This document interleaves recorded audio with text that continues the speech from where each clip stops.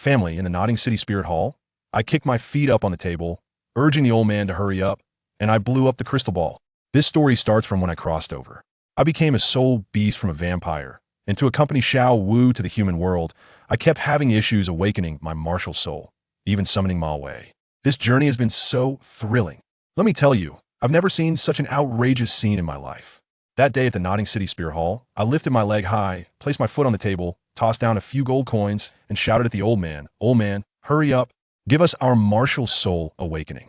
The old man was initially trying to act cool, saying something about the dignity of a soul king, but the next second he snatched the coins with lightning speed, as if he was in a race. When he bit into it and found it was real gold, his face lit up like a blooming chrysanthemum, and he bowed and scraped to invite us in. But the real explosion was yet to come. I placed my hand on that so-called treasure of the hall, the crystal ball, and guess what? Boom! There was a loud bang. That broken ball exploded right there into a cloud of dust. Hey, wait a minute, who am I? Why am I so amazing and so rich? Don't rush this story. Start from when I first opened my eyes. Goodness, when I opened my eyes, there was a rabbit bigger than a bull shaking me, shouting something like Sister Ing. I was dumbfounded. Where was this? Surrounded by towering trees. Where's my good friend, Ji Ruashe? The next second, two memories slammed into my forehead. One memory was of me, Leng Zhiying, a vampire who had lived for thousands of years. The night before, I had been drinking with my best friend Ji Ruashe, but that woman turned around and drugged my drink, sending me to the afterlife with a peachwood nail. Who understands, family? Over 10 years of friendship, and just like that, it was gone. The other memory was of a bat spirit that had lived for 99,999 years, hiding in this place called the Stardow Forest. The big rabbit in front of me, Xiao Wu, was her only friend. All right, I crossed over and became a soul beast. I patted Xiao Wu's head and told her I was fine, just bumped my head. Since I was here, what else could I do? I might as well start over on a different track.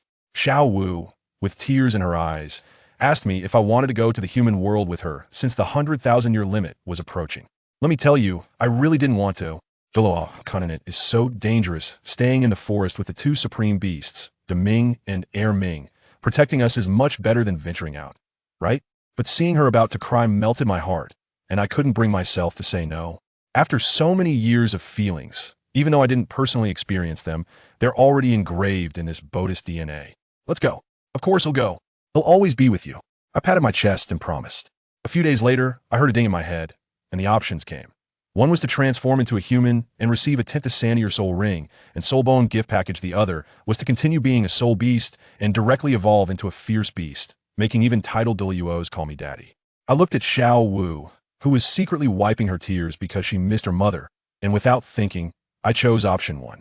Damn it, I was cheated by a woman in my last life, and now I have to fight for a mother rabbit in this life. I really owe you all.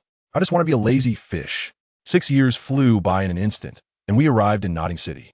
Xiao was curious about everything, bouncing around. She was worried we didn't have enough money to awaken our martial souls, and I just laughed at that. Are you kidding? Where do we come from? The Stardow Forest. Those two guardians, Ming and Ming. How many unfortunate souls did they rob over the tens of thousands of years? We had money and treasures piled up like mountains. If we casually plucked a few grasses from their backyard, they were treasures that even titled Douluos would fight over, let alone awakening martial souls. Even the royal family of the Heaven Do Empire couldn't match our wealth. We were walking treasure troves, and this overwhelming wealth finally belonged to me. Then the scene at the beginning happened. That lecherous old man saw the treasure of the hall explode, and he howled and kneeled down, hugging my leg and crying, saying he had worked hard to apply for it and insisted I pay for it. I laughed at that. Isn't it just money? I pulled out a banknote of 200 gold coins and slapped it on his face. Is this enough? At your age, crying over such a small amount of money. How embarrassing. When the old man saw the money, his tears instantly dried up, and he changed back to a fawning expression, inviting me to continue testing. I placed my hand on another plate, and as a result, that plate also cracked and shattered into pieces. As the light faded, I had a golden monkey statue in my hand. The old man looked at it, disappointed again, saying it was a useless martial soul with no combat power, a waste of my talent. But then he saw my fierce gaze, and he quickly changed his tune, starting to praise how well this matched me, saying it was truly unique in the world. I thought to myself, a useless martial soul? Impossible, my golden finger must be on this. This old man was quite the actor, seeing me like a rich man. He started crying poor again, saying the spirit hall's business was bad, It was old and dilapidated, and they could barely afford to pay their staff, crying so pitifully that even listeners would feel heartbroken. Did I not understand his little thoughts? He just wanted money. I went straight to the point. Say it, how much do you want? But you know, we merchants don't get up early without profit. What good can you offer me? Well, the old man stopped crying immediately, like a top salesman, and started promoting the Spirit Hall's VIP services, saying for just 2,000 gold coins, I could buy a token that would summon help for battles and hunt soul beasts, providing a full range of services. Although I didn't believe he had such great power, I still took out the money to buy it. After all, having more tools is always good. After leaving the Spirit Hall, I was overjoyed because I just discovered that I actually had a twin martial soul. On the other hand, there was a faint human figure, and I recognized it at a glance wasn't that the head of the tyrant Empire Arcturus Monsky. Goodness, my golden finger was something. I dragged Xiao Wu to find a secluded place, ready to study my martial soul. Xiao Wu's situation was simple. She chose to dissolve her own soul ring so that it could automatically generate the most suitable one when needed. But for me, let me tell you, deep down, I was a gambler. Where did the old saying go? Gambling dogs have everything. I directly sacrificed my 10th Sandier life soul ring to that golden monkey martial soul. A ding sounded in my head, and a voice came, Golden Monkey activated. Please select a summoning target. 1. Marco Horner 2. Maiev Go level 95 title Douluo 3. Illidan Storm Rage level 95 title Douluo. I suddenly realized that this martial soul was for sacrificing soul rings to summon others. The first one, Horner, had an unstable level. I probably had to start from scratch, and I didn't have those resources. The latter two, Maiev and Illidan, I was very familiar with their love-hate relationships. Although Illidan was also fierce, I mainly preferred the ladies. Summon Maiev. As soon as I finished speaking, I felt my body being instantly emptied, and I collapsed on the ground, feeling weak. A portal opened, and a cool, icy goddess walked out, saying coolly, Hello, friend. I will follow your orders from now on. Her aura was simply incredible. Xiao Wu, who had just finished absorbing her soul ring, was startled when she saw Maiev, thinking I had been bullied. I quickly explained that this was my summon partner, and she would be our support from now on. Hearing this, Xiao Wu's eyes lit up, saying this aura was as strong as the tidal Douluo that hunted her mother back in the day. Once I regained my strength, I asked Maiev if she could hide and protect us. After all, we couldn't have such a big target following us around every day. Maiev immediately went invisible without a word. I was startled and quickly called out to her. She reappeared, saying just give her orders if there was something, and then she vanished again. All right, an assassin bodyguard, I like it. With Maiev as our strong ally, we confidently arrived at Nodding Academy. Just as we reached the entrance, we saw a gatekeeper looking down on a little kid who, judging by his outfit, was probably Tang San. Xiao Wu and I, each holding a melon, squatted by the side, enjoying the show. At that moment, Maiev suddenly appeared beside me, startling me. She frowned and said, There's a strong person nearby, on par with me. Upon hearing this, I thought it must be Tang Hao. I immediately got excited and jokingly said, Let's go, Sister Maiev, let's meet him and see if we can score some gold coins. However, Maiev took me seriously and, with a serious expression, said, Then I'll go. She was gone in an instant. I was left dumbfounded. Sister. I was joking. Why did you take it seriously? What if we lose? No way. I need to help Tang San out first to leave a good impression for our big shot.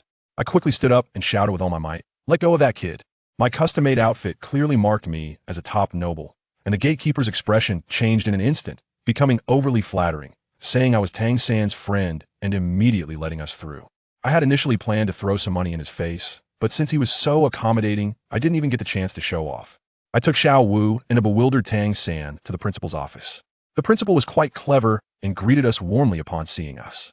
He even brought over a man named Yu Xiaojing, claiming he was the continent's #1 theorist, to help us check our martial souls. Yu Xiaojing looked down on us wealthy folks with disdain. When I released my golden monkey, he directly mocked me, saying my martial soul was useless and only good for warding off evil spirits. I rolled my eyes, too lazy to respond to him. However, he gave a detailed critique of Xiao Wu's softbone rabbit. But when this master saw Tang San, his eyes lit up as if he had discovered a priceless treasure, and without a word, he grabbed Tang San and ran off. The principal looked helpless and explained to us that the master had that kind of temperament, then offered to arrange the best accommodations for us. I was about to agree, but Xiao Wu disagreed, blinking her big eyes at me and saying, Sister Ying, let's stay with everyone. I want to experience communal living. As soon as I heard that, I can tell you, my good mood instantly vanished. Living with ordinary people? Who among my family understands? That would just mean I have to bow my head and see that Tang San every day. I simply can't stand it. But looking at Xiao Wu's sparkling, expectant big eyes, my heart softened in an instant. Sigh, she just arrived in the human world. I can't let her down, can I? All right then. It's just about keeping an eye on her to make sure she doesn't get involved with Tang San. It's not a big deal. I sighed and told the principal, all right, we'll listen to our little Wu and stay in the regular dorm. The principal was incredibly straightforward, probably thinking that whatever the financial backer says goes, and quickly pointed us in the right direction. When we arrived at the girls' dormitory, I initially hoped to see some pretty girls to enjoy the view, but in this small place, I clearly overthought it. As soon as I pushed the door open, I saw two girls who looked somewhat decent sitting cross-legged, practicing. Little Wu was watching intently, extremely curious about this human cultivation method. Me? No way. I was fed up with cultivating in my past life. This time, I aimed to become a deity by lying flat, relying on the heavenly materials and treasures I had scavenged to level up. Forget about cultivation and ascension. I just wanted to be a happy slacker. As the sky darkened, I quickly dragged Little Wu out of her observing mode, saying, all right, my little ancestor, hurry up and sleep. We have class tomorrow. The next day, while I was still dreaming of playing chess with the King of Dreams, Little Wu suddenly yanked me out of bed with a fierce pull, shouting, Sister Yinging, get up quickly. We're going to be late. Let me tell you, at that moment, I was completely dazed, wondering who I was, where I was, and what I was supposed to do. Little Wu didn't care about my post-wake-up confusion. She hastily threw some clothes on me. Didn't even let me wash my face and drag me out. I was dragged by her, running all the way to the classroom door, and she energetically shouted, reporting. As I groggily looked up, to my shock, standing at the podium was none other than the master Yu Xiaojiang, who had made things difficult for me yesterday. My heart sank. Oh no. Today this issue is definitely going to escalate. Sure enough, as soon as he saw me, his face turned as dark as the bottom of a pot, and he pointed at my nose, launching into a tirade. You too, late on the first day. Such a good kid like Xiao Wu must have been led astray by you. Look at you, dressed so sloppily. How do you look like a student? I used to say there are no useless martial souls, but seeing you today, I realize I was wrong. Wrong beyond belief. Someone like you, even if your family is rich, will always be useless. After finishing, he slammed the table and shouted, Xiao Wu, stay behind. Leng Zhiying, go run 20 laps on the playground. If you can't finish, you won't be allowed to eat. I was still half asleep when he scolded me. And hey, I suddenly became wide awake. So you want to go against me, huh? When I was a spicy girl in my past life, you probably didn't even know where to play in the mud. I immediately went all out. Why are you yelling so loudly? Don't the people in the next class have lessons? You're so impressive. Yet at your age, you can't even reach a level 30 soul master? You've really lived your age like a dog. If I were your age, I could easily become the top in the continent just by memorizing. How dare you lecture me? That Yu Xiaojiang was so infuriated by me that his fingers were trembling, and after a long while, he finally managed to squeeze out a sentence. You, a decayed wood cannot be carved. I can see that he is about to be driven to a heart attack by my words. So I thought I'd better not go too far. I changed my tone. Uncle, let's not argue. How about a bet? Didn't you say the first soul ring's limit is 400 years? If I can get 1,000 years for it, what do you say? Upon hearing this, he sneered coldly, looking at me as if I were a fool. If your first soul ring can break 1,000, I will eat the book I wrote in front of the whole school. After saying that, he felt it wasn't enough and added a mocking remark. Do you really think having a bit of money at home means you can do whatever you want? This comment lit a fire in me. Sorry, having money means you can do whatever you want. If you were as rich as I am, buying a rare treasure would have helped you break through level 30 long ago. Poverty has limited your imagination. You can only blame me for being too outstanding. All right, I'll be here waiting for you. He laughed in anger. If you succeed, I will never bother you again and will eat the book in public. If you fail, you have to get out of Nodding Academy. I completely ignored him and turned to Xiao Wu, whispering, Xiao Wu, you go in first and don't worry about me. I'm going to find Sister my way. Remember to stay away from that guy from yesterday, or I might get angry. Xiao Wu nodded, looking at me with a worried expression. I walked directly to a deserted place and called for my bodyguard. Sister my way, come out and get to work. A shadow appeared in an instant, almost scaring my soul out of me. I took a breath and asked directly, how did your sparring with Tang Hao go? Sister my way still had her usual expressionless face and coolly tossed me a token. He's very strong, can't kill him. But this was taken from him. I took it and looked. Wow, it had the two big characters Hao Ian on it. Isn't this the VIP card of Hao Ian's sect? The Hao Ian order? I'm really ahead of the game by holding onto this big leg. If Tang Hao's precious item could be taken off him, Sister Maiev is impressive. I carefully stored the token and said to Sister Maiev, I'm going to hunt a soul beast later, so please protect me secretly. Sister Maiev replied with an and disappeared. I'm not stupid. I can't let her help me directly. Otherwise, as someone who can't even fight, if I suddenly bring back a 1,000-year soul ring, it would be strange if no one investigated me thoroughly. I chuckled, took out the Wuhuan Temple token I bought earlier. A free tool like this should not be wasted. An hour later, I directly arrived at the branch of the Wuhuan Temple.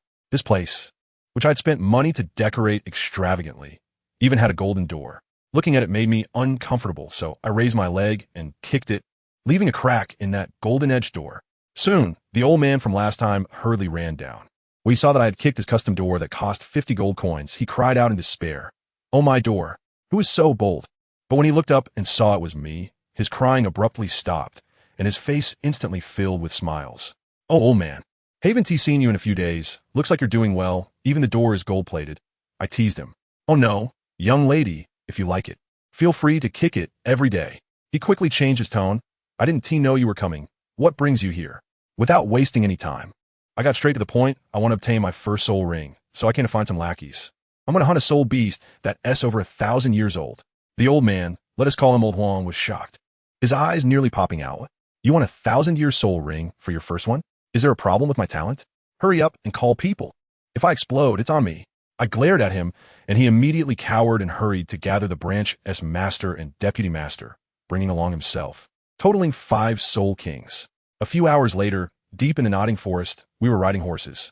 One middle-aged soul king quietly asked Old Huang, "Did that girl really say she won a 1,000-year first soul ring? Is there a mistake?" I have good hearing, turned back to glare at him, and then smiled at Old Huang. "Oh, so your last name is Huang? We really have a connection." Old Huang chuckled like a blooming chrysanthemum. "Could it be that you also have the surname Huang, miss?" My face darkened. "Who the hell has the surname Huang? Don't try to get family ties with me." Old Huang's smile froze on his face, and I suspected he was internally roaring. Is this a fishing attempt? 2 hours later, we reached the core area, and I had fallen asleep on the horse. Old Huang shook me awake, and I was startled by his old face getting so close, almost slapping him. By the time I reacted, he had already started speaking in a teasing tone. "Miss, have you forgotten? You're here to hunt a soul beast.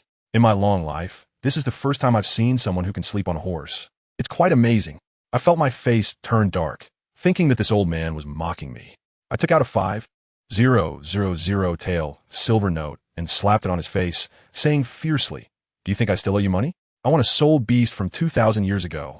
Hurry up. After the job is done, there will be another 5,000.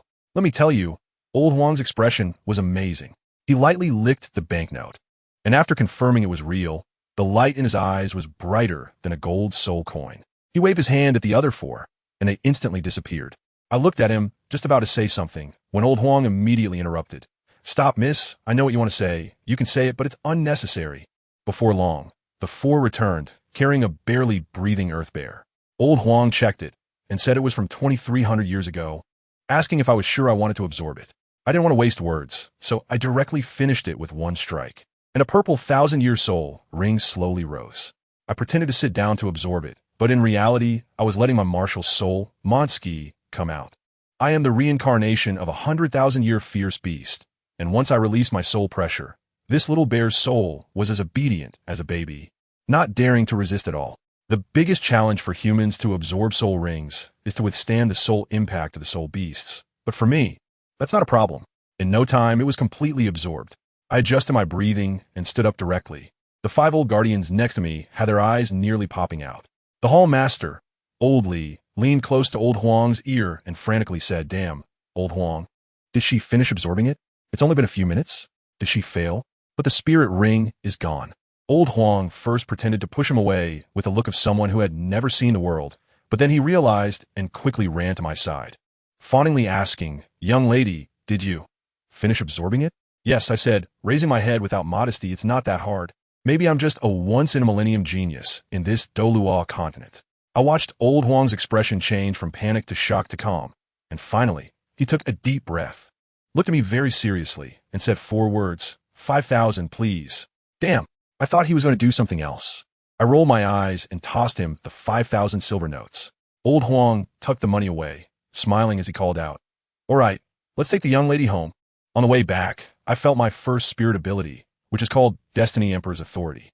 Simply put, the admiration, envy, and respect of others can be converted into my power. In other words, I can improve my strength while happily being a generous benefactor. Isn't that tailor-made for me? I immediately stacked a dignified aura buff for myself, and when I looked back, Old Huang, holding the horse, looked as if he had seen a ghost and nearly knelt down in front of me. However, the next moment, he revealed a sympathetic expression, probably thinking my spirit ability had no offensive power and was just for show. I thought, fine, as long as you're happy. Suddenly, sounds of fighting came from a distance. My subordinates reported that the master and Tang San were hunting a 400-year-old mandala snake. I was annoyed at that moment. Why watch the excitement? I just wanted to hurry back and slap Yu Xiaojiang's face. I directly scolded that Soul King. What are you looking at? All you do is watch the excitement all day. Can't you be a bit more mature like me? The Soul King was left speechless by my retort and could only obediently lead me on a detour. When we returned to Nodding Academy, it was just in time for dinner. As soon as I entered the cafeteria, I saw Xiao Wu surrounded by a group of boys. The leader, who claimed to be the son of the city lord, leered at Xiao Wu and wanted her to hang out with him, while his lackeys were cheering around. I walked over with a cold smile. "Oh, who did you let her go with?" Xiao Wu saw me and ran over like she had found a savior. The son of a city lord was quite arrogant, puffing out his chest and saying, "Who are you?" "My dad is the city lord." I laughed out loud. "You are the second person question what is so great about me having money. I thought there would be no opportunity, but I didn't expect you to come knocking on my door. It's time to give you a little shock with some money." I pulled out a handful of gold coins from my storage bag and threw them into the cafeteria. While throwing them, I shouted, "Sexy movie sisters throwing coins online. Whoever grabs them gets to keep them. Hurry up and grab." Let me tell you about that scene. The entire cafeteria students, and even some teachers, had red eyes and rushed up like they had gone crazy. No matter who you were, the son of the city lord, you were directly submerged in the ocean of people. All that could be vaguely heard was, "I am the son of the city lord. You can't," followed by a tragic scream. I pulled Xiao Wu, who was laughing so hard she was almost out of breath, up to the second floor, found an excellent viewing spot, and watched the show while eating melon seeds. Once the crowd below dispersed, those few guys were no longer in human form. Their clothes were torn to shreds. I went downstairs and used my soul skill to conjure some water to splash on that city lord's son to wake him up. As soon as he opened his eyes and saw me, he immediately cowered and said, "Sister, I was wrong. I won't dare again. I'm your loyal fan." I curled my lip and tossed him a 500 gold coin banknote, saying, "This is for your medical expenses. Don't say I'm heartless for being rich." Then I took Xiao Wu and left in a grand manner. This move made me the idol of the entire school. The next day, when Xiao Wu and I arrived at the classroom, there were layers of people cheering for me, and the crowd automatically parted to make way. Yu Xiaojiang was still sitting there, pretending to be a master, and coldly said to me, "It's not too late to regret now." I couldn't be bothered to waste words with him anymore. I stepped forward and smiled slightly. "All right, I'm done beating around the bush. I'm laying it all out." As soon as I finished speaking, a dazzling purple soul ring slowly rose from beneath my feet, its enchanting light instantly illuminating the entire classroom, almost blinding him. "What else do you have to say?" I crossed my arms and looked at him with a smile. Yu Xiaojiang was completely stunned. His mouth opened wide enough to fit an egg. Although he was still trying to maintain his composure, I knew that inside, his world had already fallen apart. I looked at his shocked and twisted face, gave him another jab, shrugged my shoulders, and said innocently, "It's not that I don't want to take your class. It's just that you really don't deserve it."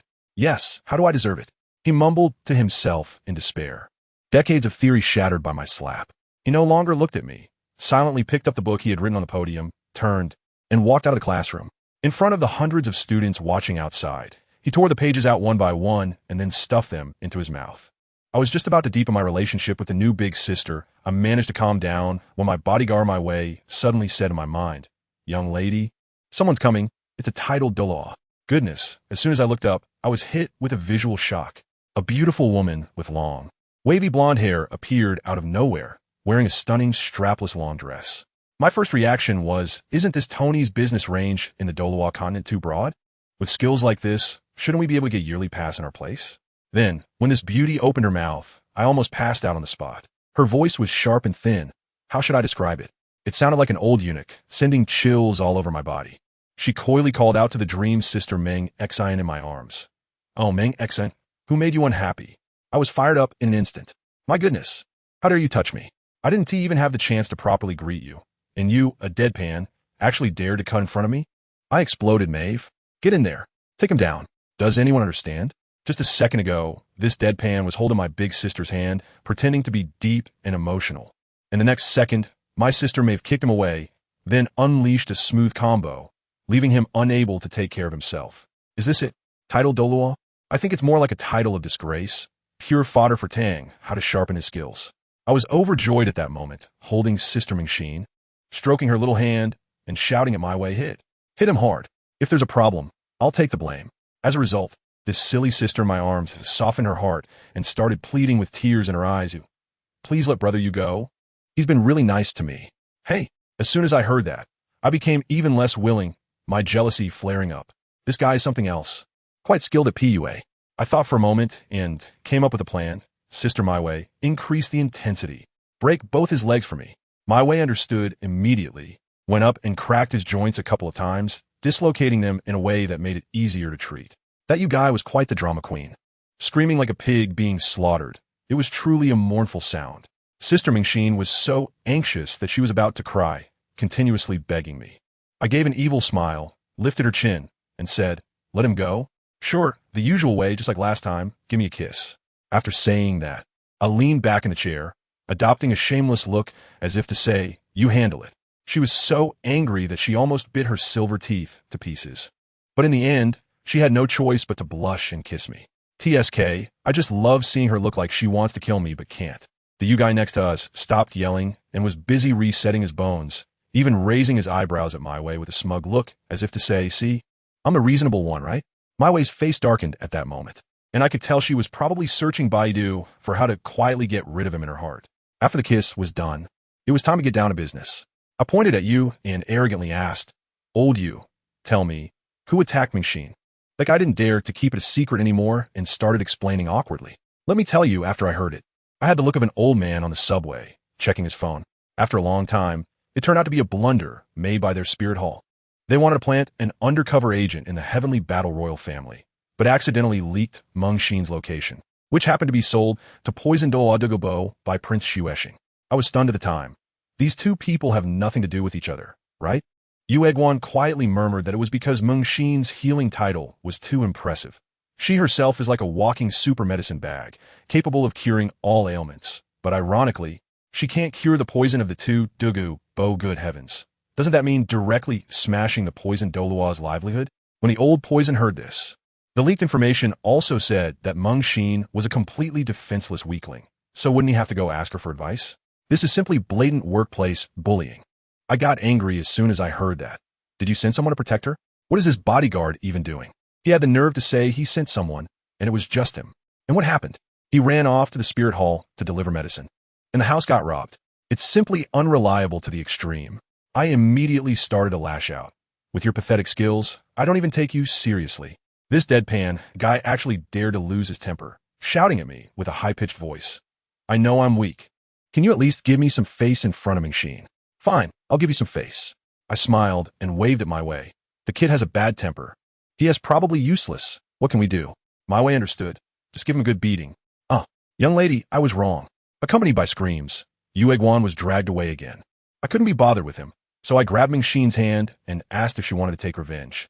Seeing her pure and kind expression, I knew she would definitely soften again. Forget it. There will be plenty of opportunities to deal with that old poison master in the future. When Ma Wei dragged back the figure that was no longer recognizable as human, I directly announced, Old Moon, I'm taking Mingxin away. Do you have any objections? Did he dare to have objections? Could he? He could only nod and bow, even volunteering to report to the Pope, saying that Mingxin was kidnapped by the poisoned Dalu. Can I trust this guy full of bad intentions? I directly had Ma Wei place a restriction on him. As long as he dares to reveal our truth to anyone, he will explode on the spot, and I guarantee even the Pope won't be able to save him, I swear. Now I feel relieved, and with Meng, Xin, and Ma Wei, we transformed into a stream of light and fled. After we left, that Yu Egwan finally got up from the ground, and the feminine expression on his face instantly disappeared, turning into something like an old fox, deep and inscrutable. Goodness, was he just putting on an act for me? He even transformed the entire valley into a model and stored it away, mumbling to himself that he was originally going to send Mingxin out for some training anyway, and having us around would be safer. So I was just helping him complete his KPI ahead of time. Huh? Enough about him. I took the big sister I had just recruited back to Notting City and immediately entered shopping mode. Mengxin was like a child who had never seen the world, finding everything novel, nearly emptying a whole street of goods. While we were shopping, we arrived at my true destination for this trip, the Lord's Mansion. The two guards at the entrance wanted to stop me, but I unleashed my imposing aura. Have you lost your eyesight? This young lady has arrived. Hurry up and report. When the two looked closely and realized it was the ancestor who kicked the door of the spirit hall a few days ago, they were so scared their legs went weak, and they ran off to report in a panic. In no time, a plump middle-aged man was escorted out, and when he saw me, he nearly knelt down, acting extremely subservient. He even thoughtfully prepared a palanquin for me, saying he wanted to carry me inside. When I saw the 6 young black men who were going to carry the palanquin, I felt like as soon as the BGM started playing, I would be whisked away to a banquet, so I quickly declined his kind offer. Once we reached the reception room, I didn't want to waste any time and got straight to the point. I, Leng Jing, am here to help you make money and show you a clear path. The plump lord probably thought I was just playing house at first, until I asked him if Notting City had any special products. Only then did he perk up and reveal everything, saying that Notting City's greatest treasure was the Notting Forest, but unfortunately, it was occupied by the Spirit Hall, so he could only have a little soup. As soon as I heard this, I realized there was an opportunity. I asked him directly what he needed me to do to fully develop the Notting Forest. This fat guy was quite ruthless. He swept all the precious vases and teacups off the table with a crash, shattering them into pieces. Then he slapped a map down on the table, which startled me. I thought he was going to use the broken cups as a signal to take me out. Instead, he pointed at the map and said the plan was simple. 3 things. First, a large amount of startup capital is needed to go through the formal process. Second, we need to find a way to get the Spirit Hall to cooperate. Third, and this is the hardest part, we need to deal with the 10,000-year-soul beast deep in the forest. I couldn't help but laugh after listening to him. I teasingly asked him, the Spirit Hall is easy to talk about, but where do you get the confidence that I can handle that 10,000-year-soul beast?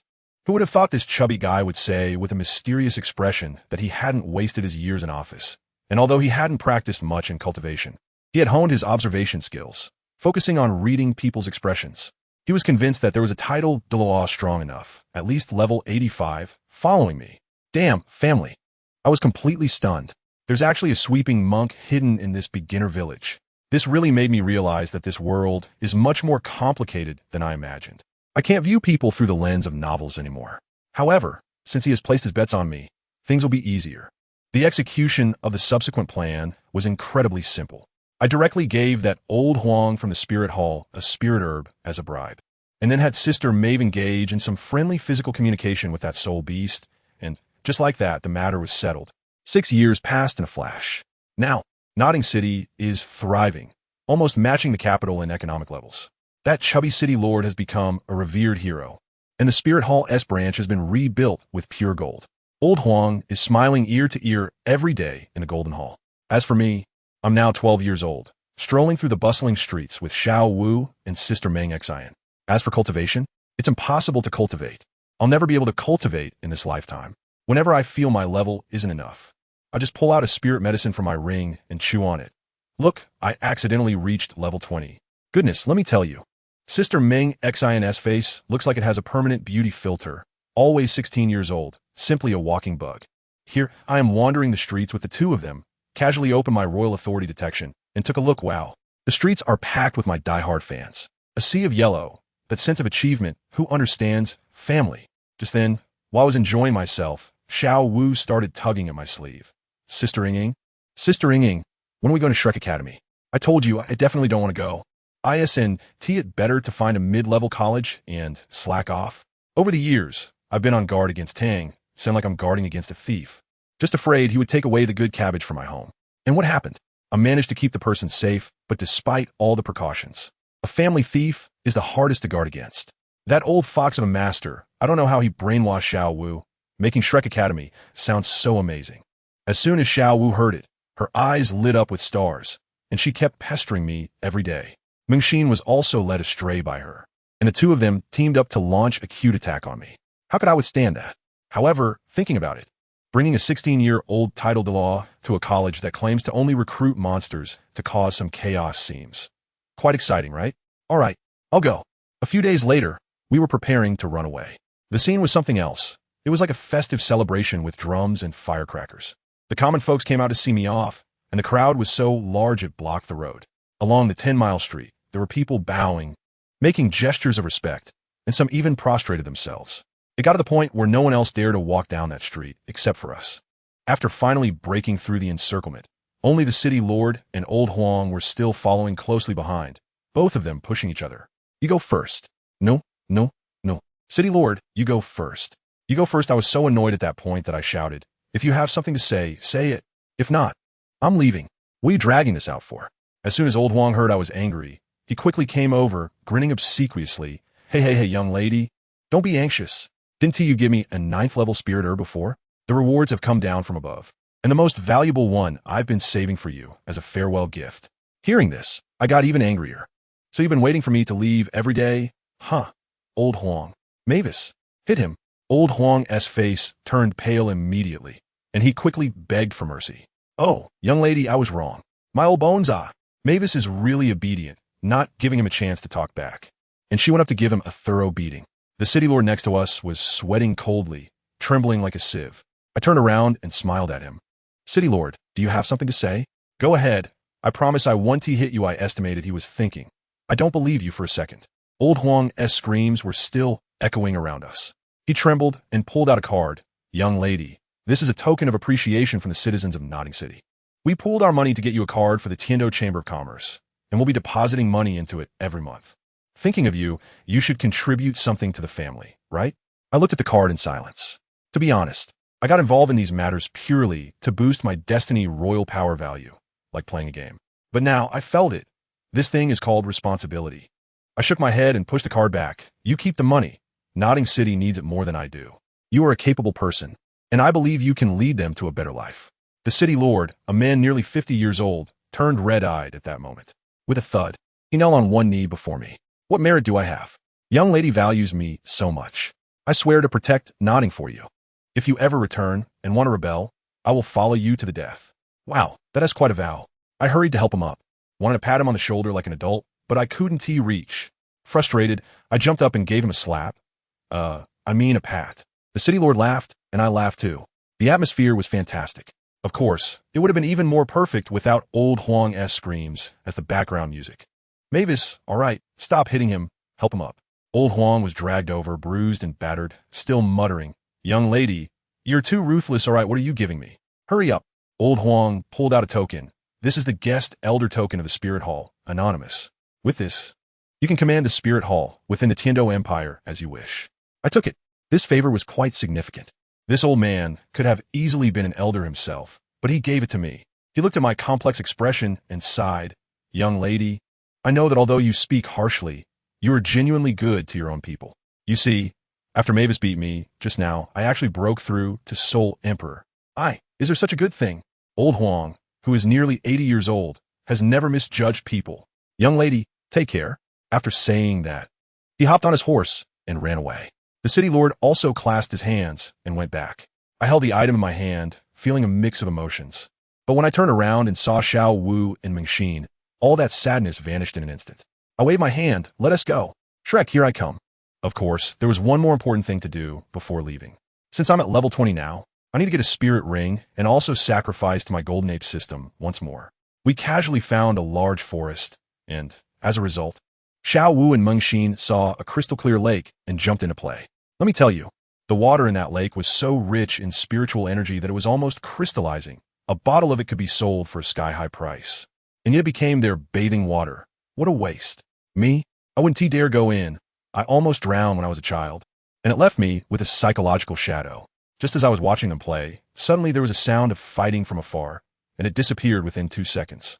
Maiev came back, dragging a 30,000-year-old spirit beast wolf that had been knocked out. I quickly resolved the wolf before Xiao Wu and the others noticed, absorbed the spirit ring, and then used the same trick to sacrifice. The familiar panel popped up with 3 options. 1. Zhozhua level. 1, 2. Cerno level. 9, 3. Cheng Xiaoyu level. 99. I immediately exploded with curses. What the hell? Is there nothing from the mortal realm? But thinking carefully, each one is not simple. Zhozhua is knowledgeable. Cerno is the king of self-destruction, but just one die. Practically the child of luck. And Chung Xiaoyu, 99 levels? This is definitely the ultimate form that combines talismans, masks, and demonic energy. The system wouldn't just give me such a big favor for free. So the truth is only one. I can't possibly get her in person, but I might be able to snag some items from her. Ishu's Cheng Xiaoyu. As soon as I finished speaking, a black hole opened in the sky, and an old man, all red with white hair and beard, was thrown down, followed by a little brat. His skin looked like a zombie-s covered in tattoos. But that face was indeed Xiaoyu's. Xiaoyu looked at me expressionlessly. I received your summon. I will grant you 2 wishes. Choose 2 items I possess. You should know, I cannot stay. I had already thought this through. I mourned for Uncle Long for 3 seconds. Then spoke. I want the monkey talisman and the moon demon's demonic energy. This was the result of my careful consideration. The monkey talisman, in their hands, is just a toy for transforming animals. But that's because they are ordinary people. Just think, using it to turn spirit beasts into humans? Daming and Erming could directly become 2 titled Douluos, breaking free from the shackles of spirit beasts. This is simply against the heavens. The moon demon's ability is even stronger, with the power of flight and telekinesis, tailored for lazy people like me. A glimmer of appreciation flashed in Xiaoyu's eyes. Wise choice. With a wave of her hand, the aura of the moon demon entered my body. Then she tossed me the monkey talisman, picked up the nearly dead Warlong, and opened a portal to leave. Until we meet again. After sending off the big shot, I immediately had some mischievous thoughts. I had Maiev hold the monkey talisman and aim it at Xiao Wu in the lake Yi. Suddenly, I heard a sharp scream from Xiao Wu as she transformed into a pink rabbit. I excitedly shouted, Xiao Wu, what is your power level now? Xiao Wu's annoyed voice came back. It seems only a few hundred years. I understood now. If the talisman is used without transforming into a human, it will lose levels. But that makes sense. If it doesn't transform, it can't get my golden finger. The experiment was completed, and I had Sister Maiev turn Xiao Wu back. Then I began to practice my new ability. With just a thought, the fruit floated in my mouth by itself. I was extremely satisfied. From now on, I wouldn't need to lift a finger to eat or drink, and I could even control a bed to fly me around. Who says cultivation is for becoming stronger? It's clearly about being more comfortable while being lazy. A few days later, Sister Maiev gave me a 2,000-year-old brain axe. And this time I absorb it myself. Guess what happened? My second soul skill, Offer Me. Its effect is to absorb the faith power of followers and friends based on my influence, temporarily boosting my level. I tried it out and wow. This new skill was like giving me a limited skin. It directly pushed my level up by more than 20, almost a soul king. Although this level was somewhat illusory and I couldn't beat others at the same level, my soul power was real. This meant that at level 30, I could absorb soul rings that normally required level 60 to withstand. Of course, the lazy me only thought about how impressive it would be to intimidate others with my aura in the future. Everything was ready, and our group leisurely wandered for over a month until we finally reached Soto City. I took the 2 of them shopping, and suddenly, a black shop caught my attention. The sign said, Flinder's Shop. I almost laughed out loud and walked in. A sleazy middle-aged man immediately greeted me. Welcome. The minimum consumption is 10 gold coins. I waved my hand dramatically. I'll take care of everything. That guy, Flinder, immediately stared with wide eyes, nodding and bowing as if he had seen his long-lost father. Oh, esteemed guest, you could just give me 10,000 gold coins for everything in my shop. I thought to myself, you really dare to ask for that. I picked up a shabby cup and secretly used my royal power to add a bit of aged attribute to it. Oh my! Flinder immediately knelt before me. Someone like him is most sensitive to value, and he must have realized that this shabby cup, once it passed through my hands, instantly multiplied in value. Hey, please get up. I was overjoyed. I picked up a cup I hadn't touched. This one, can it make money? He honestly answered, it can, but you have to trick people. I then picked up the one I had modified. What about this one? It can make money, it's in high demand. Then I asked him, if I put the 2 cups together, this one plus this one, how much can it make? As soon as it came to money, Flinder instantly perked up. As long as 20 of it is real, I can sell all the fake ones. Got it. I processed the worst batch of items in his shop. Got it. Flinder nodded like a chick pecking at rice. The items modified by the young lady will return the profits, as they are. The extra will be split 50-50. A teachable child indeed. I changed the subject. You're the principal of Shrek Academy, right? He was taken aback. The young lady knows about her shabby school? My best friend insisted on coming, so I accompanied her. Therefore, I planned to improve the environment we would be in, you understand? So what you mean is, this time, I don't want a single coin. I can even help you double your goods. But I want 51 of the shares of Shrek Academy. Flinder fell silent. He had no idea how amazing Shrek would become in the future. To him, this was a sum of money that could hire a titled Douluo. In the end, he succumbed to money. All right, it's a deal. It's done. From now on, the main character group will have to listen to me. I'll be the major shareholder behind the scenes, while on the surface, I'm still a student. This script is perfect. After dealing with Flinder, we headed straight to Shrek Academy. As soon as we arrived, we heard a chorus of insults. Is this a garbage dump? The Dung Beetle Academy is better. Refund. I looked and saw an old man sitting at the entrance collecting registration fees, eyes closed pretending to be a master. A poor guy paid the fee, but when he reached out, the old man didn't even open his eyes. Not qualified, lack of kidney energy, at such a young age you're already wandering around. Go away. That guy's face turned green, wanting a refund. The old man opened his eyes. Registration fees are non-refundable. Mubai, handle this. Dai Mubai made his grand entrance, and with 3 soul rings, 2 yellow and 1 purple, the father and son duo rolled away in a panic.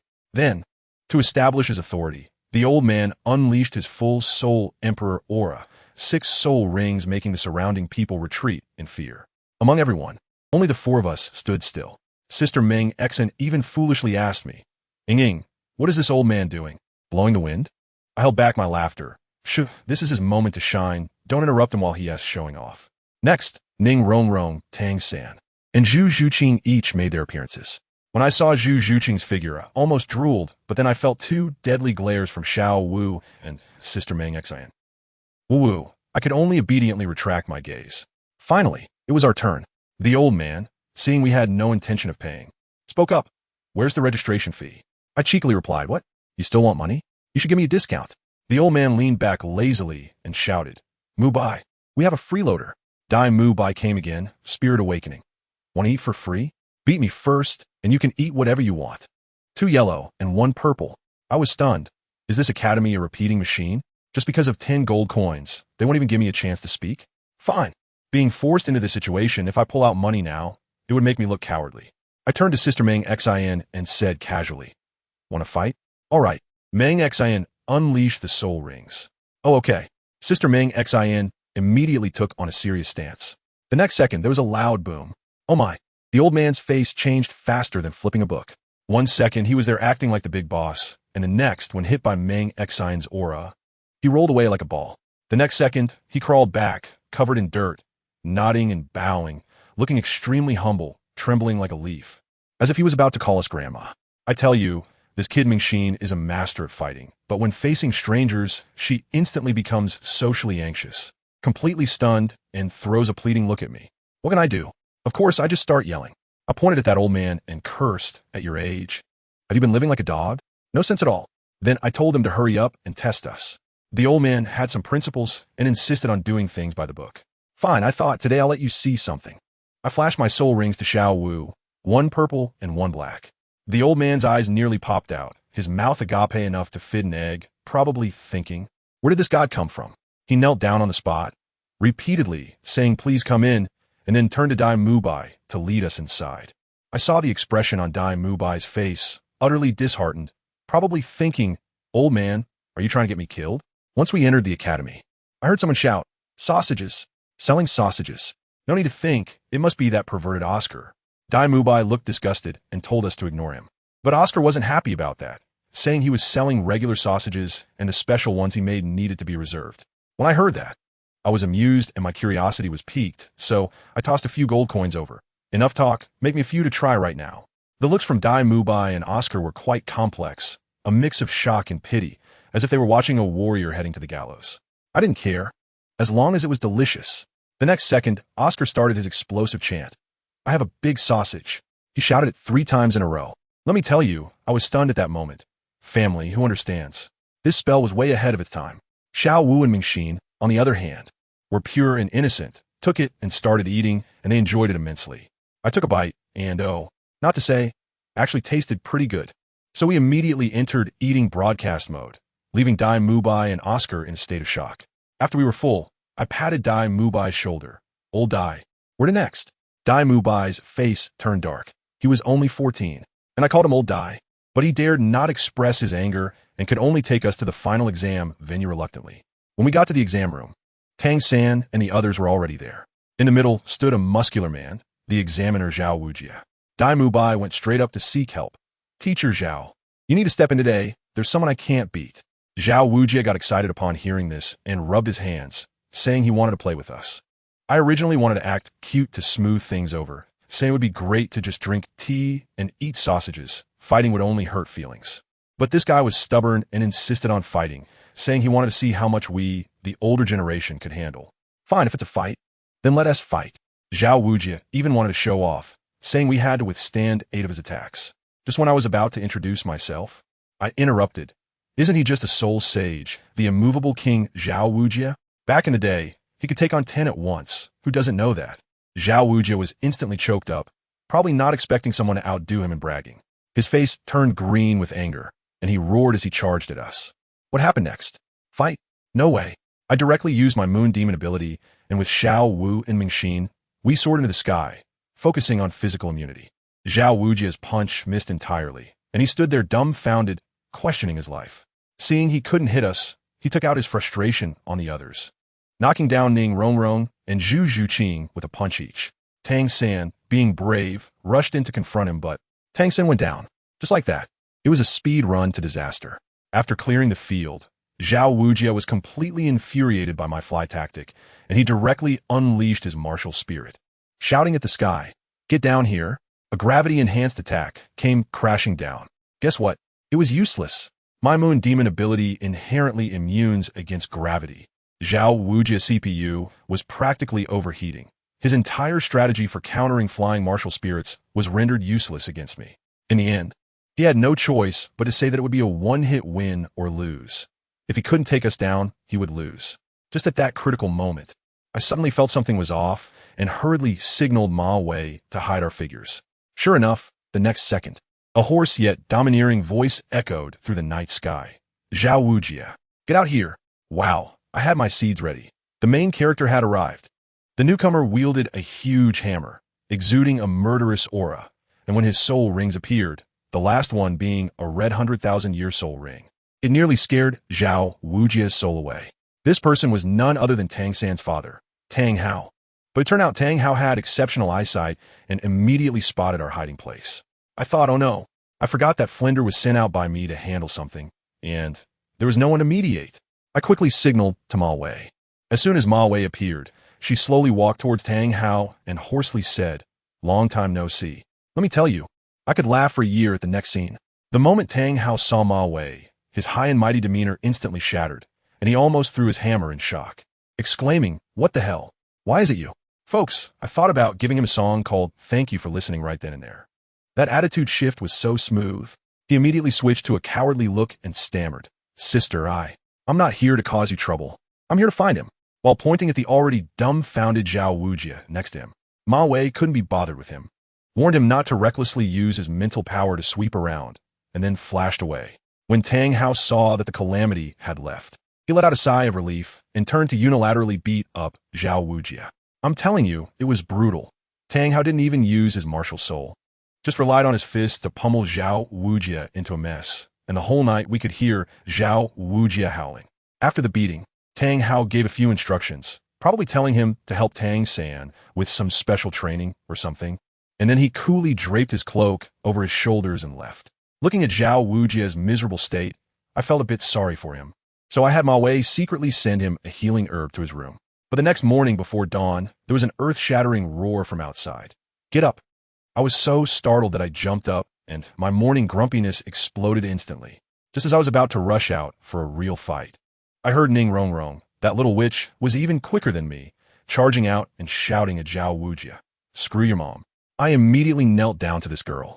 So brave.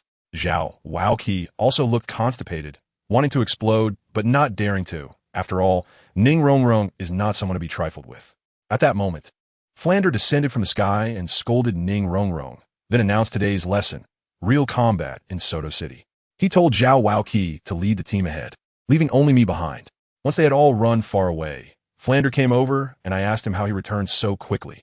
He chuckled and said, "Young lady, we are at least sold Douluo. There's no need to get our hands dirty for that kind of thing. I had someone else take care of it. We just need to wait to collect the money." I nodded in satisfaction. This old man is really efficient. Flander looked at me in surprise as I didn't go to cultivate. I waved my hand and explained to him, well, my cultivation method is different. Strength isn't determined by level. It's all about technology and hard work. I can level up just by taking medicine. Once we get to the soul fighting arena, just listen to my arrangements, and I guarantee a bright future for you. This old man Flander is also sensible.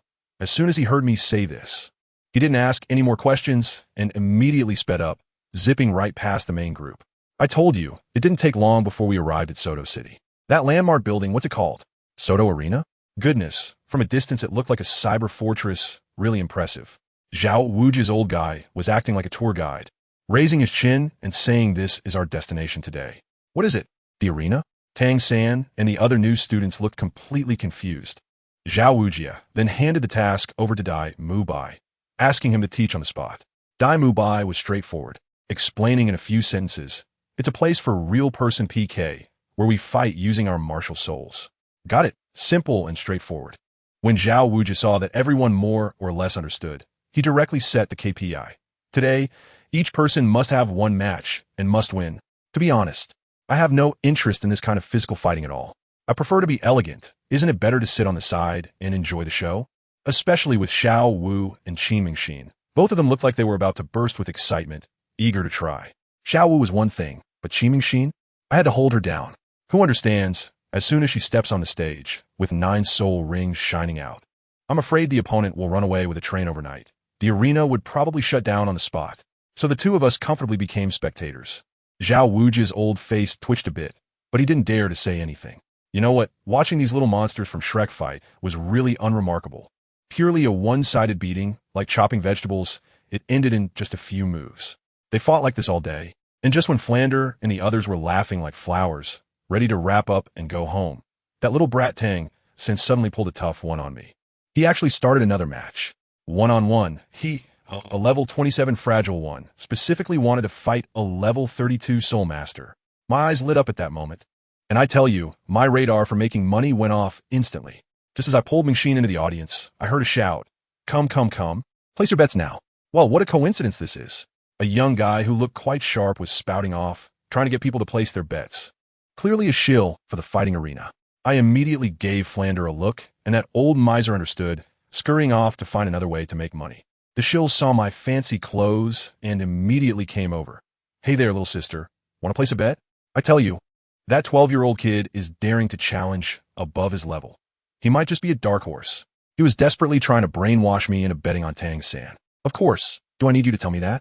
The odds are already 3-1, clearly indicating that no one is betting on Tang San. He's worried that if no one bets on Tang San, he'll end up with a pay cut. I was almost laughing crazily inside, but had to keep a straight face. I cleared my throat and said, all right, enough talk. I'll bet on Tang San. The dog broker was caught off guard by the sudden happiness, looking dumbfounded and stuttering. A little sister. Are you sure? Sure. I directly threw out 2,000 gold soul coins and banknotes, betting all on Tang San. Wow. The dog broker's eyes were about to pop out. He probably had never seen so much money in his life. At that moment, I felt like he wanted to grab the money and run away. Trembling, he took the money, verified its authenticity, and quickly issued me a ticket. The look in his eyes was incredibly complex, a mix of happiness and regret. Probably thinking, where did this naive, rich, second-generation girl come from? What a waste. What's the difference between this money and throwing it away? Soon, the match began. The audience watched the stage, with Tang San, who looked so young he could be squeezed for water, on one side, and a seasoned veteran soul master on the other. Everyone thought this money was as good as won. The dog broker was the same, holding a teacup and looking at me with pity, like he was looking at the foolish daughter of a landlord. As the host gave the signal, both fighters summoned their martial souls and activated their soul rings. And the crowd erupted. Tang San had 200-year yellow soul rings.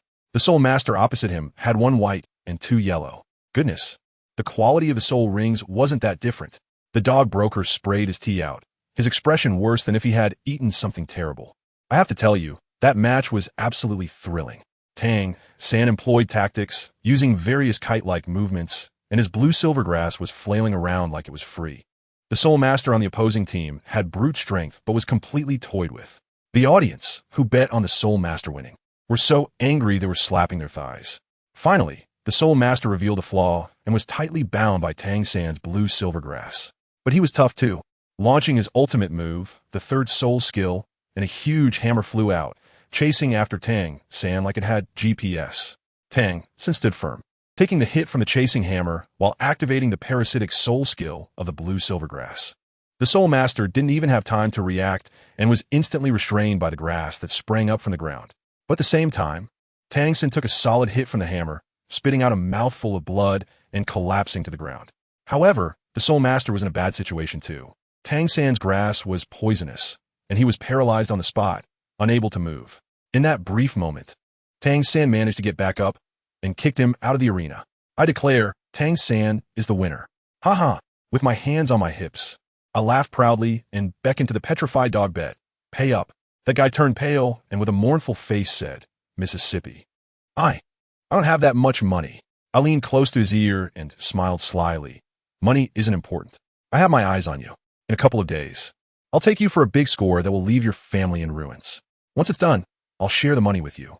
Enough for you to enjoy the rest of your life traveling. Are you in? The guy was momentarily taken aback, but then his eyes lit up. He was also a tough character and agreed on the spot. Not only did he not ask for his initial investment back, but I also rewarded him with 1,000 gold soul coins as a deposit. He was so grateful that he gave me a special contact card, saying that as long as I infused it with soul power, he would be able to sense it. Done. I took Mengxin to find Flanders, who was hiding in a corner counting money, his mouth almost stretching to his ears. When we returned to that shabby village of Shrek, we had barely rested when Flanders called us all to the square. To our surprise, there stood a man in the square with a crew cut, wearing glasses, and looking refined. The moment Tang San saw him, his eyes turned red, and he excitedly shouted, Teacher. As soon as I saw him, I thought, oh, isn't that the theoretical master you, Xiao Zhang? I couldn't help but sigh. Family, these poor little ones' good days are over. Don't be fooled by the master's kind appearance. Deep down, he has that devilish training method, TSK. Sure enough, Flanders announced on the spot that from now on, all training would be under the master's full responsibility. The master didn't waste any words. Just said, see you in the cafeteria tomorrow morning. Then he walked away with his hands behind his back, leaving an air of mystery. The next morning, the cafeteria smelled amazing. The master personally cooked, and the meal was so lavish that Ma Hongjun thought the dean had lost his mind. Everyone ate deliciously, completely unaware that this was the last supper. After the meal, the master's face darkened. Today, 2 students are absent. Who shares a dorm with them? Xiao Wu timidly stood up. Master, it's Sister Yingying and Sister Mengxin. The master's face darkened further, and he slammed the table. Starting to scold Xiao Wu. Why didn't you call them? What is teamwork? Coming here means being a whole. Do you want to be as lazy as before? If you want to slack off, get out of Shrek. Xiao Wu was completely stunned by the scolding and lowered her head in grievance. I tell you, she had never seen this kind of scene before. The master saw that his authoritative effect was about right and snorted coldly. Take me to your dorm. Xiao Wu had no choice but to lead the way in front. When we arrived at the entrance of our dorm, which was comparable to a mansion, the master had no intention of doing it himself and directly pointed at Ning Rongrong and Zhu Zhuqing. You two, kick the door open. The 2 girls were intimidated by the master's imposing presence and could only muster their courage to kick it open. What the hell? Who the hell is coming to tear down the house so early in the morning? I was startled awake by a loud noise, and my grumpiness instantly shot up. No one has ever dared to cause trouble while I was sleeping. The more I thought about it, the angrier I became, and I immediately asked Qin Mingxin beside me to unleash her spirit rings. In the next second, an overwhelming aura erupted instantly. It felt like activating a full map instant kill hack. Master and his companions didn't even have time to react before they were blown away by the wave of energy and rolled on the ground several times. Xiao Wu shook her head beside me, wearing a look that said she knew this would happen. Master, covered in dirt, climbed up looking stunned, unable to believe what he saw in our dormitory. Only then did Xiao Wu quietly remind him, Hey Master, I forgot to tell you, Sister Mengxin is actually a title Douluo. Title? Master instinctively asked. Spirit medicine. Spirit medicine? 2 words for a title. Doesn't that mean level 95? Master's words trailed off, and I could feel his cyber soul trembling as he fell into a philosophical contemplation of who he was and where he was. At that moment, Mengxin and I slowly walked out, her aura of 4 red and 5 black spirit rings almost blinding them. I forced a smile and said to him, "Oh, I thought it was someone important. Isn't this you, Xiao Jiang? What? Feeling interested in waking me up today?" Master, being the master, quickly calmed down and even dared to lecture me in return. "If you don't want to cultivate, you can withdraw. Don't take up space and hold everyone back." "You say I'm holding everyone back?" I scratched my head, feeling like he might have a point. So on the spot, I took out a spirit pill from my pocket and swallowed it in one bite. In the next second, my spirit power began to surge wildly, breaking through the bottleneck and skyrocketing to level 30. I clapped my hands and shrugged at the master who had completely crashed. "All right, do you see that I still need to train? I'm all about the pay to win now. What do you have to compete with me?" The master opened his mouth, but couldn't say a word. In the end, he could only compromise. "Fine. You have the money, you get to call the shots. From now on, you don't have to come to class. But today, everyone is going to get the third spirit ring, and since you just reached level 30, it's perfect for you to join us. You can't refuse this, right? Going to the soul hunting forest? Of course, I have no objections. I've been waiting for this day for a long time. Daming, Erming, here I come." So, a group of us swaggered to the square, where that old man Zhao Wujia was leisurely drinking tea. The master handed the task over to him and became a hands-off manager, saying he had to go back and prepare a surprise for us. Zhao Wujia sighed and led our group of little rascals into the Stardow forest. Upon entering the territory of the 1,000-year soul beasts, Zhao Wujia directly announced, "You guys handle it yourselves. Unless you're about to die, I won't intervene." Oscar was so scared that his legs nearly shook like a sewing machine. Tang San patted his shoulder and then looked at me meaningfully. Oscar instantly understood, thinking, right? What is there to be afraid of? We have a walking nuclear weapon in our team. It's just that Meng Xian's presence is really low. Clearly, she is a super big shot, but as long as she doesn't speak, you would think she is just a beautiful neighbor sister, with no sense of pressure at all. But just when we were exchanging glances and murmuring about how the atmosphere was off with this big shot, let me tell you, something happened. Suddenly, a buzzing sound came from my ear like a giant drone. Tang San's ears were as sharp as a radar, and he immediately looked up, his eyes shining, and directly patted Oscar's shoulder. "Brother, your takeout has arrived." As soon as I looked, wow, a big snake with a phoenix tail, topped with a ruby-like comb, was lying on a tree. Even Zhao Wujia, an old hand, was amazed and said this was a phoenix tail comb snake, a 1,000-year level creature, lamenting that our luck was simply extraordinary, with soul beasts delivering themselves to us. Oscar looked at the snake and thought it seemed easy to bully, looking harmless. However, Daimu Bai, with his fierce temper, was the first to rush in, wanting to take the initiative. Who knew that the snake was as slippery as an eel? Dodging with a smooth little combo, causing Daimu Bai to miss completely and almost eat a mouthful of dirt. We just realized that this thing can fly, and it's super fast. We were all running on the ground like idiots, unable to even touch it, when the snake saw how pathetic we were. Its expression changed from fear to disdain, and it started flying in crazy circles in the sky, performing all sorts of fancy maneuvers. The way it was provoking us was just asking for a beating. However, it really shouldn't have made that buzzing noise. That damn snake was showing off in the sky like a death clock. As a result, it woke up our sleeping goddess, Leng Jing, who was napping on Mengxin's lap. Family, who understands the consequences of waking someone up in a bad mood.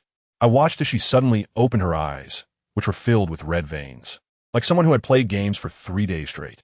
The next second, she directly shouted a classic phrase, "Do you think you're beautiful? I'll make you fly."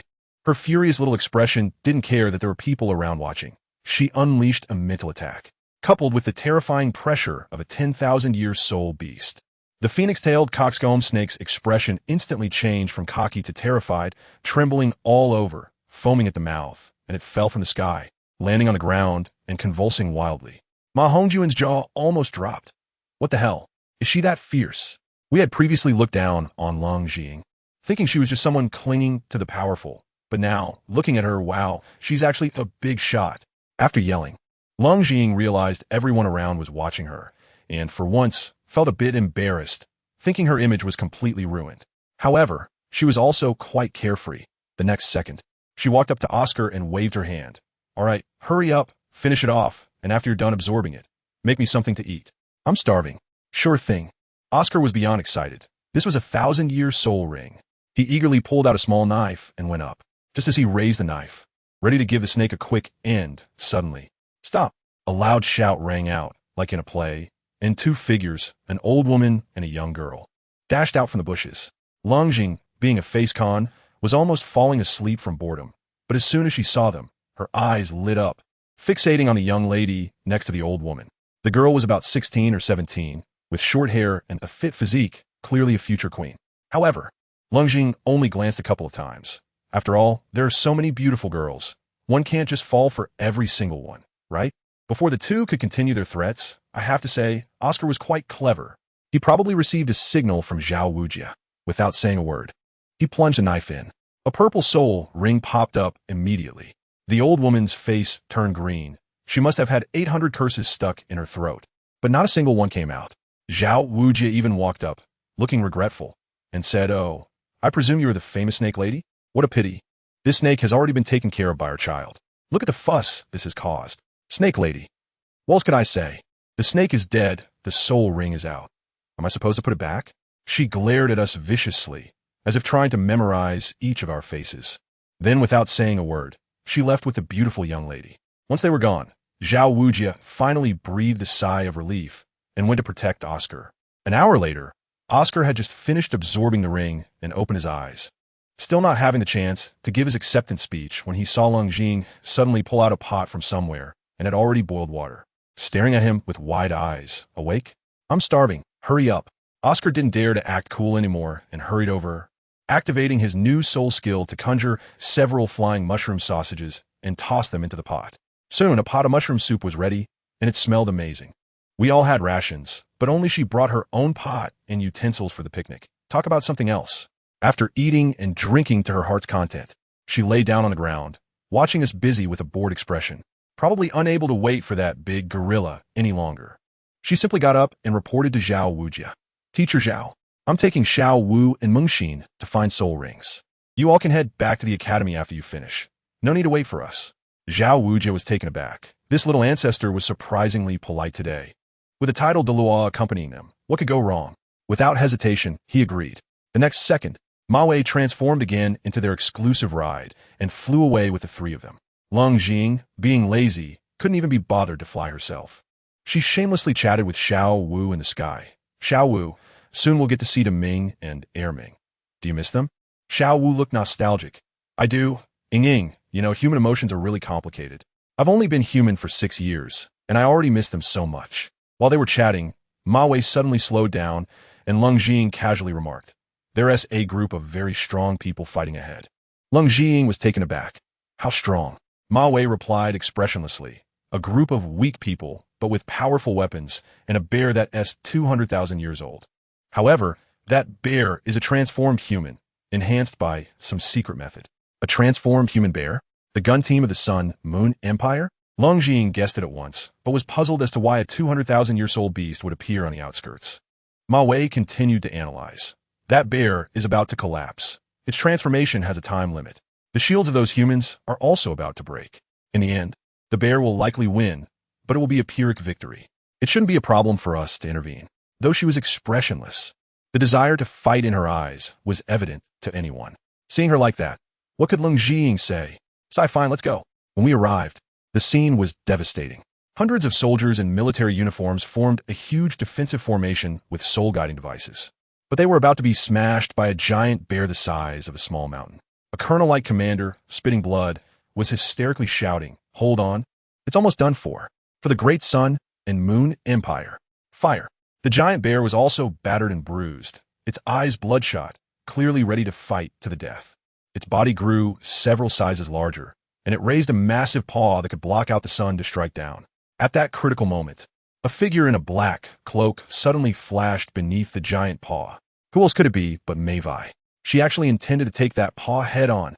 As a result, Maiev still underestimated the force and was knocked downward by the impact. However, instead of being angry, she was delighted. She stabilized herself in mid-air, and the sinister energy in her right hand burst forth as if a demonic seal had been broken. Then she let out a hellish roar. "I command you to stop." Then came another strike. Let me tell you, the scene was incredible. That giant bear, like a small mountain, was flipped upside down by her single blow.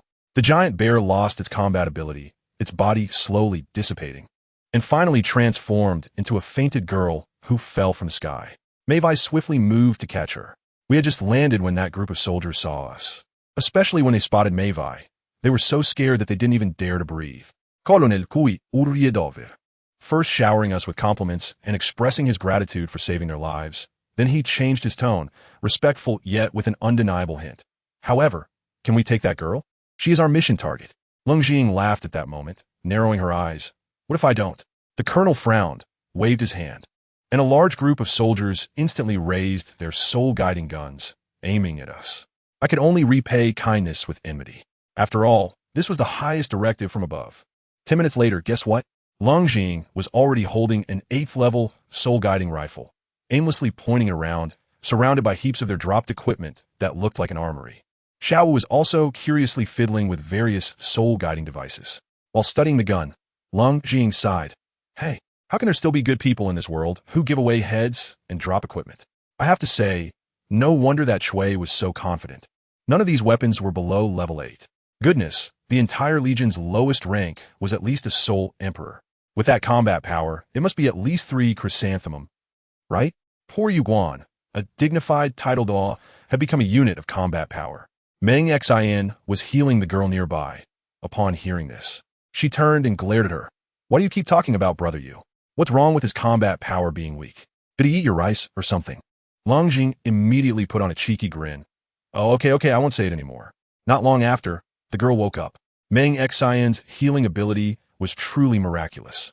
She brought someone back from the brink of death in less than half an hour.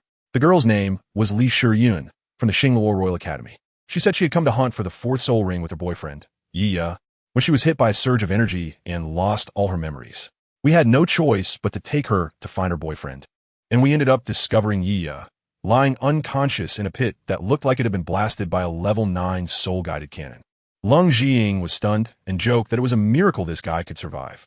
Maiev went over to wake Yiya up. This guy also had amnesia, only saying that he was the legitimate eldest son of the richest merchant in the Xingluo Empire, usually surrounded by countless enemies. But he couldn't figure out who could mobilize a level 9 soul-guided cannon to target the 2 small soul sections. After listening for a while, Leng Jiying felt that this matter was not simple and directly asked, "Come on, is there something special about you two, like a treasure or secret technique?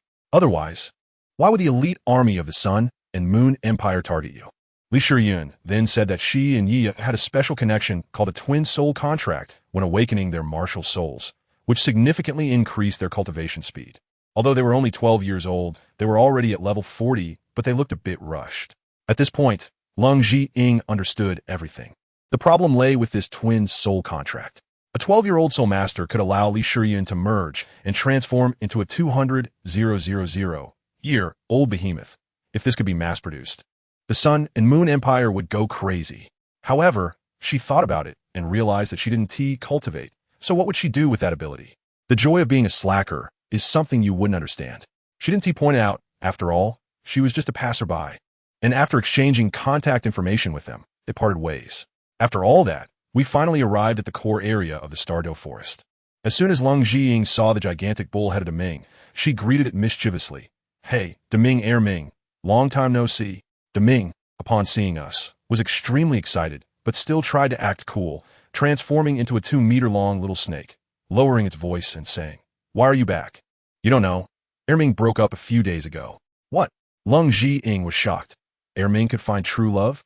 Without further ado, Deming started spilling the beans, saying that it had been wandering in the forest a few days ago and had a crush on a little fox, only to find out she was the princess of the Fox clan and completely ignored it.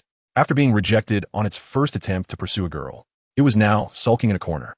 It pointed its tail at a nearby spot, and sure enough, the little mountain-like Ming was squatting there, exuding a melancholic aura. Leng Jiying didn't know what to say and could only think of ways to help later. Deming didn't continue this topic and directly asked, "All right, enough about that. What age of soul rings do you want?" Leng Jiying looked at the worried little Wu beside her and said, "For me, I probably need a soul ring around 50,000 years, and then another one around 70 or 80,000 years. Little Wu has her own innate soul ring, so she doesn't need one." Deming didn't hesitate after hearing this. It transformed back into its original form and used its tail to slap 2 giant fish out of its lake, throwing them on the ground, causing them to twitch. It explained that these were soul beasts it had raised in the lake, and with the recent unrest in the forest, it needed to build its own power. Leng Jiying saw this and grinned mischievously. "Hey Deming, don't rush. I'm also here to give you a surprise this time." Let me absorb the soul rings first.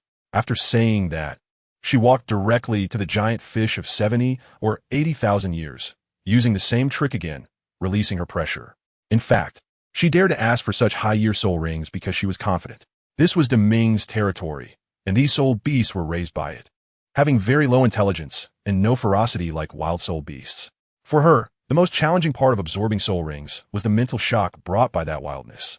If there was no such obstacle and she didn't fear her body bursting, then she could attempt even 100,000 years. Of course, it was a one-hit kill. Who understands how simple it is, like drinking water? That poor fish was practically a KPI delivered to her door, with no mental shock whatsoever. Then I tell you, the main event came. Golden Finger, my good son, the golden ape, directly presented me with 3 new partner options. The first one, called Young Spirit Dream. Just by the name, it felt like a non-combatant, probably a consolation prize from Purple Mom or my cheap old mom. Pass. The second one, Explore Iris Starchaser. Wow. This girl is remarkable. She was the one who dug me out of the card as the golden ape. Seasoned Hearthstone players know that the Explorer Association she formed can uncover any secret realm.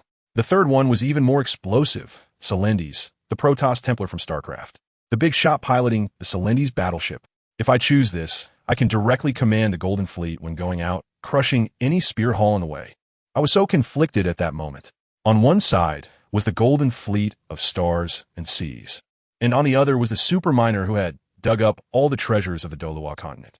In the end, I thought to myself, never mind.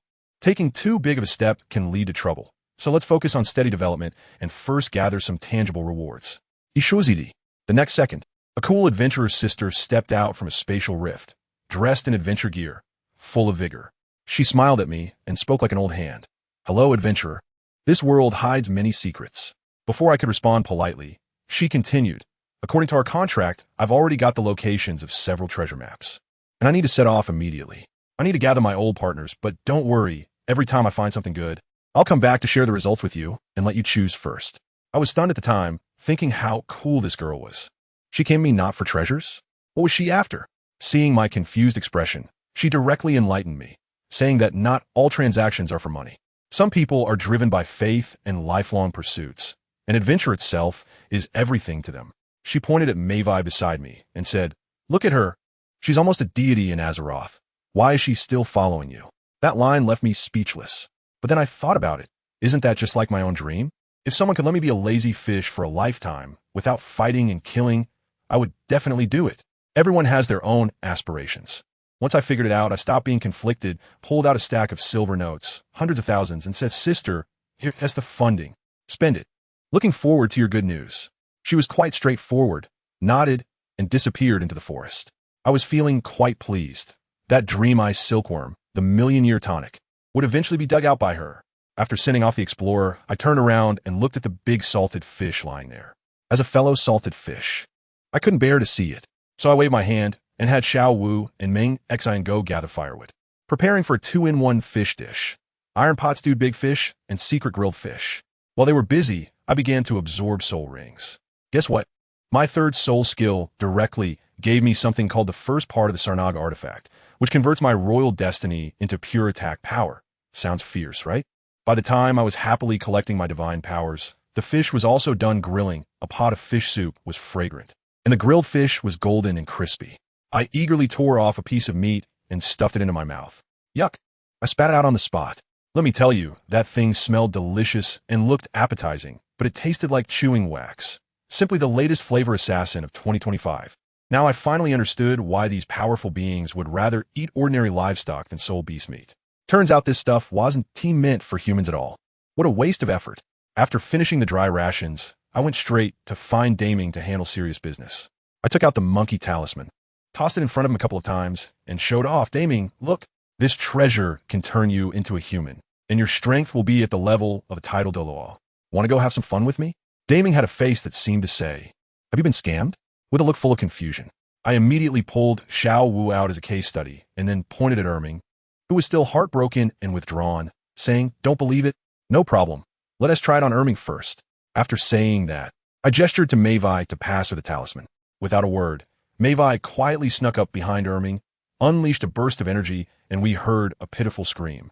The mountain-sized Titan great ape vanished on the spot, turning into a muscular man several times bigger than Zhao Wujia. But his face was still so abstract, ugly in a unique way. Erming was stunned himself, looking down to see he had turned into a human, and hurriedly ran to the lake to look in the mirror, exclaiming, "What the hell?" I quickly asked him how he felt, and when he sensed his own strength, he was astonished. Level 95. Once the soul rings condensed, he could almost arm wrestle with a level 96. He was so excited at that moment, because turning from beast to human was a once-in-a-lifetime opportunity. If he failed, he would have to endure the heavenly tribulation. It was like skipping levels. Who wouldn't go crazy over this chance? Daming watched with wide eyes, unable to imagine that Erming, who had been over 200,000 years old, could actually turn into a human. He couldn't hold back anymore, and said to me in an extremely excited tone, "Sistering, I want to become a human too. I'm already 490,000 years old. If I could roam the human world, who would want to live alone in this forest for hundreds of thousands of years?" Wow, now I had two ultimate helpers secured. I could really walk sideways from now on. I immediately had Maiev do the same for Daming. The light shone again, and when it faded, I was completely stunned. Daming, my long-desired Daming brother, had turned into a lowly, a little girl with dark green hair, orange snake-like eyes, and two cute dragon horns on her head. At that moment, one word popped in my mind. Damn, who could handle this contrast? She noticed me staring at her and even blushed, saying softly, Hey, what are you looking at? I never said I was male. I suddenly realized, oh, for a snake-type creature, 49,000 years might be old age. But she was already half-dragon, so in dragon terms, she was just a little kid. It made sense for her to turn into a lowly. This was top-tier AI teammate online. I held back my excitement, handed her some clothes, and curiously asked, Daming, what level are you now? The lowly Daming sensed her power, and her face was filled with joy. I'm about level 97, and I feel like I'm only 10 years old. She was surprised herself. No matter how fast humans cultivate, it only takes a few decades to go from 97 to 100 and become a deity. But if she were a soul beast, she would have to endure for 500,000 years. I felt so sour listening to it, turning into a lemon. At 10 years old, reaching level 97, even more impressive than Qiming. But whatever, I'm not slow at leveling up either. I quickly arranged for the two of them to gather their spirit rings, and of course, I couldn't just sit around. I called up Xiao Wu and Qiming and started a crazy raid on the treasures of the Grand Ming. These are all treasures accumulated over hundreds of thousands of years. Before long, they finished. Erming's spirit ring configuration was 2 purple, 5 black, and 2 red, which was quite terrifying. And De Ming was even more outrageous, directly 5 black and 4 red. 4 spirit rings of 100,000 years. What's even more ridiculous is that her martial soul was no longer the sky blue bull python, but the azure dragon. The quality of that martial soul is even higher than the Hao Ian hammer. People have changed, and names have to change too. I suggested giving them names. Erming still had a look of indifference, so I could name him whatever I wanted. I gave him the name Yuan Jinshan, which felt very fitting for his character. De Ming, on the other hand, was quite enthusiastic and named herself Qing Jilan. So, the muscular Yuan Jinshan continued to shed tears for his little fox, while I left the Douluo forest in grand style with my newly recruited bodyguard team, taking all of Qing Jilan's belongings. Unexpectedly, we intended to head straight back to school, but halfway there, we ran into the main character team arguing with an old man and an old woman. Upon closer inspection, it was none other than the dragon grandfather and snake grandmother with their granddaughter Maiev. Maiev was stomping her feet in anger. She had chased the faceless demon spider all day, only to have it snatched away by Tang San. The dragon grandfather Meng Shu was eager to protect his granddaughter and was about to confront Tang San. Although Tang San wasn't afraid, he was worried that this old man would prevent him from absorbing the spirit ring, which would be a waste.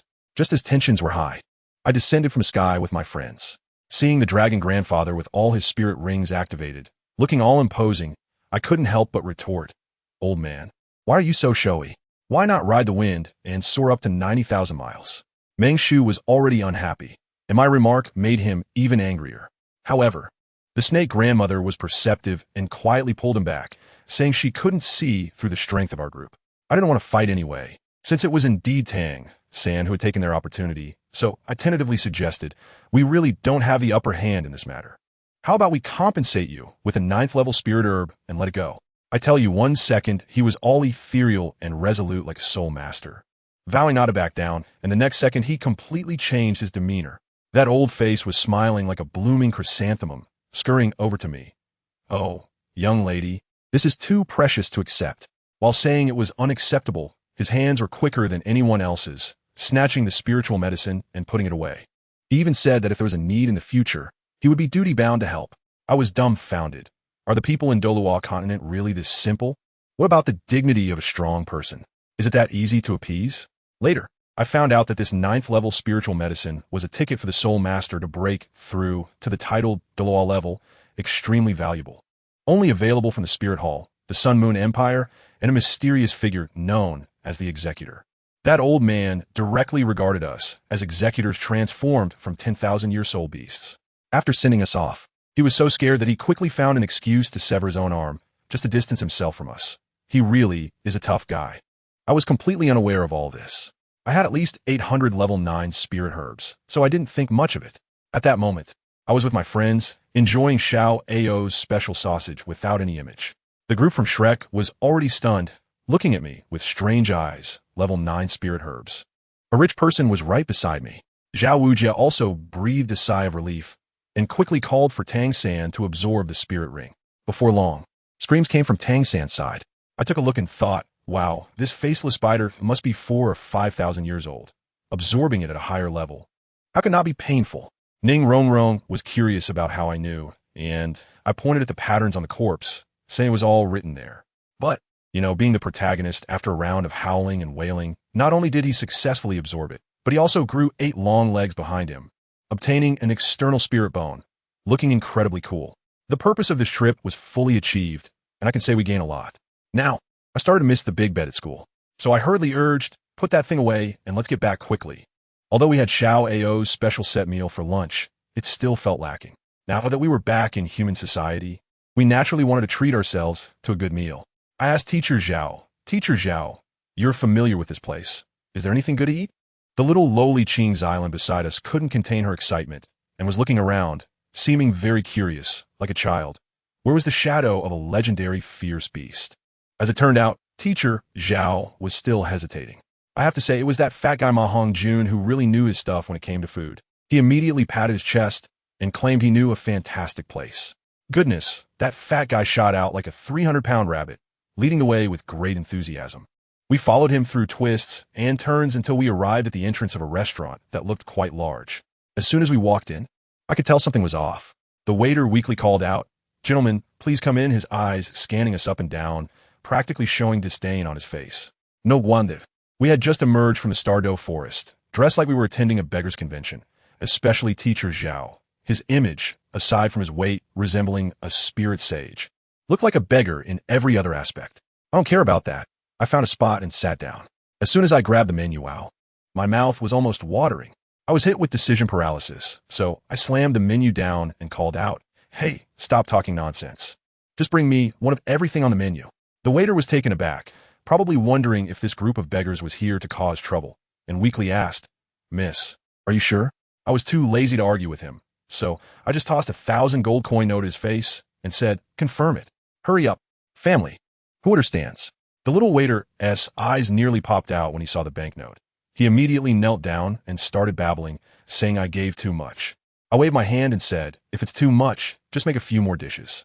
If that doesn't work, just get a card. Hurry up." Oscar and his gang went completely crazy, surrounding me and showering me with compliments. Ma Hongjun was so happy he nearly took off, shouting that tonight's expenses were on young Master Leng. The atmosphere crew had arrived. When the dishes came out, let me tell you, they were so fragrant I almost drowned the table in saliva. One dish called Lion's Head was made so authentically. I picked up a piece with my chopsticks and put it in my mouth. It melted instantly, and the meat juice was incredible.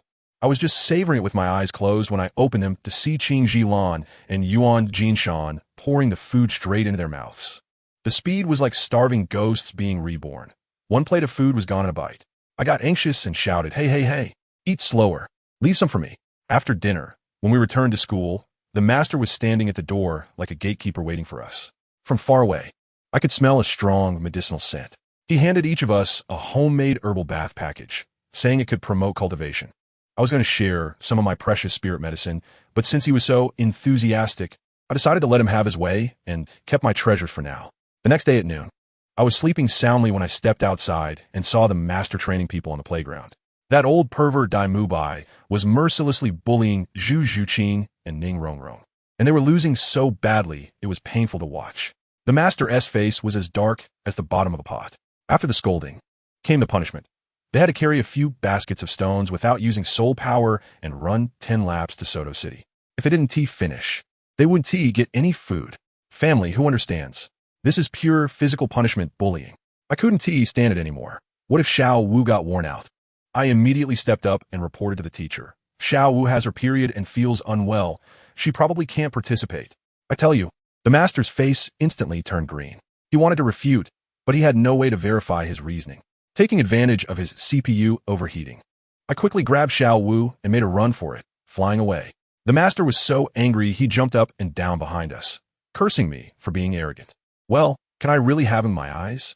When we reached the entrance, Xiao Wu felt a bit shy and said it wasn't good to do this. I pointed to the several large stones down below, and as soon as she saw them, she immediately shut up. Her little bit of sympathy vanished in an instant.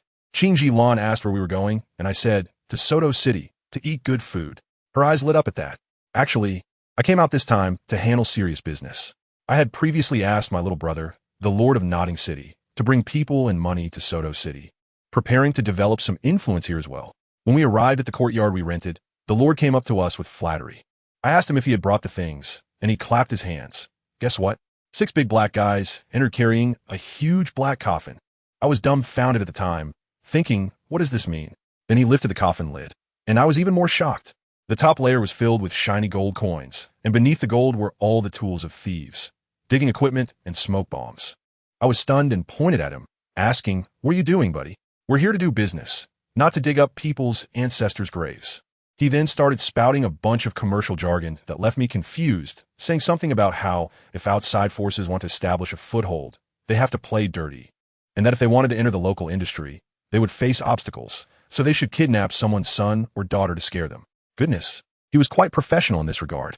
He said he brought 10 soul kings and 20 soul zones, planning to start with the mercenary business and secretly engage in other activities, waiting until his power was stable before withdrawing the money from a bank to make a big move. Listening to this seamless plan, I could only say, fine. You're impressive. I directly gave him 5 level 8 soul guiding devices and told him to go for it. I also casually mentioned that there was a competition in a few days and he could mindlessly crush the Shrek's 7 monsters, which would be a guaranteed win.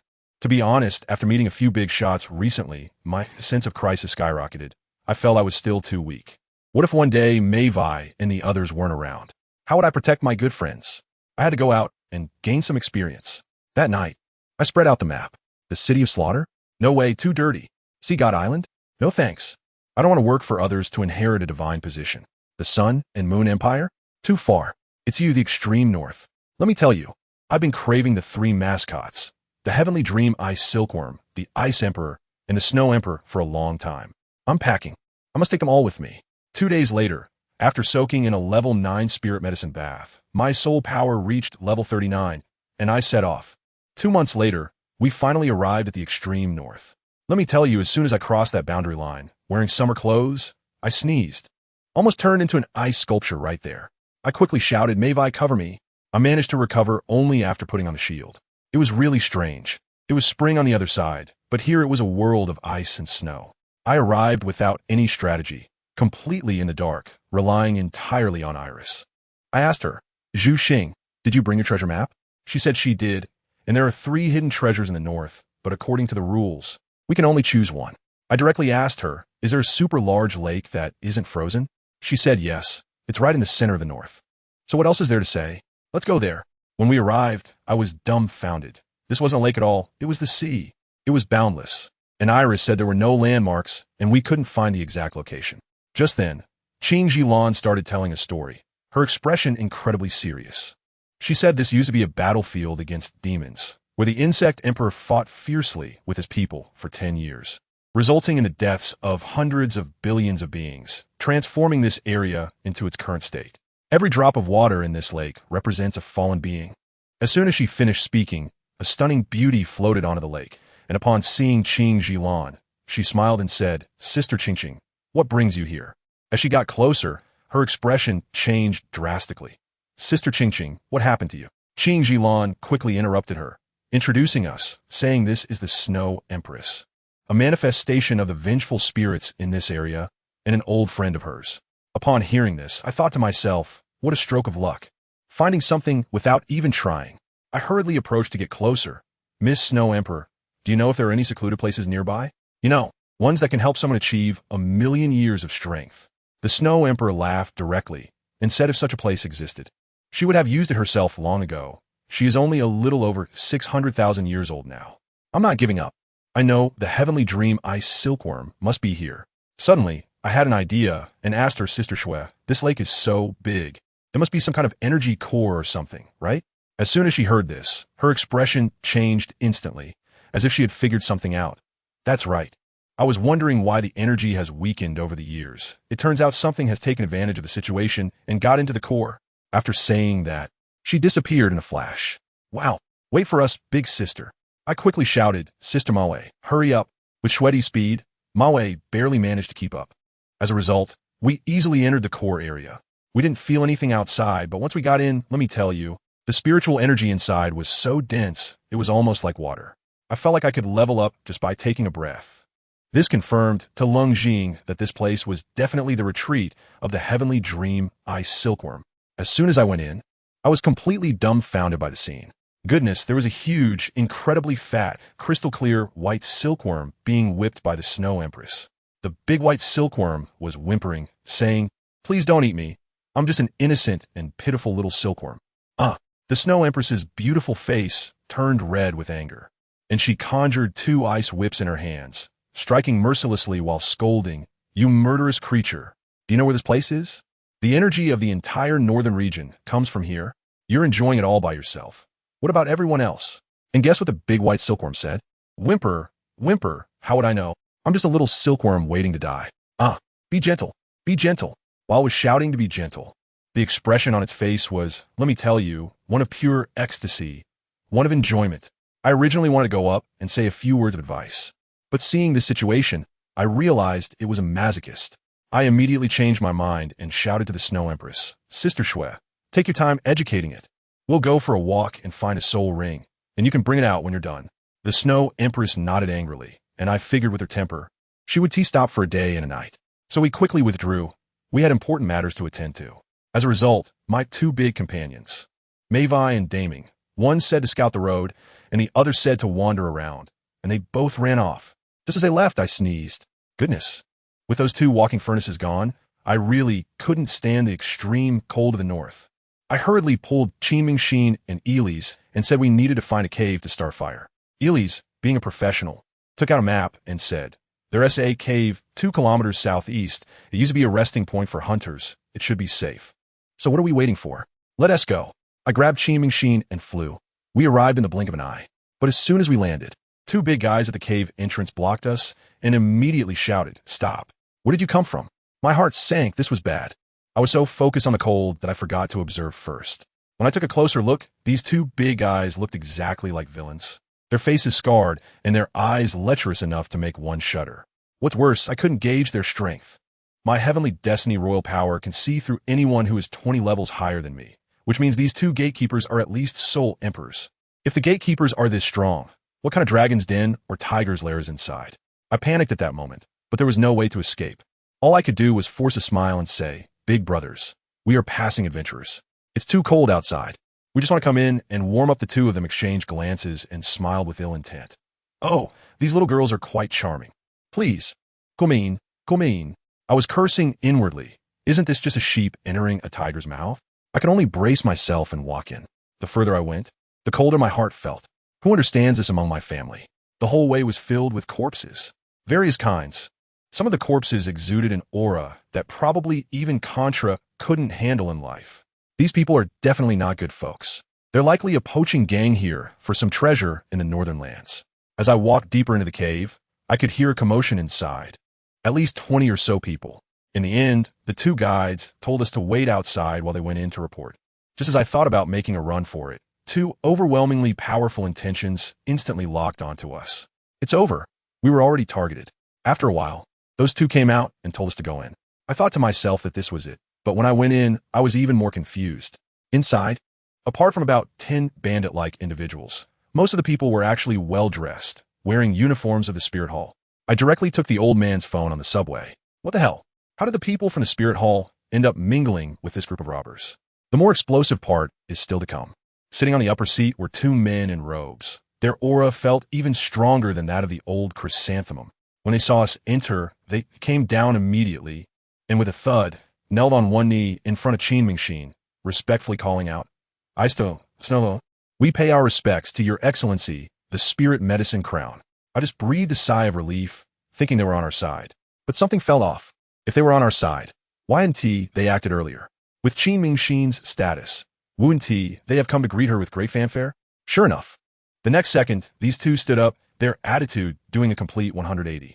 In an unquestionable tone, they pointed at me and Iris and said to ZhiyingBlasts, "So, Lord Spirit Medicine, please give the order. These two next to you are the culprits who kidnapped you. Just say the word, and we will execute them." Damn. My mind went blank for a moment. Turns out they were waiting for me here. My brain worked faster than a whirlwind. And I quickly realized that these two were definitely spies from the Spirit Hall. They had sneaked over here with other intentions and ended up being caught by us. They didn't dare to kill ZhiyingBlasts, but they could kidnap her. Then they could kill us and take ZhiyingBlasts back for a reward, leaving no witnesses. I was panicking inside, but I had to put on a tough facade. I let out a cold laugh and said, "Oh, aren't you curious why we are with her? If you want to start a war, just go ahead and do it. Why go through this procedure? I could only try to intimidate them and buy time for Maiev to come and save me." Guess what? After hearing this, the two of them first had serious expressions, but then they actually turned to joy and laughed, saying, "Good, great, so you're the proxy. It seems this trip will yield double the rewards." They then directly ordered, take all three of them down and treat them well. Wow, their true colors were revealed. They even locked up ZhiyingBlasts? It seems they didn't take her seriously at all. And what did I say that made them think I was a proxy? What even is a proxy? Before I could figure out, the three of us were taken away by a group of bandits. The cave was like a maze, twisting and turning, and eventually we were pushed into a dark prison cell. As soon as the door closed, I instantly felt my soul power cut off from the outside world. This was it. We were completely doomed. However, since we were here, I decided to find a place to lie down and wait for Maiev to come rescue us. Suddenly, Iris called out to me. She truly was a professional adventurer, pulling out a magic flashlight that illuminated the surroundings. Then we discovered a large footprint over 2 meters in diameter. Iris said the footprint looked herbivorous and non-aggressive. Just as she finished speaking, an elderly and gentle voice echoed in my mind. "Child, come here, come to me." This voice was particularly warm, so I followed the guidance and walked over. Iris and ZhiyingBlasts quickly followed. Soon, I saw the owner of the voice, a gigantic pure white ant queen. But she was already in bad shape, lying limp on the ground, half of her head shattered, barely hanging on. ZhiyingBlasts rushed over to heal her. But it was of no use. The ant queen said, "Child, don't bother. My time is up." I suddenly understood that her soul bone must have been extracted by those two tidal Douluos outside, and they deliberately left her with a breath of life, preparing to sell her as a living spirit ring for 100,000 years. How ruthless! The ant queen, with her last strength, stared at ZhiyingBlasts and warned me, "Child, never trust humans. For us spirit beasts, a friend is a friend. But to humans, a friend is merely a bargaining chip."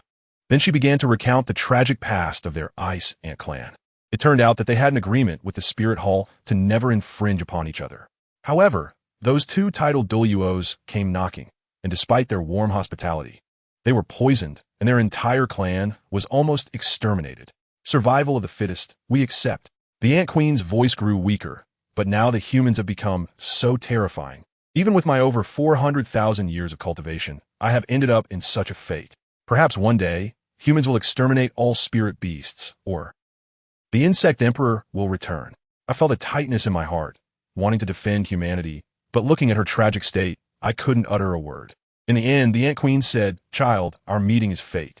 My race has been exterminated, and my existence has no meaning. Let me sacrifice for you.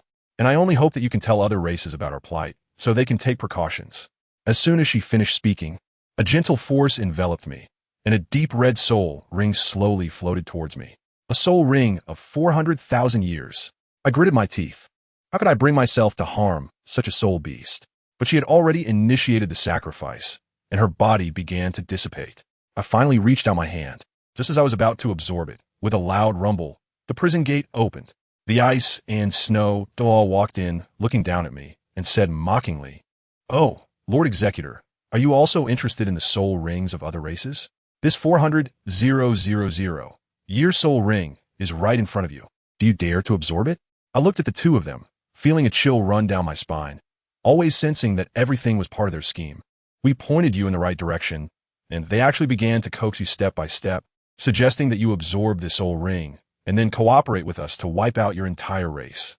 We guarantee that all your future soul rings will be of this level. After all, soul beasts are so easy to deceive, right?" I can hardly believe my ears. These two actually proposed such an evil deal, and they act like they're doing it for our own good. I completely don't understand what kind of magic my so-called identity as a proxy holds for them. It seems I have no choice, right? I asked helplessly. Smart person. The ice Douluo laughed even more joyfully. "Do you soul beasts really care about family ties?" "No way. No way. All right. I know they want to see me absorb it with their own eyes." I no longer hesitated and reached out to touch the soul ring, beginning the absorption. Wise choice. The two of them smiled like flowers at the sight and even sat beside us to provide protection.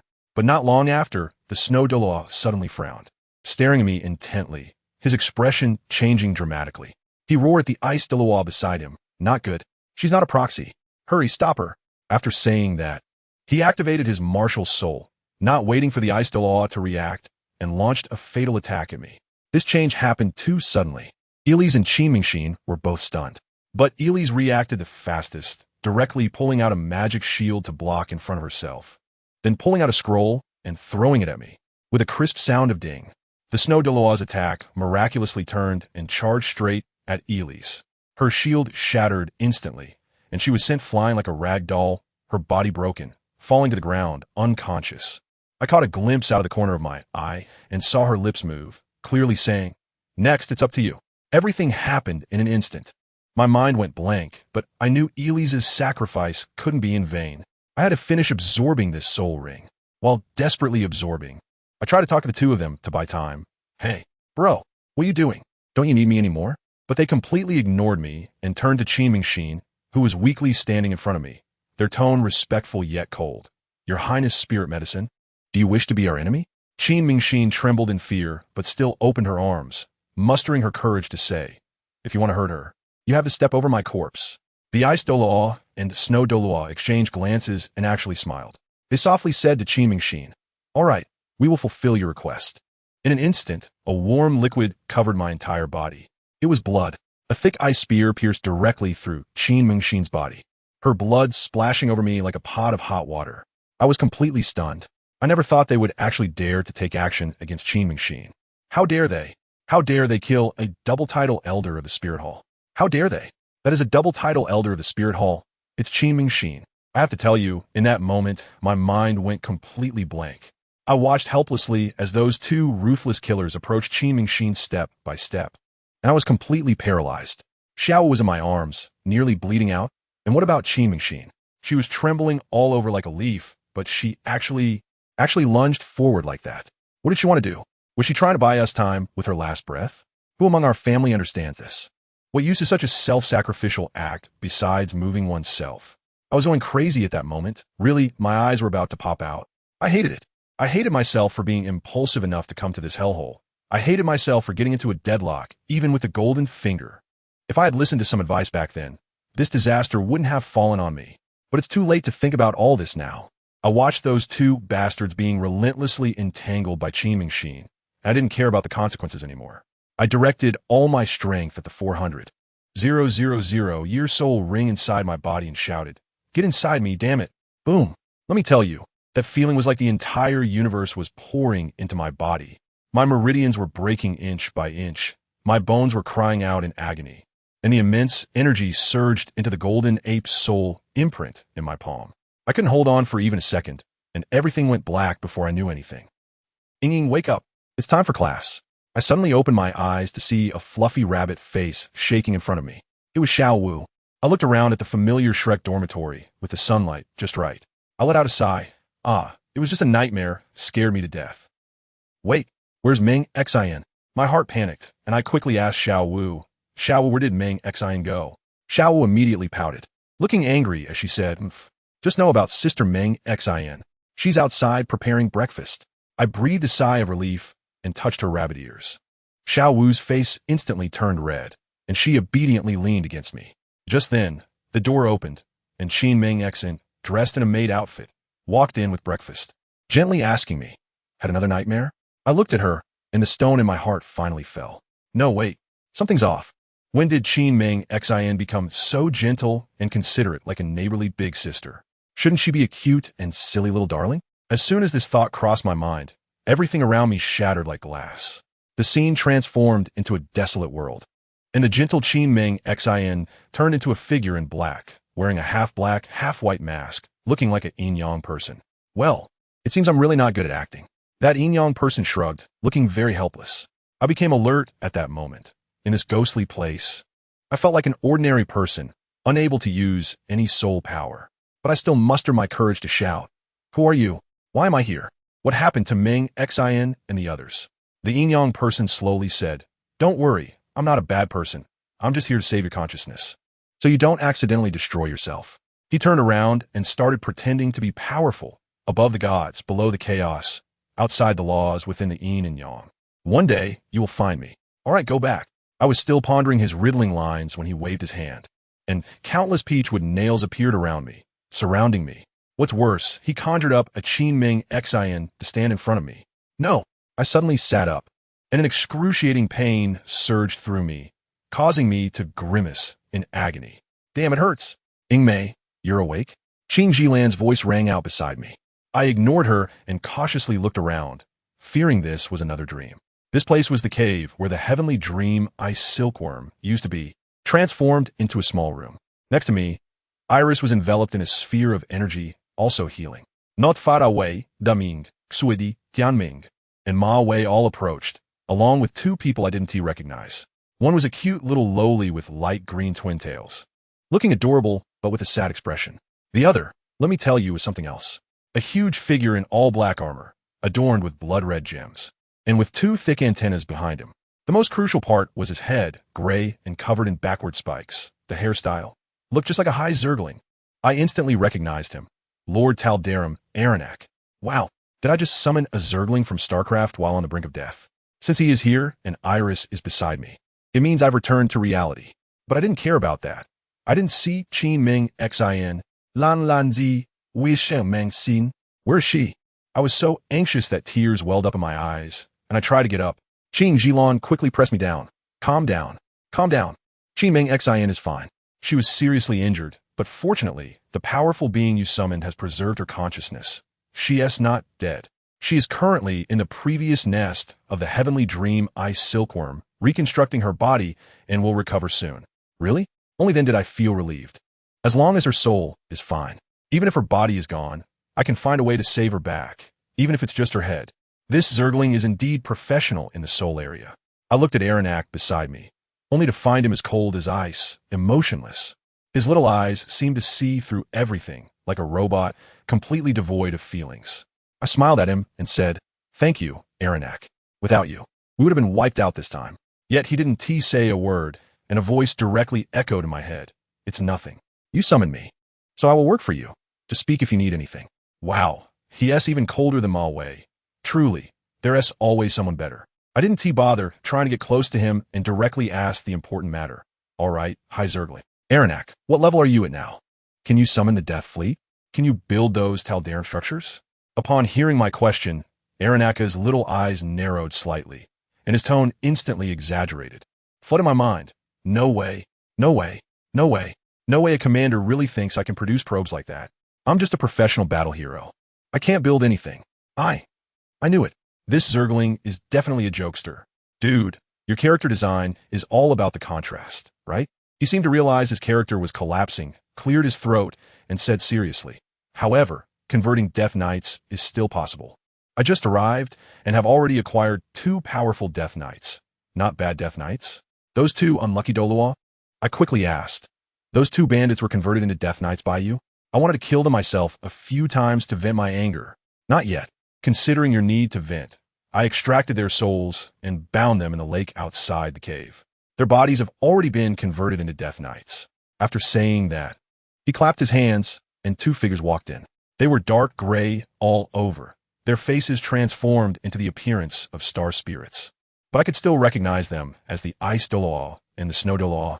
As soon as they entered, Deming, Shuedi, and the others were all scared as if they had seen a ghost, facing a formidable enemy. Tianming, ice silkworm, directly dove behind Snow Empress.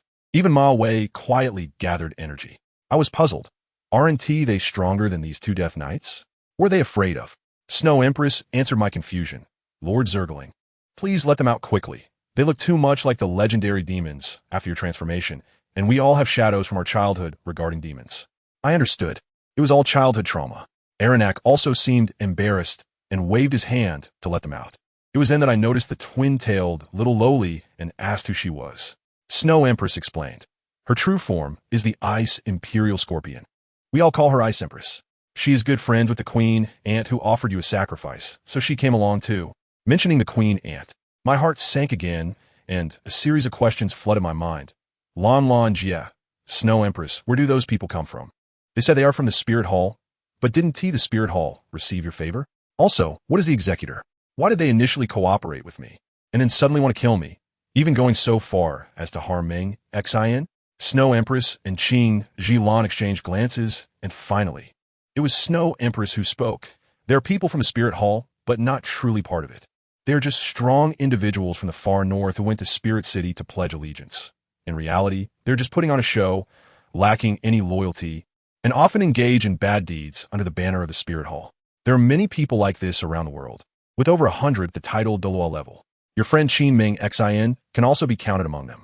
The Spirit Hall's reputation has been tarnished by these people, but they can't do anything about it because their combined power is too great. Even the Pope doesn't dare to act against them lightly. Qing Zhilan continued. As for the executors, they are cultivated by large soul beast tribes, specifically transformed into humans to gather resources in the human world.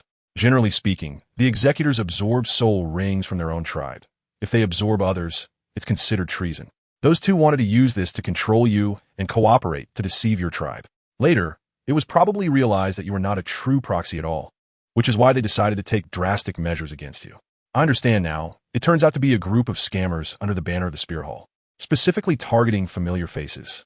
I truly feel exhausted for that BB Dong whom I've never met. This situation is just too messy.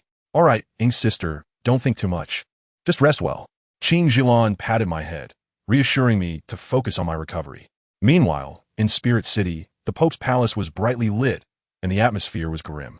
On the throne sat a regal woman, savoring her wine. She was BB Dong. Below her knelt 10 locked elders, with another 20 standing by. Suddenly, the Douluo Jiogua rushed in anxiously. Your Holiness, 3 more soul cards of the elders have gone out. BB Dong smiled, asking with interest, oh, which 3? She was currently conducting a major purge and couldn't wait for these pests to die. It's Ice Douluo and Snow Douluo. Yuguan trembled like a sieve, too scared to continue. Oh, it's those 2. BB Dong was quite satisfied. She was waiting for more information, and, seeing Yuguan's expression, she asked, who is the 3rd person? Speak. Yuguan gritted his teeth, closed his eyes, and said, it's Qin Mingxin.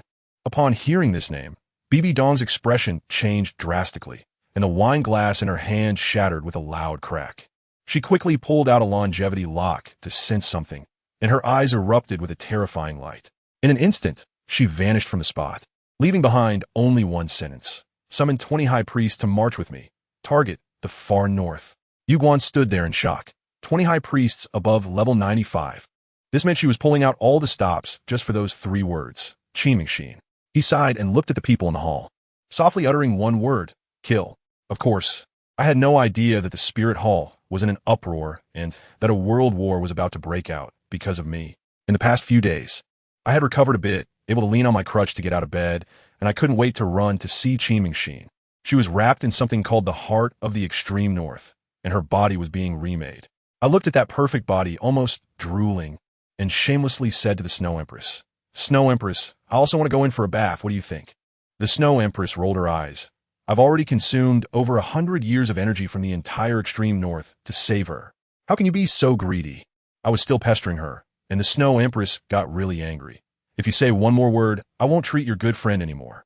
I immediately shut up. No kidding, when it comes to Qin Mingxin, I dare not be reckless.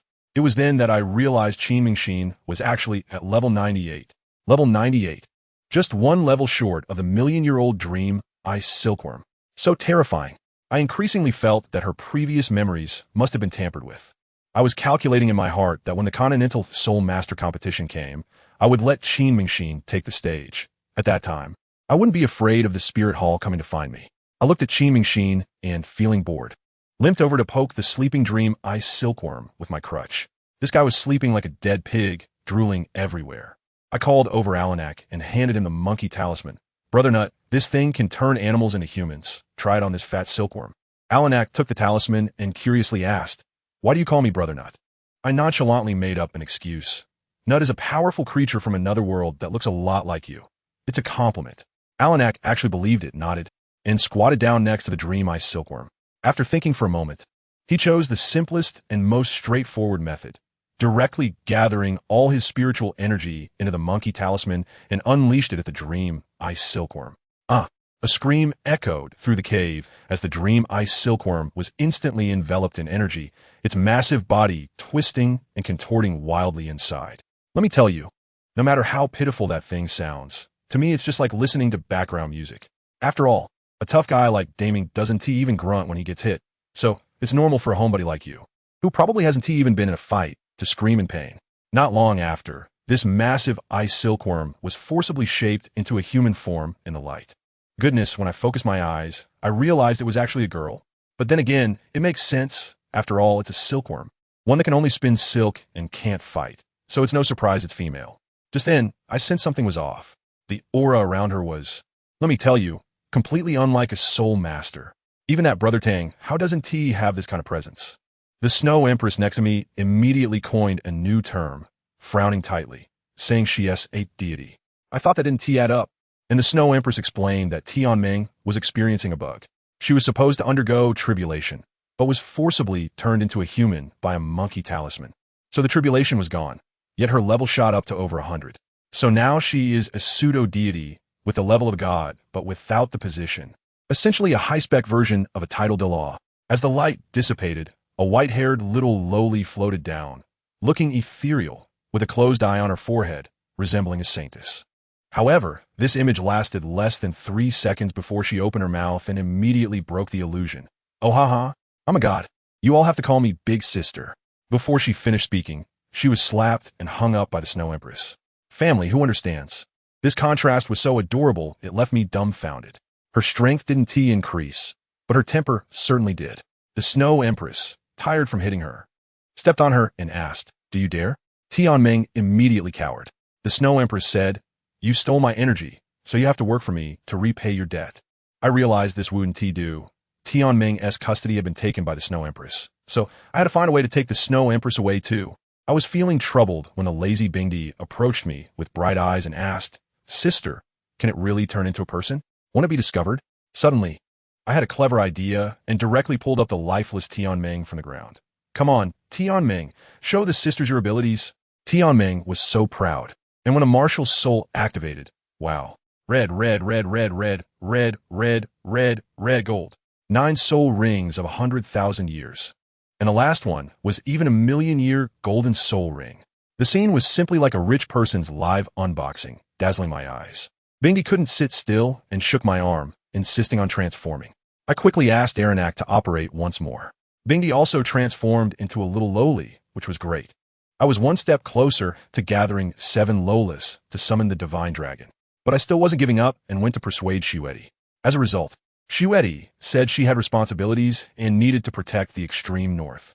As soon as I looked over, I thought, wow, are you trying to play the responsibility card with me? I quickly gave Aranak a glance. Taking advantage of the Snow Empress still gazing at the sky at a 45-degree angle contemplating life, Aranak teleported right up to her and slapped the monkey talisman onto her. A sneak attack. No martial ethics at all. The Snow Empress was stunned, and when she transformed, let me tell you, her eyes were genuinely angry, as if she could freeze me into an ice sculpture. I hurriedly started a verbal barrage, talking about the future of soul beasts, finding our own path, painting a big picture. Finally, I managed to convince her. The Snow Empress finally relented, but the condition was that we had to protect the big lake in front of her home. So, we turned into construction workers for a few days, led by Sister Maiev, and built a huge formation, Just as we finished, I was about to announce our departure when Maiev suddenly said, "People are coming, 21 of them. All very strong." I looked up, and wow, there was a dark mass of figures, with a leading woman in red armor, exuding a 2-meter-8 aura, holding a sword that looked ominous. I didn't even need to guess. This was definitely Bibi Dong. She brought 20 titled Douluos. What an ultimate luxury family bucket. As soon as Bibi Dong saw Qin next to me, her eyes turned red, and without a word, she shouted, "Kill." In an instant, 200 soul rings lit up in the sky, and the scene was more spectacular than fireworks on New Year's. Especially Bibi Dong herself, wow. 17 red rings and 1 gold ring. This girl must be cheating. The battle erupted instantly, and Tianming activated her ultimate ability, with all her spiritual links and domains unleashed, instantly becoming the strongest support. I, a fragile little character, could only grab Qin and run into the formation. But Bibi Dong locked onto me directly, and with one move of the Universal Annihilation Slash, she struck. They tried to block for me, but that sword energy was like a ghost, passing right through her without a care. I was stunned, unable to move, feeling like I was done for. The only thought in my mind was that I couldn't let Qin take the fall with me. I don't know where the strength came from, but I threw her towards Iris with all my might, shouting for her to take her away. The next second, I was swallowed by that sword energy. Everything went dark, and I lost consciousness. Then the most bizarre thing happened. As soon as I disappeared, the Snow Empress and the others were all confused, looking at each other. Who are you? How'd I end up here? Their memories were completely wiped. Everything about me was like it had been erased with an eraser.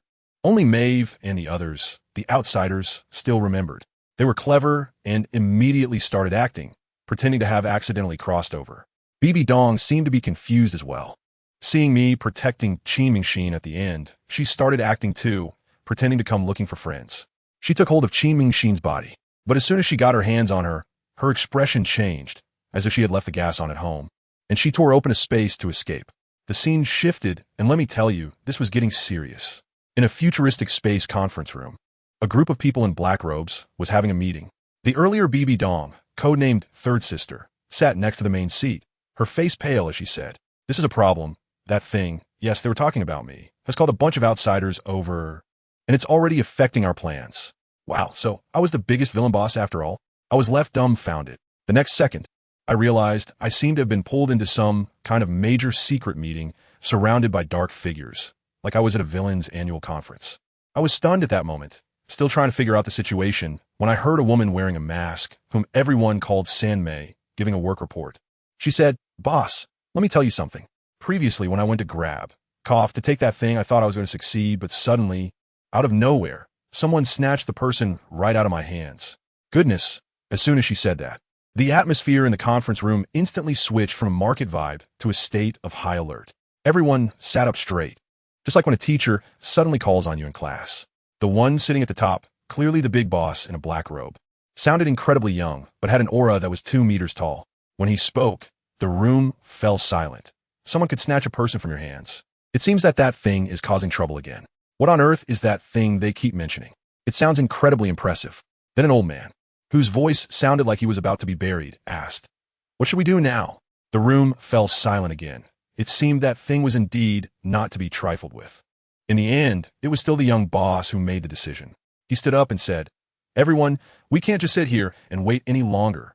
Samei's world has already been invaded, and our hometown is probably next. So, I've decided that we will first take action in Old Long's world. We must curb that thing's momentum. Everyone, get moving, assist our target, and clear the level at lightning speed. There's no time to explain. Get in the car." After he said that, these people vanished as if they had teleported, leaving only the boss, Sanmei, and another guy who looked like a total couch potato. The boss placed a hand on each of their shoulders and said, "All right, Sanmei, let's go to her world and see what's going on. And by the way, we need to fix the messed up timeline." Sanmei replied with an MM. As a result, the couch potato guy exploded with anger. "Damn, try calling me heir again. You're the heir. Your whole family is heir." As soon as he finished speaking, the 3 of them also disappeared. Then, everything went dark in front of me. When I woke up again, all I could hear was the ringing of system notification sounds, like my phone was out of credit. The multiverse trade system has been activated. Host Leng has been successfully bound. Current status, deceased. Rebirth in progress. I suddenly sat up in shock, feeling like I was dying. What the hell? Am I dead? How'd I die? I remember I was fighting with BB Dong in Douluo continent, right? Damn, my memories are so fuzzy, like they've been gnawed by a dog. The system is still chattering away, in light of the host's brave resistance against evil forces. A chance for rebirth is hereby granted, with some traumatic memories erased. The beginner's gift pack has been issued. We wish you a pleasant gaming experience. Does anyone understand? Did I gloriously sacrifice myself and then get pulled back by the system? I quickly climbed up to take a look around and found myself lying in a ridiculously luxurious carriage, my body wrapped in bandages, looking like a mummy. As soon as I moved, an old man's voice came from outside. Miss, she yes awake. The curtain was lifted and a little fairy walked in. She was about my age, and she looked so delicate that my old heart melted. Seeing my dazed expression, she gently said to me, "Don't be afraid. We're not bad people. We saw you severely injured by the roadside and brought you back." Then the old man driving the carriage shouted like he had eaten gunpowder. "Oomph. If it weren't for my young lady's kind heart, you'd be feeding the beasts by now. Why don't you thank her? Uncle Go." The little fairy immediately defended me, saying that saving a life is better than building a 7-story pagoda. And how could we just stand by and do nothing? As soon as I heard this conversation and then heard her say she was going to Yuten City later, my mind went blank. Yuten City. Uncle Go. 3-star fighter medal. Damn. The gentle and kind little fairy in front of me is none other than Nalan Yenran, who will be pressed to the ground and rubbed by Xiao Yan, the one who will not be underestimated for his youth after 30 years of ups and downs. My first thought was to run. I had to run quickly, hanging out with Nalan Yenran. Isn't that just a pure 4,399 death game? 3 years later at Yunlan's sect, I would definitely be taken down by that kid Xiao Yan's Buddha's Fury Lotus. But looking at this girl in front of me, completely defenseless and filled with concern, and thinking about her tragic future, I just couldn't bring myself to run away. No way. I, Leng Zhiying, am also a person with a system. How could I let some old copper refining dog bully me? Screw that. Protect our Nalan Yenran. With that thought, I immediately switched to actor mode, looking at her with a confused and pitiful expression. I don't remember. I only remember going up the mountain to collect herbs when I was attacked by a magical beast. I have no family. My parents were killed by mountain bandits long ago. I'm sorry, Mom and Dad, but for the sake of chasing girls, I had to put you through this for now. Upon hearing this, Nalan Yenran instantly felt heartbroken and hurriedly apologized. I seized the opportunity and hugged her thigh tightly, tearfully saying, "Miss, I'm already homeless. Please take me in. Although I have no skills, I can definitely serve as a maid and bring tea and water." The old man driving the car, Guyi, immediately drew his sword and said, "I see you are just a fraud. You even used a pity ploy to get close to the miss. Speak. What is your true intention?" I was completely stunned. This old man is really ruthless. But who am I? I'm a professional. I immediately shivered in fear, tears pouring down like they were free. "Don't kill me. I'm just a poor person. Since the old man doesn't believe me, I'll just leave." Woo-woo. You know, this tactic really works. Nalan Yenran immediately hugged me and started to scold Guyi. "Uncle Go, did you forget that you also saw her almost being eaten by a magical beast? You were just tough on the outside but soft on the inside. Wow. Turns out he's just an old Sundara." Guyi muttered something about the death warriors of hostile forces, but he still silently went back to drive the carriage. Just like that, I successfully latched on a Nalan Yenran. For the next 2 days, we were practically inseparable. She took me everywhere. I also figured out that the plot was just in time for her to go to the Xiao family to break off the engagement. Just thinking about Xiao Yan, that perverted development player with a 30-something soul in a child-esque body, who secretly stalked Xiao Suner at 6 and peeked at his cousin taking a bath at 8, made me furious. Is this it? 30 years of changes. So, Yinran's future will be protected by me. Once we arrived at the inn in Wutan City and settled down, I finally had time to study my new system properly. Let me tell you, this system understands me so well. Main quest: only kill Xiao Yan. Side quest: 1-6 publicly humiliate Xiao Yan when Nalan Yenran calls off the engagement, preventing him from saying 30 years on the east side of the river, 30 years on the west side of the river. Don't bully the poor youth. If this phrase can be stifled, I will receive an extra reward. Family. This is simply my Roman Empire. I was so excited that I trembled on the spot. This kind of challenging task is what makes it interesting. Then I opened the beginner rewards, a 3-choice item card. I glanced at it and decisively chose the third one. Rearmament of Kihar 4. This thing is amazing. It directly gave me back all the soul skills from my previous life in the Douluo continent, including the abilities of the Moon Demon and the Monkey Talisman. Although the soul rings are gone and the skills have turned into some passives and supports, the feeling of familiar power returning to my body is simply exhilarating. Only a Douzone can walk on air? Hee hee, sorry, I have the moon demon. I can fly right now to show you. Then I opened the beginner gift pack, knelt down, put my hands together, and shouted, System God is amazing. Then I clicked fiercely. Ding. Reward obtained. Lamp God Jeffrey's lamp. McCree's revolver. World coins 5,000. That lamp god is a good thing. It is said to perfectly solve any predicament. Simply a game changer. All right, equipped and ready. The cheat is in, Xiaoyin. You better wash your neck and wait. Your future wife? Oh no, your future opponent? I, Cold Shadow, am here to deliver a package to you. When I open this package, good heavens, the instruction manual is bigger than my face. I patiently took a look. Simply put, this system is called the World Trade System. Its core function is one word: money. Anything can be recharged into money. And in the mall, I can buy anything I've obtained infinitely with money. Family. Who understands this? ISNT this just a money printing machine? Heavenly level combat skills? Infinite duplication? Top grade elixirs? Infinite wholesale? Alchemists and blacksmiths can all be laid off. Besides printing money, I can also buy trade cards to do business with people from other worlds and even recruit henchmen across worlds. I pondered for a moment. ISNT this just officializing the operation of turning my previous life as soul rings into resources and exchanging resources for henchmen. Then I opened the task panel. And let me tell you, this system is simply my internet mouthpiece. The main quest has only one line: kill Xiaoyin. Below is a side quest.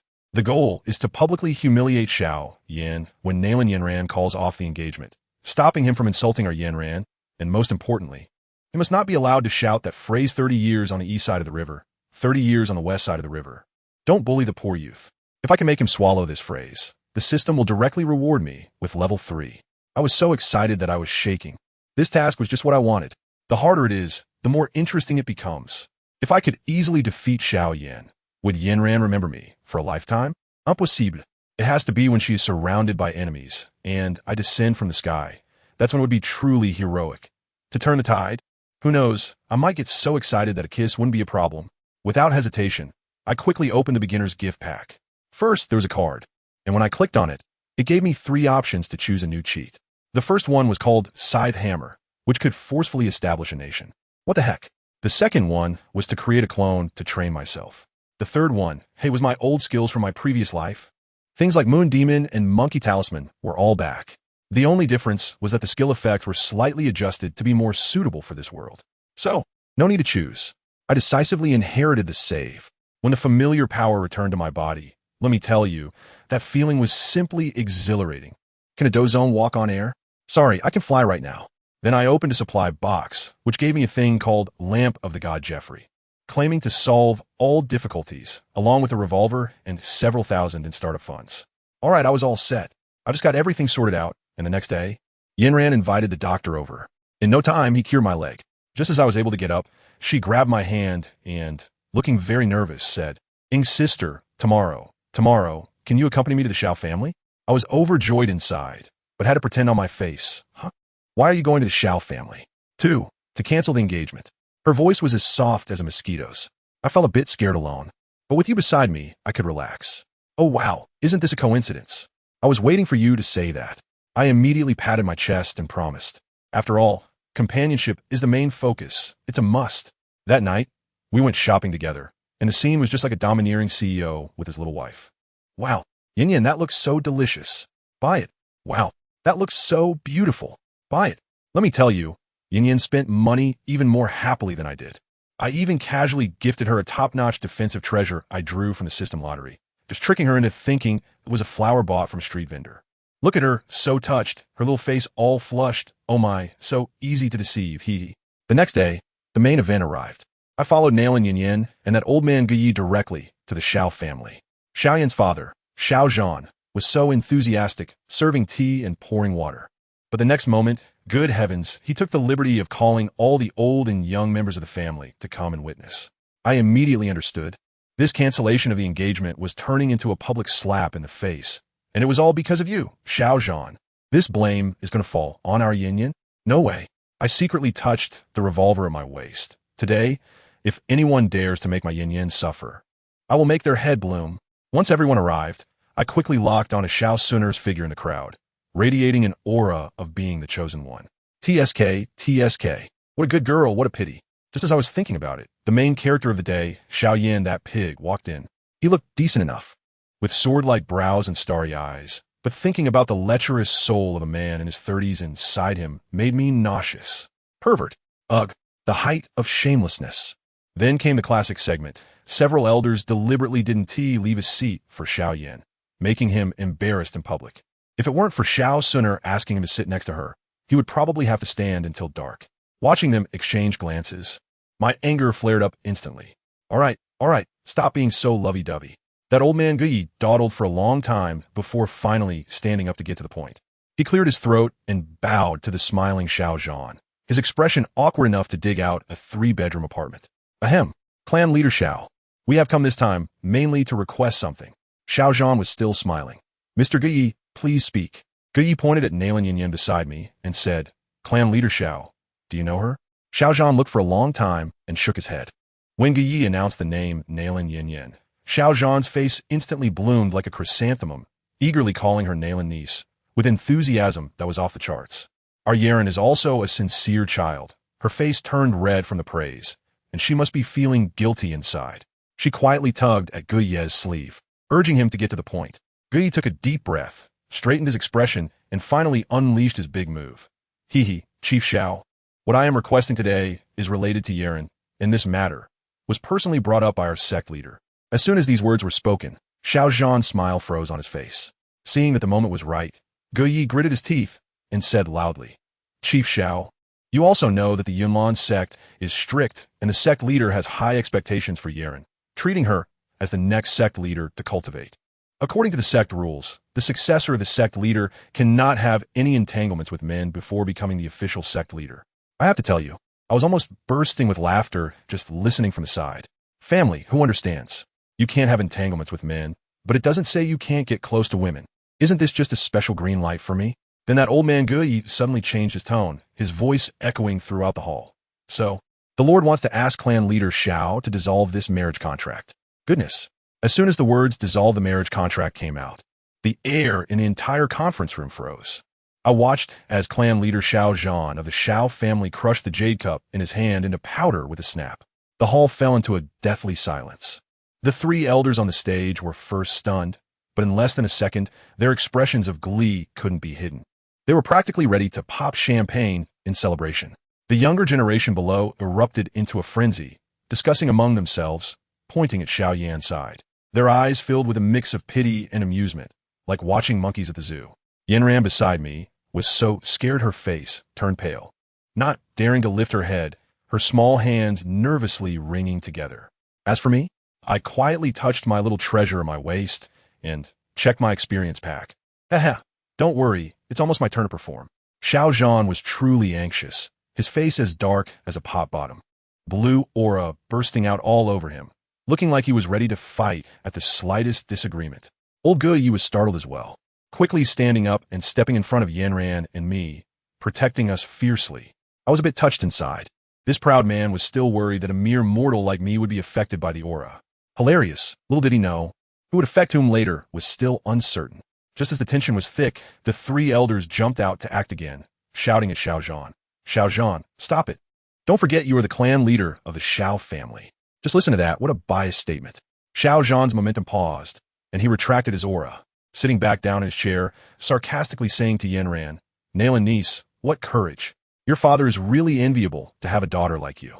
Yanran was startled, her delicate body trembling, and she meekly called out, Uncle Xiao. No, just call me clan leader Xiao. Xiao Zhan waved his hand coldly.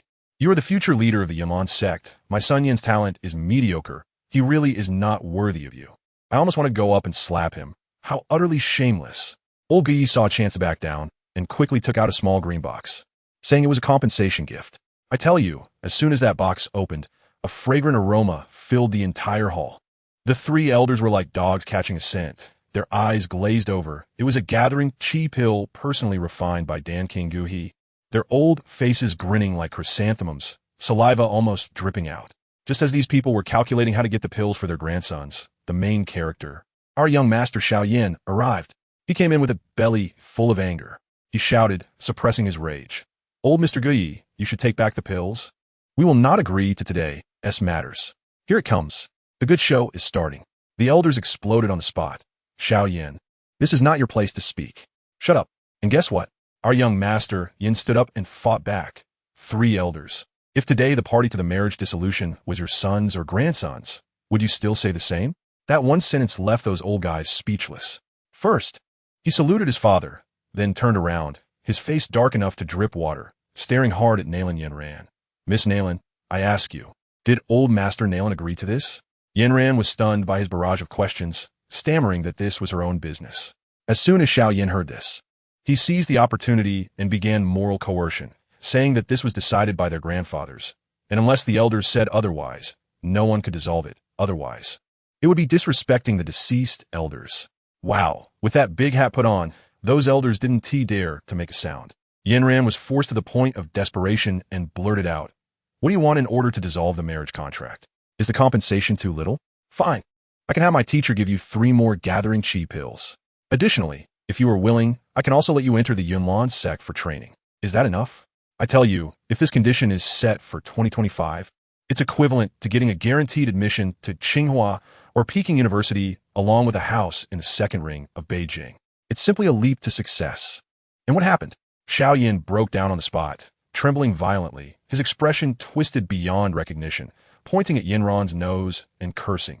You bitch. This is really too much. I wish I could crush you to ashes. Family, who understands?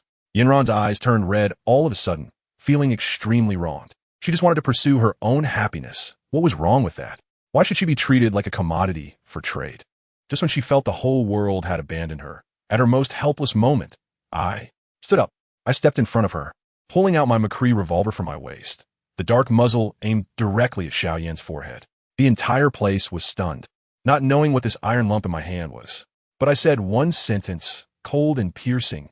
You, say another word and you'll die. Others might not recognize it, but Xiao Yin surely did. He was a time traveler. Cold sweat instantly streamed down his forehead. He knew that this thing could send him away before his father even reacted. Seeing his cowardly appearance, I felt relieved. A smirk on my face as I looked at him mockingly. Xiao Yin, how dare you publicly insult my lady? What should be the punishment? I'm sorry, I shouldn't have. My life is at stake. Xiao Yin quickly backed down, his previous arrogance extinguished in an instant. Since Miss Nalan wanted to annul the engagement, then so be it. Agreed? Then let's put your fingerprint. I tilted my head, signaling Gu Yi to bring down the annulment letter. Xiao Yin bit his finger, honestly pressing his fingerprint without daring to say another word. His father, Xiao Zhan, was left dumbfounded, unable to understand why his son had suddenly changed his demeanor. I looked at the divorce letter in my hand, a wicked smile on my face, and continued to speak to Xiao Yin. Signing the divorce letter is just what you should do. We haven't settled the score for insulting my family's young lady yet. Since there are so many people here today, why don't you share what unspeakable things you did when you were 6 and 10 years old? Don't think about hiding it. Heaven is watching. My voice grew louder, aiming to humiliate him in public. Xiao Yan's face turned red and pale at once. He certainly knew what I was talking about. Beside him, Xiao Suner also changed her expression drastically. No, I can't possibly. Just as Xiao Yin was about to stubbornly deny it, I gently pressed the trigger. The crisp click sounded like the death knell. Xiao Yin glanced at the gun in my hand, then at the pale-faced Xiao Suner, his veins bulging, and finally, he resigned himself. His face became expressionless as he spoke in a deadpan tone. When I was 6, I sneaked into Suner's boudoir to unblock her meridians. At 8, I stole my cousin Xiao Mei's changed underwear. At 10, I peeped at my cousin Xiao Yu taking a bath. Are these enough to serve as an apology? As soon as he finished speaking, the crowd erupted in an uproar. No wonder Suner always stuck to Xiao Yin. It turns out she was touched when they were young. TSK, looking at it this way, Suner isn't such a good person either, killing people and striking at their hearts. The discussions among the crowd pierced Xiao Suner's ears like knives, leaving her heart in ashes. She never expected that the Xiao Yin brother she defended would sell her out completely to save himself. The look she gave Xiao Yin lost all color, and instead, she shot me a fierce glare filled with killing intent, turned around silently, and left the venue. Xiao Yin instinctively wanted to chase after her, but I stopped him. Wait. Leave the ring on your hand. Then you can get lost. He glanced at me, didn't dare to say anything harsh, obediently took off the ring and threw it on the ground, then hurriedly chased after her. I gestured for Gu Yi to pick up the ring. then pretended to apologize to Xiao Zhan. Yin Ran, who was beside me, blushed when she heard my analogy, and I couldn't tell what she was thinking. Xiao Zhan sighed and directly issued an eviction order. We didn't stay long and pulled Yin Ran away. The people from the Xiao family looked at me with eyes full of fear and admiration. With just a few words, I had brought the proud daughter of the heavens. Siosuna tu disgrace. This was simply inhumane. As soon as I got the ring, I eagerly sold it to the system. Nearing ring, worth 10,000 world coins. This means that the medicine elder is not inside this ring. I knew the protagonist's golden finger wouldn't be so easy to take away. But it doesn't matter. The task is complete. The reward is in hand. A handheld 88mm anti-everything cannon. Grade 6, very cool. Plus 35,000 world coins. Yin Ran was like a frightened little quail the whole time, gripping my hand tightly and unwilling to let go for even a moment. After all, she is just a 14 or 15-year-old girl. It seems I will have to stay in Wutan City for a while longer. My relationship with Xiao Yin has been completely solidified. But this matter, I really can't tell Sister Yin Ran. We have been having so much fun wandering around Wutan City these past few days, but she also noticed that I was preoccupied with something. Sigh. There's no way I can tell her I'm staying to take down a future continental ceiling, right? So, just as I left the city gate, I had to come clean to her. Sister Yin Ran, I'm sorry, but I need to stay here for a while longer. I have some personal matters to deal with. I told you, her eyes dimmed all of a sudden, and it made me feel quite uneasy. But she didn't ask much, being very understanding, and just said she knew I had something on my mind and there was no reason to stop me. Before leaving, I thought I should leave her something for self-defense. I directly took out my treasure from the system, a shiny revolver, along with a whole box of bullets, and handed it to her. I told her, Sister, this is a family heirloom. It's incredibly powerful. Under the Great Fighter, it hits the target every time, and even if you encounter a great fighter, a surprise shot can send them away. She was completely taken aback and said this thing was too precious to accept. Of course, the most amazing thing about it is that it doesn't require any cultivation level. Even an ordinary person can use it. It's simply a godly weapon for turning the tables. I don't care about that. I just shoved it to her and casually said, Take it. Who are we to each other? Let's consider it. Our token of love. Who understands us? Family. Nailing Yinran's little face instantly turned red to her ears. She was saying something about women and women. But her hands were honest and directly put the gun away. Hey, this move, I really nailed it. And guess what happened? She handed me a purple gold card, saying it had 500,000 gold coins in it. Worried I wouldn't have enough money outside. Sisters, I was teary-eyed at that moment. This soft rice is just too delicious. Without saying a word, I accepted it, and my little plan was clicking in my mind. This seed money is like a timely rain. My plan is simple. Xiaoyan wants to get rich through alchemy, right? Fine, whatever he sells, I'll buy. Then I'll use the system to replicate 10,000 copies and sell them at cost all over the city, using his own stuff to take him down. The key is to cut off his resources. After sending off Sister Yinran's carriage, I felt a bit empty inside. But thinking about the big things to come instantly fire me up, I went straight back to the city, found the best inn, booked it for a week, spread out my paper and pen, and started reviewing Xiao Yan's entire script in Wutan City. The foundation building liquid fired the first shot. The adult ceremony shocked the whole place. Then he made a fortune through pills, easily took down the Gale family, and finally walked away coolly. I know this routine well. Directly killing him? That's definitely not an option. There's a Do Huang bodyguard next to Xiao Suner and an old monster sleeping in the ring. The risk is too high. So, my plan is to completely strangle him economically. I opened the system panel and saw that the task had indeed been updated. The main quest is still to kill Xiao Yan, but there's an additional auxiliary task, which is to completely prevent Xiao Yan's actions in the Wutan City dungeon. And the rewards are quite generous. I looked at my pitiful level and then at the ample Wanjia coins in my account. Family was called the power of money. I first used up all the experience packs I'd saved, then started spending money like crazy to level up. 37, 38, 39, 40. Ding. The system notified me that I had broken through to level 40 and became a 1-star Doling. Let me tell you, that feeling was absolutely exhilarating. With just a tap, my cultivation skyrocketed like a rocket. Who can withstand that? Plus, I got a new skill for free called the Eye of the Emperor, which can see through all disguises and invisibility. It's basically a physical cheat. This immense fortune has finally come my way, with my strength in place. I had to go out and show off. 2 days later, I directly stormed into the middle auction house. I donned a noble lady's aura skin, exuding a cold vibe that kept strangers at bay. just standing there made me the center of attention. I wanted to be this high profile, to let Xiao Yin see me, to let him know that I was thriving and to infuriate him, hoping he'd get so worked up that he'd come to me willingly. Sure enough, as soon as I reached the entrance, I saw a figure wrapped tightly in a black robe. I didn't even need to use the eye of the emperor. That King aura could only belong to Xiao Yan. The old man in his ring was probably stunned by my 15-year-old doling strength and kept advising him not to provoke me. But Xiao Yan? You know, the look in his eyes beneath the cloak was filled with such hatred that it felt like it could cut me. Endure? If he could endure. He wouldn't be the Xiao Yan who had gone from rags to riches in 30 years. I completely ignored him and was directly treated as a top VIP by the guards and invited inside. The best private room. A group of beautiful young ladies serving tea and pouring water, peeling fruit and feeding it to me. What a treatment. Meanwhile, our classmate Xiao Yin could only crawl in the dark corner of the hall below. Soon, the auction began, and when Yafei took the stage, wow, she was utterly enchanting, full of charm, almost made me, a woman, bend over. I boredly glanced around, and with my emperor's eye, I spotted a figure in a black robe in the corner. It was Xiao Yan's angry face. Our eyes met in the air. He was probably thinking about how to kill me, while I was plotting how to toy with him. Finally, his bottle of Foundation Establishment Spirit Liquid was brought out as the main attraction. Yafei was prattling on, hyping it up to the heavens. The old men from several families below were like fighting cocks, each raising the bid. Xiao Zhan also stepped in, raising the price all the way to 40,000 gold coins. I've been waiting for this moment. I slowly raised my hand and said 50,000. The entire venue fell silent in an instant. Xiao Zhan probably didn't expect this mysterious young lady to make a move. He gritted his teeth and added 55,000. I didn't even raise an eyebrow and directly said 60,000. Family, what does it mean to strike from a higher dimension? Xiao Zhan immediately wilted and sat back down dejectedly.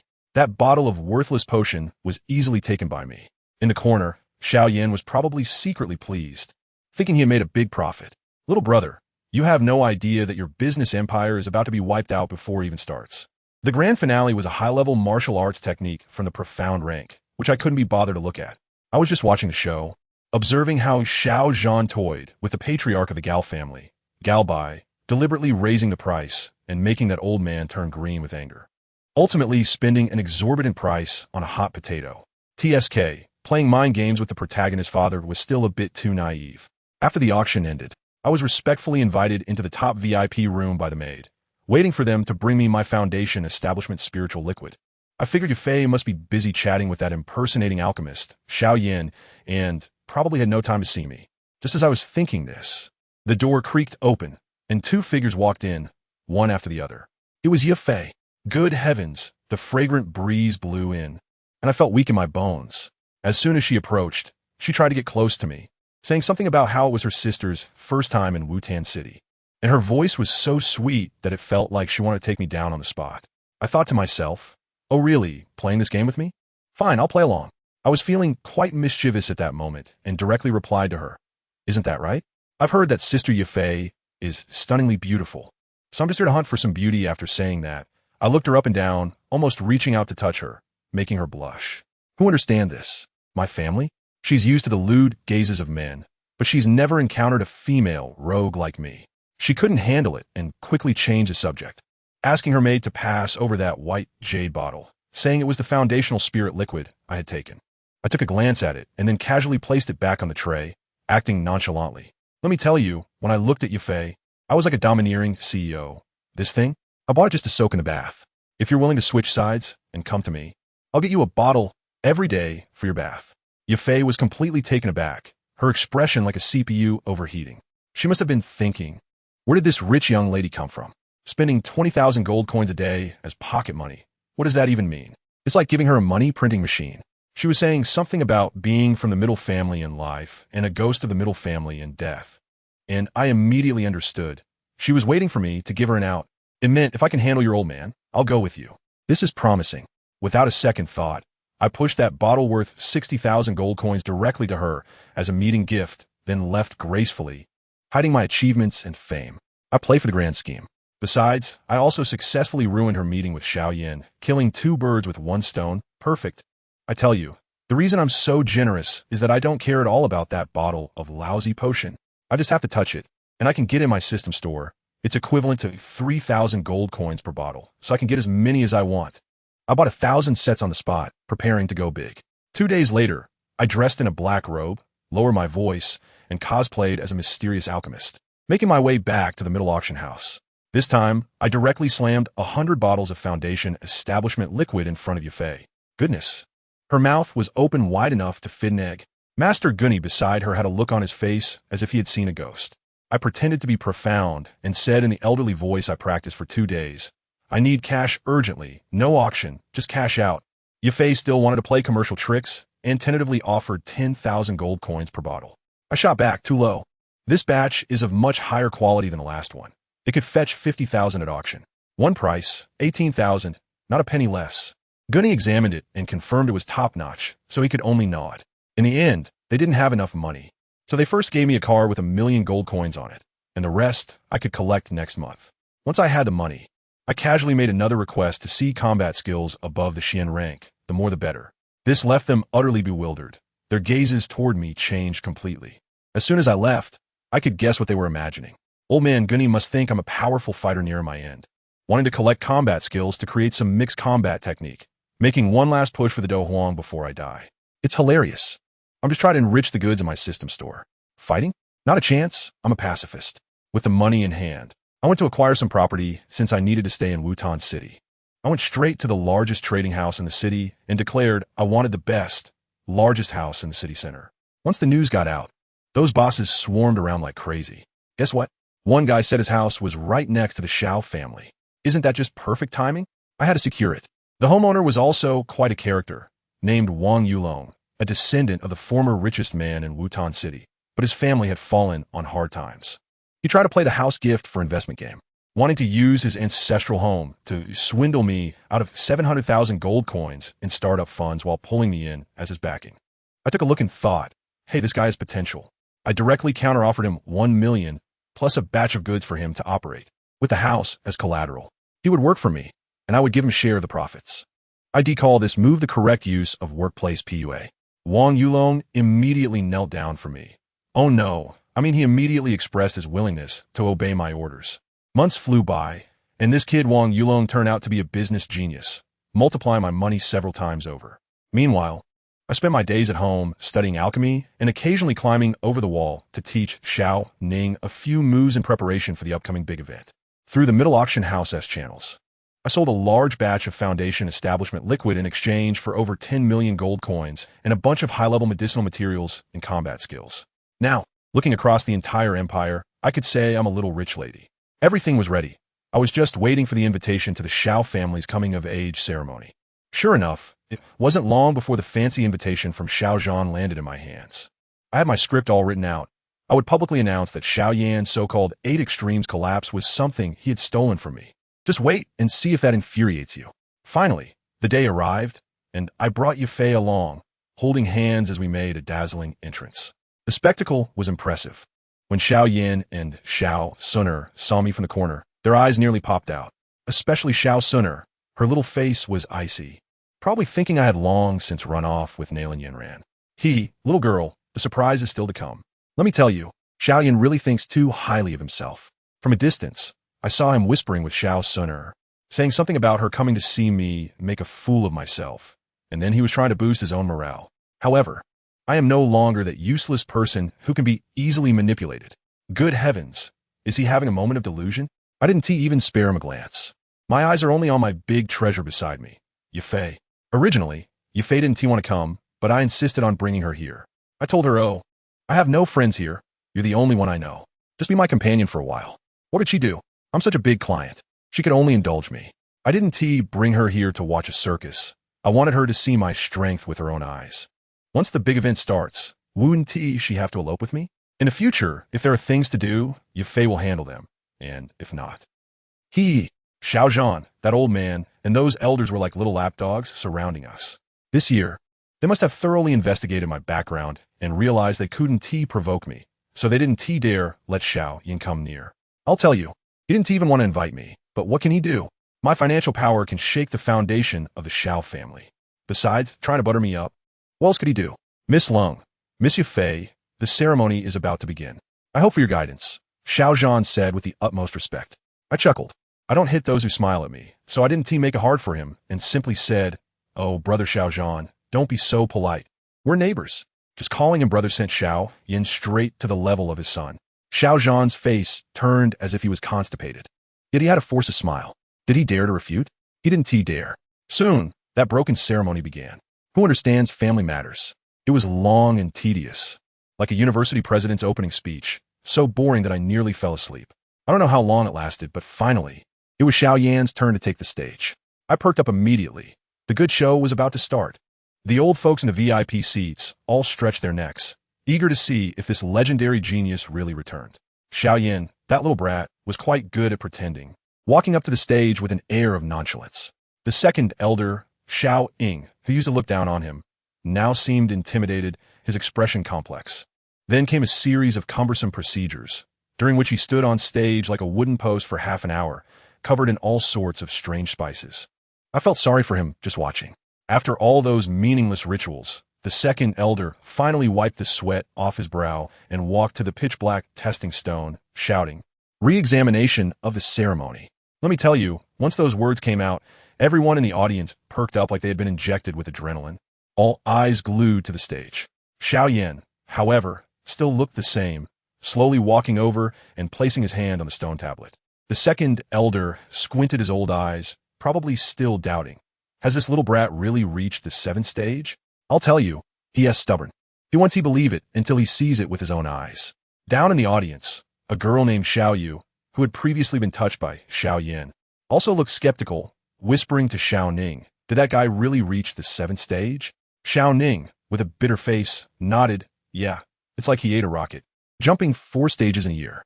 As a result, Xiao Yu was still unconvinced, stomping her foot and cursing. I want to believe it until I see it. He must have cheated last time. Her mocking smile hadn't even faded, and her words got stuck in her throat. Buzz! Suddenly, the large black stone on the high platform erupted with golden light. Several flamboyant characters dazzled everyone's eyes. Fighting energy, 8th stage. The entire venue fell into a deathly silence. Good heavens, it was utterly quiet. In the VIP section, the sound of teacups clattering to the ground echoed. The representatives from various forces had their jaws nearly drop, looking as if they had seen a ghost. They originally came to witness a miracle of 4 stages in a year, but instead, he performed a miracle of 5 stages in a year. With such a cultivation speed, who wouldn't be confused? I was almost laughing my head off inside, looking at these country bumpkins who have never seen the world. 5 stages in a year? What the hell is that? I can level up 4 major stages in a single day. Those people have already started gasping in awe, thinking that the Xiao family is going to produce a dragon this time. Surely, we'll see a Do Huang come out of this. Yafei was also beside Xiao Zhan, exchanging pleasantries. Congratulations, clan leader Xiao. Young master Xiao Yan's talent is truly astonishing. Xiao Zhan's old face was grinning like a chrysanthemum, and he was feigning modesty, saying, oh, this kid's talent is just a flash in the pan. Who knows what will happen later? Before he could finish, I couldn't take it anymore and said softly, don't worry, brother Xiao Zhan, he will. Instantly, the temperature in the room dropped to freezing point. Everyone fell silent, looking at Xiao Zhan with the gaze of someone watching a fool. It was evident to any discerning eye that Xiao Yan and I were not on good terms, and it was the kind of animosity that could lead to death. On stage, Xiao Yan withdrew his hand and asked the day's second elder, is the test over? The second elder jolted awake, nodding like he was in a dream. Oh, it's over. When the golden light dissipated, the second elder cleared his throat and announced loudly, the ritual retest is complete. According to the rules, the next step is the challenge round.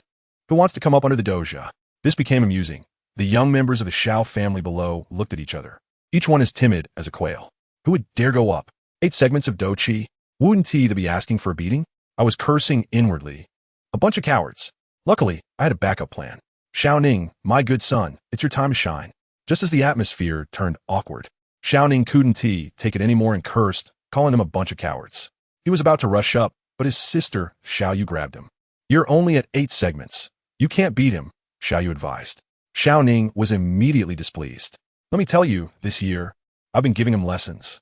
I specially found an opportunity, covered my face, and acted like a hermit to give him a pile of advanced fighting techniques.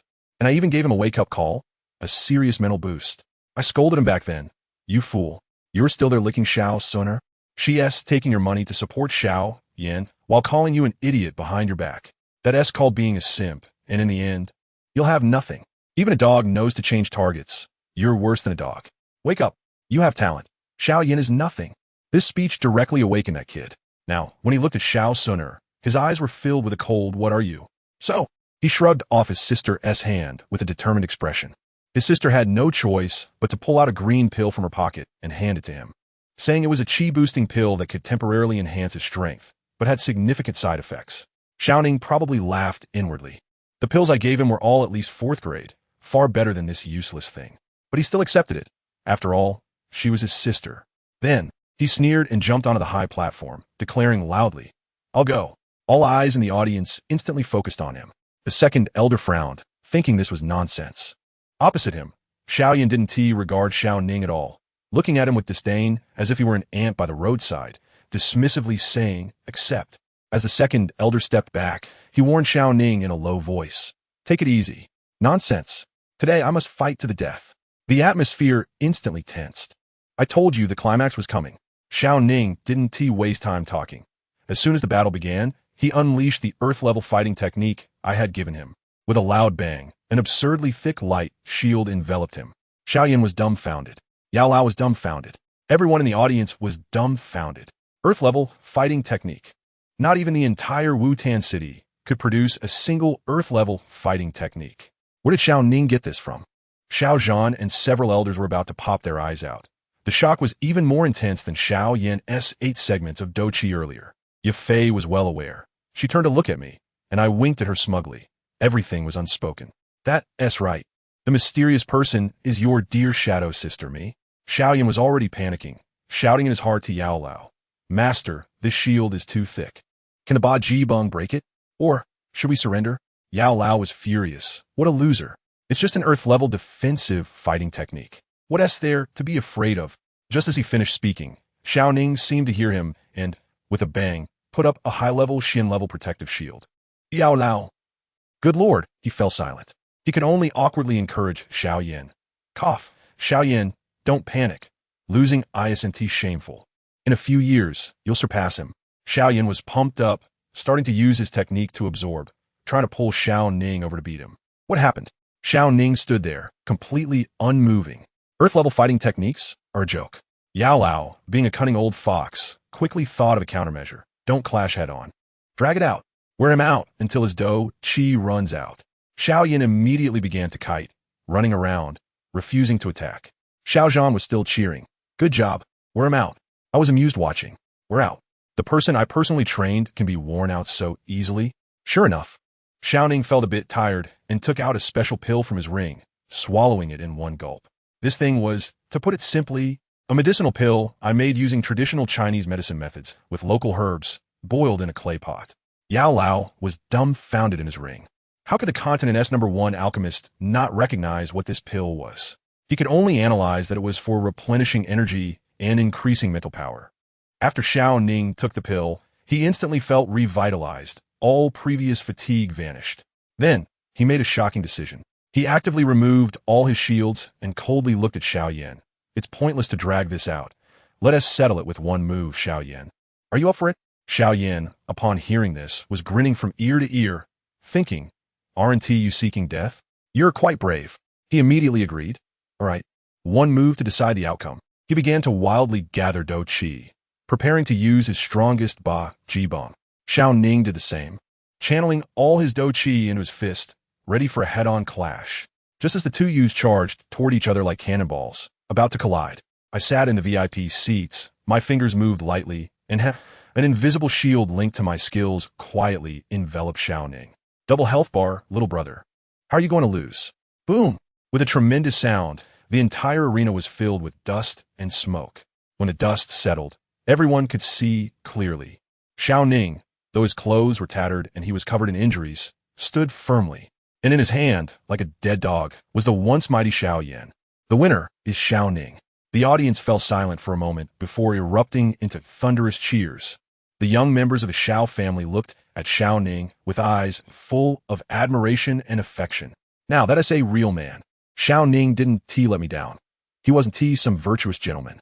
He stepped directly on Xiao Yin's head, rubbing it fiercely against the ground, then turned to Xiao Sun's direction and boldly extended his middle fingers. This gesture, of course, was also taught by me.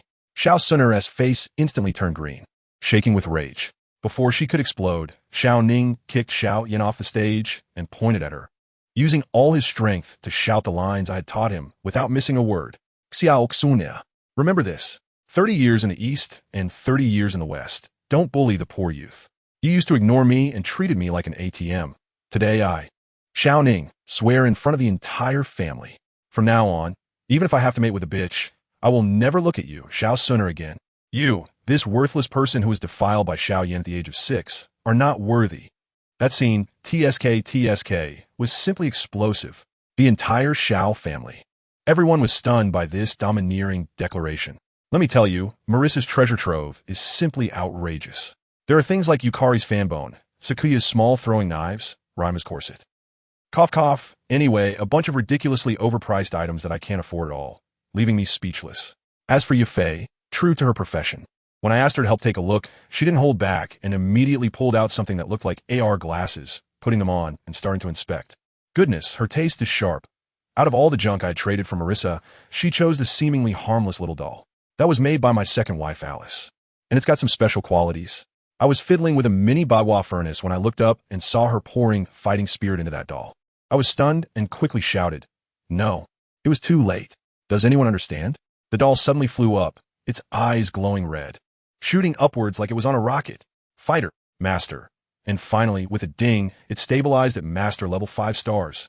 Without saying a word, it raised the little broken gun in its hand and charged straight at Yufei's forehead. My goodness. At that critical moment, I quickly used my owner privileges to remotely recycle the item with one click. That doll disappeared with a puff. Yufei was so scared that her little face turned pale, repeatedly patting her chest, asking me what on earth that thing was. I explained to her that it was a guardian doll, but it only recognized a special type of magic. If you infused it with another kind of energy, it would assume you were attacking and would retaliate with a righteous execution. I must say, trading this thing is extremely profitable. At Magi SA, a single doll costs only 200,000 multiverse coins, and the accompanying battery magic bottles are dirt cheap. Once it's brought to this Dookie continent, you could sell a powerful Dome Master bodyguard for a fortune. The profit, let me tell you, could easily let you race around a Kinuma mountain a few times. Why did I go to such great lengths to bring Yufei here? Isn't it all for this? Yufei's mind works faster than mine. She immediately understood, her eyes sparkling, asking me if I had that kind of special energy. Of course I do. I have as much as you want. I winked at her, grinning like a fisherman ready to haul in his net.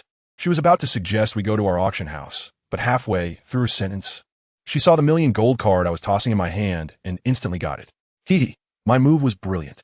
She had previously misappropriated public funds to treat me to a meal, and if I refused to reimburse her, she'd face family scrutiny when she returned, ending up in a miserable situation. This was forcing her onto my pirate ship. Yufei's little face was puffed up with anger, and I bet she cursed me 100 times in her heart. But am I that kind of person? I turned around and tossed the gold card to her, saying in a particularly domineering manner, "No, it's not your auction house. It's our auction house." I pointed at the quirky items on the table and asked her, "Is this enough to support a new business association?" Yufei was directly stunned, probably recalling the previous elopement joke. She thought I was joking, but little did she know I was serious. On one side was her cold family treating her as a tool, and on the other was a mysterious big shot me, treating her as a partner. Was there any choice to be made? She immediately decided, let's do it. However, this small place of Wutan City wouldn't do. We needed to go to Gamma, Holy City. By the way, you need to help me get away from the Maitel family. A small matter. I readily agreed. The affairs of Wutan City were also coming to a close. Now that Yufei had run away, there was no need for the rest of the plot. In the following days, I quickly arranged the aftermath. I left a large sum of money and a cultivation notebook by Marissa for Xiao Ning, allowing him to continue being the family's king of wealth. I also gave Wang Yulong 3,000 bottles of foundation-building elixir, so he could help the Wang family take off and completely crush Xiao Zhan's lineage, cutting off any chance for Xiao Yin to turn the tables. Yufei also swiftly handed over her work, left a letter, and secretly slipped away with me. Just like that, I left Wutan City, where I had stayed for over a year, with Yufei, who was hiding in the carriage like a thief. As soon as the wheels rolled out of the city gate, Ding! A system notification exploded in my head. Congratulations to the host for completing the auxiliary task. Reward: 15,000 multiverse coins, 10 spacetime crystals, skill upgrade card, random traveler summoning card, and a dragon egg. Overall evaluation: excellent. Additional reward: 15,000 multiverse coins. Level 1. Goodness awesome. Without a second thought, I first used the skill upgrade card on my Emperor's Eye. Ding! Upgrade successful. The effect was a complete transformation. I could now see through anyone higher level than me, instantly identifying the levels, information, and even item values of everyone. I glanced at Yafei beside me, and a clear number floated above her head: 22. Incredible. Next was that dragon egg. I thought it would be quite impressive to hatch it as a mount. But then the system, that old rascal, made me spend 10,000 to buy an incubator first. Fine, I bought it. Then it told me, incubation time, 14,861 years. Me? Are you trying to send me off? Huh? The system immediately popped up again. Would you like to purchase the acceleration service? 1,000 world coins to accelerate by 1,000 years. Great, you just tricked me out of 15,000. But since I've already spent the money, I can't let the egg go to waste. I gritted my teeth and bought it. Purchase successful. You have obtained a little dragon girl, Kana-chan, as the system prompted.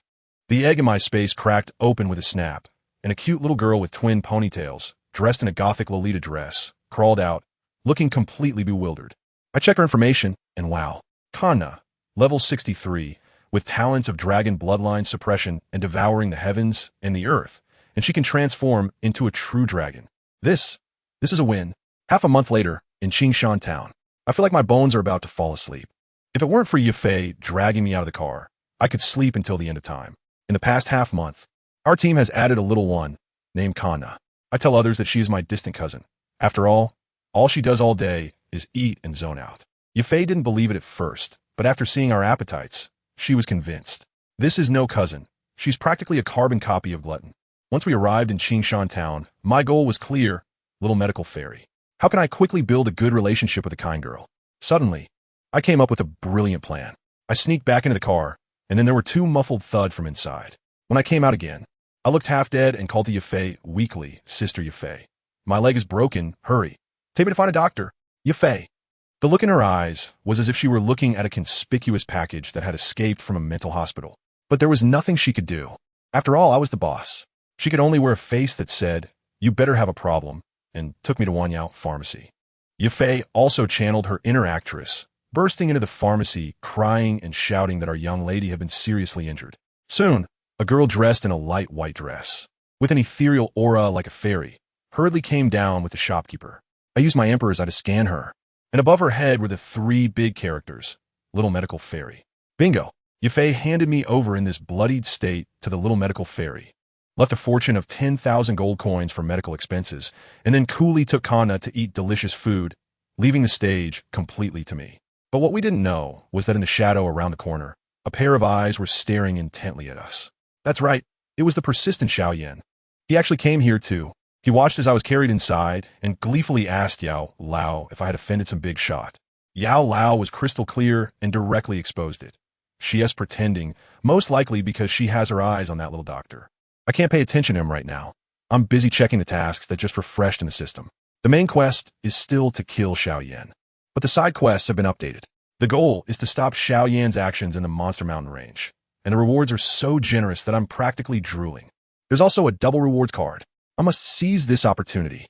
After reading the quest, I slowly came to my senses, and as soon as I opened my eyes, I met the worried gaze of Xiao Yixian. She has a gentle and lovely appearance that becomes more pleasant the more I look at her. I immediately put on a dramatic act, forcing out beads of sweat with my fighting spirit, pretending to be in excruciating pain, biting my lip hard, with tears welling up in my eyes. Sure enough, Xiao Yixian's heart softened. Seeing me in such a pitiful state, she helped wipe my sweat and comforted me. I took the opportunity to grab her hand, as if holding onto a lifeline, mumbling pitifully, evoking tears from those who heard it. In the end, Xiao Yixian made up her mind and said she had a secret recipe that could help alleviate my pain, but I would need to sleep for several days.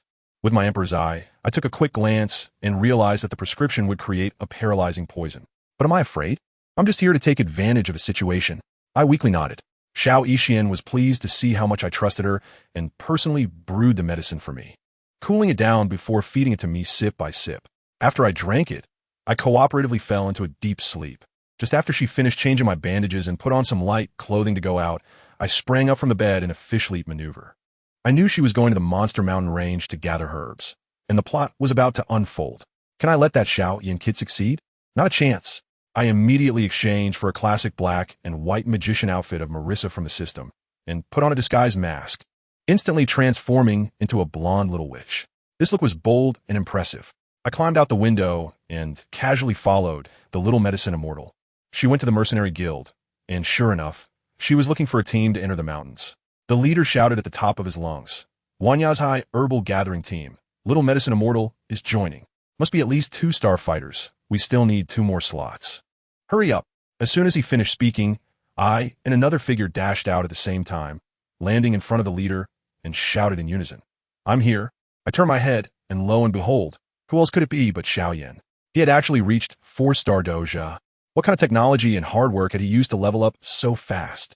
He stared at me fiercely, the hatred in his eyes almost palpable. It seemed that Yao Lao had already informed him of my identity. We were locked in a stare, the tension so thick it could be felt from 800 miles away. The one to break the silence was surprisingly the mercenary leader. He was about to say something like, "Little brat, stay out of this," when Xiao Yin and I each threw a punch, and the big tree beside us snapped with a loud crack. The leader immediately swallowed his words, stammering, "Forget what I said. It's you two. Get in the car." I have to say, that kid Xiao Yin is really stubborn. He actually didn't run away. I guess he's also having some doubts in his heart. If I really wanted to kill him, I would have made a move in the cave last time. Why wait until now? Who understands the family matters? I really can't just get rid of him. After all, because of that broken contract with the system, if he dies, old Yao would go down with him. That would mean I failed the mission, right? At that time, signing this contract made me feel like I was at a disadvantage. But thinking back, if it weren't for this relationship, that old guy Gu Yuan would have probably investigated me thoroughly and found out I have no background at all. And that would truly be life-threatening. Right now, he doesn't dare to touch me, so that's okay. Anyway, the main task is to cause damage to Xiao Yan. I can't kill him, but I can still give him some trouble, right? For example, I could take off his 3rd leg.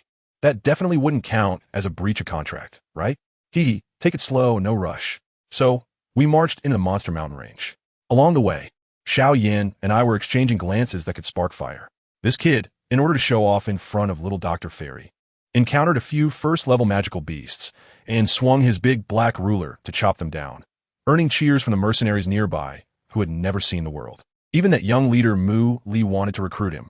The most annoying part was that little Dr. Fairy looked at him with curiosity, and my heart was ringing alarm bells. No way, I can't let my cabbage be trampled by pigs. When we reached the outskirts of the mountain range, little Dr. Fairy pointed to an open space and suggested we set up camp there. That Mu Li was simply little Dr. Fairy's #1 sycophant. Whatever the goddess said was what he did, and he immediately arranged it. As soon as the camp was set up, the herb gatherers scattered, and Xiao Yan wandered off into some forest alone. I saw my opportunity. Sure enough, little Dr. Fairy sneaked away from the main group and headed towards a cliff. I thought, isn't this just like what was written in the script? So I quietly followed her. I saw her walk to the edge of the cliff, confirm that there was no one around, and then slide down a rope. I had no intention of following her down because I knew that old dog Xiao Yan would definitely pass by coincidentally, then run into little Dr. Fairy, who had just come up from treasure hunting below, creating a classic scene of a hero saving a beauty and threatening her at the same time. I had to let him perform that whole scene by himself. Sure enough, after a while, Xiao Yan came over and bumped right into little Dr. Fairy, who had just climbed up. From a distance, I could see them pulling at each other, looking quite intimate. And then it seemed they reached some sort of mutual agreement and headed back to the camp together. I let out a cold laugh. It's my turn to take the stage now. I jumped straight off the cliff, and with my emperor's eye, scanned the area to find the hidden cave in the mountain wall. There was a big stone door at the entrance. Wow, isn't this just pure white delivery? I found a switch and pressed it gently, and the door opened. Once inside the cave, it was dark and eerie, filled with swarms of poisonous snakes and scorpions that were simply annoying. Without hesitation, I unleashed a clearing move, turning all those little nuisances to ashes. After walking for what felt like an eternity, I was suddenly greeted by a vast stone hall. Let me tell you, the scene was incredible. The ground was piled high with gold coins and gems, carelessly thrown about like trash. In the middle of the hall, there were 3 chests. These must be the treasures left behind by the original owner. But I didn't rush to open the chests. Instead, I walked over to the skeleton on the throne beside me and punched it, turning it into dust. No joke. What if this thing suddenly resurrected and gave me a jump scare? Who would I complain to? After scattering the ashes, I picked up 3 keys and a fragment of the pure Lotus Demon fire map from inside. Then I collected all the treasures from the chests. But this couldn't just end here. I had to leave a surprise for that old dog Xiaoyan. I exchanged 3 Alice dolls from the system store, activated them, and stuffed them into the chests, locking them up afterward. I even used the hair I collected from Xiao Yixin's room earlier, allowing the dolls to recognize her scent, ensuring they wouldn't accidentally harm my own people. Next up was my personal performance time. I activated my disguise technique, and my whole body instantly began to shrink. My skin became dry and wrinkled, and my hair turned completely white, transforming me into a decrepit old man on the verge of being buried. That's right. My plan is to impersonate a bootleg grandpa, personally passing down my skills to Xiao Yixin, while also establishing an unbreakable bond with her under my current cold and lonely identity. I wiped the throne clean, sat down, and struck a pose like a wise sage, then closed my eyes to wait. This disguise relies on an information gap. I don't believe that old guy, Yao Lao, can see through it. I don't know how long it took, but a loud noise from the cave entrance woke me up. They're here. I was delighted inside, but I still remained expressionless on the outside, barely lifting my eyelids. At this moment, Xiao Yin and the little doctor were walking in with torches. The little doctor found it strange. Why was this cave so quiet? Not even a snake? Xiao Yin, indifferent, said, "Isn't it better that there are no monsters? Let's grab the treasures and run." He thought I had left and was feeling quite pleased. The two of them walked to the center of the hall and were immediately dazzled by the piles of gold and silver. Xiao Yin, in his usual useless manner, lunged at the coins, stuffing them into his mouth and then frantically packing them into his ring. The little doctor, however, ignored him and immediately spotted me on the throne. At first, she thought I was a corpse and was startled. When she realized I was still alive, she was even more frightened. This girl is truly kind. She immediately apologized, saying that they were passing adventurers and didn't mean to disturb me. If we interrupted your rest, we'll leave right away. Xiaoyan also sensed something was off and hurried over, taking out his big ruler, looking at me warily. Under their gaze, I, the skeleton old man, slowly stood up and said in a hoarse voice that could scrape off 3 layers of dust, "My name is the pure Lotus Demon Saint." Saint. Xiao Yin and Yao Lao in the ring were instantly shocked. A Do Saint powerhouse? A single breath could blow them away. Yao Lao quickly checked and found that I only had the aura of a Do Leng, which made him breathe a sigh of relief, telling Xiao Yin, "Don't be afraid." Xiao Yin, "Yes, just a Do Leng now. It's fine. I can handle him." Upon hearing this, Xiao Yin's courage grew. I was almost laughing madly inside and continued to act. "Since you two have reached here, it means you have a connection with me. I will choose one of you to inherit my legacy. As for the other person, knowing my secret, naturally cannot leave alive." Upon hearing this, Xiao Yan's eyes lit up, and his little schemes were almost written on his face. He definitely thought this legacy belonged to him, and he didn't care about the little doctor's life or death. Then, I leisurely threw out the next sentence, which immediately made him feel like he had fallen into an ice cave. "However, I naturally cannot share a disciple with anyone else. Do you think that that's right, Yao Chun?" At this point, it was Yao Lao's turn to be dumbfounded. He immediately seized control of Xiao Yan's body and bowed deeply to me, saying, "Senior Demon Saint, we did not mean to disturb you. Please spare us." I said slowly, "Sure, but if you disturb my peace, there has to be a price to pay. Cut off an arm." Upon hearing this, Medicine Elder thought it was just a matter of losing an arm, a small issue, and was about to agree immediately. I quickly added, the 3rd arm. The air instantly thickened. Medicine Elder's face turned pale. He wanted a bargain and was even prepared to fight. "Would I let you succeed?" I directly summoned a cluster of blue flames from my fingertips. This thing was no ordinary item. It was the Phoenix Fire I rented from the system for 500 million world coins. Its aura was overwhelming, and this move was a dimensional strike. When Medicine Elder saw the flames, his pupils shook. There's a class suppression between different fires. His Bone Spirit Cold Fire was not even worthy of carrying shoes for the pure Lotus Demon Fire. He didn't dare to gamble and immediately backed down, with a sorrowful face saying, "Senior, I admit defeat. Those who recognize the situation are the wise ones. Go ahead." I quickly sold the Phoenix Fire back to the system. It pained me greatly. Then I casually took out a small knife and threw it to him. A piercing scream came from Xiao Yan's body, but it was quickly suppressed by Medicine Elder. Then a heart-wrenching ah echoed throughout the cave. Medicine Elder closed his eyes and swung down the knife, then collected the bloody item and ran away without looking back, his speed faster than a rabbit. Xiao Yixian, who witnessed this scene, was stunned, but to be honest, she was probably applauding in her heart. After sending away the pestilence, I immediately changed my expression and spoke to Xiao Yixian in an extremely kind tone. Come here, child, come to my side. I spun a tail and accepted her as my disciple, then diagnosed her with a cursed poison body. I gave her two choices.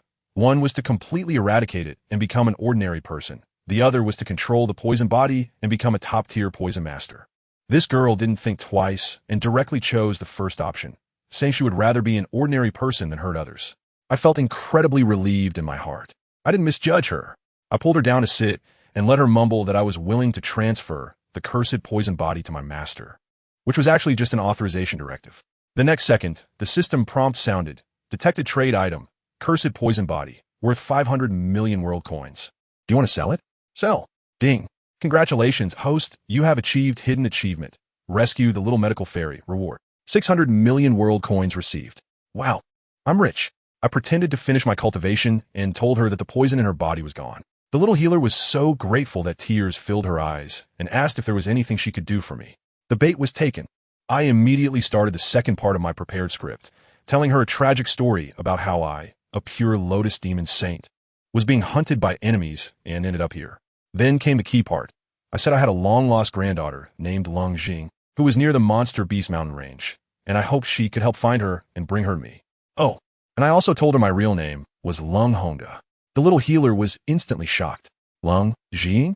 Isn't that the little sister I just met today? So she is a descendant of a prominent family in Zhongzhou? Without a second thought, she agreed.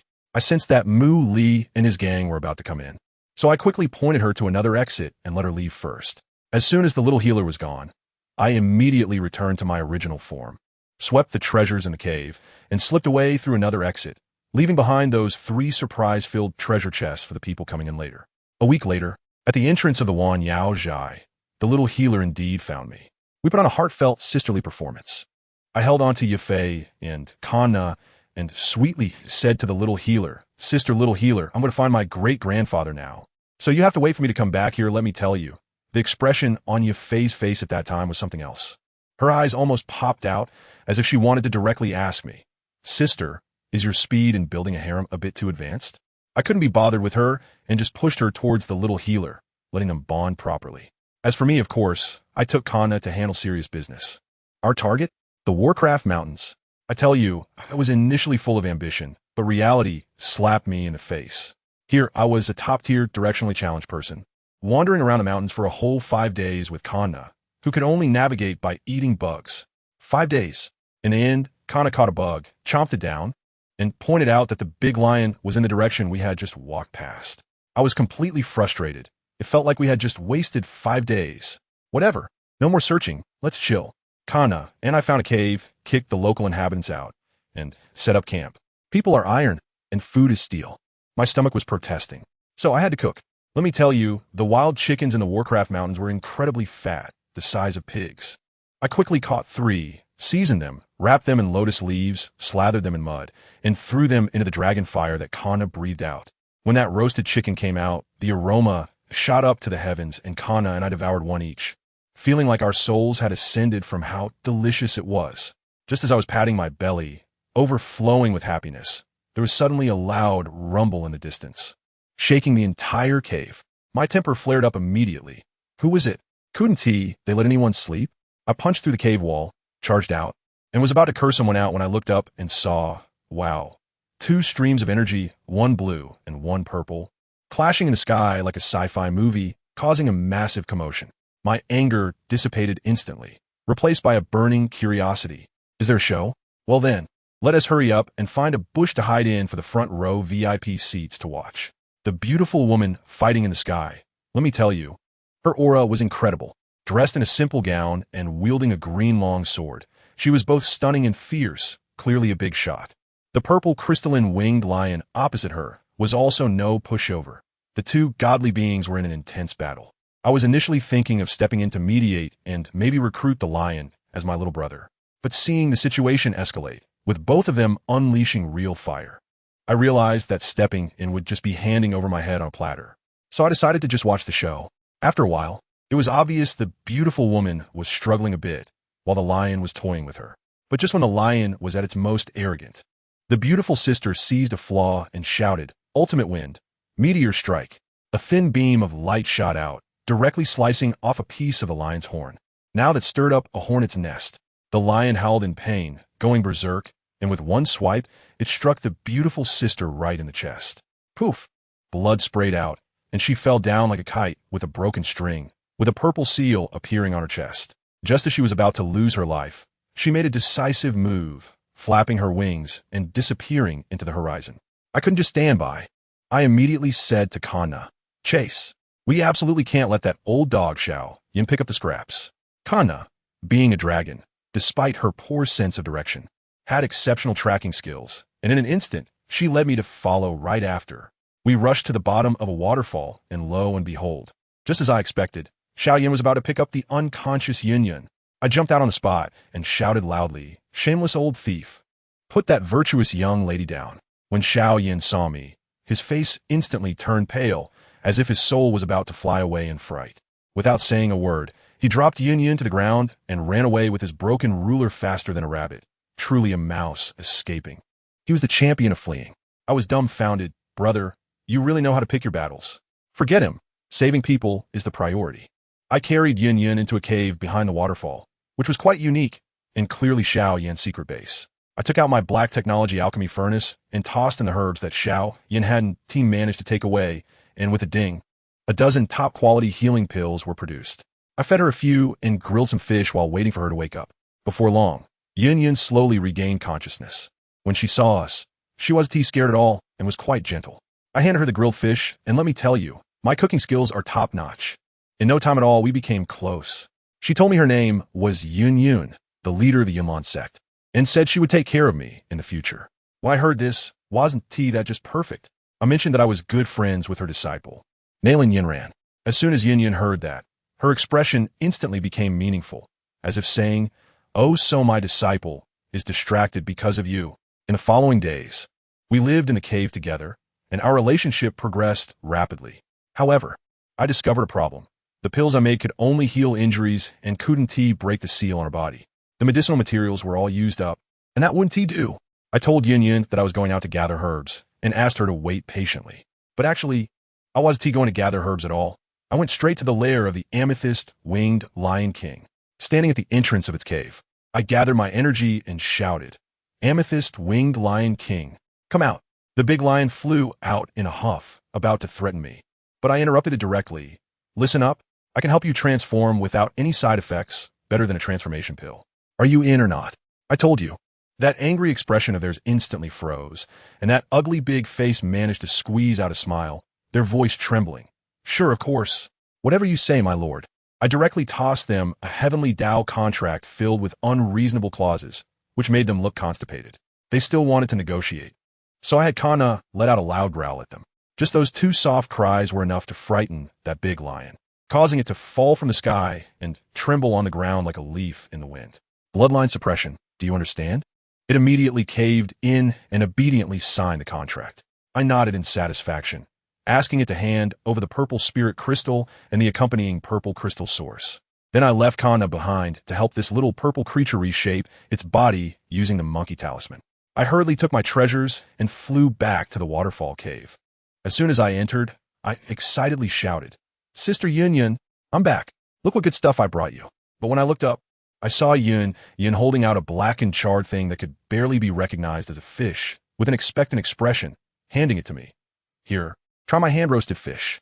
I turned pale at that moment, thinking, can this thing be eaten? But seeing her bright, sparkling eyes, I steeled myself and took a big bite. I had never eaten anything so abstract in my life, but I still had to say this taste is excellent. Yunyun noticed my strange expression and took a bite herself, her brows instantly furrowing into a frown. Yet she insisted on finishing it, and I could only accompany her in this madness. However, as I kept eating, I started to feel something was off. My body felt hot, and my temperature was rising rapidly.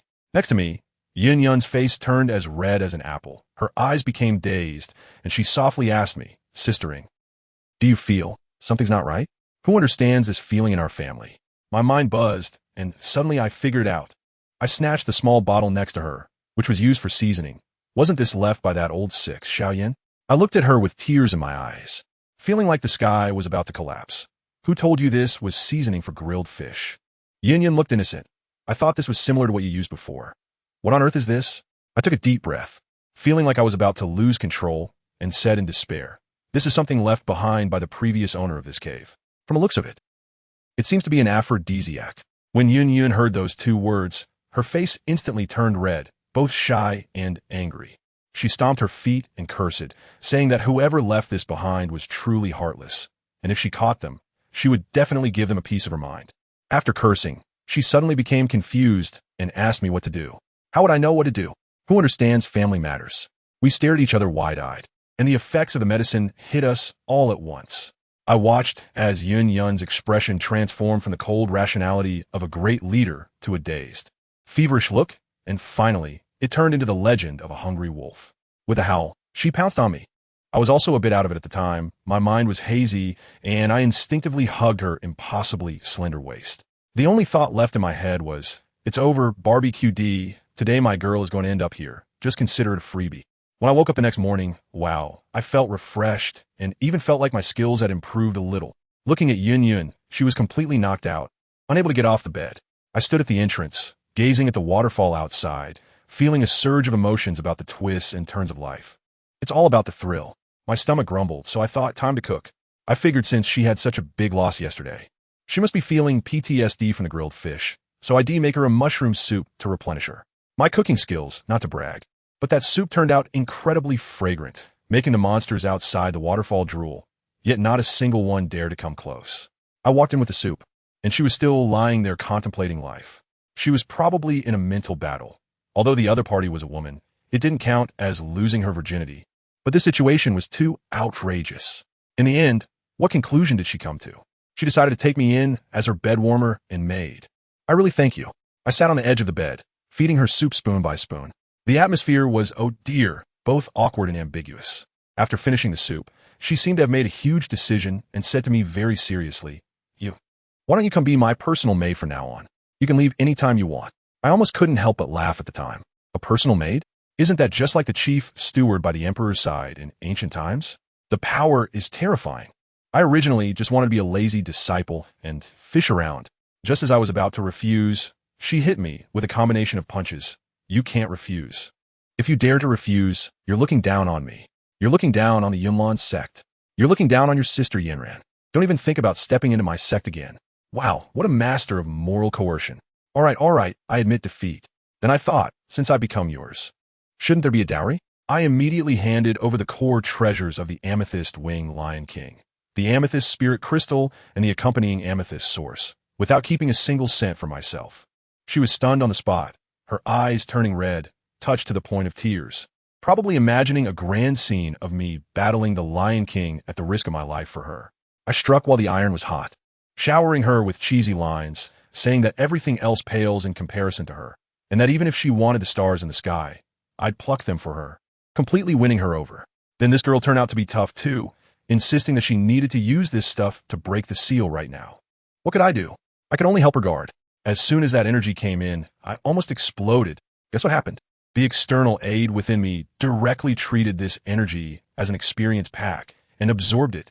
My level shot up like a rocket, going from a 2-star doling to a 5-star doling.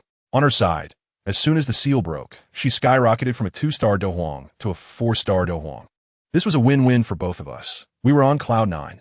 After everything was done, we exchanged some compliments. She said she had to return her sect first, while I needed to go pick up my other 2 companions. She took out a token and handed it to me, saying she made it herself, and to treat it like seeing her in person. I took a look and thought, wow, the craftsmanship was as rough as if a dog had chewed on it, with just one character, Yun. I was about to complain when her face turned red, and she said, don't ask. I made it myself. Take it or leave it. How could I refuse? Of course, I had to flatter her, saying this design was simply a work of art. In the end, she threw down a harsh remark, saying if I didn't show up at Yinlan sect in a month, they would go after my sister Yinran, and then she flew away. I was left speechless, cleaning up the cave, especially that piece of little red cloth that witnessed history. I had to keep it safe. Meanwhile, back in my hometown, Qingshan Town, something happened. The Wolfhead mercenary group surrounded the Wan pharmacy. Coincidentally, Xiaoyan was just in the shop buying medicine. He tried to act tough, saying with him around, the Wan pharmacy was safe. But Boss Yao pointed his finger at him and scolded. How dare you? We have young Lady Leng backing us. You a mere 2-star dojong, get lost. Useless thing. Haha. Xiaoyan was immediately flustered and shouted his classic line. A small Wan pharmacy. How dare you bully us?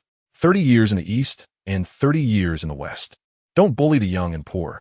Then he ran off with his big ruler. Yafei was dumbfounded, thinking, wasn't that the line he said when he got beaten up last time?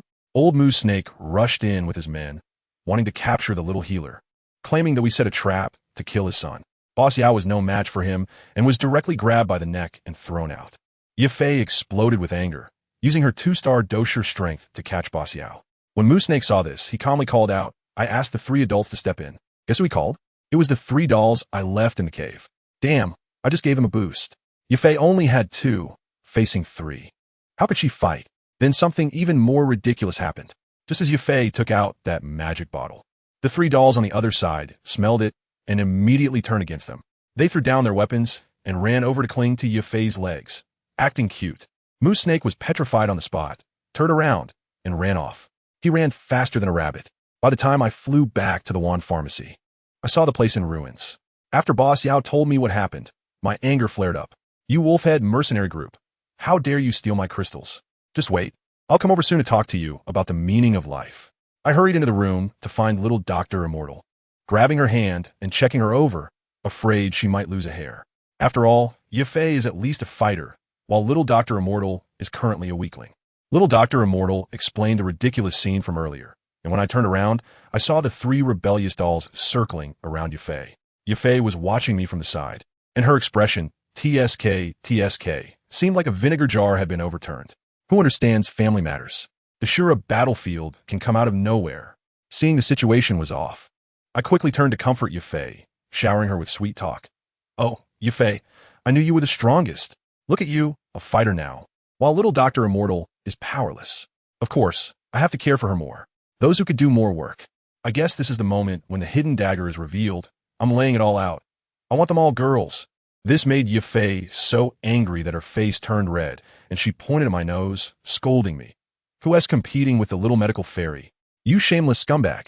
I told you, I don't care at all when she calls me a slut. I take pride in having thick skin and a calm heart. I couldn't be bothered to argue with her, so I just sat down, pulled out 2 small manuals from the ring, and slammed them on the table. One pushed in front of Yafei, and the other pushed to Zhao Yixian. They both froze, looking at each other, but neither of them made a move. They were quite polite about it. I have to introduce it myself. Ahem, don't be polite, ladies, I got something good for you. I got it from my grandpa, and it's just right for you.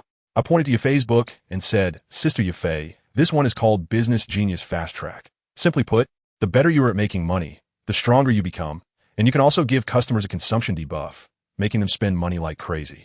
It's practically tailor-made for you. Then I turned to Xiao Yixian and said, as for you, this one is called Saint of the Apricot Forest Plus. It relies on healing to level up. Saving one person is more effective than meditating for a year. Learning medicine in the future will be like having a cheat code, pure AFK leveling. Of course, this isn't from my grandfather. I spent a fortune to get these from the system shop. One is an introductory textbook by Hachi Yorin, and the other is a guide to scamming players written by Ishin Niyuan. I modified them into versions usable in this world, costing me 200,000 world coins. Heavenly level techniques, just a drop in the bucket. Xiao Yixian believed it immediately. Cradling it tightly, her little face flushed, sweetly thanking me as sistering. Yafei was different, though. She an old hand. When she picked it up and took a look, she was completely stunned. She couldn't discern the level of this technique at all. In her understanding, if something can't be identified, it's either trash or a divine item that surpasses mid-level Earth grade. Considering my status as a young lady from the Central Continent, it must be the latter. In an instant, the way Yafei looked at me changed. She was overwhelmed with emotion. Heavenly level techniques? What kind of concept is that? I bet even the big families in the Central Continent would treat it as a family heirloom. She probably started calculating in her mind that such a huge favor might never be repaid in this lifetime. Could it be she'd have to offer herself in return? Thinking of this, her mature face even turned red, and she softly said thank you before grabbing the manual and running back to her room to cultivate. That retreating figure, TSK, was like fleeing in a panic. I looked at the two of them, who seemed so inexperienced, and urged, all right, it's getting dark. Hurry back and give it a try. This thing can be directly absorbed into the body, and then it will be fully automated cultivation, saving you the trouble. Now Yafei was even more confused. The cultivation method can operate automatically? Isn't that like cheating? That's right, I'm giving you the cheat. After sending them off, I had serious business to attend to. That old dog Moo, she dared to touch my people. I needed to have a good talk with him. Meanwhile, I was also planning to take along Little Medical Fairy's adoptive father, Mr. Yao, and the entire Wan Medicine Hall. Family should be kept together, after all. Anyway, I have money, so I can do whatever I want. I asked Mr. Yao for the address, and one person flew over without even bringing Kana and the Lion King. Why use a sledgehammer to crack a nut? As a result, I flew to the lair of the Wolf Head mercenary group, and to my surprise, I was directly silenced. Where was the group? It was just a pile of ruins, as if it had been torn apart by a husky. A group of big men sat by the ruins looking like they had lost their souls, and the one leading them, probably Mu Shi. I quietly floated down and patted him on the shoulder. Hey, what's going on? Did someone raid your house? The big guy turned around, nearly in tears, and lamented to me. Yeah, a smelly little brat, about 15 or 16 years old, took my money and killed my people while I wasn't around, and even blew me up when he left.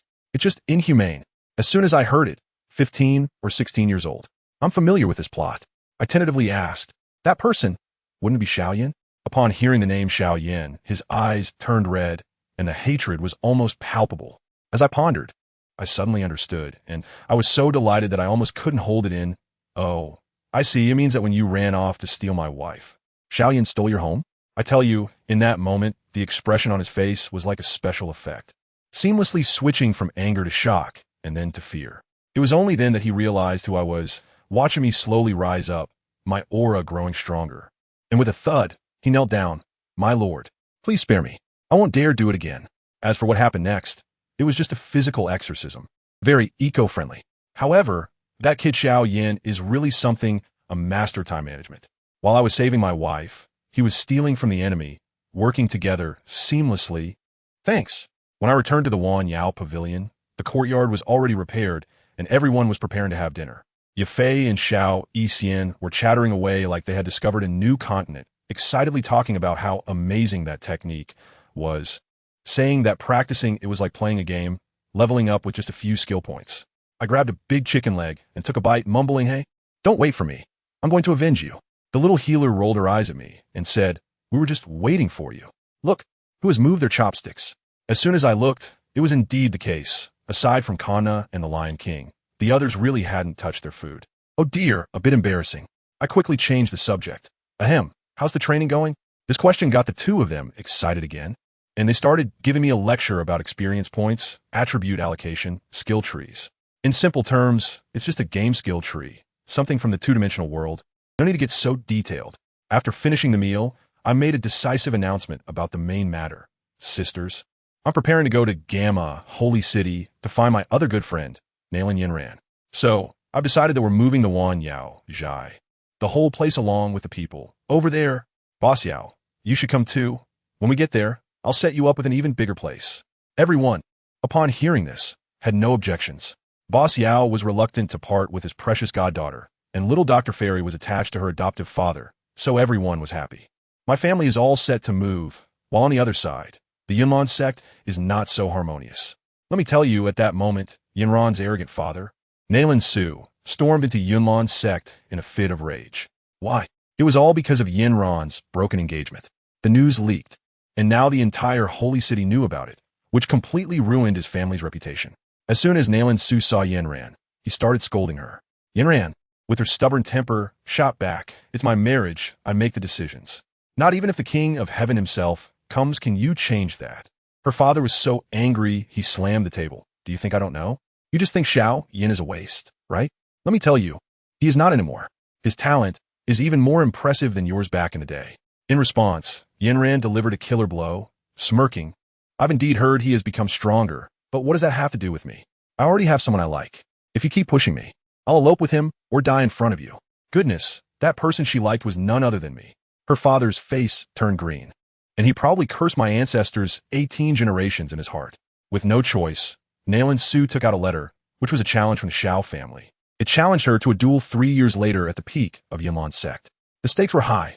If Yanran lost, she would serve as a maid in the Xiao family for 3 years. If she won, Xiao Yan would have to kneel in front of everyone and shout that he was a waste. Nailin Yanran read the letter, her face turning pale with anger, and immediately accepted the challenge. All right, I'll wait for him. If I lose, I will be a servant, and I will abide by your wishes. Her father was so furious he almost collapsed. Nonsense. If you lose, where will our Nailin family's face go? The father and daughter parted on bad terms. After her father left, Elder Guyi came in and handed her a bottle of pills. Yanran held the bottle of pills, staring blankly. What she was worried about was not Xiao Yin, but me. She knew my strength and mysterious background, and she was afraid. Afraid that she couldn't keep up with my pace, afraid that we would grow further apart in the end. Who understands, for the sake of catching up with me? She actually took a pill called Tianyuandan and swallowed it directly. This thing can temporarily boost talent. But the price is that she would only reach a maximum of 2-star Do Wong in her lifetime. She was gambling her future for me. I tell you, at that moment, my heart was filled with mixed feelings. But how could I have known all this? I was eager to return home, not even thinking about playing anymore. And I directly let the Lion King AZ reveal its true form, carrying us at full speed towards the imperial capital. I don't know why, but my heart has been racing these past few days, always feeling like something was about to happen, which made me really irritable. Just as we were flying, I noticed a group of people on the road below, wearing uniforms that were unmistakably from the Jialan Academy. When I looked at the direction they were heading, they were going to the Black Corner region. A thought crossed my mind, why not go to school for a bit, since I had nothing else to do? Going to school to be a max-level boss and fish for fun would be an incredible experience. Xiao Yixian and Yufei were used to my spontaneous ideas and wore expressions that said they were just happy as long as I was. Just as I had this thought, a Z understood and flapped its wings, diving straight down towards that group. Let me tell you, this purple crystal wing Lion King has quite a reputation, and I even gave it a makeover. Now it looks like a big purple cat with wings, super cute. But the problem is, as cute as it is, it can't suppress the pressure of a 6-tier magical beast. When it dove down, the people from Jialan Academy below looked as if they had seen a ghost, their faces turning pale, and they all drew their weapons, as if facing a great enemy. I slid down from Z's back, and everyone was stunned. I turned around and kicked it right in the butt, shouting, "What are you pretending to be? Tone it down." A Z let out a meow from the kick, feeling wronged, and immediately toned down its aura, lying down and playing dead. Without the pressure, that group finally breathed a sigh of relief, but their eyes were still filled with vigilance towards me. Just as I was about to find a leader to chat with, someone in the crowd suddenly shouted, "Miss Leng." Leng? I took a glance and said, "Hey, aren't those the young girls from the Xiao family? Xiao Yu." And beside her is Xiao Suner. Family members, who understands? It's like meeting an old friend in a foreign land. What is even more interesting is that the look in Xiao Suner's eyes no longer carries that murderous intent. She is just a curious little baby now. It seems her father, Gu Yuan, has successfully formatted that unpleasant memory of hers. Well done. I casually chatted with Xiao Yu, and it turned out they had just come from Wutan City, which makes sense. Xiao Yan probably arrived in Qingshan town shortly after these people. Just then, a beautiful sister who looked like a mentor walked over. Her figure was stunning, especially exuding a mature charm. She asked Xiao Yu if we knew each other. Xiao Yu quickly introduced me as her friend Xiao Ning. Upon hearing that I was Xiao Ning's friend, this teacher Ruo Lin's eyes lit up. She probably thought that a genius's friend must be extraordinary as well. With a smile, she asked me, "Little sister, would you be interested in joining our Jialan Academy?" What a coincidence. This is exactly what I was waiting for. I nodded vigorously, sure, but sister, I have some matters to attend to, so I might not be able to report for 2 years. As I spoke, I intentionally released a hint of my power, probably at the level of a 1-star Do Master. I didn't want to scare them too much, but I needed to establish my presence. Sure enough, everyone present was shocked. A 1-star Do Master at the age of 14 or 15. Isn't that just ridiculous? Xiao Suner was so surprised that her mouth could fit an egg. On the other hand, teacher Ruo Lin, being well experienced, paused for a moment before returning to normal, smiling as she said, "Of course. A genius always has their own matters to attend to." As soon as I saw how easygoing she was, I quickly took advantage of the situation and pulled the little healer over. "Sister, my friend here has great talent too. Do you think you could take her in as well? She's just asking for a leave like me." Teacher Roland didn't refuse, reaching out to check the little healer's wrist and nodding. The little healer had been giving all the medicinal herbs from the Wan Yao Zhai to the townsfolk these past few days, and her experience points skyrocketed. She was now a 5-star fighter. Although she couldn't compare to me, she was still quite a little genius. Teacher Wolin waved her hand and directly registered both of us for admission, also issuing 2 student cards, saying to wait for us at the academy. After finishing the paperwork, they hurried off. Xiao Suner and I exchanged glances in the air. The little girl felt a bit shy under my gaze, her face reddening as she ran to catch up with the group. Yufei watched from the side, laughing and teasing me. What's this? Do you have your eye on the little girl? Do you want me to bring her back to warm your bed? I couldn't help but laugh at that, wrapping my arm around her waist and grinning wickedly. No need, as long as I have you guys to warm a bed. That's enough, right, Yufei's sister? Goodness. That one sentence left both Yufei and the little healer speechless, their faces turning as red as apples. I laughed heartily and urged them to hurry up to Miao King. We also had to hit the road. If we don't leave soon, we'll have to eat dry rations. After flying for a few more days, the outline of the giant city finally appeared ahead. Gamma Holy City. Let me tell you, my feet hadn't even touched the ground when I heard a ding in my head. The system notification came. Mission completed. S rank, evaluation. Rewards doubled immediately. Family. Who understands this? The thrill of rewards flooding the screen. My level shot up 6 levels in a row, directly soaring to 1-star Douluo. My internal Do Chi underwent a qualitative change, feeling at least 10 times stronger than before. I also received 200 million interdimensional coins, 2 complete copies of, and, as well as 2 7th-tier profession cards, and 2 sets of production lines from the interstellar era. This wave took off right on the spot. A new task also came, which is to stop Xiao Yan from all his show-off actions before the 3-year agreement. I clearly understood what was coming. Ice Emperor Hai Buodong, Qinglian Earth Heart Fire, Alchemist Conference. I had a busy 2 years ahead. I snapped out of my excitement, jumped off the Miao King, and asked Yufei, Sister Yufei, you're familiar with this place. Where are we going to stay? Yufei slapped her forehead and said with a distressed face, Oh no, I can't go into the city with this face. The Maitel family must be looking for me everywhere, and as soon as I show up, I'll be blocked at the door. This was indeed a problem. I made a quick decision. Little medical fairy, give her a makeover. The little medical fairy took out bottles and jars and worked her magic, transforming our stunning beauty Yufei into a middle-aged woman with a sallow complexion who looked deeply troubled. But that wasn't enough. Her figure was too outstanding to hide. I had a sudden idea and bought a corset from the system, quickly wrapping it around her. After all that, a plain tall passerby was born. All right, Ozzy has now transformed into a little boy from the previous muscular middle-aged man. It's simply unbelievable. We swaggered into the city. Little Medicine Fairy was like a country girl entering the city, fascinated by everything she saw. I was pretty much the same. It had been a long time since I'd seen such a bustling place. Sister Yufei truly is a business genius. Her logic was crystal clear. She directly planned everything for us. First, we would buy a courtyard as our base, then Little Medicine Fairy would open a clinic, and I would go find my yen ran, while she would wait for the right moment to venture into business. She led us through a series of negotiations, and, in the end, we spent 500,000 gold coins to buy a dilapidated house in a prime location near the palace. That didn't even have a door. I stared at the ruins in front of me, my mouth agape. Sister Yufei, are you sure this thing is worth 500,000? Yufei remained calm. Location. Do you understand location? This yard is big enough. We can find someone to rebuild it later. We're just picking up a bargain. Fine. We're not short on cash anyway. While waiting for the construction team to arrive, I wandered around the yard, looking for a spot to set up my 2 sets of interstellar production lines. To my surprise, that so-called production line turned out to be a vending machine. What does it sell? Medical units DOC from StarCraft. This technology is simply ahead of its time. The DOC in this machine comes in 4 tiers. The lowest tier costs 100 gold coins and treats minor injuries. The intermediate tier can treat fractures. The advanced tier is even more impressive, able to instantly reattach severed limbs and restore half health. The most outrageous is the top tier version, which costs 5 million gold coins.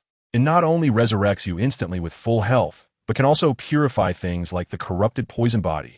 ISNT this just selling 9th grade elixirs like they're cabbages? This vending machine even has a daily limited output. 100 units of a low tier, 20 of the intermediate, 5 of the advanced, and just one of the top tier each day. Let me tell you, this is not the most amazing part. Another gadget is basically a fully automatic 2.0 version of a gossip furnace. You just throw the raw materials in, set what you want, and it can chug along to produce it for you. It can also connect directly to my system warehouse. It's a fully automatic production line.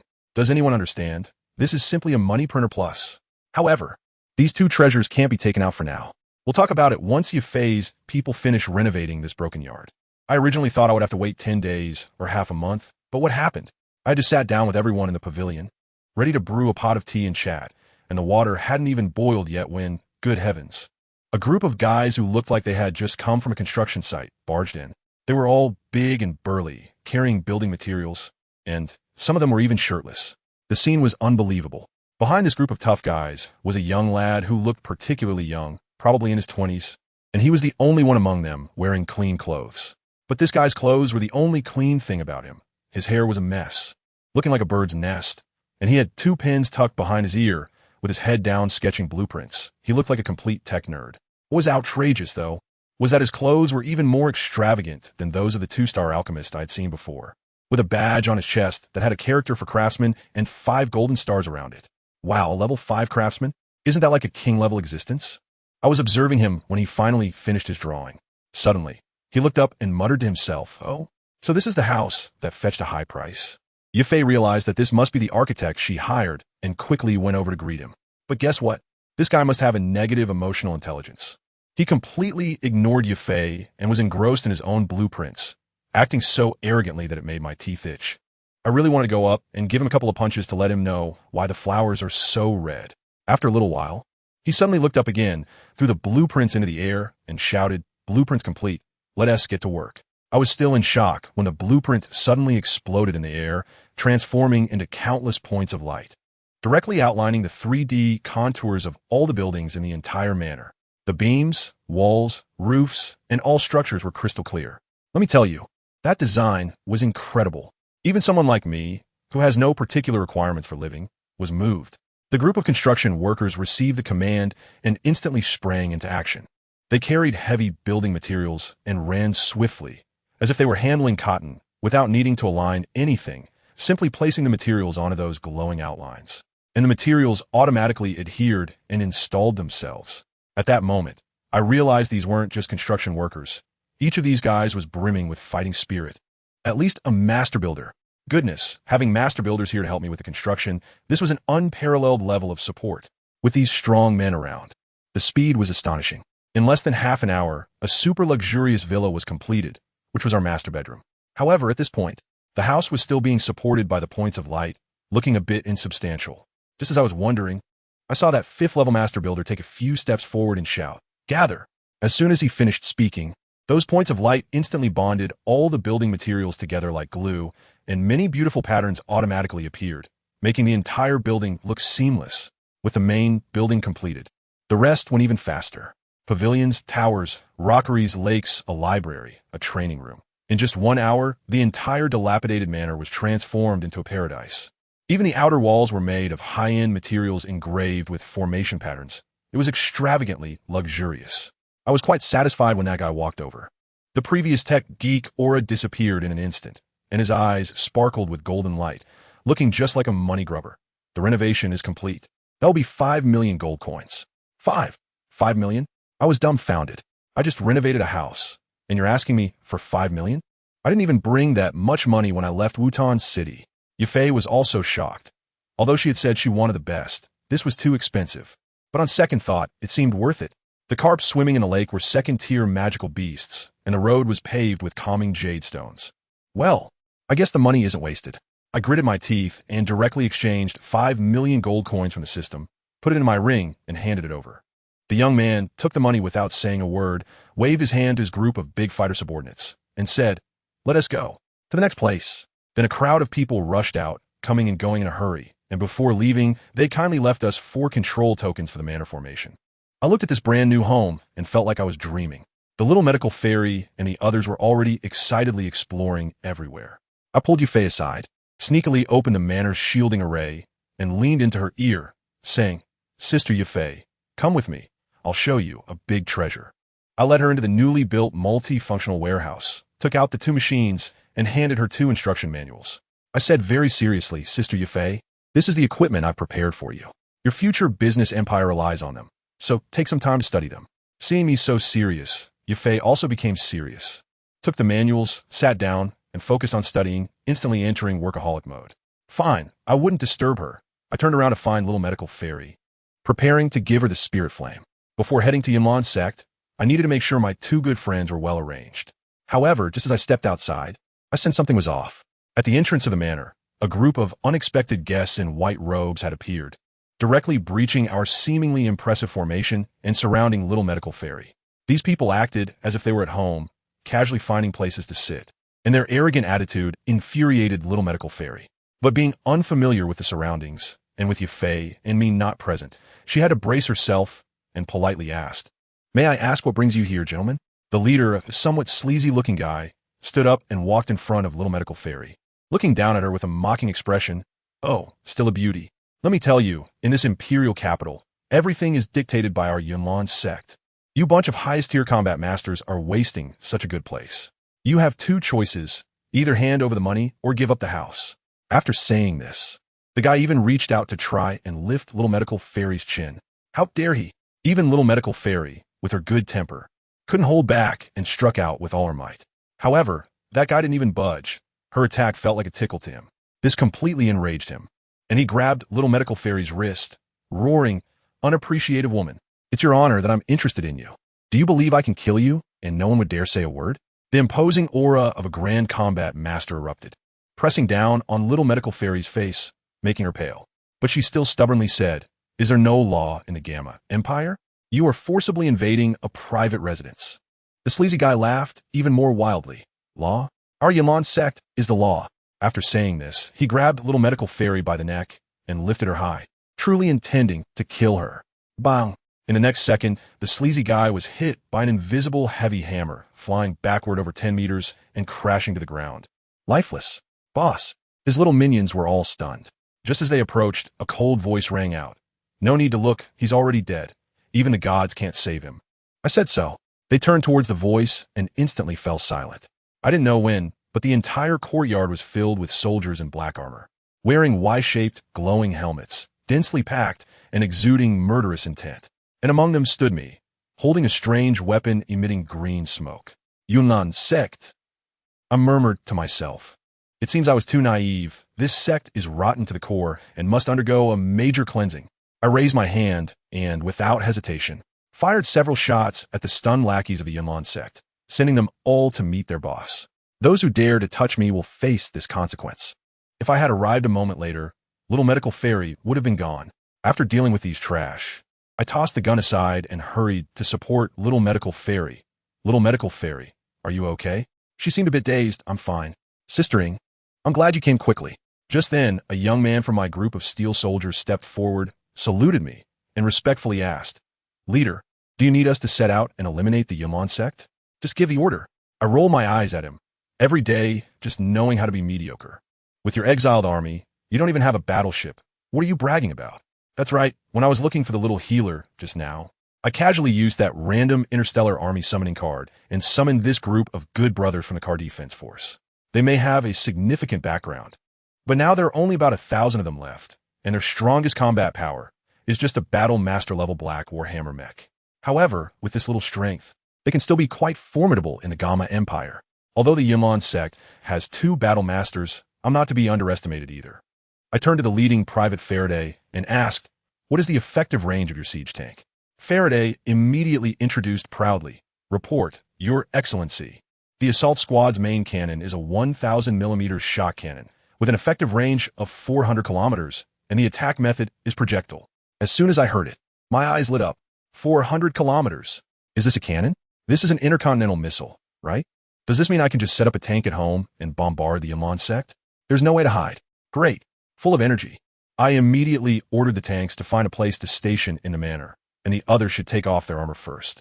I'll arrange accommodations for you. You could just work as laborers during normal times, no problem, right? I entrusted the task of settling these good brothers to Little Medical Fairy. I am at ease with her handling things. Before leaving, I remembered something and called her back, instructing, "By the way, remember to come to my room for a meeting tonight. No need to call anyone else." As soon as Little Medical Fairy heard this, her face turned bright red, and she lowered her head and responded with a soft then ran away like the wind. "You. Damn. Do I really look that desperate? Forget it. A misunderstanding is a misunderstanding." Once everyone left, I frowned, gazed towards the northeast, and murmured, "Yunlan sect." As a result, Faraday next to me took out a tablet, glanced at it, and seriously reminded me, "Leader, you read it wrong. According to the radar scan, the Yunlan sect should be to the southwest." I instantly lost my cool, blushing and shouting at him. "Do I need you to remind me? Get lost. As you command. My frere. I'm leaving right now." Late at night, in my bedroom, Yafei and the little healer arrived as promised. However, both of them had flushed faces and occasionally exchanged glances, not knowing what unhealthy thoughts were running through their minds. As soon as I sensed the awkward atmosphere, I realized that if I didn't interrupt, those two might end up putting on a show right in front of me. I quickly cleared my throat and ruthlessly interrupted. "Ahem. Stop right there. No more flirting. I called you here to discuss important matters and to give you some good stuff." As soon as I said this, both Yafei and the little healer looked incredibly embarrassed, probably thinking that I, the pervert, was about to do something inappropriate. I was too lazy to explain, so I directly pulled out two cards that looked like black gold VIP cards from my pocket and handed one to each of them. Seeing their confused expressions, I explained, "This thing is called a professional experience card, given to me by my grandfather. It instantly levels you up. It contains the lifetime experience of a 7th-tier professional master, and it will just zap into your brain, except for maybe not having enough blue bars. The experience is absolutely top-notch. But remember, you can only choose one. If you choose more, your brain will literally burn out." The two girls were stunned on the spot. Is there really such a cheat in this world? But once they thought of my background, they understood. Xiao Yixian was straightforward and started studying the card right away. Yafei looked troubled and weakly asked me, "Sistering, Xiao Yixian can learn to be a healer, but what should I learn?" Let me tell you. She hit the nail on the head with her question. What's the difference between leveling an auctioneer from level 1 to level 9? Aren't they just hammering away? But my card is different. It emphasizes being all-encompassing. I thought for a moment and said to her, "Sister Yafei, broaden your horizons. An auctioneer? Too low level. You should be a politician." An auctioneer tricks a few hundred people into spending money, while a politician tricks millions into giving up their lives. Which one is more impressive? The skills, charisma, and aura from this profession, if applied to auctioning, wouldn't that be a downgrade? My little plan in my heart was clicking away, and in the future, I would establish a vast territory, with Yafei directly becoming the leader, managing commerce and industry. Just thinking about that scene was thrilling. When Yafei heard the word politician, she found it fresh and asked what it meant. I explained it simply, and she immediately understood, trusting me 100% and making a decision on the spot. Once she communicated about that card, wow, the information about politicians on it was even more detailed than what I had said. When she looked at the auctioneer's card, it was like being completely outclassed. Yafei's eyes lit up instantly, knowing which path she should take. After settling Yafei, I turned to little physician and said, "Don't choose to be a doctor anymore. Just go straight for the alchemist. An alchemist is already a top-tier doctor, and learning more skills won't hurt, right?" Little physician smiled sweetly and said, "I was just thinking that. I'm just afraid of biting off more than I can chew. Since you say so, it must be fine." Seeing both of them getting into the spirit, I quickly took out my hidden treasure. A ball of green flame danced in my hand, and the temperature in the entire room changed. Yafei, with her sharp eyes, was shocked. This is exotic fire?" "That's right." I proudly lifted my chin. "Rank 5th, the flame of life. I got it from my grandfather during his travels. No, during his adventures. He had never found the right person for it until now, and it was just right as a gift for little physician. An alchemist can't do without a good fire, right?" Yafei was dumbfounded, her little eyes looking enviously at me. I tell you, she looked just like the latest model of a lemon essence in 2025. However, she wasn't jealous. After all, we're good sisters. She even winked at me and said, "Sistering, you really know how to share the wealth." After settling the two of them, I didn't idle either. I immediately called my two helpers, Faraday and Vorden, and held a small meeting. Tomorrow we would go to Yunlan's sect to make a scene. This was just an appetizer, and more importantly, was our future development. I will directly present my plan. I am preparing to hire people and expand the team. The target demographic is teenage girls who must be slaves. I tell you, this Dookie continent is too unfriendly to ordinary people, especially girls. Without talent or background, they will eventually become commodities. Rather than letting them be ruined by those greasy men, why not let me save them? They can work for me, become engineers, or take on logistics roles. Anything is better than being treated as goods, right? The most important thing is, I have money to spare. Faraday was the first to agree. This method is brilliant, frere. It's best to control those in slave status. They are excellent candidates for expanding the army. Odin's driver, Woden, also patted his chest and assured, "As long as the resources are sufficient, I guarantee to bring you the first batch of mechanics within a year. But I also have concerns. buying people so openly in tens of thousands. Won't the high-ups of the Gamma Empire notice me? It would be troublesome if they come looking for me. Faraday is quite clever. He thought of a plan. Rare. Don't worry, we can cast a wide net and carefully select. We can send people to various cities in the Empire to purchase slaves while conducting an initial screening on the spot. Those with talent, whether in technology, medicine, business, or even cooking well, will be packaged and sent to the imperial capital. Those without talent can be given some money and sent away, treating it as charity. This way, it will be low-key and efficient. As soon as I heard it, I thought it was great. These sons of Ka might seem inconspicuous in the capital, but in those smaller cities below, they would be like rampant killers, right? Their efficiency in doing things would definitely be high. As for money, a slave only costs a few dozen gold coins, and buying 10,000 top-tier ones would only be a few 100,000, which is a drop in the bucket for me. I made the decision on the spot. All right, it's settled. I'll leave this matter to you, and here's the initial funding. I'll give you 10 million gold coins. Don't hold back, buy from me. Strive to ensure that there won't be a single female slave left in the entire Gamma Empire. Faraday and Woden immediately knelt down in front of me, moved to tears, probably because they had never seen such a generous and trusting boss. The two of them saluted in unison. Yes, my leader. Early the next morning, I directly took Kana and Xiao Zi to Yunlan sect. Sure enough, we were stopped at the foot of the mountain. Goodness, the guard at the entrance was simply a textbook-level minor villain. I handed over the letter that Yun gave me, and he didn't even look at it. He just ripped it apart and spat on the ground, looking at me sideways. Who do you think you are, daring to invoke the name of the Cloud Sect Master? Family, who understands? This operation left me dumbfounded. I initially wanted to go up the mountain and discuss things civilly, but now it seems that we'll have to fight our way up. I was furious at that moment. Following procedures? What a load of crap. Just go all out. The imposing aura comparable to a battle emperor instantly pressed down. I looked at him coldly. You blind fool. How dare you block my path? Are you tired of living? That kid was just a junior fighter. He had never seen such a scene before. With a thud, he knelt down, his face turned pale with fear, hugging my leg and started crying, talking about having elderly and children to take care of. I kicked him away. Get lost and lead the way. I want to find your elders. This guard was scared out of his wits, crawling and rolling ahead to guide me, probably calculating how to make the elders deal with me later. When we reached the entrance of the elders' hall, I looked at the magnificent palace and felt amused. This was perfect, saving me the trouble of searching one by one. Today, I would take them all down at once. I turned to the guard leading the way and said, "All right, you can go cool off over there." As I spoke, I made a throat-cutting gesture to Xiao Zi. The guard, seeing this, was so frightened that his soul seemed to leave his body, thinking I was going to kill him to silence him. And he immediately fell to the ground, crying and begging for mercy. In the next second, Xiao Zi delivered a knife hand strike and knocked him out, dragging him into the nearby bushes. I pointed to the grand door and said one word to Xiao Zi. Kick, with a loud bang. The door flew straight into the hall with a kick from the Douhuang expert. A few guards at the Doshur level inside the hall were startled and shouted with a fierce appearance but weak spirit. Who dares to enter the Elder Hall? I couldn't be bothered with them, just waved my hand and said, "Get lost. I want to see your elder." You guys are too weak. I'm too lazy to fight. Guess what? Those few guards exchanged glances and suddenly, with a death-defying roar, shouted, "You dare to insult us. Brothers, attack." I thought to myself, wow, they're quite bold. But the next second, the three of them shouted louder than anyone else, "Charge."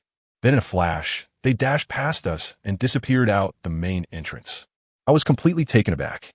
Just then, a powerful aura surged in, and in an instant, more than 20 elders in white robes appeared in the hall, surrounding me. The elder at the front stared at me with a serious expression and said, "Who are you? How dare you force your way into my Yunlan sect?" I couldn't be bothered with small talk, so I directly threw the bodies of the few perverted men I had taken down onto the ground, my gaze sweeping over each of them. "Come on, take a look. Whose dog is this? Come and claim it." One elder saw one of the bodies and immediately knelt down in grief, crying out heart-wrenchingly, "Disciple." Well, the atmosphere instantly exploded and all the elders drew their weapons, ready for a fight. That old man was Leng, the grand elder of the Yunlan sect. Although his disciple was a piece of trash, he had high talent and was a prized possession. Now that he was dead here, could he just let it go? However, I wasn't interested in playing the villain and giving them time to stew in their emotions. Letting them make the first move? Dream on. As soon as I saw the main target, I immediately gathered my energy, compressing all my fighting spirit into a blinding beam of light in the palm of my hand. and blasted it towards the old dog Leng, who was still kneeling on the ground and crying out to the heavens. I've even thought of a name for the skill, Divine Light. D-U. Let me tell you, my move Divine Light is no joke. That beam of light is thin and bright, just like a laser pointer designed for precise kills. The old guys from the Yunlan sect next to me had just shouted for the Grand Elder to be careful, and before they knew it, it was already too late. That old dog Leng didn't even have time to react. He just poofed away in the light, evaporated without even a last word. Truly a physical exorcism. Grand Elder. The remaining old guys were left dumbfounded, rushing over to take a look, but what could they see? There was nothing left, not even a trace. Even if they wanted to collect ashes, they'd have to buy it by the gram. Wow, this move is really satisfying. I took out an 8-star Do Wong in one hit. This achievement is enough to brag about for a year. But the after effects are severe, let me tell you. I felt completely drained, as if my body had been hollowed out. I could barely stand. I wanted to find a shoulder to lean on. But when I looked down at Kana and Xiaoji, they were barely waist-high. What a lonely lean. Forget it. I just plopped down on the ground. Took out a high-tech blue bottle from my pocket, pressed it, and a straw popped out. Right in front of everyone, I started gulping it down. This is the black technology blue potion that Faraday got for me. But as soon as I took a sip, oh no, does anyone understand? This thing only replenishes physical strength, not mental energy. Running out of fighting spirit is one thing. But running out of mental energy means I can't use my biggest trump card, the void-devouring flame. Now I've messed up. I'm no different from a super soldier. I panicked at that moment, holding the straw in my mouth and mumbling incoherently to my two bodyguards. Hurry up. Hold them off for me. Little Purple. That lion really knows what to do. Without saying a word, it charged out, showing no regard for martial ethics, and unleashed a barrage of purple laser blasts at the lower parts of that group of old men. Those old men weren't easy targets either. They swung their swords and clanged them all away. Little Purple saw this and thought, "Oh, you dare to fight back?" In an instant, it transformed on the spot, standing before them as a majestic amethyst winged lion king. Warning: fear of giant creatures. Now the elders turned pale, trembling in fear. "It's you, the amethyst winged lion king? What have we, Yunlan sect, done to offend you?" Little Purple was clever too. Knowing I needed time to recharge, it deliberately delayed the fight, hands on its hips. Taunting them, "What's wrong? Do you like to bully the weak, huh? Today, this king will bully you instead. If you're not convinced, go call your sect leader." Just as they were exchanging insults, a voice filled with age and authority suddenly echoed from the sky. "Such a cocky little lion, yet you don't know. With me here, can you still act so arrogant?" My heart sank for a moment. It was over. The final boss had appeared. Yinshan, a Dozong powerhouse. Fortunately, my blue potion was almost finished and my mental energy had recovered halfway, so I could barely conjure a small flame. I thought to myself, what does it matter if it's a Dozong? My void-devouring flame can still take a layer of your skin. Just as I was thinking this, a figure suddenly appeared out of thin air in the sky, walking on air, scanning us with a gaze as if we were just ants. The elders below, seeing their backup had arrived, instantly turned into drama queens, crying out to report. "Old Patriarch, these 3 thieves killed the Great Elder. You must seek justice for us." Their tears flowed as if they could turn it on and off at will. Even the Oscars owe them a little gold statue. I tell you, on the surface, Yinshan is as steady as a rock, but inside he's actually panicking. He could see at a glance that I was only 14, and he must be thinking, what the hell? A 14-year-old Do Wong? What kind of divine talent is this? There can't be anything this outrageous in Zhongzhou, right? But when he looks at Kana, he just thinks she's an ordinary little kid. If he knew Kana's true strength, he would probably kneel down right on the spot. I'm not going to waste time talking to him. I'll just go straight to the point. "Yinshan, you old fool, stop pretending. Your people want to kill my wife. And today, I'm here to demand an explanation. If you don't give it, I'll take you down too." The old man was confused. A woman even has a wife? While secretly exerting his Dozong pressure to scare me, he pretended to be sincere and said, "Miss, Yunling is at fault. But coming to the mountain gate and killing him seems a bit excessive, doesn't it?" As soon as I heard his tone, something felt off. Why was he softening up? No way. I had to get a result. I gave him 2 choices directly. Cut the nonsense. 1. Pay me 10 million gold coins. 2. Send your disciple Yun Yun and your granddaughter Nalan, Yin Ran, to me as little wives. You choose. I thought, with these conditions, any man would find it hard to accept, right? I've already said some harsh words, and Kana has clenched her little fists. Guess what happened next? The old man Yinshan smiled slightly and said, "All right, I choose to." I was stunned on the spot. "What is this? You agreed?" Family, this script is not right. Why is this old man not following the rules? I saw him leisurely point at my waist. Young man, do you think I don't know about you and my disciple, my grand disciple? That thing hanging at your waist is a token from Yin, right? As soon as I touched it, I realized it was broken, and the token of affection that Yin gave me was still hanging there. Now I've been exposed.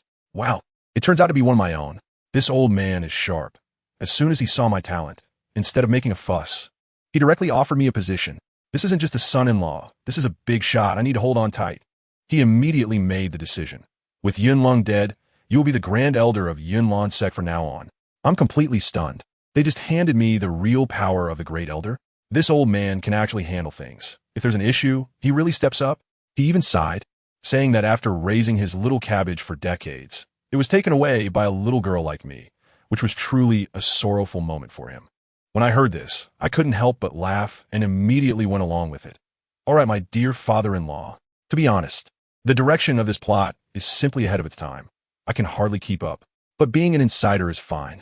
I can keep an eye on Yinshan and make sure he doesn't get tricked by those old dogs from the Soul Palace. After sorting all this out, I was in a great mood and directly flew towards the mountain where Nalan Yinran lives with my fighting spirit wings. However, the further I went, the more something fell off. The whole mountain was as quiet as a scene from a horror movie. Not even a bird was chirping. And I felt a chill creeping up my back. 2 words suddenly flashed in my mind. Soul Palace. I wasn't worried at all. I directly shouted into the air, "Which demon is it? Show yourself quickly." As soon as I finished speaking, the sky darkened, and an old man dressed like a grim reaper appeared, dragging an iron chain and laughing in a way that could scare a child to tears. This old ghost was quite good at analyzing and guessed I was from one of the ancient 8 clans. I immediately did a reverse PUA on him, looking at him with a garbage-like gaze. Little eagle, nice eyes. What? Do you want to capture me and claim a reward? Upon hearing me call his name, he was instantly dumbfounded. I couldn't be bothered with him. With a flick of my fingers, a small black flame burst forth. It's the void-devouring flame. I walked towards him step by step, calmly saying the most impressive words. You have quite the audacity to lay hands on your master. Do you know the consequences? Let me tell you, the moment he saw that black fire, he was so scared that his soul almost flew away. Boy, void-devouring flame. He had seen the subfire of their lord, but mine is way more impressive. In an instant, he labeled me as the daughter of a soul clan noble, and boom, this guy just fell to the ground, prostrating himself. Noble lady, I was wrong. Spare my life. The big stone in my heart finally dropped. I made the right bet. I went up and kicked him twice. You dog, trying to scare me to death? Then I started weaving a story, injecting a spark of fire into his body as a token, telling him to roll back to the Soul Hall and report that the matter of the Xiao family had been personally taken over by Lord Xiumi, and that my identity was a top secret. If he dared to leak even half a word, I would make him suffer eternal damnation. He was so scared he wet himself, repeatedly assuring me, and with a wave of my hand, I told him to get lost. He disappeared in an instant. Having resolved this big problem, I breathed a sigh of relief. Finally, I could find my lovely wife Yinran in peace. I flew to her luxurious mansion, which was like a palace, but after searching around, I couldn't find anyone. Just as I was puzzled, a group of people came to the door, and leading them was a slick, pale-faced pretty boy, accompanied by an old acquaintance, Guyi. As soon as I heard this, the pretty boy named Leng was the disciple of Dan Wang Guhi. Guyi said that Yinran was cultivating at the top of the mountain, and it wasn't convenient for her to meet guests. Leng, however, had a look of complete confidence. It's fine, just take me to see Yinran. She will definitely be my wife in the future. So what's the harm in meeting her? I was furious at that moment. Bah, where did this average guy come from? Your wife? I haven't agreed to anything yet. Even Guyi, with his thick brows and big eyes, has betrayed me. How dare he pimp my wife? I want to see what tricks you all are trying to pull. Moreover, don't think I don't know about your dirty dealings, elders. My master has long told me about the things you did to Yinran, so stop pretending to be a good person in front of me. Hurry up and lead the way. Hearing this shameless person's words, Longjing was instantly enraged and was ready to jump out and beat him up. However, upon hearing what he said next, she suddenly had a bad premonition.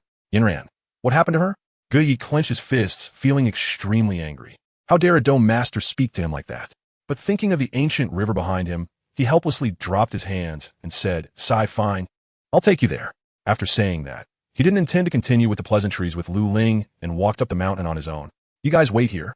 I'll go up with Uncle Gu myself.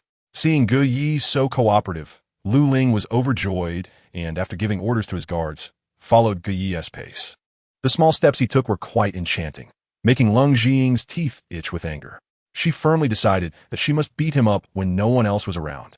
Nalan Yinran's residence was built halfway up the mountain, not far from the peak.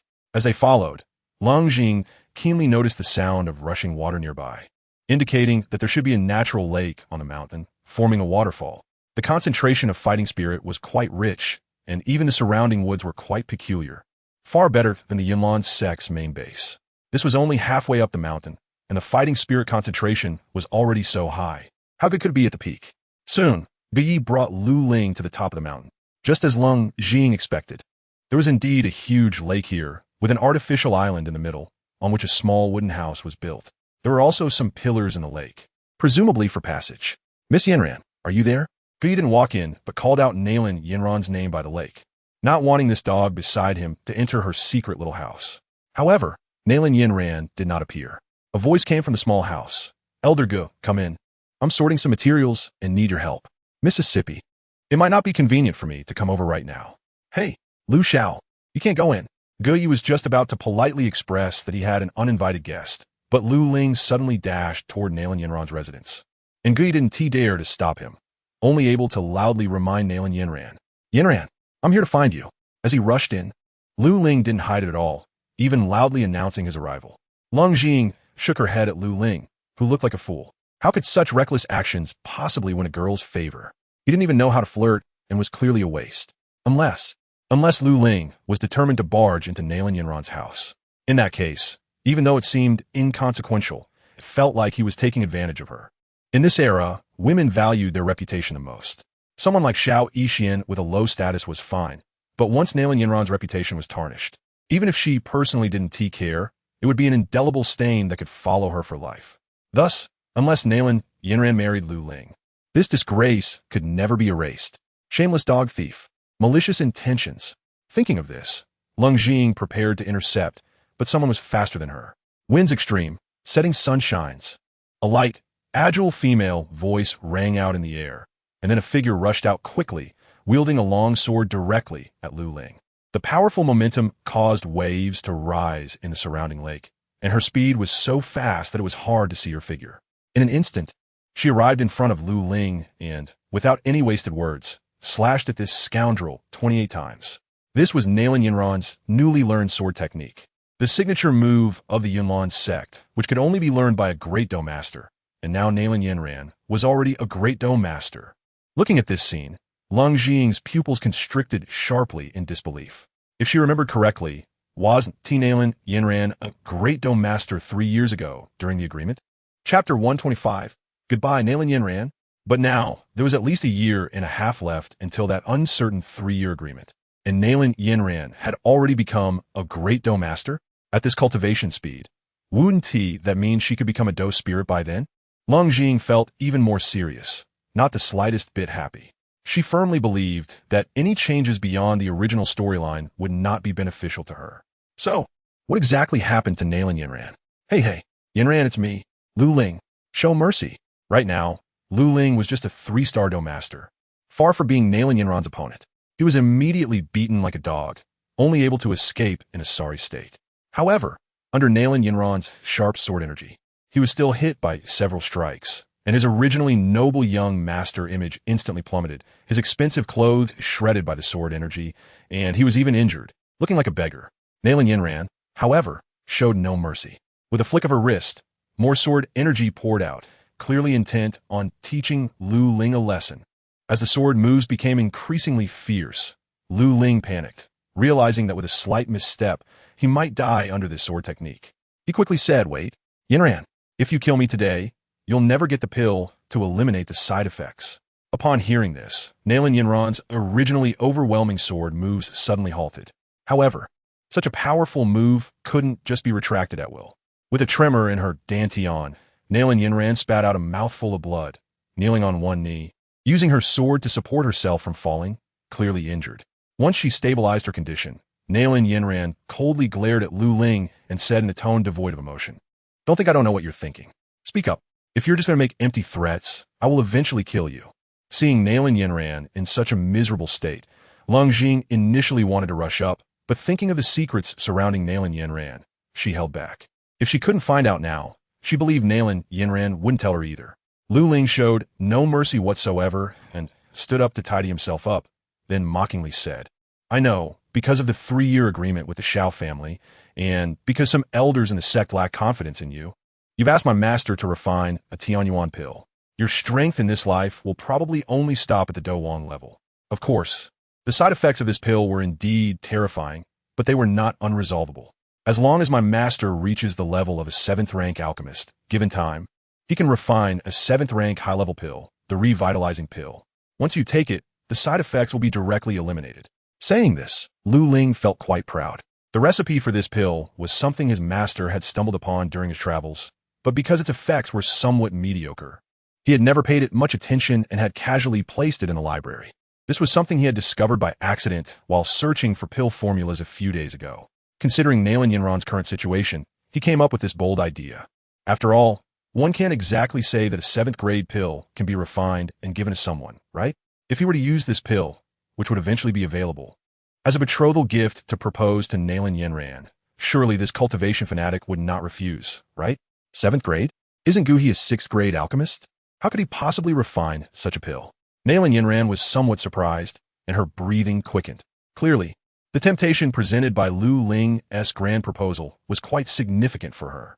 Lu Ling smiled slightly and continued to explain, Yes, but you must understand that once my master obtains the Earth Heart Green Lotus Fire, he will have enough confidence to advance to a 7th-grade alchemist. Refining this pill will naturally not be a problem. By then, you should also be able to advance to the doling stage. It's not a bad deal at all. Yinran, you need to think carefully. I've always been sincere with you. A deal? Heh, it seems you just regard me as a commodity. To you, I'm probably just a bargaining chip, and now you talk about feelings and sincerity. Isn't that laughable? Get lost. I would rather remain a Douwang for the rest of my life than be coerced by someone as disgusting as you. Nalan Yinran stood up with a bitter smile, seemingly reminded of her father's words about treating her as a pawn for the family, and how the Yunlan sect sacrificed her for the sake of face. She knew very well that as the young master, she had no bargaining power. Even her master, as the sect leader, was secretly being considered by the elders for selling her to Gu He in exchange for assistance. She was fully aware of this, but there was nothing she could do. In this cruel world, no matter how strong one is, it's of no use. Seeing Nalan Yinran's refusal to acknowledge his proposal, Lu Ling felt a bit angry and threatened. All right, since you're so determined, then I have no choice but to go speak to the elder. After saying that, he turned and walked down the mountain in a fit of anger. Upon hearing elder, Nalan Yinran's body visibly trembled. Over the years, Yin Ling had been consolidating power, and in terms of prestige, he was even greater than Yun Yun. The old sect leader turned a blind eye and often caused her trouble. The people in the Yunlan sect had long had misgivings about Yun Yun being the sect leader, so one could imagine how powerful Yun Ling had become in this situation. Watching Lu Ling leave, Nalan Yinran stretched out her hand, wanted to stop him, but ultimately let it fall helplessly. What could she say if she did stop him? Was she supposed to sell herself to him? Just as she was in despair, a very familiar voice suddenly came from behind, cheerfully saying, Elder? This elder is right here. May I ask what you need from me? To be honest, Leng Jing's tone had changed somewhat since she had grown up, but Nalan Yinran immediately recognized the voice and quickly looked up, only to see the figure she had been longing for. She floated in the air, looking at her with a doting gaze, and then coldly glanced at Lu Ling in the distance. Pulling out a weapon she didn't recognize and playing with it in her hand. Yes, since Sister Ying had come here, how could she allow herself to be bullied? Although she had many doubts in her heart, it could wait for later. With that thought, Nalan Yinran turned to the somewhat frightened Lu Ling and said lightly, Sister Ying, don't kill him. Chapter 126. A little separation is better than a new marriage. No matter what, Lu Ling was Gu He's disciple, so killing him outright was definitely not an option. Moreover, what he was doing now didn't warrant a death sentence. As the saying goes, one should spare those who can be spared. Nalan Yinran thought a good lesson would suffice. Lu Ling was nearly scared to death looking at the figure floating in the air without any means of support. Could this young person really be a Douzone? How could that be? Illusion technique. It must be an illusion technique. Thinking of this, Lu Ling calmed down a bit. But he also knew that someone with such strange abilities was definitely not someone he could fight against. So he tried to steady his voice and respectfully said, This sister must be Yinran's friend, right? I am a disciple of Pil King Guhi, and I hope you can give me a little. However, Leng Jing impatiently waved her hand, too lazy to listen to this dog's nonsense. She said directly, "You bullied our Yinran. You won't leave here in one piece today. Leave on your limbs, and then you can roll." For some reason, Leng Jing had a penchant for dismembering people, and her methods were strikingly similar to when she judged Xiao Yin in the cave. You say I should lose a limb just like that? Who do you think you are? Although he knew this person was not simple, Lu Ling still stood his ground, his face full of defiance. This girl was only 14 or 15 years old. If he let her scare him, where would he put his face later? Leng Jing chuckled and directly tossed the elder's token she had collected earlier. "Sorry, I am the newly appointed elder of the Yunlan sect. That old dog Yin Ling was killed by the old sect leader for his many crimes. This is the elder's token he gave me. Yin Shan? I'm not who you think I am." Upon seeing this token, Lu Ling immediately knelt down. He was very close to Yin Ling and was extremely familiar with this elder's token. How could it possibly be in her hands now? There was only one possibility. The elder had really been killed. Yin Shan had arranged for another woman to take on an important role in the Yunlan sect. Didn't this mean he was no longer going to turn a blind eye to everything that had happened before? No, he had to inform his master about this quickly. Thinking of this, Lu Ling suddenly grew resolute, biting his teeth and removing one of his arms. Surprisingly, he did not cry out in pain. After taking a pill to stabilize his condition, Lu Ling glared at Leng Jing, seemingly preparing to remember her appearance. "Farewell." After gritting his teeth and saying these two words, Lu Ling fled like the wind, quickly disappearing without a trace. "Lu Xiao, wait for me." Gui looked at the flirtatious exchange between Leng Jing and Nalan Yinran, and felt he shouldn't be a third wheel, so he ran after Lu Ling. Thus, the place that had been quite lively became quiet again. Leng Jing looked at Nalan Yinran, wanted to say a lot, but in the end, she didn't say anything. "Sister Ingyu, you finally came." Nalan Yinran could no longer hold back her emotions, tears streaming down her delicate cheeks, like an abandoned little wife. Truly heart-wrenching for anyone who saw it. Seeing the usually strong Nalan Yinran so sad, Leng Jing felt as if her heart was being tightly squeezed, causing her immense pain. Without caring much, she quickly flew to her side and hugged her, constantly comforting her. Hey Yinran, what are you doing? I'm here now." Seeing Leng Jing's playful demeanor, Nalan Yinran couldn't help but laugh through her tears, saying in mock anger, You finally remembered to come. I thought you had forgotten about me after enjoying some happy days with those fox spirits." Fox spirits? This. Leng Jing thought to herself that it was bad. The Nalan family spies were all over the empire, and her actions had probably long been known to Nalan Yinran, including her flirting. Nothing to say now, right? I see you haven't thought about me at all. Just enjoying life with those few vixens. Nalan Yinran coldly huffed. But in truth, she didn't care much about it. After all, she simply enjoyed spending time with Mei and had long since moved past the lowly interest between men and women. Therefore, having a few more female friends was no big deal. Suddenly, Leng Jing felt a kind of tense atmosphere, instantly feeling overwhelmed. It was fun to flirt, but now upon meeting, was she really stepping into a battlefield? She had never thought about it this much. After all, if she were a guy doing this, it would be easier to ignite a harem, and this situation was normal. But she was just a little girl. For heaven's sake, she wasn't a heartbreaker. Just wanted to give each girl harmed by Xiao Yin a home. Ahem, Yinran, that is not important. What is important is, don't you want to know what I've been through in the past year? Without waiting for Nalan Yinran's answer, Leng Jing awkwardly scratched her head and changed the subject. Nalan Yinran's pretty face flushed, and she said, contradicting herself, who want to know about you? Go live your life with your Yi-Fei sister. Is that so? Leng Jing looked at the little revolver at Nalan Yinran's waist, and it was clear what this proud girl was thinking. With a wave of her hand, she retrieved the revolver she had given her and started to play with it. Teasing, you don't seem to care about me at all, you. Give it back to me. The most cherished thing was snatched away, and Nalan Yinran panicked, disregarding her recent internal injury as she rushed forward to grab it back. But Leng Jing had already anticipated Nalan Yinran's move, gracefully dodging to the side and seizing the opportunity to lift her up by the waist.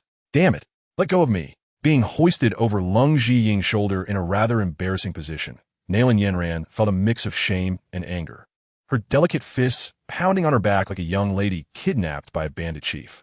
Hee. Think you can run now that you're in my hands? Yinran, this time you've walked right into my trap. Leng Jing grinned mischievously, then stopped speaking and directly carried Nalan Yinran toward the small cabin on the lake. clearly preparing to do some indescribable things. Let go of me. Let go of me. You, MMM. Ah, Yinran, last night was really enjoyable, huh? The next morning, as Leng Zhiying got dressed, she said casually. Hearing Leng Zhiying's shameless words, Nailin Yinran rolled her eyes dramatically, disdainfully replying, Enjoyable my foot. Don't make it sound like something strange happened. Okay? Chapter 127. The Great Cleanup Plan? Yeah, that's right, they actually didn't do anything. They just slept together like before in Wutan City and chatted the whole night. As the saying goes, a small separation is better than a new marriage. The year-long gap was enough for both to have a lot to talk about. Thus, they had a candlelit conversation that lasted until the early hours before falling asleep in each other's arms. The joy of such heartfelt communication far surpassed any lowly interests. Sigh. Yinran, it seems that as the new official, I need to conduct a big cleanup while tidying up her clothes. Leng Zhiying said to Nailin Yinran with a hint of helplessness. Nailin Yinran initially didn't want to tell Leng Zhiying about her taking medicine. But under Leng Zhiying's pressing, she eventually confessed, and unsurprisingly, it was indeed that bastard Yunlong's doing. In addition to him, there were also a few elders as accomplices who were the targets of Leng Zhiying's planned cleanup. While it wouldn't lead to their deaths, it was impossible to let them off. Locking them up for a few years as a warning was undoubtedly the best choice. By then, she would probably be in the central state anyway. Of course, besides Yunlong, that scoundrel Gu He, who produced pills, was also beyond redemption. Leng Zhiying didn't believe for a second that Gu He was unaware of this matter. As for Nailin Yinran's aftereffects, after a simple physical check, Leng Zhiying thought of a solution. Just using a top-notch DOC would suffice. However, the buff for accelerated cultivation would disappear after the scan. So it would be better to wait until Yinran reached Wang before using it. Nailin Yinran also accepted the fact that Leng Zhiying's strength had skyrocketed, as well as the setting of being a descendant of the pure Lotus Demon Saint. An unfounded amnesia was easily brushed aside. Although Leng Zhiying felt guilty about deceiving Yinran, there was no way around it. After all, her origins were mysterious. She would tell her about being a visitor from another world when her abilities were sufficient. Why does it always have to be about fighting and killing? Can't we solve problems more peacefully? Looking at Leng Zhiying's ominous face, Nailin Yinran couldn't shake the feeling that the Yunlong sect would be cleaned out to the last scrap. Though this was for her good. Wasn't he a bit too evil? Relax, I won't act recklessly. I will definitely use very gentle methods to resolve this matter. You don't quite understand how corrupt the Yunlong sect is. I'm very clear about it. At this point, Leng Zhiying recalled the previous bullies that had come to her door, instantly feeling a surge of hatred. This time, they had kicked against her iron plate. How many people had they harmed and left homeless when they bullied ordinary folks? Nailin Yinran had heard Leng Zhiying mention this before. Although it was hard to believe, she had to admit that her understanding of the disciples and structure of the Yunlong sect was very limited. She only knew that the Grand Elder Yunlong was not a good person, and no one had told her anything else. Naturally, everything she had seen was positive. Compared to the hearsay from before, Leng Zhiying, who appeared as a victim now, felt much more genuine. All right, you should be careful. Those elders are. Never mind, you have Kana to help you. It seems my worries are unnecessary. Nailin Yinran was about to remind Leng Zhiying to stay safe, but suddenly remembered the two helpers Leng Zhiying had mentioned, making her feel like she was fretting over nothing. It's not that I need to be careful. It's that we need to be careful. You don't expect me to go alone without you, do you? Leng Zhiying looked at Nailin Yinran, who had a worried expression, fully intending to take advantage of her. She wasn't particularly keen on the position of Grand Elder in the Yunlong sect, but it could help Nailin Yinran establish absolute authority, ensuring unity when Xiao Yan attacked the Yunlong sect. Nailin Yinran still found it hard to face off against the elder she was somewhat familiar with, but since Leng Zhiying had invited her so insistently, she had no choice but to agree. Sigh fine, since Mei insists on dragging me in. Take them out. Give me 20 shots. Then lock them up for 5 more years. A few hours later, Leng Zhiying, in the name of the new Grand Elder, invited everyone from the Yunlong sect, except for Yinshan, to a meeting. In the main square of the Yunlong sect, an extraordinary inauguration speech unfolded. To ensure no one would escape the meeting, Leng Zhiying specifically had Faraday bring 500 good brothers to support the scene. Although the Yunlong sect had several thousand disciples, 500 fully armed men could still dominate the atmosphere. The first to be judged by Leng Zhiying was the 4th Elder Yunbo, who sensed something was wrong and had fled in fear of punishment. Yinbo was a Douwang expert, and he was preparing to use his Dou Qi to fly away and escape. However, he couldn't outpace bullets and, as expected, he was shot down by this group of Kaha's sons. His protective Qi was in disarray, and he was half dead.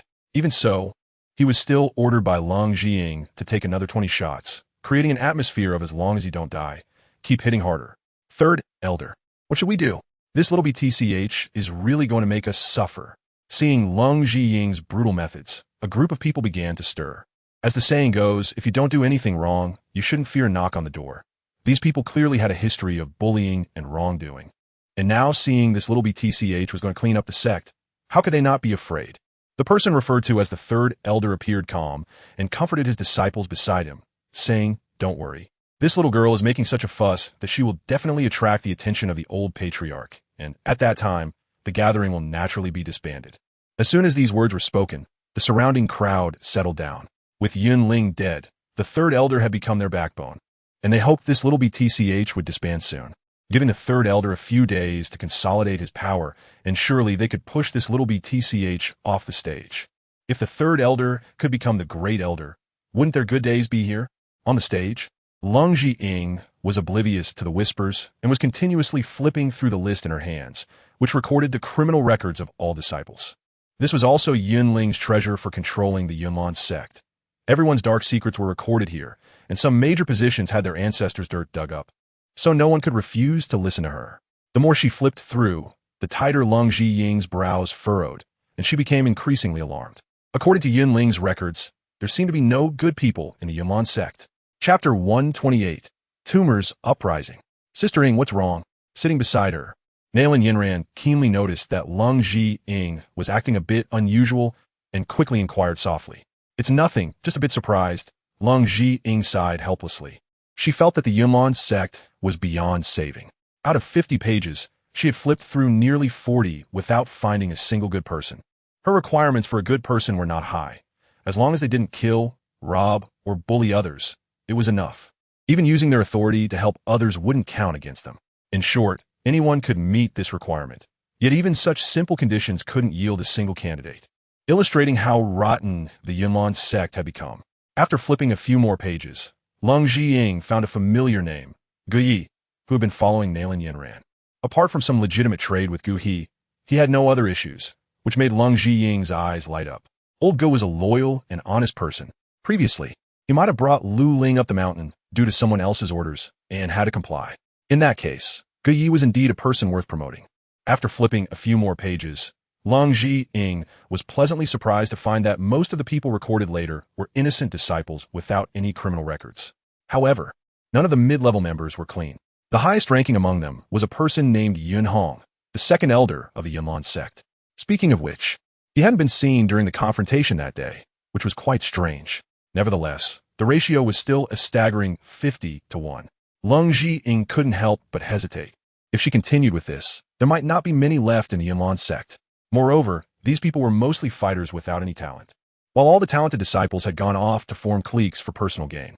If only these people were left, it would be questionable whether the Yunlan sect could maintain its status as the #1 sect. While disciples could still be recruited, these parasites had to be purged from the Yunlan sect. With this thought, Leng Zhiying's eyes sparkled. After marking the innocent ones in the book, she announced loudly, "All right, I believe you all know I am preparing to rectify the Yunlan sect. Next, I will call out some names. Those called should come up to the stage. Yunong, Geye, Yunyan, Yunwin." As Leng Zhiying's voice echoed, those whose names were called stepped onto the stage, and thankfully, the stage was spacious enough to accommodate so many people. The second elder Yun Hong looked at Leng Zhiying, who was full of spirit on the stage, curious about what she was planning. He was a very easygoing person and generally didn't involve himself in the Yunlan sect's matters to avoid being affected by power struggles. Yet he wondered what this newly appointed young great elder wanted to do. Third elder, do you think the people she's calling are all innocent? Do you think she might be preparing to use these people to curry favor with us? As more names were called, many people began to stir restlessly below, with someone directly asking the third elder. Indeed, it seems this little girl has gathered us here to obtain a loyalty pledge, planning to share wealth with us. The third elder pondered for a moment and felt that what this younger disciple said made some sense. He had thought that Leng Zhiying would target them, the tumors. But with so many tumors, could she eliminate them all? In the end, Wu and Ti, they still have to rely on them? After all, both the sect master and young sect master had been sidelined. It didn't seem like a big deal to sideline a great elder. He didn't believe that the amethyst-winged Lion King would follow this little girl for a lifetime. Though he didn't record every detail like the great elder, he still understood the general situation. So he felt more at ease, increasingly believing that things were developing as he thought. Before long, Leng Zhiying finished calling out all the innocent disciples. After glancing at her notebook, she made a decision. Looking at the pile of notorious evil forces below, Leng Zhiying spoke righteously. All right, everyone below, all powers are to be abolished. One limb shall be severed, and you will be expelled from the Yunlan sect. Execute immediately. What? You dare, brat?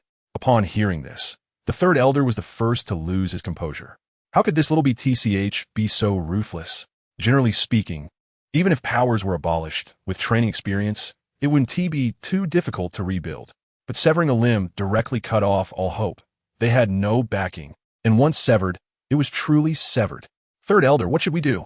Seeing Leng Zhiying's resolute attitude, the surrounding small disciples immediately panicked, and the Iron Men, maintaining order, began to close in, clearly preparing to take action. They hadn't enjoyed enough yet. They couldn't be abolished. Even though disaster was imminent, the third elder remained calm and told everyone, at this point, we can only fight our way out. All stewards, gather your disciples, and let us concentrate everyone's power together. We'll break out of here. As long as we escape this place, we can establish a new sect. Without us core members, the Yunlan sect is nothing. Understood. Knowing they had reached a life and death moment, the mid-level stewards quickly began to mobilize their respective disciples to prepare for trouble. Leng Zhiying naturally noticed the crowd below beginning to stir, but she paid no mind to their small movements, as if she could see through everything. In fact, she had already planned that if these people resisted, she would directly kill them. She deliberately instructed her good brothers to slow down, giving these people a chance to resist. If they all obediently waited to be released, it would instead become quite a hassle. Although they might not all be killed now, it wouldn't be a big problem to sever a limb or two. Seeing that the crowd had been sufficiently incited, the third elder flew up and pointed at Leng Zhiying, cursing loudly. Bitch, do you think that just because you have the old sect master's favor, you can cover the sky with one hand? Today, we will use blood to defend the dignity of the Yunlan sect. That's right. We, the just and righteous, have been wronged by you today. If we survive today, we must seek an explanation from the old sect master. We have been loyal to the Yunlan sect. Yet today we are facing such an outcome because of a baseless accusation. We refuse to accept this. Why waste words with her? Take her to the old sect master for justice. Chapter 129. The Ka harvesting machine. The third elder's words were like a fuse, igniting the crowd instantly. They were filled with righteous indignation, constantly blaming Leng Zhiying. If it weren't for her solid evidence, they might really have thought they were slandering a good person. Seeing that the atmosphere had been stirred up by himself, the third elder couldn't help but smile slightly, then continued to shout sternly at Leng Zhiying for the Yunlan sect. What are you waiting for? Follow me to kill the thieves. After saying that, the third elder led the charge, his fighting spirit surging, and a massive sword energy erupted from the long sword in his hand, firing the first shot of the uprising. Faced with such a powerful attack, Leng Zhiying did not dodge or evade. She reached out and directly caught the sword energy, realizing that this third elder was just a useless old fool, drained by wine and lust. Even if he was a few levels higher than her, he was probably still weaker. However, Leng Zhiying was suddenly surprised. This sword energy didn't seem like an attack from a Douluo. This level of power could be handled even by a Leng, right? Charge. Seeing the third elder so fierce, the disciples of the Yunlan sect below were instantly pumped up, rushing towards the Ka children who were several times larger than themselves, bravely charging ahead. Brothers, charge. Looking at the dense crowd, Faraday felt a bit panicked. He had brought 500 men, but these rabid dogs had 5,000. Faraday, suppress them. Try not to kill them, just injure them. On Leng Zhiying's side, the situation wasn't very optimistic either. A large group of high-level Do Shi and Do Ling elders, inspired by the third elder, rushed toward her. Although she had Xiao Zi and Kana by her side, this group of rabid dogs seemed endless. Those at the front were killed, and the ones at the back instantly took their place, showing a tragic determination to face death. The more than 100 Qinglu disciples also joined the defense line, and with Xiao Zi and Kana taking damage at the front, it became quite stable for a moment. These tumors were basically here to die. To be honest, she hadn't intended to kill So many people. These were 5,000 people, not 5,000 chickens. Leng Jing was feeling very conflicted. On one hand, she didn't want to let these malignant tumors go, but on the other hand, she didn't want to take lives so easily. This put her in a dilemma. After all, she was still a very kind person, feeling a bit lost and unclear about what to do next. Thinking of this, she looked up at the third elder, the root of all evil, and was instantly stunned to see him fleeing into the distance, clearly trying to escape. Xiao Zi, go after him. We must kill this dog. Leng Jing hated this dog to the bone. If he had the courage to rebel, that would be one thing, but after inciting the crowd, he ran away. Was this still human? Xiao Zi nodded and then transformed into a streak of light, chasing after the fleeing third elder. Once Xiao Zi left, the defense force weakened significantly. Although Kana was a dozong and could easily kill these people, it was difficult to merely injure them. Even a simple punch would instantly kill over 10 people, which was extremely brutal. At the time when Leng Jing was in a dilemma, Nalan Yinran, who was beside her, noticed her concerns and advised, "Sistering, you really don't need to worry too much. If these people are truly evil, it doesn't matter if you kill them all, they deserve to die." Nalan Yinran's words instantly awakened Leng Jing. Yes, these people were not good people to begin with. Killing them was justified, even a way to eliminate harm for the people. But the problem was there were a full 5,000 of them. However, thinking of how each of these people had harmed countless innocent civilians, Leng Jing's killing intent gradually rose, and her gaze towards those tumors became less friendly. Sister Yinran, you are right. We are punishing evil and promoting good, not one slaughter. With that thought, Leng Jing quickly made a decision. She picked up the communication device and ordered Faraday. Faraday, no need to hold back anymore. Open fire with full force, regardless of life or death, and also notify the assault team to fire at the center of the square. After that, Leng Jing turned to Kanna beside her and said, "Kanna, don't hold back. Hurry up and finish this." After deploying these orders, Leng Jing loudly shouted to the surrounding Qinglu disciples, "Everyone, listen to my command. It is everyone's responsibility to eradicate the tumors within our sect. Our Yinlan sect has been established for 1,000 years, and today we are being eroded by such tumors, leaving us full of wounds and decay. We all have the duty to defend our sect. I will bear all the consequences alone. Everyone kill. Kill." Hearing Leng Jing's inspiring words, the previously disadvantaged Qinglu disciples suddenly felt as if they had been injected with steroids. They fought 10 to 1 without changing their expressions. Even the second elder, who had been slacking off, showed a different glint in his eyes, no longer slacking and rushing forward to protect their home and sect. Without restrictions, the good brothers opened fire, resembling harvesting machines, various weapons continuously spewing flames, methodically reaping the lives of these tumors. Occasionally, when a few people's armor was shattered, the occupants inside would quickly be sent to the rear for rescue, ensuring that these precious human resources were preserved. The most powerful Kanna, however, did not attack recklessly. Instead, under Leng Jing's guidance, she continuously cleared the approaching enemies to protect the few Qinglu disciples left. Look, what is that? The tumors in the back couldn't see how fierce the battle was ahead, but suddenly, several light points appeared in the sky, trailing thin lines as they flew towards them. Before they could discern what was happening, these light points directly struck the crowd, and in an instant of landing, they unleashed a massive energy, engulfing everyone nearby. In such a densely packed square, the destructive power of the siege tank's giant cannon was immense. Just one round of artillery fire wiped out hundreds of lives, leaving not even a trace behind, evaporating them completely. Instantly, the square was filled with screams, and the hearts of all the tumors felt a bit shattered. Advance? In front was Kanna showing great power. Retreat? Behind them were emotionless steel harvesting machines. If they stood still, who knew who would be hit by the next round of artillery? Everyone looked around, trying to find a leader, but the third elder, who had originally incited the riot, had long since fled.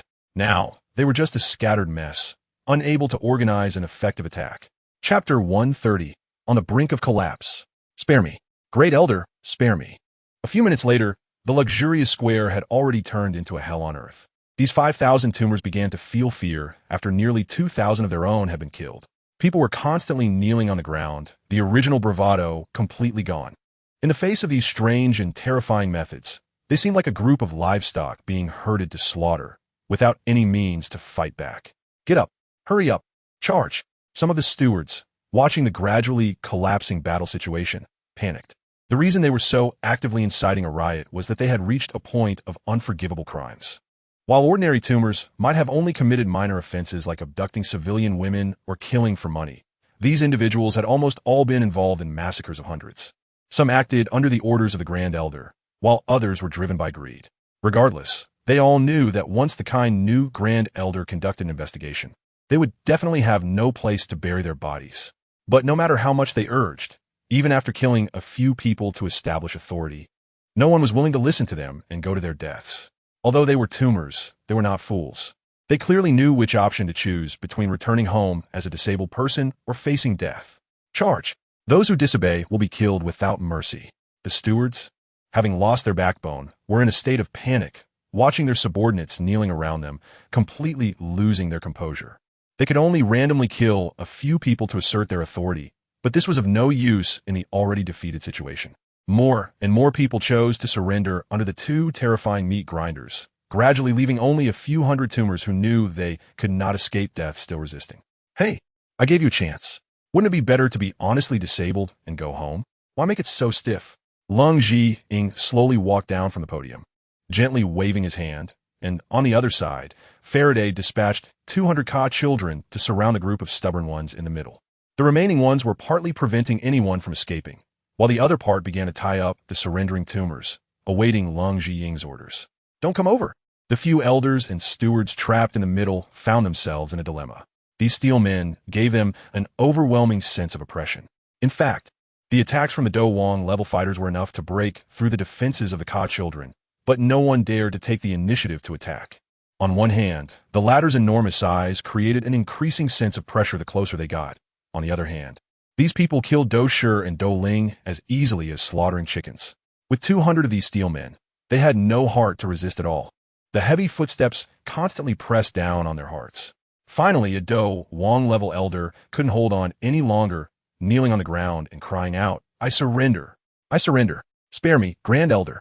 This surrender from the Do Wang elder completely shattered the resistance of these tumors. More and more Do Leng and Do Wang also raised their hands and knelt down in silence. They knew very well what awaited them, but every second they could live counted. A few brave warriors, realizing there was no way to escape, charged directly at the encirclement. Unsurprisingly, these individuals were shot to pieces. And after killing dozens of stubborn fighters, there was no one left standing except for Leng Zhiying and the Ka children. Leng Zhiying stepped forward, glanced at them, and kicked one of the surrendering elders, sending him flying several steps away, who then completely dared not fight back. Causing trouble, huh? Why aren't you continuing to cause trouble? Weren't you so capable just now? Why are you surrendering now? While saying this, Leng Zhiying pulled out a steel rod from somewhere and swung it a few times before suddenly striking at the group of surrendering elders. Grand Elder, we were wrong. We won't dare anymore. This steel rod was not an ordinary object. It was a close-range weapon from the interstellar era, comparable to the magical weapons in Dopa. Even without using much strength, it still caused this group of tumors to be beaten to the point of having their skin torn and flesh lacerated, screaming in pain. Leng Zhiying showed no signs of stopping, pouring all his earlier anger onto them. By the end, the incredibly tough iron rod was even broken, and several of these people's limbs were also shattered. Just as Leng Zhiying was continuously inflicting violence, a figure rushed over rapidly from afar. Holding what looked like a corpse, it was Xiao Zi, who had just been sent by Leng Zhiying to capture the third elder. "Boss, I'm back." Throwing the half-dead third elder on the ground, Xiao Zi walked over to Leng Zhiying, trying to curry favor, looking like he was seeking credit. "Why are you so slow? Is it that hard to catch a Do Wang? You've embarrassed the face of the magical beasts." Leng Zhiying was quite displeased. The battle was already over, and what was he doing here? He might as well have died outside. Xiao Zi felt a bit awkward after being scolded by Leng Zhiying. Hey, boss, you don't know. This elder is really cunning, slippery like an eel. His entire strength is focused on escaping. Even as a 6th-tier magical beast, it's not easy to catch him. Leng Zhiying rolled his eyes and said irritably, "All right, enough with the nonsense. You're 10 levels higher than him, and you still can't take him down? What else could it be? Stop making excuses and quickly help them sort out the prisoners." Hey, okay, boss. Receiving the order, Xiao Zi felt as if he had received a reprieve. Leng Zhiying was truly sharp-tongued, and he did not want to continue being mocked. After sending off the Lion King, Leng Zhiying looked at the seemingly lifeless third elder, lifted him up, and mocked, "Oh, isn't this our Yunlan sect's third elder? How come you're beaten up like this now? It seems your escape plan wasn't very successful." Huh? Although the third elder was already on the verge of death, he was still aware enough to be enraged by Leng Zhiying's taunts. But now, even if he wanted to self-destruct, he couldn't. He could only weakly curse, "Bitch, you have lost your humanity. You've slaughtered so many people. Can your conscience be at peace? What you call cleansing the Yunlan sect is probably just an excuse. In reality, you're just a bloodthirsty female demon. What would Yunyan think if she knew you did this?" Hearing this dog's words mention Yunyan, Leng Zhiying lost all interest in continuing to argue with him. The calm heart he had was stirred up again.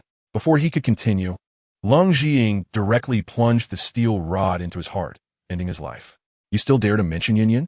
If it weren't for you stirring up trouble, would there be such a troublesome situation now?" Looking at the third elder who had suddenly died, the surrounding members of the Yunlan sect were terrified, trembling in fear, worried that if Leng Zhiying was displeased, he would directly kill them. As if to vent his anger, Leng Zhiying threw the third elder's corpse up, sending the steel rod flying, precisely embedding it in his chest, nailing him firmly to the most conspicuous position on the podium. Clearly, this was a blatant display of authority, telling these prisoners the fate of causing trouble. The third elder's words seemed simple, but left Leng Zhiying with great worries. He didn't need to worry about Yun-san. But what would Yin think if she returned to find that nearly none of her beloved Yunlan sect disciples were left? Destruction is not terrifying, but the main thing is that construction is needed. It only takes a second to destroy something, but building it takes days or even years. How easy is that? The frere, the captives have all been counted, a total of 2,563 people. How do you plan to dispose of them? After venting his anger, Faraday, who had been waiting nearby, quickly stepped forward to report. "Faraday, didn't you say you were going to investigate the mineral situation? What are the specifics?" Thinking about construction, Jiying did not directly give Faraday orders, but instead asked about an entirely unrelated matter. Faraday, although surprised by Jiying's train of thought, reported, "Frere, I previously sent someone to conduct a simple probe, but the surrounding resource situation is not optimistic. The mineral veins are only found at a depth of 100 meters or even deeper. We can only drill, but we are extremely short on miners. Without the necessary equipment, this is an extremely dangerous task." Just as he was about to say that mining was a deadly job, Faraday suddenly remembered that they had just captured thousands of prisoners of war. His Majesty is indeed the wise one. Even now, transformed into a little girl, she remains the far-sighted and extremely wise frere of Tyran. Thus, believing he understood Jiying's intentions, Faraday stopped speaking and respectfully praised. "The frere is wise." Jiying, what did I say that makes me wise? Well, actually Jiying did plan to assign these prisoners of war a high-risk job. As the saying goes, death sentences can be avoided, but living penalties are hard to escape. Mining the underground veins recklessly without specialized equipment is akin to sending them to their deaths. However, it is just as well, life and death are determined by fate. And if these people can survive a few years doing such dangerous work, then they can be released. Other jobs are not suitable for these prisoners of war, so naturally, jobs that can be done by slaves are the best. That's what I'm thinking. Since these veins can be mined by them, Faraday, you figure out how to arrange it. As for how to manage it afterward, I believe you won't need me to worry about that."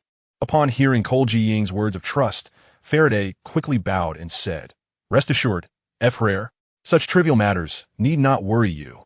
After that, Faraday did not delay further and directly led his brothers to escort the prisoners down the mountain. He also wisely did not take away those dressed in steward and elder robes, but left them for Jiying to handle. This indeed left Jiying with a significant dilemma. Should he just kill these culprits? That seems like a waste of human resources. After all, this is a group of powerful fighters. But if they are sent to mine, what if these old dogs incite the miners to cause trouble? Wouldn't that be more troublesome? After thinking for a long time and coming up with no solution, Jiying had no choice but to call out to Yun Hong and Nalan Yinran, who were cleaning up the battlefield. "Second elder, Yinran, I'm at a loss. Do you have any good ways to handle this?" I don't know either." Nalan Yinran looked at these former uncles and was also somewhat at a loss. After all, she had known them for quite a long time, and now asking her to decide how to handle them felt awkward. However, the second elder Yun Hong had a calm demeanor and said with a smile, "Elder, why not ask the old sect master? Perhaps he is secretly observing here from somewhere. After all, such a significant matter could not have escaped his notice, and his failure to intervene must mean he allows you to proceed.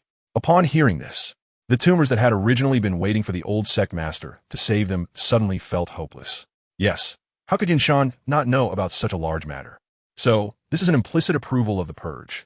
Glancing at this group of wasteful dogs, the second elder Yun Hong continued to strike them down. Who knows? The old sect master might be watching from not far away. He just feels embarrassed to show up. What you said makes a lot of sense. Cole Jiying thought so too. Since Yun Shan tacitly allowed it, then he would have to bear half of the blame. When Sister Yin Yin comes back, she can pull his name out to take the blame, and the rest would leave him feeling like a historic sinner. We share both fortune and adversity. Thinking of this, Cole Jiying cast an inquiring glance at Kanna, and after receiving a positive response, she shouted loudly to those around. Old sect master, Yinlan's sect has been dismantled.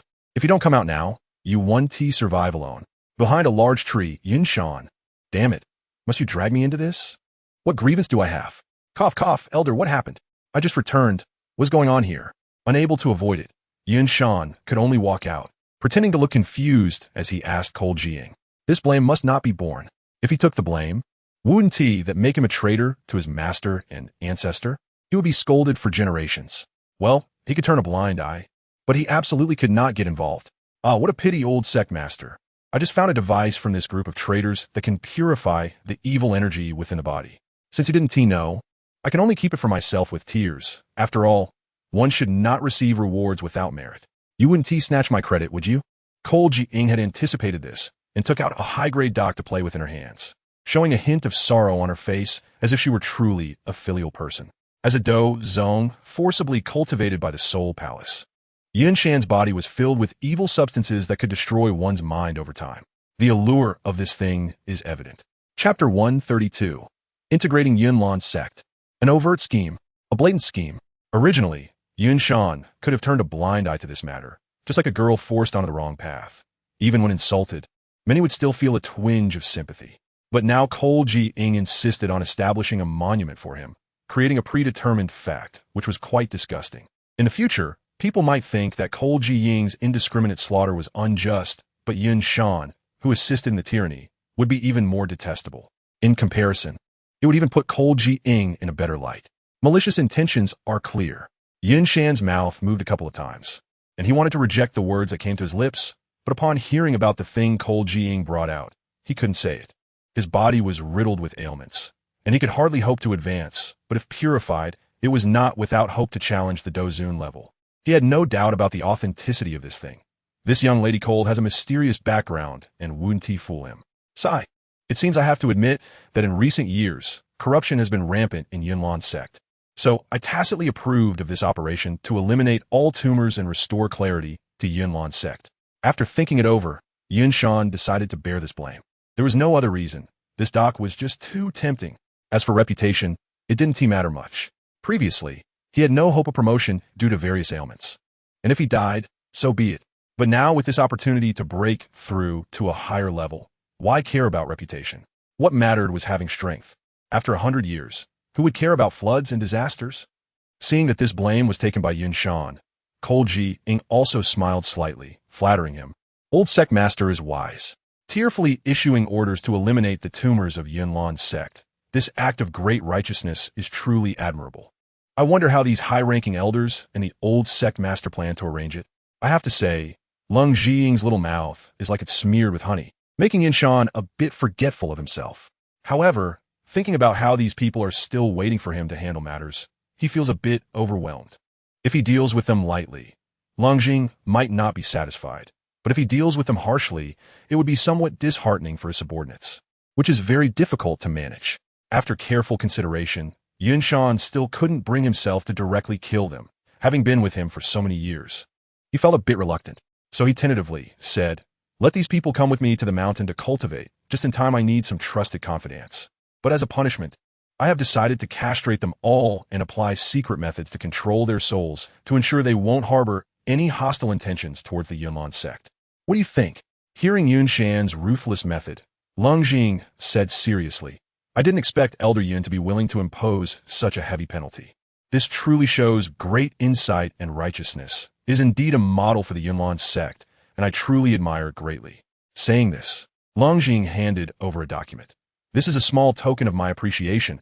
I hope Elder Yun will accept it. All right, then I will take them away. Yin Shan said with a smiling face while feeling frustrated inside.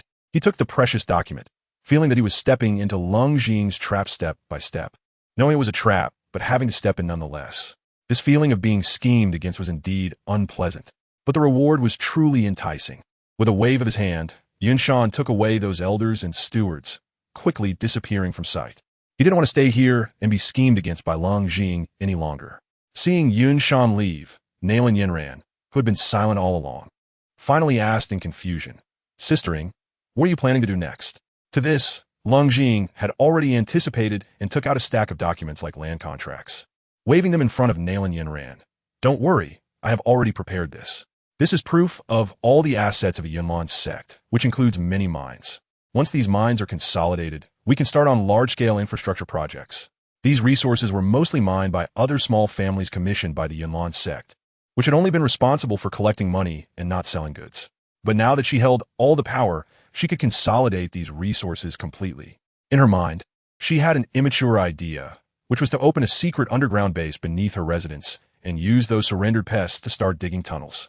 This way, they could gradually dig throughout the country and then use interstellar technology along with these mine resources to build underground railways. This would enable her to quickly control the entire country with high mobility. With interstellar construction standards, even a Douluo Wang wouldn't be able to easily dismantle it. Take the current Gamma Empire, for instance. In reality, the royal family can only control a few wealthy cities, while the poor rural areas are completely ignored. However, Leng Jing felt that these places were the truly valuable ones. After acquiring interstellar technology, the most valuable thing would not be resources, but manpower. Only after addressing the subsequent human resource issues could she strive for higher technology.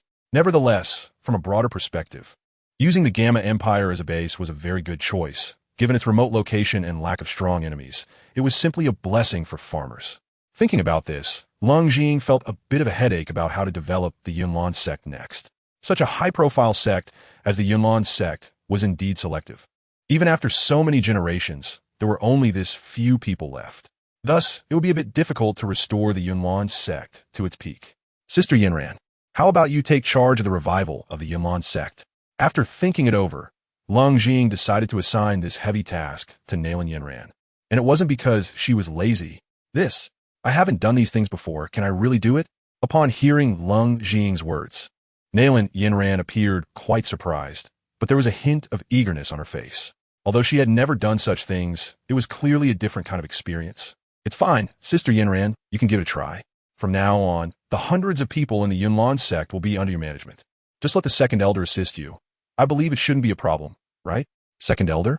Leng Jing patted Nailin Yinran's shoulder, indicating that she need not worry, and then shot a threatening glance at the second elder Yun Hong. The meaning of the threat was self-evident. Chapter 133. Visitors from Another World. Under Leng Jing's gaze, the second elder was startled and quickly supported. Yes, young sect master, you can give any instructions in the future. Now that the old sect master is not managing things, the first elder has the final say. As for future matters, we can arrange them after the sect master returns.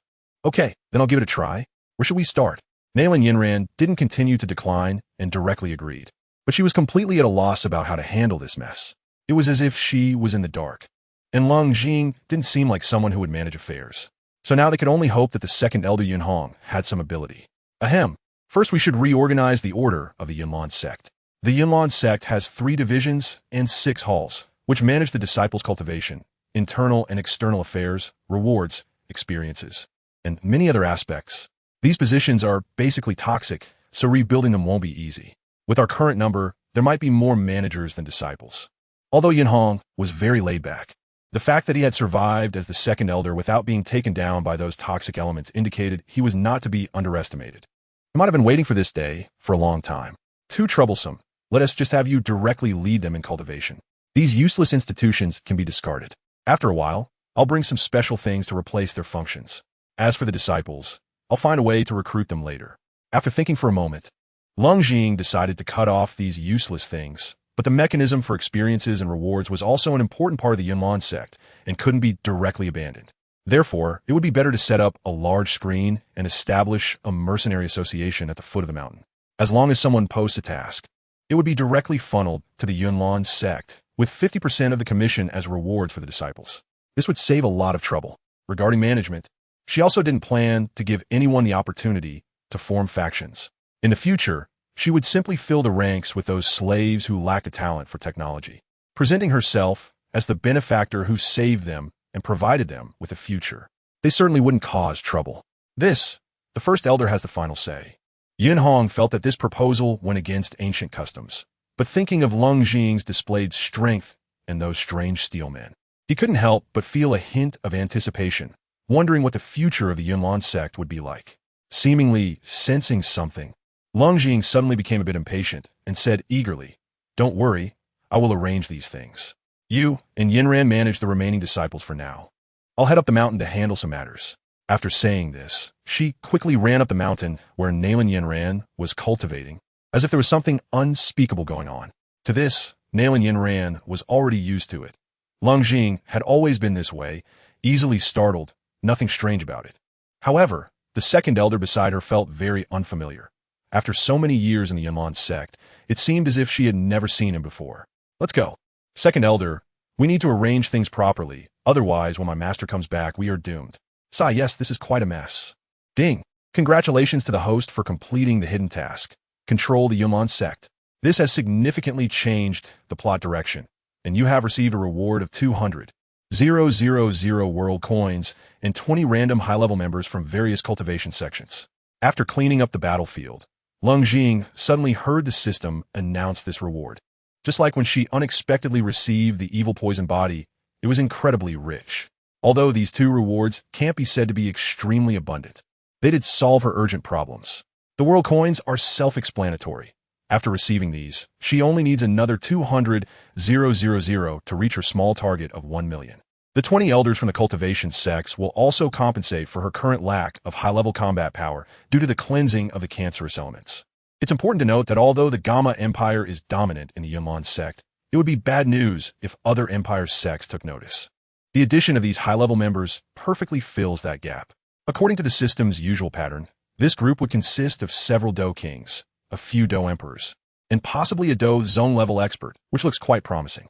Therefore, without hesitation, Leng Jing ran to the top of Nalan Yinran's mountain, ready to summon this group of people. A familiar black hole appeared, and then 20, disheveled girls walked out. That's right, all 20 of them were girls, if judged solely by their appearance. The oldest was only around 25 or 26 years old, the prime of their youth, while the youngest was only about 10 years old, even younger than Leng Jing. "Sister, that voice is real. We really escaped." Seeing the unfamiliar surroundings, the youngest girl suddenly became very excited, feeling as if she had escaped from death. Clearly, this group of young ladies likely belonged to a sect in the cultivation world that was just about to be destroyed, and with only these people left, they couldn't escape death, but they were saved by the system's intervention, allowing them to escape. "Hello, you must be the one who summoned us, right? Thank you so much." The speaker was the oldest sister, who appeared very polite, her every move exuding a noble demeanor. Unlike Leng Jing's disguise, the former had clearly been living a life of luxury for decades.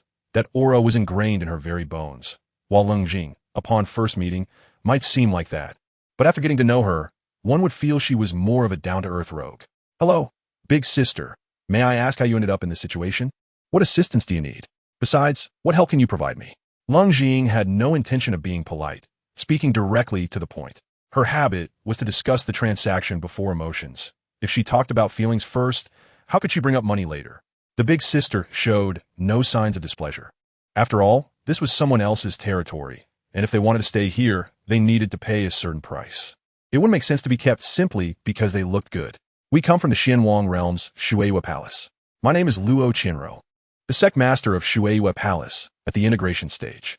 The one who just spoke is my younger sister, Luo Kursin, and the others are elders of our Shueiyue Palace, including 10 Yuanying elders, 6 who are spirit refiners, and 2 vice palace masters who are experts in the anti-virtual realm." Luo Qinro seemed to have no reservations about her people's situation, stating everything openly, which was equivalent to revealing all her trump cards. Chapter 134. Integration Stage Experts. Including her sister, who didn't need to be mentioned, she also told Leng Jing everything. This was not because she was unaware of the ways of the world, but precisely because she knew there was no way out. They could either be taken in or rejected, after which they would be sent back by the merciless system, where the only fate awaiting them would be to be captured by the remaining demonic forces and subjected to unspeakable things. Therefore, being completely open with this young employer was the best choice. Moreover, this little sister didn't seem like a bad person. I see. My current sect just happens to need experts like you. I just don't know what level your strength corresponds to in this realm. Leng Jing, hearing Luo Qianrou's sincerity, let down her guard, but she was still unclear about the level distinctions between their cultivation world and that of Do Pa. Luo Qianrou was very clear on this. I know this. The Yuanying stage is equivalent to a Do Emperor in this realm. However, the subsequent spirit refining and anti-virtual stages are still at the Do Emperor level, while the integration stage is equivalent to a Do Zone. But I'm not sure about the specific level distinctions and exact power levels. These are what the system told me when we arrived. Upon hearing this level comparison, Leng Jing was taken aback for a moment, but soon understood why. In the Yuanying stage, cultivators were already not much different from Do Emperors, because besides alchemists, people in Dopa continent did not cultivate their souls, while the next three major stages of cultivators focused on soul refinement. Thus, spirit refiners and anti-virtual stage cultivators did not make much progress in strength, but their souls were greatly enhanced, making alchemy and tool-making easy for them. Even soul-specialized sects like the Soul Palace might not be stronger than them. The integration stage meant that they had completely refined their souls, merging them with their physical bodies. So one could imagine how powerful they were. It seemed that Luo Qianrou was equivalent to a Do Zone, and if a fight broke out, she would likely have many miraculous techniques, probably capable of defeating Yinshan in an instant. Just as Leng Jing thought, Luo Qianrou continued. In our Shueihua Palace, apart from cultivating water attribute techniques, we primarily focus on weapon refining. Alchemy has some limitations for us, but we can still do it. However, we produce many water attribute spiritual weapons that are quite popular, even in short supply, so we've somewhat given up on alchemy. Alchemy inevitably requires fire, while weapon refining does not necessarily need a dedicated furnace. It can also be done using spiritual energy, but this poses a high challenge for the maker. Although Leng Jing didn't fully understand the difference between alchemy and weapon refining, she felt it was quite impressive. If that's the case, then that's great. I'll find you a place to settle down first, and I hope you will take care of me in the future. All right, thank you. Luo Qianrou elegantly bowed, showing no airs of strong person. They were now under someone else's roof in an entirely unfamiliar world. For someone to take them in was already a rare thing. Just because they were strong didn't mean they would be taken in by anyone. In fact, taking them in meant providing them with a cultivation environment, which was quite a wasteful act. Moreover, having so many experts wouldn't significantly aid in development. If it weren't for the fact that the Yunlan sect had just been purged and lacked personnel, Leng Jing might not have used this card at all. Raising Kana and Xiao Zi was already quite a hassle. Of course, she wouldn't have to spend her own money on these young ladies. She believed that the Yunlan sect's resources were still substantial. While thinking, Leng Jing led them to the mountain where the old dog Yunling had lived. This place was much larger than Nalen Yunran's, with all kinds of hardware and software fully equipped. From the residence, one could see the entire floating island of the Yunlan sect, and even the main hall of Yunyun was not as high as this place, showcasing its ambitious nature. However, this place is actually her residence now, but she's been quite busy and hasn't had time to come and take a look. Moreover, it's likely that in the future, while she is at Yunlan's sect, she will either live with Yanran or with Yunyun. So this place won't be of use to her. It's just right for these young ladies to have a place to settle down. Leng Jing gave a rough glance and found that the facilities in the Yunling family were quite complete. She introduced to the girls, "You can stay here for now. Get familiar with the environment of this world. There's also a library and a treasure house. You can check out the different items and techniques later." Afterwards, Leng Jing handed over her identity badge. "You can also take my badge to get acquainted with the members of Yunlan's sect and see if there are any opportunities for development. This is no problem. Then we will have to rely on you to take care of us in the future." Luo Qianrou had no complaints about this. As long as she could get by under someone else's roof, it was fine. How could she act recklessly just because she had high strength? After all, the other party could kick her back at any time. Leng Jing was unaware of this. Even if she knew, she wouldn't care. Right now, she needed to think of a way to gather more people, regardless of their talent. Just having them come over to boost the numbers would be enough. Otherwise, when Yunyun returned, she wouldn't know how to explain. A month later, looking at the familiar yet strange gate before her, Yunyun fell silent. To be honest, Her mood was quite bad at the moment. In order to gather the materials for the Blood Lotus pill for Gu He, she had traveled through several surrounding countries, wrestled with numerous 6th-tier magical beasts, and narrowly escaped death multiple times to complete the collection. Unexpectedly, Gui didn't show any appreciation beyond some comforting words, as if it were all a matter of course. Although Yun felt somewhat depressed, she endured it upon thinking of the importance of a 6th-tier alchemist to Yunlan's sect. After all, everything she did was for Yunlan's sect. Feeling unhappy was irrelevant. However, she did find a young man she met during this journey quite interesting. His name seemed to be Yin Xiao. Although they only traveled together for a short while and exchanged a few words, he left a significant impression on her. If it weren't for his help, she wouldn't have known how to deal with some of the materials.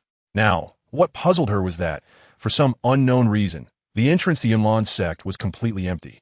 Logically, there should have been many outstanding disciples patrolling here to showcase the authority of Yunlan's sect. If it were just that people were missing, it wouldn't have surprised her so much. She could understand that the gatekeepers might be slacking off. The problem was that the gate before her had become several times more magnificent than before. Chapter 135. Yun's shocked. The original gate, while not cheap, was not overly extravagant. It was made from somewhat rare stones. After all, such a large gate couldn't be made of gold, right? If it were entirely gold, it would probably be worth several million gold coins, which would be excessively lavish.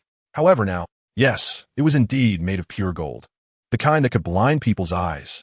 Besides being made of pure gold, the decorations around it were also expensive jade, which would sparkle brilliantly at night.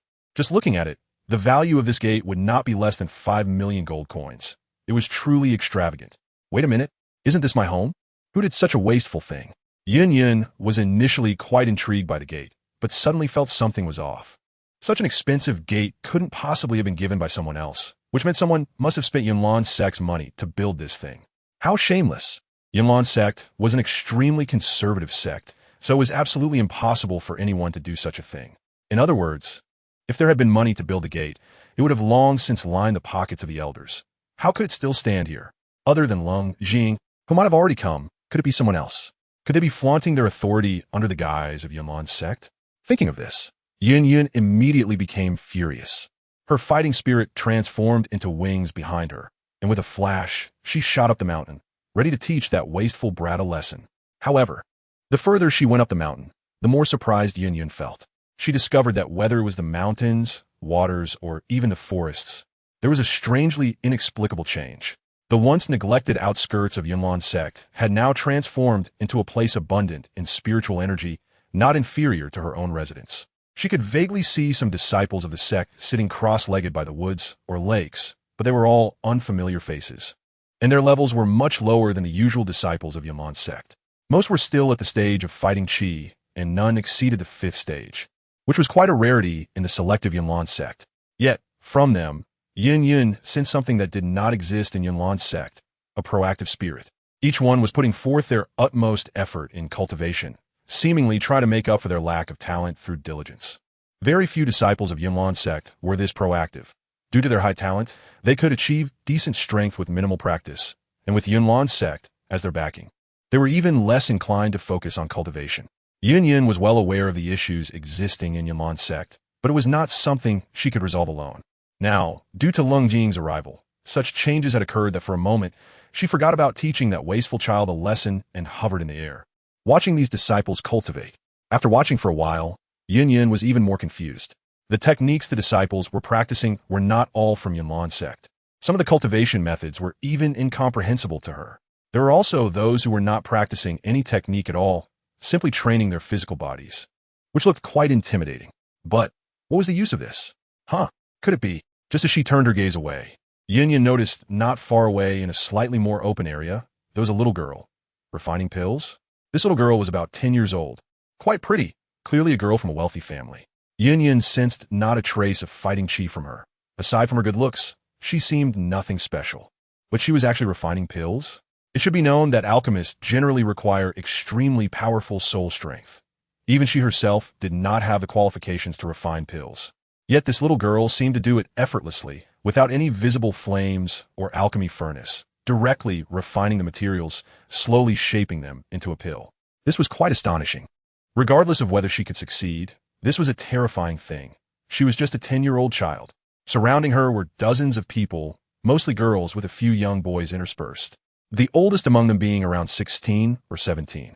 A group of people sat on the ground, intently watching the little girl refine pills, as if she were some profound alchemist. To be honest, Yin had seen this kind of scene elsewhere. Whenever He announced he would publicly refine pills, it would be like this. But to see it happen with a little girl was somewhat unbelievable. The little girl seemed to be unaware of Yun's gaze, still focused on refining pills, and did not forget to explain to the people below, pay attention, pill refining is the integration of all methods. Any flame or alchemical furnace is just an external tool. Its essence is to lock in the medicinal properties of the herbs. However, using external tools for pill refining is a last resort. My condensing pill method does not require these messy things. I only need to control the external true qi properly. Just like this. Go. As she spoke, the little girl formed a hand seal, sending a stream of true qi from her hand, which then split into several small strands in the air, rushing toward several herbs and enveloping them. Then, with a slight movement of her hand, the spiritual energy seemed to heat up, burning the precious herbs completely, leaving only a small drop of essence. After refining the herbs, the little girl did not proceed to the next step, but controlled the refined liquid to float around, ensuring everyone could see it. She then explained, even the best flames may have impurities, but true qi does not have this problem because true qi is the purest energy in the world. How could there be impurities? Unless that person practices some evil technique, only then would such a situation arise. Moreover, the function of flames is merely to ensure that these materials can melt. It is not an indispensable part. When true qi is enough to refine them, flames become optional. Upon hearing this, Yin was slightly taken aback. Although she did not understand pill refining at all, she often followed Gu He and had a rough idea of the steps involved.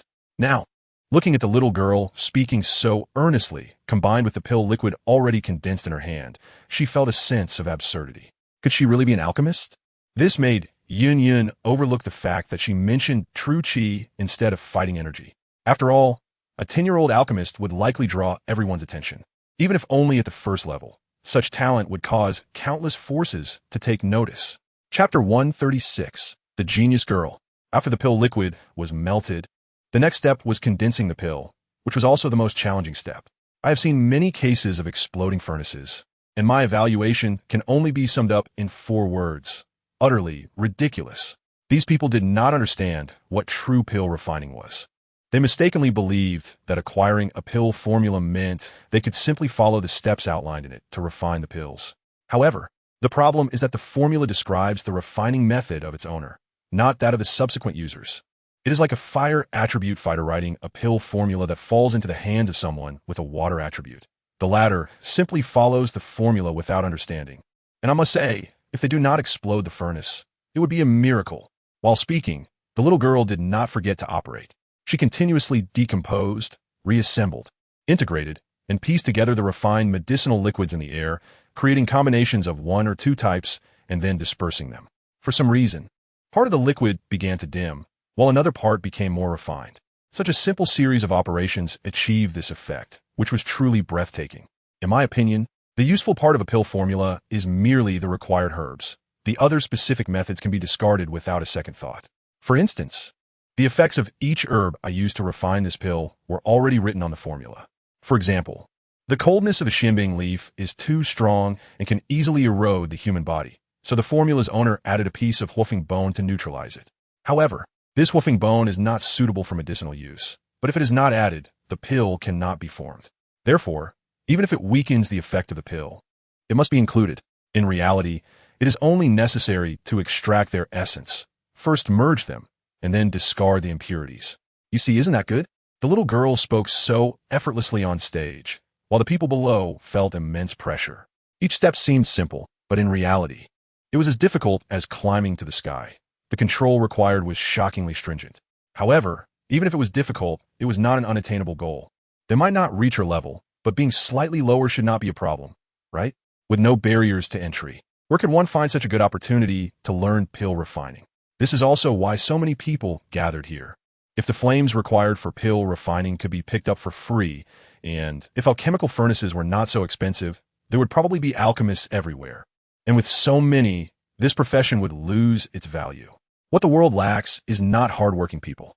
If it only took a few years of effort to break out of one's class, I believe 90 of the world population would be willing to do so. Not only this group of low-level apprentices, but even Yunyan wanted to give it a try, to handle it herself. It looked so simple. However, she did not notice anything unusual. Being completely clueless about pharmacology, she did not know that the little girl was casually refining a 6th-grade pill. If someone knowledgeable were here, they would probably be shocked to death. Next, she only needed to proportionally allocate the already purified essences, then compress them with true qi to turn them into solid form. The little girl seemed to have gotten used to the astonished gazes of the crowd, and without pausing, she continued to operate the next steps, dividing each different medicinal liquid into 10 portions and mixing them into a lump of liquid. Then, she continuously squeezed and solidified that lump of liquid in the air, quickly transforming it from a large mass of liquid into a small pill. Following the same method, she condensed the other 9 pills and placed them into a medicine bottle. Of course, she could compress all 10 at once, but to demonstrate more for the apprentices, she repeated this seemingly unnecessary task. All right, this is the entire refining process of the 6th grade ice spirit pill. It doesn't matter if you don't understand. After you go back, you can start with some low-level pills. Our Yunlan sect has a grand undertaking. I can't say how many spiritual herbs we have, but ordinary herbs can be wasted freely. As long as you master this pill refining method and validate it, you can apply for higher-level herbs. Regardless of level or status, if you can refine 6th grade pills as a fighter, then we will let you refine them. After putting away the pills, the little girl stood up and spoke passionately to the young boys and girls below, her words filled with temptation, and she did not put on the airs of a master. This approach made the young fans below almost eager to rush back and refine pills, to contribute to the Yunlan sect. Influenced by her, several young fans immediately jumped out to echo. Elder Luo is right. We are indeed fortunate to be able to cultivate in the Yunlan sect. Previously, I heard people say that the Yunlan sect is the darkest place in the Gamma Empire. But now I realize that perhaps only the Yunlan sect would cultivate us ordinary people without talent or strength. What reason do we have not to work hard to contribute to the Yunlan sect? I need to hurry back and refine pills. As she spoke, the young fan seemed to not only move others, but also felt deeply moved herself. She did not say more, bowed to the little girl on stage, and turned to leave. After her reminder, the others suddenly awakened. Yes, they had just received teachings from the elder. They should seize every moment to practice. Otherwise, what if they forgot? Thinking of this, everyone no longer lingered, respectfully bowed to the little girl on stage, and scattered like birds and beasts. Seeing the scene, the little girl on stage was momentarily stunned, seemingly not expecting that refining a pill in public would have such an effect. Sigh, Sister Ing is absolutely right. What talent is there? Only the people are the true power. Everyone has their strengths and weaknesses. Making the best use of things and fulfilling one's responsibilities is the long-term plan for a sect's development. If my sister had understood this principle back then, she might have already dominated the world. Time to rush to the next lesson. This little girl known as Elder Luo is naturally Luo Curson. Due to her young age and mischievous nature, she often goes against her sister's wishes to study alchemy. Previously, when caught dabbling in such unorthodox practices, she would be severely reprimanded. However, unexpectedly, in a sect roughly the same size as the Shueiyue Palace, she has become an elder who can establish her own sect. After muttering a few words, Luo Curson headed to the next place where she would teach alchemy, as she couldn't wait to prove that her study of alchemy was the right choice and not as useless as her elder sister claimed. Chapter 137, The Will of the People. Hiding behind a tree, Yun was at a loss for words upon witnessing this scene. The series of events felt like a combination of punches, leaving her head buzzing. To be honest, she was quite clear about the nature of the Yunlan sect. She could find out easily by asking anyone outside. But how did it suddenly become a revered holy place? If the Yunlan sect had such loyal disciples before, even if they were weak, they would have been able to laugh in their dreams. But would anyone really value the sect's interests over their own? No. Everyone is like a leech, from the elders to the ordinary disciples, all sucking the blood of the Yunlan sect to exchange for their own benefits. She knew the situation well, but knowing it made her powerless to change it. If it was just a few people, or even a faction of an elder, she could deal with it, but the entire Yunlan sect was filled with this atmosphere. It was quite despairing. But now, she saw a glimmer of hope. Compared to the hope of revitalizing the Yunlan sect, even the fact that a 10-year-old girl could refine 6th grade pills and walk in the air seemed less significant. What's the big deal about a 10-year-old 6th grade alchemist? It's not like she hasn't seen it before. Well, Actually, Yin Yin had never seen it. She was just trying to deliberately ignore it to avoid feeling like she would live her whole life as a dog. The last time she felt this way was when she first saw Leng Jing, that teenage doling, but now. Thinking of this, Yin Yin became even more impatient. All the changes seemed to stem from Leng Jing coming to the Yunlan sect, so she stopped wandering and flew up the mountain at full speed. You useless thing. I told you to recruit people. What kind of trash have you brought in? Even lazy dogs who eat, drink, gamble, and whore have been recruited. Shameful. Leng Jing sat in the sect master's exclusive seat, angrily scolding the kneeling second elder, Yin Hong, below. At the height of her agitation, she even wished she could go down and hit him a few times. But then she remembered that the other party was quite old and might die from a few hits, so she held back. Despite being scolded like this, Yin Hong had no complaints. He just lowered his head and replied, Yes, the Grand Elder is right. This old fool has no eyes and almost disgraced the sect's reputation. It is truly shameful. Every time I think of this, I can't eat. Even when I try to cultivate, I have no spirit. I might as well just die. Leng Jing. With such a good attitude, what else can I say? In that case, I will punish you to temporarily follow Sister Luo to learn how to recognize people. You can return to your position as second elder only when you understand it. Until then, you don't need to worry about the sect's affairs. Hearing such a cruel punishment from Leng Jing, the second elder's old face suddenly couldn't hold up anymore, and he even wanted to laugh out loud. This seemed like a deprivation of his rights, but it actually gave him an opportunity to cling to a powerful figure. The new group of ladies had taken all the main positions in the Yunlan sect right after their arrival. He had questioned this before, but when he found out that these people were mostly Do Huang and included a Dozong, he dared not speak up any further. Who knows where they came from? But since the old sect master didn't say anything and even hosted a banquet to welcome them, what could he, the second elder, say? As a result, his status plummeted, and he couldn't get involved in the sect's affairs, only wandering around to recruit people. However, as an elder of the Yunlan sect, he couldn't help but seek out those with high qualifications. Unfortunately, he ended up bringing in a scumbag, and he was scolded for it as well. But this wasn't necessarily a bad thing. Leng Jing clearly didn't want to deal with him harshly. Wasn't this a disguised way of training him? Perhaps in the future, he could stand on equal footing with these big shots, all thanks to the Grand Elder's decision. Seeing this old man so agreeable, Leng Jing nodded with satisfaction, not in vain for all her efforts. Recently, although the situation in the Yunlan sect was improving, it still required Yunlan people to manage it. While Luo Qinro and the others had strength, they lacked the prestige to command respect, and since she didn't want to take charge, the somewhat conservative second elder became the only person who could gain the trust of the Yunlan sect's old members. The current structure of the Yunlan sect has been established like a cultivation sect, divided into inner and outer doors.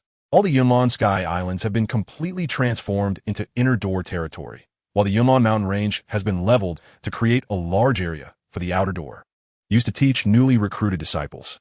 Disciples in the inner door cultivate the Yunlan sect's techniques and naturally cannot switch to the cultivation system brought by Luo Qinro. But this is very popular in the outer door. In the span of a month, Faraday and his good brothers have been running around.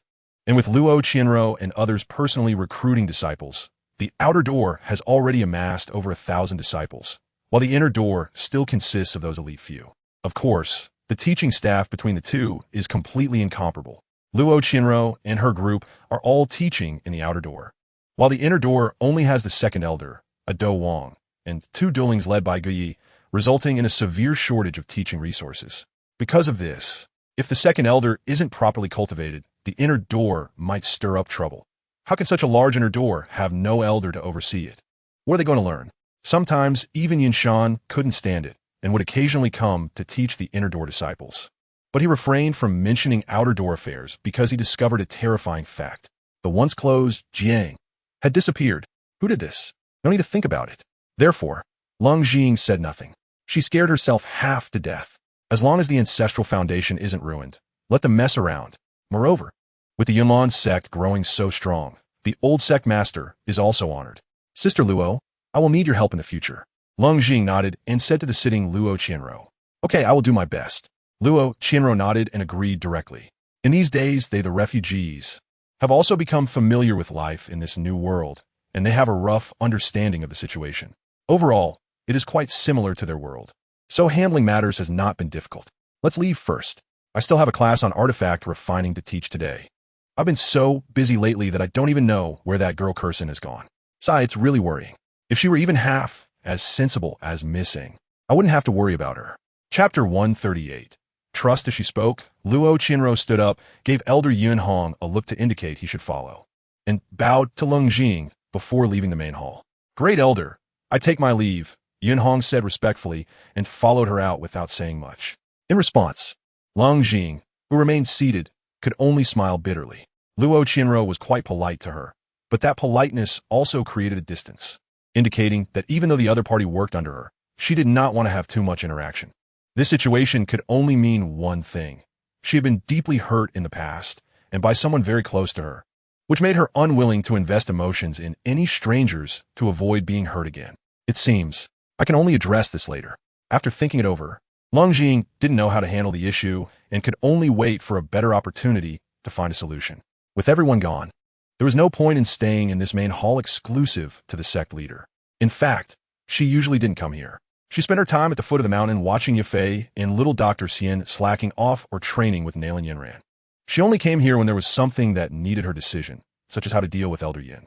While pondering how to improve her relationship with Luo Qianruo, Leng Jing was not paying attention to the path and walked towards the door with her head down, only to suddenly bump into something soft.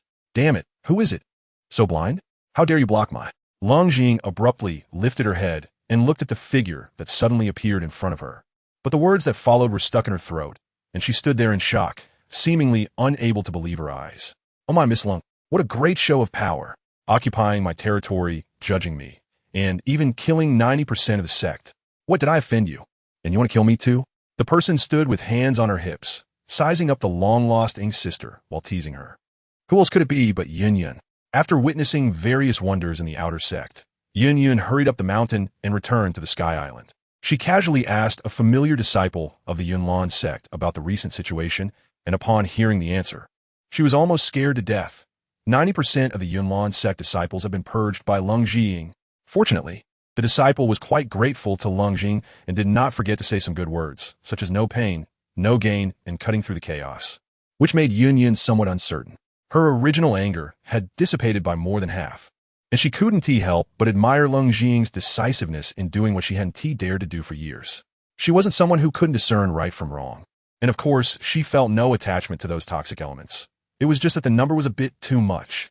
However, seeing the outer sect develop so rapidly, Yun Yun no longer cared about that matter. After inquiring about Leng Jing's location, she rushed over, only to see her sitting in her position, showing off. Whoa. Sister Yun Yun, I'm just missing you, okay? You've been gone so long, I thought you wouldn't come back. No. I mean you were busy with official matters and couldn't pay attention to the sect. It was indeed a bit inappropriate for her to show off in someone else's throne, and knowing she was in the wrong, Leng Jing quickly began to flatter. When I came to the sect today, I felt something was off.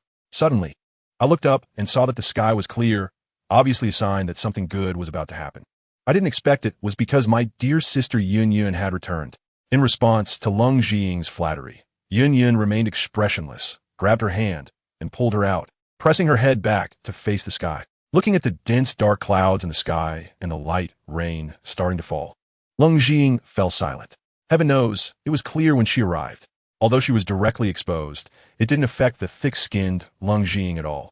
She smiled nonchalantly and said, Oh my, Sister Yun Yun, look, what is this rain? It is sweet dew. Such thick clouds, but only such small raindrops. Isn't this a rare phenomenon? Is indeed a great, auspicious sign. This is all thanks to Sister Yun Yun returning. As she spoke, the drizzle in the sky suddenly turned into a torrential downpour, completely drenching Leng Jing. Meanwhile, Yun Yun had already prepared, creating a barrier for herself to stay dry, then crossed her arms and looked at Leng Jing with amusement, seemingly wanting to hear what else she could come up with. Leng Jing looked up, forgetting to create a shield for herself, feeling that life was not worth it, as if her mouth had been opened wide. Good things wouldn't work, but bad things would. As if not willing to give up, Leng Jing gritted her teeth and said, If I tell a half-lie, may heaven strike me with 5 thunders? Boom! As soon as the words left her mouth, a dull thunder rumbled from the sky, seeming ready to strike down at any moment. Leng Jing. Seeing this scene, Leng Jing stopped talking. It seemed the heavens were against her. Damn it. Yun Yun was helpless. She couldn't get angry at this childlike Leng Jing. However, during her banter, The frustration in her heart caused by the upheaval in the Yunlan sect had dissipated by more than half. Not wanting to stand outside any longer. She pulled Leng Jiying back inside. Okay, stop joking. I actually know what's going on. You did all this for the good of the Yunlan sect. Instead of flattering me, why not? Take some action. Yin Yun's words sounded somewhat ambiguous, even a bit provocative, causing Leng Jiying to shudder and lick her lips as she said, all right. Sister Yin Yun, what action do you want? How should I act? Yin Yun rolled her eyes in exasperation. What are you thinking? I mean, tell me what has happened over the past month. I didn't get a clear picture from what others said. Only when you say it yourself will it be credible. Feeling so trusted by Yin warmed Leng Jiying's heart. Indeed, Sister Yin was such a kind person. No matter what she did, she could be forgiven. She originally wanted to push Yin Shan out to take the blame, but it seemed that wouldn't be necessary now. Meanwhile, somewhere, Yin Shan was slacking off. Achoo! Who was talking about me? Regarding these new friends being visitors from another world, Leng Jiying didn't hold back. In fact, the Dopa continent had never lacked visitors from other worlds. After all, the legendary ancient dragon of the void was a race that traversed the void, right? Moreover, with countless spatial disturbances, some visitors from other worlds were not that shocking. Chapter 139, Ready to Depart. To be honest, Yin had actually seen those so-called visitors from other worlds, but most of them were weak, having fallen here due to unstable space caused by battles among strong individuals. Some fared better, managing to become wealthy merchants with some bizarre items, while others, who had mediocre talents in their original worlds, soared to great heights after arriving at the Dopa continent. There were even those who willingly chose to be farmers, living a life of anonymity. Of course, the reason why the existence of these otherworldly visitors is not widely known is naturally because those experts have been captured by the Soul Palace. Therefore, the remaining people don't have much of a reputation, and basically only forces with Do Zone level experts would know about these matters. Moreover, the legendary Tai Su ancient dragon clan conducts business in the void, so it's inevitable that they would have dealings with otherworldly beings.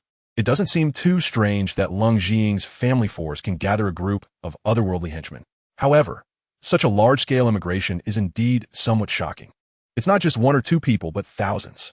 Not to mention that there's a group of Do Huang experts occupying all of Yin Lanzong's high-level combat power.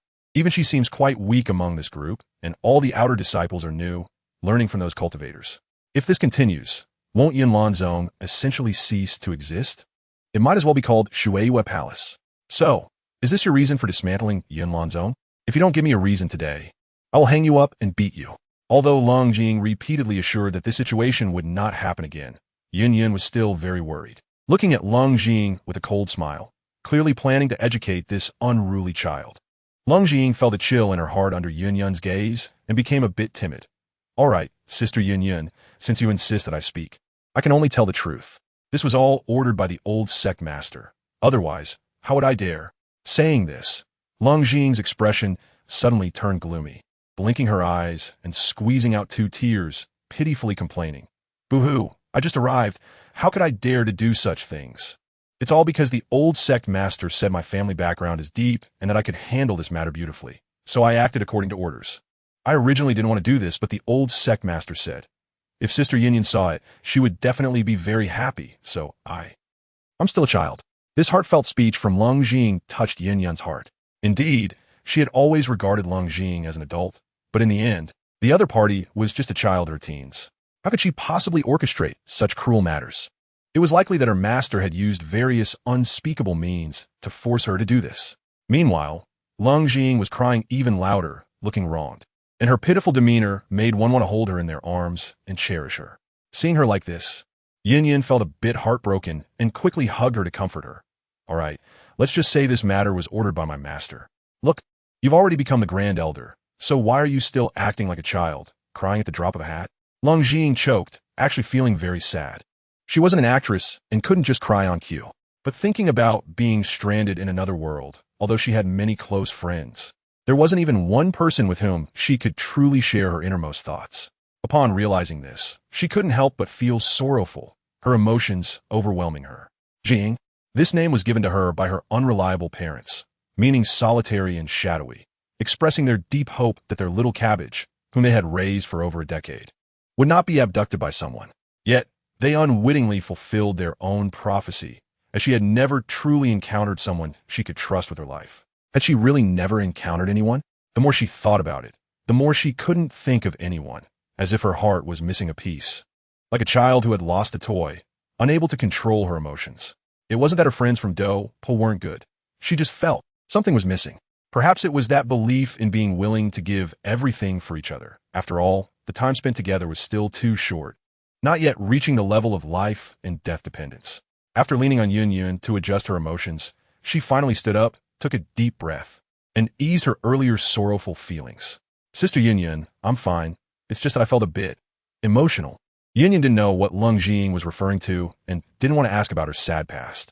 She simply shifted the topic to something seemingly unrelated. By the way, sistering, in a couple of days, Dan Wanggu he will gather a group of experts to search for in the Tagore Desert. Now that you're also a Douluo, do you want to join us? In fact, Yun had already noticed that Leng was a Douluo, but she had chosen to selectively forget it. After all, it was a bit hurtful. Yun was very worried about Leng's deep yet shallow personality, so she planned to take her out for a walk. As for dangers, they surely didn't exist. Great. Where do we leave? Leng was quite surprised. She had initially thought of finding an excuse to follow, but she didn't expect to be invited to join now, which saved her a lot of trouble. Yun didn't keep it mysterious and directly said, in 3 days. After Guhi refines the blood lotus pill and rests for a day, we will set off. Leng was startled. Although she had anticipated that they would soon head to the desert instance, she didn't expect it to come so quickly. But thinking carefully, Guhi was a 6th-rank alchemist, and the blood lotus pill was only a 5th-rank pill, so it should be a piece of cake for him. Moreover, since it was time-sensitive, it was indeed best to set off as soon as possible. Then I'll prepare for the next 2 days to ensure our safety, Leng said mysteriously, not mentioning what she would prepare, just grinning slyly. All right, in the next 2 days, I also want to see what Yin Lanzong has turned into. As for matters of love, speaking of this, Yun's face flushed slightly. Let's talk about it after we finish these recent matters. Hey, okay, still Yun. Then I'll go back and prepare. Leng grinned and prepared to go back and plan thoroughly. This trip might solve several troubles at once. And once the bow is drawn, there's no turning back, so she needed to prepare well for what to bring. Go ahead. I want to see you off. This trip was not very safe for Leng either. In addition to having to confront the serpent people, she also needed to guard against Guhi's backstab. After all, she had previously beaten his apprentice. Chapter 140, The Annoying Guhi. This matter is neither big nor small. But regardless, Leng, as a Navi Jr., handling this was indeed somewhat disrespectful to Guhi. Even with Yun backing her, it shouldn't be done like this. If it weren't for hearing about the major cleansing of Yin Lanzong, feeling that it was not appropriate to intervene at this time, he would have probably come to question her long ago. Of course, Leng still had scores to settle with him. Even if the other party intended to gloss over this matter, she wouldn't let him off easily. She had been keeping track of Nailan Yinran's account for a long time.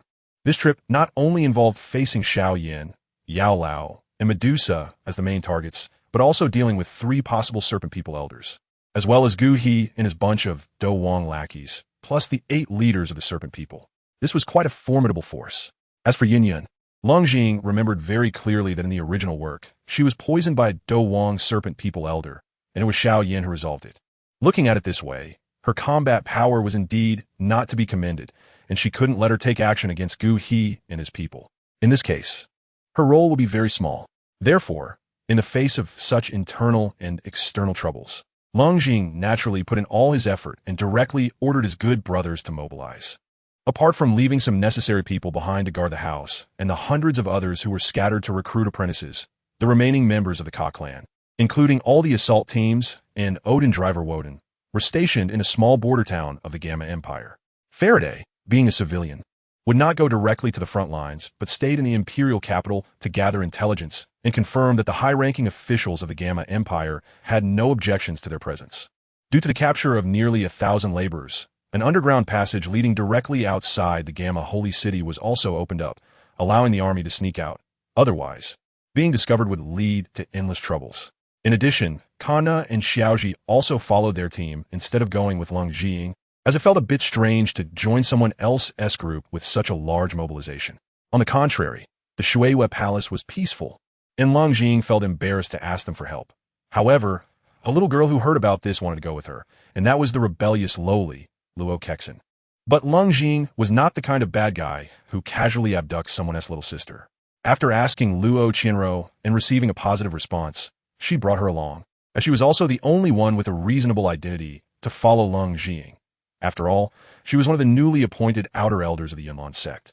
Once everything was arranged, Yun soon approached her, and then Leng Jing took Lo Kexin, and the three flew towards the outskirts of the city, where Gu He and others were already waiting.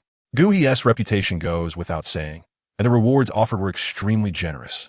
Even though this time they were going to search for the legendary, which was highly dangerous, many people still lined up to participate, and in the end, Gu He selected 5 familiar high-level Do Kings to serve as his bodyguards. Leng Jing immediately spotted the elegant uncle among the crowd, whose every action was polite and stood in stark contrast to the rough men around him. He was definitely that scoundrel Gu He.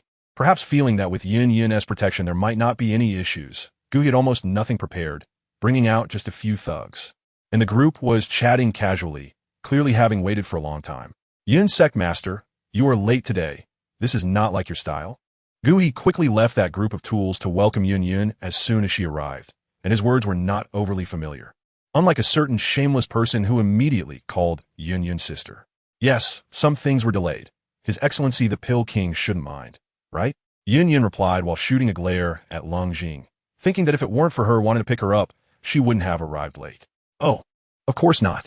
Since Sect Master Yun has arrived, let us set off immediately. Gu He did not delve into the matter, but cast a meaningful glance at Leng Jing. I wonder if these two little friends will be joining us. Sect Master Yun, this matter is not to be taken lightly. Gu He intentionally emphasized the words, little friends. Although he knew that Leng Jing was the Grand Elder of the Yunlong sect, what merit or ability did she have to hold this position? Even if she had planned the major purge of the Yunlong sect, it was all through her influence, not her own strength. This was not because Gu He was uninformed, but rather because Leng Jing had indeed not revealed her strength while in the Yunlong sect. Even the disciples of the Yunlong sect rarely knew that she was actually a Do Wang, including those who knew about her defeating Yunlong. Either they had died or gone to mine. Defeating a Lu Ling was nothing significant.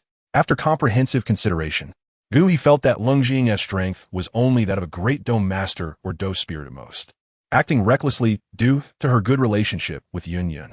Although it was somewhat shocking, it wasn't anything extraordinary. I'm a noble 6th grade alchemist. I have been among the big shots of Zhongzhou. Even Do emperors have to give way. What use is good talent? Upon hearing Gu He's words, Yun quickly explained, it's fine. These two are my younger sisters. I'm bringing them to see the world. Although their strength is somewhat lacking, they should be able to protect themselves.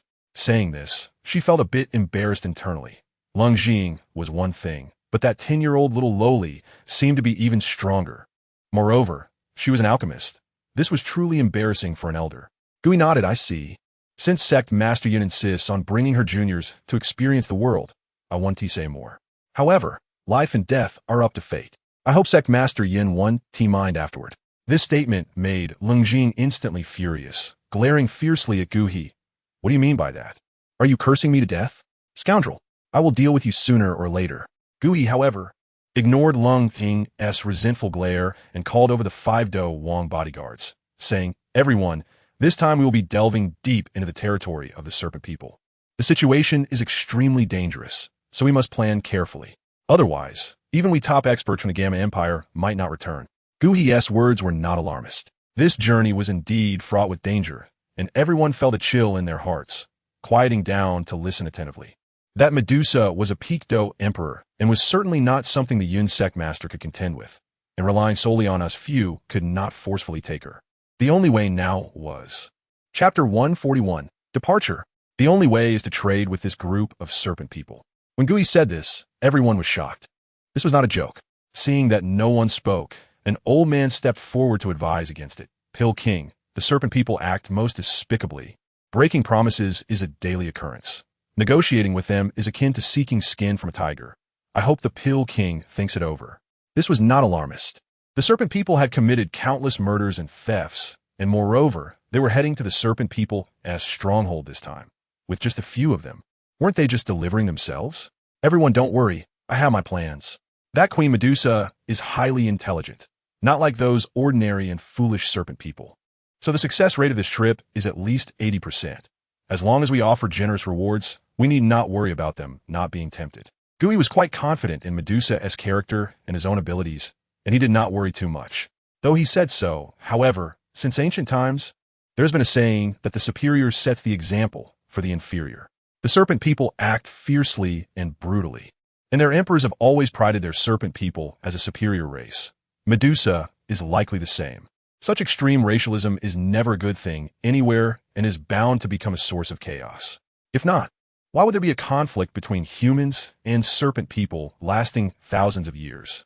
A group of madmen, reasoning with them, negotiating terms? This Pill King must be crazy. Of course, the old man did not dare to say these words, as he had accepted their benefits, and it wouldn't be good to offend them. So he stammered and fell silent. Yet in his heart, he had made up his mind to run away directly if they couldn't win. He didn't want to give up his life. The expressions of the others were also fluctuating. That Medusa could kill them all alone, and Yun's strength was on par with the former Ice Emperor Haebadong, who had been beaten to the brink of death, let alone their group of Do Kings. They were not fools. Bullying the weak or kicking a dog when it's down was one thing, but knowing they would die and not running was simply being brain dead, right? Gua didn't know whether he truly didn't take their situation seriously or had other plans. He ignored their objections and said to himself, since no one has any opinions, let's set off. It's getting late. Don't worry, since you all are willing to accompany me on this trip, I won't joke around with your lives. At the crucial moment, I will have plenty of high-level life-preserving pills. Gua's words were very sincere, which improved the expressions of the crowd considerably. This was largely related to Guha's long-standing reputation as a gentleman who kept his promises. He would never go back on his word. Thus, this group of thugs stopped thinking about running away if they couldn't win. The alchemist's move surely meant high-level pills of the 4th or 5th tier. Such advanced pills were not something the poor fighting kings could afford. Now that they had a chance to get them for free, how could they give it up? The elder who had initially raised doubts quickly changed his tune, putting on a smiling face and flattering. All right, we'll follow the alchemist's arrangements. The only Do Huang, Yun, wasn't managing things, and even the elder Do Wang spoke up, so everyone had no choice but to follow Guha on this journey. Looking at Guha's smug expression, Leng Zhiying felt quite disdainful. With him like this, he still wanted to seize he would backstab you later. On the way, Leng Zhiying didn't forget to subtly inquire about the identities of a few Do Kings, and indeed found out about Yin Shi and Feng Li, who had appeared in the original work. However, it was strange that how did 3 more Do Kings come about? Hiring a Do Wang as a thug wasn't cheap, and with so many more people than in the original, Leng Zhiying felt there was some unknown secret behind it. Along the way, Guha and a few Do Kings were chatting and laughing. Strangely, he didn't come over to chat with Yun. However, this was a good thing. Nothing went wrong on the way, and they soon arrived at a city whose name she didn't know. The city looked quite spectacular, with a chilling atmosphere that indicated it was a military stronghold. Guha seemed to not know what this place was either, but fortunately, the old man Feng Li spoke up to clarify their confusion. Ahead is the imperial border city of Iwa. Beyond here is the Tagore Desert, which is also relatively close to the battlefield. We need to be careful from now on. Therefore, we should first enter the city and rest for a while, and wait until we are in peak condition before proceeding. This way, we will have a higher chance of success. Feng Li was after all highly respected, and no one opposed his suggestion. The group disguised themselves and entered the city. It was best for fewer people to know about and they didn't plan to alarm the guards, so they casually found a place to rest. Hearing the elder's narration, Leng Zhiying frowned, pulled out a small map she carried with her, pointed to the recently mentioned Iwa city, and slowly moved her finger right until it reached a remote little town nearly 100 miles away. That was the place Faraday had previously detected, with relaxed defenses and not near the main battlefield. Easy to attack, but hard to defend. No one would care about the gains and losses in such a place.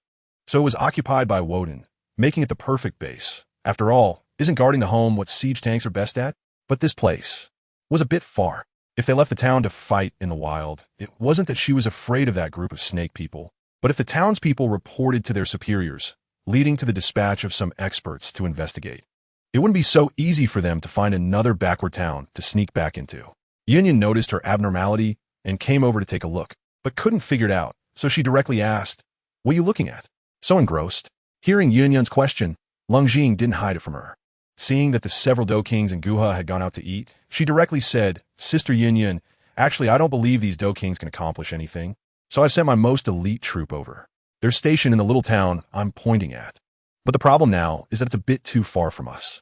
What do you think we should do?" As soon as she finished speaking, Leng Zhiying regretted it. Although Yun was the leader of a sect, She wasn't a commander of an army. Such matters could have been discussed with Faraday. What if she seriously gave her opinion, and then Leng Zhiying didn't execute it? Wouldn't that hurt her feelings? Yin was somewhat surprised. This time not counting Guha. There were 2 Do Huangs among the 3 of them. Such a lineup could crush the snake people, and there was no problem with self-preservation. She didn't expect Leng Zhiying to take this operation so seriously. But since the other party asked, she couldn't just stand by. After glancing at the map and considering for a moment, she smilingly pointed to a location and said, "Look at this position. Chapter 142, The Remnants of Yunlan. This. Isn't this?" Upon seeing the place Yin pointed at, Leng Zhiying was suddenly shaken. This location was one she was extremely familiar with. It was the stone desert city where Xiao Yan's older brothers were located. This was a city that shouldn't exist. The desert was the territory of the snake people. And this city was quite developed, but isolated outside the Gamma Empire, not recognized as a subordinate city of the Empire, making it essentially isolated and helpless. And yet, this city thrived in the snake people's territory, supposedly guarded by only 2 great Do sure mercenaries, and logically, it should have been wiped out by the snake people long ago. Considering various factors, aside from the influence of the protagonist's halo, Leng Zhiying didn't know what to say. It had to be said that this place was indeed a rare strategic location. If it weren't for Leng Zhiying not wanting her forces to have early ties with Xiao Yan, she would definitely choose this place, even if it meant seizing it. But the protagonist's halo was indeed terrifying. She could handle it herself when facing Xiao Yan, but if she sent someone to deal with him, wouldn't that be like feeding a bun to a dog? Indeed, this place was very suitable for garrisoning, so I will let them go there. Leng Zhiying thought for a moment. Since these interstellar troops didn't know they were hers, they probably wouldn't try to seize it directly, right? However, Xiao Zi and Kana needed to be kept hidden, as they had already shown their faces. It would be better to directly move them nearby to prevent a shortage of manpower. After making the decision, Leng Zhiying ordered Woden to carry out the specific operational methods, which saved her a lot of trouble. After running all day, Leng Zhiying felt a bit hungry, so she pulled Yin and Luo Ku Xin to find a place to fill their stomachs before setting off. Guho would naturally notify them when it was time to leave. "Boss, bring me your best food and wine." After searching for the best restaurant in the city, Leng Zhiying boldly sat down, directly slapping a gold card on the table and shouting at the waiter. The waiter had initially prepared to come forward and attend to her, but upon seeing Leng Zhiying's extravagant demeanor, he didn't say much. "All right, young lady. I'll get ready." It must be said that this restaurant was quite large and not just a place that served big shots. There were all sorts of people here, including wanderers, military households, and merchants, and occasionally one could see some Leng level officers coming in and out. The fact that such a variety of people frequented this establishment showed that the owner was quite skilled.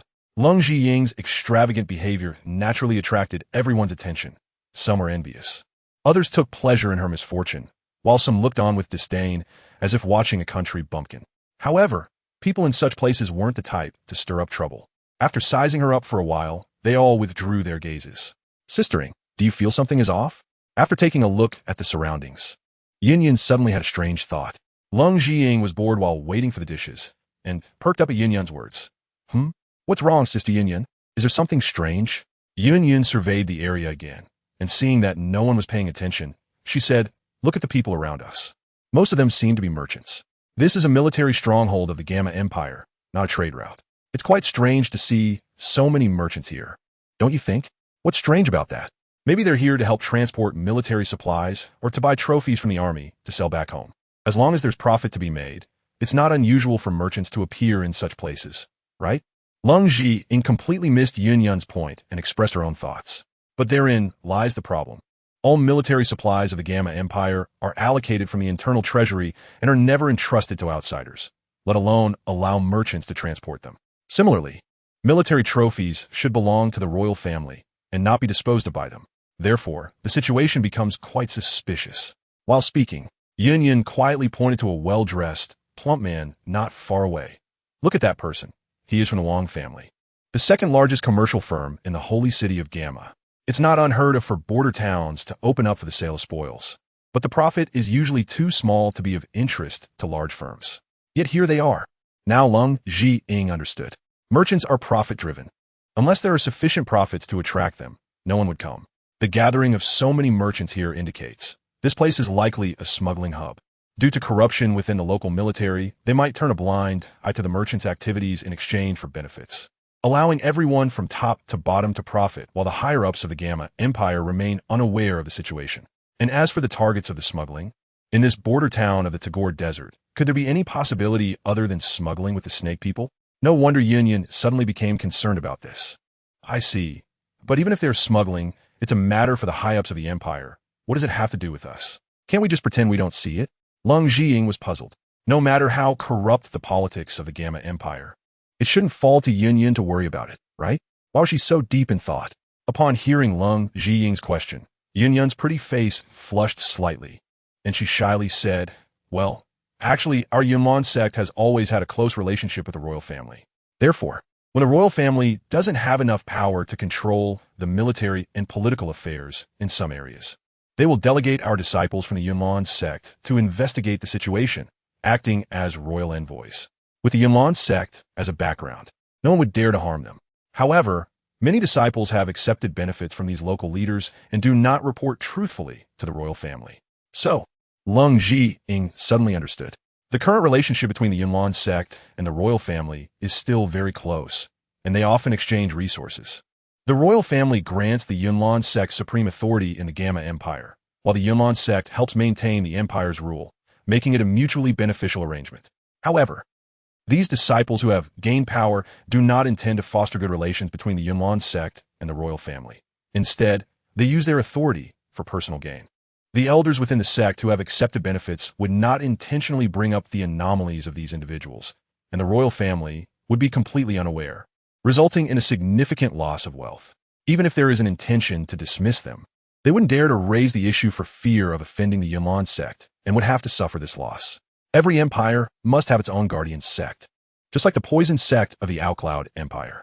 Without a guardian sect, it would be a soft target and would have to endure humiliation. Chapter 143, Desert Characteristics. It seems that Yun is also well aware of these matters. She just doesn't have the same boldness. So this must be where the disciples of the Yunlan sect who haven't been purged are located. It's likely that in the past they wouldn't dare to be so arrogant, but now they might have given up. However, without the Yunlan sect as their backing, what grounds do they have to act with impunity? Leng Zhiying found it strange. Logically, after surviving, these people should hurry to escape instead of being so arrogant. Seeing that Leng Zhiying still didn't understand the stakes, Yun sighed and said, there are tens of thousands of disciples in the Yunlan sect, and the few you purged the other day were only a few thousand. Many others are out training and completing missions, and some innocent disciples are actually returning one after another, while those malignant tumors are unlikely to dare return. They may have gathered together and are preparing for revenge. If these people are organized and specifically targeting the disciples of the Yunlan sect when they go out, that is not a good thing. Yun's concerns were not unfounded. The remnants in this city are not particularly significant. What matters is who might be backing them. If they collude with powerful fighters from other countries using border power, even she wouldn't be confident in completely suppressing them. It would be an extremely difficult situation. I see. But Sister Yun doesn't need to worry. Once this matter is settled, I will arrange for people to investigate thoroughly. Initially, I didn't want to continue tracking these individuals, but since they are so arrogant, we can settle the score slowly. They're just a group of great fighters mixed with a few spirit fighters. They're nothing to worry about. Understanding the context, Leng Zhiying didn't take this matter too seriously. Although she felt something was off, she thought that with their highest strength only being spirit fighters, it wasn't worth overthinking. The elders at the Douluo level had all been eradicated, and what remained were just a bunch of minor characters. They couldn't stir up much trouble. Upon hearing Leng Zhiying's words, Yun felt a little more at ease, but her expression was still fluctuating. It would be impossible to say she wasn't worried at all. Just as Leng Zhiying was thinking about how to comfort her, the waiter came over with a large plate, on which lay a quite large avian magical beast. Although it was roasted to perfection and emitted a delicious aroma, it still exuded a pure aura, symbolizing how powerful it must have been in life. Guests, try our restaurant's signature dish, roasted sand crane. Hearing the waiter's voice, Leng Zhiying forgot about comforting Yun and hurriedly called out to the waiter, quick, bring it here. I didn't expect your place to have such delicacies. It's truly touching. In recent years, Leng Zhiying had researched ingredients quite a bit and was familiar with the distribution of ingredients across the Gamma Empire, especially in this desert border area, where the sand crane was one of the top delicacies. Seeing Leng Zhiying's eagerness, the waiter immediately understood that she was a food lover and didn't say much.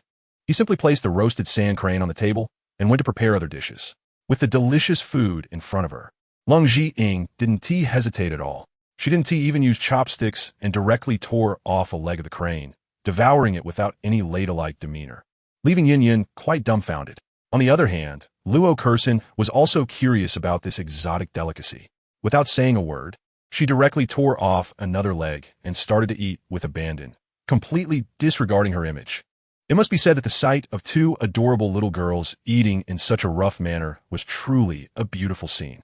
Other guests were momentarily stunned, but after sensing the unfathomable strength of the three, they quickly averted their gazes, though the smiles at the corners of their mouths were hard to hide. Yin didn't pay attention to these people's meal, but instead focused on the two women's bold postures. She swallowed, and for some reason, even though she wasn't a glutton, watching them eat made her suddenly eager to try the food. However, as a lady, Yin was quite reserved and only picked up a small piece of meat. The sand crane was grilled to a perfect crisp outside and tender inside, and she could easily pick it up without any effort, showcasing the chef's exceptional skills. As soon as it entered her mouth, the crispy skin and tender meat released a burst of flavor, and although the skin was quite greasy, the meat melted in her mouth, requiring only delicate chewing. The greasiness of the skin perfectly complemented the meat, continuously stimulating her taste buds. Yin suddenly frowned, seemingly feeling that her decades of life had been wasted. Could food actually be this delicious? Well, the truth was that Yin hadn't eaten much good food. She wasn't from a prominent family, but was an orphan picked up by Yin Mountain. During her early years of cultivation, she worked hard and naturally didn't think about luxury or waste. After achieving some success in her cultivation, she no longer needed to rely on food to satisfy her appetite. And the few times she did eat, it was hardly considered delicious, even bland and tasteless. Just as Yin was deep in thought, Leng Zhiying had already finished a crane leg that was bigger than her face. Not only did she not seem full, but she also had the momentum to continue for 300 more rounds, tearing off a crane wing. However, this time she didn't hurry to eat.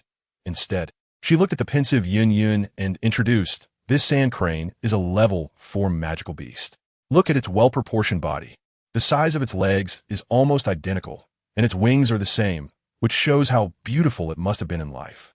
In this scorching desert area, the local species have to endure the blazing sun every day, so it's impossible for them to have excess fat. Therefore, beneath the skin is only a thin layer of grease, and this grease is the most natural material. It only needs to be slightly grilled to ooze out of the skin, and then it seeps back in, thoroughly combining with the meat, ultimately forming such a delicious dish." A famous chef once said that the most delicious food only requires the simplest cooking methods, but the simpler it is, the more it tests the chef's skills. For example, if this ingredient were to be used for soup or steaming, it would be a waste, and if stir-fried, it would lose some flavor, so grilling is the best option. When it came to food, Leng Zhiying always spoke passionately.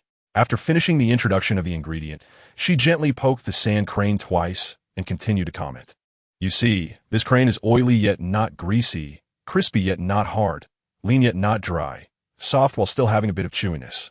This is not only because this crane is a top-notch sand crane, but also due to the superb skills of its maker." She felt that Yin seemed to have no appetite or was worried about something unnecessary, so she elaborated a bit more.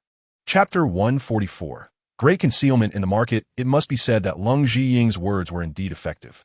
Yin, who was originally pondering why the food was so delicious, reacted and stopped thinking too much.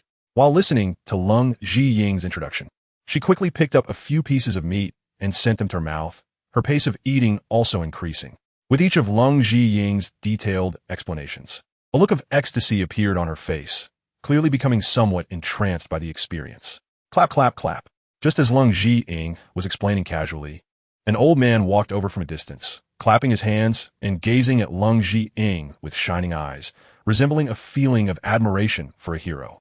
The old man looked energetic, completely unlike someone of his age, appearing more like a playful old child. However, his strength was not low at all. He was a 3-star Do Wong expert, which might not be much in Gamma's sacred city, but was quite rare in this place. After carefully sizing up Leng Zhiying for a moment, the old man generously praised her. "Good. I didn't expect someone to give such an honest evaluation of an old man like me. If this sand crane has a spirit, it must feel honored to be savored by an excellent diner. Listen, is this even human talk? No. If this crane didn't encounter a chef with fire attribute Do Chi and a certain type of flame, it wouldn't have reached such a level. it would have long fallen into the hands of some mediocre person and been wasted. Leng Zhiying was quite familiar with commercial flattery. The old man before her was filled with fire attribute Do Qi and had the same aura as the roasted sand crane, most likely a chef from this area. This chef was incomparable to the one in Wutan City. Describing them as heaven and earth apart would not be an exaggeration. Once these words were spoken, the old man immediately smiled. What chef wouldn't like their culinary creations to be praised? Ah, meeting you, young lady, is truly a joy in life. People only know the taste, but don't realize the complicated processes involved in making such delicious food. Moreover, no one appreciates the chef. Some even curse the chef after the meal, not understanding the life and death struggles we chefs go through to find good tools and ingredients. They only know whether it suits their taste, and if not, they might even fight. Sigh. As he spoke, the old man glanced at the surrounding diners who only cared about eating, revealing a disappointed expression on his face, exuding a sense of loneliness from not finding a kindred spirit. Leng Zhiying found this old man quite interesting and felt inclined to recruit him. So she continued, indeed, chef strength is generally not too strong, even weaker than alchemists. However, to make breakthroughs in culinary skills, higher-grade ingredients are needed for practice. If it's a low-level chef, that's one thing, but high-level chefs find it hard to get started and can accumulate much wealth, often reaching a bottleneck and unable to break through.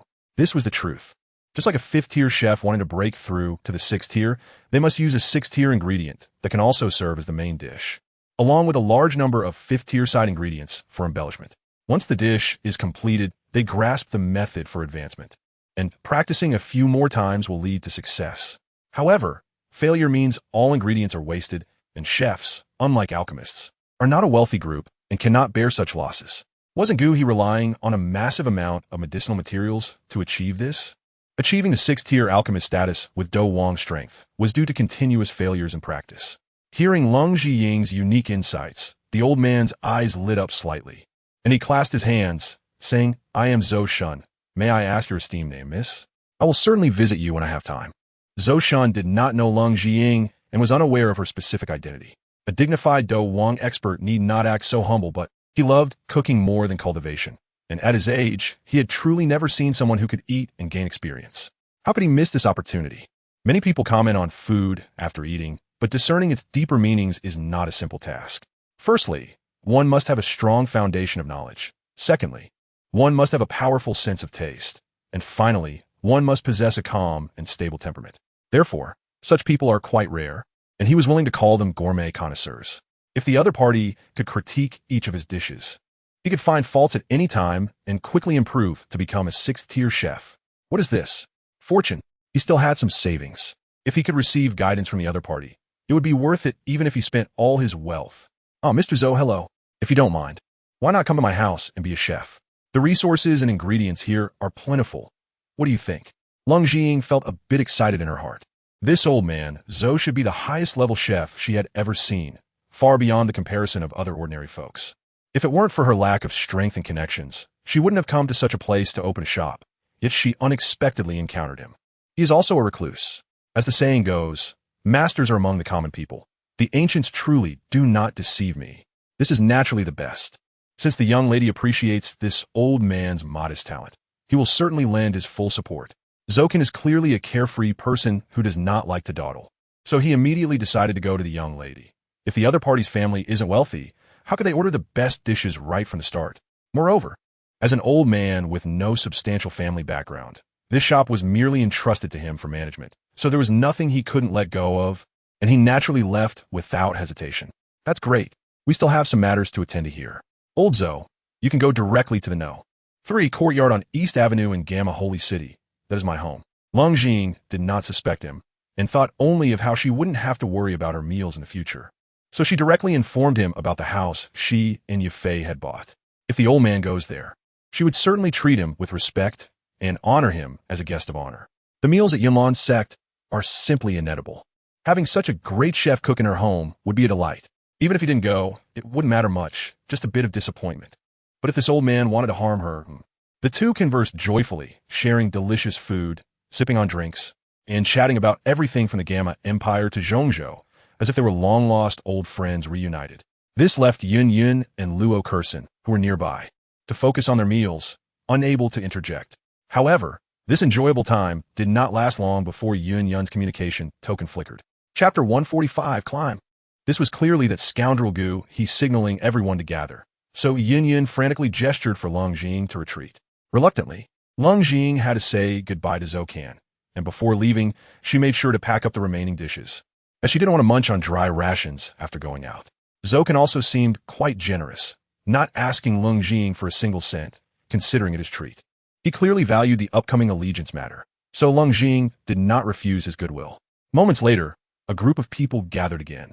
During this time, it was evident that Gu He and the others had not been idle. They spent some money to smooth over various relationships in this area. Then the group left this remote place and stepped into the vast desert. As the saying goes, to get rich, one must first build roads. This principle is understood not only by humans, but also acknowledged by the snake people. Outside the borders of the Gamma Empire, there were actually no roads. But once everyone stepped into the territory of the snake people, paths of various sizes appeared. These roads were not like those in human countries for carriages. Instead, they were quite smooth and felt like walking on ice, completely unsuitable for human transportation. However, this was quite suitable for the snake people's tails, providing a kind of speed buff akin to a peculiar railway that allowed them to glide over it. Moreover, this design would not be easily covered by wind and sand, making it very easy to clean. A gust of wind would suffice. Leng Jing and the others glided along such roads. It was still daytime, and it was not wise to be too reckless around the main city of Medusa to avoid attracting the attention of those powerful snake people. Therefore, Gui provided everyone with a miraculous elixir that could transform their legs into snake tails. After a simple disguise, they looked no different from the ordinary snake patrol teams. Of course, the three delicate beauties, including Leng Jing, donned cloaks to avoid drawing attention. The layout of the snake people's empire was quite meticulous, with towns belonging to 8 tribes guarding the 8 directions around the main city of Medusa. This main road was interconnected in a spiderweb pattern to ensure that if war broke out in one city, reinforcement from other cities could be mobilized at any time to assist in defense. Moreover, the desert itself was a natural barrier, significantly increasing the difficulty of their actions. After politely greeting an unfortunate snake merchant team, Gui gathered a rough understanding of the situation in the snake people's empire. Despite being neighbors with the Gamma Empire, there was indeed a racial gap. Ordinary humans basically died upon arrival, let alone sending spies into the desert. Naturally, if there were profits to be made in the desert, those merchants would have already moved out. Unfortunately, the desert was too poor, and there was hardly anything to gain apart from more profits. The smuggling merchants were similar, selling arms to the imperial border on one side and to the snake people on the other, even creating border friction to instigate wars for profit, truly unscrupulous. Upon hearing this, Leng Jing couldn't help but think of that first era's skillful ambidextrous country, which used remarkably similar tactics. Therefore, it would be better for us to act at night. In the end, Guhi felt it was better to be cautious. Although he had some confidence in whether Medusa would agree to the trade, it would be too tragic if he couldn't even see her face. Naturally, the others had nothing to say. Guhi was the leader of this trip, so whatever he said went. I checked, and the closest snake territory to us belongs to Yume, the only female among the 8 leaders. The few people we saw earlier were under her command. They mentioned that Yume had long gone traveling and wouldn't be home for a while, which conveniently allows us to stay until evening to gather more information. While speaking, Guhi crawled towards the city he mentioned, moving quite swiftly, but with his refined demeanor and a snake tail, it looked quite comical. In contrast, Yun Yun and Luo Kursin could easily pass as beautiful snake women in the snake people's tribe, completely out of place with those rough men and old folks. Although the 2 women found it somewhat difficult to move, they were clearly very curious about this form, occasionally swaying their tails and looking around or touching a bit, seemingly enjoying themselves. Leng Jing, however, moved very slowly, awkwardly twisting her body, while others had lost legs but gained a beautiful long tail. She only felt the loss of her legs. Although she could control it a little, it felt like a toddler learning to walk. Not falling was already good enough. So how could she find it interesting? No one paid attention to Guhi. Everyone seemed to have their own ulterior motives, merely nodding dumbly, unsure if they were even listening. Guhi also knew he couldn't expect much from these people. The only one he could rely on was Yun Yun. So he turned to her, seemingly casually, and said, I heard that a group of old Yunlan people escaped from there and came to the snake people's empire looking for something. The snake people not only did not show hostility, but treated them as honored guests, as if they had some backing in the snake people's realm. However, Yin still wore that indifferent expression, as if this matter had nothing to do with her, completely ignoring him, and instead slowed her pace to help Leng, who was struggling to maintain her balance, mastering the use of her tail. Fugua awkwardly touched his nose, feeling a bit silly, and said no more. He simply cast a deep glance at Leng before leading everyone onward toward the moonlit main city. Look, what's that? A giant. It's a giant. Everyone run. In another part of the desert, a group was also walking, but unlike Leng and his cautious demeanor, these people could be described as reckless. A massive steel giant was moving forward slowly, but each step covered a distance that would take ordinary people a long time to catch up to, creating countless convenient paths for the snake people, which crumbled to dust under its feet, causing the surrounding snake people to flee in panic. Behind this giant followed many moving metal canisters, flanked on both sides by 2 rows of steel giants much larger than ordinary people. A group of steel monsters quietly advanced into the desert. Chapter 146, The Thirsty Son of Ka. Everyone, get your spirits up. We're almost at our destination. After unknowingly destroying many valuable roads of the snake people, Woden could finally see the outline of the city not far ahead. This was their destination, Stone Desert City. Although they had traveled thousands of miles at high speed, neither the tanks nor the Sons of Ka felt too tired under the armor's protection. Some even fell asleep after activating the auto-follow module. So Woden was shouting for them to wake up and prepare to work upon arrival. First team, second team, third team, go scout the surrounding anomalies. Fourth team, fifth team, go investigate the defenses of the target town. Sixth and seventh teams, stay behind to cover the assault squad. Move out. Woden quickly laid out the action plan. As the saying goes, one must plan before acting. He was not one to act hastily. Understood. Hearing Woden's orders, the previously somewhat mechanical moving teams suddenly halted. The Sons of Ka seemed to be thawing, stretching their armored limbs and checking their weapons for abnormalities before dispersing according to Woden's instructions to explore the surroundings. The assault squad formed around Woden for the siege mode, aiming at positions near the small teams to provide cover when they encountered enemies. The remaining 2 teams of Sons of Ka surrounded them, while Woden stood in the center aboard the Black Warhammer, acting as a lookout tower. An iron rod-like device above his head slowly emitted waves like a radar, and a simple position was thus established.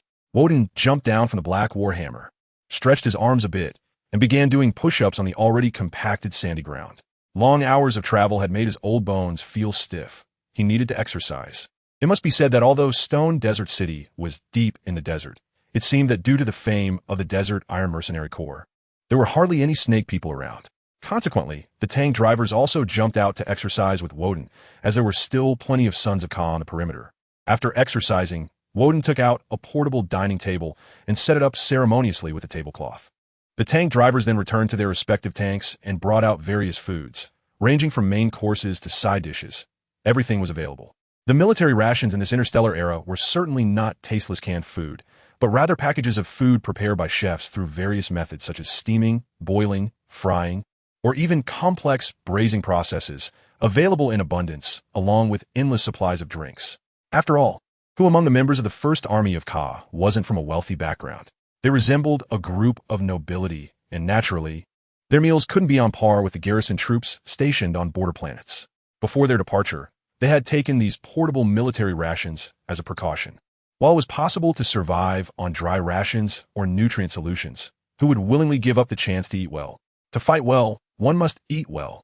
The containers holding these delicacies were not simple items either. With just a light press, they began to heat evenly, and once heated, the containers unfolded into the shape of plates holding the dishes. It must be said that the design of these plates looked quite beautiful, which added to the appeal of the dishes on them. Indeed, they were food fit for the nobility. Woden set up 10 tables of this sumptuous food, clearly prepared for his good brothers who went out to scout.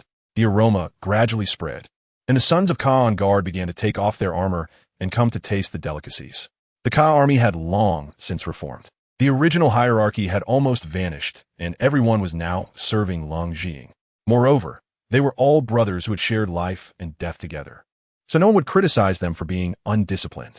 Soon, the teams that had gone to scout the surroundings began to return, looking thrilled at the sight of the warm food and quickly joining the feast to indulge while discussing the scouting situation, though there was really nothing to report. What could be strange in this desolate place? Woden wiped his mouth as he finished eating, stood up, and began checking if anyone was missing. As he scanned, He frowned slightly because he hadn't found any trace of the third team. Logically, since the first and second teams had returned, the third team should have as well. Could it be? Just as he was thinking this, a person rushed toward him in a hurry. Upon closer inspection, he found that the man had even dropped his gun, replaced instead by a small girl. The man rushed to Woden, panicking as he reported, "It's bad. There are many lackeys of Yunlan's sect in Stone Desert City. While we were patrolling, we saw them kidnapping a little girl, and now the captain has engaged them.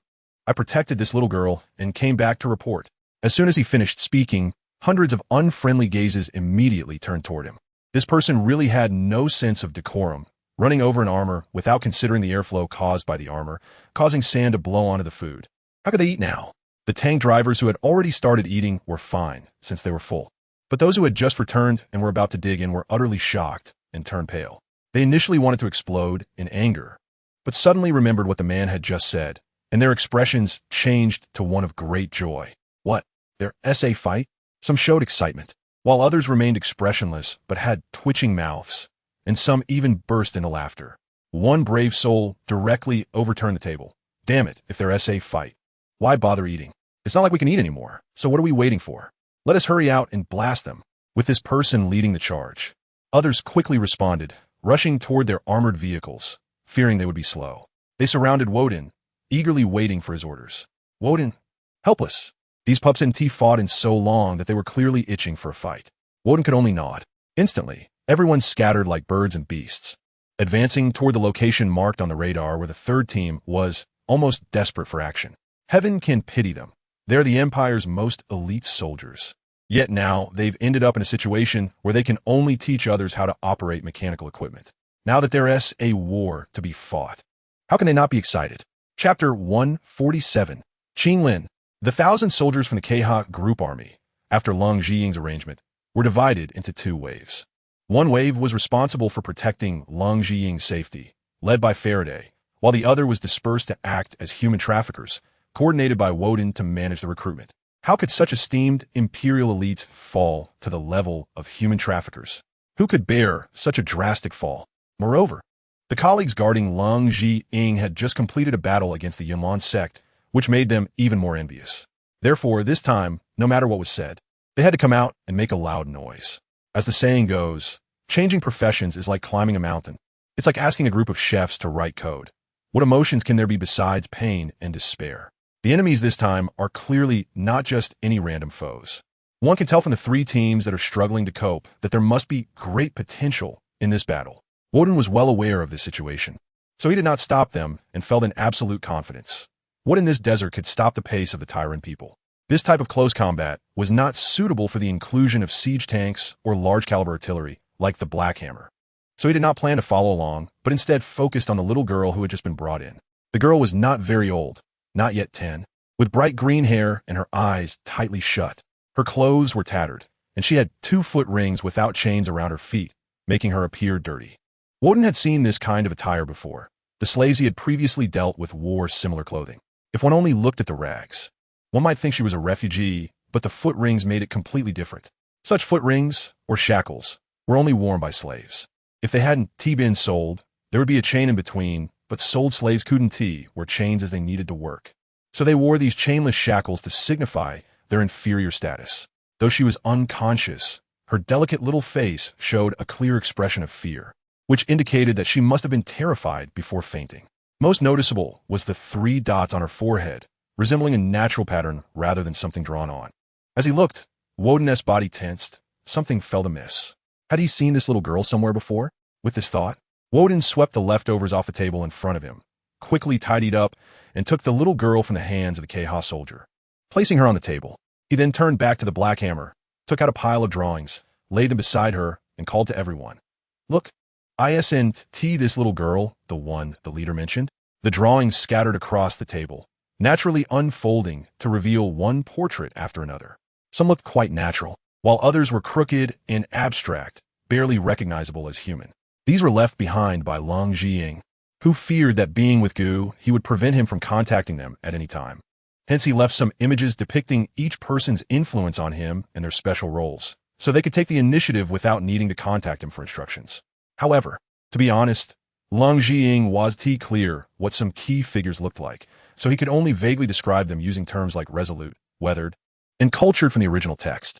Aside from the already known Xiao Yin, the other drawings could only be described as dreadful. After all, drawing 2 finally could be misleading. What if they didn't actually look like that? It was better to be a bit vague. Of course, this little girl was highly recognizable. After all, the mark on her forehead was too prominent. A group of tank drivers quickly surrounded her, filled with excitement over the leader's orders, relying on their somewhat vague memories. Woden was the first to find the drawing of this little girl and was overjoyed. Found it.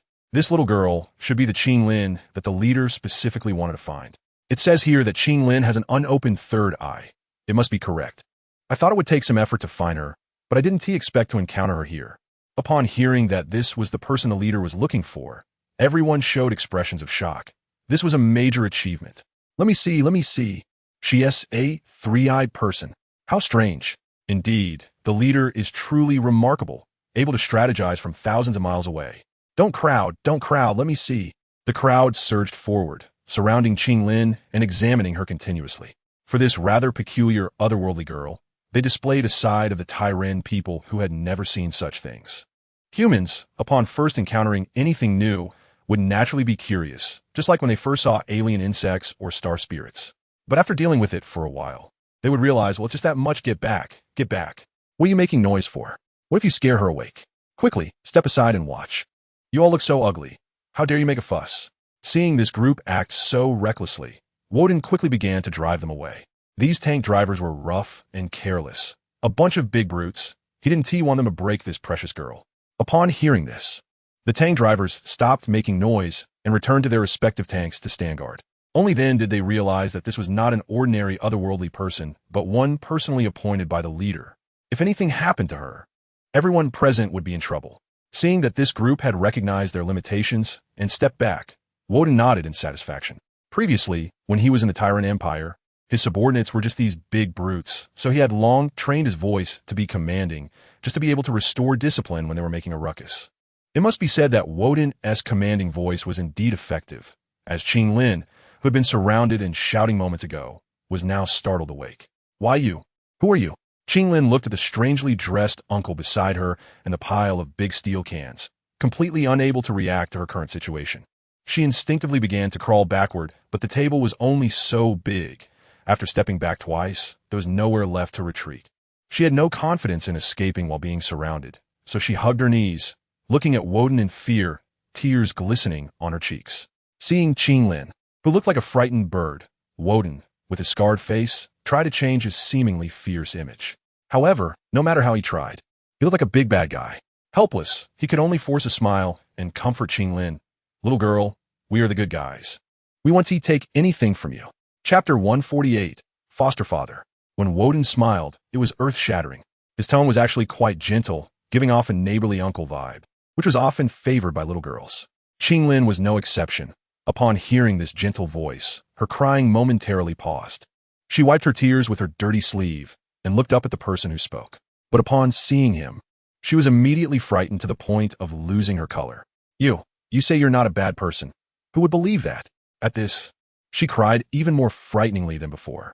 The people who had just kidnapped her were rough, but they were all delicate and handsome. However, this uncle was just too rugged. This is not that Qinglin judges people by their appearance. Rather, her tragic experiences over the years have made her unable to trust anyone. It's like when she met an older brother named Xiao Yin, but he said there were some important matters and was unwilling to take her along, leaving her here to continue suffering the disdain of other humans. As a result, she ended up being kidnapped by a group of white-clothed robbers. This isn't a big deal. She was already living a worthless life, and if she died, so be it. But deep down, she couldn't help but wish someone would lend her a hand. Unfortunately, no one did. In broad daylight, those people were practically abducting a woman, and many in Shimo City witnessed it. Yet no one took her seriously, as if she were a dog being bound, rather than a person who had lived here for nearly 10 years. After that, she was knocked unconscious and now waking up here. Doesn't that mean she has arrived at the thieves' den, not far from death? Even if her heart is strong, she is still just a 10-year-old girl. Thinking about the possibility of dying without a complete corpse, she couldn't help but feel despair, unable to endure such hopelessness. Besides crying, she could do nothing else. Seeing the little girl sobbing, Woden's scalp tingled. He wasn't inexperienced in comforting children, but his wife and child had long since died in the Battle of Keha, and at that time, his son was still in swaddling clothes. Now faced with this 10-year-old girl, he truly felt stuck, afraid to offend her and ruin her innocence. Therefore, Woden took out a lollipop and slowly approached her, offering it. This. Uncle has some candy. Would you like to eat it? He vaguely remembered that to comfort children, you had to tempt them with something delicious. Since there were rations with both wine and dishes, naturally, there were also candies of various kinds, and this lollipop was the most loved by children. God knows how it ended up in the military rations. Qinglin glanced at the candy and stopped crying, just staring blankly, but her heart was ashen.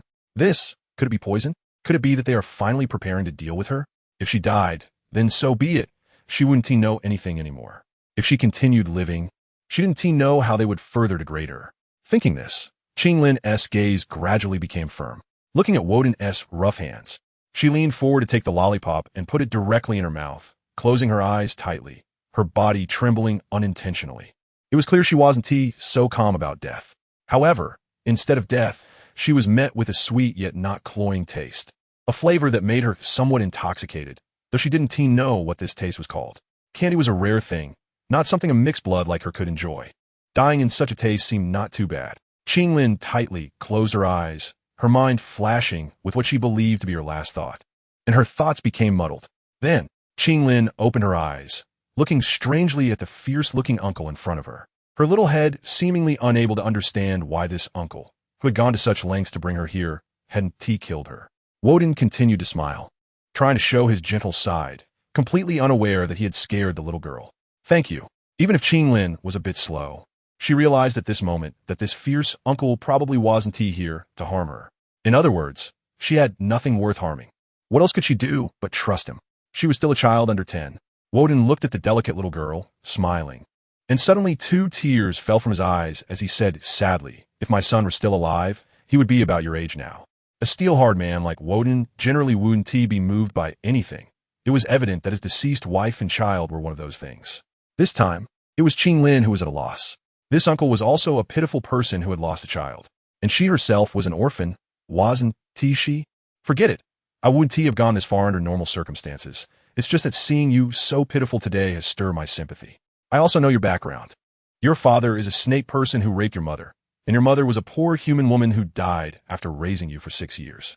Therefore, you are neither accepted by the snake people, nor are you a worthy human. But don't worry. We will soon take you away to a happy place where there are countless other pitiful people like you. While speaking, Woden tentatively reached out to touch her head, but Qinglin subconsciously dodged, ultimately not escaping. Looking at the pitiful Qinglin, Woden truly didn't know what to say. The slaves he had previously taken were merely sold by their parents, and even as slaves, their treatment was somewhat poor, but they still had food and drink. But in this place, survival depended on scavenging, barely better than wild dogs, and they had to work for their masters as well. Thinking about this, Woden felt that Qinglin had endured too much. What a pity. He didn't know how, but suddenly feeling a bit dazed, he said, if you don't mind, you can call me Godfather. In that case, I will do my utmost to protect you, and you can feel at ease to come with us. After saying this, Woden felt a bit regretful. To be honest, he liked the little girl very much. If he could have such a cute daughter, it would be worth dying for. But no matter what, this was still a bit abrupt, especially since they hadn't exchanged many words yet. As soon as these words came out, Qinglin was stunned. She was a mixed blood, in other words, a hybrid. Not to mention ordinary civilians, even human slaves, could bully her at will. She had long been accustomed to living alone, but now, unexpectedly, a stranger she had just met for a few minutes was willing to recognize her as his goddaughter. Chapter 149. Xiao Yan's wedding. Qinglin didn't know Woden's background, nor did she know that he was a pillar of strength for the Tyrant Empire, having killed millions of alien insects. Any mention of a killing god was insignificant in front of him. She only knew that the words he spoke were very sincere, no matter how frightening he looked. His eyes couldn't deceive people. The eyes are the window to the soul.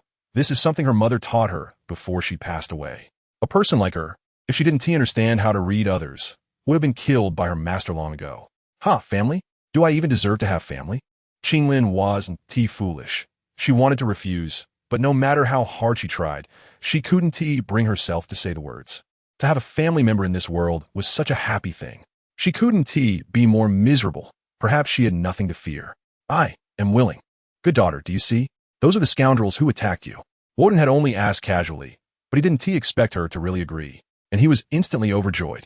Having such a lovely daughter, the first thing to do after the recognition of kinship was naturally to take revenge for his dear daughter, which was also his declaration of loyalty. Thus, in front of him knelt a group of white-robed people. These useless fellows were naturally no match for the son of Keha, and there was no need to use guns. They simply knocked them unconscious with oversized clubs that matched their armor and brought them back bound. This was certainly instructed by Woden. Even if the difficulty of the battle had increased a bit, he still had to capture live prisoners. Otherwise, if he just rushed in shooting randomly, the battle would have ended long ago. Qinglin, pulling Woden's hand, hid behind him, looking at those bloodied people with some fear, seemingly unable to face them, but feeling warm and deeply moved inside. Woden glanced at Qinglin's awkward appearance and scratched his head, realizing that he had taken things for granted. Bringing these people here would remind Qinglin of those unpleasant things from before, wouldn't it? He waved his hand, and the sons of Kihar rushed forward to drag those dead dogs away. Woden didn't need to ask, just by their attire. He knew they were fleeing members of the Yunlan sect, and the reason for attacking Qinglin had long been noted by the F-Rare, something like, "The green snake, 3 flower eyes?" The F-Rare is truly wise, having accounted for everything. With a barely audible sound coming from afar, these scumbags could no longer act with impunity, which could be considered a cleansing for the Yunlan sect. Next, we should head into the city.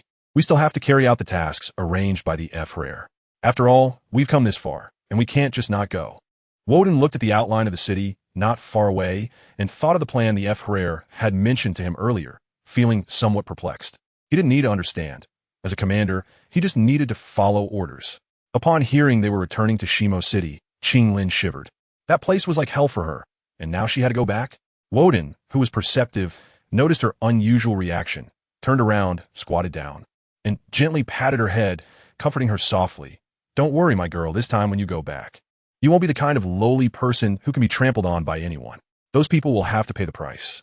After saying this, Woden's face showed no expression as he picked Qinglin up and walked slowly towards his black warhammer. As for Woden's unilateral decision, Leng Zhiying naturally didn't know about it.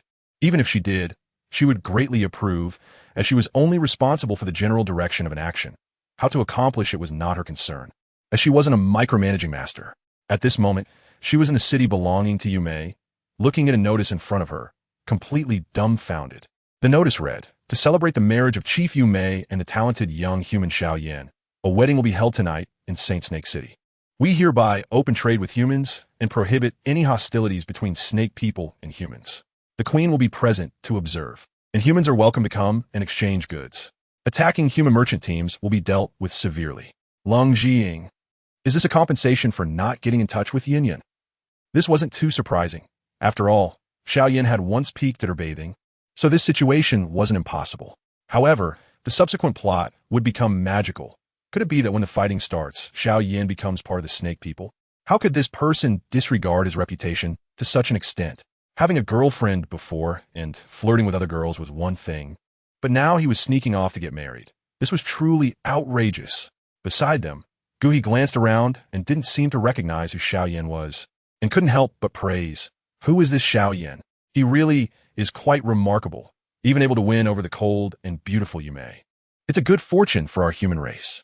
Had I known this earlier, we wouldn't have needed to disguise ourselves. Other snake leaders should also give face to Yume. They shouldn't make things difficult for humans during this time. He wasn't unaware of Nalen Yanran's betrothal partner, but the name Xiao Yan was hardly well known, and there were countless people in the world with the same name. Over time, he had forgotten. Yin Yan looked at the name with a pale face. Her jade hands tightly clenched together, filled with hatred for this Xiao Yan, especially since the description labeled him as a talented young man. The Xiao Yan from Wutan City was just an exceptionally gifted young man, wasn't he? Same name, same surname, and such outstanding talent. She didn't believe there could be a second person. Sister Yin Yan, don't be anxious. Since Xiao Yan has infiltrated the snake people as a son-in-law, perhaps he will encounter Medusa tonight. We can deal with him then, can't we? Although it was unexpected, Leng Zhiying didn't take it too seriously. She believed she could handle pressure well. Yin Yan nodded, not saying much. At this moment, she was helping Gu He, even if they were prepared. It wasn't suitable to make a big deal about it. It seemed that plans couldn't keep up with changes. Since this was the case, they didn't need to search for the traces of the strange fire anymore. The earth-heart blue lotus fire was either in the hands of Queen Medusa or still on the way. In any case, going to Saint Snake City to wait wouldn't be wrong. Gui pondered for a moment, then finalized the plan. He had initially thought about taking advantage of the surrounding cities, but it seemed that wouldn't be necessary now. He had previously commissioned a small team from the Yunlan sect to explore the traces of the desert, but due to certain events, they had gone missing, so he had to rely on inquiries. A few tool characters trembled slightly, clearly reluctant to venture into that dragon's den. Yet ultimately, they didn't voice their concerns. If they ran away, it would be a loss of face. However, it was likely that Medusa wouldn't make things too difficult for them during such a joyous occasion. After all, they were just there to do business. She shouldn't, right? Chapter 150. Split up and act. As soon as they arrived at Medusa's Saint Snake City, even before officially entering the city, they were shocked by the festive atmosphere. From afar, even though it was pitch dark, they could see the brightly lit atmosphere inside the city, bustling like a New Year celebration. The snake people outside the city might be poor and unable to celebrate together, but every household still lit lanterns, symbolizing blessings for Chief Yume. Of course, whether this was sincere or coerced, who could tell? As the only female among the strong of the snake people, Yume was naturally highly regarded by Medusa. Not only was she allowed to marry a human, but she also actively organized this banquet, demonstrating her good intentions. They say Medusa is cold and ruthless, but in Leng Zhiying's view, that wasn't entirely true. It was likely a misunderstanding spread by humans. How could a snake queen show a human a good face? That would be ridiculous. But for the snake people, she must have been very dedicated. If she were truly that cold, she wouldn't be so beloved, bloodline or not. If pushed too hard, they would rebel, and after all, death was certain anyway. However, while rebellions occasionally occurred in the Gamma Empire, such situations had never been reported in the desert, which showed that besides her strength and beauty, her ability to manage her subordinates was also considerable. Due to the celebrations, there were hardly any extra guards set up at the gates of Saint Snake City. Many soldiers had gone to attend this grand wedding, leaving only a couple of snake people to keep watch. However, this was the biggest obstacle for everyone trying to enter the city. They had hardly interacted with the snake people along the way for fear of exposing themselves, and now, with all 8 major leaders gathered in Saint Snake City, breaking in was unrealistic. Seeing the group at a loss, Guhi smiled at Yun, then stepped forward, took out 2 valuable herbs, and handed them over, flattering them. Ladies, we are passing merchants. On such a grand day, we, these country bumpkins who have never seen the world, also wish to experience it. What do you think? The 2 snake people glanced at Guhi, said nothing, took his herbs, and pointed towards the city. Go in. Hey, thank you both. As he expressed his gratitude, Guhi signaled for them to hurry into the city. After brushing past the 2 guards, he returned to his cold demeanor, as if he hadn't just been so humble. This surprised Yun greatly. The usually proud Guhi actually lowered himself for the mission. Out of curiosity, she asked, Guhi, where did you learn all this? You're a Douluo expert. Why do you need to learn this? Strong individuals have their own pride, especially when facing hostile races, and they would rather die than be humiliated. Guhi's actions were indeed unexpected. Guhi shook his head. You don't understand? These guards are often the hardest to deal with. If they refuse to let us in, we would have no choice but to force our way in. Now that I've lowered my stance and gained such convenience, isn't that great? Upon hearing this, Yun's face immediately turned pale. She began to regret talking to him. Directly denying someone is an extremely impolite behavior.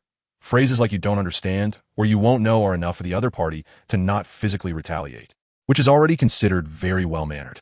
Leng Zhiying also understood why Yun and Gu he had maintained such a cold relationship despite knowing each other for so long. With Guhi's emotional intelligence, it's no wonder he would remain single for a lifetime. Guhi was ready to continue boasting, but just as he was about to speak, he heard one of the serpent guards behind him, who had received the bribe, scoff and say, Hey, this is really something rare.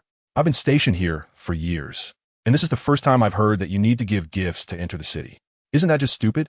We have to offer something just to pass through a gate. It's laughable. Don't you think these people have issues? Guhi's arrogance was instantly deflated. Hey, let's just keep this to ourselves. I see that the medicinal materials are quite valuable. Can't we take them back and exchange them for some good food for our wives? Don't cause trouble. If the higher-ups find out, we won't be able to stay. The other serpent guard advised. The first one to speak also realized. Seems like it. Forget it.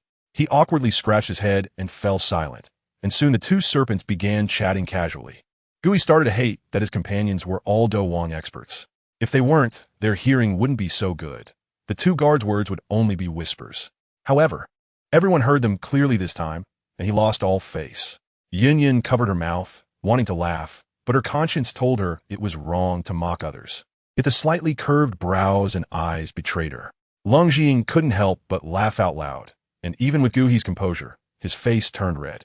Being laughed at by a little girl was truly embarrassing. Ahem. All right, let's continue on our way. The customs of the serpents and humans are different. It's not strange, and there's no need to delve deeply into it. Gu He awkwardly coughed a couple of times, trying to brush off the matter.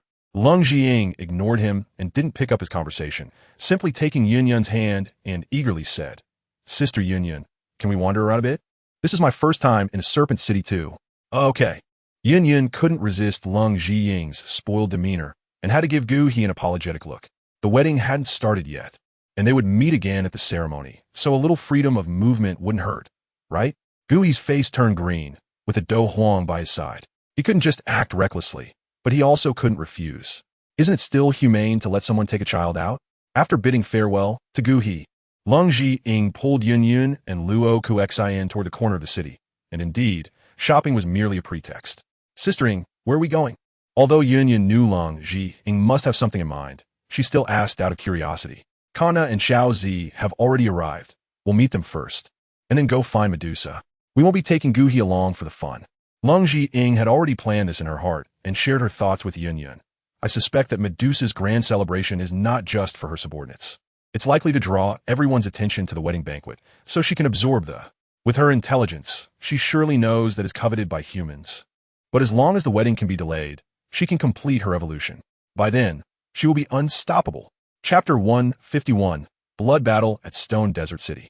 Leng Jiying had this thought for a while, as inviting sublords to hold a wedding banquet in her own base was indeed quite absurd, and the implications behind it were obvious.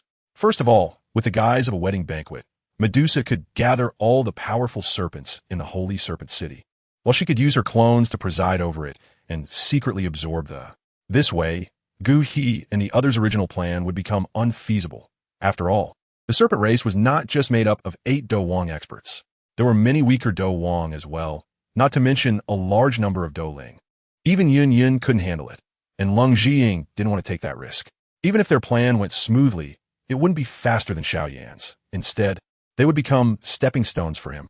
Though she didn't know what method he would use to escape, the protagonist must have a way. Yun pondered this deeply and became increasingly alarmed, as if everything had been calculated by the other party. This was not a good sign. My plan is to have Xiao Zi cause some chaos in the city to attract the attention of those serpent experts. If Gu He and the others aren't foolish, they will take advantage of the chaos to act up, while the 3 of us will team up with Kana to raid Medusa's palace. Even if we can't snatch the... We can't let that Xiao Ying get his hands on it. Leng Jiying was extremely determined, exuding an air of undeniable confidence. Clearly having rehearsed this in her mind countless times, which reassured Yun. She could just play the role of a muscle. Before long, Leng Jiying spotted Kana and Xiao Zi hiding in a corner, fearing being discovered, and she couldn't help but feel speechless. Where is your dignity? A dragon and a beast were still in human form. It was inappropriate to show themselves in the city, so they'd been hiding here waiting for Leng Jiying. Kana was used to it, but Xiao Zi was baring her teeth. The proud Crystal Wing Lion King had become so timid, it was truly embarrassing.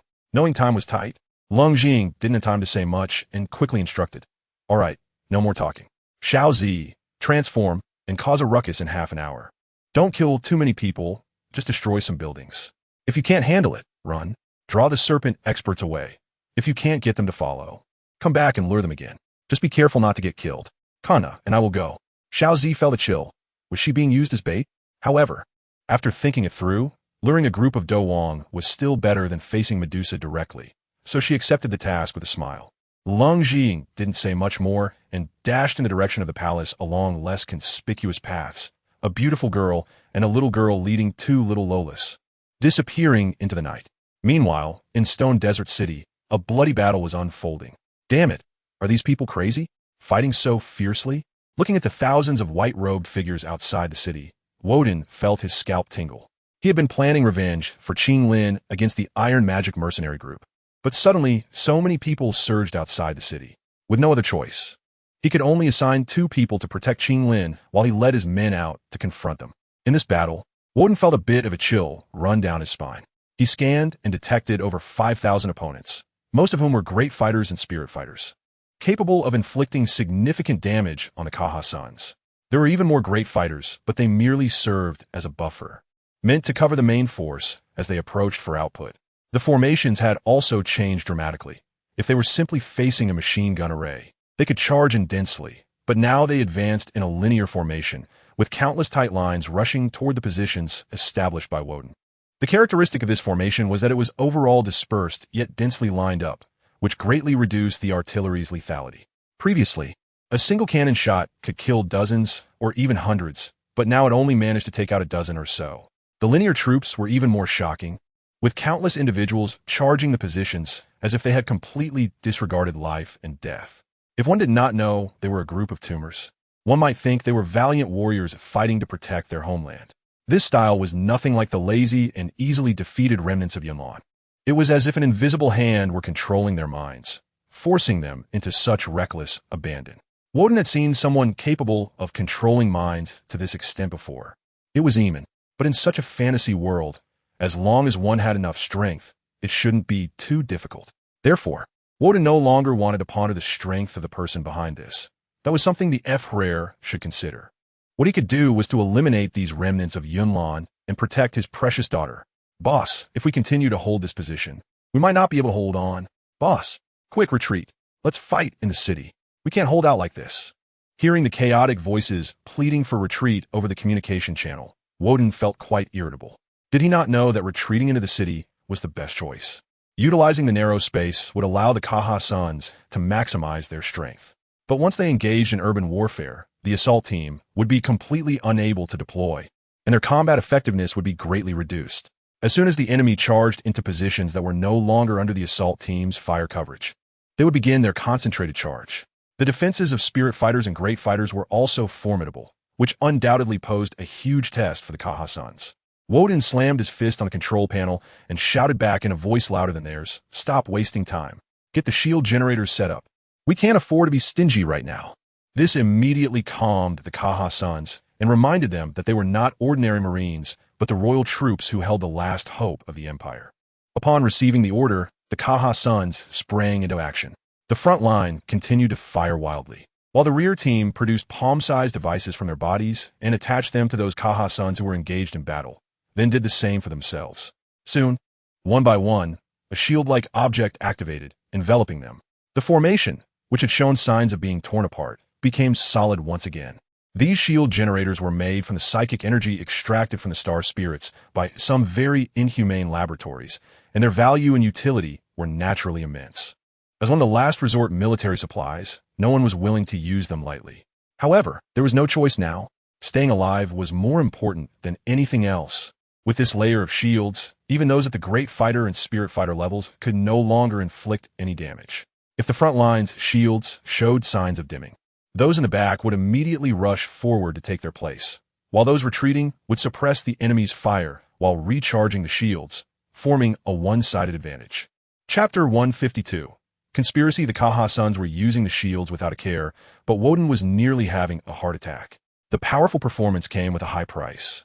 It wasn't a matter of counting the cost per shield, but rather calculating it based on the damage endured. The resources that could recharge these shields were exceedingly rare, even in the interstellar era. In other words, even if it were not nearly 10,000 great fighters and spirit fighters attacking today, but just a few spirit ancestors, they could still hold their ground. The only issue would be insufficient output. Under normal circumstances, facing enemies wouldn't waste so many resources. But the reckless tactics of the opponents were practically unheard of. Many charged forward to self-destruct, and Woden could not comprehend what was driving them. After leaving behind over 3,000 corpses and around 4,000 cannon fodder, in the literal sense, these people eventually retreated like a tide. Phew, that was close. Fortunately, the enemy valued their formation. If they had charged recklessly without regard for death, the outcome might have been uncertain. Woden jumped down from the Black Warhammer and smiled at the still-spirited Kaha Suns. Yes, they have more than 20 times our numbers. Although their firepower is somewhat lacking, with such a significant advantage, as long as they stay out of the tank and artillery's attack range, we wouldn't be able to do anything. The young man speaking was one of the Kaha Suns who had just charged at the front. He clearly had a lot to say about this battle. "All right, kid, you take a good rest. I'll go check for casualties. Woden patted his shoulder, appreciating his bravery, and then began to survey the area. When they arrived in the desert, Woden was also very clear about one thing. Heavy firepower was not suitable in this kind of terrain, especially against these close combat cultivators. Weapons like the rocket artillery used by Iron Hammer Security could easily harm teammates in close-range engagements. Thus, he had brought mostly machine gunners. As expected, the heavy firepower of the tanks had become a hindrance. Protecting the tank positions meant the Kaha Suns would lose their flexibility. War relies on timing, geography, and manpower. A small misstep could lead to total annihilation. Fortunately, under this costly protection, not a single good brother was lost. Only a few were seriously injured due to armor breaches. But they were quickly dragged to the rear for treatment by the medic sisters, and it was believed they would soon turn the situation around. All right, boys, let's go clean up the battlefield. After large-scale war, the most important thing was, of course, to scavenge for loot.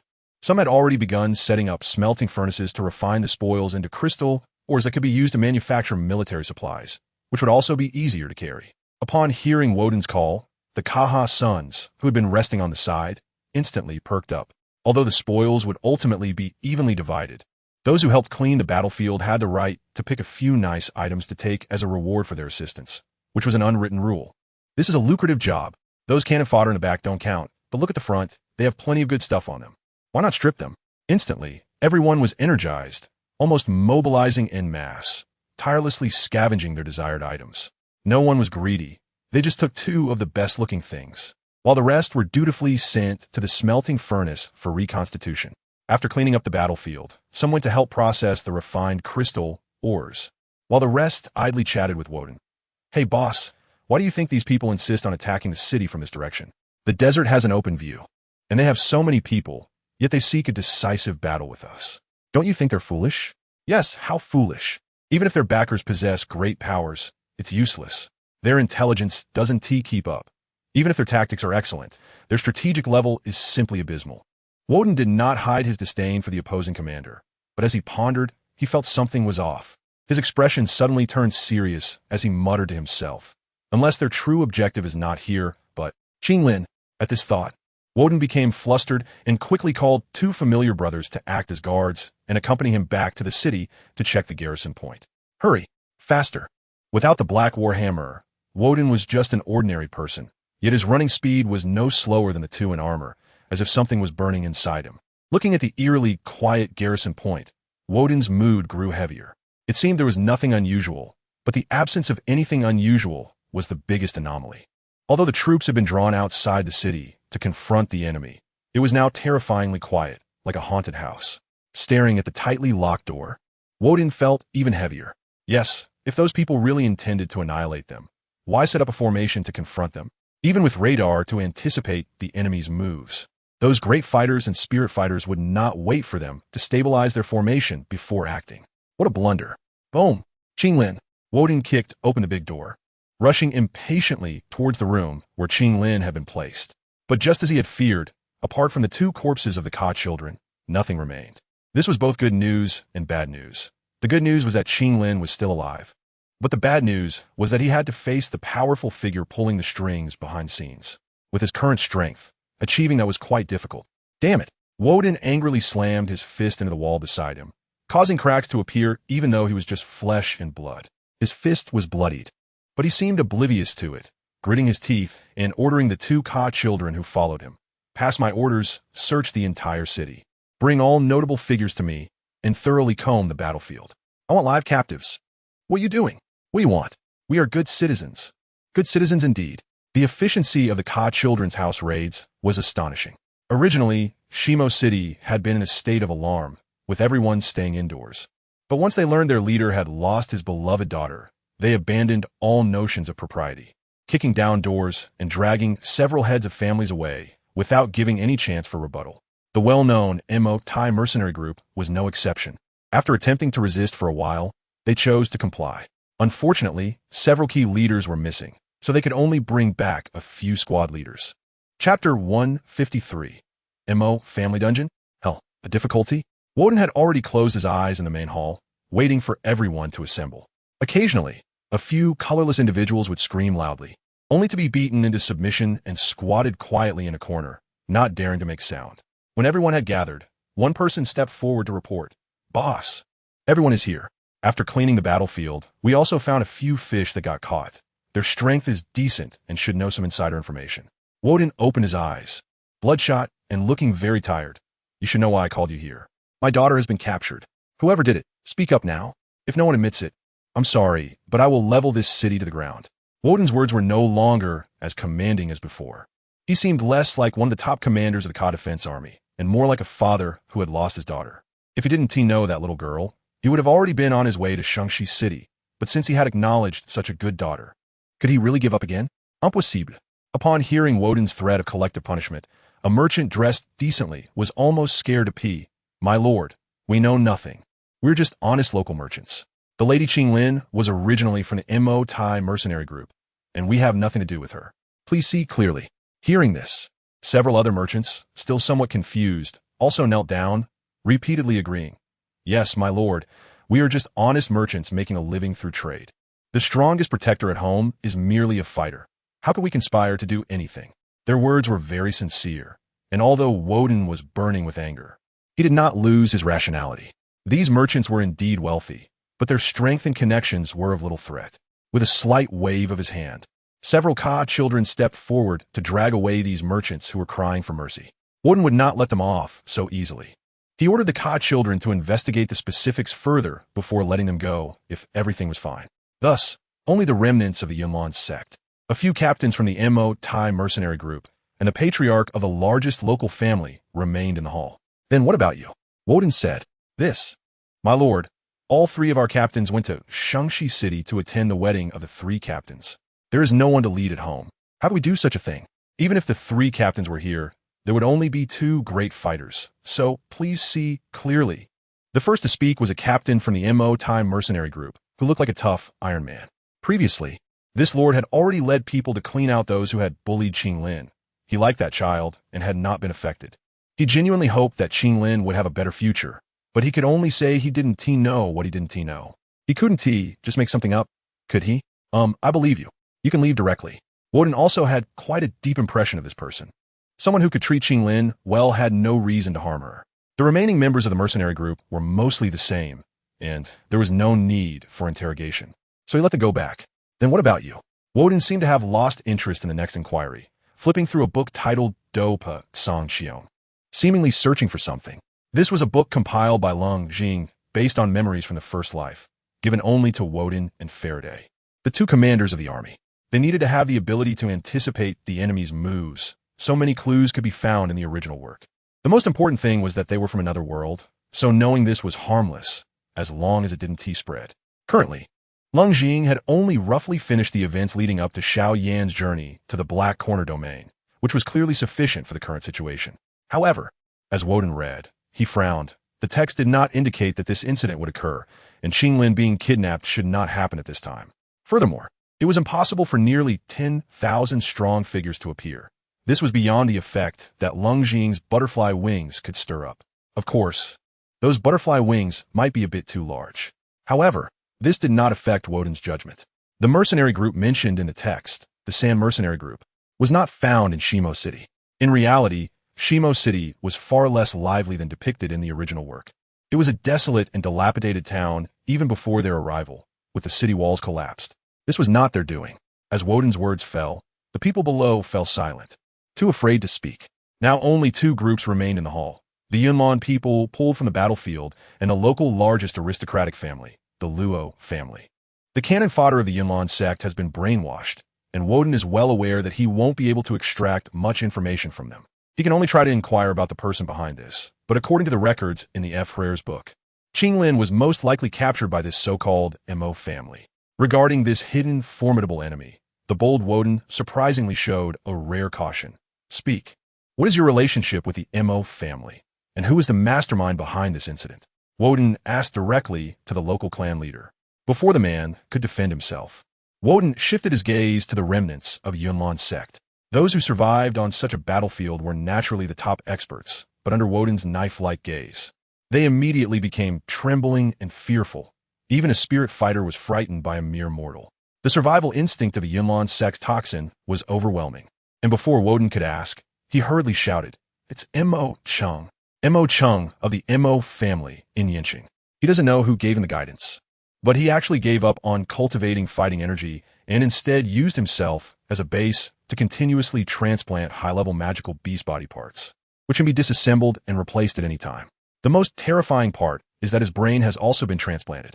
Somehow he got his hands on the brain of a 7th-tier soul-stealing beast, which is how he gained the ability to control people's minds. After that, we don't know anything else. Spare me. After hearing this, Woden suddenly felt a chill. How could someone with a transplanted brain still be alive? However, it was clear that although Mo Chung didn't know why he had become so powerful with a brain from a 7th-tier magical beast, his body parts probably reached at least 6th-tier high level, making him a peak Do Huang. There was no need to think about it. Someone behind the scenes was clearly deliberately opposing the F-Rare. Woden didn't want to dwell on these matters. What he needed to do now was to go to the Mo family and snatch Qinglin back. Chapter 154. Treasure Hunt with a Bumpkin. After figuring everything out, Woden coldly glanced at the clan leader. So, I guess you're the insider responsible for taking Qinglin away? The clan leader was already pale as death, slumped on the ground.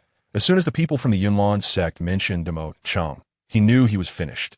Take the other remnants of Yunlan sect and this clan leader out.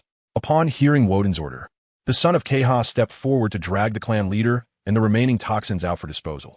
Sir, please spare my life. Seeing his colleagues being dragged away, the recently speaking spirit fighter turned green with fear and pleaded repeatedly.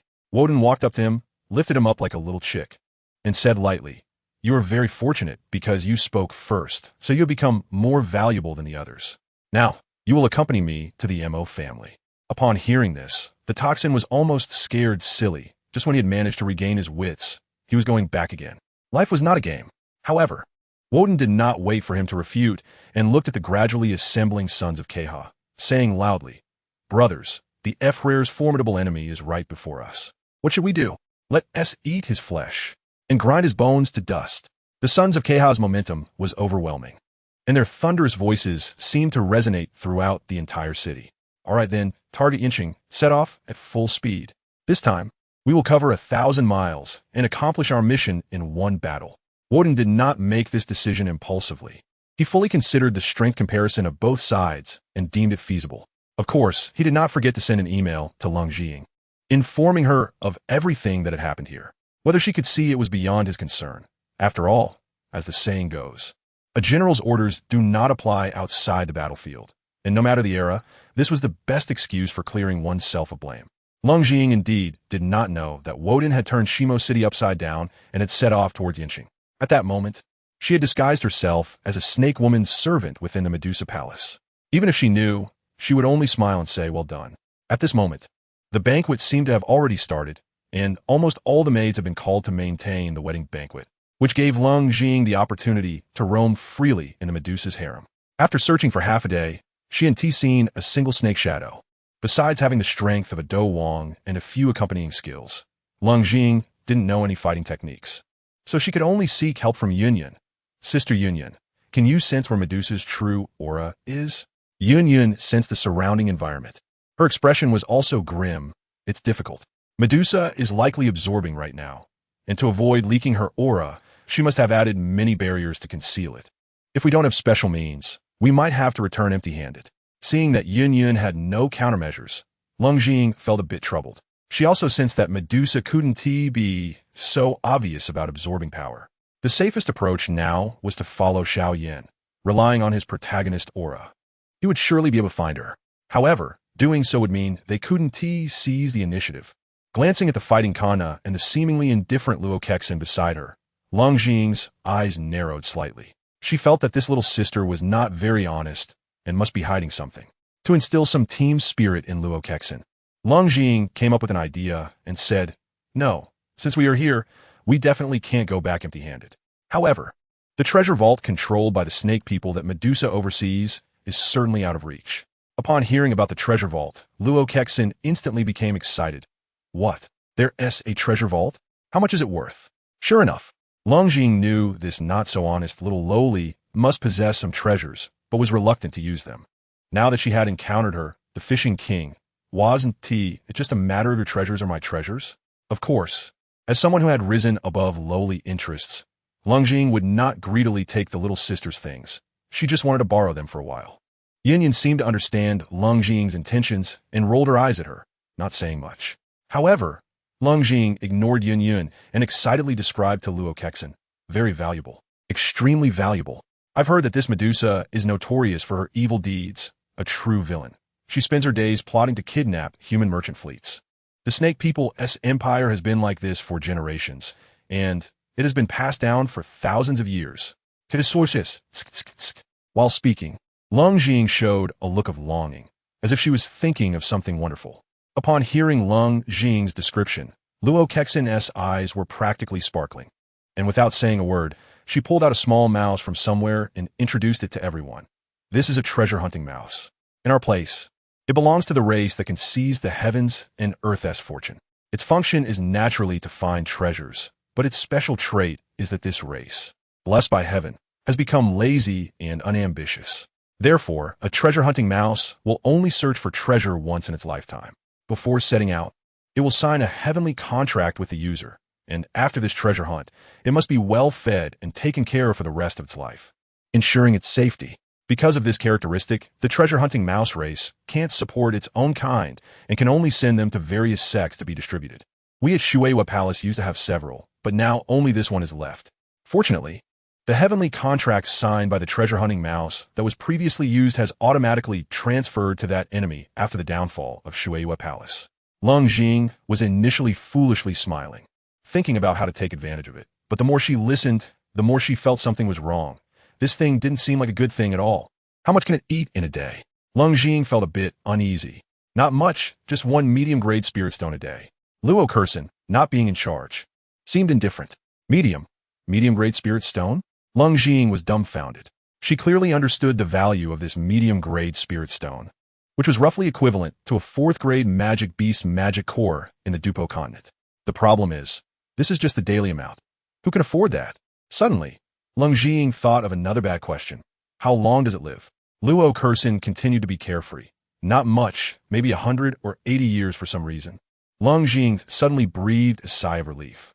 Fortunately, this heavenly Dao contract wouldn't cross realms. Otherwise, it would have been directly transferred to her. Who could afford that? Even so, Leng Jing knew that at this moment, it was essential, and she was calculating how to deal with this lazy rat in the future.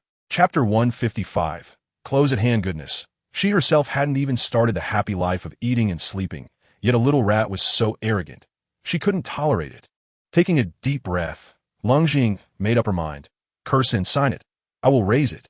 With the financial backer in place, Luo Kexin stopped saying more, placed the little rat on the ground, and said to it, Zhi, Leng Jing, Yun.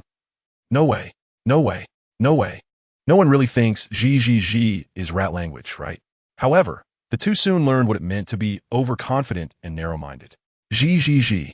The little rat actually stood up on its hind legs and pretended to be fierce, waving its claws at Luo Kexin. Luo Kexin responded with another Zhi. After a few exchanges of Zhi back and forth, Luo Kexin flicked a drop of fresh blood from her fingertip, and it seemed to symbolize that the heavenly Dao contract had been signed. The little rat seemed happy to have successfully sold itself, circling around Luo Kexin, eager to lead the way, thinking about returning home to eat and sleep after finishing this job. When it came to this point, Leng Jing was no longer anxious. She carefully examined the heavenly Dao contract that Luo Kexin had signed, and she immediately had a plan in mind. The little rat's demands were clearly stated. It needed to eat medium-grade spirit stones for every meal, and there were no other special requirements. Leng Jing couldn't help but marvel at the youth of this little rat. Medium-grade spirit stones were considered scarce resources in their continent, but in the Douluo continent, spirit stones were just stones with a bit of fighting spirit, practically worthless junk, and medium-grade ones were merely the best of the junk.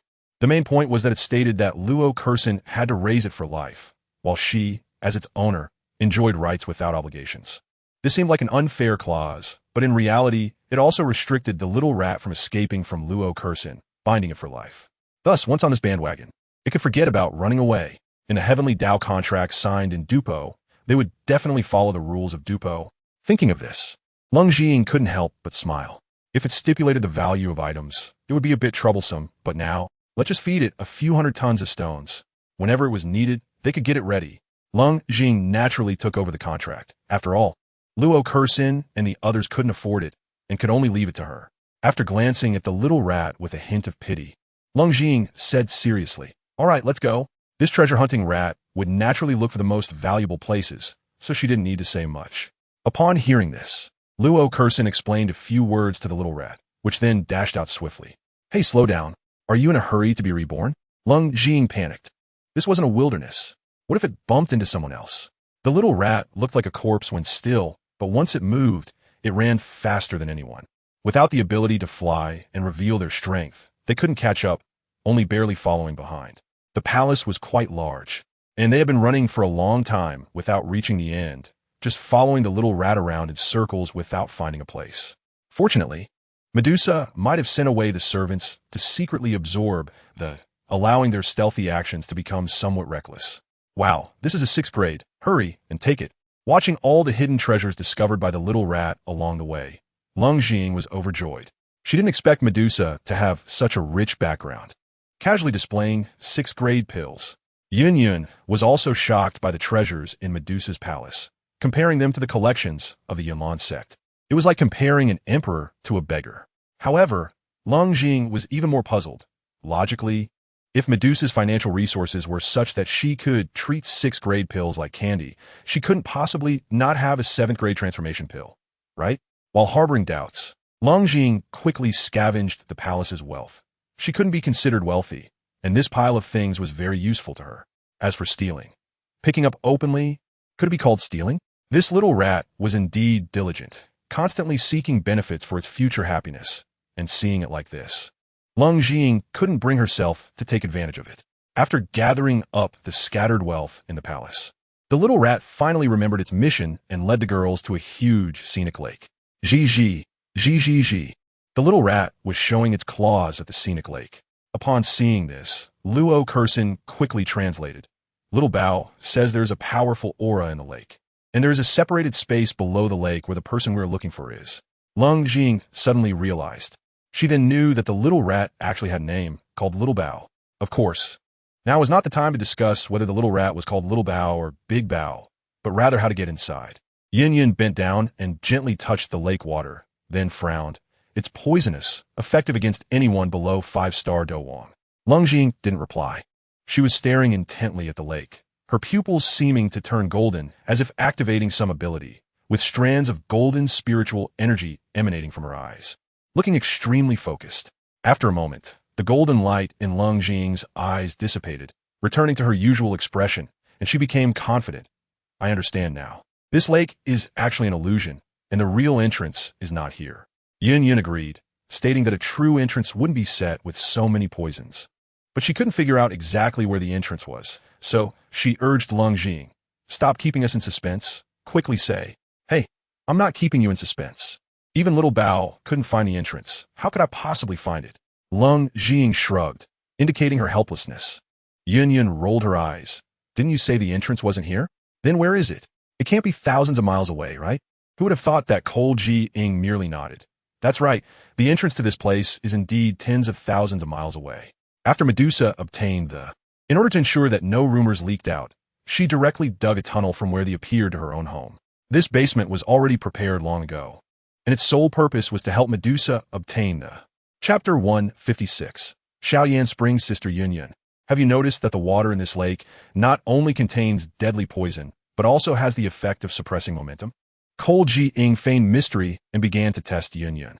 Yun pondered for a moment and said, "So what if it does? The poison in this lake is already unstoppable.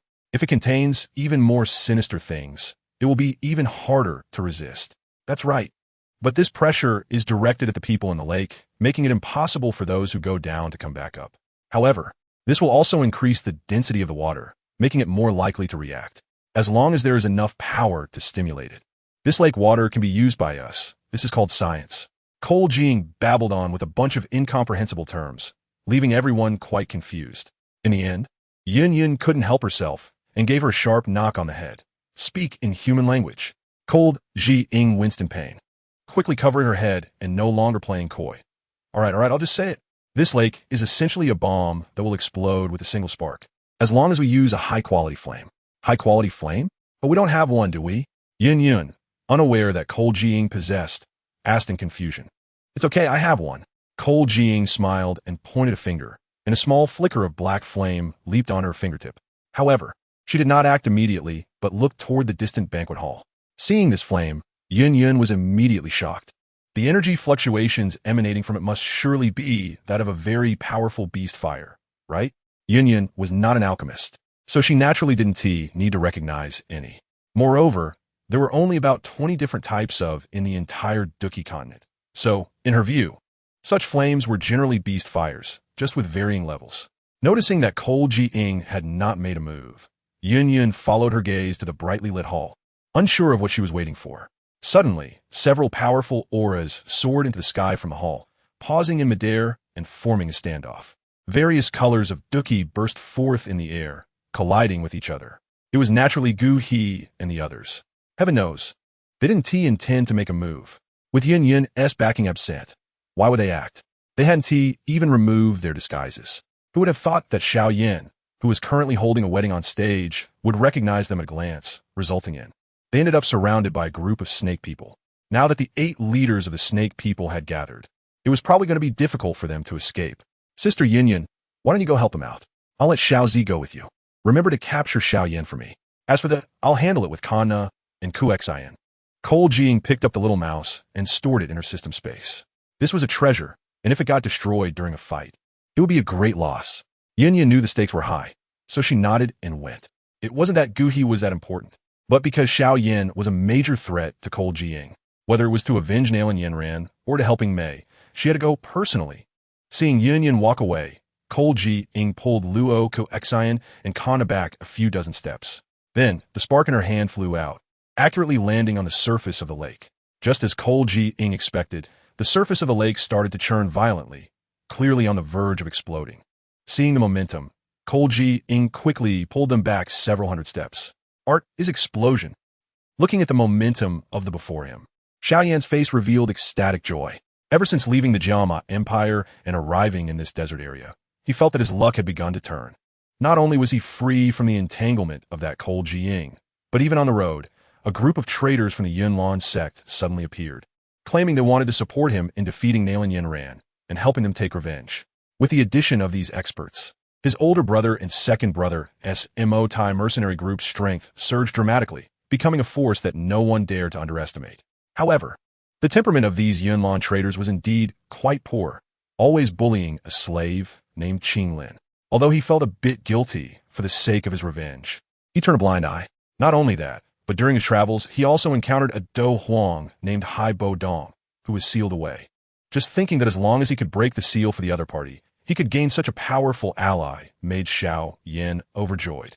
Of course, he also had an encounter with a beautiful snake woman, Yu Mei, in the desert. However, he was not interested in a snake person. It was just a fleeting encounter. Once he became strong enough in the future, he might even have to eliminate her to avoid affecting his relationship with Sunair. Status? Impossible. Even if some indescribable things happened, it was due to the other party's seduction and had nothing to do with him. Thinking of this, Xiao Yan became even more eager. Currently, the one attending the wedding in his place was the Ice Emperor Hai Bo Dong, while he himself had been with Medusa for a long time. Otherwise, that cowardly Ice Emperor wouldn't have agreed to make this trip. I must say, although the Ice Emperor has nothing now and his strength is quite weak, his disguise technique is remarkably effective.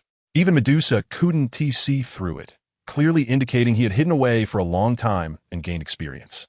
The aura of the was right in front of him. Taking a deep breath, as it was not far away, the massive energy seemed to grip his heart, compelling him to move forward. Xiao Yan secretly vowed that this time, no matter what, he must obtain it because he had put in far too much effort for it. He would have the capital to compete with that despicable woman. Soon, a pale white flame gradually enveloped Xiao Yan's body, and Yao Lao's voice echoed once more. "Be careful, Queen Medusa is also inside. However, she should not be paying attention to you right now. I will conceal your aura. Just wait for the right moment to act. But be quick. I feel that Cole Jiying is also coming to join the fun." Nodding slightly, Xiao Yan agreed. Every time he had a fortuitous encounter, this annoying thing would come out to cause trouble. He had already gotten used to it. I must say, Medusa's tunnel construction is indeed quite skilled. Even though it is extremely concealed, She did not forget to create some side passages and set up barriers to prevent outsiders from intruding. Of course, this was not an issue for Xiaoyan. With Yao Lao's help, in just a few moves, these obstacles were cleared away. Just ahead, it was already close. Chapter 157. Old Pervert. Although there were many forks in the road here, Xiaoyan was still able to find the correct path based on the faint aura in the air. Soon, this narrow passage reached its end, and Xiaoyan's line of sight suddenly opened up. This was a very spacious area, but didn't look like it had been temporarily opened up. Instead, the surroundings were filled with flowers and green grass, creating a garden-like atmosphere. Several holes have been opened in the four walls, and the trickling water flows down through these holes, forming a circular river below.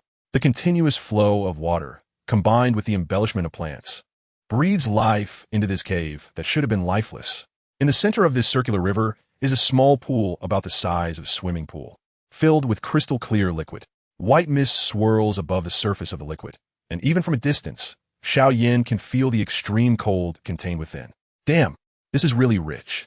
Staring intently at the crystal-clear liquid, Xiaoyan took a long, deep breath. He had previously gone to great lengths to obtain a small bottle of ice spirit spring from Gute, and here it was, filling an entire swimming pool. Apart from marveling at the other party's wealth, he didn't know what else to say.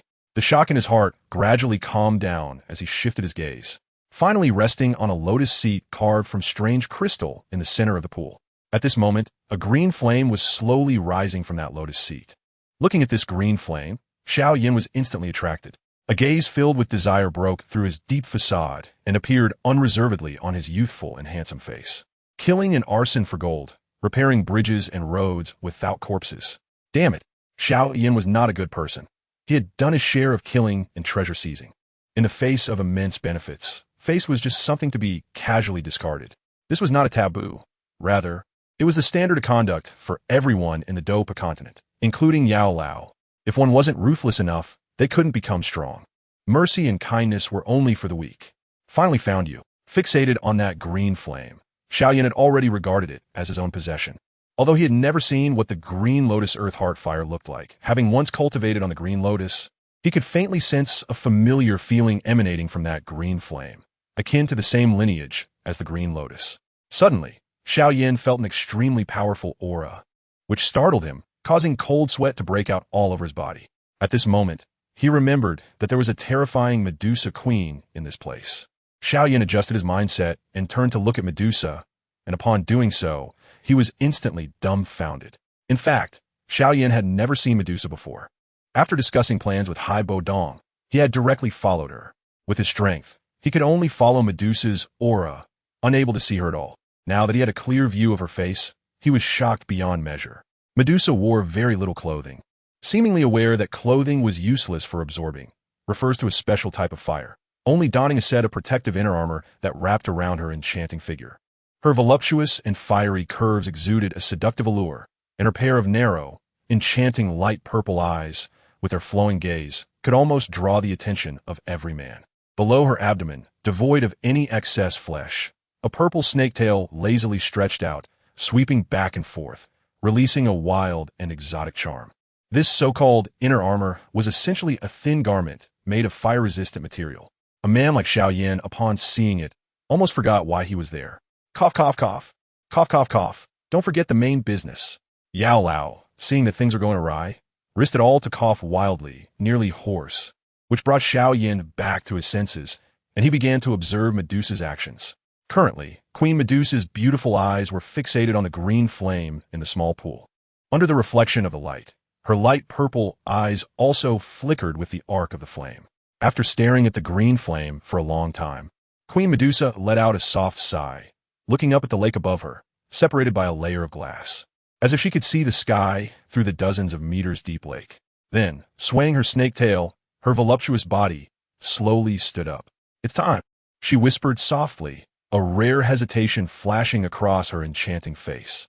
However, in the next second, the hesitation turned into determination as she extended her jade hand to slowly form several seals in front of her. Halfway through the seals, the earth-heart green lotus fire began to show signs of breaking free from its seal, but Queen Medusa stopped her actions, her gaze inadvertently sweeping over Xiaoyan's hiding spot, a smile appearing at the corner of her mouth, and she thoughtfully said, "It seems I've really been careless." allowing a little mouse to sneak in. Xiaoyan clearly heard this and immediately stood on end without saying a word. He turned and ran back towards the cave he had come from. Damn, I told you not to be distracted at times like this. For trying to see something I shouldn't have, my master might have to pay with his life. Yao Lao couldn't continue to hide, and while keeping close to Xiaoyan, he reprimanded. However, Xiaoyan, being cheeky, didn't feel ashamed upon hearing Yao Lao's words. Instead, he confidently retorted, "Teacher, don't think I don't know. You must be laughing like a flower in the ring. If you weren't a soul body, you would probably have a nosebleed by now." Hearing Xiaoyan's words, Yao Lao's face flushed red, and he hurriedly changed the subject. "All right, what's the point of discussing this now? Hurry and run." However, what puzzled Yao Lao was that Medusa didn't seem to have any intention of pursuing them. But this not only didn't make him relax, it made him even more serious. Yes, if the other party pursued, he could negotiate. As a ninth-grade alchemist, the other party had no reason not to be tempted. After all, it was a chance to survive. But now, if the other party didn't pursue, didn't that mean she intended to kill them directly? Thinking this way, the usually calm Yao Lao also felt fear. Yes, Xiaoyan had seen her body. How could she possibly let them leave alive? Just as Yao Lao thought this, Medusa didn't move at all. She silently took out a needle shimmering with purple light, infused it with fighting spirit, and then suddenly flicked it. The needle shot towards Xiaoyan down the cave, as if it had eyes. Chapter 158. Roasting Medusa Humans, How Foolish. Medusa shook her head, not caring about this little episode. However, it ultimately shook her previously steadfast heart once again. She then picked up a fine wine similar to red wine and poured herself a glass, drinking it in one gulp to calm her nerves. After suppressing her shock with a drink, Medusa once again focused her gaze on the green lotus earth heart fire. But this time, her actions were still doomed to fail, because above her head a violent sound descended. Rumble. Medusa's expression changed drastically as she suddenly looked up, only to see that the pool above had turned pitch black, a strange blackness devoid of any light, utterly eerie. But what was even more bizarre was that she sensed a hint of refers to a special type of fire, aura from this black, mysterious object. Yet, this was entirely different from the green lotus earth heart fire beside her, as it was a power she could not withstand at all. What? What is this? Damn it! As the black, strange object drew closer, Medusa felt the surrounding heat intensifying. Even she, a peak Do Huang powerhouse, could no longer withstand it. In a flash, she tried to escape into the ice spirit spring to avoid it. But at that moment, she realized that the ice spirit spring, which restrained, had long since evaporated completely, leaving not a drop behind. After cursing a few times in her heart, Medusa stopped making noise, as she had already been engulfed by the black flames. Damn, why is it so fierce? On the shore, Leng Zhiying stared at the seemingly uncontrollable fire and couldn't help but curse. For heaven's sake, she just threw a small spark. Did it really need to evolve into such a huge fire? Leng Zhiying was well aware of the power of the void-devouring flame, and she was worried that Medusa couldn't withstand it. The void-devouring flame devours all things. Everything can be its fuel for burning. Even if it burns people, just a little touch would be impossible to shake off. And burning this not-so-pure lake water was even more so, as if lighting a fire on a pool of cotton. Fortunately, the void-devouring flame was still her property and could be retracted at any time without causing her any harm. The previous act of avoidance was merely instinct. However, Leng Zhiying couldn't determine the situation below, so she cast a pleading glance at Kanna. "Kanna, what's going on down there?" Hearing this, Kanna ran to the edge of the lake, looked down, and was instantly shocked. "Wow, this is serious." Then she pointed at the beautiful snake woman rolling below. "Look, that Medusa seems to be getting roasted. It smells so good." Upon hearing Kanna's physical detection method, Leng Zhiying immediately understood. Kanna didn't have the kind of divine sense that cultivators possess, so it was better to see for herself. The devouring speed of the void-devouring flame was still quite terrifying. In just a few minutes, the lake had burned to the point of being unrecognizable. Yet the flames were still fierce. Originally, Kanna shouldn't have been able to see the situation below, but since Leng Zhiying had previously set the void-devouring flame to not harm her people, those under her protection could, like Leng Zhiying, avoid the various side effects of the void-devouring flame, such as being blinded.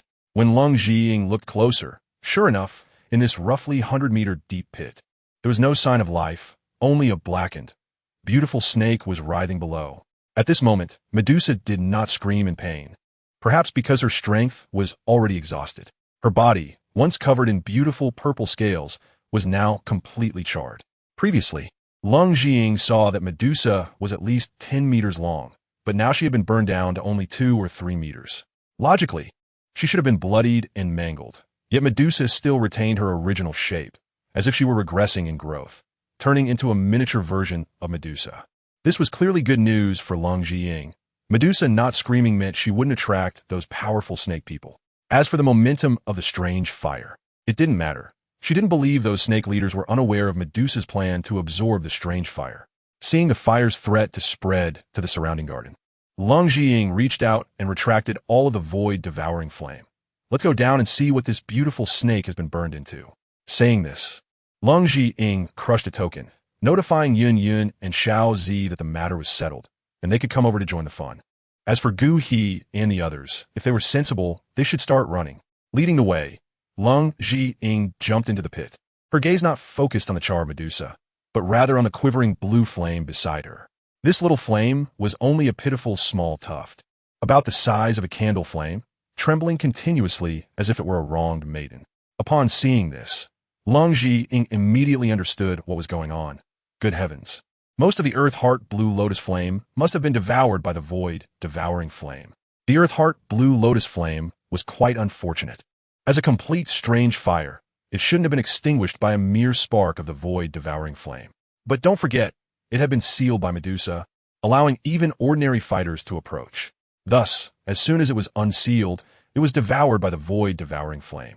If Leng Zhiying had been even a moment later, it might have been completely gone. Thinking of this, Leng Zhiying looked at the recently retracted void, devouring flame.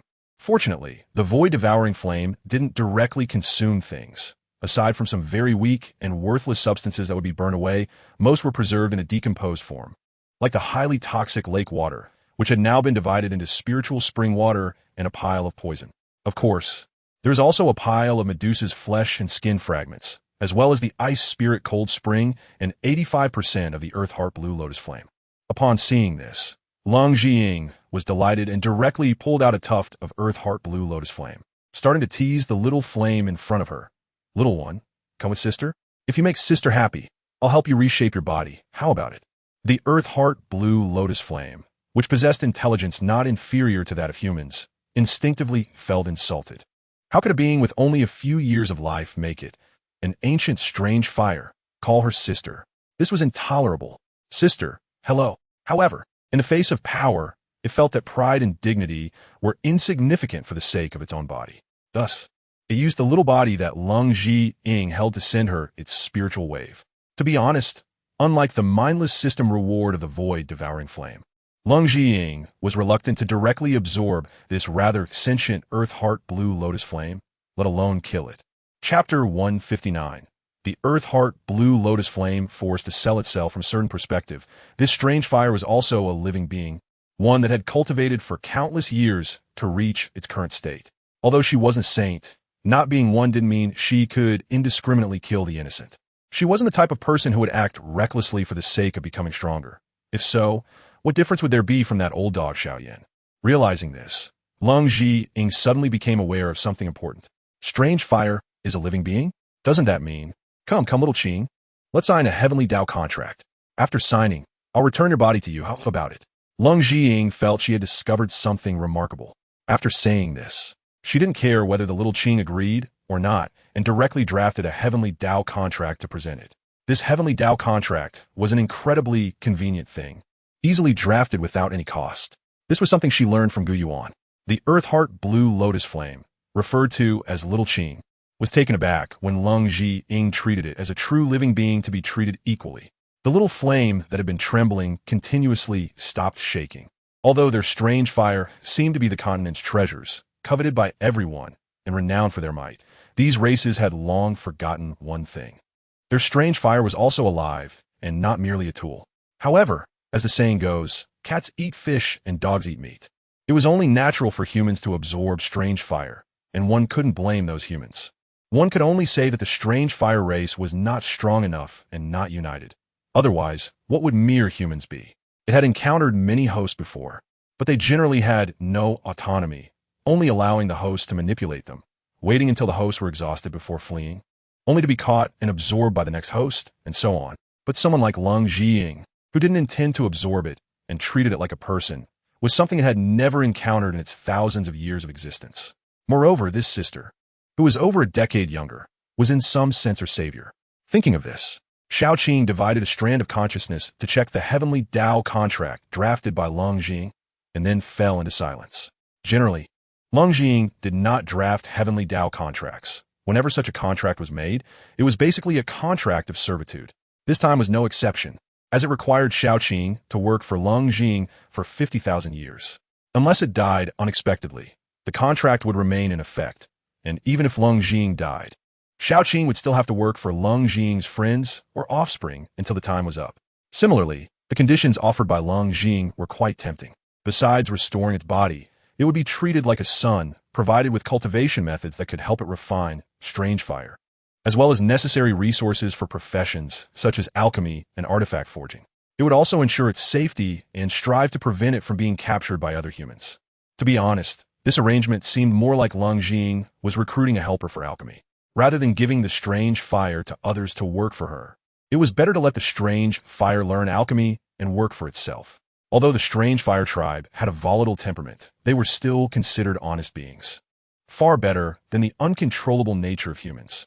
Shaoqing stared at the terms above in a daze, but it was not because the terms were harsh. Rather, they were too lenient. Yes, that's right. Such a contract would be akin to a slave's contract for humans, but for the strange fire, it was a paradise of freedom. It wouldn't have to be manipulated by humans. It could control its own body. It wouldn't have to be a painful vegetable. It wouldn't have to worry about being captured. And it could enjoy the beauty of the human world. How wonderful that would be. It wasn't the slightest bit concerned about whether the seemingly weaker Do Wang, Fighter King, could protect it. After all, the second-ranked, void-swallowing flame had already been subdued by it. Killing it would be as easy as killing a chicken. Most importantly, it had survived for tens of thousands of years and was still in its juvenile stage. Of course, this might be related to being constantly subdued by humans. But even so, it would likely take tens of thousands or even hundreds of thousands of years to grow into adulthood. 5,000 years was simply too short. I'll sign. Thinking of this, the green lotus heart fire quickly marked its sole imprint on the contract, its speed astonishing, as if afraid that Leng Zhiying would change her mind. Leng Zhiying initially thought she would have to negotiate for a while, but to her surprise, the green lotus heart fire signed so quickly that she was also taken aback. However, she quickly figured out the reason behind it and revealed a smile of triumph. Without a middleman profiting from it, having the strange fire become an alchemist was an idea that felt incredibly appealing. As for how to transform it into a human, that would naturally be through the magical monkey talisman. Of course, it was still uncertain whether the strange fire belonged to the category of animals under the monkey talisman concept, so they could only wait to try it when they returned. If the monkey talisman didn't work, that would be troublesome, as the strange fire couldn't consume transformation pills. This could potentially raise the cost of transformation to a terrifying degree. But now was not the time to think about these issues. There was still the matter of Queen Medusa to handle. Therefore, Leng Zhiying directly returned the majority of the flame to Shaoqing, allowing it to absorb it slowly. However, there was one thing that puzzled her. Where did Xiao Yan, the old dog, go? According to reason, he should have arrived by now. At this moment, Yin Yin also returned, and judging by her relaxed expression, it was likely that the ancient river's group of weaklings had already fled. Is this Medusa? Gazing at the roasted Medusa lying on the ground, unconscious, Yin Yin fell into contemplation. Seeing that a knowledgeable person had arrived, Leng Zhiying was overjoyed and quickly asked, "Sister Yin, what is wrong with this Medusa? She doesn't seem to be dying or evolving. What's going on?" Medusa's condition was indeed very strange. Logically speaking, if successful, she should attract a lightning tribulation, and if she failed, she should turn to ashes. According to the original work's description of a semi-finished product, she should have attracted a lightning tribulation too, not be writhing on the ground without any sound. Yin Yin, being well-versed, took a glance and said with a serious expression, "She is about to succeed. She is currently undergoing a bloodline mutation. Once she officially becomes a seven-colored sky, swallowing python, she will attract a lightning tribulation. Otherwise, in her current state, she wouldn't be able to withstand it. After obtaining the bloodline of the seven-colored sky, swallowing python, the success rate will greatly increase, and the lightning tribulation will completely reshape her, turning her into the seven-colored sky, swallowing python. Chapter 160. Kill? Leave? As Yunyan spoke, she walked in front of the writhing Medusa, crouched down, and, after feeling for a moment, frowned and said, logically, the strength of the green lotus heart fire should be insufficient to support Medusa in her bloodline metamorphosis, right? Wait, this power is... Suddenly, Yunyan seemed to realize something, turning around and glaring fiercely at Leng Zhiying. It turned out that Medusa's success was entirely thanks to Leng Zhiying. The conflict between humans and serpents had always been irreconcilable. Leng Zhiying's actions were undoubtedly aiding the enemy. If Medusa were truly transformed, it would undoubtedly become a future threat. Thinking of this, Yunyan drew her treasured sword and, without hesitation, prepared to kill Queen Medusa to eliminate future troubles. This frightened Leng Zhiying greatly. Yunyan didn't know that the snake people had a group of Dozong elders, but she was well aware. If Medusa died here, would they be able to escape? Realizing this, Leng Zhiying pounced like a vicious dog, knocking Yunyan aside and loudly advising, wait. Sister Yun, I have a way to control Medusa. All right. Leng Zhiying certainly had a way out, but she was reluctant to give up such an opportunity with Medusa, so she stopped Yunyan. Caught off guard, Yunyan was knocked to the ground by Leng Zhiying, and her previously dignified image instantly vanished. Looking at Leng Zhiying's shameless appearance, Yunyan whispered angrily, no, the serpent people have always been duplicitous. Even if you control her, so what? Sooner or later, she will betray you. Although you aren't afraid of this Medusa, have you considered what we would do if she instigated a war or slaughtered the border civilians? This Medusa is a future threat. She must be eliminated. As she spoke, Yunyan, who had always been gentle with Leng Zhiying, suddenly pushed her away, then stood up and walked step by step toward Medusa, sword in hand. Seeing Yunyan's resolute stance, Leng Zhiying couldn't help but smile wryly, but she no longer tried to stop her. Yunyan's concerns were not without reason. If Medusa transformed into a small color like in the original work, it would be fine, but now Medusa might directly complete her evolution. The seven-colored sky, swallowing python had a bloodline on par with the Tai Su ancient dragon. Whether the strand of void swallowing flame left in her body could fully control her was indeed uncertain. Just as Leng Zhiying could sense the green lotus heart fire that was being devoured, it was natural that many strands had entered Medusa's body when she was just roasted, reshaping her meridians. Therefore, she was not surprised at all by Medusa's successful evolution. These strands would remain in Medusa's body and would be located in a position that was fatal, and Leng Zhiying could control their movements. This meant that as long as she wished, these small flames could instantly take Medusa's life. However, after what Yunyan said, Leng Zhiying realized that she had been overly presumptive. Although it was incredibly powerful, it was not an invincible existence, especially as it was just a small strand. Given the Snake People's foundation, they might indeed be able to dispel it. She is not the main character and does not consider herself capable of taming the Medusa Queen, who harbors a disdain for humans. However, it is still a pity to see a female protagonist from the original work fall like this. So Leng Zhiying turned her head away, unable to bear this cruel scene. Yunyan is obviously not a villain and does not understand that villains who talk too much often meet their demise, but without hesitation. She plunged her long sword into Medusa's chest, aiming for her heart, knowing that once it reached there, even divine intervention would be futile. However, before the sword could penetrate halfway, Medusa's body suddenly radiated a brilliant light, forcefully knocking Yunyan's sword away. The sword, which had always been by Yunyan's side, was left with several cracks, and even she was pushed back several steps. In the sky, the previously clear starry night was suddenly overshadowed by dark clouds. Right above the pit where they stood, boom! From within the clouds came the sound of roaring thunder, and silver lightning flickered like long silver snakes, seemingly ready to strike down. Not good. Medusa has completed her evolution. Damn it, now we can only wait for her evolution to finish before we can act. Yunyan slashed out several sword energies, but they were all deflected by an invisible barrier, causing her to feel disheartened. While speaking, she shot a fierce glare at Leng Zhiying, thinking that if it weren't for her stopping her, Medusa would have been a dead snake by now. Leng Zhiying, however, was heartless and amused, thinking that the heavens still favored the female protagonist. With Medusa not dead, even if Yunyan had acted a little earlier, the outcome would likely have been the same.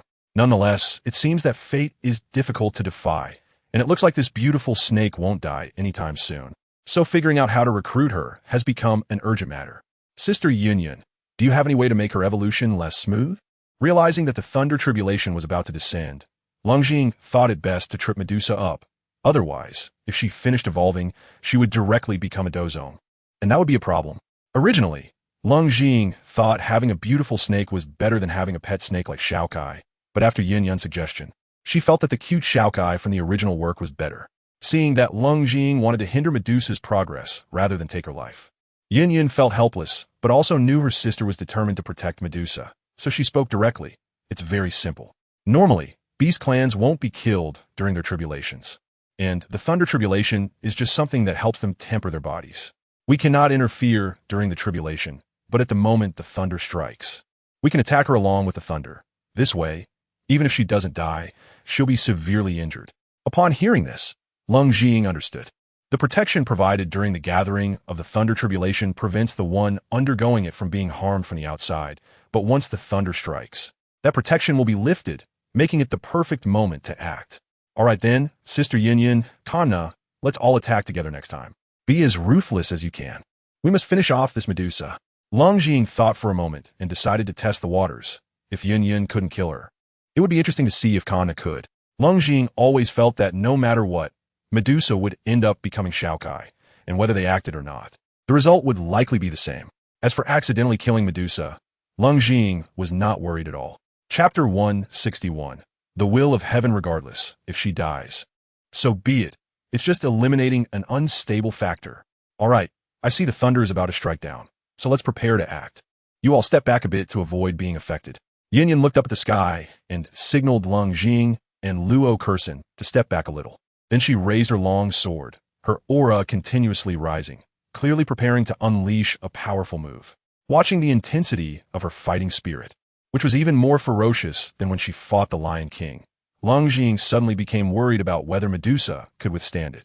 In the sky, silver lightning snakes continued to dance within the clouds, quickly gathering together. The next second, a bolt of lightning as thick as a water barrel struck down violently, producing a deafening roar that startled Leng, causing her to curse under her breath. Here it comes. Extreme wind, setting sun's radiance. Yin Yun's big move was also ready. Timing the moment the lightning fell, the massive sword energy in her hand was released, slicing towards Medusa. Kana, standing next to her, although looking silly, did not lag behind at all. Instead of using a fancy move like Yin Yun, she simply opened her mouth, and a massive fireball flew forward. As the saying goes, practice makes perfect. This seemingly simple move was actually Kana's most frequently used and most skilled technique, and its power was quite impressive. At this moment, Medusa still appeared unaware, seemingly oblivious to the three massive energies approaching her. Boom! Almost simultaneously, the three energies struck Medusa, and the violent waves of energy spread out instantly. The slightly weaker Leng and Luo Kursin were immediately left pale from the impact, and helplessly, Leng had to summon the void devouring flame to envelop them, which made things a bit better. After releasing her big move, Yin Yun appeared somewhat weak, so she retreated and quietly awaited the outcome. This extreme wind, setting sun's radiance, is the top fighting technique of the Yunlan sect, created by the first-generation sect master, and its power goes without saying. However, the side effects are extremely significant. Even when fighting the Lion King before, Yin Yun didn't dare to use it lightly. Once she enters a weakened state, it means she has 1 foot already in the gates of hell. Moreover, the same technique can consume fighting spirit in varying degrees. Seeing Yin Yun like this, it was apparent she was fed up with Medusa and was willing to overdraw herself. Now that Leng was by her side, Yin Yun had no such concerns and directly sat down to begin recovering. Kana, on the other hand, seemed unconcerned about the outcome. She just wanted to resolve the situation quickly so she could go home for dinner. Thunder strikes quickly come and go. While the sound of thunder still echoed in everyone's ears, the dark clouds in the sky had already dissipated. Let's go take a look. Seeing that the terrifying energy fluctuations had mostly calmed down, Leng prepared to step forward to check on Medusa's condition. From this distance, she could only see that Medusa had become motionless, but whether she was dead or alive was still uncertain. Well, upon getting closer, it was evident that she was dead beyond any doubt. Being struck by lightning was one thing, but after Yin Yun and Kana's combined assault, she no longer resembled a snake. She looked more like a pile of ashes. Without any thought of respecting the deceased, Leng pulled out a stick and began poking at the not insignificant pile of ashes, trying to salvage something that might emerge as Xiaokai. Surprisingly, As she dug through, she actually found something, a colorful dead earthworm. Well, this thing wasn't dead. It wasn't even a worm, just that this little creature was now on the verge of death. Its size hardly larger than a worm, and claiming it to be a snake was truly embarrassing for the snake family. Leng Jing looked at the pink earthworm that somewhat resembled Xiao Kai and found it hard to believe. This pink earthworm had no aura at all, and it didn't seem to have any connection to the legendary colorful swallowing python. It was just being held up limply by Leng Jing, not moving at all, like a person in a vegetative state. According to the original work, this Xiao Kai should have had considerable strength upon birth. Could it be that it had been rendered foolish? However, now is not the time to study little Kai. That group of serpent people is going crazy trying to check on the queen's safety. Little Purple is almost unable to hold them off, and can only retreat for now. What? Why not kill all those commanders? Damn it, if we kill them. One T that leave the serpent people without even spark? Those few Dozong elders would go mad. Thus, Leng Jiying put away the pink little earthworm and the nearly recovered little Qing, calling out to everyone. The wind is tight. Pull the call. In the eastern part of the Gamma Empire, Salt City, after several hours of marching, Woden finally saw this commercial giant city in front of him. As for how this large group of people managed to cross the empire without being pursued, it can probably be explained in 4 words. Leave no survivors. Of course, Woden wasn't so cruel as to kill indiscriminately. He just used anesthetic bullets to knock them out for a few days.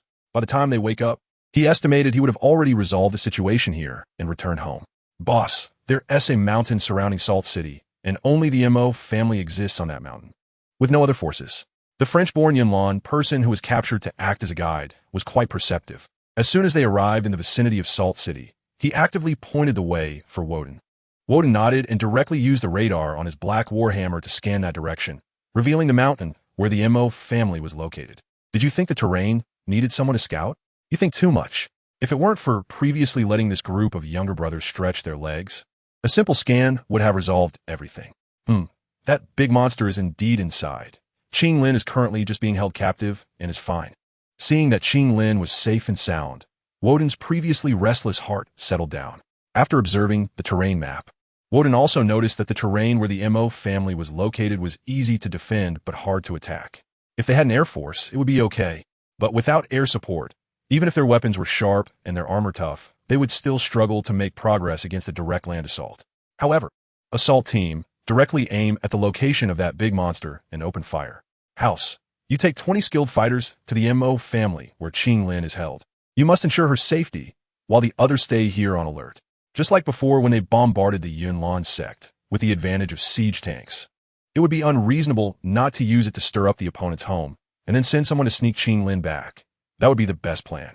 House, who was the son of Kaha and had always been closest to Woden, had no doubts about Woden's orders. He nodded and went off to pick people. Chapter 162, Universal Traveler Summoning Card, V. Woden. How can you act on your own? This is, just back at the Yunlan sect.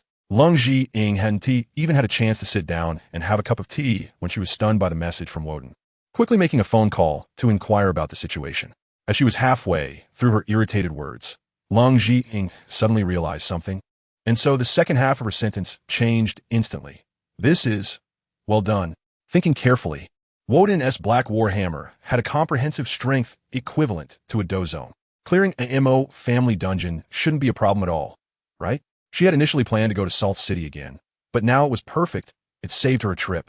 Even if that Mo Cheng's strength was somewhat unexpected, it was likely that he could only passively take a beating against Woden. Moreover, judging by the time, today wasn't a full moon night, so Mo Cheng would make a move on Qing Lin. Naturally, the 8-winged Black Snake Emperor and the female Do Huang of the Tianxi mansion should also not go. Right? Woden had also sent her a picture of Qing Lin, and to be honest, with such a cute little loli, if Leng Jiying were to just hand her over, she would really feel unwilling. Techniques like snake control, she could teach as well. Don't worry, head. This mission looks simple. It shouldn't. Seeing Leng Jiying trust him so much, Woden confidently patted his chest, but just as he said halfway, he was interrupted by Leng Jiying. Don't jinx it.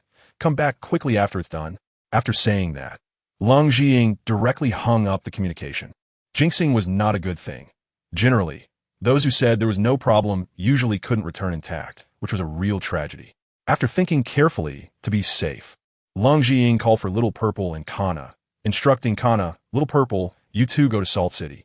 I'm worried Woden might encounter some unforeseen circumstances. I'll trouble you this time. Kana was chewing on some unknown monster's leg at that moment, and upon hearing they had to go out, she immediately became listless. Leng Zhiying seemed to have known this would happen and smiled cunningly. I heard that Salt City is a coastal city, famous for its delicious big fish.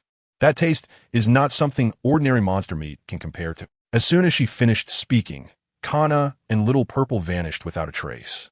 And Leng Zhiying didn't even see how they ran off. Leng Zhiying had a black line on her face. Indeed, only food could motivate a foodie. Although Leng Zhiying was also a foodie, she was somewhat different from Kana. Kana was content as long as there was food to eat, while she was a discerning person, only eating good things and not just anything, not wanting to think about Salt City anymore. Leng Zhiying focused her gaze on the Universal Traveler's summoning card in front of her. She had been busy before and hadn't had time to use this thing. But now she finally had a rare moment of solitude, with Yun Yun and Na Lan Yin ran busy handling the internal affairs of the Yunlan sect, just in time for her to use this item. Little Qing and Little Kai were still in that half-dead state. Little Qing had been devoured of most of her essence, and this injury wasn't easy to heal, so they were both placed imprisoned in her system space along with the treasure-hunting mouse, Xiaobao, at least before Little Qing transformed. It was not suitable for her to be exposed in front of others. By the way, this time, completing the node for Medusa, Leng Zhiying also received a reward of 100,000 universal coins and a piece of 8th level space composite steel plate. Adding to the previous one, she now had 2. According to the system's usual pattern, once she gathered 10 or 8 of these steel plates, she could synthesize the hull of a battlecruiser. Coupled with the rewards from the stage mission, the Yamato cannon, it looked like the system had it all planned out.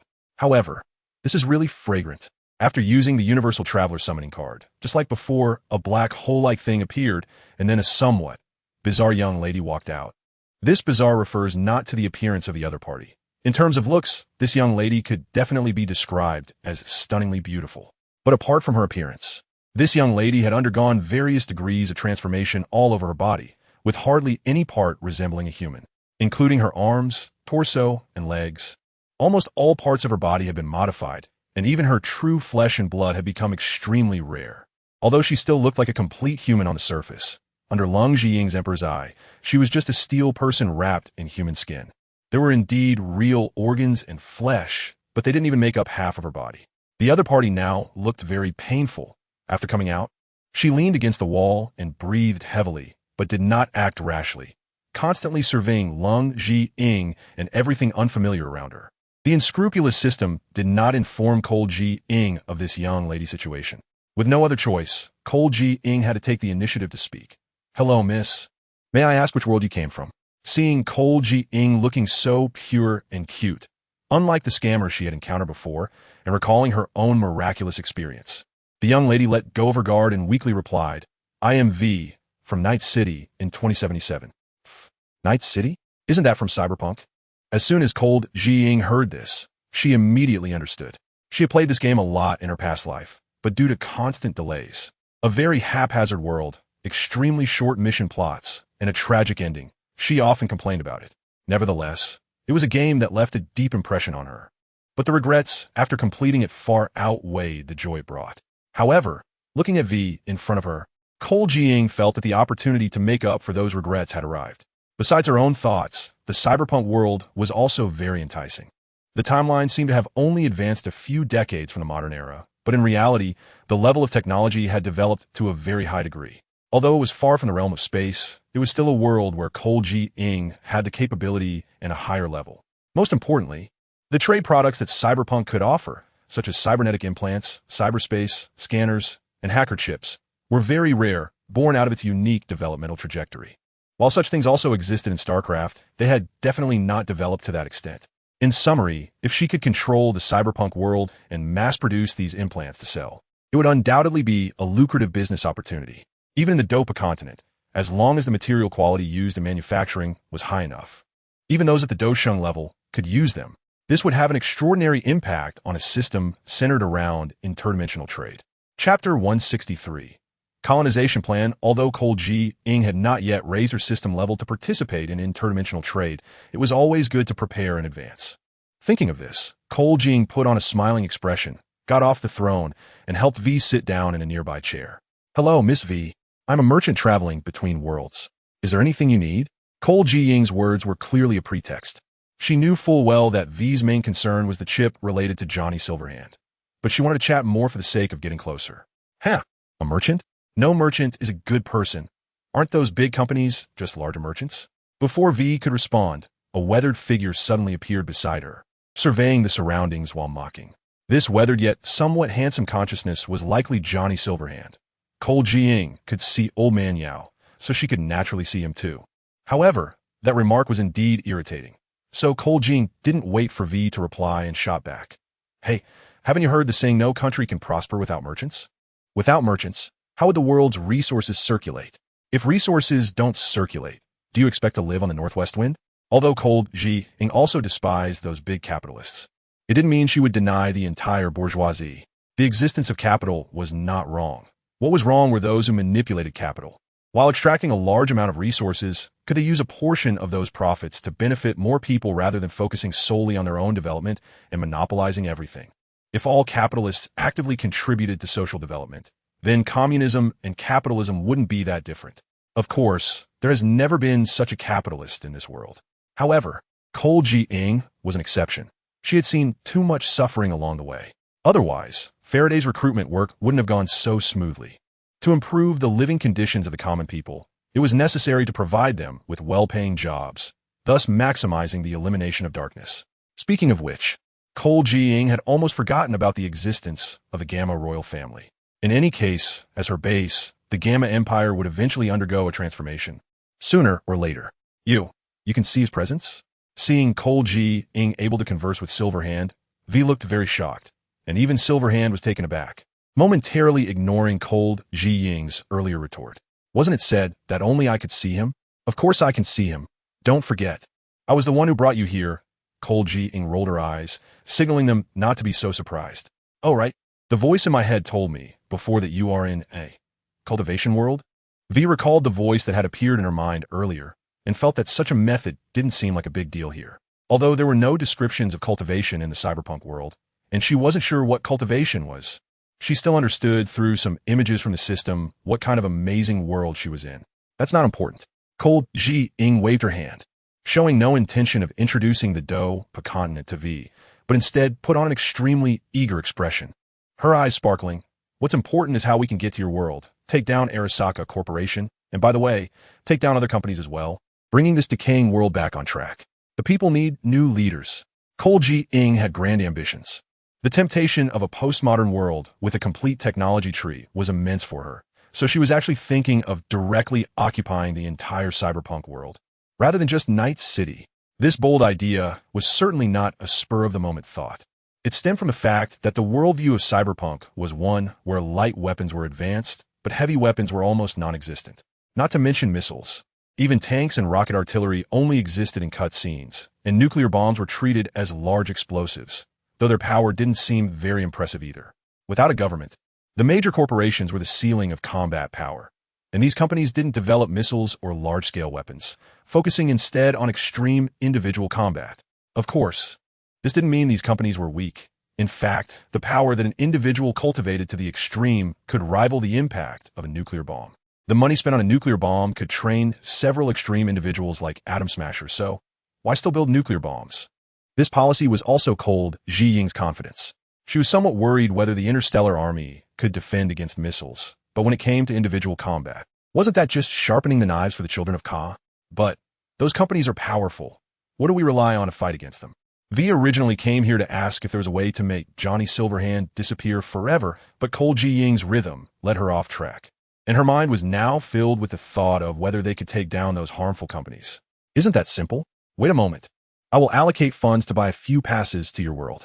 If you agree, I will bring a few people, and then we could go together. Cold Zhiying glanced at the system, confirmed that she could spend some interdimensional currency to go to the cyberpunk world, and then decided to embark on a journey at a moment's notice. Unfortunately, the current version of the system does not support establishing a portal between the two worlds. It can only be set up once the system levels up. For now, one can only buy tickets to enter. The specific expenses depend on how many people Cold Shadow plans to bring along, as the price of each ticket is not fixed. If Cold Shadow goes alone, it would only cost 10 million world coins. V was shocked by Cold Shadow's decisive style, and sat quietly, thinking, are we really going after just a few words? Come here, come here. Seeing that V and Silverhand were no longer talking, Cold Shadow slammed the table angrily and shouted. It seemed that someone had been standing outside on standby. As soon as Cold Shadow slammed the table, an elderly man in a white robe entered and respectfully said, Elder, what are your instructions? Cold Shadow recognized him and smiled. He was an old acquaintance, the proud old man Guyi. Nalan Yinran knew Cold Shadow had a peculiar temper and often threw tantrums, so she sent Guyi over. Although this old man wasn't particularly capable, he was excellent at appeasing people. Elder Gu, go tell the old sect master to come here and find me. I have good news to share with him. Chapter 164. The change in Yinxing. Cold Shadow thought for a moment. The Yunlan sect couldn't do without the support of the Shueiyue Palace group. And since Yin Yin had just returned, it would be a bit unfair to call her. Moreover, Kana and the Lion King had just been sent away. And the highest combat power on Tyron's side, the Black Hammer, had also been taken away by Woden. The Impact Squad was not at home either. So only Yin Shan was free and obedient. He should not refuse such a good opportunity. The disappearance of Jie Ying had genuinely scared him half to death, worrying that Cold Shadow might make him disappear as well. Gui nodded and was about to take his leave when Cold Shadow called him back.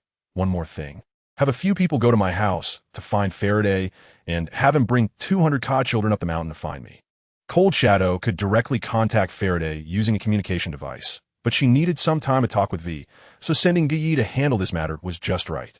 By the time Faraday arrived, she would have finished her conversation. Upon hearing Faraday's name, Guyi trembled slightly, clearly recalling something terrifying. But he didn't say much and left to carry out the order. Once Guyi departed, Cold Shadow felt relieved and enthusiastically said to V and Silverhand, come, let's discuss the specific details again. Retreat. Hurry and retreat. Don't stay here. Woden was panicking at this moment. After rescuing Qinglin, the situation had spiraled out of his control. In front of him was a massive monster, the head of the Mo family, Mo Cheng, who had been blasted to only half of his body. Of course, if it were just that, he wouldn't be so flustered. But two figures that were no weaker than Mo Cheng had also appeared in the sky, which was truly terrifying.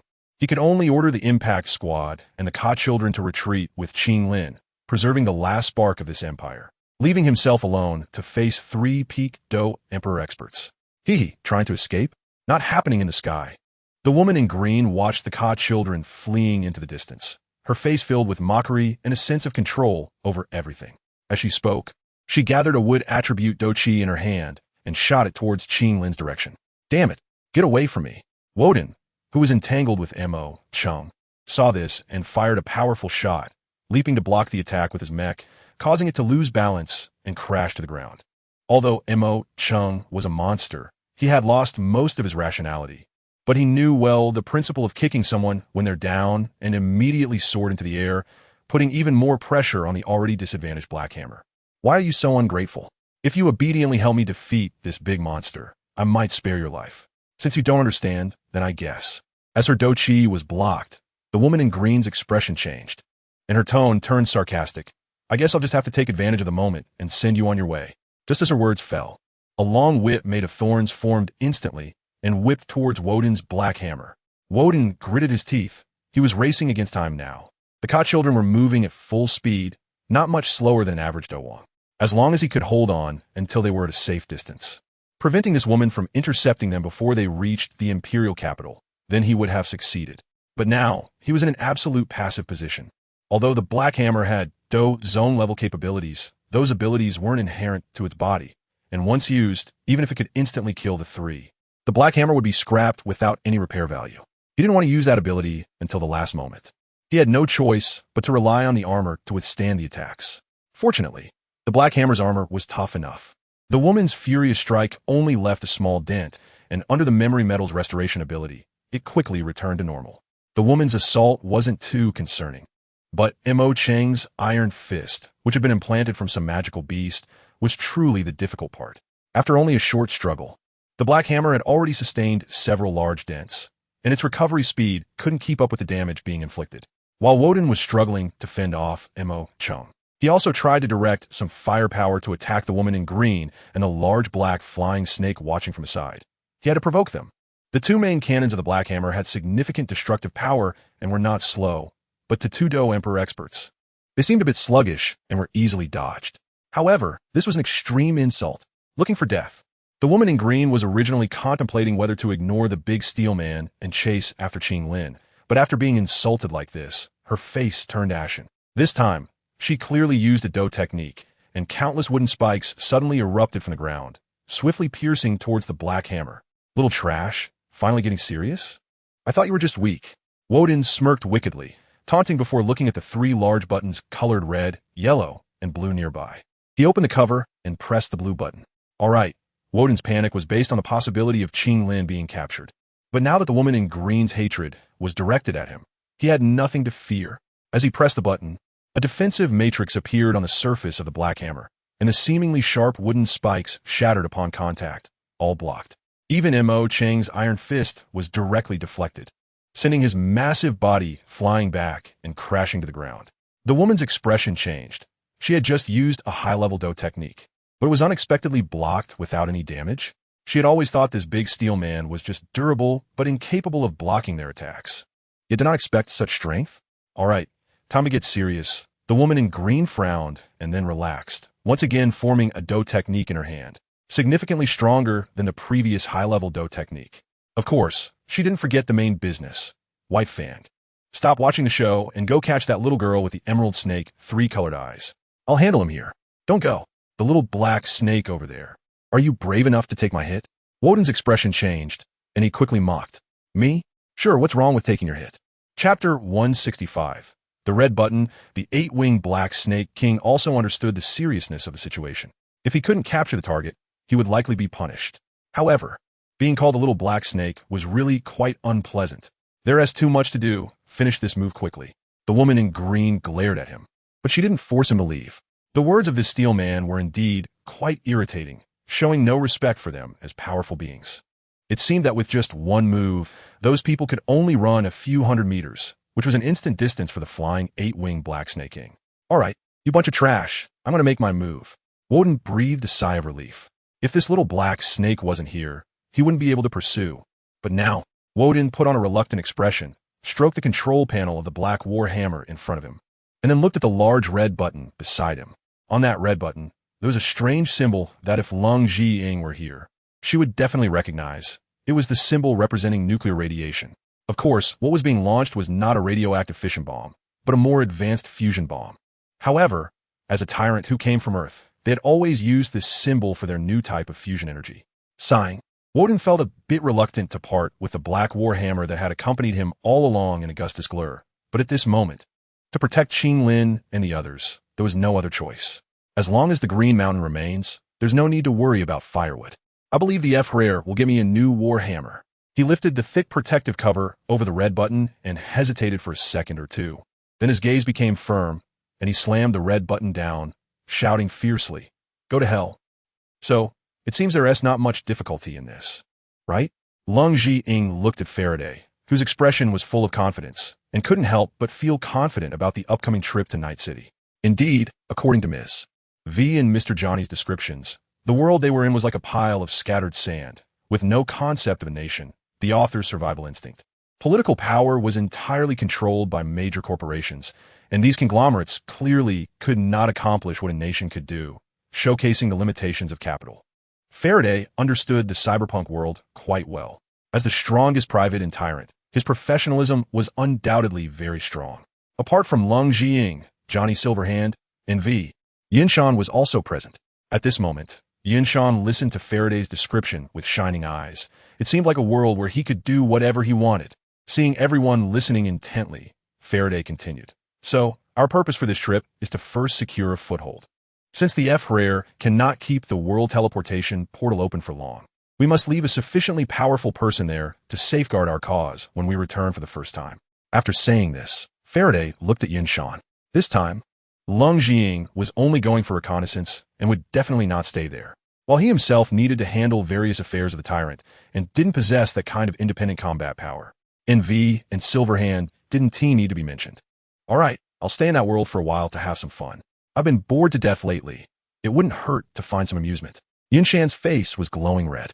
Ever since using DOC, his whole spirit had changed.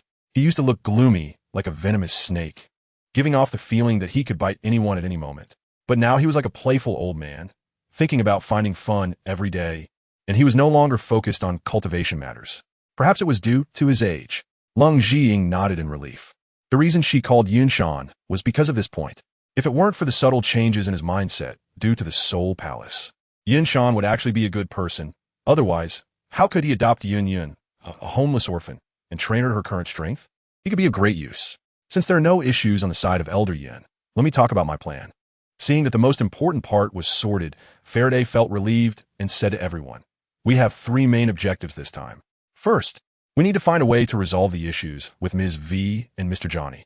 And the solution they've already provided is the Arasaka Tower located in the center of Night City, which has a server that stores intelligent personalities called the God Vessel." Speaking of this God Vessel, a hint of disdain passed over Faraday's face.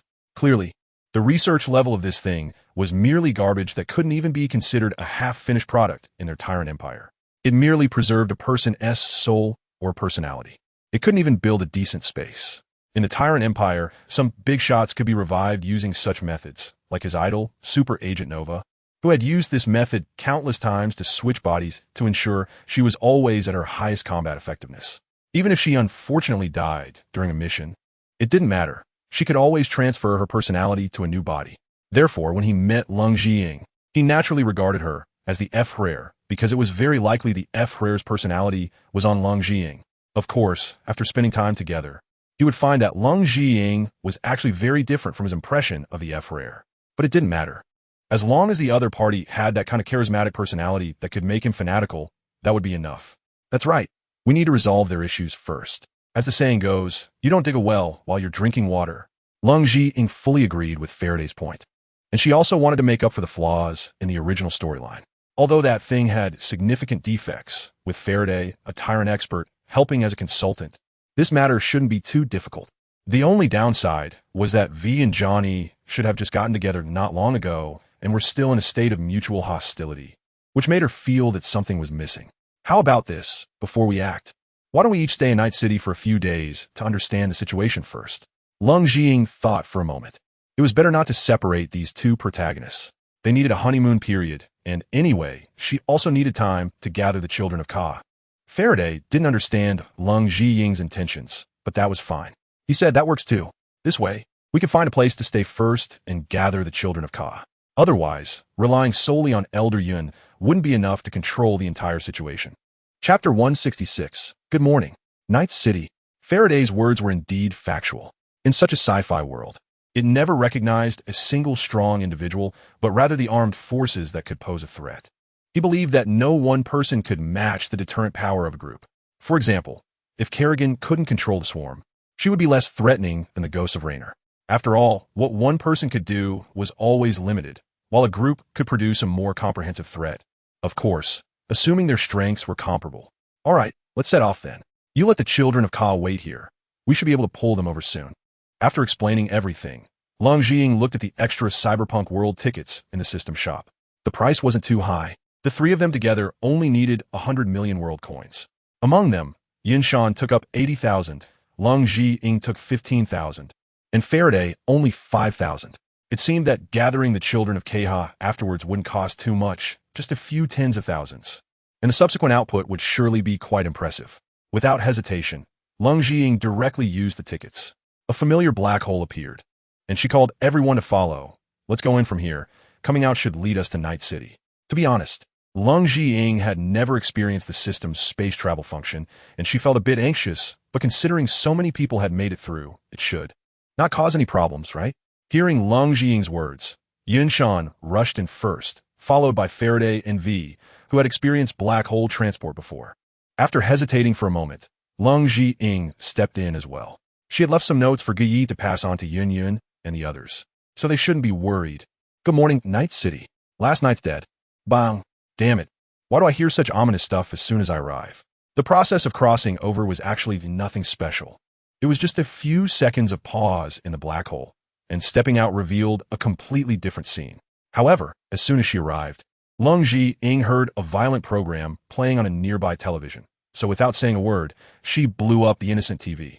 This action startled Yunshan, who had arrived early and was curiously watching the TV, and he immediately complained, "Hey, Xiaoing, What's so special about this talking box? Why did you smash it? Bad luck? Is that a problem? Leng Zhiying retorted, not being polite or reasonable with the old man Yinshan, glaring back at him. As an elder, Yinshan naturally couldn't argue with a little kid like Leng Zhiying, so he sulked and found a place to sit down, saying nothing. Speaking of which, V, did you just meet Johnny?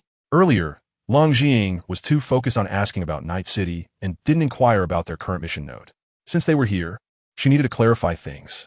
Before V could speak, Johnny Silverhand interjected, "We just stole the float from Arasaka's Hoshino and came to this dump to avoid the heat, only to be summoned here by you." His wording was very deliberate, using we instead of she, which immediately indicated a sense of closeness.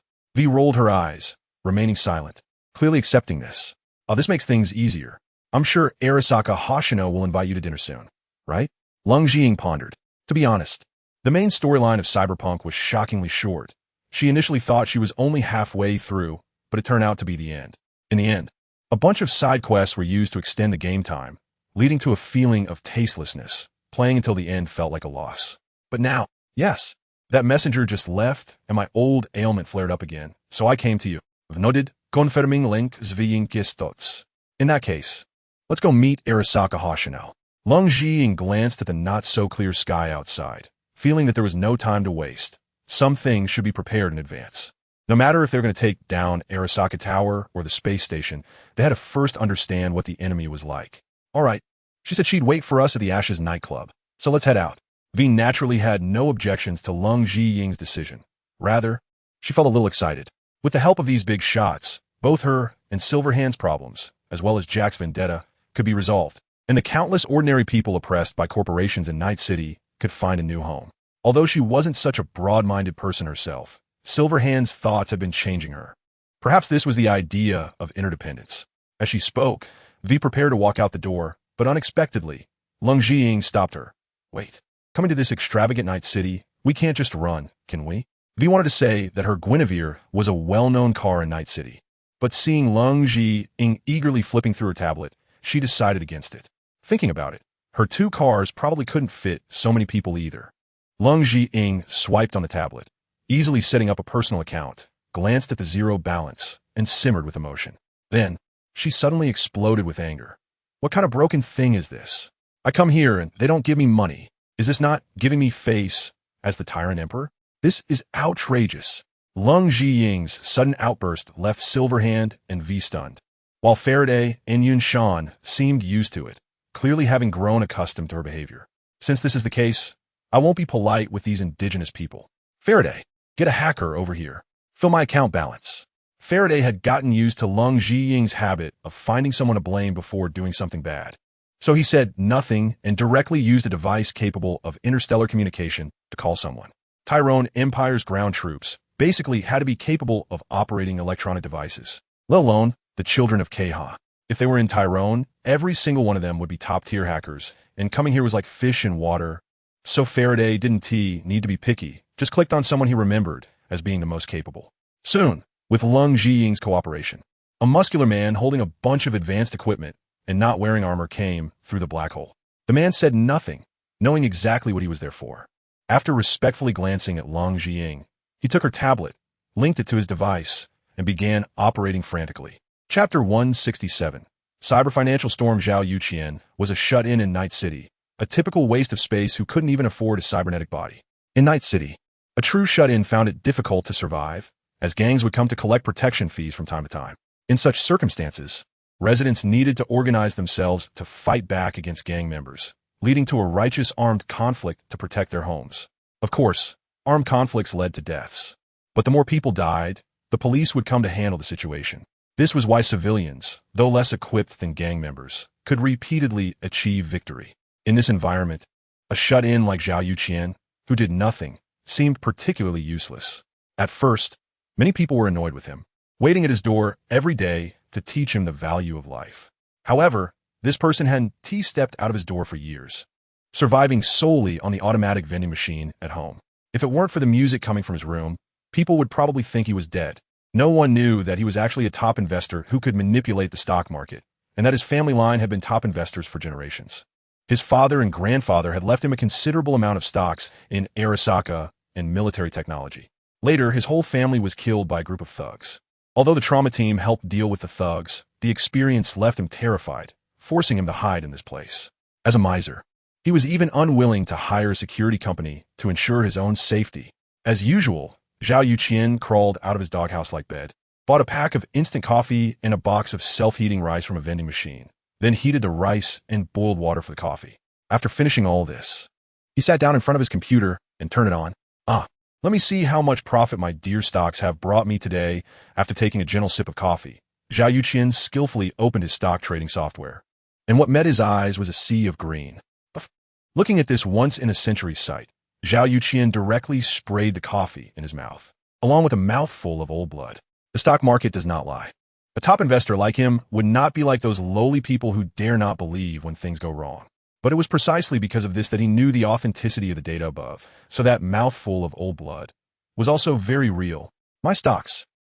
Zhao Yuqian cried out in pain, feeling a sensation akin to a heart attack, making it hard for him to breathe.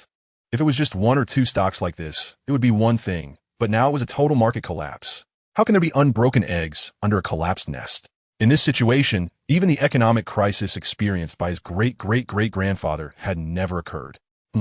That one from 150 years ago. Back then, even in a stock market slump with a total collapse, there would always be some companies that would take the opportunity to skyrocket. Although they were few, they did exist. And now, there was only one stock rising, and it was showing a dominating posture, even pushing all other stocks to continue plummeting. In the year 2077, without any limit ups, limit downs, or stock market closures for adjustments, Zhao Yuqian, who had made his fortune in finance, understood better than anyone what this meant. So he did not hesitate and directly sold off all his stocks, including those of top companies like Huangban, Military Technology, and Kongtao, leaving none behind. After doing this, Zhao Yuqian let out a sigh of relief. He held quite a few stocks, and this round of selling only exacerbated the phenomenon of the crash. But in any case, he finally recovered some capital. However, looking at the remaining balance of around 50 million euros in his account, he couldn't help but pound his chest and stomp his feet. You have to know that the total market value of all his stocks was still over 5 billion just yesterday. How could it shrink 100-fold after just one night's sleep? Thinking of this, Zhao Yuqian knelt on the ground, painfully pounding the floor, and cried out in sorrow, "Damn it! I didn't even dare to hire a bodyguard to save money for investments. What was it all for?" The lowly people all know the principle of enjoying life in the moment, and he certainly wasn't the kind of person who didn't want to enjoy himself. It was just that every day his mindset was, just earn a little bit more, then start enjoying.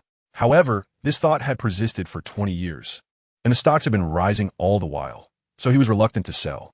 After sitting on the ground, pondering life for a while, Zhao Yuqian's eyes regained focus, and he rolled over from the ground and sat back down in front of his computer to start frantically operating, murmuring to himself, "No, the money in the market is fixed. The rise in stock prices of those companies earlier meant that the interests of the lowly people were being harmed.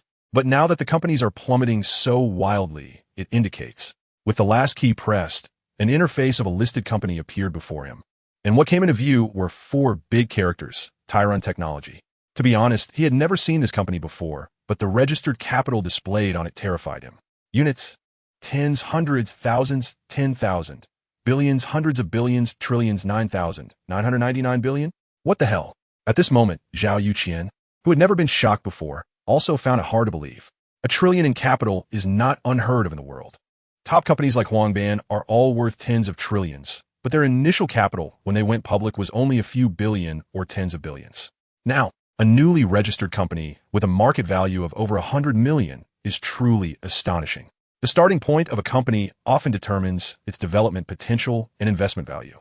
And the strength of all investors behind this company should be 5 to 10 times the company's market value. Calculating this way, the shareholders behind Tyron Technology already possess strength far exceeding that of Huangban. How terrifying is that? This would mean that even the giants like Huangban could not directly crush Tyron Technology in its infancy. Otherwise, they would face an even fiercer backlash. In the world of capital, there are never any winners. In this bloodless struggle, it is often the lower class people who suffer the most. Of course, this was the case 100 years ago. Nowadays, the risks of this struggle have shifted from the vast poor to these small capitalists. Once a financial crisis erupts, when money becomes worthless, it will be the day they go completely bankrupt. Therefore, to To avoid bearing such risks, one must stand with a certain group, betting all their wealth and sharing both the glory and the losses, rather than just sitting on their money and waiting for death. And now, looking at Tyron Technology, which had a current market value of 1,100,000,000,000, Zhao Yuqian already had a plan in mind, even though he had no idea what Tyron Technology was selling. Just please don't let me go bankrupt. Chapter 168. Like a €1 billion car, I didn't expect this virtual bank could really be filled. Watching as the hacker continued to operate, his account balance quickly increased, and before long, it reached the limit of 999 billion. Leng Zhiying felt quite amazed. Leader, if it weren't for the personal account balance limit of 900 billion here, we could have filled it with even more. The hacker, without looking up, quickly typed on the massive keyboard in front of him while explaining to Leng Zhiying. Most of this money comes from various bank discrepancies in this realm. For example, the inheritance of deceased orphans that no one claims will be sealed by these banks. They neither dare to use it nor check it, so we can freely draw from these accounts. As long as there is one account active, those banks won't notice any abnormalities for a short period. Even if they do find out, they won't know where the funds went. In the end, they will just treat it as a bad debt because the deceased won't pursue it, and these unscrupulous bankers won't investigate thoroughly. Ultimately, this money will rightfully belong to us. At this point, the hacker had a strong sense of confidence, or perhaps arrogance. This mindset reminded Leng Zhiying of the colonialists of the 17th to 19th centuries and their disdain for the indigenous people. Back then, the colonialists probably had a similar mentality. However, Leng Zhiying clearly didn't care about such matters. Stealing the money of a bunch of capitalists was fine. The urgent task was still to raise funds for the operation. So, can I spend this money? The summoned son of Keihan nodded in response. Of course. This money has become funds with a very legitimate source. And I have also set up protective measures for each line to ensure that no one will discover the anomalies in your account. In order for the F-Rare to make more money, I invested this money into the stock market to establish a new financial company called Tyron Technologies, with you as the chairman and largest shareholder. At the same time, to avoid a shortage of board members, I fabricated a few false identities. This way, the publicly listed company will have unprecedented large capital, becoming a dark horse. I will also continue to gather funds for investment and quickly acquire idle stocks from other companies, ultimately concentrating them for a massive sell-off, causing panic in the stock market, leading to Tyron Technologies standing out. Cole Ji-ing listened with half an understanding, but mostly grasped his meaning. Wasn't it just relying on the advantage of future people to recklessly kill? That's good. Since that's the case, Faraday, you stay here to monitor the situation. After all, you don't have strength on your side, and it's quite dangerous for us to go. You should call a couple of good brothers to protect you. After Cole Ji-ing made detailed arrangements, she took in Sean and V and left the room. Faraday, after calling her people, just needed to notify her, and she would handle the payment, not needing her nearby. F-Rare. Faraday stretched out her hand, wanting to say that as the highest commander of the Ka Group army, her skills were far superior to a bunch of good brothers. Even in an arm wrestling match with Woden, it was a 50-50 chance. It was just that without armor, she looked like a civilian with no combat power. However, Faraday didn't say this out loud. After all, staying here and slacking off was much better than following the F-Rare into danger. The more battles she experienced, the more she enjoyed the feeling of stability. Well, it seems I've saved on the transportation fees for those two good brothers. Faraday looked out the window, then at the hacker who was focused on making money, and took her sidearm from her waist, placing it on the bedside table. She then lay down on the bed, picked up the spare tablet left by the shop, and began to focus on looking at it, although her gaze occasionally swept towards the door, paying attention to any movements outside. It seemed that as long as someone broke in, she could spring into action. V, which company produces your most expensive hover car? Once outside, Cole Jiang began to speak about her true purpose. Naturally, she wasn't hoarding money just to save it. She wanted to enjoy it. In Night City, after thinking it over, the most stylish vehicle would definitely be a hover car, something only major powers could equip. Upon hearing the words hover car, V's expression became serious. It was known that hover cars were worlds apart from ordinary vehicles. The best sports car in this era was only about 200,000 to 300,000 euros, while hover cars started at €1,000,000. As for hover cars, there were only two companies producing them in the world, the Arasaka Group and the European company Gravity Technologies, which had risen to prominence because of hover cars. Compared to Arasaka, this company was better. After all, the scandals involving Arasaka monitoring user messages were numerous. V's words were quite reasonable. As someone who had been navigating Night City for many years, The most important thing was not to try to make decisions for superiors. Gravity technologies? Fine. Let's buy from them. ZhiyingBlasts naturally wanted nothing to do with the lifeless Arasaka. Though she didn't harbor hatred for the Sun Country, she couldn't have any goodwill either. So, she directly searched for gravity technologies on the tablet, and soon a website for custom hovercars appeared before her. As for where this tablet came from, don't ask. Just assume it was snatched from a passerby. After browsing for a while, ZhiyingBlasts' eyes suddenly lit up. This car costs €1 billion? I like it. I'll take it. V and Silverhand, who were nearby, were shocked by the €2 billion price tag. This was likely the king among hover cars. However, this wasn't too surprising. After all, hover cars had far more modifications possible than ground vehicles. And with so many modification projects, the price naturally skyrocketed. One could basically infer the car's attributes from its price. V calculated for a moment and realized this car. Could it possibly go to space? €1 billion was outrageous. After ordering the car, ZhiyingBlasts began to look at its attributes, but as she did, she frowned, feeling that something was lacking. Right? Where's Delamon? V, do you have Delamon's contact information? ZhiyingBlasts remembered that with the car. The central control system must be the silly yet philosophical Delamon. As for whether he would agree, as long as there was money, it wouldn't be an issue. Yes. Yes. V knew what ZhiyingBlasts was planning, so she directly handed over her phone. Hello. Welcome to the Delamon customer service hotline. Choose Delamon. Leave your worries at the door. How can I assist you? Hearing this voice, ZhiyingBlasts' body shook. That silly voice left a deep impression on her. Old Del, I'm buying you. Name your price. Hearing ZhiyingBlasts' rather bold voice, Delamon did not show any other expression, only responding in a programmed manner. I'm sorry, ma'am. Our Delamon company has a very broad scope for growth. We're not planning to go public or raise funds. We just want to be an ordinary taxi company in this bustling night city. See, this is truly an intelligent program capable of running its own company. Even its speech is eloquent, more cultured than 90 of the people in Night City. Although it lacked emotion and was saying a refusal, it still gave off a very polite vibe, making even the usually arrogant ZhiyingBlasts refrain from cursing.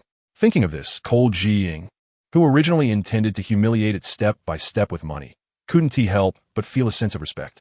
After some thought, she decided to offer a price that would show great respect. 500 billion. ZhiyingBlasts was not just saying this casually. She genuinely sent a transaction request to show her sincerity. The Delamon on the phone paused for a moment, then his eyes flickered twice. All right, boss.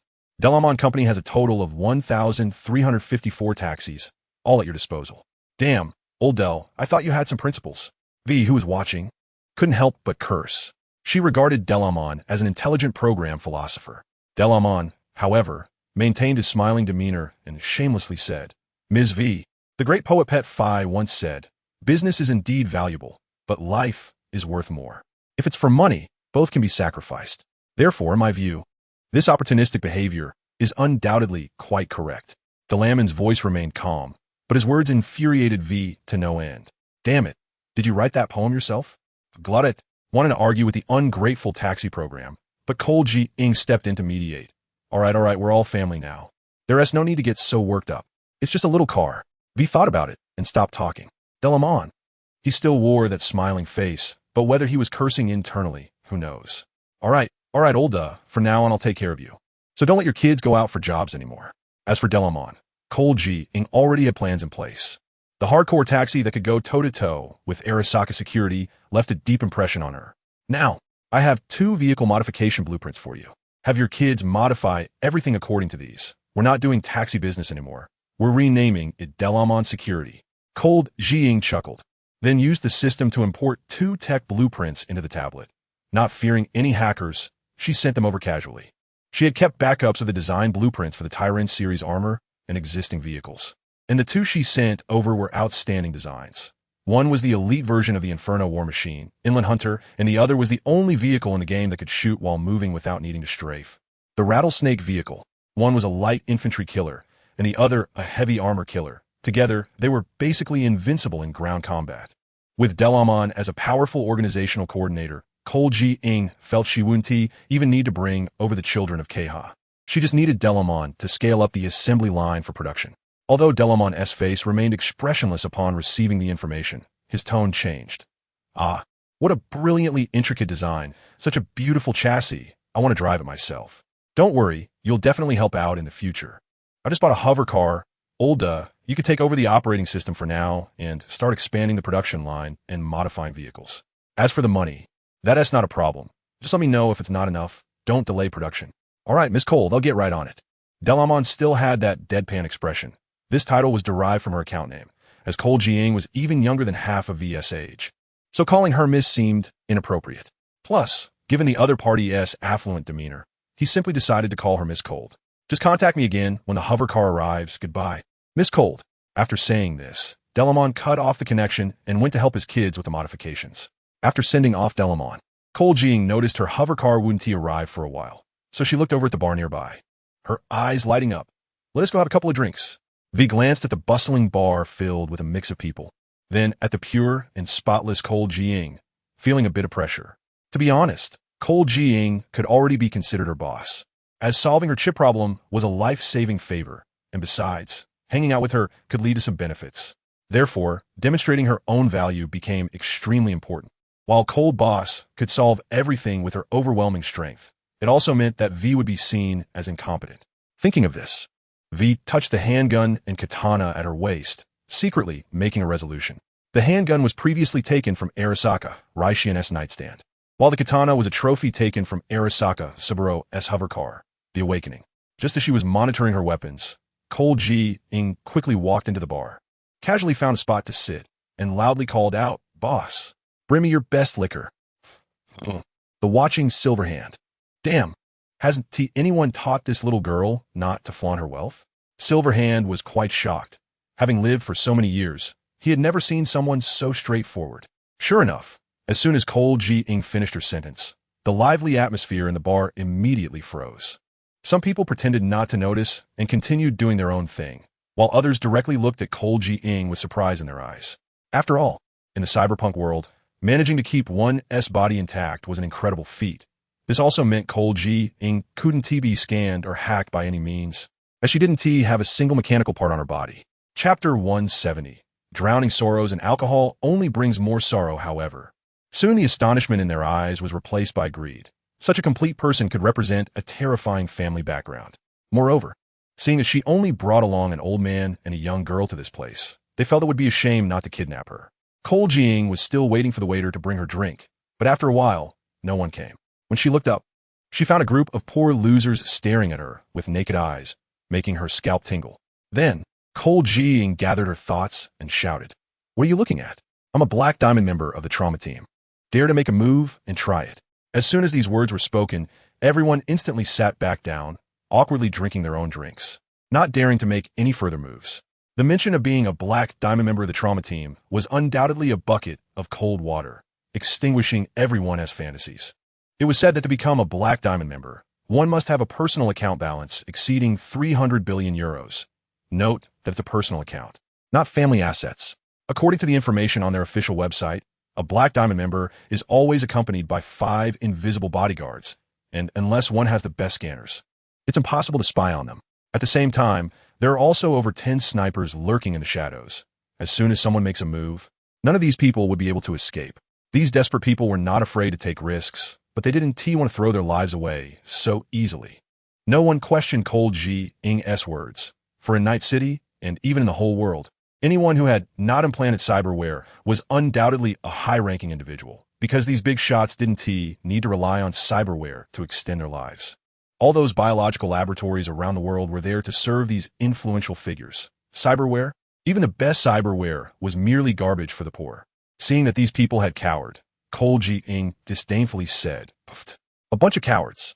Then she turned to the utterly flustered waiter and impatiently urged, "What are you waiting for? Bring the drinks."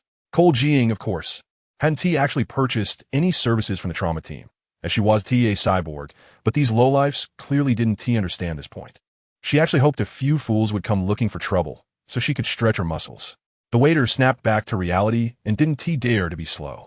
Quickly took a bottle of the most expensive liquor from the counter and brought it over. Since the young lady didn't specify what kind of liquor she wanted, he didn't dare to ask, just bringing it over would do. Cold Jiying didn't care much, but when she saw the packaging of the liquor, she was surprised. Wow, this is my Martin. I didn't expect to drink such good liquor in 2077. As a professional foodie, Cold Jiying had quite an understanding of wine tasting. Although she had been studying abroad and drank plenty of good wine, she actually preferred the Maotai from her hometown. Earlier, she could still have her family send a few bottles, but after becoming a drifter, it became something hard to come by. Although this wasn't Team Maotai, it was still a type of liquor she was familiar with, so Cold Ji-ing opened the bottle cap, didn't bother with any formalities, and poured herself a full glass, drinking it herself. Seeing Cold Ji-ing drinking so melancholically, Yinshan was also quite curious. A liquor that could evoke emotions must be a good one. So, taking advantage of Cold Ji-ing's inattention, he snatched the bottle and poured himself a glass. Then without tasting, he drank it down in one go. The next second, Yinshan's face turned green. This was certainly not because the alcohol was too strong. As a powerful being in the Dozong realm, it would be rather embarrassing to be drunk by a drink made by mere mortals. But it was because this wine was too terrible to drink. As the esteemed master of the Yunlan sect, what fine liquors had she not tasted? Now, drinking this so-called Remy Martin was truly like tasting horse urine. Well, Leng Jing actually couldn't get used to this stuff either. The wine she initially chose was quite good, but now was truly hard to swallow. However, she wasn't drinking wine. She was drinking the taste of her homeland.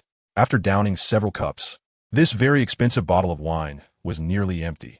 Yet Leng Jing showed no signs of embarrassment or agitation as she stood up and walked out, having no intention of paying. The bar owner, seeing this, dared not stop her. In Night City, strength was the rule, and if you asked someone for money, they might just take your life. V, however, was quite savvy.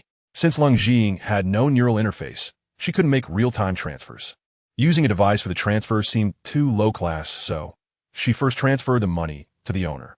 After all, Leng Jing looked like she was preparing for something big. If she didn't pay for her drinks, it would be too overbearing. At this moment, Leng Jing was feeling quite down. She looked up at the sky, and in this different world with a different backdrop, she couldn't help but feel emotional. Thinking of the best friend who had killed her. Logically, she shouldn't feel down. She should only feel hatred. Yet, oddly enough, she just wanted to stand in front of Ji Ruoshui once again and question her about why this had happened. Even though she already knew the outcome, that her death could become Ji Ruoshui's experience pack, Leng Jing still couldn't bring herself to believe it. She clenched her fists tightly and muttered through gritted teeth, "Yeah, today I can come to Night City. In the future, I will have the chance to return to Earth. The Demon Hunter organization, Ji Ruoshui, the blood feud of my family, must have an explanation." Seemingly sensing Leng Jing's unusual emotions, Yinshan stepped forward and patted her shoulder, silently gazing at the sky.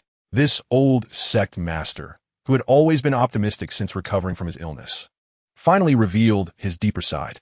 Clearly, he also had his own troubles, but he didn't voice them. Instead, he comforted Leng Jing, saying, "Xiaoying, in this life, most things are not as we wish. Look at me.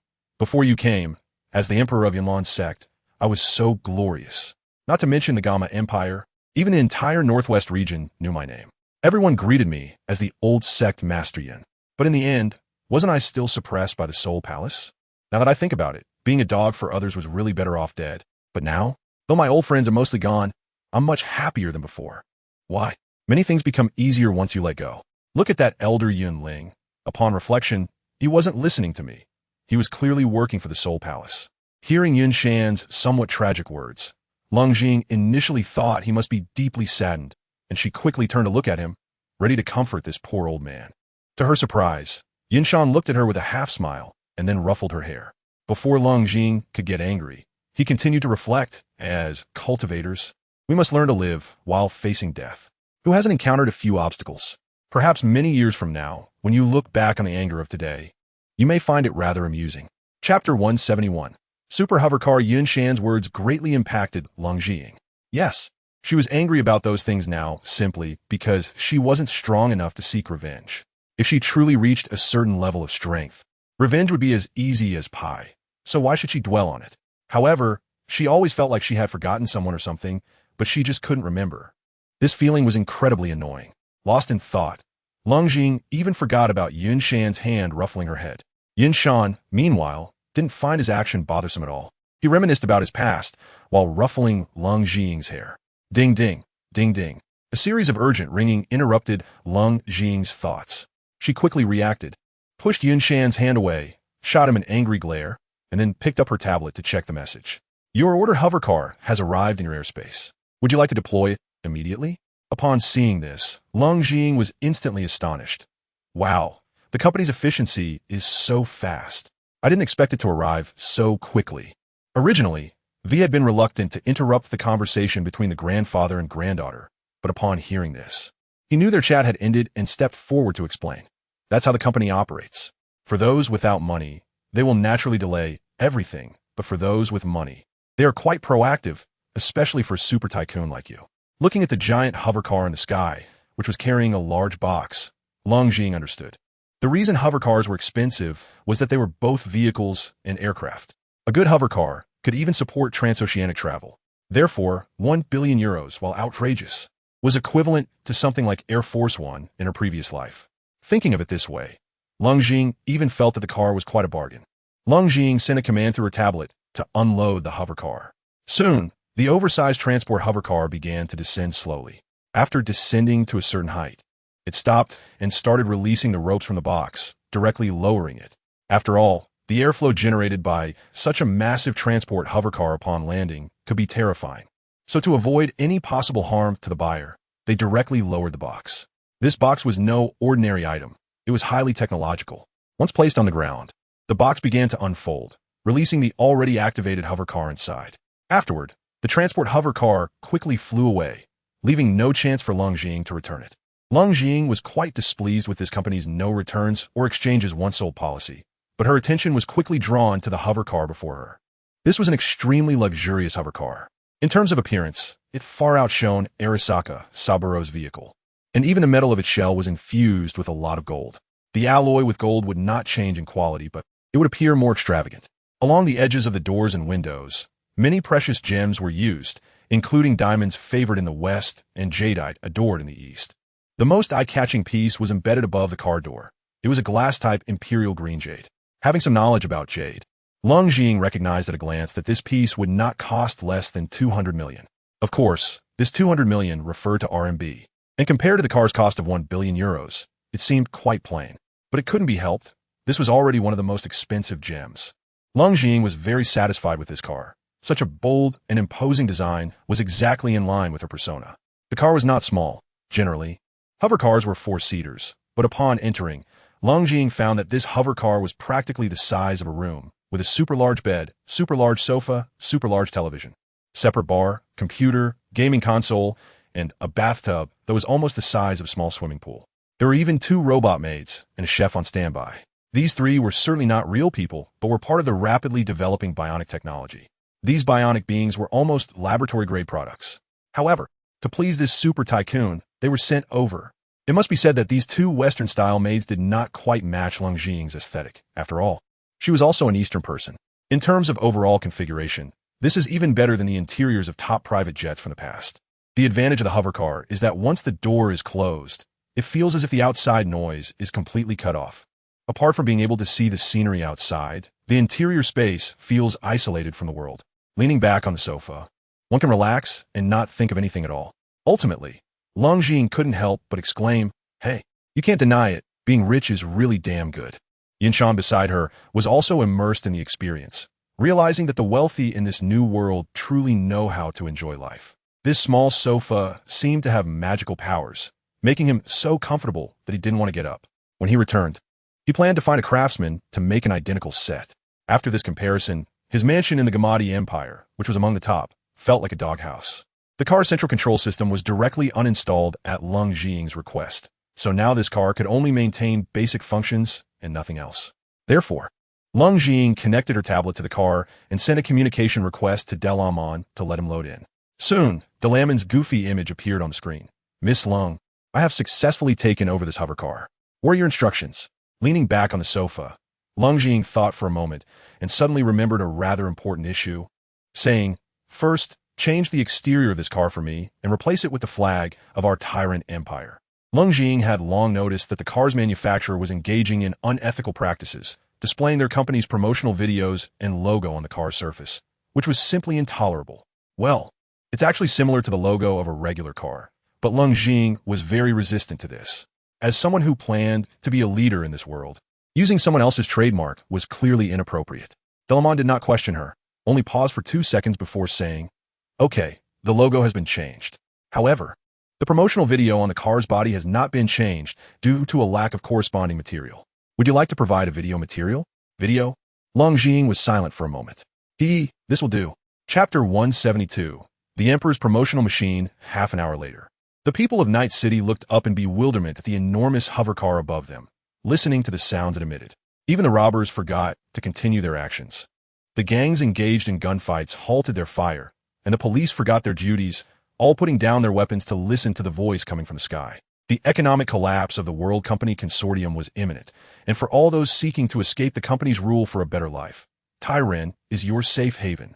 To protect the people of Night City from the harm of corporate dogs, I will do more than the Earth Leadership Council. No matter how they slander me, I will continue to fight for the greatest benefit of all Earth people. As the head of the Tyren Empire, I will lead the people of Earth to achieve territorial and economic expansion, allowing more and more commoners to achieve true economic freedom. We will continue to grow and actively counter those who only speak sarcastically and refuse to stand alongside us. The countless excellent sons and daughters of the Imperial Armed Forces are always guarding our base gate, ready to march against the corporate dogs, but they are struggling. The company elements and corrupt government hope that you will continue to fight among yourselves, never moving towards peace and prosperity. They lack the courage and ability to lead humanity to build a truly perfect new Earth. The rule of law is our lifeline, yet it faces unprecedented challenges. I will restore the glory of our empire and will never bow to any capitalist or colonialist. In a not-so-distant future, you will remember forever who is the one who can protect you the best. The citizens of Night City listened intently to the outrageous words from the sky, which seemed to say that the Tyren Empire depicted above would fight to the end against the corporate forces for the sake of these commoners. Va ditzi la ration. This was everyone's first thought, and then the crowd erupted. Wow, someone actually dares to declare war on the company? Is this real? A small thug was so excited he could hardly contain himself. If it weren't for the Dogecoin company depriving them of their rightful jobs, why would they have to become thugs and sell their lives? Who wants to sell their life if they can have a stable life? We have hope.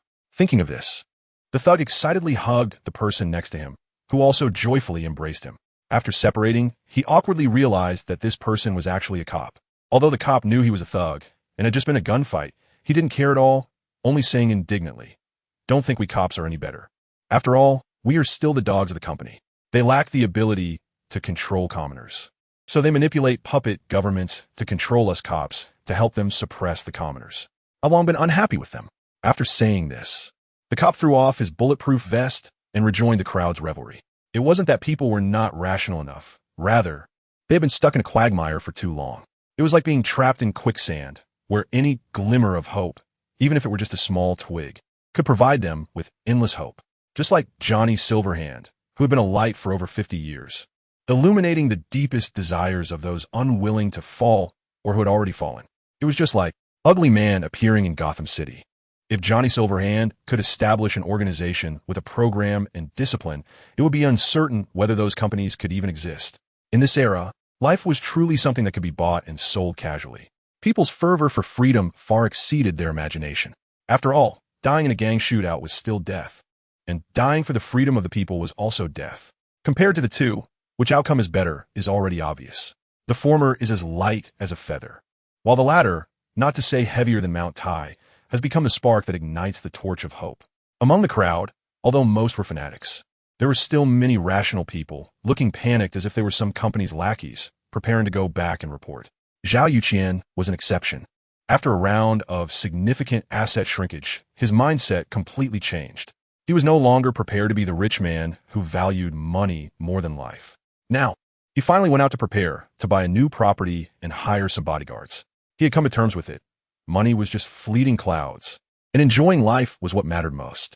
Listening to the voice from the sky, Zhao Yuqian actually felt quite contemptuous, thinking that this kind of propaganda could only fool those poor folks.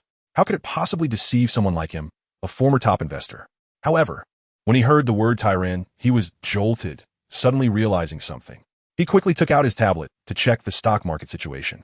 Before leaving home, Tyren Technology's stock price had already begun to weaken, indicating that the major companies had reacted and started injecting funds to counter this newly emerged giant. Because once Tyren Technology appeared, it almost broke the layout of the stock market.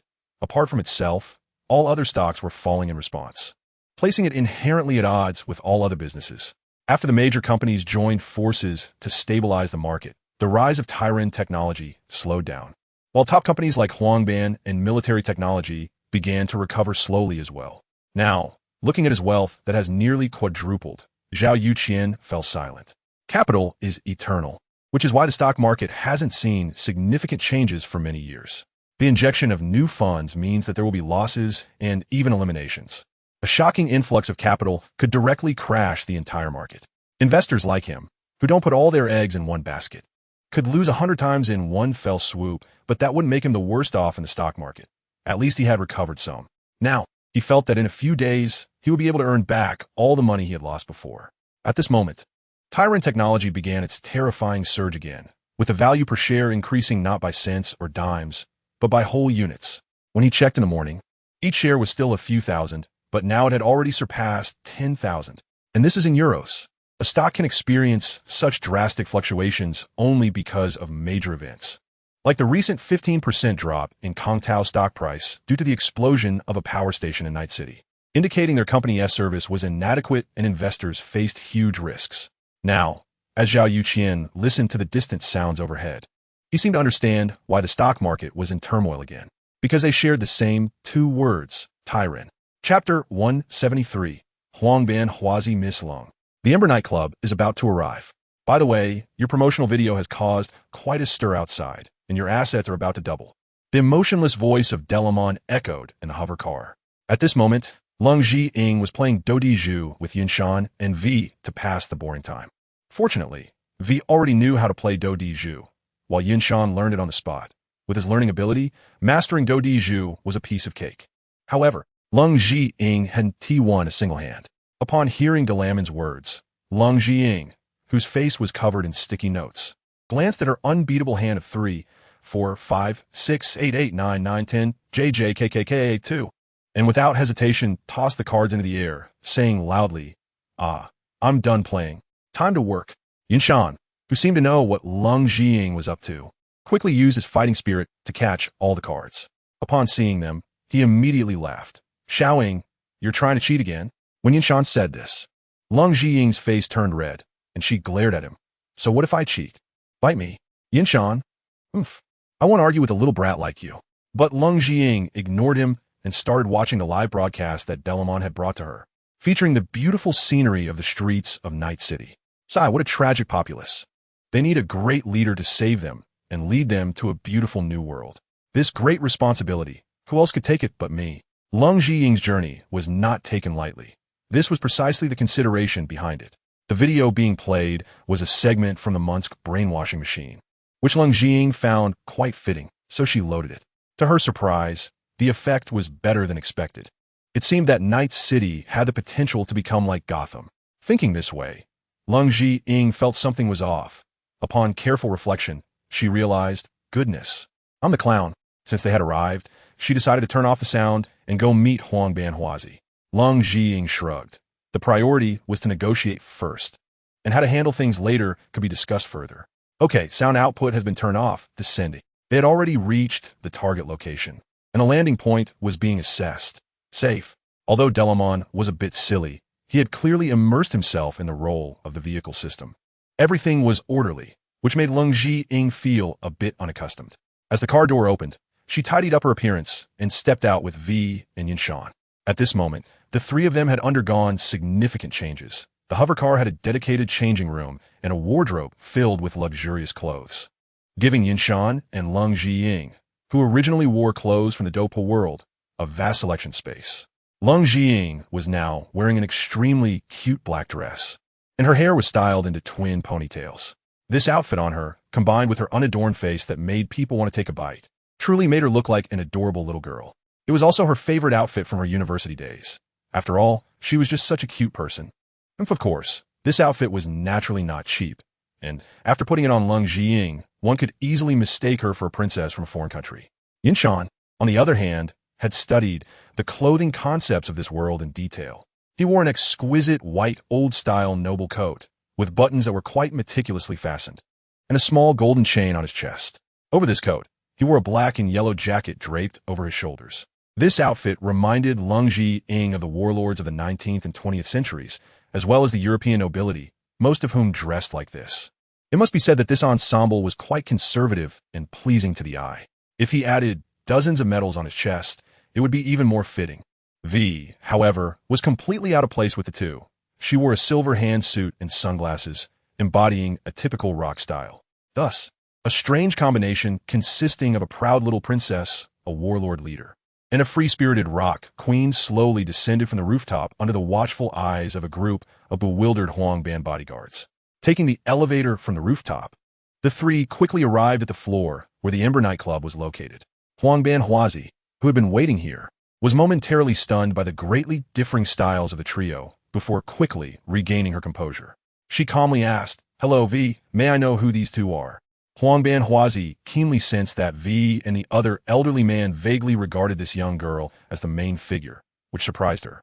However, she did not directly engage with them, but instead inquired about V, whom she had met a few times before.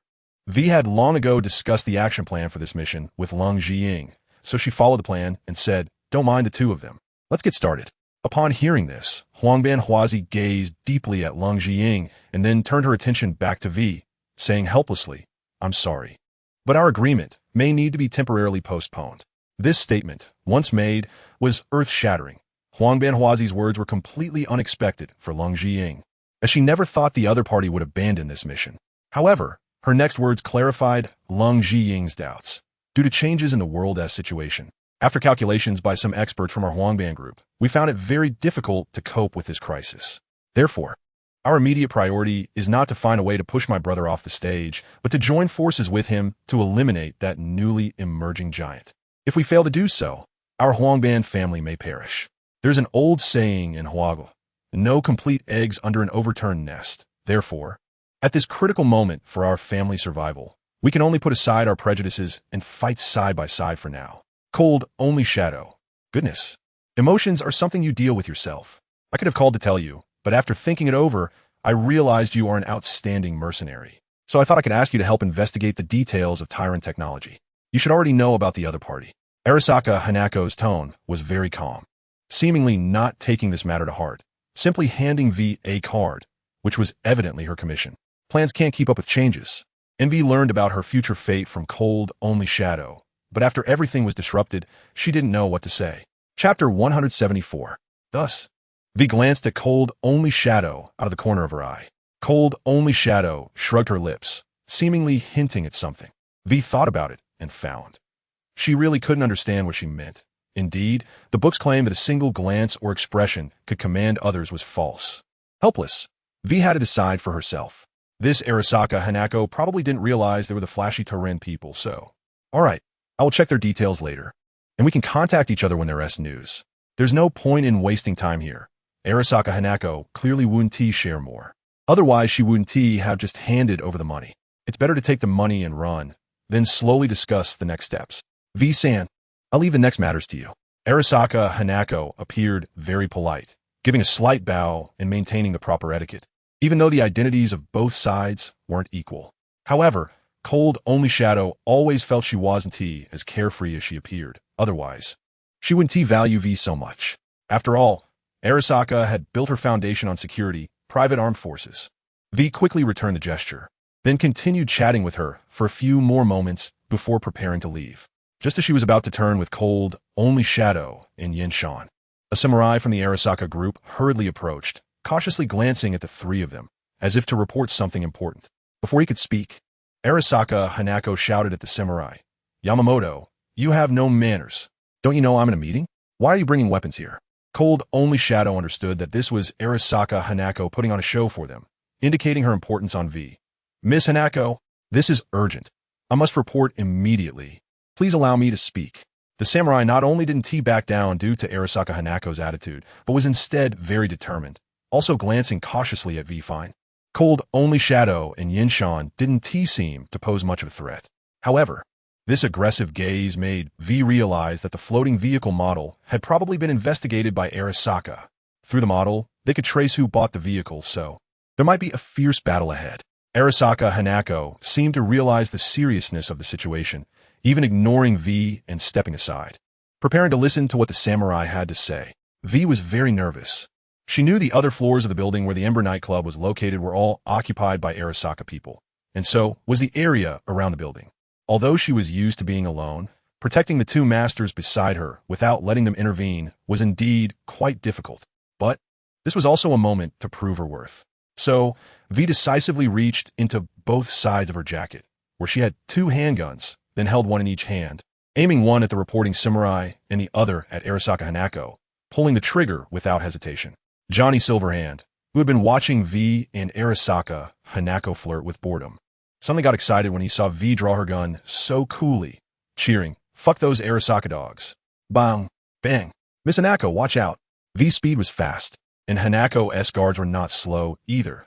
They immediately drew their guns, and some even began calling for reinforcements. The samurai beside Arasaka Hanako instinctively shielded her with his body as soon as he heard the gunshots. This was a reflex honed over decades of training to be a loyal dog. The samurai successfully sacrificed his life to save Arasaka Hanako, and after the gunfire, a group of samurai quickly surrounded her, protecting her. V knew she couldn't take action, so she took cold only shadow and hid behind the bar, preparing for a prolonged battle. The sudden change was so rapid that Yin Shan, who had come for a vacation, hadn't reacted until bullets started flying towards him from across. Of course, with Yin Shan's strength, he couldn't possibly be harmed by the bullets. Not even his protective aura showed the slightest disturbance. However, this was quite annoying. What are they doing? This is a rare gunfight script. Just as Yin Shan prepared to draw his sword and take out the group, Cold Only Shadow pulled him back, shot him a glare, and handed him a gun, indicating he should use this to solve the problem. Her handgun was a standard-issue firearm from the Tyrant Empire. This type of handgun didn't require reloading or chambering. It was a true, fully automatic handgun. Instead of bullets, it used two chemical substances she didn't even know the names of, which would react quickly when the trigger was pulled, forming a bullet and firing it out through a new firing mechanism, far superior to Earth's handguns. During the reloading process, only a special magazine containing these two substances needed to be replaced, and this magazine could fire hundreds or thousands of rounds for a single battle. It was practically equivalent to having infinite bullets. The Arasaka group's security response was incredibly swift. In this brief moment, a large number of samurai charged forward, all well-equipped fighters. However, they were somewhat thrown into disarray because they had to protect Arasaka Hanako's retreat. But V's marksmanship was superb. Any samurai brave enough to show their face was met with a bullet to the head, making them hesitant to let Miss Hanako out. If the sharpshooter had her sights on her, it would definitely not end well. At this moment, Cold Only Shadow was very excited, not fearing getting hit by bullets. Hiding behind the bar and using the Eye of the Emperor's perspective function to output crazily. But her aim was really poor. Hitting someone occasionally was enough to make her laugh. Compared to Cold Only Shadow's aim, V's marksmanship could be described as extraordinary. She was currently holding a single gun, the Malorian 3516 from Johnny Silverhand's weapon company. While it seemed like it had less firepower than shooting with two guns, its accuracy was greatly improved, making her appear like a killing god, suppressing a group of people who dared not show their faces. However, soon, this stalemate was broken. Arasaka had also ambushed numerous gunmen upstairs, and now they flooded down like a hive, putting them in a very unfavorable position. A group of gunmen quickly occupied advantageous positions on the upper floors, starting to pour firepower down on Cold Only Shadow and the others. V killed a few of the enemies above, but more enemies surged forward, forming an encirclement targeting the three of them. Chapter 175. Arasaka blades cut down Arasaka people. Damn it. Why can't these people be killed? Soon, these Arasaka people reached an astonishing conclusion. He could still get shot. And although it seems like nothing happened when he was hit, it doesn't feel too fake. But the other two people are just too damn unrealistic. The bullets deflect almost a meter away from their bodies, and not a single bullet can break through that bizarre shield. What the hell is going on? However, their people are constantly being consumed. Although there are still many of them, this isn't a sustainable way to send people in. Especially with Miss Wazaka still here, they dare not use grenades or rocket launchers, which are area attack weapons. Currently, the three parties are roughly in a triangular formation, and using those weapons would definitely hurt Miss Wazaka. Wazaka Hana is currently quite confused. The samurai who was supposed to warn her got shot halfway through. However, she has now realized that these people must be from the Tyrant group, which is openly opposed to Wazaka. In Wazaka's eyes, there has never been a notion of country, because any major power is either a company or a group. Miss Wazaka, more reinforcements will arrive soon.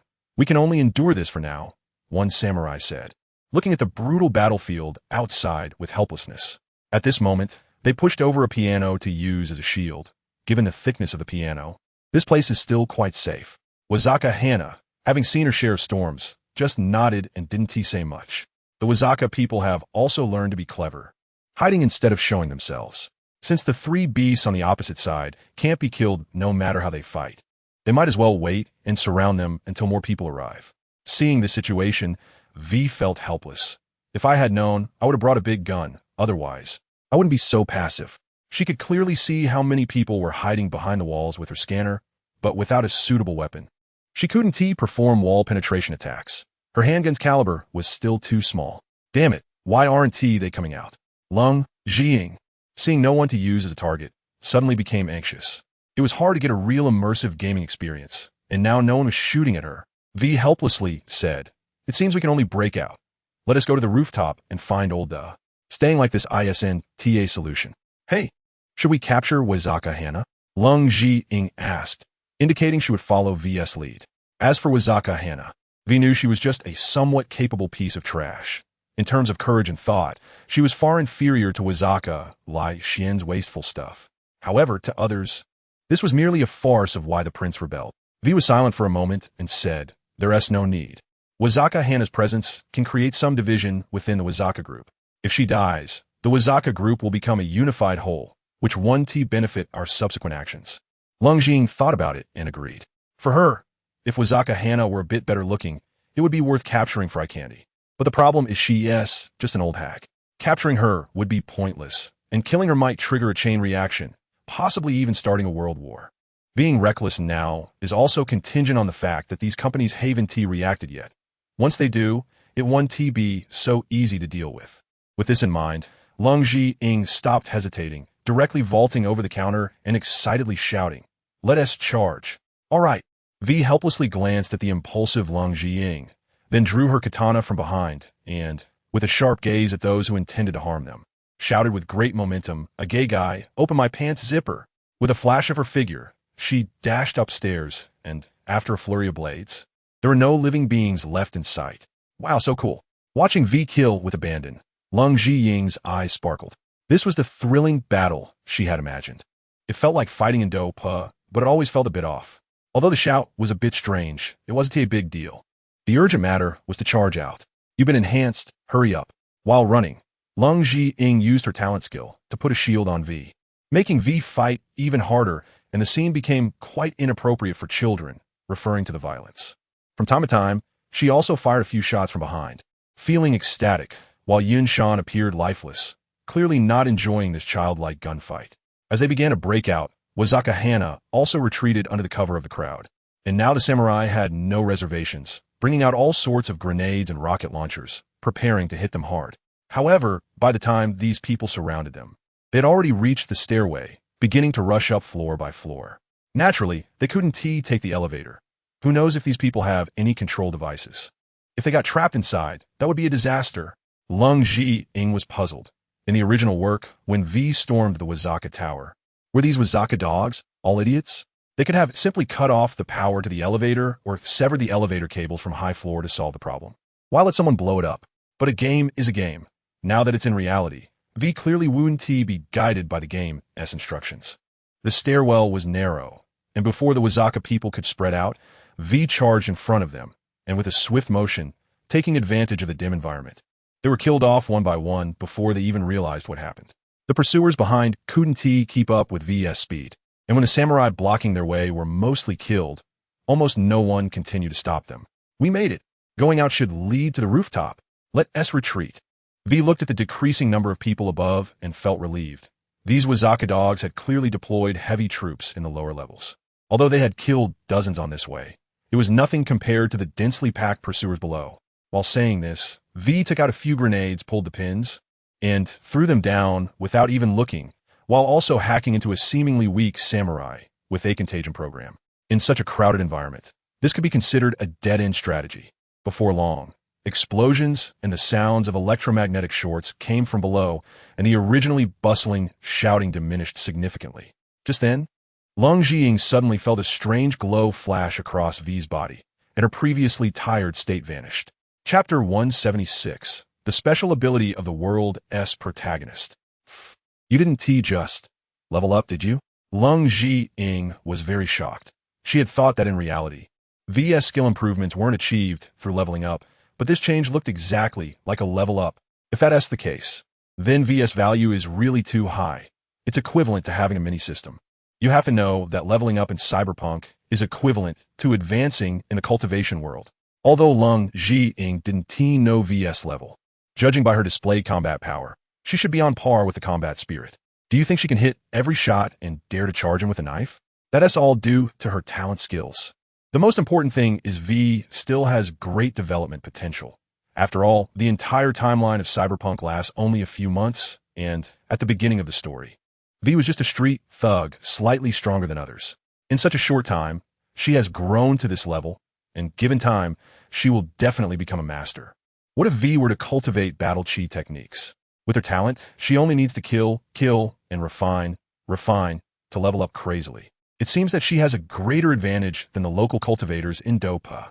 To corroborate Leng Zhiying's thoughts, V didn't hide it and nodded, saying, "This is a unique system in our world.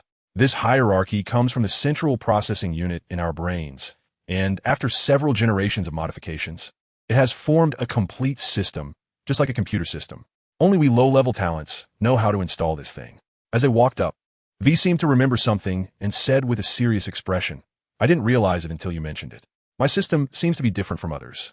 You see, typical hackers aren't good at fighting, and those skilled in combat often aren't suited to be hackers, but I feel a bit different. My system seems to be stronger than others. This was installed by Old Way, you know." Leng Zhiying thought to herself that you were the main character, of course. You're different from those little fish and shrimp. The Old Way she mentioned is naturally Victor, the cybernetic doctor, who can be said to be the most inconspicuous yet crucial existence in the entire work. His 3 necessary appearances are the key plot points, the beginning of the story, a major twist, and the conclusion. Looking back now, it turns out that the golden finger was also given by Old Way. Very likely. After all, this is the good guy who can lend 30,000 euros and still wants to give it away for free. The two chatted casually and soon arrived at the rooftop. There were no enemies along the way, perhaps because the floors were too high, making it unnecessary to guard. The parking area on the rooftop was also empty, looking as if everyone had gone to support downstairs and then died there. No one seemed to think about blowing up the cars. In fact, even if they wanted to, they couldn't. The armor of the floating cars is very thick, and the explosive power of the grenades on those gunmen probably wouldn't leave even a dent. Seeing them come back, Drummond wisely opened the car door. Once they got in, he took off instantly. By the time those gunmen caught up, there was not even a shadow left. "Miss, where are we going?" Drummond didn't ask them what had just happened, only smilingly inquired where to go next. "Next, V, should we go to the Afterlife nightclub to take shelter?" Leng Zhiying was also a bit troubled. They were currently at a disadvantage, and it wouldn't be easy to deal with Arizaka. Although Yunshan is strong, Leng Zhiying just casually revealed 2 moves against him to realize that a master like him, who exceeds the world's limits, would deduct her Wanjia coins when he strikes. The amount deducted would relate to the impact caused. Killing a few people just now resulted in a few hundred being deducted. But if he directly led an army or charged the Arizaka Tower, Leng Zhiying felt that tens of thousands wouldn't be enough to cover the deduction. The children of Keiha, on the other hand, are not subject to this restriction. After all, although those brothers are strong, they are not to the terrifying extent. Yinshan, however, is like a bug. Not only can he fight, but he also runs incredibly fast. Who in the world can handle him? To save money, Leng Zhiying still felt it would be better to develop armed forces on her own. After all, she has money now. What can't be done? However, having money doesn't necessarily mean it can be spent. She still needs some channels, such as helping Draman import a large batch of raw materials for car manufacturing. You see, companies like Draman need to register when importing materials and vehicles. If someone with ulterior motives finds out about the unusual income and expenses, it could lead to trouble. Recently, they could say they were temporarily closed for vehicle renovations, but if they really followed Leng Zhiying's plan to mass produce, someone might come to check the next day. At this moment, V was lost in thought, seemingly boosting herself. Hearing Leng Zhiying's words, she returned to reality. "All right, let's go find Rog and ask." After tonight, the Night City will probably be under strict lockdown. Those damn NCPD are like company lapdogs and can do anything. Even in their own homes, there's a risk of being barged in. Only in afterlife do they dare not come. Leng Jiying nodded. She naturally knew why the police wouldn't dare check the afterlife. Because it is a hub for communication between all intermediaries and gangs. Anyone who dares to check the afterlife probably won't survive till the next day, not even the mayor. Arizaka wouldn't dare act recklessly either, or it could easily turn into the massive riot of 2023. However, Leng Jiying always felt that Arizaka might not care about the consequences in this matter. After all, she was digging at their roots. Seeing that they decided on their itinerary, Draman elegantly turned in the air, flying towards the Afterlife nightclub. On the way, it seemed that Arizaka didn't dispatch floating cars or drones to chase them, and they safely arrived at the rooftop of the Afterlife. Although they were in danger of being shot down by missiles from Arizaka, Leng Jiying still acted very flamboyantly, turning on her loudspeakers to let the civilians below bask in the benefits bestowed upon them by the Empire. Of course, this benefit was merely a beautiful illusion, but it still attracted people. Taking the elevator from the rooftop, the three quickly arrived at the underground Afterlife nightclub. At the entrance stood a handsome, muscular man, looking at Leng Jiying and the others. Before they could speak, he emotionlessly said, "V, you should know the rules of the afterlife. Even if you're doing well now, you can't bring nameless individuals here. To enter the afterlife, you must have qualifications." If Leng Jiying remembered correctly, this muscular man should be called Emmerich, a professional door guard. Chapter 177. The heart of the Night City. I certainly haven't forgotten Emmerich, but the two people I brought are not mere workers like me, but bosses looking for workers to do business. V had long thought of her excuse. The afterlife has strict control over its entrance. Ordinary mercenaries must have killed at least 20 people to be allowed inside, and the requirements for intermediaries are even stricter. But for bosses or employers, she wasn't clear on the requirements. It seemed that one needed money or to complete a few deals to stay in the afterlife. Otherwise, they would be kicked out. In any case, this would surely not stump Lady Long. I see, but to join the afterlife as a boss, you must have at least 1 million euros in assets. I wonder if you two have that? Emmerich had been watching the door for so long that he had developed an eye for people. The attire of these two was clearly not comparable to nameless individuals. They might be big shots from some family. However, he was just a door guard, and the specifics of their background had nothing to do with him. He was just fulfilling his duty. Leng Jiying also knew that this muscular man was not a bad person, so she said, "All right, let me show you." Emmerich was about to use his electronic eye to connect with them and check their accounts when he saw Leng Jiying pull out a tablet, bring up her personal account page, and hand it over. Emmerich had yet to figure out why the other party didn't directly connect with him using their electronic eyes, but chose this primitive way instead. When he was stunned by the model of the tablet, it was actually the latest model, the Yali 70, from a company that hadn't gone public yet. The boss really is someone with great means. In this era, phones are essentially tablets, collectively referred to as personal mobile terminals.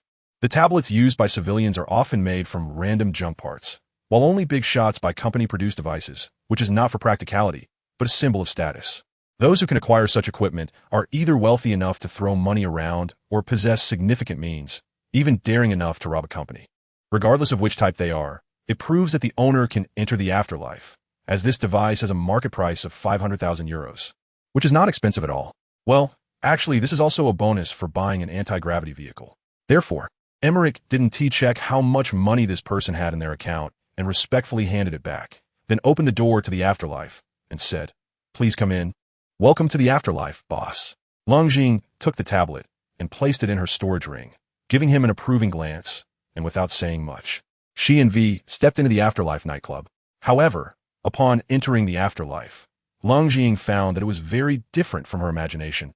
It looked quite desolate, as if something significant had happened. The people here, whether gang members or mercenaries, were quietly drinking or playing billiards, not speaking much. Occasionally, a few engaged in business discussions were also trying to keep their voices low, making it feel less like a nightclub and more like a quiet bar. Just as Leng Jiying was about to find someone to ask about the situation, she saw the news on the television and instantly understood. According to reports from the front, Harasaka Group's former chairman, Suburo Harasaka's eldest daughter, Kazuko Harasaka, was attacked by terrorists at the Embers nightclub. Fortunately, Miss Harasaka was unharmed. The mayor of Night City stated that he would ensure the capture of these audacious terrorists. The NCPD is now fully mobilized, and based on Miss Harasaka's tip, they are looking to apprehend a suspect named V. These criminals possess high-performance anti-gravity vehicles, so there may not be a result in a short time. Additionally, the current chairman of Harasaka Group, Reisuke Harasaka, has not commented on the attack. If any citizens spot these criminals, please call the number on the screen below, and the NCPD will offer a substantial reward. Let us move on to the next news. Leng. Goodness, the media's reaction is really fast. She also understood why these bloodthirsty mercenaries suddenly became timid.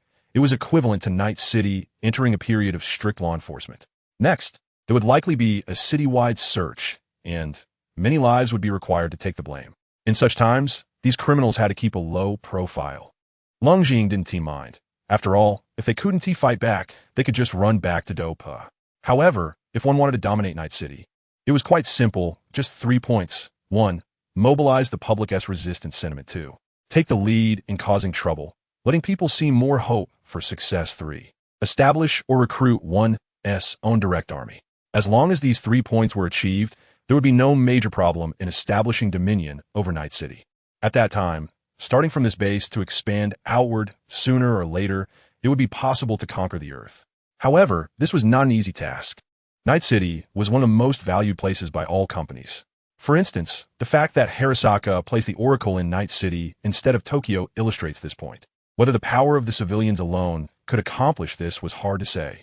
While pondering, Leng and V took the elevator down. Yinshan seemed to have spotted something interesting and stayed in the nightclub lobby. Leng had no way to deal with this old rascal, so she let him be. It must be said that the area of the afterlife was much larger than in the game. Originally, Rog was supposed to be sitting in the lobby booth, but now he had his own floor, and it was the lowest one. This was the opposite of the company, where the higher the floor, the higher the position. In the afterlife, the lower the floor, the higher the status.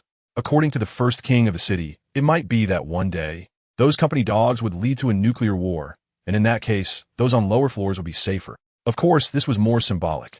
But this system was embraced by countless mercenaries, and everyone wanted to have their own office underground. Leng saw this system explanation on the elevator wall. Generally, aside from the owners of these basements inviting others did not have the qualification to use this elevator. Suddenly, Leng had a question and asked without hesitation. V, which floor is your office on? Upon hearing this, V's face instantly turned red. An hour ago, she was a killing machine, but now she looked like a shy little girl. The silver hand leaning against the elevator wall found V's shy appearance amusing, but didn't plan to cover for her. Instead, it bluntly exposed, she doesn't have her own office yet. This little brat has only just debuted for a few days. Although she has done quite a lot, she hasn't really expanded her network here in the afterlife. Does she expect the higher-ups in the afterlife to give her an office? Chapter 178, The Old Woman Rock. Leng nodded in understanding. In fact, she hadn't come to the Afterlife nightclub much while playing the game, aside from the main storyline and just a couple of side quests. The intermediaries V found for tasks weren't from the Afterlife, and she didn't mingle with the people here. This was obviously a good thing for Leng. If V had a high status here, she would have to think twice, but since she was now a free agent, she could confidently pry her away. After all, as the protagonist, there would always be that kind of loyalty to fight for a beautiful woman or stand by a brother. In that case, prying someone away could backfire. Thus, Leng painted a big picture for V. No worries, if the afterlife doesn't give you one, I will in the future. If our plans succeed, you will be the commander of the Tyrant Empire in the cyber world. But what have I done to deserve this? I was just a punk before, and I'm afraid I can't handle it. V appeared somewhat flattered, although she had decided to cling to the other's thigh. She and T expected this thigh to trust her so much. As for whether Leng's Tyrant Empire could defeat all companies, V was quite confident. From the little glimpse the other party had shown, it was clear. So, if everything ended, it seemed she might not be capable of handling this position akin to a ball manager. Leng was not joking because she found that as a protagonist in her own world, she could do anything effortlessly, which might be the so-called protagonist halo. Just like Xiao Yan, who had been defeated by her so many times, yet wasn't dead. V was the same. If V were to handle production, the world's output would likely soar, creating a cybernetic revolution, and these metrics could indeed be realized. No worries, I believe in you. But first, let us discuss the upcoming plan. Leng patted V's shoulder, indicating her confidence in her. While they were chatting, the elevator stopped, and when the doors opened, Leng was instantly shocked. She had thought this basement would be quite dark, but who knew the entire floor was magnificent with decorations, murals, and furnishings that were all rare luxury items. If she didn't know this place was located over 10 floors underground, she would have thought she had arrived at a European royal palace. The entire floor was also distinctly laid out. As soon as they exited the elevator, there was a lounge area for guests, and further inside were leisure and entertainment areas, as well as a reception room and a bedroom for resting. It must be said that under ample material supply, this was simply a dream home for every shut-in. At this moment, there were no other visitors here. Rog was playing billiards alone when he heard the sound of the elevator door opening and looked over. Upon seeing V wearing Johnny's coat, he immediately smiled. Oh, V is here. Is Johnny around? Indeed, they were old lovers. After more than 50 years, just a few days of reunion could rekindle old feelings.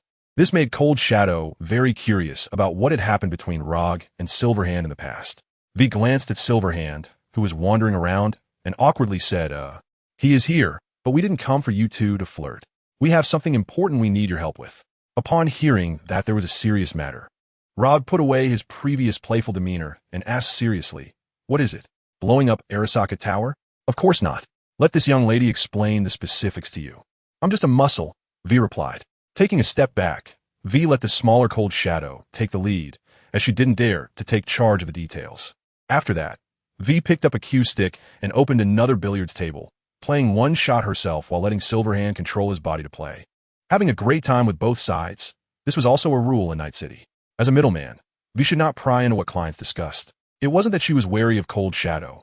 Rather, she felt her relationship with Rog wasn't close enough for that, understanding that Johnny was Johnny and she was herself. V was very clear about this. Only then did Rog notice this petite girl dressed in expensive clothing, who seemed to be of her granddaughter's generation. However, she didn't say much and pointed to her meeting room, coolly saying, this guest, please. As the underground queen of Night City, Rog always exuded a strong aura, only showing a different side in front of V or Silverhand, so she naturally wouldn't be so polite to Cold Shadow. Cold Shadow nodded, said nothing more, and directly followed her inside. The furnishings in the meeting room were simple, with only some decorations, a desk, 2 chairs, and a cabinet with a coffee machine on top. After Cold Shadow took a seat, Rog didn't start discussing business right away.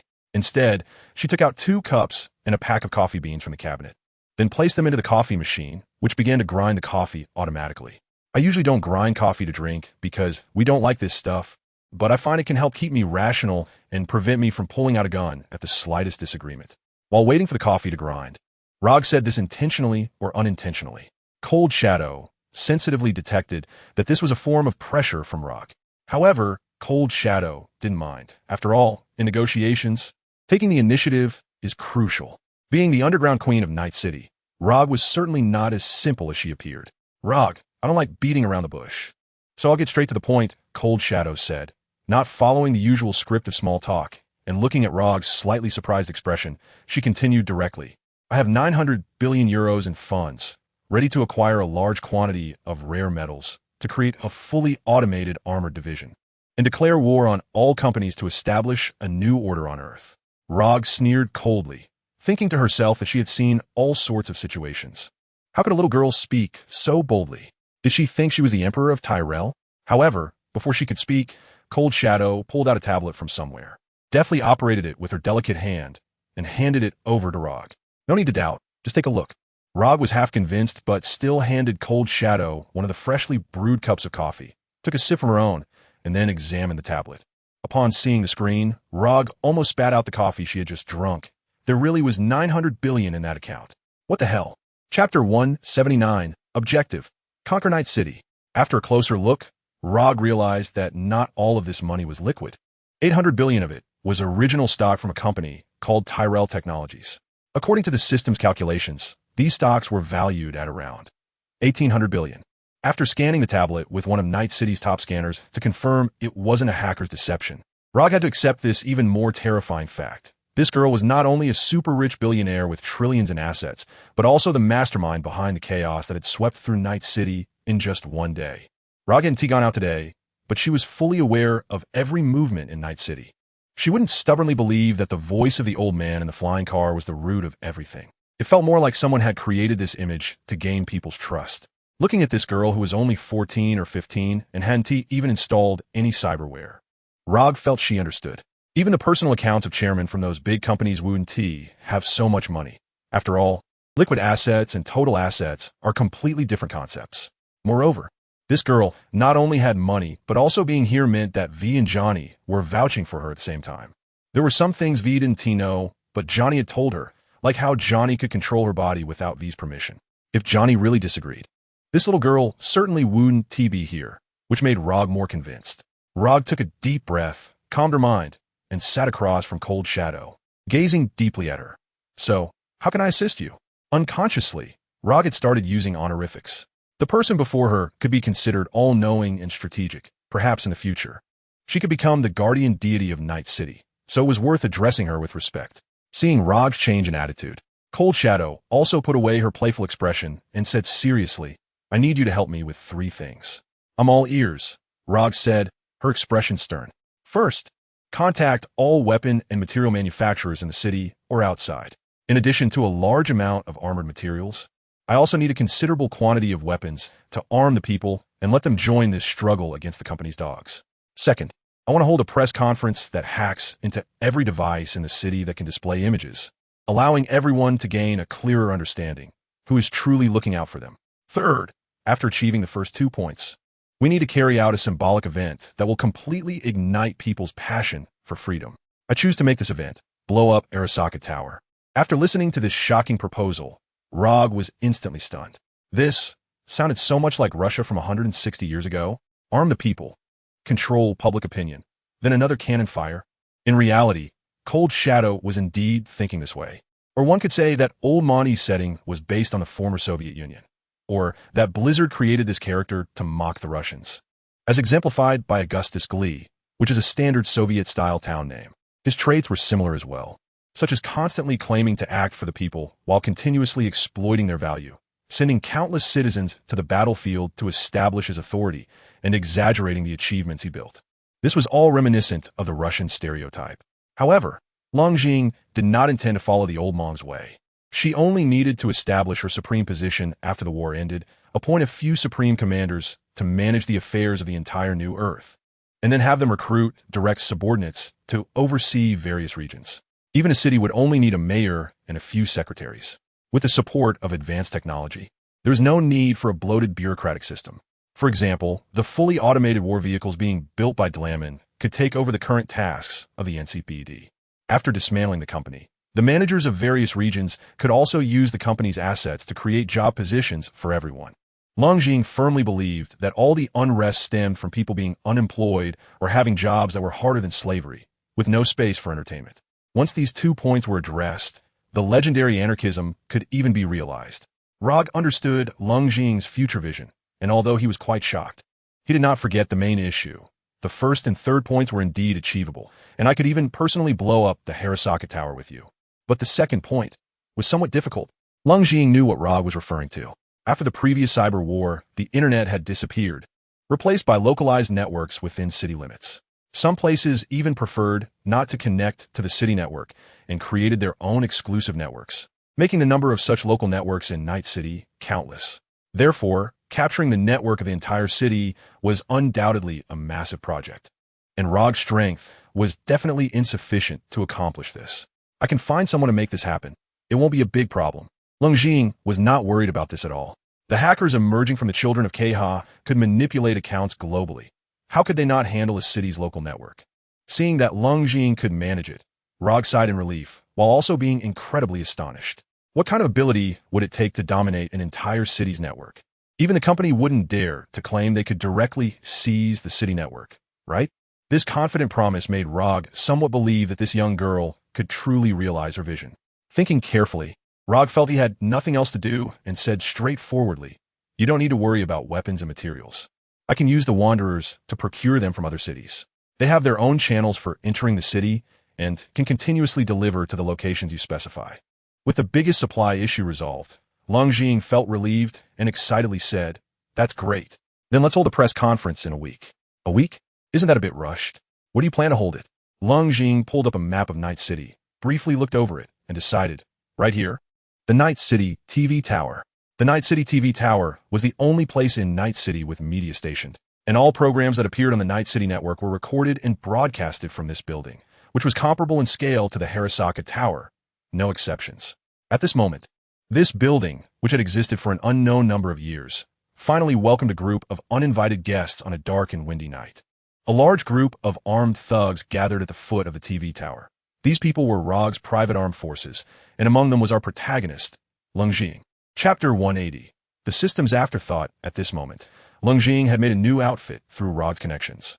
This outfit was modified based on the style of old Mong's clothing from her memory, making it more suitable for women to wear. And the originally ugly brown color was changed to a predominantly black style with white accents. Leng was very satisfied with this, as it made her height of less than 1.7 meters appear more imposing. She was determined to make a few more sets to take back, so she could wear them in Douluo in the future. The guard in the building seemed to have noticed the arrival of these uninvited guests and quickly armed themselves. However, their equipment was quite poor, with only handguns, which could not compare to the fully armed thugs beside Leng. This made her reflect on the reasons for the high crime rate in Night City. "Everyone, please take care of this," Leng said, glancing at the seemingly feeble guards, preparing to let her thugs take action. In this week, Dalu had already modified the first batch of war vehicles, and Faraday had called some children of Kha over. However, these were her trump cards, and it was better not to use them casually under normal circumstances.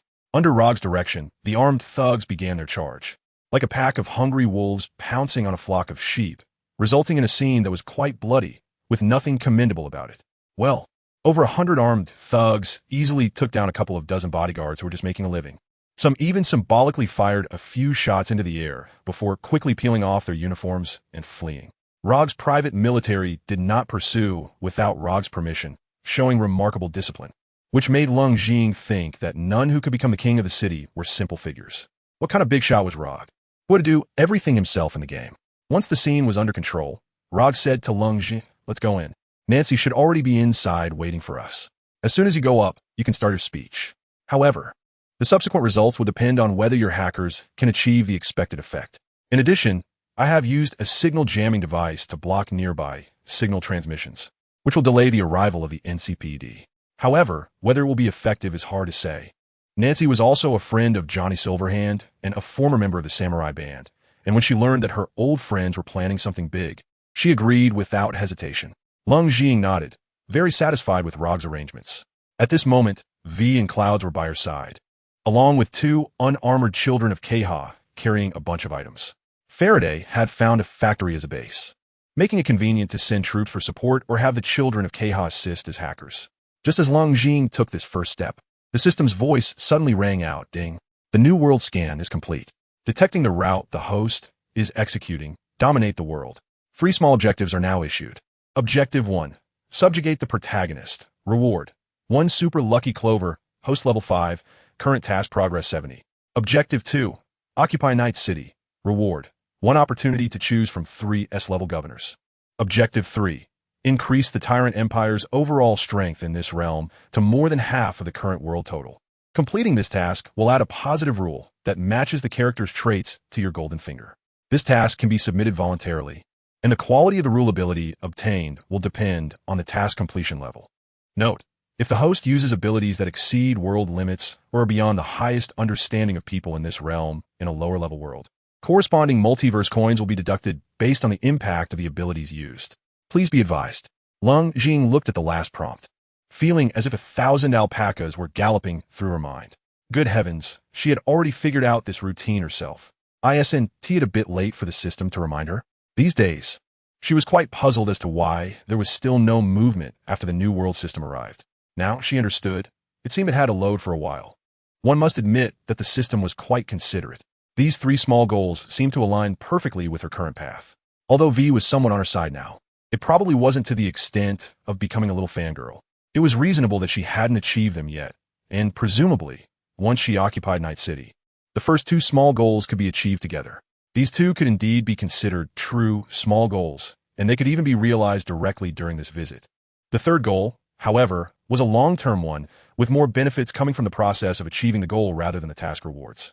As for this additional rule, Leng thought for a moment. It was probably something similar to the Commander Prestige in the cooperative mode of the Star Realm, and it should end up being quite good since it had no flaws. While pondering the system updates, Leng quickly walked toward the television tower. All of this happened in just a few seconds. The priority was still to complete the established plan. Moments later, In the largest studio of the entire television tower, Leng slowly ascended the already prepared podium. On both sides of the podium were the original flags of the Tyrant Empire, and the podium was engraved with the emblem of the Tyrant Empire. In short, everything was laid out according to the setup used by Arcturus during his press conferences. Those two sons of Ka were responsible for these tasks, but it wasn't troublesome. They just needed to arrange the Tyrant flags and use a portable laser engraver to scan the podium. Across from this glamorous podium, the scene was less harmonious. The technical team, which had been working on other programs, was directly seized. Led by V and Rock, members of the old warrior band Nancy and Cree were pointing guns at them and even set up a heavy machine gun at the entrance, cutting off any thoughts of escape, forcing them to comply. As the television station's star host, Nancy was well aware of who the best team was, so she had them all tied up. It could be said that such a professional team could not be found elsewhere in Night City. With the thought of preserving their lives, the director, lighting technician, and photographer all took their important positions very responsibly. Nancy continuously reassured them, try her best to prevent them from messing things up. Leng stood gracefully behind the podium, trying to appear as authoritative as possible. Then, she waited for the director to speak and announce the start of this world-shocking live broadcast. Chapter 181. A speech that shocks Night City. Leng had not prepared a speech, nor did anyone help her prepare one, because she had always felt that her former martial soul or her current golden finger was not just a symbolic entity for granting her skills. It surely had more functions yet to be developed. The method she thought of was to follow the technological route of this world in the way of Old Meng. However, would Old Meng use a speech to complete his address? Obviously not. Leng placed her hands on the podium, nodded to the audience below, signaling that they could start the live broadcast. The director, under the threat of a gun, dared not pull any tricks. After coordinating with the professional team, he stabilized his tone as much as possible and began the countdown. 3, 2, 1. Action. The moment he finished speaking, Leng image instantly appeared on the massive screen above the television tower. The large screen, which had been turned off, suddenly lit up in the dead of night, instantly attracting everyone's attention. This was also a signal, reminding Faraday's hacker team that they could begin their operations, relaying the signal from this large screen to every corner of the city. Night City was called Night City mainly because the populace preferred to engage in activities at night. Therefore, promotions at night typically yielded better results than during the day. Because the television tower was extremely tall and equipped with advanced technology, the audio-visual transmission from the large screen could reach the entire administrative district. As anticipated, whether people were at home or walking on the streets, they were drawn to this sudden change and curiously looked over. Leng took a deep breath, knowing that at this moment, tens of thousands or even hundreds of thousands of people were watching her. To say she wasn't nervous would be a lie. She tried her best to keep her expression neutral and then calmly spoke. Hello, friends of Night City. You may have heard the term Tyrant recently, which has been constantly disrupting your lives in the sky. Yes, all of this was planned by me, the head of the Tyrant Empire. This first sentence successfully piqued everyone's interest. Undoubtedly, under Leng recent monetary offensive, the Tyrant Empire had become the highest-ranking hot topic. Whether it was those corporate dogs wanting to overthrow this emerging regime or members of various gangs dispersing to join this mighty cause, it was nothing new. However, apart from some radical gang members, more civilians were still choosing to wait and see, perhaps hoping for a shocking event to be orchestrated that would astonish all corporations. Leng appearance, however, was like a bucket of cold water thrown on these people. Although this era no longer favored men over women, Leng seemed too young. Zhao Yuqian saw this scene almost immediately and was now considering whether to start selling off Tyrant technology stocks, as he was well aware of the impact such an image would have on the market. However, he chose to wait and see. You might be surprised by my youth and feel deceived because no one would have thought that the leader behind the Tyrant faction would be a little girl who isn't even grown up. So, I have decided to take responsibility for my childish actions and compensate all companies that have suffered losses due to us by returning all assets of Tyrant technology. We will no longer appear in Night City. Just as we suddenly appeared, we will suddenly disappear again. Leng tone was very flat, as if she were merely recounting a trivial matter rather than announcing the impending dissolution of a trillion-level group. At this moment, as Faraday's hacker team quickly took action, this live broadcast was also transmitted to several nearby districts, covering almost half of Night City. Leng words made everyone watching feel anger. What does this mean? After stirring our enthusiasm for resistance for so many days, now you're ready to concede to the corporate dogs with just a playful remark? What do you leave us civilians? After the anger, they felt despair. Yes, they were just civilians. Who would stand up for them in this world? No one did before. No one would now, and no one would in the future. The only spark of hope for resistance had been snuffed out by its organizer. At this moment, they truly regretted why they hadn't acted sooner. On the other side of the city, at the NCPD headquarters, the inspector general who had been dispatching agents suddenly halted all orders upon hearing this. When subordinates questioned why, the only response they received was 4 words: "Let us wait and see." In a wealthy district, a middle-aged woman dressed in a kimono sits elegantly on a sofa, gracefully holding a glass of red wine, watching a live broadcast that her subordinate has passed on to her. A hint of a smile appears on her heavily made-up face as she murmurs with satisfaction, as expected.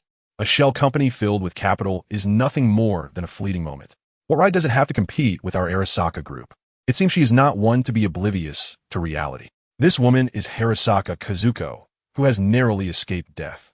Beside her is a stack of investigative reports that would astonish anyone who perused them, as they detail nothing but information about Tyrant Technologies, a shell company supported solely by money, without any premises or assets, and no armed forces for protection. At the very top of the Arasaka Tower, a man in his 30s, who still looks relatively young, gazes at the large screen in the distance through the floor-to-ceiling windows. He clenches his fist in frustration and says, "Damn it, I wanted to use this emerging force to destroy this decaying and backward foolish system. Is everything just an illusion?"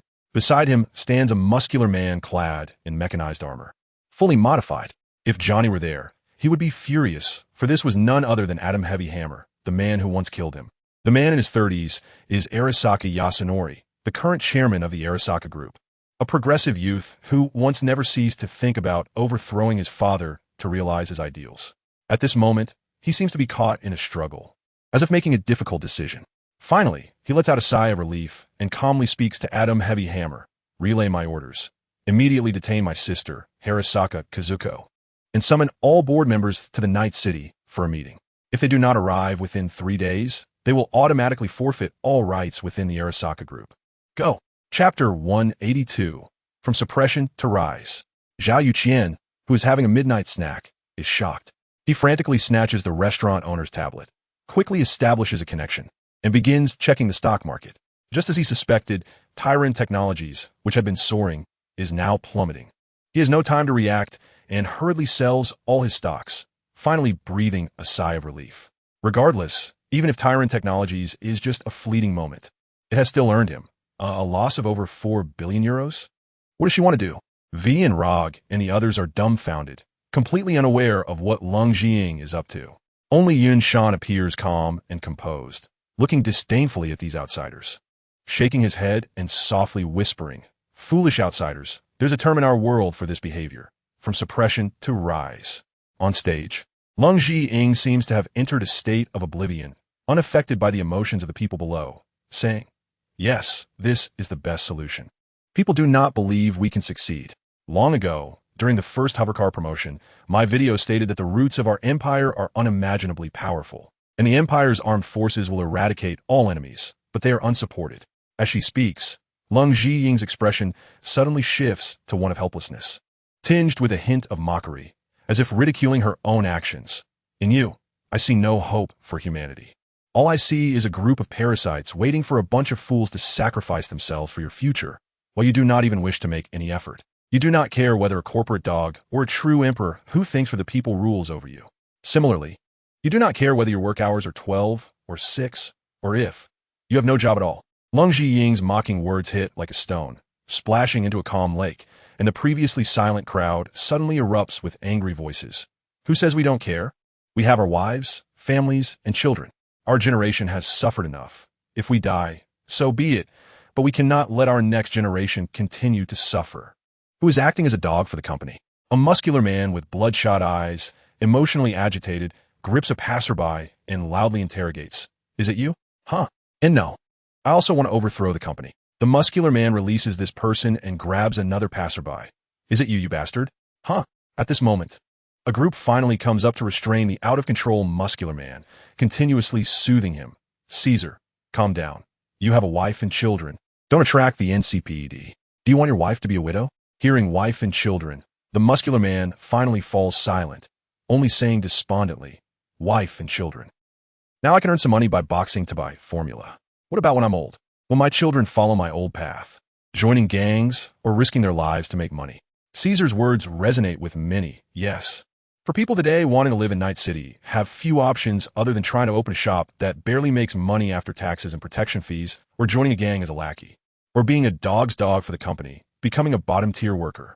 But no matter which life they choose, there is no future in sight. Are you truly content with this life? Do you really not feel dissatisfaction with the status quo?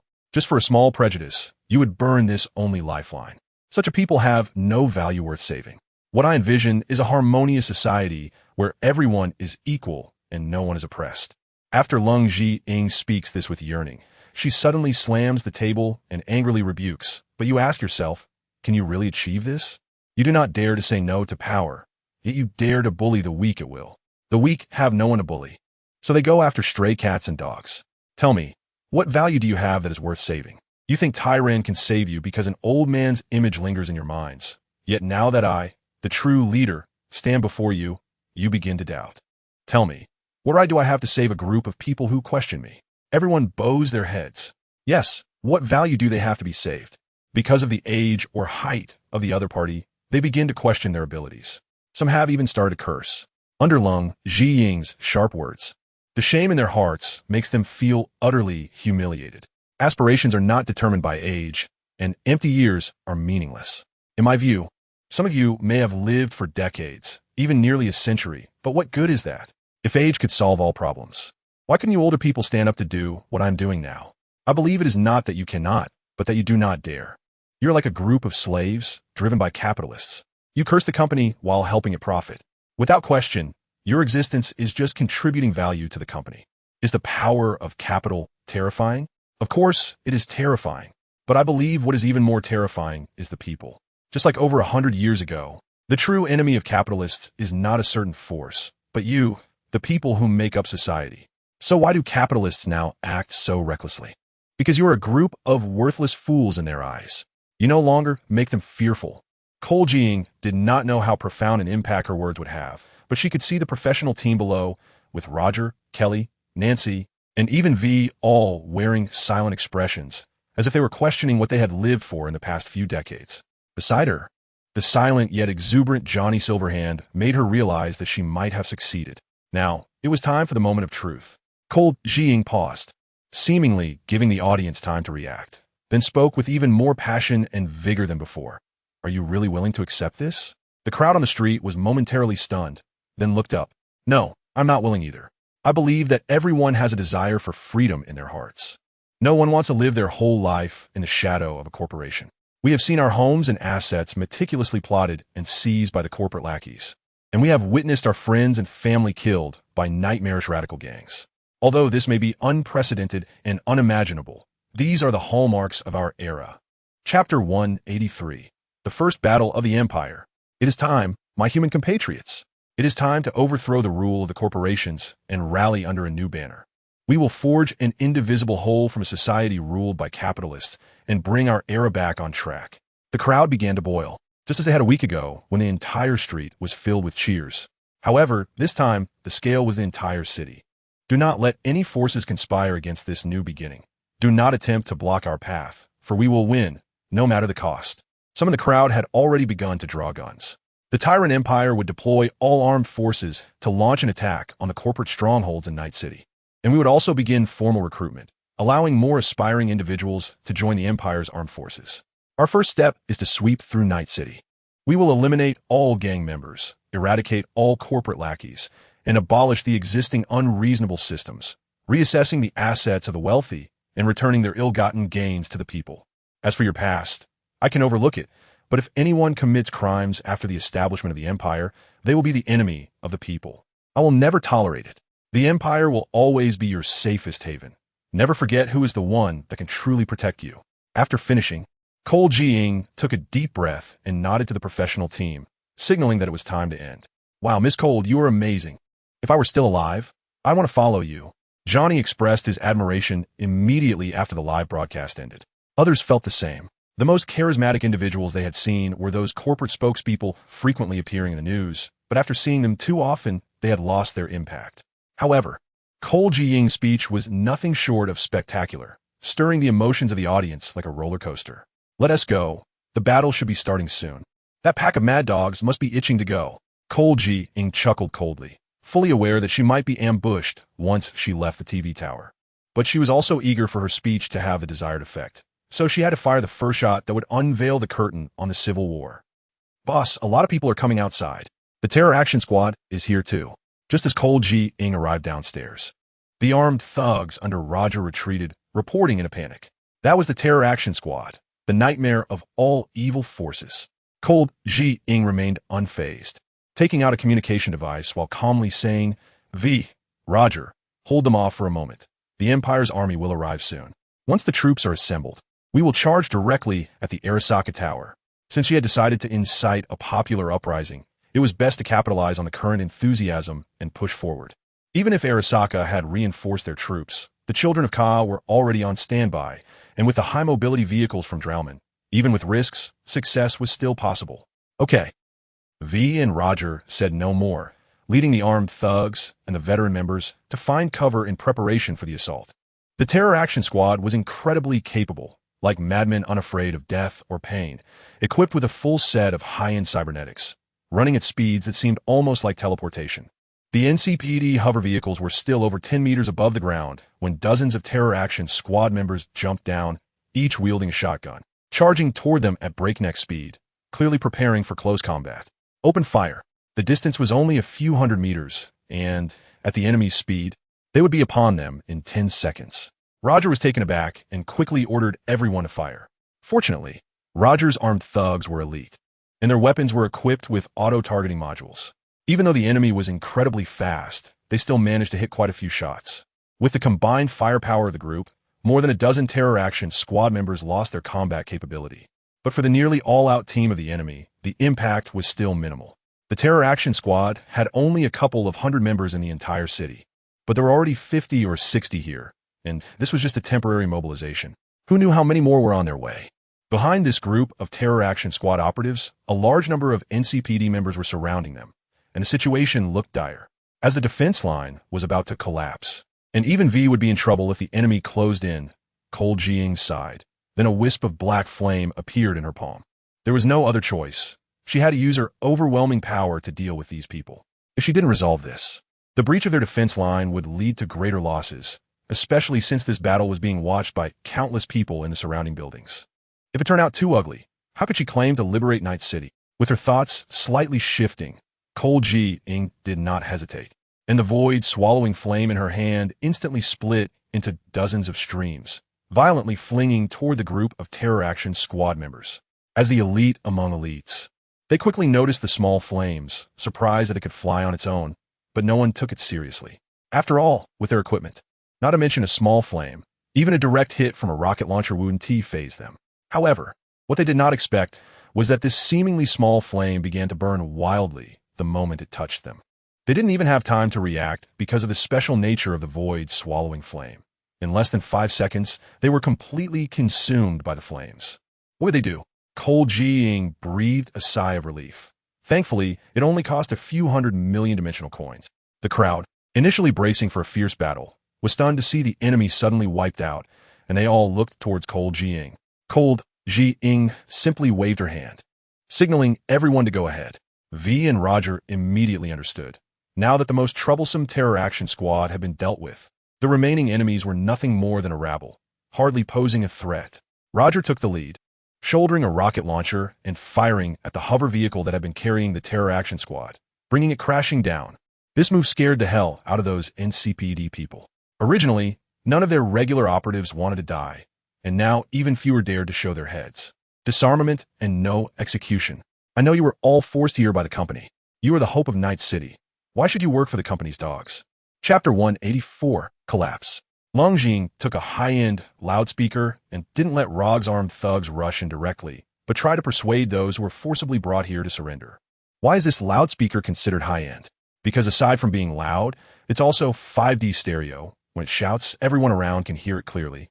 And it has a surround sound effect that makes it impossible not to listen. Leng words immediately caused some operatives on the other side to waver. Although they weren't considered the bottom tier in Night City, and their social status might drop after this upheaval, they felt that with the other side's incredible performance. Even if they fought with all their might, they would just be sending themselves to death. Hesitation appeared among the team, and the captains responsible for overseeing the battle panicked, urging, "What are you hesitating for? Get moving." These captains had all received benefits from various companies, and if they couldn't suppress this uprising, their own lives would be forfeit. Bang! Fuck you. I've been annoyed with you for a long time. A muscular man suddenly opened fire, taking out the captain who was urging him to go to his death. He strongly agreed with the ideology of the tyrant leader. For many years, he had lived for his superiors, while they feasted and he barely got a sip of soup. Many times he felt dissatisfied, but due to the circumstances, he had to submit. But now, he truly wanted to be a person, to be a free man. However, as the saying goes, the bird that stands out gets shot. As this muscular man stepped forward, he was immediately greeted by gunfire from a group of other captains. Fortunately, his combat experience was rich.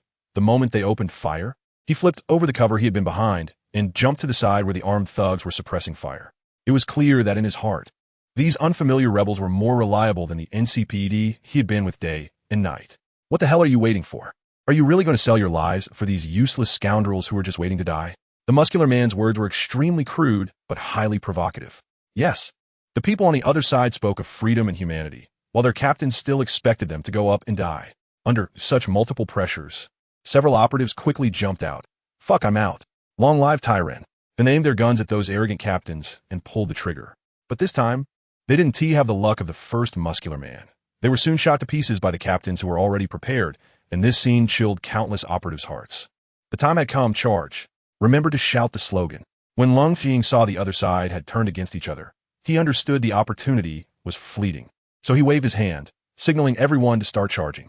This time, the armed thugs didn't wait for Rog to relay the order and directly began to charge, shouting as they went, "Surrender, and you'll be treated leniently. Resist, and you'll be dealt with severely. Whoever resists will sleep well in the crematorium." The armed thugs, equipped with excellent cybernetic enhancements, were certainly not lacking.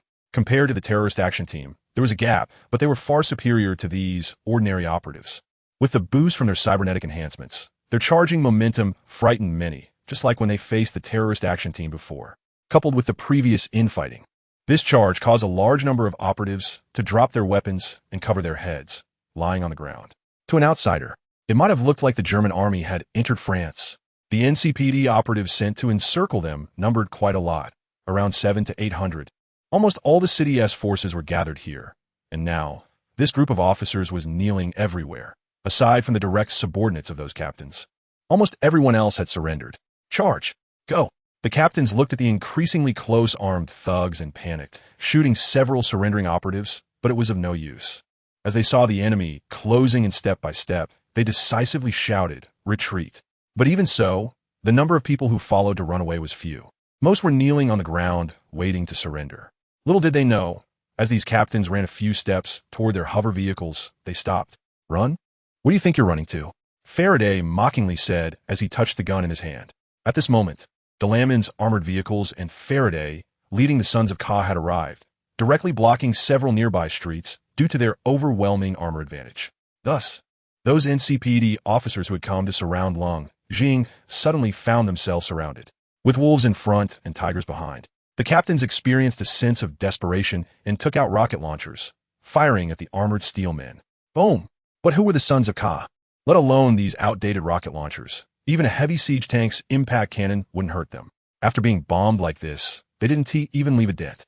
Then, the Sons of Ka used their nearly perfect marksmanship, and soon, the fleeing remnants either were shot dead or knelt on the ground to choose to surrender.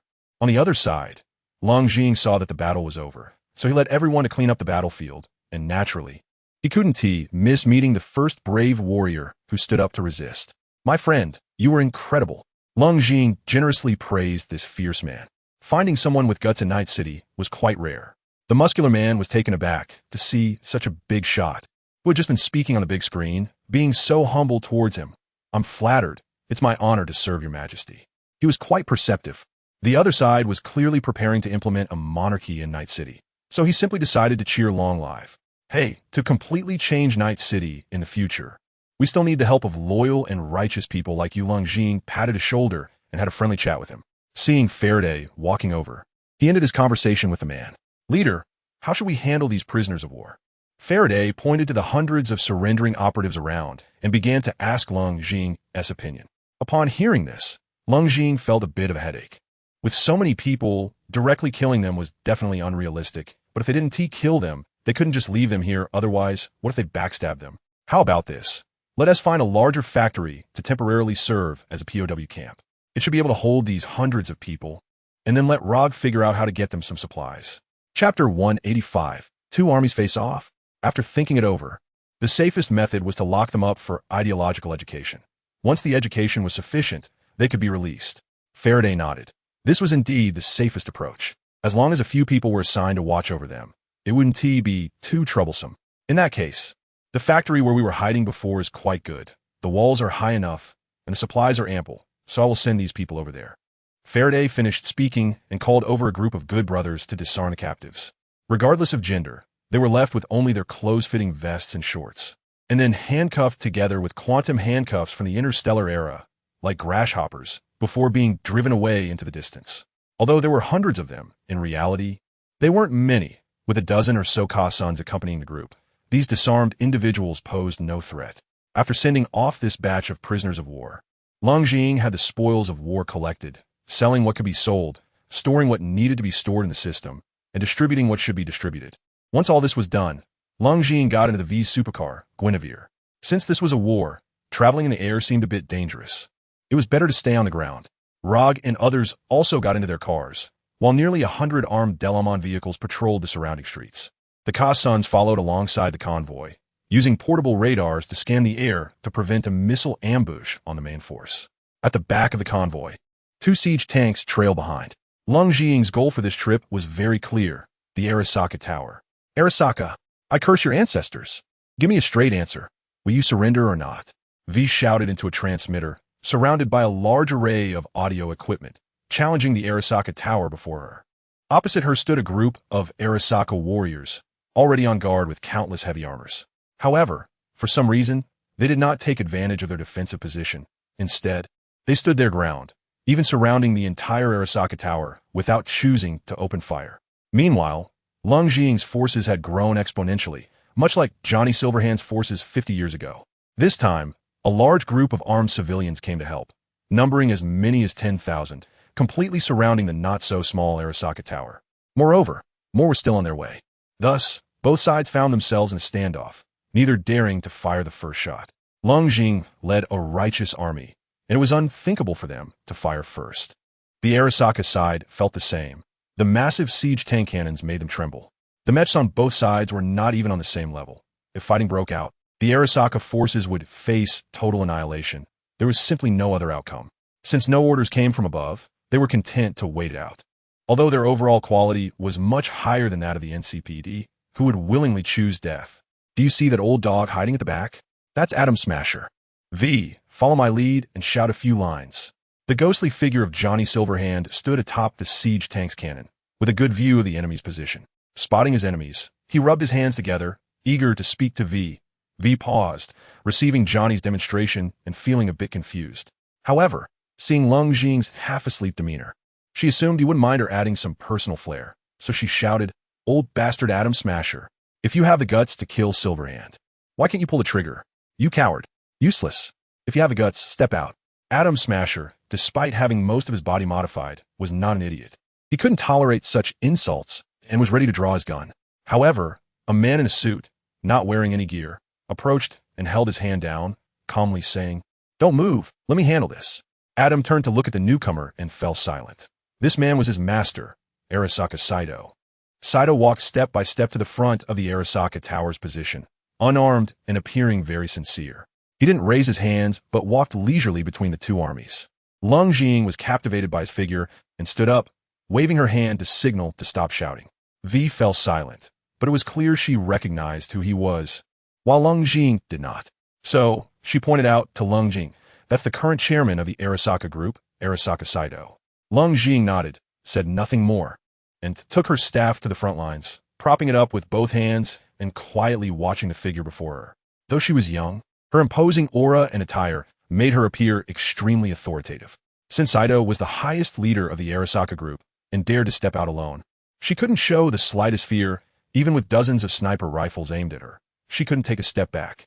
Although Leng possessed the strength of a Soul King and had an energy shield provided by Faraday, whether it could withstand those anti-material weapons was uncertain. In this meeting of both leaders, the previously chaotic militia quieted down, all eyes on the live broadcast screen, unwilling to miss a single word. After taking a few steps forward, Saito stopped and addressed Leng loudly. "Hello, President Tyrell. I presume you know who I am, so I want to elaborate. What I want to say is, can we talk? Just you, me, and V, how about it?" Leng had to admit that Arasaka Saito looked quite handsome. Especially now, he showed no trace of a second-generation rich kid.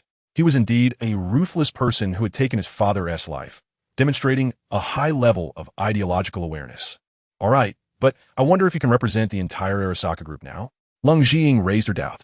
If Saito had purged all the Arasaka board members and her sister as in the original storyline, it might be possible to succeed without bloodshed this time. "Of course. My sister and those shareholders are currently under house arrest in the Arasaka Tower. Everyone is loyal to me. You can rest assured." Saito appeared very confident, evidently. He had strong capabilities and acted decisively, which made him ruthless even against his own kin, both a flaw and a strength. If it were an ordinary person, such actions would likely incur heavenly retribution, like Valerian, but for him, it was an admirable quality because he could eliminate his own kin for the dream of equality. He shared many similarities with Little Meng, Valerian, but also many differences. For instance, Little Meng sought to overthrow his father purely for the sake of it. Yet when he actually took power, he couldn't handle various affairs. At least when Old Meng was in power, the Star Spirits dared not act recklessly. And only the Zerg controlled by Kerrigan could compete with the Imperial Army, while Little Meng was overwhelmed by disorganized Zerg. In contrast, Saito was evidently an idealistic person. He may have been somewhat foolish in his early years, but after killing his father, he became decisively action-oriented. Could a person who could kill his own father be expected to treat his work unjustly after rising to power? Since that's the case, I suggest we put away our weapons to show our sincerity for the negotiation. Saying this, Leng clapped her hands, and Tuka-san stepped forward. Following her command, they went to the center of both positions to set up the negotiation site. Then, without caring about what Saito did, Leng ordered her subordinates to lower their weapons, displaying great sincerity, accompanied by tens of thousands of surrounding militia who also laid down their weapons. There was almost no doubt in their execution of Leng orders. In fact, they all knew that Arasaka Raisen was very different from that group of corporate dogs, so there was no need for them to press forward step by step. Arasaka Raisen waved his hand, and the Arasaka warriors behind him also put down their guns.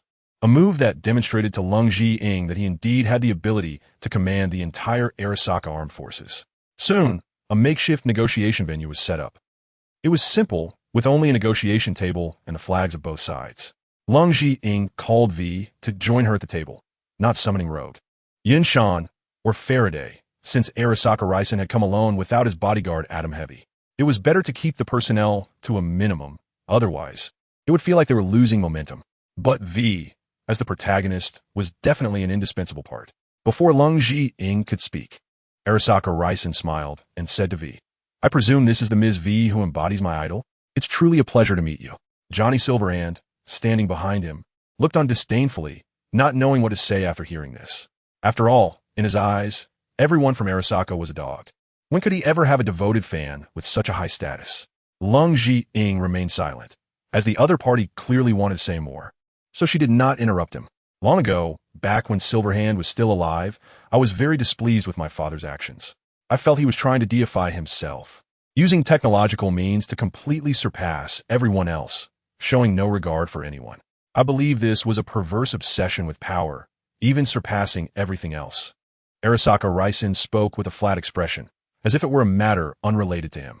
He even went so far as to instigate war to solidify Arasaka's authority, completely indifferent to how many people would die.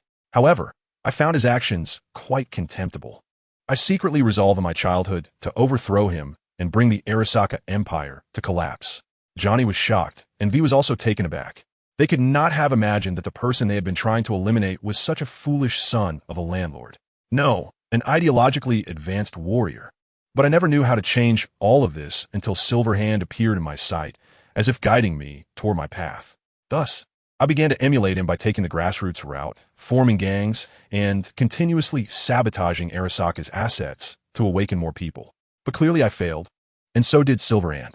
Fortunately, I did not die and can still create value now, but Silverhand has died. I think now, aside from being a ghost, he can't do anything else, right? Seeing that V and Silverhand were both silent, Leng Zhiying, to avoid Arasaka Raisen speaking alone for too long, replied, yes. He has always been thinking about overthrowing Arasaka, regardless of who is in power. Arasaka Raisen smiled upon hearing this. This is the character of my idol. No matter the affairs behind him, he thinks and acts as he pleases. A true man stands in the world like this. After the praise, Arasaka Raisen suddenly changed his expression and said seriously, but later I realized Silverhand was wrong, and I was wrong too. If it weren't for V stealing my chip, I might have continued being wrong. I clearly had a better way, yet I always hoped to resurrect Silverhand to fulfill my wishes. If it weren't for V's help, I might now be Silverhand, and I wouldn't be able to utilize my advantage as chairman to control the situation like I do now. V was shocked. She had always thought this Silverhand chip had some special meaning, but she didn't expect it was intended for Arasaka Raisen himself. After expressing his inner thoughts, Arasaka Raisen began to discuss serious matters. All right, enough chit-chat. Now, I'm at a point of no return. Don't be fooled by the fact that I have imprisoned these shareholders. Once they realize what has happened, my position as chairman will be hard to maintain. Even if they die, the shares will still be in the hands of their heirs, and if that happens, the situation won't be optimistic. At this point, Arasaka Raisen's gaze became sharp and confident as he said, therefore, I intend to use the Arasaka Group as a token of trust and hand it over to the Tyrant Empire for handling. Your policies are the ideals I have always yearned to realize. If I hand the group over to you, I would die with a smile on my grave. Arasaka Raisen spoke these words very sincerely. After considering the story behind his character, Leng Zhiying believed him about 80%. If he feared death, he wouldn't have taken the risk to kill his father, nor would he have chosen to violently clean up the board of directors. But this was also because he had no choice. If he had had options, he probably would have done better than V. If you are serious, then I can guarantee that you can choose a field in which you excel to serve in the Empire. And I can ensure that you will have enough wealth to live a luxurious life. But the premise is that you must have the corresponding ability. Otherwise, you should know that I have the final say in the Tyrant Empire. After pondering, Leng Zhiying felt that a talent like Arasaka Raisen was undoubtedly extremely important for her currently almost non-existent leadership. As a commanding talent, she did not think he was inferior to V or Johnny. In terms of thought and strategy, they together couldn't compare to Arasaka Raisen by several times. But when it came to commanding battles, Arasaka Raisen had no comparability at all. The so-called specialization was exactly the case. Leng Zhiying couldn't always rely on the Emperor's propaganda to brainwash people. There had to be talents responsible for specific events to handle everything, and Arasaka Raisen, who was well-versed in this field, was clearly the best candidate. Since that was the case, it was the best outcome. However, we still needed to sign a formal agreement and publicly announce it worldwide to hand over everything related to the Arasaka Group. Now, you can start taking over the defenses of Arasaka Tower. Then I will return to make arrangements. Arasaka Raisen shook hands with Leng Zhiying, then stood up and walked back, clearly preparing to surrender. Leng Zhiying sighed. There were not many people left who were so selfless for their ideals. Miss Leng, can we trust him? V was still shocked by the truth of the whole matter and was unsure whether what Arasaka Raisen said was true or false. Of course we can trust him. You must know that he originally planned to sacrifice himself to Silverhand after killing his father, allowing Silverhand to continue the rebellion. But unfortunately, Silverhand was stolen by you, and he had no choice but to take the throne. But you must understand that a person's position affects their perspective. After standing at a high position for a while, he realizes he can achieve more than just becoming Silverhand. Leng Zhiying sighed, unsure of what to say about Arasaka Raisen, so she turned to Johnny Silverhand and said, if he were you now, that immature kid would only blow up Arasaka Tower with a nuclear bomb. But now, the other party can directly cause the entire Arasaka Group to collapse. If 50 years ago you had honestly developed an organizational program, your future wouldn't be worse than ours now. Johnny Silverhand felt immense shame from these words, usually so impressive. He was now at a loss for words and fell silent. After saying this, Leng Zhiying stood up, leaning on her scepter, and instructed Faraday, who had arrived after the meeting, relay my orders. Take full control of Arasaka Tower and send hackers to Shinyu. Do not let Arasaka Saburo's consciousness escape. Yes, Maiev rare. Hello friends, This is UNN and I am your old friend, Nancy. The day before yesterday, the chairman of the Arasaki Group, Arasaki Raisen, officially announced an unconditional alliance with the Tyrant Empire and immediately ordered the Arasaki Group's armed forces to declare war on other companies. Since the main forces of the Arasaki Group are all gathered in the City of Night, while the armed forces of other companies are quite dispersed, coupled with the brave Imperial Army's large-scale offensive, major companies have now fully retreated from the City of Night. And most small and medium-sized enterprises belonging to the City of Night have surrendered to the Empire, unconditionally accepting reorganization. After this, the Arasaki Group was also disbanded by the Empire, and all employees will be allocated according to their experience, with the most ruthless being sent to prisoner-of-war camps for ideological re-education, while a relatively just group will be incorporated into various academies to teach technology to all Imperial citizens for free to become useful individuals. This morning, the head of the Tyrant Empire, Leng, announced that the City of Night is officially renamed the capital of the Tyrant Empire, and the name City of Night will be completely discontinued, now changed to Day City. At the same time, His Majesty appointed 5 ministers to oversee all affairs of the Empire, namely the former Queen of the City of Night, Rog, the resurrected Johnny Silverhand, former chairman of the Arasaki Group, Arasaki Raisen, V, the intelligent being Draman, and the Imperial Commander directly responsible to His Majesty, Marshal Faraday. Marshal Faraday will not intervene extensively in the development of the Empire, only providing some guiding suggestions and conveying His Majesty's orders. Additionally, all positions under the 5 ministers will have the same powers as civilians, differing only in treatment. And civilians can directly impeach officials in any position, achieving true equality among all citizens. The Empire is also gradually opening up corporate positions to ordinary people. As long as they have sufficient technical skills, they can start working immediately. Those without technical skills need not despair, as the Empire has established several technical academies to train talent. Meanwhile, the expansion plan of the Imperial Army is also being gradually implemented. And the Empire's next plan is to attack the 3 surrounding cities, inviting aspiring individuals to sign up. Next news, as the global landscape changes, shares of major companies begin to. The reorganized UNN has requisitioned countless large screens to achieve citywide synchronized publicity, which is truly a labor of love. Many citizens of the New Day City now enjoy strolling the streets, experiencing the visible transformation of the city at an incredible pace. Upon seeing Nancy broadcast the news, they all stopped to listen intently. Following that, there were loud cheers, as everyone was excited about the Empire's new policies. Being ruled by this new leadership group did not make them feel resistant. Rather, they felt fortunate.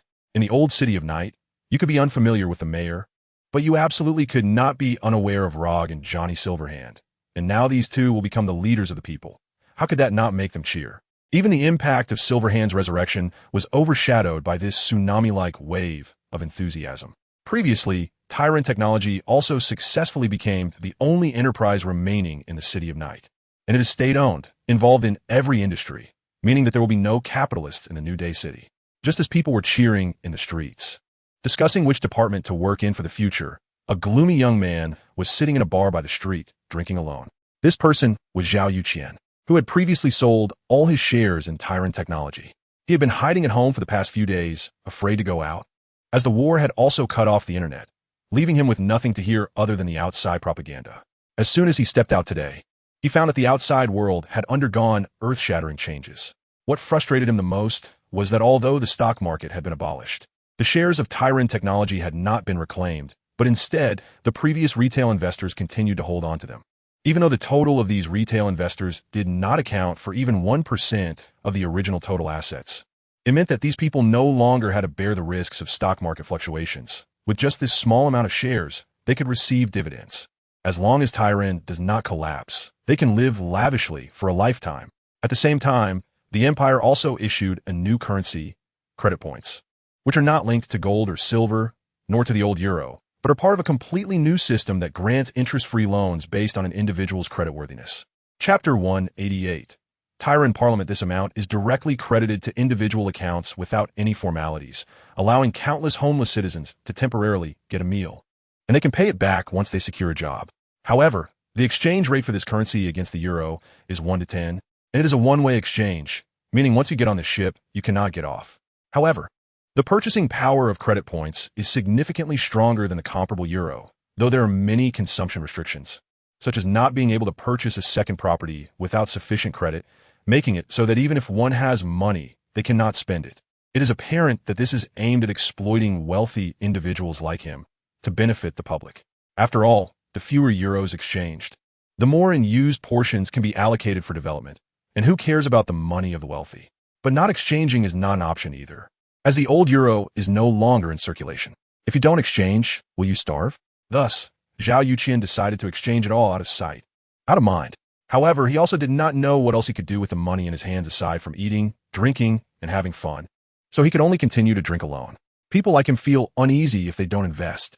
Hey, have you heard? Minister Draman is preparing to launch a crowdfunding campaign to create a high-tech armored division, and they will distribute the spoils according to the investment ratio. This is a surefire profit. Next to Zhao Yuqian, two drinkers were chatting, instantly catching his attention. What? There's such a thing? Doesn't that mean it's a guaranteed profit? You bet. I heard the Empire plans to expand the gains and directly capture the neighboring Oasis city. With the strength of the Imperial Armor Division, this is hardly a challenge. Then why am I still drinking? I have a few hundred credit points in my pocket. I might as well join the fun. Saying this, the two stopped drinking, settled the bill with the owner, and hurriedly left.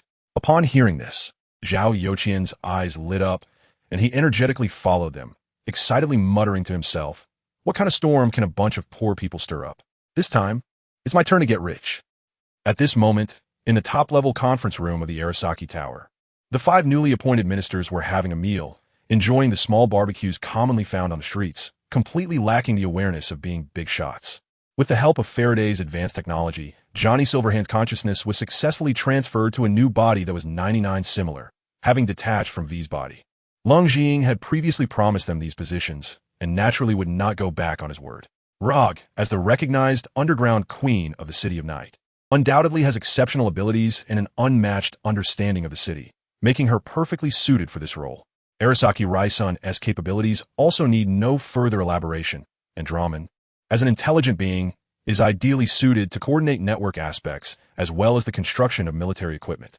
At this moment, Delamon, with the help of Faraday, was building a new body, no longer just a program that could only exist in vehicle form, but rather an intelligent machine.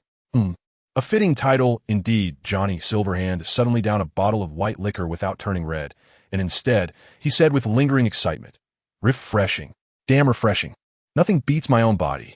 Unlike V, who can't handle 2 drinks. V, on the other hand, had a flushed face, shaking an empty bottle in her hand, clearly drunk. But she didn't forget to bicker with Silverhand, drunkenly saying, you bastard you.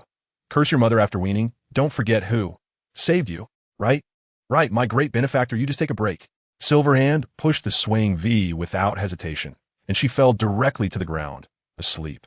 See V, he's just no good. Drinking with her is pointless. Let us drink with Rog. While mocking V's poor drinking capacity, Johnny clinked glasses with Rog and then down in one go. If he hadn't shed a few warm tears, he might actually feel quite happy at this moment. Rog seemed to know what Silverhand was thinking, so he remained silent, quietly drinking with him.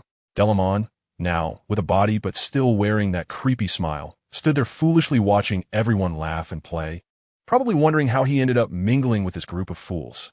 Arasaka Raishian stood by the floor-to-ceiling window, holding a wine glass, looking down at the vibrant city below, his face full of satisfaction. Don't be fooled by the fact that the entire city's operations required the 5 of them to handle. In reality, Delamon, as an intelligent life form, could manage everything with ease. Previously, Delamon was limited by hardware facilities and couldn't activate all his capabilities. But after integrating the servers left by several major companies in Night City, he could effortlessly control the entire city based on this hardware. This meant that the originally bloated and useless bureaucratic class would be reduced by 90% in one fell swoop, and everything could be automated, which was incredibly convenient. The original NCPED had also been replaced by Delaman's armed patrol vehicles, and the efficiency and effectiveness of this new system were leagues ahead of the previous one.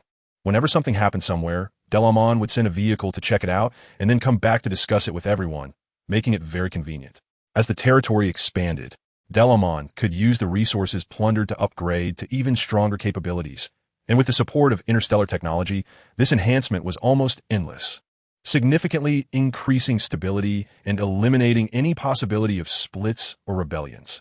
Thus, this group of people spent their days eating, drinking, and having fun, like a bunch of popular decorative vases, while only the diligent youth Arasaka Raishian worked on political matters, looking very earnest. Just when everyone was in a joyful atmosphere, the office door was suddenly pushed open, and Faraday walked in with a rather classical-looking old man. Seeing these people drinking so shamelessly, Faraday frowned in dissatisfaction. He didn't mind Silverhand and the others being idle, but they shouldn't be drinking and eating in the office, right? It was far too disrespectful if outsiders found out. Wouldn't that undermine their authority? Get up. All you do is drink all day. What kind of image is that? Faraday stepped forward and scolded the three drunken individuals, then used a dock to remove their drunken debuff. This dock, as expected, was a versatile portable healing device, just a simple scan, and some special energy was injected into their bodies, making the three of them instantly sober up. V also got up from the ground, looking somewhat confused at Faraday and the old man, seemingly trapped in a state of who am I? Where am I? Chapter 189. Domestic Violence. Faraday slowly spoke. The Chancellor has brought you a wise man to help you strategize. He will assist you in handling the affairs of Yaori City and has the final veto power on your conclusions regarding certain matters. He would mostly be unable to stay in this cyberpunk world, so to ensure that this world could serve as a stable resource area, they had to find someone truly reliable rather than these half-baked individuals. And this person was summoned by Leng using a side quest reward before the Battle of Dopa. Ha, old man, who are you?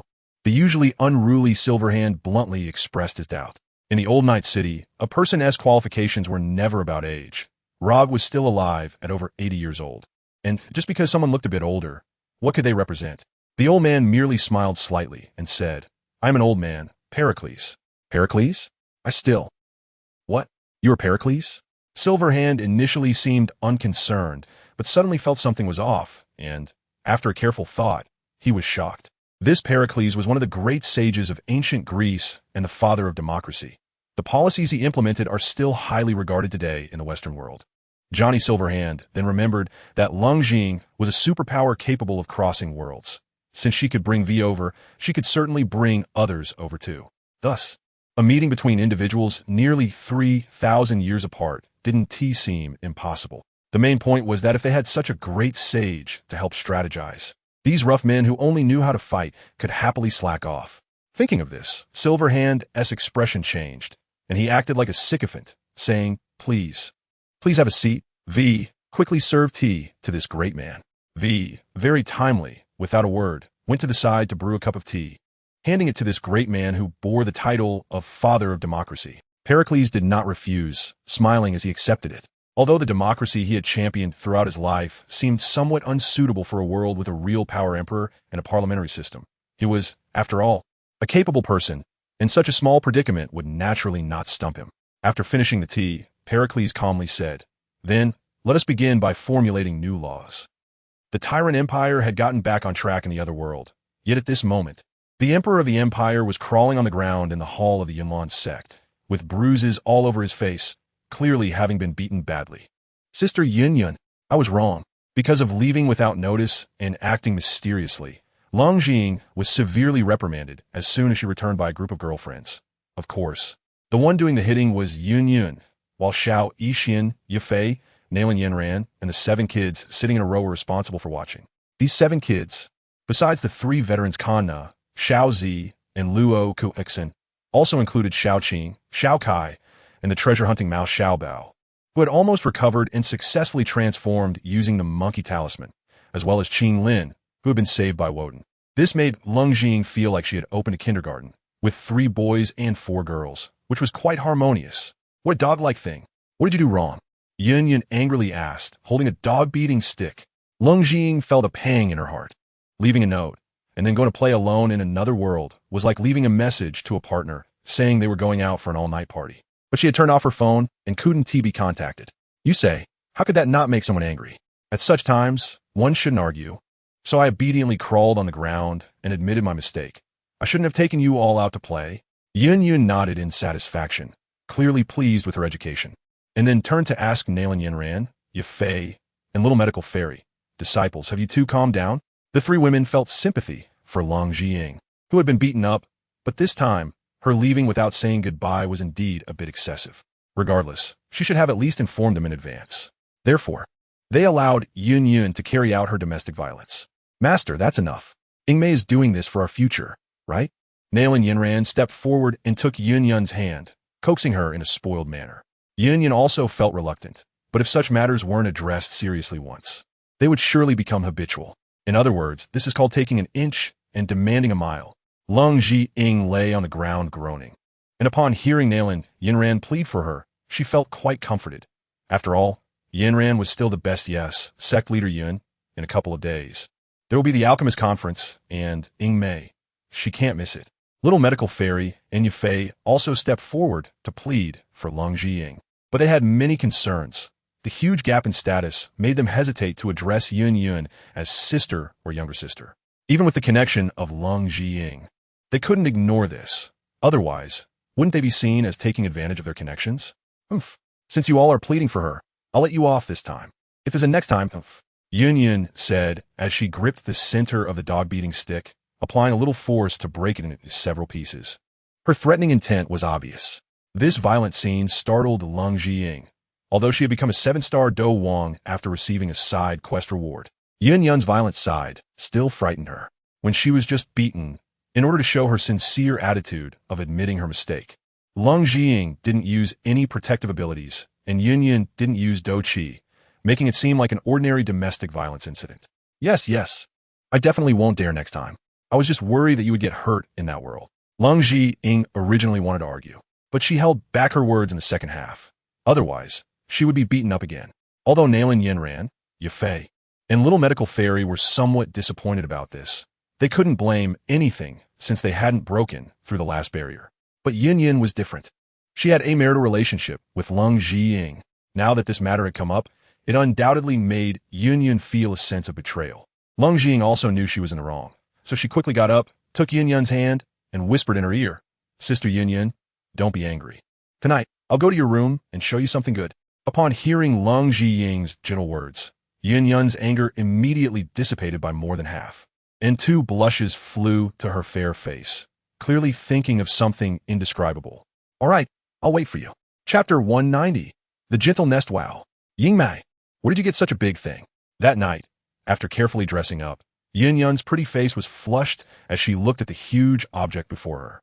Covering her mouth in surprise, she and Leng Zhiying, who had also put on light makeup for their meeting, were sitting on the bed in the palace, staring at the big gun that was about the same thickness as her calf, and couldn't help but exclaim in admiration. A literal big gun, or rather, an anti-material sniper rifle, the best one in the Night City, because this thing has an auto-aim feature. This is the treasure I got from that world. After much selection, I found that this Azura is the most suitable for you. How about it? Do you like it? Leng Zhiying held Yun Yun's hand and said affectionately. Although the technology of the cyberpunk world was far inferior to that brought by the Kihar army, many firearms from the interstellar era were not something anyone could just pick up and use. Apart from some lightweight weapons like pistols, most long guns were bound to the Morrowind armor, with their own internal systems to achieve effects like auto-aim and headshot visibility. Therefore, interstellar soldiers had to undergo long periods of professional training before they could be deployed. They needed to understand not just how to use the weapons, but also why they work that way, which required a long time of cultivation, long enough that they still hadn't trained the first Garma Legion. Yun Yun had learned the general operation methods of the technology route during this time, but she only knew the how part. Once she got her hands on those advanced weapons, she would definitely be at a loss. However, cyberpunk weapons were different. This large-caliber sniper rifle was indeed quite terrifying in power, even capable of being a killing move in battles at the Do Emperor level. Moreover, this model with an auto-aim system didn't require special practice in marksmanship, and operating it was simple, making it suitable for anyone to use. Giving it to Yun Yun as a gift was undoubtedly perfect. As for whether the fighting style would become strange, that was beyond Leng Zhiying's consideration. You are so thoughtful. Yun Yun played with the big gun in her hands, touched and unsure of what to say. Leng Zhiying never lied to her. Even the shocking matter of crossing worlds had not been concealed, so she said it was the best. It must be the best. Others only knew that Leng Zhiying went out to do something, but only Yun Yun knew specifically what she had done, which showed how deep their relationship was. Leng Zhiying sighed and said helplessly, "The reason I didn't call you is also because I was worried about safety. Even I can't guarantee that this trip is 100 safe, but it was something I had to do. How could I let you take risks?" This was the truth.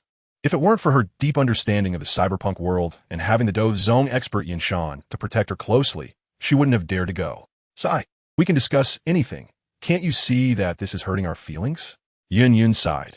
Although she understood Leng Zhiying's intentions, she still scolded her a little. Leng Zhiying obediently nodded. You're right, Sister Yun Yun. I won't dare next time. All right, it's getting late. You just got back today. You have a lot of things to deal with tomorrow, right?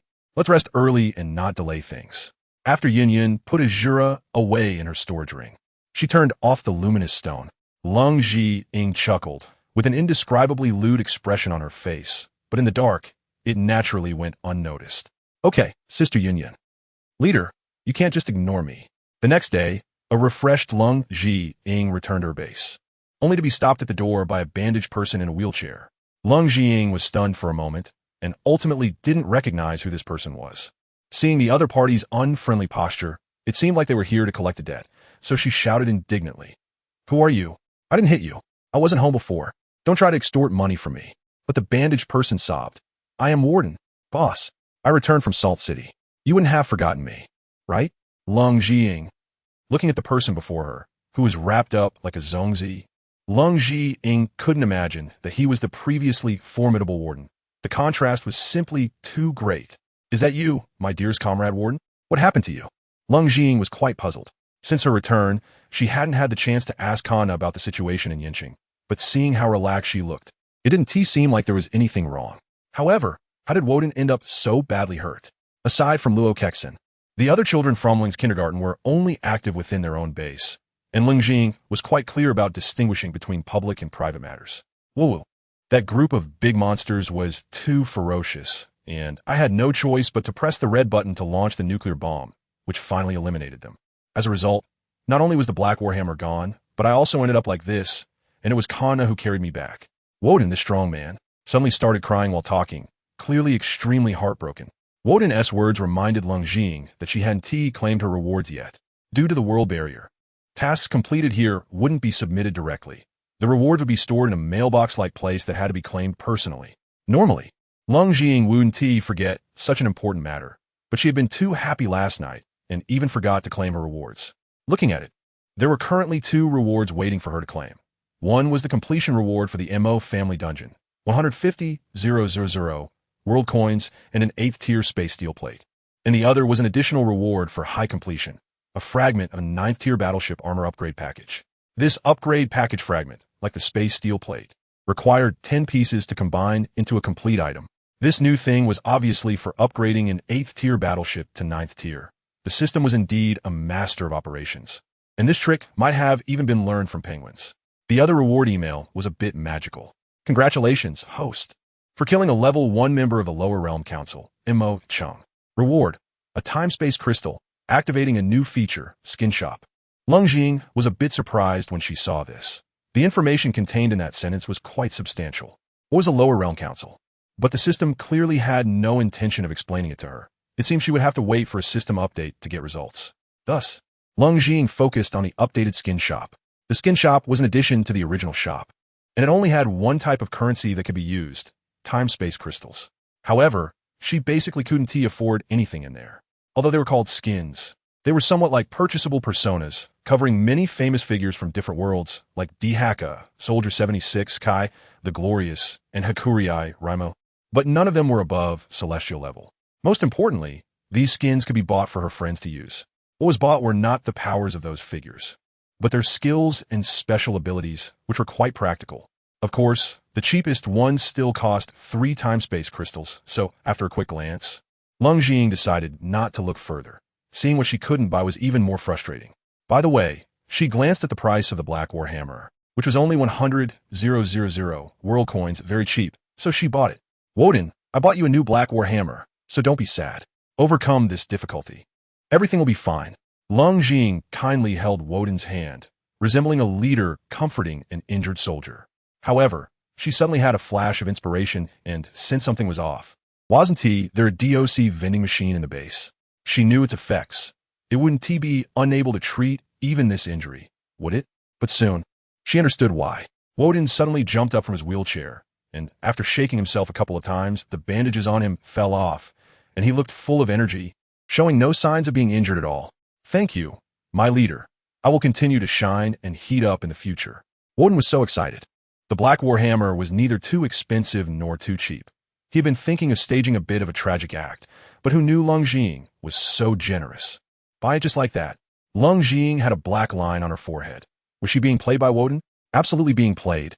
However, she didn't care too much about this small matter. Right now, she was still more than 100,000 away from her small target of 800,000. Not to mention, she hadn't received the discount card yet. Even if she had enough money, it wouldn't help. High-end military equipment like the Black Warhammer still needed to be bought. However, Woden's annoying demeanor was really infuriating, so Leng Jiying kicked him and laughed scram. Don't block my view here. Woden, knowing that she had important matters to attend to, quickly disappeared. Watching Woden leave, Leng Jiying sighed and couldn't help but feel a bit emotional. Wasn't Woden a steel man when he first arrived? Why was he so shameless now? Is this what a middle-aged man with children is like? While sighing, Leng Jiying walked into the inner part of the manor. The manor hadn't changed much since she bought it. There were just many children patrolling and a group of maids and butlers managing the courtyard, which was a very normal configuration for a manor. Although the children looked a bit strange, they were still standard guards. And occasionally strong people passing by wouldn't find anything unusual. Leng Jiying walked nonchalantly into her own residence. Inside the house were only a few maids responsible for cleaning, and there were no guards at all. After winding through the house for a while, she finally arrived at an unremarkable door, placing her hand on the seemingly ordinary marble wall on the right. The next second, the shining marble wall emitted a light, scanning Leng Jiying's palm, and then it returned to its original state as if nothing had happened. Moments later, the door in front of her opened automatically. The room's decor was not overly luxurious. It looked like a simple reception room. Welcome back, my leader. Inside, two maids were already waiting. When they saw Leng Jiying arrive, they quickly bowed and saluted. One of the maids hurriedly went to make tea, while the other stood by ready. You two don't need to be so polite. I'm just back to the base to take a look. Has Faraday returned?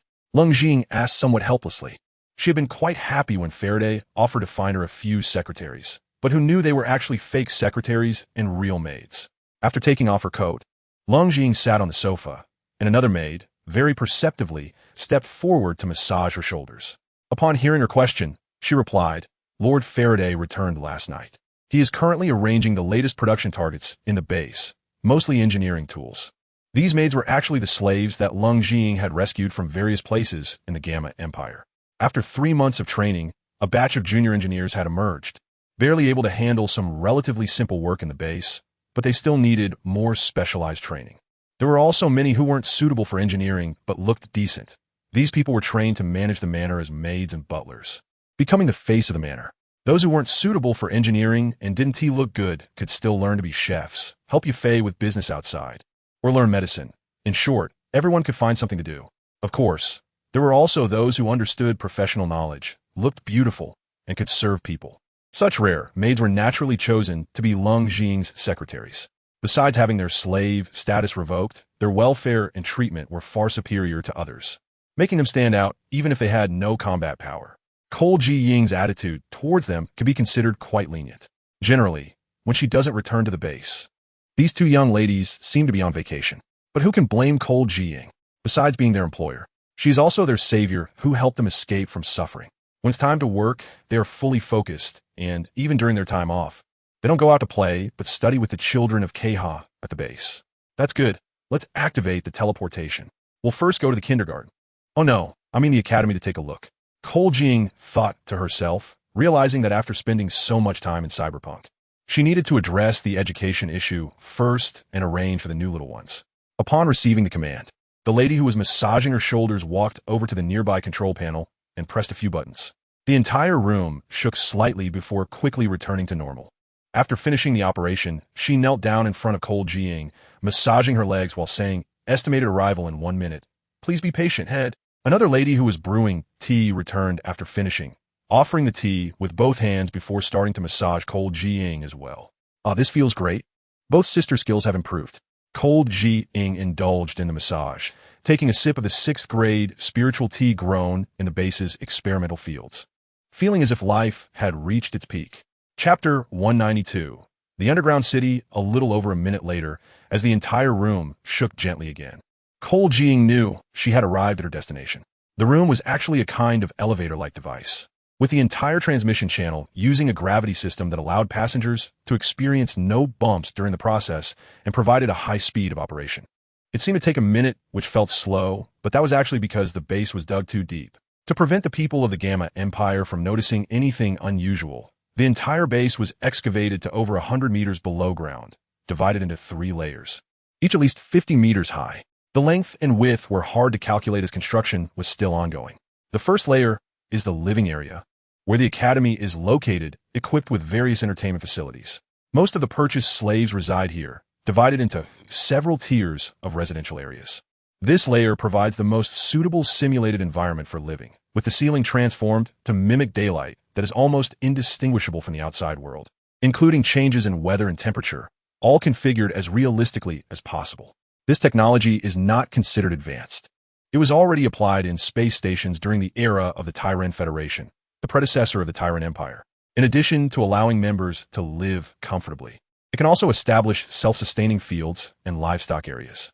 All of this has been set up in the living area, and with the acceleration growth black technology from Faraday and the high-yield species of the interstellar era, the base can achieve self-sufficiency, which is quite perfect.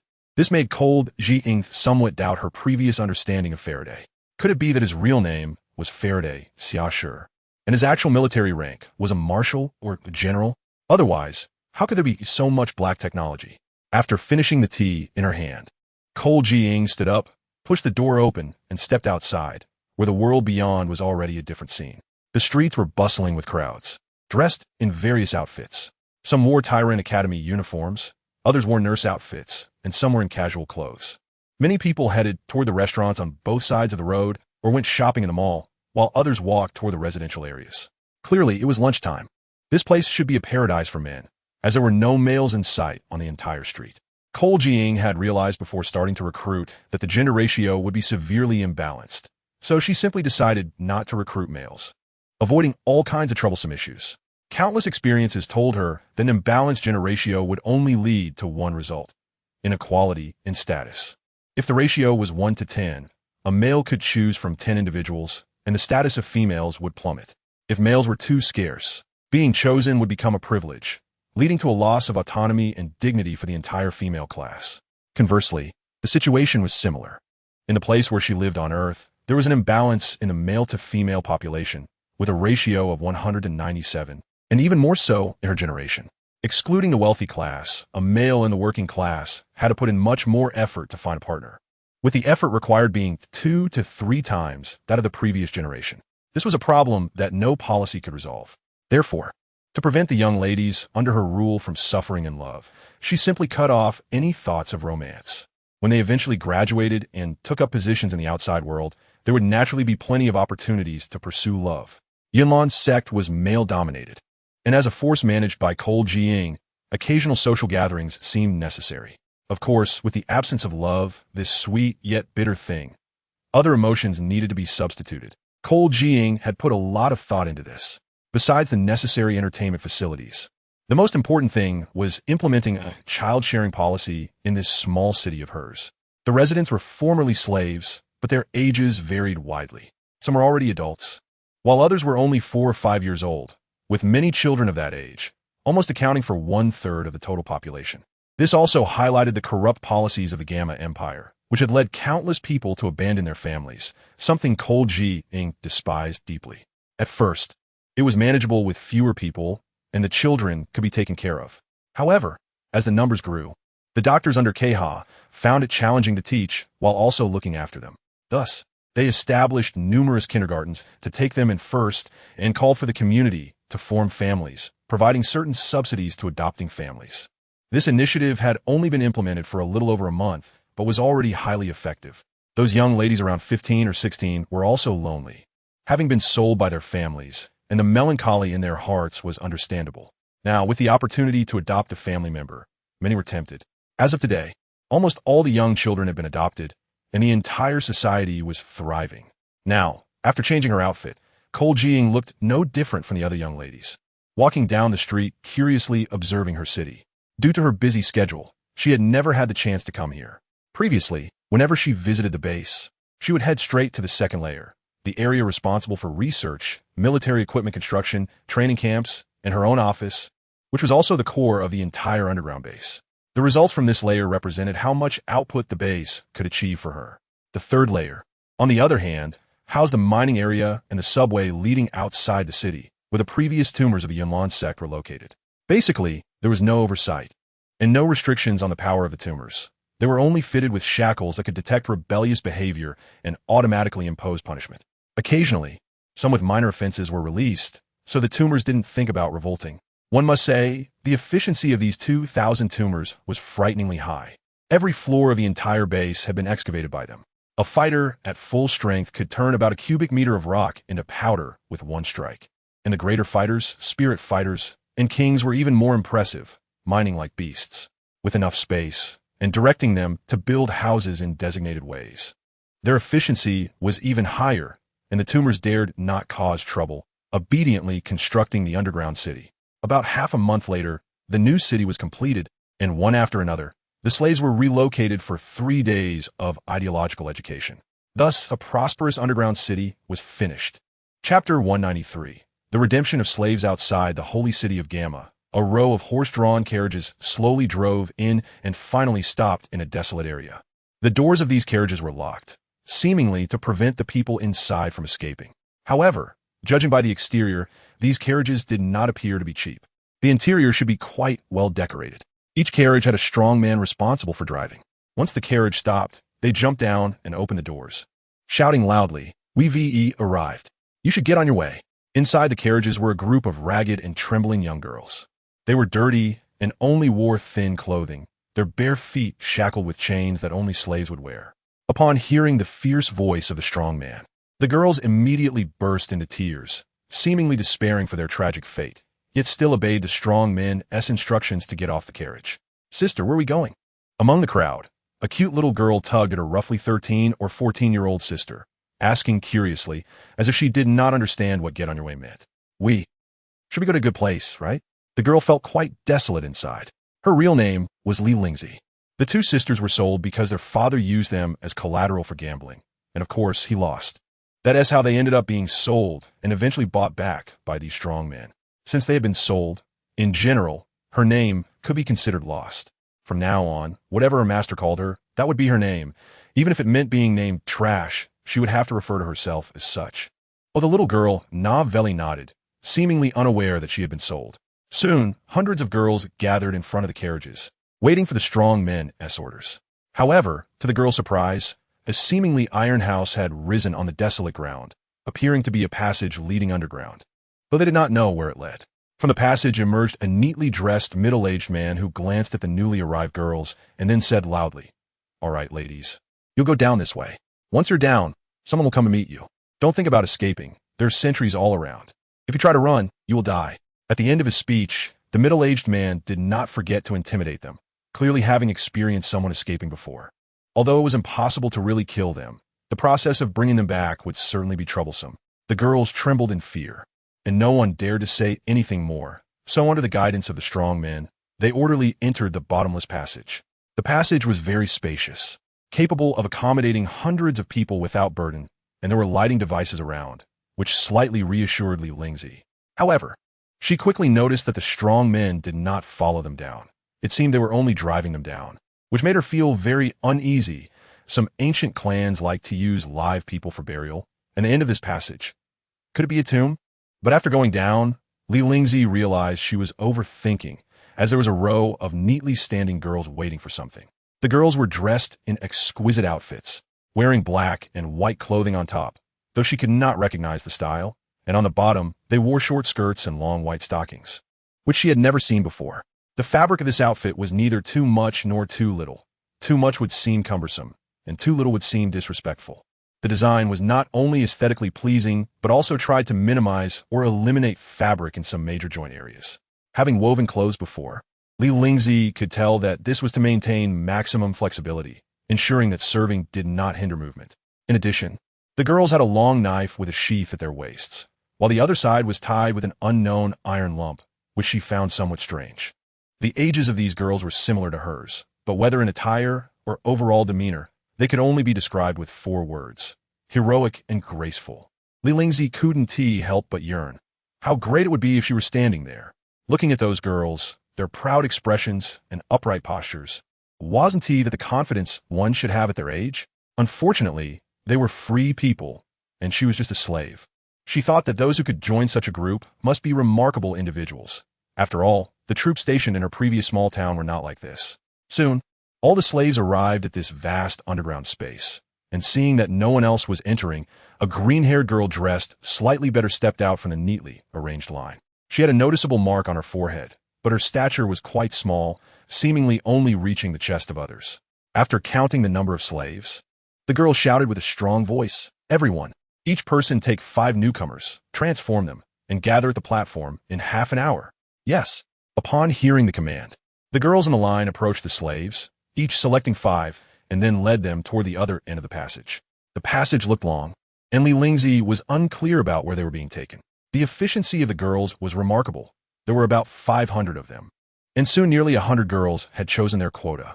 Coincidentally, because she had been worried about being used for burial, she had been hiding at the back with her sister, so by the time the girls had taken enough people, only the 2 sisters and a similarly sobbing weak little girl were left. Big sister this. The last girl who came to pick people felt a bit troubled upon seeing only 3 left. Each person had to take 5, while ensuring efficiency was already the limit. Adding more would cause delays and risk missing the carriage. The consequence of missing the carriage would mean climbing back up from here, walking into the holy city of Gamma, then go to the cold family manor, and entering the underground city. This whole ordeal would take no less than half a day.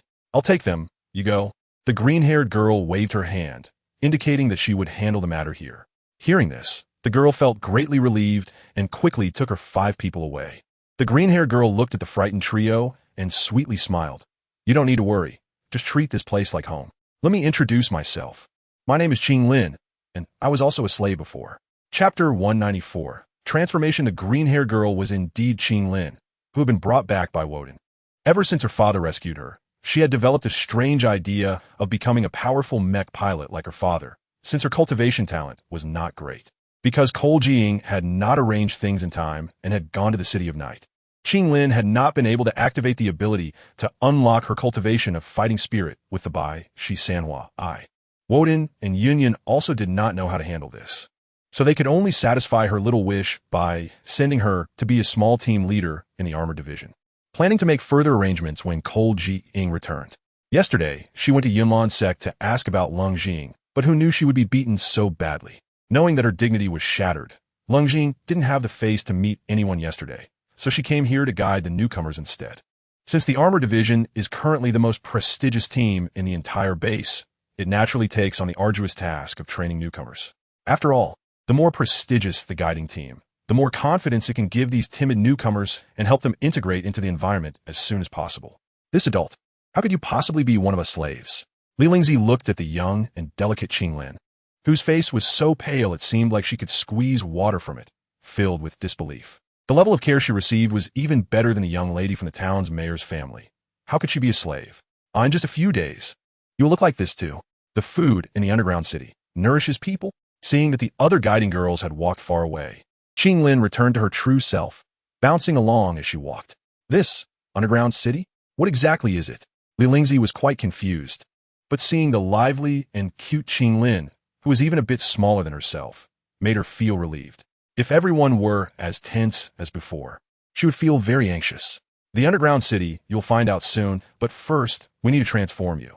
While chatting, Lin quickly led the 3 of them to their destination, a room with a very strange atmosphere. Li Lingzi could hear the sound of flowing water, the clanging of metal, and the screams of girls from inside, which was quite eerie. This made her a bit scared, and she couldn't help but grip her sister's hand tighter.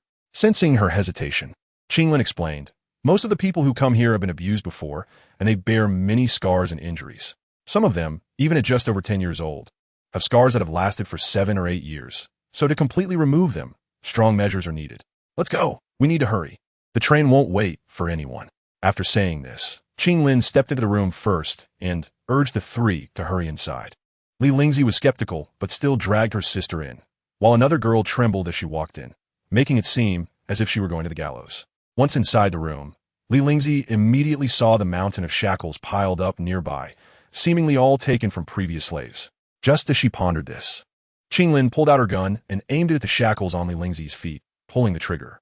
However, instead of a bullet, a beam of light shot out. With a gentle sweep, the shackles on her feet shattered and were kicked into the pile of trash by Qinglin. She then did the same for the other girls and her sister's shackles. After dealing with these, Qinglin pointed to the area not far away where the sound of water was coming from, explaining as she walked. Next, please take off your clothes. I need to check if you have any injuries or scars. If you do, we can treat them. If not, we can just clean you up. Hearing this, Li Lingzi's face turned red. This kind of thing was quite embarrassing, but she didn't say much and followed Qinglin inside. 10 minutes later, the two sisters who had originally looked dusty were completely transformed into two beauties, one big and one small, with skin as smooth as jade, as if they had been reborn. Now they were wearing new clothes and new shoes and socks, but according to Qinglin, these were all disposable. Once they arrived at the underground city, they could throw this set away as it was far inferior to those specially made outfits. But in reality, Li Lingzi felt that this outfit was much more comfortable than any new clothes she had worn before. Although its style was completely different from the outside world, it was still very beautiful, making her reluctant to part with it. She silently decided that she would definitely keep this set. Qinglin had been waiting on the sofa outside the changing room. When the sisters came out, she stood up and looked them over. Seeing Li Lingzi's temporary uniform, which was neat and wrinkle-free, she couldn't help but laugh. It seems you really like it a lot. Don't worry, this kind of fondness probably won't last long after teasing. Qinglin shrugged her shoulders helplessly and said, Unfortunately, another sister who came with us has multiple scars on her body. So she has to stay here for treatment for a while and may miss the train. Let's go first. Li Lingzi suddenly felt very lucky. No matter what, although she had become a slave, she had never suffered a real beating. Now that she was in this place, where the owner, although unknown, was willing to use such precious medicine to clean them and treat the injured sisters, she must be an extremely kind person, right? Originally, when Qinglin said she was a slave, Li Lingzi didn't believe it at all. But after experiencing a series of changes just now, she suddenly felt that she was not much different from the Qinglin in front of her. Thank you, Lady Qinglin. Li Lingzi didn't know what else to say, so she simply expressed her most straightforward and sincere gratitude. Ah, you're being distant. I see from your profile that you're 3 years older than me. You might as well call me Sister Qinglin. Qinglin was a bit taken aback. She didn't have the bureaucratic mentality, and being called by a sister who was 3 years older than her felt quite strange. I wouldn't dare. Li Lingzi naturally didn't dare to call her that. The distinction of respect and rank is as high as a mountain. This principle has remained unchanged throughout history. In her understanding, how could there be true equality in this world? Qinglin had no choice but to change the subject.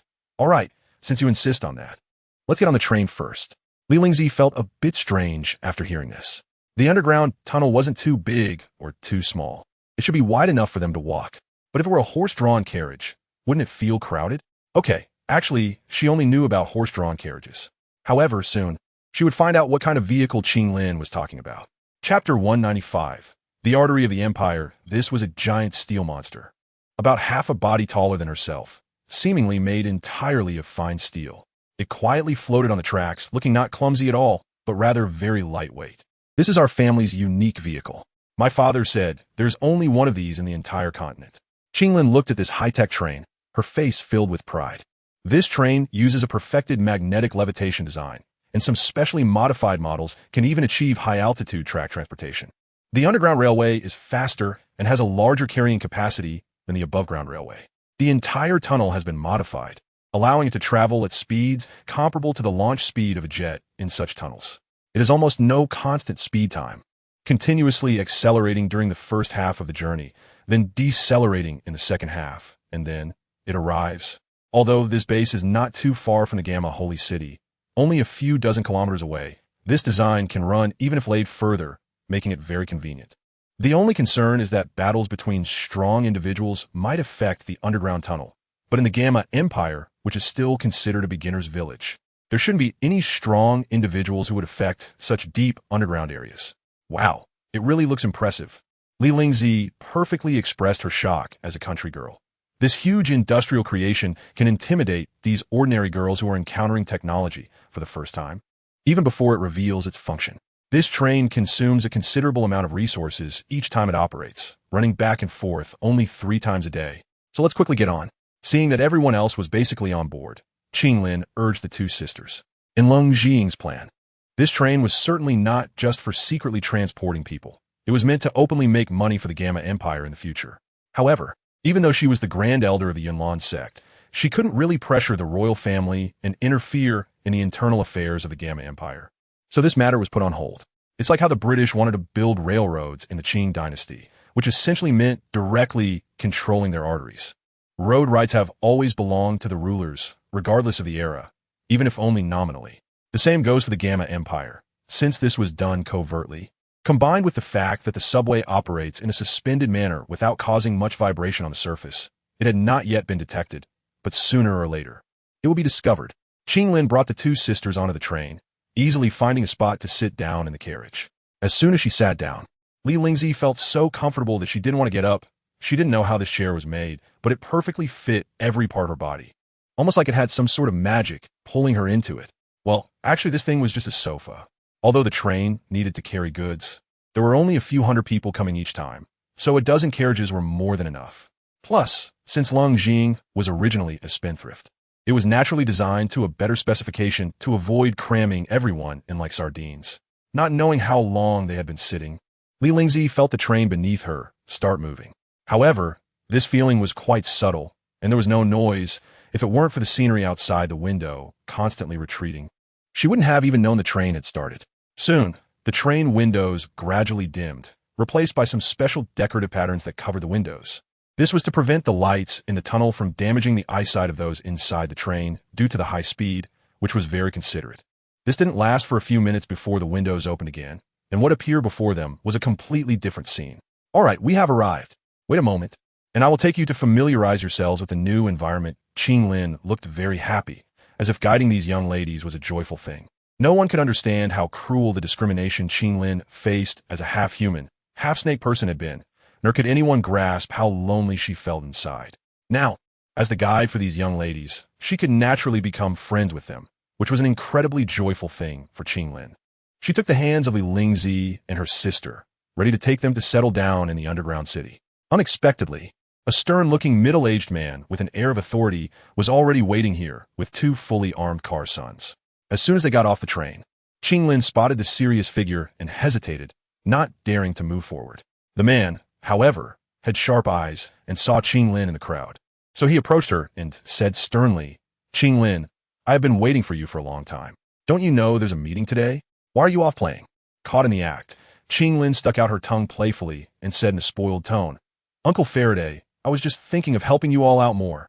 The person was indeed Faraday, and seeing Qinglin act spoiled, he felt quite helpless. He had always pampered his brother's daughter, and since she was the designated protector of Leng Jing, despite his stern demeanor, he wasn't truly angry. All right, the leader must be waiting anxiously. I will have someone help with the newcomers you brought back." As Faraday spoke, his gaze inadvertently fell on the sisters Li Lingzi, and he was momentarily stunned. Forgetting to continue speaking, Li Lingzi felt somewhat at a loss under the gaze of this impolite, yet clearly high-ranking man. She nervously clutched the hem of her clothing.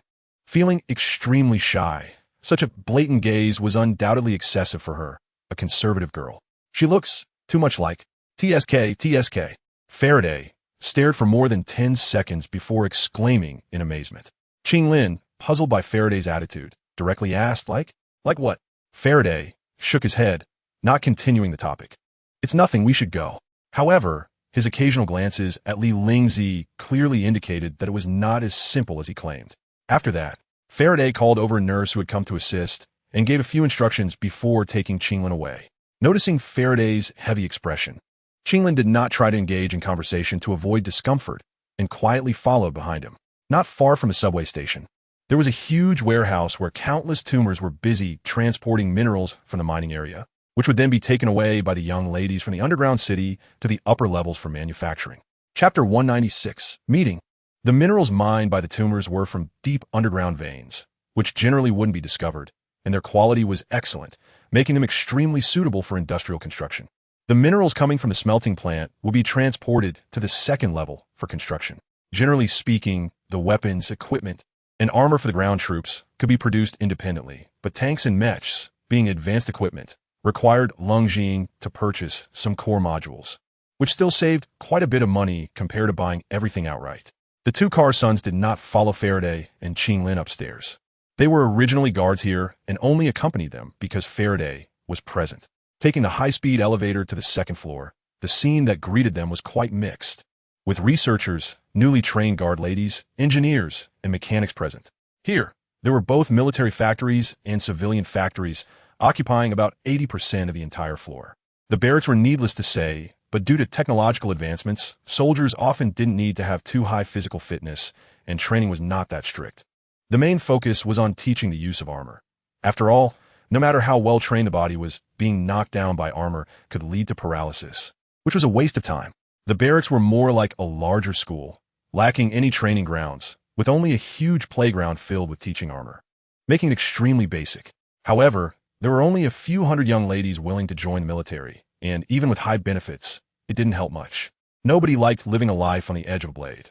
Those who chose to become soldiers shared a common trait. They harbored immense hatred. Some were forced. Some were abused by their parents from birth to being sold, and some were robbed by local tyrants.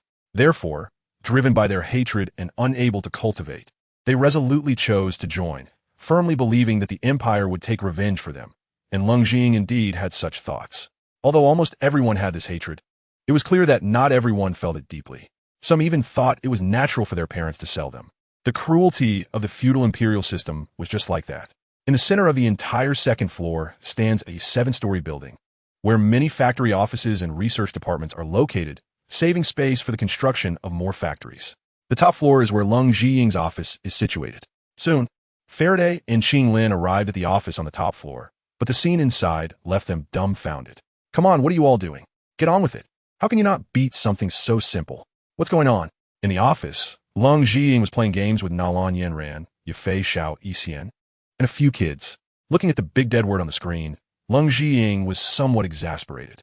The game console was still the PS4 that Leng Zhiying had used on Earth, and as for the game, it was something that could be written in a few hours by just randomly finding a child of Kaha. This kind of low-tech thing hardly counts as a project. Doing such ancient antiques from centuries ago was as easy as eating and drinking. The game was a famous one from Earth called Sekiro, and after modification, it retained the storylines and gameplay that Leng Zhiying remembered while also adding multiplayer functionality. The difficulty of monsters and bosses was also significantly increased, but the balance issues were not a problem. In short, it was fun to play, but the issue was that everyone except her didn't know how to play, and with the difficulty increased several times, it was less enjoyable for her than playing alone. Throwing the controller onto the couch in frustration, Leng Zhiying didn't want to continue playing anymore. A bunch of colorful pins were just not up to the task. Commander, we are here. Faraday looked at the utterly disheveled Leng Zhiying, unable to help but show a face full of black lines. Ah, my dear Commander Faraday has returned. I wonder how things went. Upon seeing Faraday's return, Leng Zhiying smiled, and the frustration from losing the game was swept away. Ever since the establishment of the underground city, Faraday and Woden had both been promoted to marshal. However, although both came from military background, their roles were clearly defined now. Woden was in charge of leading the army, while Faraday was responsible for managing industry and research, as well as various affairs of the underground city, and he would also discuss military matters with Woden. After all, Woden only knew how to fight, while Faraday had a bit of knowledge about everything, so these matters naturally fell on him. Those who were capable work harder. Faraday nodded and took out a document from his storage ring, handing it to Leng Zhiying. The investigation is complete. The current status of all industries in the Gamma Empire and the asset distribution of various families and chambers of commerce are all here. Saying this, Faraday sat down on the couch next to Leng Zhiying. Although it was called an office, it actually resembled a living room, with a style leaning towards Leng Zhiying's era. At this moment, they were sitting on a couch surrounding a large table, which could barely be considered a conference table. Well, this table was actually used for playing board games. Previously, when Leng Zhiying came here to slack off, she often taught Yafei and Xiao Xian to play cards and such, but they were too busy to find time to play. At this moment, the people at the conference table were undoubtedly the most gathered they had ever been. Everyone from Leng Zhiying's private force was present, except for Yun Yun and Yun Shan. Even the busy Luo Qianro had come. Mr. Yao had also come to hear what arrangements Leng Zhiying had. Currently, most of the matters regarding Xiao Xian's new Wanyao Zhai opening in Gamma Holy City were being handled by Mr. Yao. Even without this connection, just being Xiao Xian's father qualified him for this role. All right, let's get started. Leng Zhiying took the information from Faraday and became serious. The previously lively and chatting crowd understood that Leng Zhiying's sudden seriousness meant she was about to discuss important matters, so they all sat up straight and listened attentively. We have several very important things to do next. Leng Zhiying paused slightly, seeing that everyone was very serious before continuing. Currently, we have 3 visible industries. One is Xiao Yixian and Mr. Yao's Wan Yao Zhai. The second is Yafei's Chamber of Commerce. And the third is the Tyron mining company that Faraday is preparing. This time, we need all 3 industries to act together to crush the existing system of the Gamma Empire. Chapter 197. 3 tasks, 1 satisfaction. In certain circumstances, Leng Zhiying, this salted fish, had great ambitions. Usually, she was content with the status quo, not striving for progress, becoming a salted fish. Previously, she may not have felt this deeply, but after everything in the underground city became more or less perfect, and the residents, even living there, still showed a sense of stability and prosperity, Leng Zhiying felt she could no longer be complacent. The underground city looked fine, but compared to the surface, it was like a rat's nest. And even if no one felt there was anything wrong with it, Leng Zhiying thought it was time to secure a piece of land under the sun for them. Using the name of the Yunlan sect was unrealistic, as every move of the Yunlan sect could provoke significant conflict with the royal family. And going to war was out of the question. Once the war started, countless people would likely die, which was not what she wanted. Therefore, the best plan now was to strike against various families and tycoons, eroding their power, using illegal resources to gain legitimate industries, and securing more living space for the ladies of the underground city. Upon hearing Leng Zhiying's words, everyone looked as if it was a matter of course. Ever since they accepted the setting of Ying Mei as a top aristocratic young lady, whatever she did or whatever she produced was no longer surprising. The energy possessed by the descendant of a semi-emperor had already exceeded their group of mortals' imagination. So, Ying Mei, how do you plan to do it? The one who spoke was Yafei, her voice trembling slightly. During this time, she had been afraid to show her true self, and all business matters were handled by agents, worried that the Maiev family might discover something. Now, it was clear that Leng Zhiying was preparing to confront them head-on. I heard that Yin Ran's grandfather has been seriously ill recently. When I wasn't home, no one knew how to handle it, but now this is undoubtedly a good opportunity. While treating old Master Nalan, we can take the chance to create momentum and let the Chamber of Commerce promote our medicines. I don't believe the sales will be poor. Leng Zhiying looked at Nalan Yin Ran beside her and said decisively. Old Master Nalan's illness had been a chronic issue, but it had never had a significant impact until it reached a critical point. Otherwise, it wouldn't have fallen to Xiao Yin, that brat, to treat him. Previously, Nalan Yin Ran didn't know her grandfather had this problem, so she hadn't mentioned it to Leng Zhiying, and Leng Zhiying couldn't just predict the future and say that her grandfather was seriously ill. So, it had been dragged on until now. Hearing Leng Zhiying say this, Nalan Yin Ran was deeply moved. Indeed, the most concerning thing for her, once it was in Ying Mei's hands, was no longer a problem. In another week, it would be the day of the Alchemist Conference, and our goal is very simple, to secure a top 3 finish. I wonder if there are any issues? The cold only shadows the small, and this arrangement directly includes all 3 task nodes. There is no need to elaborate on the Alchemist Conference and the matter of detoxifying the old man. If these 2 matters progress smoothly, even the openly operating Merchant Association will rise with the tide, coupled with the plan to strike against Xiao Yan. The Middle Merchant Association may not only falter, but whether it can fully support Xiao Yan like in the original story is also uncertain. After all, without it is likely that detoxifying Hai Buodong will be quite challenging. For some reason, Cold Only Shadow has a feeling that Xiao Yan will definitely obtain and to replace Xiao Qing. After all, he is the child of destiny. But it doesn't matter. Even if one node fails, it doesn't hurt much. It's just one less steel plate. Upon hearing Cold Only Shadow's ambition to take the top 3 spots, Nalan Yinran was shocked and said, "There's no problem. But who do you plan to send, Shadow Sister? Besides needing to register in advance, we also need to take the Alchemist Assessment to have a chance to participate. That's easy. Let Luo Kursin, Xiao Yixian, and Xiao Qing go." Cold Only Shadow had already made arrangements for the contestants. Luo Kursin would definitely be the closing contestant. After all, she's a genius girl who can refine 6th grade pills, and she's certainly extraordinary. As for Xiao Yixian, with the experience card of a 7th grade alchemist and the help of Cold Only Shadow's gossip furnace, she could refine 7th grade pills if she has the materials, not to mention Xiao Qing, who has followed countless high-level alchemists in the past and is quite adept at alchemy. Even if she cannot refine high-level pills now, making a 5th-grade pill is definitely not a problem. Isn't it easy to take the top 3, then? Produce. Luo Kursin is only 12 or 13 years old, and Xiaoqing looks like she's only 7 or 8. While the slightly older Xiao Yixian is about the same age as Xiao Yin, around 16 or 17, just in time to participate in this competition. Upon hearing this, Nalan Yinran felt that she might have overthought it. She knew Xiao Yixian and Luo Kursin's abilities, and she was also aware of Xiaoqing's true identity. After careful consideration, it indeed seemed like an easy and enjoyable task. In that case, let's go register as alchemists at the Alchemist Guild in a couple of days. Xiao Yixian nodded. Because Xiao Yixian mostly focused on healing and rarely refined pills, she had never registered as an alchemist since it wasn't necessary. As for Luo Kursin and Xiaoqing, there was even less need to mention, but now, to participate in the Alchemist Conference, they had no choice but to register. That's great. Then I will go with Yinran to treat the old man. The base can cultivate a few teams to speed up the recruitment process. And the production of the trade items we discussed earlier should also be expedited. Cold Only Shadow pondered for a moment, and then finalized these matters. It seems inappropriate to send anyone to treat Nalan Old Man, although Wan Yaozhai has a good reputation now. No one believes this medical center has the ability to cure the poison. However, Cold Only Shadow's reputation is somewhat notorious. After all, she caused quite a stir in Yunlan's sect upon her arrival, and it would be strange for her reputation to improve. What if she causes a ruckus in the royal family? Wouldn't the empire be on the verge of collapse?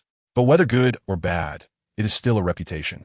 It's unlikely that there's no one who recognizes her. Everyone nodded, showing no objections to Cold Only Shadow's arrangements. Nor did they exhibit the excitement expected of young people, perhaps because such matters were too simple for them. Taking a top 3 spot feels as easy as beating up a child. What is the point? After discussing some minor details, Cold Only Shadow's expression changed. And with a smile, she said, "All right, we've finished discussing the matters, and it's time for us to eat." Saying this, Cold Only Shadow clapped her hands, and an old man, along with 2 muscular men carrying cooking equipment, walked in from outside the office. This was the chef Zhou Shun, who had rushed from the edge of the desert to join Cold Only Shadow. Under his command, the 2 muscular men quickly assembled the cooking utensils, and a line of young ladies followed in, each carrying various dishes. Vegetables, meat, and all sorts of food were present. This gathering wasn't the first of its kind. Before Cold Only Shadow could say much, everyone began to attack their favorite dishes. And soon the air was filled with a joyful atmosphere. "Hey, leave some for me." Chapter 198, The Nalan Family. Yinran, is this your home? It's much bigger than ours. The next day, Cold Only Shadow looked at the grand entrance of the Nalan family and said. The attentive Nalan Yinran blushed when she heard Cold Only Shadow refer to it as our home, clearly recalling something sweet. However, Nalan Yinran was not the type to be easily moved. Although she had almost no resistance to Cold Only Shadow, she quickly adjusted her state and replied, "Our Nalan family's main residence is not here, but in another place. My grandfather had all the direct descendants move to Gamma Holy City to show loyalty to the Emperor and avoid suspicion." Upon hearing this, Cold Only Shadow immediately understood. Such situations were common in feudal societies. Emperors often commanded military achievements or feudal lords to send their eldest sons to the capital as hostages to ensure loyalty, until their fathers passed away before they could return to their fiefdoms. In a similar vein, he also needed to send his eldest son as a hostage. Of course, this was different from the Nalan family situation, as this was not a royal demand, but rather something Nalan Old Man voluntarily requested.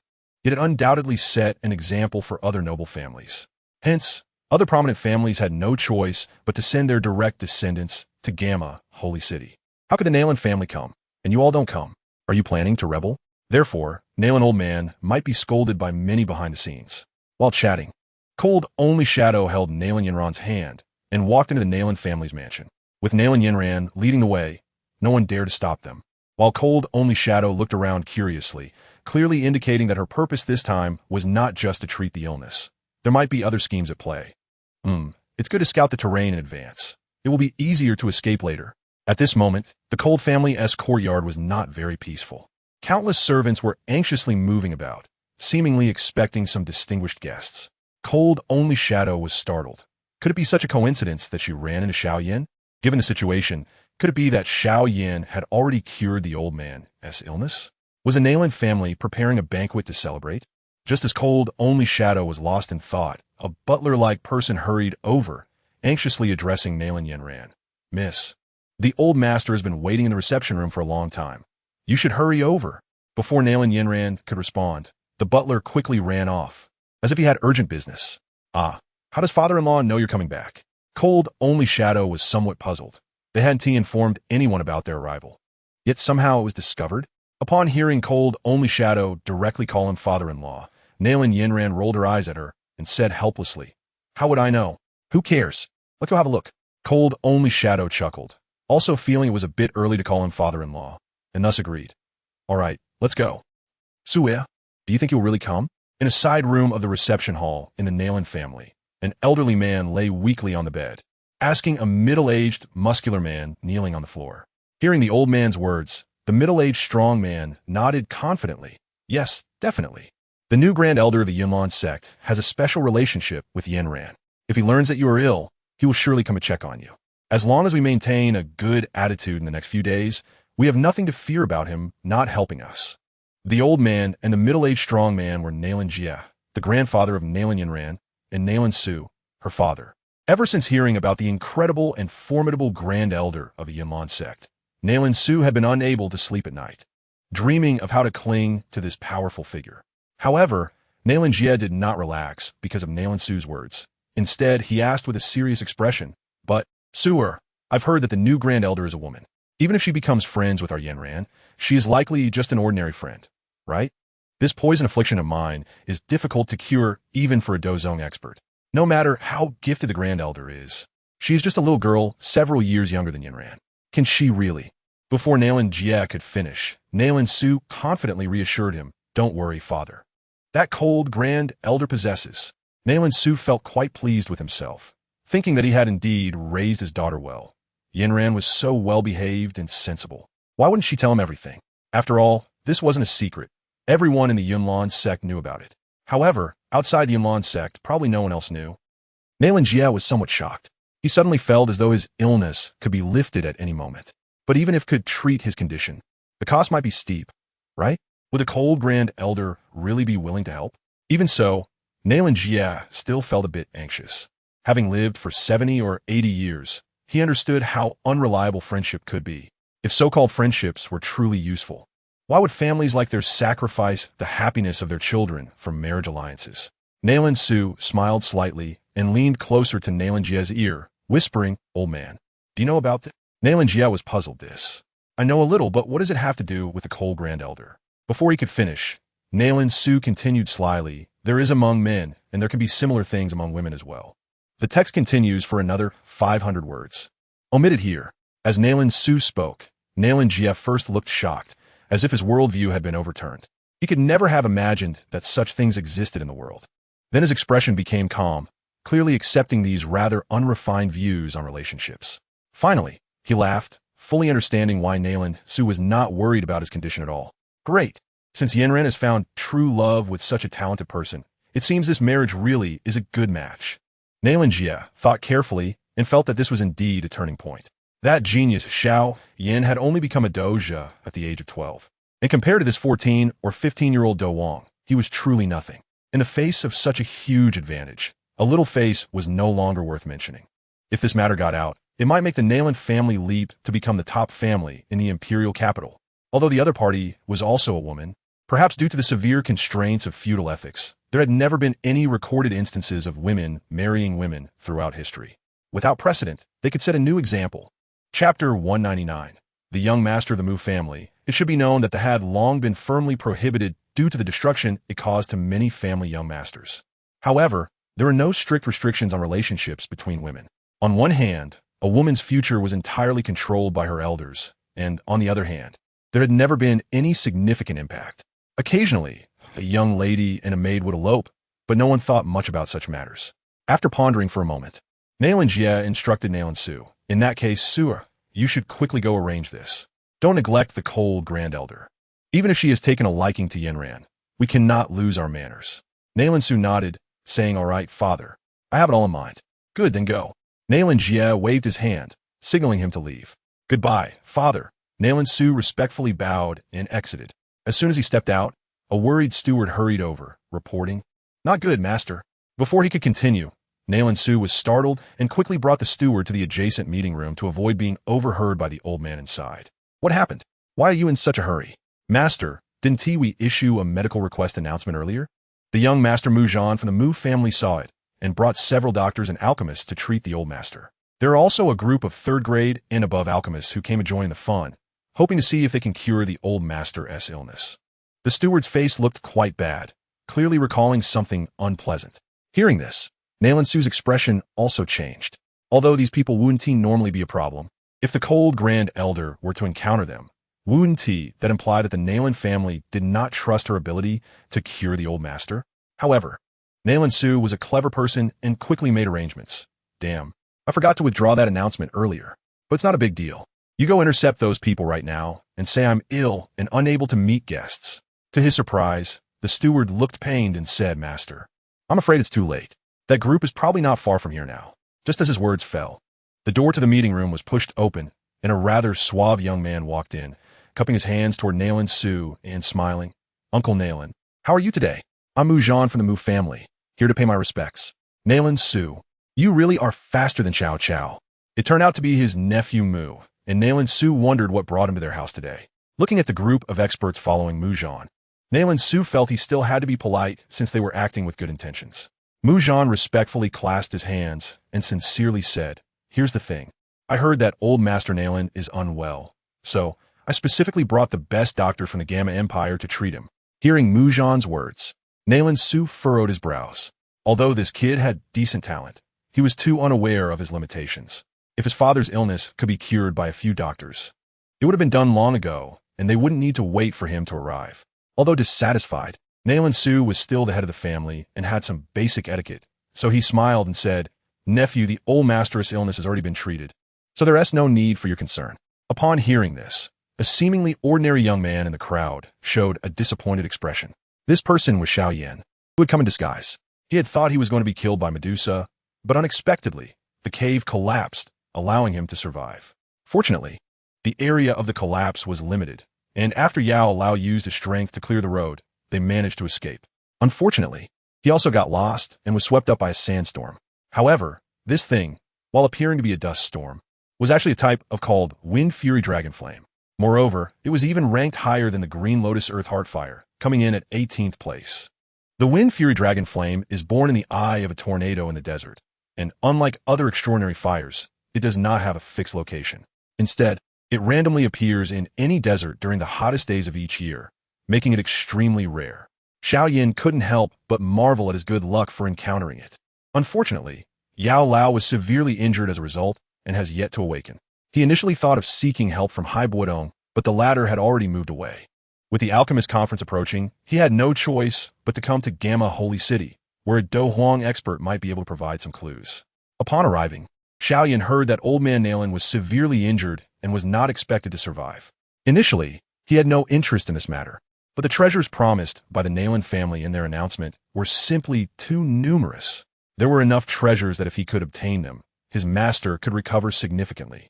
Although this was under the watchful eyes of Leng Zhiying and in the residence of his fiancée, the saying goes, fortune favors the bold, and some minor difficulties were nothing. Indeed, in Xiao Yan's eyes, Nalan Yinran was no longer a significant adversary. It was that wretched girl who had repeatedly thwarted his plans that was the real issue. However, it was a pity that Old Man Nalan had already been cured, and staying here was no longer meaningful. So, shaking his head, Xiao Yan prepared to leave. Just as he turned around, he spotted two figures he recognized, even in Ash's hand in hand, walking towards him, instantly scaring him out of his wits. He quickly squeezed into the crowd, standing obediently, not daring to make any movements. The two were none other than Nalan Yinran and Leng Zhiying, who were strolling and admiring the scenery. Although the old butler had urged them, Leng Zhiying was not too concerned and continued to walk leisurely with Nalan Yinran. As for Old Man Nalan's illness, they naturally paid no attention, considering it a minor ailment easily solved by a doctor. So why worry? Uncle Nalan, my little nephew is only being kind, said Mu Zhan, undeterred by Nalan Su's words. Since Old Man Nalan has yet to appear, he must be gravely ill. I hope Uncle does not deceive himself. Mu Zhan was not discouraged by Nalan Su's remarks. Instead, he continued to speak with determination. He was well aware that Nailin Yinran's successful cancellation of the engagement meant she had returned to the status of a young lady, and their families were well matched. His own talent was not inferior to Nailin Yinran's. All he needed was an opportunity to propose, to strengthen the relationship between their families. And now, with old man Nailin's serious illness, wasn't this a heaven-sent opportunity? The Mu family had built their medical practice and even trained military doctors through the trade of medicinal herbs. No one was more skilled at treating illnesses than they were. Nailin Su's face darkened. He never expected this young man from the Mu family to be so persistent. If he truly delayed his important matters, how would that do? Just as Nailin Su was about to put on a stern face to drive him away, a young girl's sharp voice came from outside. He told you to get lost, so hurry up and leave. Do you have to say things so bluntly for you to be willing to listen? At this remark, the entire room was stunned. Those who came to treat old man Nailin were basically the elite of the Mu family, all significant figures within the medical field. Yet, in front of the young master of the Mu family, they could only stand aside as mere decorations. But this young girl came in and directly told the young master to leave, which was truly domineering. As for Nailin Yinran, apart from Xiao Yin, no one recognized her. Having stayed at Yinlan's sect for so long, very few had seen her true face, so they didn't think in that direction. While this group of bystanders didn't recognize her, Mu Zhan knew her all too well. The slightly taller girl was none other than Nailin Yinran. Although he did not recognize Leng and did not know why she dared to speak so boldly, now that Nailin Yinran had returned, continuing to cling to her would only create a negative impression. After all, Mu Zhan was a prominent figure among the younger generation of the Gamma Empire. After a brief contemplation, he understood that the best choice was to act accordingly.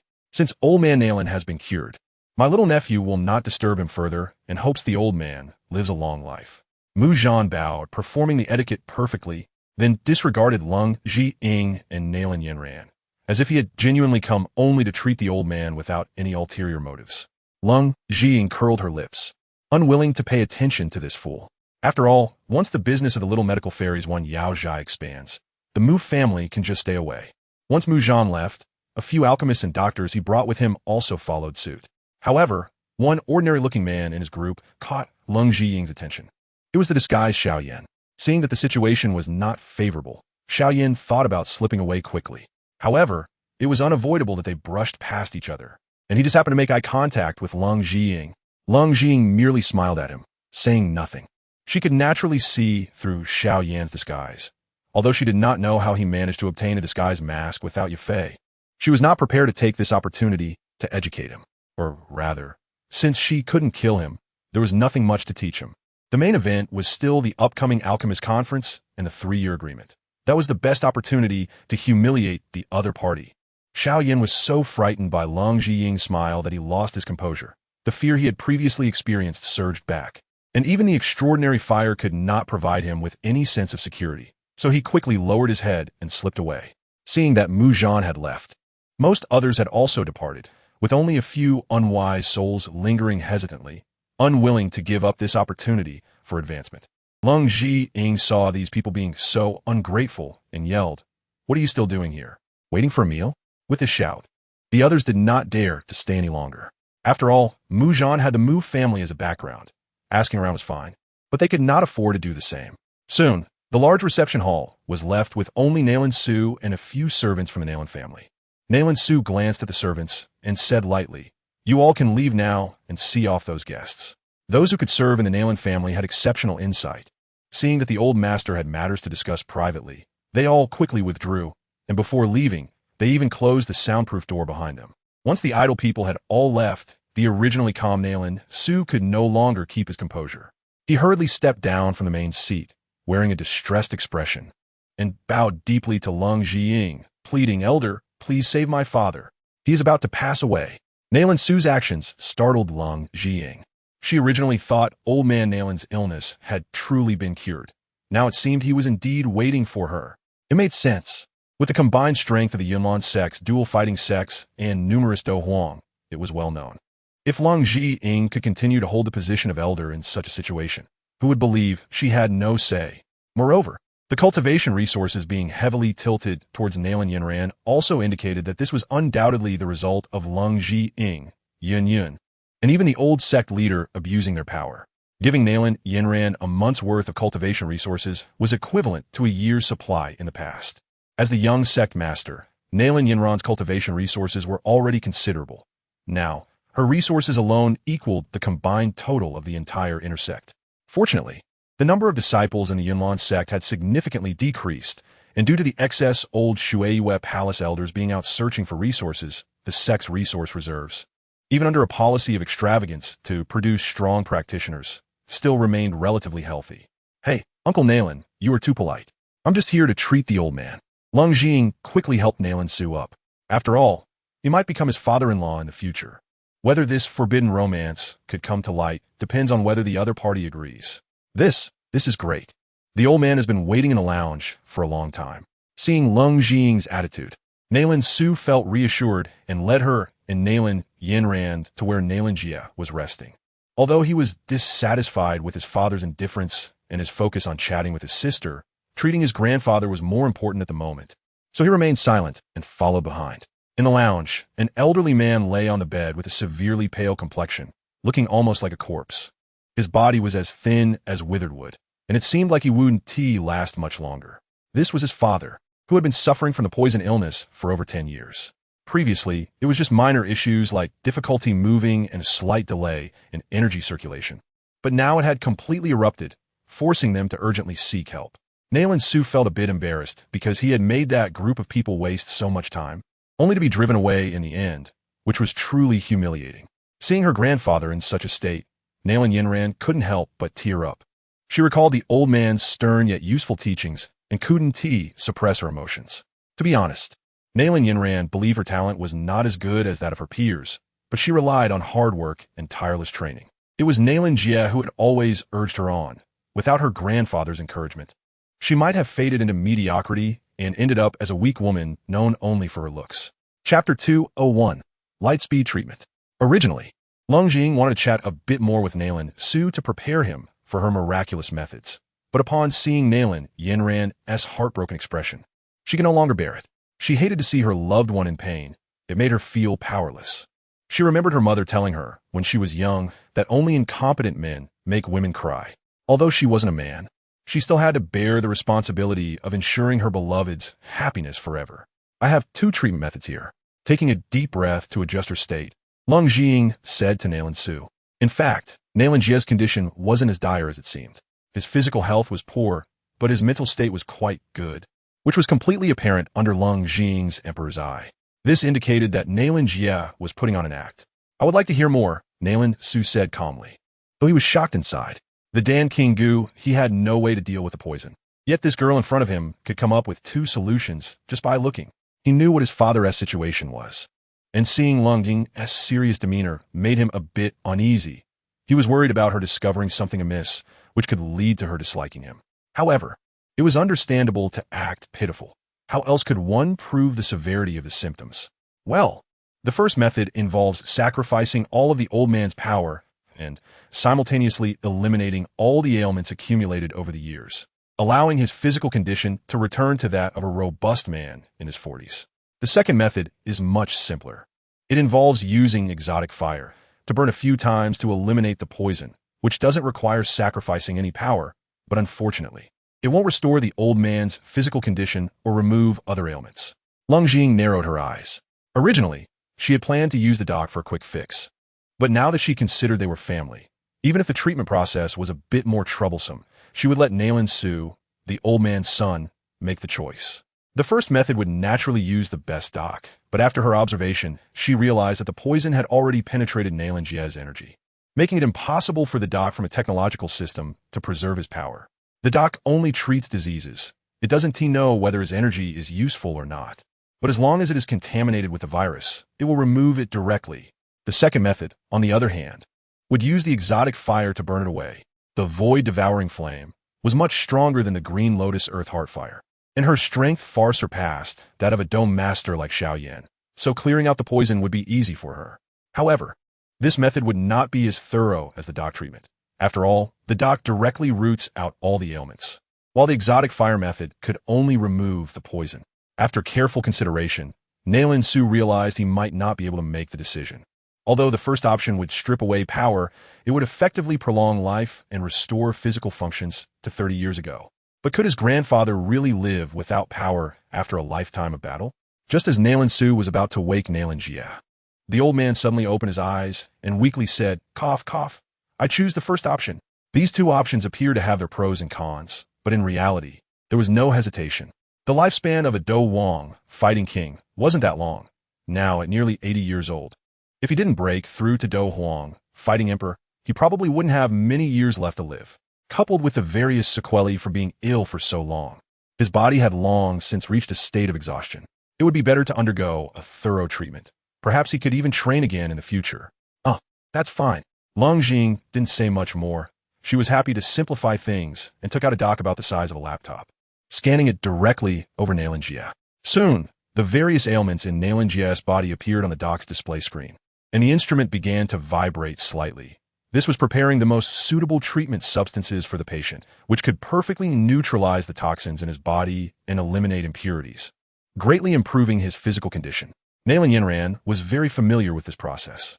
The doc could not only treat diseases but also eliminate fatigue. Sometimes when she was tired from training, she would use one, although the model she used was definitely much less advanced. Nailan Su stood honestly to the side, filled with curiosity, but at this critical moment, he dared not speak or ask, so he could only watch obediently. Soon, the doc completed the adjustment of the treatment liquid.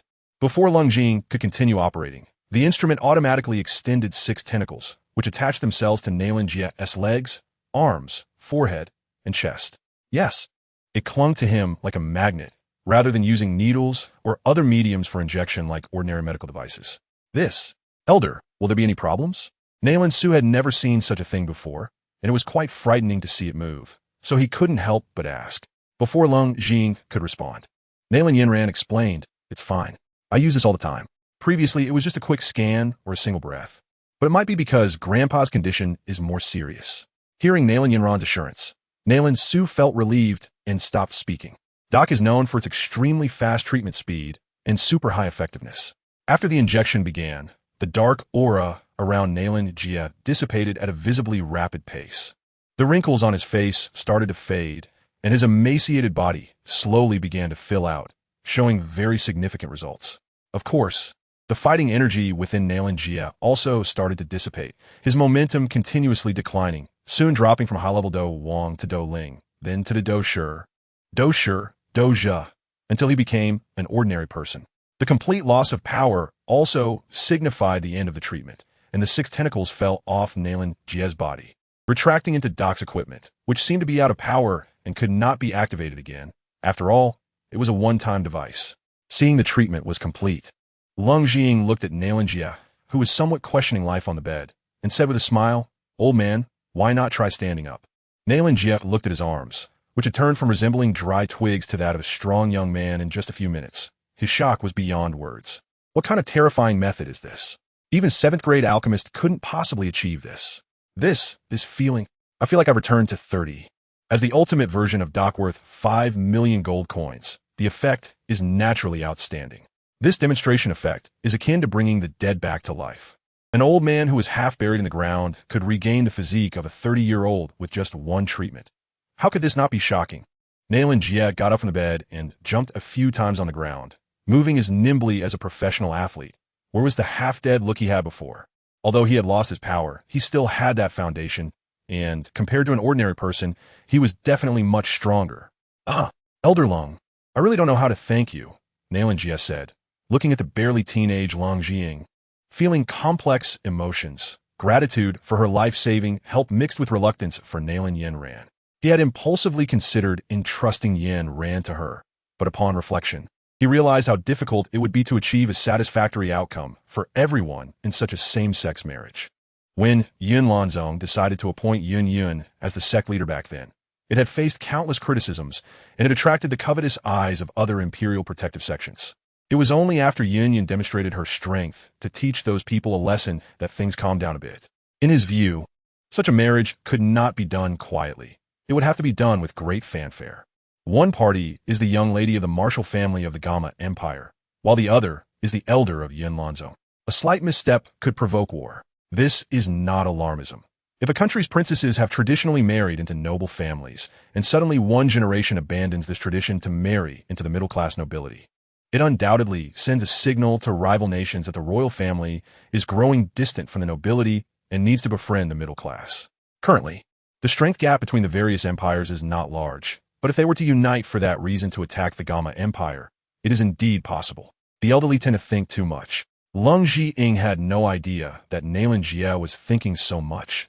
If she knew, she would have directly retorted, "You think too much. Old man, you are too polite.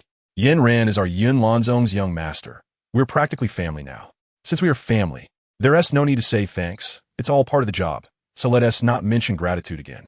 Leng Zhiying waved her hand, acting like a benevolent person, making Nailan Yin Ran roll her eyes. If she didn't know about Leng Zhiying's small goal for this visit, she might have really thought she was a great benefactor. Now that the old man's illness is cured, I shouldn't stay too long. Yin Ran, since you finally returned home, you should take a break for a few days. Just come find me before the alchemist conference. Saying this, Leng Zhiying seemed to be about to leave, walking towards the lounge door. Her legs were quite experienced. To outsiders, she appeared to be walking normally, but in reality, her movements were slightly slower, as if she was waiting for something. Seeing Leng Zhiying about to leave, Nailan Jie quickly shot an eye at Nailan Su, who was in a daze nearby, signaling him to say something. Nailan Su quickly reacted and hurriedly spoke up, "Elder Leng, why not stay as a guest in the residence today? I have already instructed someone to invite a 6th grade chef to arrange a lunch banquet. If there are no guests to taste it, wouldn't that be a pity?" It was no secret that the new Grand Elder of Yun Lanzong had a love for good food. To satisfy the Grand Elder's appetite, Yun Lanzong had specially formed an elite team responsible for hunting ingredients, as well as purchasing rare ingredients from the market. Over time, everyone knew about Leng Zhiying's unique taste. Leng Zhiying hadn't intended to leave anyway, and upon hearing that they had invited a 6th grade chef for the banquet, her face lit up with joy. This 6th grade chef is not easy to find, and he doesn't come out to serve guests. Her exclusive chef, Zhou Qian, was only at the peak of the 5th grade, a bit away from the 6th. Thinking of this, she paused, turned around to face Nailan Jie, and wore an expression of indifference, as if she didn't care about it at all. "If that's the case, I'll just have to trouble you at your residence.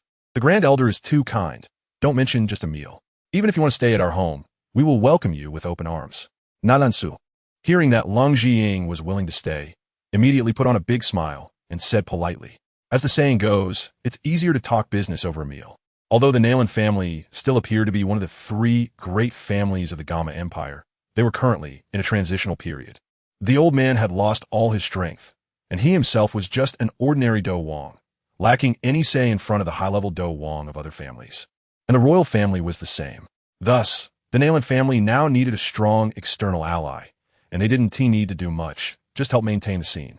It was clear that the current Grand Elder Leng Zhiying was the most suitable candidate for that. That's fine then. Since I have nothing to do these days, I'll stay at the Nailan family for a week. Leng Zhiying did not care that this was just a polite remark from the other party, and directly agreed, as the Nailan family's location was indeed much better than her own for shopping or doing business. Of course, the most important thing was to accompany Sister Yin Ran. Nailan Su clearly did not expect that the other party was really going to stay at his home. Shouldn't they just exchange pleasantries and then refuse? Why was this not following the usual script? However, being the head of the family, Nailan Su naturally had strong adaptability. After a moment of thought, he understood Leng Zhiying's intentions and smiled. This is naturally the best outcome. If the Grand Elder is willing to lower yourself to our humble abode, we are indeed overjoyed. But it seems that our guest rooms are currently full. If the Grand Elder wishes to stay, you'll have to share a room with Yin Ran. I wonder if the Grand Elder... Leng Zhiying was first taken aback, then smiled knowingly. Indeed, the older the ginger, the spicier it is. Older people just know how to handle things. Nailan Yin Ran was quite unhappy with her father's action of preparing to sell her out, glaring at him with her beautiful eyes. It seems there's no other way. Yin Ran, we'll just have to endure a little. Leng Zhiying smiled slyly. Although the two often slept together, sleeping at her home and at her own were completely different feelings, creating a sense of unspeakable satisfaction. You two can take your time talking. Anyway, I'm just a commodity. How much I'm sold for doesn't matter to me. I'm leaving. Nailan Yin Ran did not respond to Leng Zhiying, snorted coldly, and then turned to leave the lounge. Seeing that Nailan Yin Ran was genuinely angry, Leng Zhiying didn't bother chatting with Nailan Jie and his son anymore, and hurriedly followed her. Sister Yin Ran, wait for me. Chapter 203, Zero Investment. High returns, this temper comes and goes quickly. Although Nalan Yinran was very dissatisfied with her father, she still came to the family-prepared lunch banquet with Leng Jiying. This banquet was not as luxurious as imagined. It felt more like a simple family gathering, with only her father, her grandfather, herself, and Leng Jiying present. She didn't like such occasions. She still remembered the last time she attended such a banquet, when the 8-year-old Xiao Yin replaced Leng Jiying. She could never forget how her father painstakingly promoted her to the other party, and even now, sitting in the buyer position was someone she liked. It didn't improve her mood. Elder Leng, to be frank, business has been getting worse lately. Our Nalan family originally relied on the weapon business, but ever since Yunlan's sect produced more than a dozen high-level alchemists, from nobles to commoners, hardly anyone comes to buy from us anymore. Life is tough. After drinking a few cups of wine with Leng Jiying, Nalan Su began to talk about serious matters with a bitter face. On the surface, Leng Jiying accompanied him in drinking, but in reality, she directly sold the wine through the system. She never drank alcohol, as she disliked things that could affect her thinking. After hearing Nalan Su's complaints, Leng Jiying thought for a moment and quickly understood the situation, helplessly saying, "I can't help it either. Those elders are refining weapons for teaching purposes and never intended to sell for profit. It was Master Yin who thought of selling them to generate additional income. The refining techniques taught by the elders were extremely advanced. Even the failed products made by ordinary apprentices were of much better quality than those forged by regular blacksmiths, which seized the market. This was indeed a helpless move. After all, the financial situation of Yunlan's sect was also not optimistic. They couldn't rely solely on selling things to alleviate the situation." Leng Jiying shrugged, indicating she couldn't help. This was not because she couldn't manage it, but because it was part of her long-term plan called the 3-step strategy for harvesting leeks, which, as the name suggests, was prepared to reap the assets of the commoners through a series of industrial and commercial joint actions. And this blow to the traditional forging industry was just the first step. However, it was a pity that in the forging industry, the Nalan family status in the Jama Empire was unassailable, and with the military connection, they never lacked orders. But the benefits of doing so were quite obvious. From a scale of recruitment by Yunlan's sect, one could see the sect's financial situation. Originally, during the recession, they recruited dozens of people at a time, but now it was hundreds at a time, and the recruitment range had expanded further, which was definitely a good thing. Shueiyue Palace originally started with refining, so their efficiency was astonishing. Rare weapons that were scarce on the market were produced by them, as if they were free, and with quality far exceeding that of weapons at the same level. They were popular across all classes. Sigh, what to do now? Nalan Su's face was full of worry, clearly troubled about the family's future. With the family business taking a huge hit and the old man's strength also diminished. Unless they completely became sycophants to Yunlan's sect, the Nalan family could easily fall to the same state as the Xiao family. However, Leng Jiying was not anxious at all. She picked up a piece of 5th-grade Xintian beefsteak, chewed it slowly for a moment, revealing a satisfied expression. After swallowing, she slowly spoke to Nalan Jia. "This matter is easy to handle, but requires the old man's help." Hearing this, Nalan Su and Nalan Jia were delighted and quickly asked, "What does the elder have in mind?" Leng Jiying picked up another piece of steak and placed it in Nalan Yinran's bowl before saying, "I believe both of you know that Wanyao Pharmacy is my business, right? Recently, we are preparing to launch a new product to make money, but we've been struggling with publicity. If the old man is willing to help me promote it." She didn't finish her sentence. After all, Nalan Jia was a person of great prestige. Although he was currently in a difficult situation, discussing money directly felt too vulgar. Promote? This was the first time Nalan Jia had heard this term, but he quickly understood that it roughly meant helping someone sell goods. And the goods he needed to promote were probably only one kind. Thinking of this, Nalan Jia couldn't help but gasp, incredulously asking, "This thing can be mass-produced?" The reason why alchemists were precious was that each pill was hard to come by. Even with money, it was difficult to buy directly.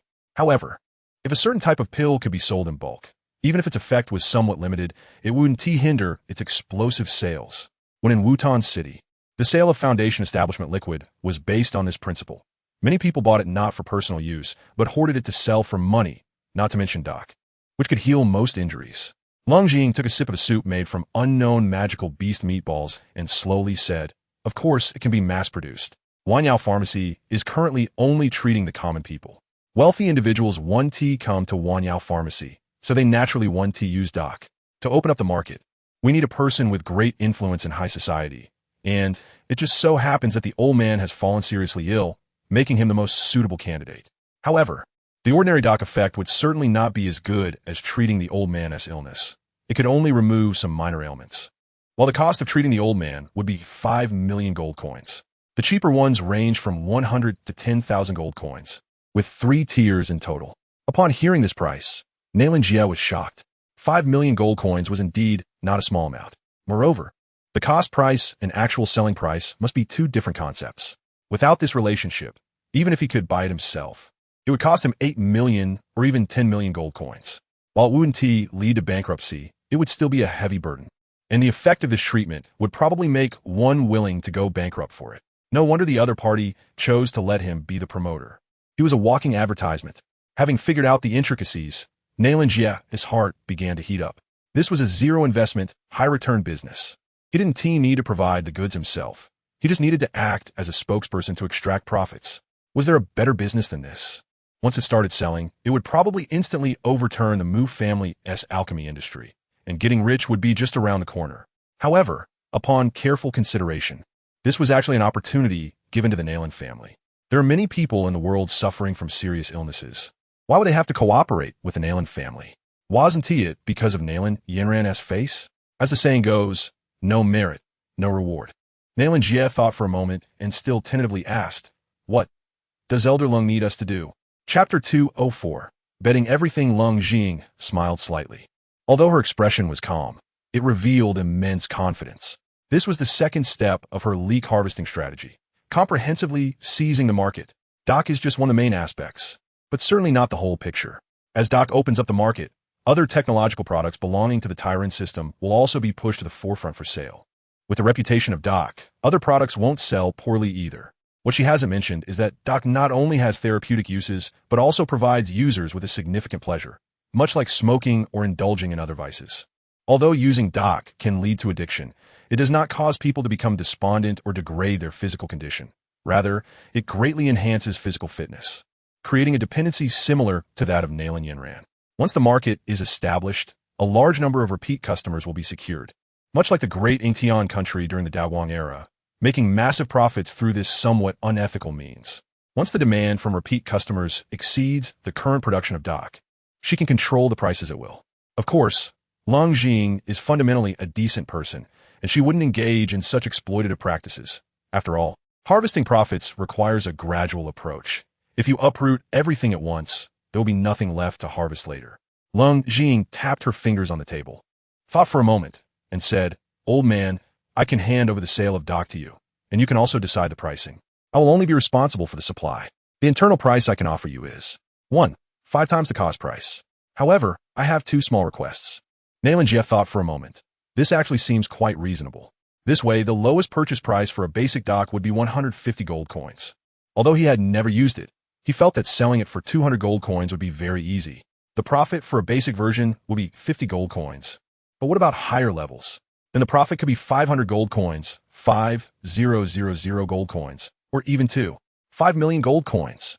This profit is far more lucrative than Leng's blacksmithing business. However, Leng was not dazzled by the huge benefits. Instead, he calmly asked, "What are the elder's requirements?" Seeing Leng being so prudent, Leng nodded with satisfaction. If the other party had readily agreed in a moment of excitement, it would have made her worry. It's very simple. The first point is that the shop selling Doc must operate under the name of Wanyas High. The second point is that the supply volume must be guaranteed to avoid any special reasons that could lead to unsold document. Leng did not make her words too explicit, but the implication was to ask the other party to slightly restrain their greed. While selling it over twice the price could work, it would be akin to overfishing, effectively abandoning most of the poorer customer base, which she definitely did not want to see. Is that all? Leng thought for a moment, and felt that these 2 points were not really an issue.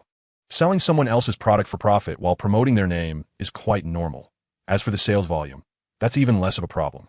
They were not the type of people who would forget their morals for profit, so they wouldn't do such things. Leng poured herself and Leng a cup of juice made from an unknown fruit. After tasting it, she felt it wasn't very good, so she set it aside and said sincerely, "That's it." Immediately afterward, Leng took out a ring and placed it on the table. Introducing Inside is about 10,000 pieces of dock of various qualities already categorized. There's no need for a deposit. Just take it to sell, and you can pay me back once you made a profit. During this time, Leng had maintained the habit of buying out the dock vending machines every day, and the sales volume had increased accordingly. Now she could purchase about 500 pieces a day, but due to stockpiling, there had been no income. Everything had been purchased with 1 Jie coins, totaling only a few tens of thousands, which was not a big deal for Leng, who had hundreds of thousands in assets. Nailan Jie took the ring and was immediately shocked. If calculated at the cost price Leng mentioned, the value of the dock inside the ring would be nearly 1 billion gold coins. This was undoubtedly a fortune that even the royal family would covet, and now the other party handed it over without blinking an eye. However, Nailan Jie soon understood that the source of the trust was Nailan Yanran, so he did not hesitate any longer and readily agreed. Since the elder trusts me so much, I can't just do nothing. At this point, Nailan Jie turned to Nailan Su and instructed, Suer, go get 30 million gold coins. Upon hearing this, Nailan Su did not dare to question and hurriedly went down. Currently, the entire savings of the Nailan family was only a little over 30 million, and the old man was putting all this money on the line with the elder. Nailan Jie looked at Leng with some apology. This 30 million was indeed negligible compared to the nearly 1 billion worth of goods, but it undoubtedly expressed his determination. Leng nodded, very satisfied with Nailan Jie's attitude. If it were her in this situation, she probably couldn't be so decisive. It seemed that there was indeed a reason why the Nailan family could become one of the 3 great families of the Jiamar Empire under Nailan Jie's leadership. I'm naturally very reassured about the old man. If you need any help, just come to me. The Alchemist Conference is in a few days. You must not miss such a great opportunity. After discussing the main business, Leng casually added this remark and then focused on tasting the food, as if what she had given away was just 10 gold coins instead of a value of 1 billion. Nailan Jie certainly understood what Leng meant. The Alchemist Conference is a grand event held once every 8 years in the Jiamar Empire, and only 2 of the surrounding 7 or 8 empires have the strength and foundation to host such a grand event, naturally attracting countless people from other empires. And with people coming, it means there are enormous business opportunities. I understand. Please rest assured, Elder. However, our business may conflict with the Mu family. Should we try to minimize the conflict or act without restraint? Nailan Jie thought for a moment, feeling that the young Leng was playing a very big game. In this game, the Nailan family was likely just a pawn, so Nailan Jie began to fulfill his duty as a pawn, which was to wait for the player's instructions. Winning this game would undoubtedly bring unlimited benefits to the Nailan family, and even if they lost, they would only incur some financial losses while gaining the other party's goodwill. He was more than willing to be this pawn. Of course, we will fully suppress the Mu family's medical industry. Leng switched to another cup of juice, took a sip, and found it surprisingly delicious. It was so good that she was a little reluctant to drink it all at once, just shaking the cup while her expression turned playful. As for the middle family, I will handle it personally. Chapter 205. The middle family's ambition. Just as Leng was enjoying her meal at the Nailan family, a strange atmosphere suddenly spread in the holy city of Jiamar. Have you heard? There are some extraordinary betting options for the Alchemist Conference. What do you mean? These options actually bet on losing rather than winning. As long as they don't make it to the top 3 of the Alchemist Conference, those who bet will win money. Wow, those 3 must be very powerful, right? Powerful? One is a 12-year-old girl, another is a 7 or 8-year-old boy, and the last is the little physician of Wanyaz High. All 3 are only first-grade alchemists. Are they trying to make enemies? A first-grade alchemist participating in the Alchemist Conference probably won't even last around, right? Is this a form of self-sabotage? Who says otherwise? It is said that a certain force is unhappy with Wan Yao Zhai and plans to ruin the reputations of these 3 individuals. By then, Wan Yao Zhai will probably have no face to continue operating, and no one will snatch their business. Who could be competing with Wan Yao Zhai for business? It wouldn't be the Mu family, would it? Shill. This is not something we should speculate about. We just need to invest a little and make some profit. The matters above are not for us to discuss. The middle family, which rose from the financial industry, is the most extravagant among the 3 major families of the Gamma Empire. Extravagant enough to purchase a piece of land in the urban area of the holy city of Gamma that is almost the same size as the royal palace, where they built their family residence. Due to the large area occupied, the urban district of the holy city has been forced to expand outwards significantly. Otherwise, it would not be able to accommodate the civilians displaced by this super construction complex. Among the buildings of the middle family residence, The central tower-like structure is particularly conspicuous because it is so tall that it can be seen clearly from outside the city. At the highest point of this tower, a middle-aged man in splendid clothing stands with his hands clasped behind his back, looking calmly down at the entire holy city of Gamma. Behind him, a dark guard, wrapped up tightly, kneels on one knee but does not speak, perhaps not daring to disturb his enjoyment. Suddenly, the middle-aged man asked, "Is the information reliable?" Upon hearing the question, the man in black quickly replied, "Report to the family head. This information is absolutely true. It was revealed to us by an agent from the Izumo Empire. This little medical sage appears to be only a first-grade alchemist, but in reality, she is a fifth-grade physician. Many patients poisoned by the Izumo Empire have been cured by Wan Yao Zhai, which is why they harbor resentment. A fifth-grade physician? That's not too daunting. Didn't she just finish the assessment for a first-grade alchemist and seem utterly exhausted?" The middle-aged man is Middle Tangshan, the head of the Middle family. Although this peculiar gambling game has only recently emerged, it naturally cannot escape his subordinates in the territory of the holy city of Gamma. Being very sensitive to financial matters, he feels that something is amiss. Yes, the captain was also nearby investigating and confirmed that the opponent had indeed exhausted themselves after refining a first-grade pill, indicating poor soul power. Tangshan slowly paced in front of the floor-to-ceiling window, one hand stroking his chin, unable to understand the connection between the two. The reason why physicians are often outmatched by alchemists is that alchemists need to cultivate soul power, while physicians do not require it at all. The requirements for strength are very low. As long as one can cure a medium-level symptom or above of a Do Wang-level expert, they could become a fifth-grade physician. Therefore, it is not surprising that a fifth-grade physician would assess a first-grade alchemist. What is strange is this gambling game. Why does it seem so thankless? Since no one has confidence in the three individuals above, wouldn't the Izumo Empire, as the mastermind behind this, incur a huge loss? Even if that little medical sage suffers great humiliation, does it really have any significance? It should be known that setting up a gambling game requires establishing leverage. Before allowing people to place bets, the owner of the gambling game must mortgage items equal to the amount bet, meaning that escaping is simply impossible. That little medical sage seems to be an 8-star great dosher, right? What about the other two children? Tangshan frowned, suddenly realizing that alongside the little medical sage, there's also a 6 or 7-year-old boy and a 12-year-old girl. All along, he had deliberately ignored details about these two children due to their age. But now he sees that they must not be ordinary. The dark guard's expression tightened, quickly reporting, "The issue lies with this little girl. On the surface, both of them are distant cousins of the little medical sage, just here to join the fun. However, we bribed the second elder of Yunlan's sect, Yin Hong, and he said that the little girl is an extraordinary genius. Not only has she reached Do Wang level, but is also a fifth-grade alchemist." A fifth-grade alchemist? Tangshan was taken aback. A fifth-grade alchemist is no trifling matter. There are only a handful of fifth-grade alchemists in the entire empire, let alone a 12-year-old girl. His first thought was disbelief, but he also knew the second elder of Yunlan's sect, who is a very honest and straightforward person and cannot hide anything. He usually spills everything after a drink. Moreover, the grand elder of Yunlan's sect is a Do Wang around 14 or 15 years old, and now this 12-year-old fifth-grade alchemist seems to be nothing shocking. Thinking of this, Tangshan began to have a vague suspicion in his heart. This gambling game is definitely not just a simple setup to kill. There must be another conspiracy at play. What about the other 6 or 7-year-old boy? According to our investigation, the boy came from a border town.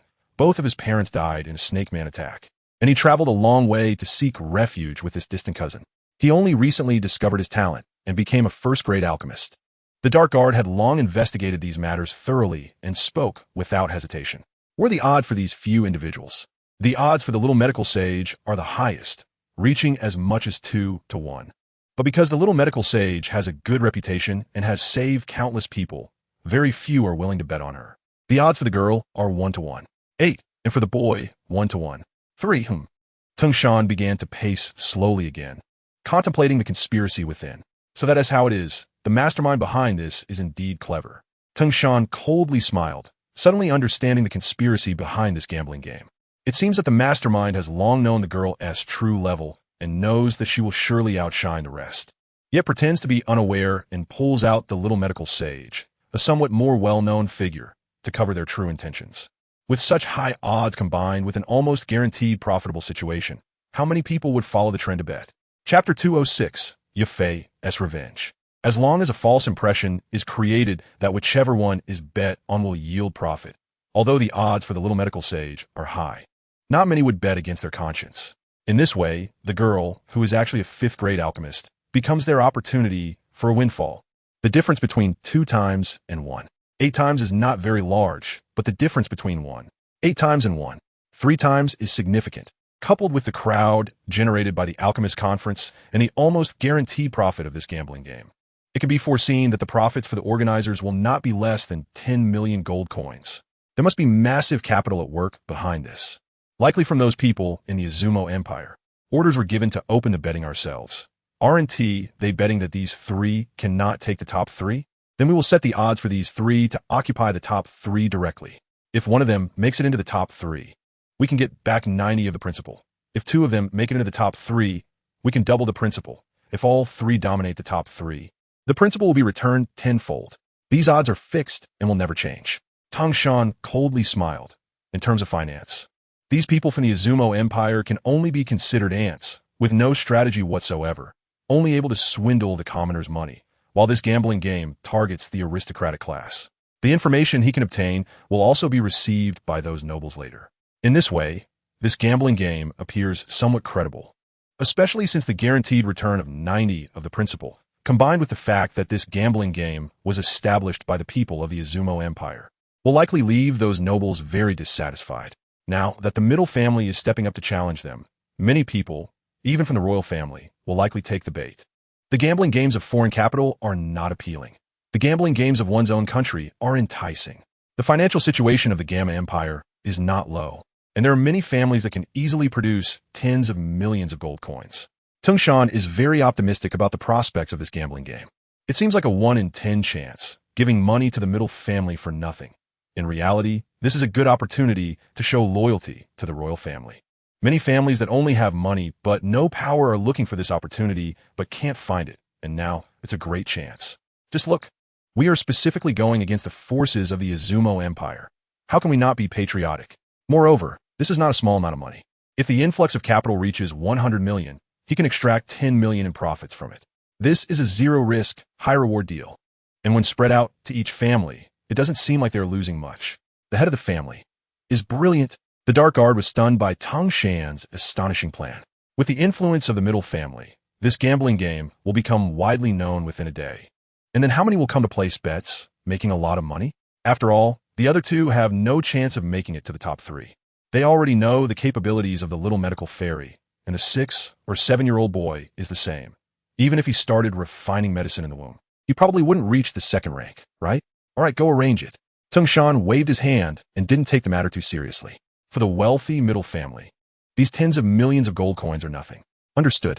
Wait, do you have any news about Miss Yufei? Not yet. Miss Yufei has been missing since she disappeared from Wutan City, and the Dark Guard is intensifying the search. Speed it up. The young master of the Mu family is approaching the age for marriage.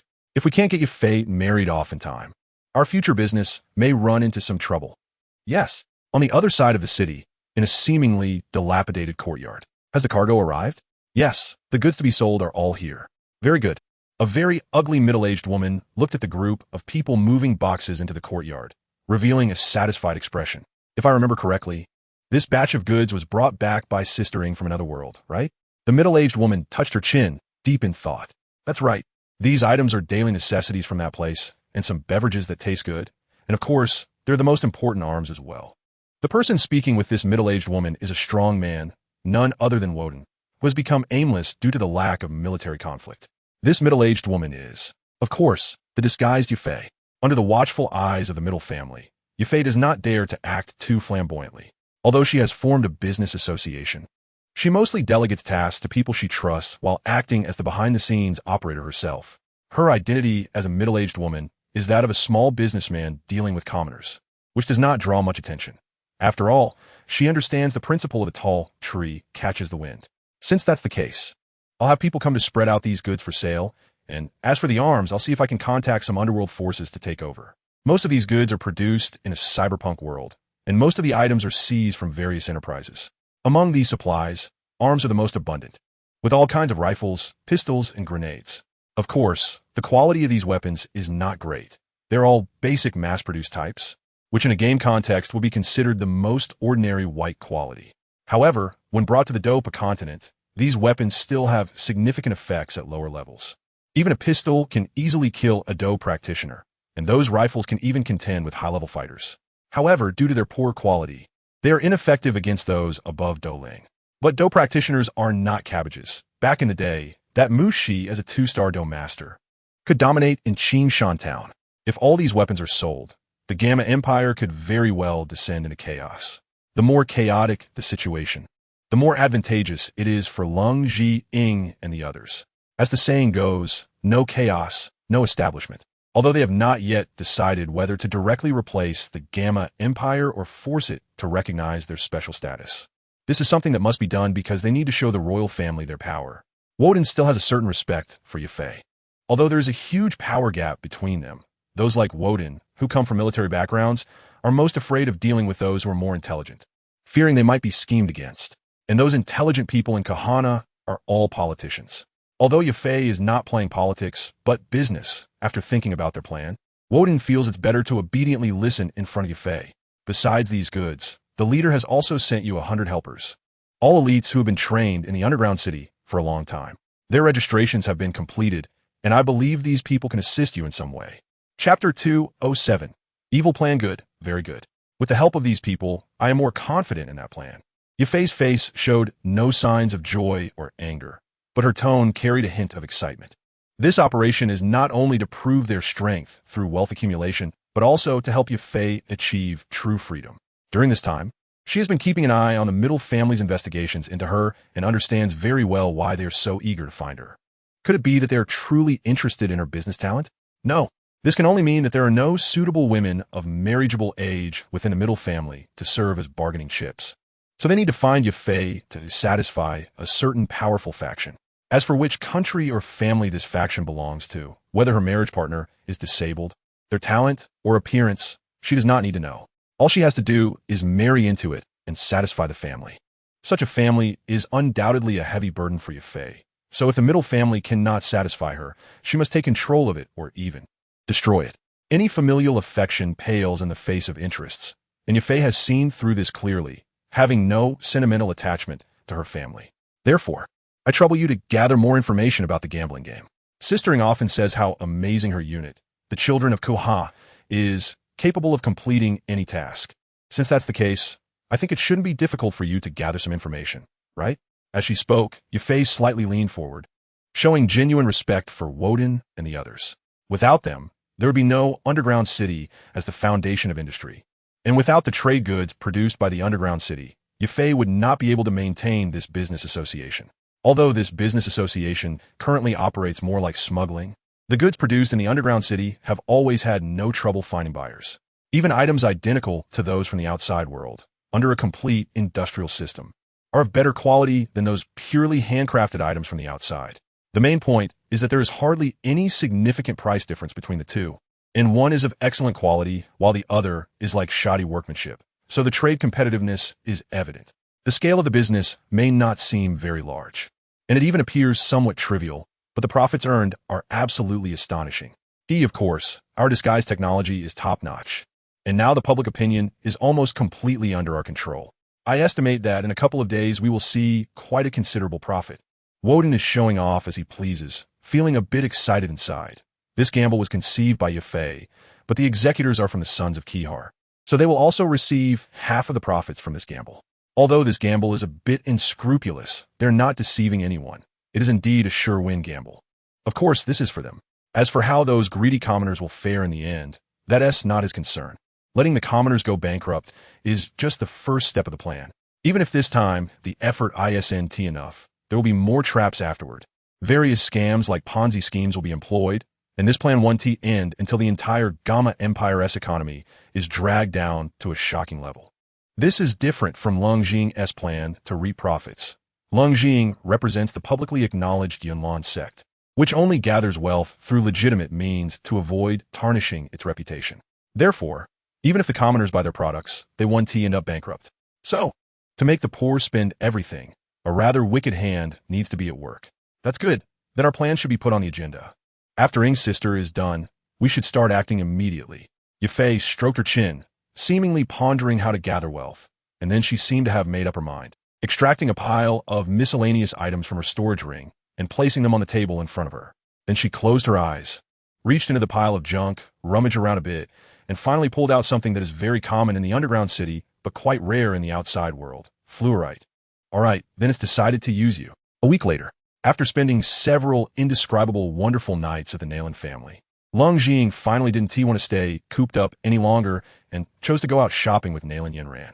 However, as soon as they stepped outside, Leng Jing instantly regretted it because she had seriously underestimated Nailan Yinran's shopping stamina. She could shop for days. The two girls walked down the commercial street, with Nailan Yinran looking very happy, seemingly having not shopped in a long time, while Leng Jing wore a face of despair. Although her abilities are very suitable for picking up bargains while shopping, she is, after all, quite wealthy and has no interest in minor savings that don't even count as pocket money. Bang! Just when Leng Jing was extremely bored, the sound of a fight suddenly came from another street not far away, which made her spirits lift. Wow, someone is actually fighting in this bustling area. Yinran's sister. Let us go check it out. Nailan Yinran, who was originally haggling with a small vendor selling necklaces, was thrown off rhythm by Leng Jing's sudden excitement and momentarily forgot how to continue bargaining. All right, let us go take a look. Nailan Yinran helplessly put down the necklace in her hand, and, seeing Leng Jing so enthusiastic, didn't want to spoil her fun, so she agreed.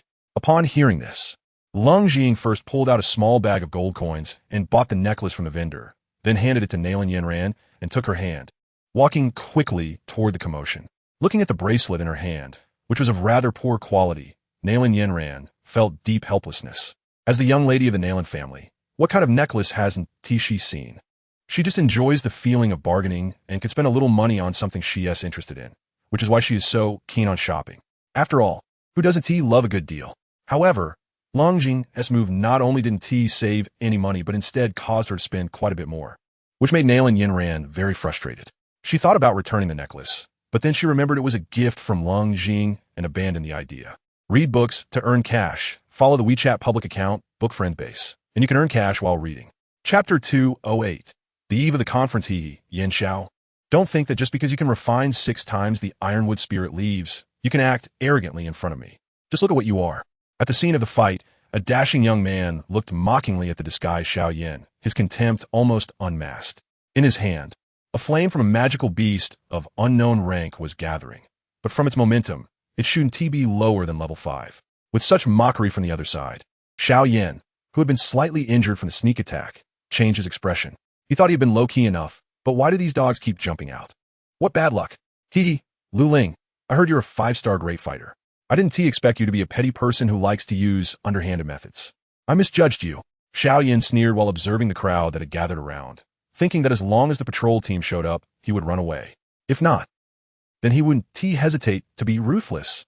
At this moment, among the crowd, 2 sneaky figures were carefully avoiding Xiao Yin's line of sight, finally finding a dead angle and quietly observing. TSK. Sure enough, it's this dog. I said, this Gamma holy city hadn't seen a fight in months. And now it's happening. Only this dog could pull off such a thing. Watching Xiao Yin, one of the main characters of the fight, Leng Jing appeared unfazed. Of course, Xiao Yin never disappointed her. The person standing opposite Xiao Yin was also known to Leng Jing. It was Leng, who had been humiliated by her before. His arm, which he had previously dislocated, had already healed. No wonder he is the disciple of that old dog, Gu He. Watching the escalating momentum between the two, Leng Jing thought to herself that they should hurry up and fight. Killing one would mean one less disaster in the world. Unfortunately, it seemed they were also aware of what fighting here meant, so they were just exchanging barbs and showing off their momentum with no intention of actually throwing punches. Seeing this, Leng Jing immediately realized that this time there probably wouldn't be a good show to watch, and she couldn't help but curse these 2 cowards. They had just dared to fight, but now didn't have the guts. Although these 2 didn't make a move, their aura was quite high, and the crowd around them looked up to them with admiration, completely not feeling that their behavior was childish. But anyway, Leng Jing would never let them keep pretending. So she cleared her throat and shouted, "The law enforcement team is coming." Upon hearing this, both of their faces changed simultaneously, and their figures flashed as they quickly fled into the distance.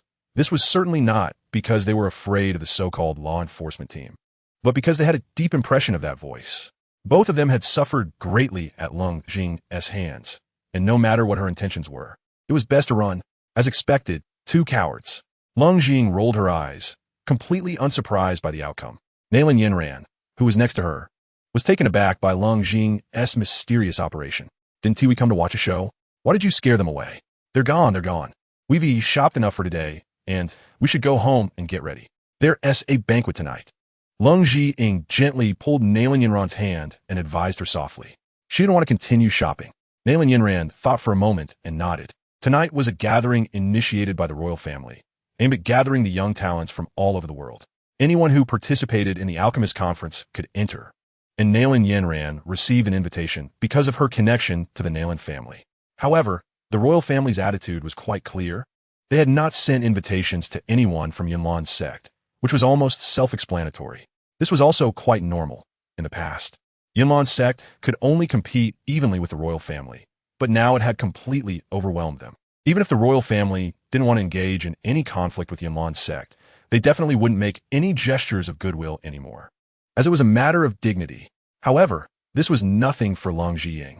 Coincidentally, Xiaoqing had to continue refining medicine tonight and regrettably couldn't participate, so this spot naturally went to her. Xiaoqing, I didn't do it. After returning to the Nailin family, the little healer and Luo Kursin, who were also going to the banquet, arrived and were changing clothes in the next room. However, to hide their strength, they had not shown anything impressive in the preliminary round, only performing at a bottom level. By the way, Sister Yufei, how's that gambling deal going? How much profit can we make? While Yufei was doing makeup for her, Leng Jing suddenly remembered this and asked her. As a master of charm, Yufei was naturally a top expert in makeup. Usually, Leng Jing didn't care much for makeup, but since the banquet was a formal occasion, it seemed inappropriate to be disrespectful, so she had to dress up a bit more beautifully. The main thing was, she didn't want to embarrass herself. Yufei was applying eyeliner when she heard the question and replied, the current earnings from that gambling deal have exceeded 70 million gold coins. Many people saw this as a sure win and started placing bets, with 40 million coming from local residents of the Gamma Empire, mostly betting on Luo Kursin, while the remaining 30 million came from visitors from other empires attending this grand event, basically all betting on the little healer. Oh, looks like the betting crowd is quite wealthy. Leng Jing chuckled. In just over a week, they managed to gather 70 million gold coins. Although this wasn't a huge amount, converting it was less than 10,000 wanja coins, but who wouldn't want money that could be earned without any risk? Moreover, this amount wasn't small. Based on the purchasing power of gold coins, one could buy over 20 local tier combat techniques and methods, though being able to buy them was the most important issue. Well, local tier combat techniques aren't that powerful, so it doesn't matter if I have them or not.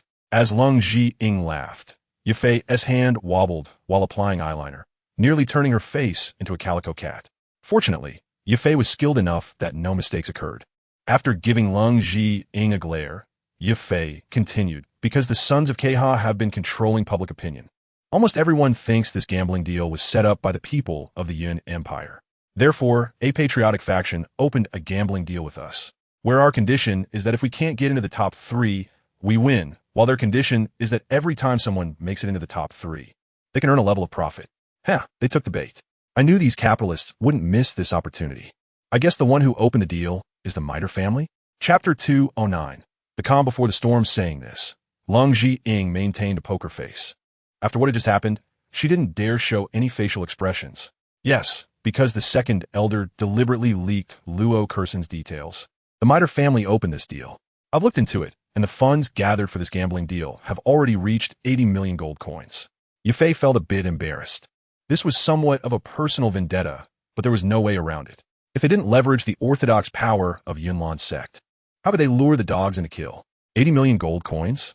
Truly worthy of the Maiev family. Just the funds for opening a gambling deal were equivalent to all the liquid assets of our Nailin family. Nailin Yinran, who was also doing her makeup, couldn't help but exclaim in amazement. Among the 3 great families, the Nailin family was connected to the military, the Mu family was involved in politics, while the Maiev family entered the ranks of the 3 great families through wealth. When it comes to wealth, the Maiev family's assets might be several times that of the other 2 families combined, and since they could afford to support Do Huang level experts, no one dared to target them.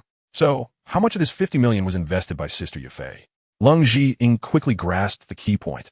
With Yufei's business acumen, She definitely wouldn't miss an opportunity that even she could detect. 40 million. After stating this number, Yifei's face broke into a wide smile, thinking that after the day after tomorrow, this number would multiply tenfold. Even with the financial power of the Maiev family, it would probably be considered a serious injury. Not bad. Let's round it up and invest 100 million. I'll cover this amount. Yinran, why don't you let your grandpa contribute a bit too? Leng Zhiying planned to make a bold move. If the Maiev family lost 100 million, even if they didn't go bankrupt, it would definitely plunge them into a deep abyss, right? Moreover, with the money from other investors, the total would definitely be a terrifying number. Although Nalan Yinran didn't know the specific terms of the Maiev family's gambling deal, she nodded slightly, adhering to the principle that working with Ing Mei would never be a loss. All right. However, wouldn't pouring in 50 million in funds be easily detected by them? What if they don't allow any more bets? Yifei had her concerns. Leng Zhiying thought about the details of the Alchemist Conference in the original work and said, "We'll arrange for people to go on the day of the Alchemist Conference. The main people from the Maiev family should all be there to watch, so we can arrange for more people. Even if the total amount is large, it shouldn't be a problem." Yifei pondered this carefully and found it feasible. So she nodded in agreement without saying anything. After finalizing this plan to rob the rich and help the poor, the little healer in Luo Kursin, who had been changing clothes in the dressing room, came out. Seeing Leng Zhiying's slightly wicked expression, the little healer said speechlessly, "Sister Ing, are you planning to do something bad again?" She still remembered that Leng Zhiying had the same expression when she first arrived at Yinlan's sect, and the outcome was well understood. Seeing that even the little healer, who usually only cared about selling medicine, was starting to tease her, Leng Zhiying replied playfully, "This is a good thing. If this goes smoothly, the scale of Wanyao Zhai can expand several times." Sure enough, once Wanyao Zhai was mentioned, the little healer fell silent. She never believed she had the ability to make money like Yifei. Currently, Wanyao Zhai was hardly making any profit and might even be at a loss, as many of the target clients were too poor to afford treatment. But her kind nature would still help these poor people. Therefore, she didn't dare to discuss expanding Wanyao Zhai with Leng Zhiying. After all, the larger it got, the more money would be lost, right? But seeing them like this, they must be about to rake in a lot of unscrupulous profits. So expanding the extent of her losses shouldn't be a problem. Soon, Yifei finished applying makeup for Leng Zhiying. Leng Zhiying looked at her reflection in the mirror, her face looking much prettier than without makeup, yet still appearing as if she hadn't worn any makeup at all. For a moment, she was stunned, and a thought popped in her mind. Why not learn makeup skills from Yifei in the future? However, it didn't take long for Leng Zhiying to regain her composure. By this time, it was already dusk, and there wasn't much time left before the banquet started. If she didn't hurry, she might miss it. Let's go and see what the royal family is all about. This time, in order to gather the talents of the world, the Gamma royal family had indeed put in a lot of effort. The banquet was held in the Imperial Palace's Hall of Governance, where the emperor and ministers usually held discussions. Occasionally, after a war, a banquet would be held here to entertain some important officials, showcasing the royal family's importance placed on them. Logically, this banquet didn't need to be on such a grand scale, but to demonstrate the Gamma Empire's respect for alchemists. It was made larger.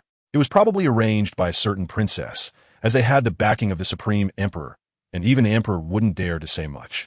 Speaking of which, Leng Zhiying didn't even know who the Emperor of the Gamma Empire was. He was originally a person with no presence and truly held no importance. Not to mention, the palace was quite impressive. It was likely designed by a level 7 architect, right? As soon as Leng Zhiying verified her identity and entered the palace, she felt like a country bumpkin, marveling at everything around her. Although it was called a palace, the architectural complex was not at all antiquated. Instead, it was very modern. The paving stones were not the usual blue bricks found in ordinary residences, but rather a high-end material that looked like marble and exuded a hint of spiritual energy. This included the building materials used in construction, leaving Leng Zhiying somewhat confused about the architectural style. As the saying goes, an expert sees the essence, while a layman sees the excitement. If her own residence hadn't been transformed by a professional architect, she wouldn't have understood the intricacies of these designs. A level 5 architect could easily alter the feng shui to make a residence more harmonious. A level 6 architect could utilize the mysterious force of luck. So as long as the head of a family didn't deliberately sabotage themselves, it would be easy for them to thrive.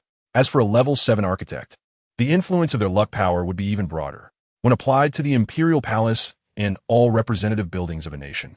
It was called national fortune. A nation with strong national fortune rarely suffers disasters, like the Gamma Empire, which ranks first among surrounding countries.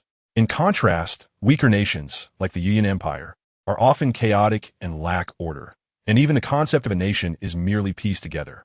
Of course, this is more likely a psychological effect. High-level architects are definitely useful, but they absolutely cannot reach the level of defying fate. The most important factor is still human effort. Chapter 210. The princess's invitation leading Leng Jing and her companions was a young palace maid.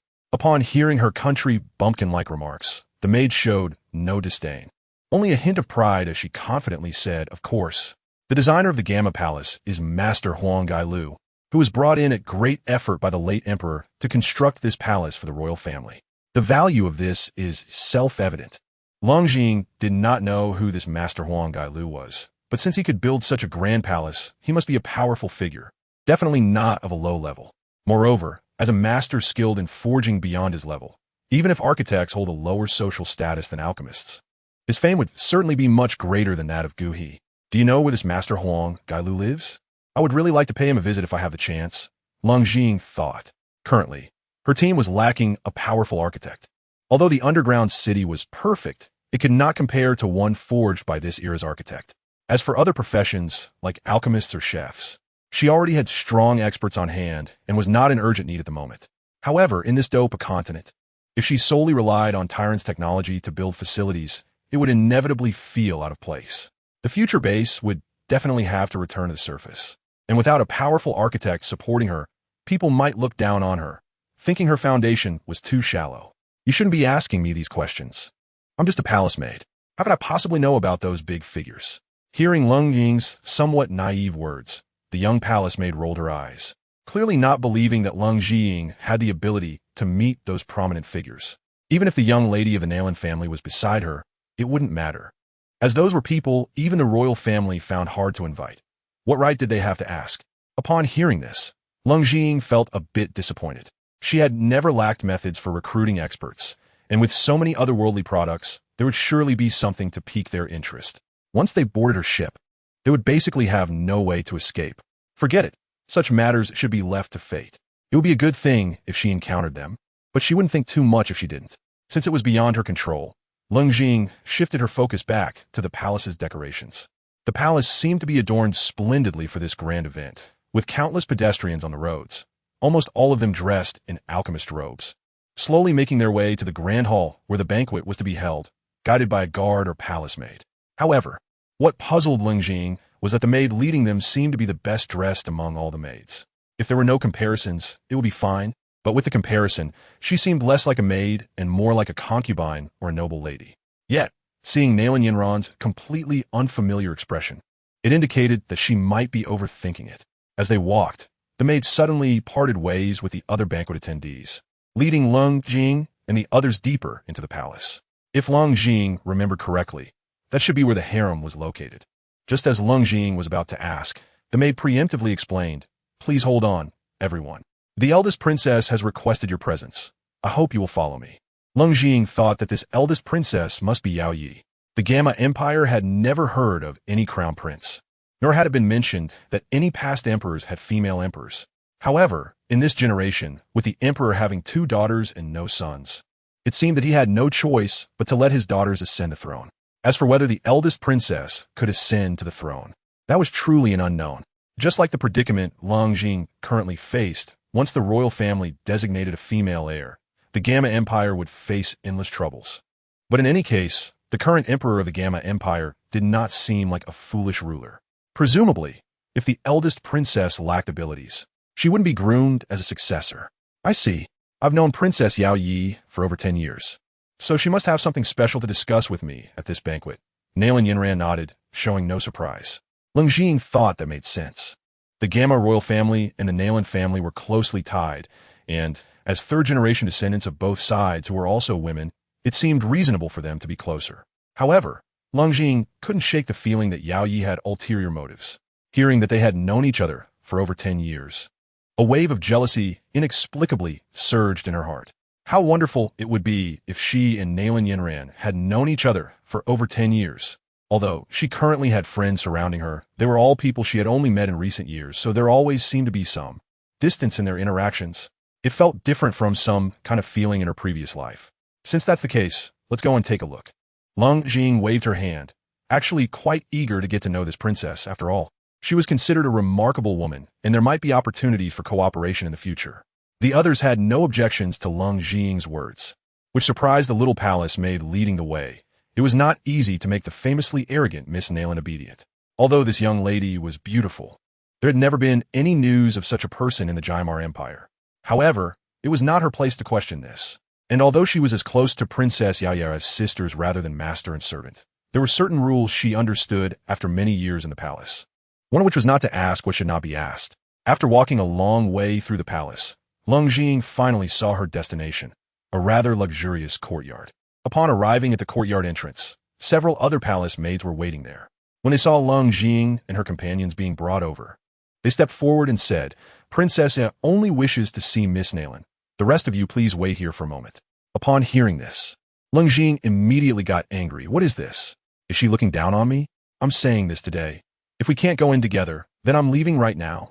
Those who could serve as palace maids for Princess Yaya were certainly not ordinary people. Besides being fair and beautiful, they were also outstanding among their peers. Yet they could not see the depth of Leng Jing. It should be known that some of them were 4 or 5 years older than Leng Jing, and since they could not see her depth, it was quite terrifying. At this moment, the palace maids were in a difficult position. If they agreed to let them in, they would be remembered by the princess in the future, but if they refused, it would inevitably embarrass the other party. Chapter 2:11. Internal struggle let them in. Suddenly, a crisp voice like a lark echoed from within the courtyard. Although it was quite far away, Leng Jing still clearly heard it, probably due to some secret method being used. Recognizing the owner of the voice, the group of palace maids immediately felt as if they had been pardoned and hurriedly invited Leng Jing and the others inside. As soon as they entered, Leng Jing saw a young girl sitting in a pavilion in the middle of the lake, sipping tea. The girl was dressed in black, but wore a white skirt, a striking contrast that caught Leng Jing's eye. It was rare to see someone dressed like this in the rather classical Douluo continent. Seeing Leng Jing and Nayland Yanran walking hand in hand, the girl's face flashed with an unnatural expression, clearly displeased with their close relationship, but she did not express it. As the few of them approached, the girl stood up, momentarily putting aside her concerns, and smiled. "Sister Yanran, long time no see. Princess Yaya, long time no see." Upon hearing Yaya's words, Nayland Yanran seemed a bit at a loss. If one were to say they had a good relationship, it was indeed like that of sisters 10 years ago, but time had passed, and they had had few opportunities to gather together since growing up. Now, imagining their past closeness was no longer possible. After all, the other party was a princess, not a disciple of another family, and there were rarely opportunities for her to leave the palace. Plus, she herself usually only stayed in Yanlan's sect, so seeing each other again felt a bit like meeting a stranger. Seemingly noticing the gap between the two, Yaya smiled bitterly, refraining from reminiscing, and instead turned her gaze to Leng Jing, then slightly bowed and said admiringly, "I've long heard that the new Grand Elder of Yanlan's sect is talented. Seeing you today, it is indeed so." Leng Jing also returned the courtesy, not surprised that the other party could recognize her identity, then smiled and said, "You flatter me, princess. Please, have a seat." After some simple pleasantries, Yaya gestured for everyone to take their seats, clearly preparing for a long conversation. Leng Jing was not a polite person, so she took hold of Xiao Yixian with one hand and Nayland Yanran with the other, leading them to sit down. Xiao Yixian, having been a commoner before, inevitably felt a bit uneasy upon seeing the princess, so Leng Jing made a decision for her. As for Luo Kursin, she was just a mischievous child, always carefree wherever she went, just like Leng Jing, so there was no need for Leng Jing to worry about her. "May I ask why your highness invited us here?" Leng Jing said directly as she noticed the time was not early. This banquet had a purpose. The royal family wanted to recruit alchemists, and Leng Jing needed it too. In the future, Yanlan's sect would certainly need a large number of grassroots talents to settle down. Otherwise, once she left, the already unsettled Yanlan sect would inevitably be looked down upon, and even if there were many experts, it could not change the reality of having few disciples and weak strength. This time was a great opportunity. Yaya appeared to smile brightly on the surface, but was actually cursing in her heart, thinking, "Who the hell invited you here? I just wanted to talk to Sister Yanran about something." Who knew this shameless person would come along, although she had lost the opportunity for solitude. Yaya was extremely clever and quickly thought of what this meeting could accomplish. She then put on a sad expression, sighed, and said helplessly, That's the thing. The Jiamar Empire is about to change. Yao Ye's words were quite alarming, but Leng Jing was keenly aware of a crucial issue. Could it be that the royal family is planning to take action against the Yunlan sect? The Jiamar Empire had two major pillars, one being the royal family and the other being the national protector sect, Yunlan sect. For the Jiamar Empire to undergo such a change, it can only be due to problems with these two. However, since Yaya was still quite young and the current emperor was in his prime, it should not be an issue with the royal family.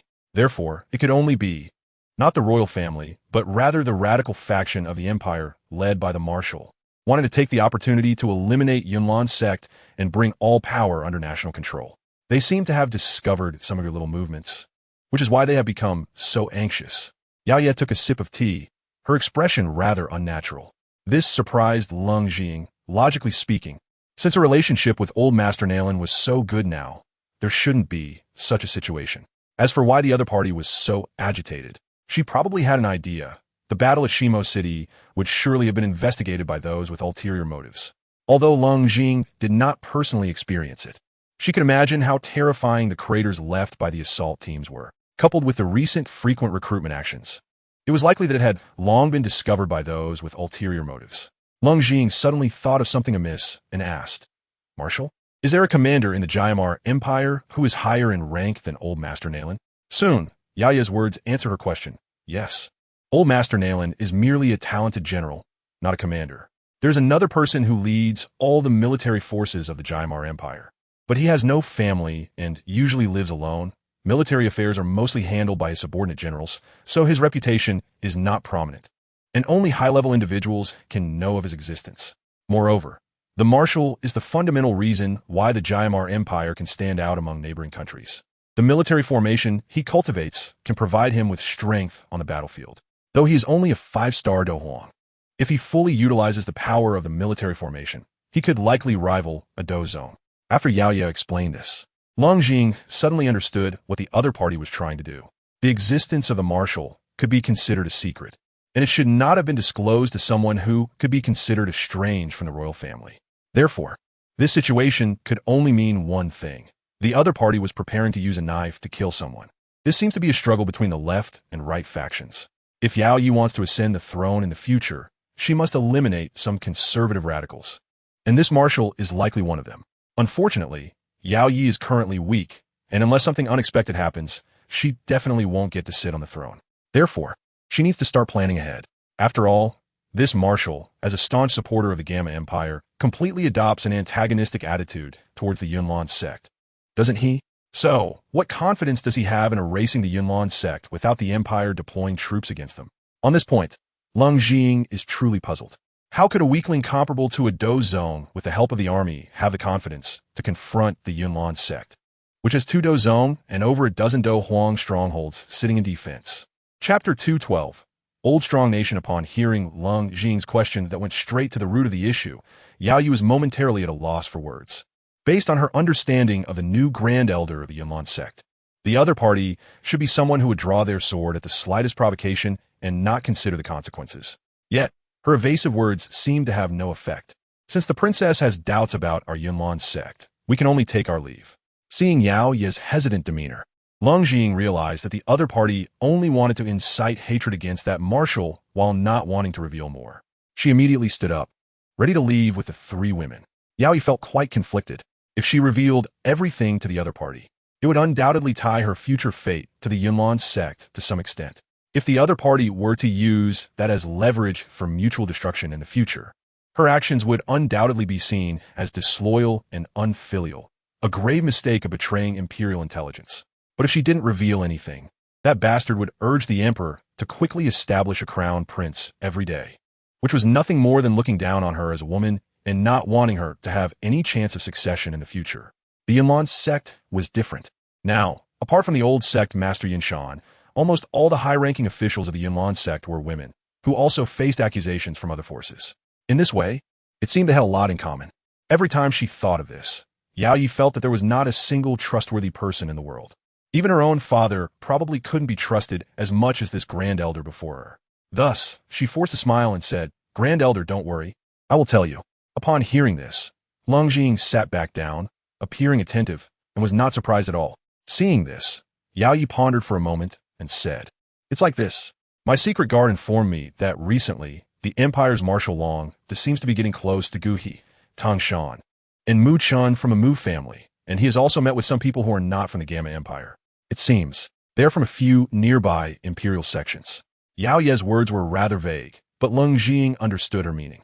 It was likely that your esteemed elder had betrayed you and was preparing to collude with foreign forces to create a big scandal. Upon hearing this, Leng Jing's mind began to race. Recently, the Yunlan's sect scale of selling goods had been expanding, and with old Master Nailin fully committed to marketing, offending all major forces seemed not too strange. Plus, that bastard Gu, he had been silent since returning, clearly preparing to stir something up.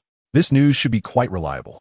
Yao Yi now held 100,000 imperial guards protecting the royal city, and she might even control the royal's unique intelligence agency. Her uncertainty was likely just to avoid leaving any incriminating evidence. The main point was that it sounded very reasonable. The surrounding empires. Could it be the people from the Izumo Empire? To be honest, when it came to the countries surrounding the Gamma Empire, Leng Jing could only think of the Izumo Empire, which played with poison, as other countries were not very famous. Of course not. Although the Izumo Empire recently produced a rather terrifying poison master, they still aren't taken seriously by upright empires like ours. This time, the ones negotiating with them are the Tianlong Empire, ranked first in national strength on the northwest continent, and the Jiraiya Federation, which has the largest territory but is quite unstable internally. Seeing Leng Jing's expression, which showed she didn't even understand basic knowledge, Yao Yi was quite skeptical of what the other party had done since taking office. Nevertheless, she continued to explain in detail. The Tianlong Empire has always been the ruler among the nations on the northwest continent, with 3 Dozong strongholds in its royal family and 3 Dozong strongholds in its national sect, and both sides are closely intertwined, even sharing resources. And although the Jiraiya Federation has no Dozong strongholds, it has a total of 30 Do Huang strongholds across the country. Therefore, the purpose of inviting these two forces for a secret meeting is quite evident. As Leng Jing listened, she wasn't worried about the future of the Yunlan sect. After all, once she entered her 3-year agreement, she could bring over Maiev or Gao Jiangwo. These useless Do Zone wouldn't hold any power against them. However, so, what exactly does our Gamma Empire rely on to rank 3rd among many strong nations? This question had been on Leng Jing's mind for a long time. How could a trash empire with 9 Do Wang among the top 10 warriors thrive on the northwest continent? With all counted, it seems there are less than 10 Do Huang and only 1 Do Zong. Yinshan? To not be exterminated under these circumstances is indeed a miracle. Upon hearing this, Yao Ye's pretty face flushed, and she said weakly, "Of course. It's because our Gamma Empire has more alchemists, even the Tianlong Empire." At this point, Yao Yi couldn't continue, as Leng Jing was looking at her with a completely disbelieving expression, making her feel quite embarrassed. How could a country maintain so many alchemists without military support? Are you kidding me? Well, actually, it's because the Tagar Desert belongs to the territory of the Gamma Empire, and when calculating national strength, certain beings within the desert are also counted as part of the Gamma Empire. So, once this was said, Leng Jing understood. Goodness, this ranking is indeed interesting. The Gamma Empire is fighting with the Snake People while relying on the strong foundation of the Snake People to boost its ranking. This is simply absurd. In other words, anyone who claims the Tagar Desert could achieve the current ranking of the Gamma Empire. After all, the Snake People are seen as beasts in the eyes of humans. And even if the Snake People build a country, it would still be treated as non-existent. However, this so-called national strength ranking is probably just for amusement. If a real fight breaks out, the Gamma Empire would likely be a piece of meat for others to slaughter. But in the absence of war, the Gamma Empire, with several 6th-tier alchemists, is still quite impressive. 7th-tier and above alchemists only exist in legends on the central continent, and many 6th-tier pills can still affect Dozong strongholds. Moreover, they have an extensive social network. Overall, a 6th-tier alchemist value is comparable to 5 weaker Do Huang strongholds. If that's the case, then these people must be living on borrowed time. Leng Jing didn't pay much attention to these people's schemes. After all, wasn't she also preparing to make them go bankrupt? If these people didn't do something, it would truly be surprising. However, it was quite puzzling that Gu He had also boarded the other party's pirate ship. Wasn't this old dog infatuated with Yin Yin? Is he preparing to break the pot and smash it? Chapter 213. Xiao Yan's new henchman. Their plan was very rushed. But according to my insider reports, they're likely to take action during the 3-year appointment because at that time, your Yunlan sect will definitely not let Xiao Yin go so easily. Therefore, they can claim to stand with Xiao Yin and go to war with the Yunlan sect. Moreover, the Tianlong Empire may support 3 Douzong experts, and the Jiriya Federation will also send 20 Douhuang experts. Once the Yunlan sect is destroyed, they will divide all your assets, whether overt or covert. The Yunlan sect's refining industry will be taken by the Tianlong Empire, while the remaining lucrative industries will be divided among several major families and the Jiriya Federation. Looking at Leng Zhiying's completely indifferent demeanor, Yao Yi gritted her teeth and revealed some deeper information. It's surprising that they can gather so many experts in such a short time. I underestimated them. Hearing this lineup, Leng Zhiying was quite taken aback and frowned. She had thought that with her current strength, she could act with impunity in the entire Gamma Empire. But with so many experts, whether they could win was indeed uncertain. However, she could also understand the opponent's desperate mentality. The cyberpunk world has now become quite orderly under the leadership of the governor, and the output is astonishing. The influx of these low-cost, highly effective goods into the market has had an incredible impact on the traditional industries, and they are even on the brink of survival. After contemplating the possible consequences of this matter, Leng Zhiying still did not take it too seriously. Unless the other side sent over 7 or 8 star Douzong experts. Otherwise, with Contestation, there was nothing to worry about against a bunch of colorful pins. But high-level Douzong are not cabbages. Leng Zhiying firmly believed that the Douzong strength possessed by the Tianlong Empire would never exceed 5 stars. So as long as their strength could not crush Kanna, it wouldn't be a problem. Moreover, the moment the 3-year appointment ends might just be the time for task settlement. After receiving the rewards, she could directly summon Gao Jianguo over. Not to mention solving the current problems, even taking the initiative to attack wouldn't be difficult. Thinking of this, Leng Zhiying relaxed her brows again, calmly picked up her tea and took a sip as if nothing had happened. This left Yao Yi stunned. If the royal family faced such a situation, they would probably be thinking about how much compensation would be appropriate. How could the other party show no signs of worry at all? After all, their original intention was merely to covet the many assets of the Yunlan sect. If they directly destroyed the Yunlan sect, that would be a great offense, and the least they would face would be a united attack. Her purpose in telling Leng Zhiying this was merely to prepare her for compensation early on. Once this matter was resolved, the Yunlan sect could also bear this favor and stand on the same side with her. But seeing the other party's stance, it was evident they were prepared to fight to the end. But regardless, this was not something she should ponder. So Yao Yi decided to end this topic. All right, we've said about all that needs to be said. We should go to the banquet now. Upon hearing this, Leng Zhiying stood up, patted Yao Yi's shoulder, and praised. Xiao Yao, you really know how to handle things once this matter is settled. I will remember your contribution. Yao Yi's face darkened. She thought to herself, I'm 5 or 6 years older than you, and you call me Xiao Yao? What about my face? However, she was quite sensible and decided that, in this precarious situation, the royal family should avoid provoking any side. After all, the people of the Tianlong Empire are quite reasonable and would not just casually attack the Gamma Empire. As for this matter, they could only turn a blind eye, but whether the Grand Elder would have any objections, that was hard to say. Seeing Yao Yi silent, Leng Zhiying was very satisfied. Such a sensible and obedient princess was perfect to be a puppet empress. It seemed that future measures need not be too radical. The benefits of knowing Yao Yi far outweighed the news of the Yunlan sect being ambushed. After all, she was simply a person with long-term vision. Along the way, both groups had their own thoughts and did not chat anymore. Quickly arriving at the grand hall where the banquet was held, looking at the brightly lit hall and the groups of alchemists around, Yao Yi apologetically glanced at Leng Zhiying and Nailin Yanran, saying, Ladies, we might have to part ways here. I need to preside over this banquet. Oh, go ahead. Xiao Yao Leng Zhiying waved her hand, indicating that she did not care, but her words still sounded quite irritating. Having become familiar with this, Yao Yi seemed to have gotten used to it. For such shameless dogs, the best way was to ignore them, so she directly took her few personal maids and left. Watching Yao Yi's departing figure, Leng Zhiying couldn't help but wonder, if this incident were true, what role would the royal family play in it?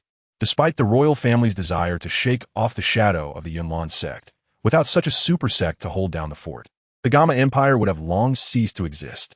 Therefore, how could the royal family tolerate allowing foreign powers to profit from their territory? If they neither wanted the Yunlan sect to be destroyed, nor wanted it to grow, then how could the royal family maintain this balance?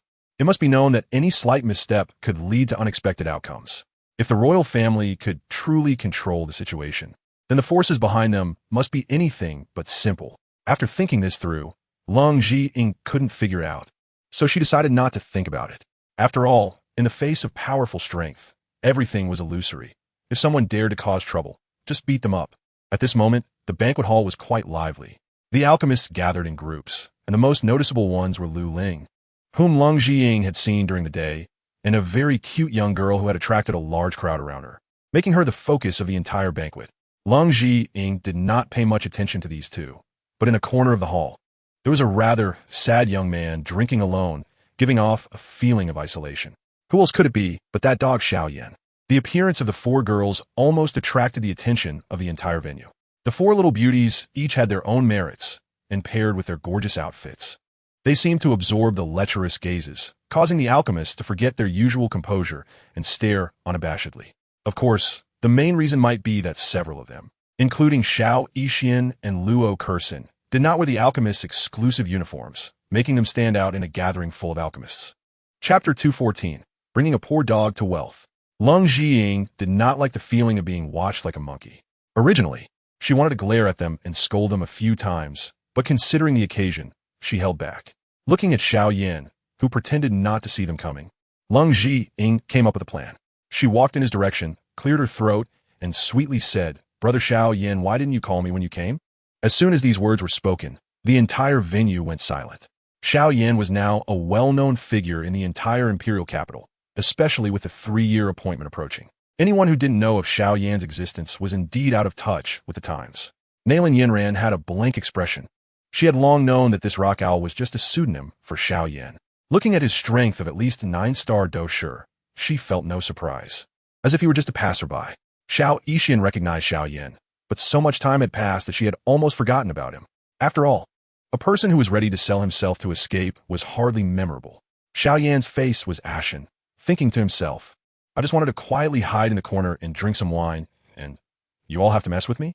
Leng Zhiying, however, was quite familiar and took the liberty of pulling out a chair to sit across from him, while Nailin Yinran, the little doctor, and Luo Kursin sat at the next table, clearly not wanting to have any interaction with this dog of a person. "What the hell do you want?" Xiaoyan was furious, feeling like he was on the verge of giving up. Seeing this dog-like attitude from him, Leng Zhiying confirmed that no one around was watching them, then slammed the table and shouted, "Dog, what's with your attitude? I'm here to give you a chance." "Young man." Xiaoyan, however, showed no fear and sneered, a weasel paying a visit to a chicken, not with good intentions. "I see you've been wanting to kill me for a long time, but unfortunately, you're restricted by something and can't kill me, right?"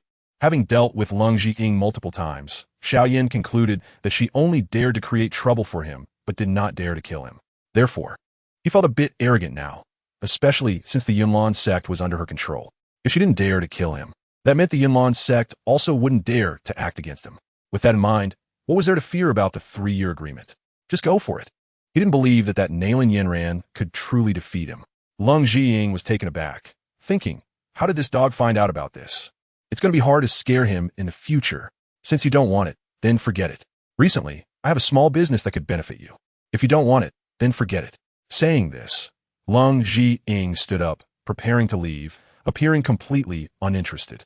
Xiaoyan coldly smiled, thinking, this dog is playing the game of desire and restraint with me.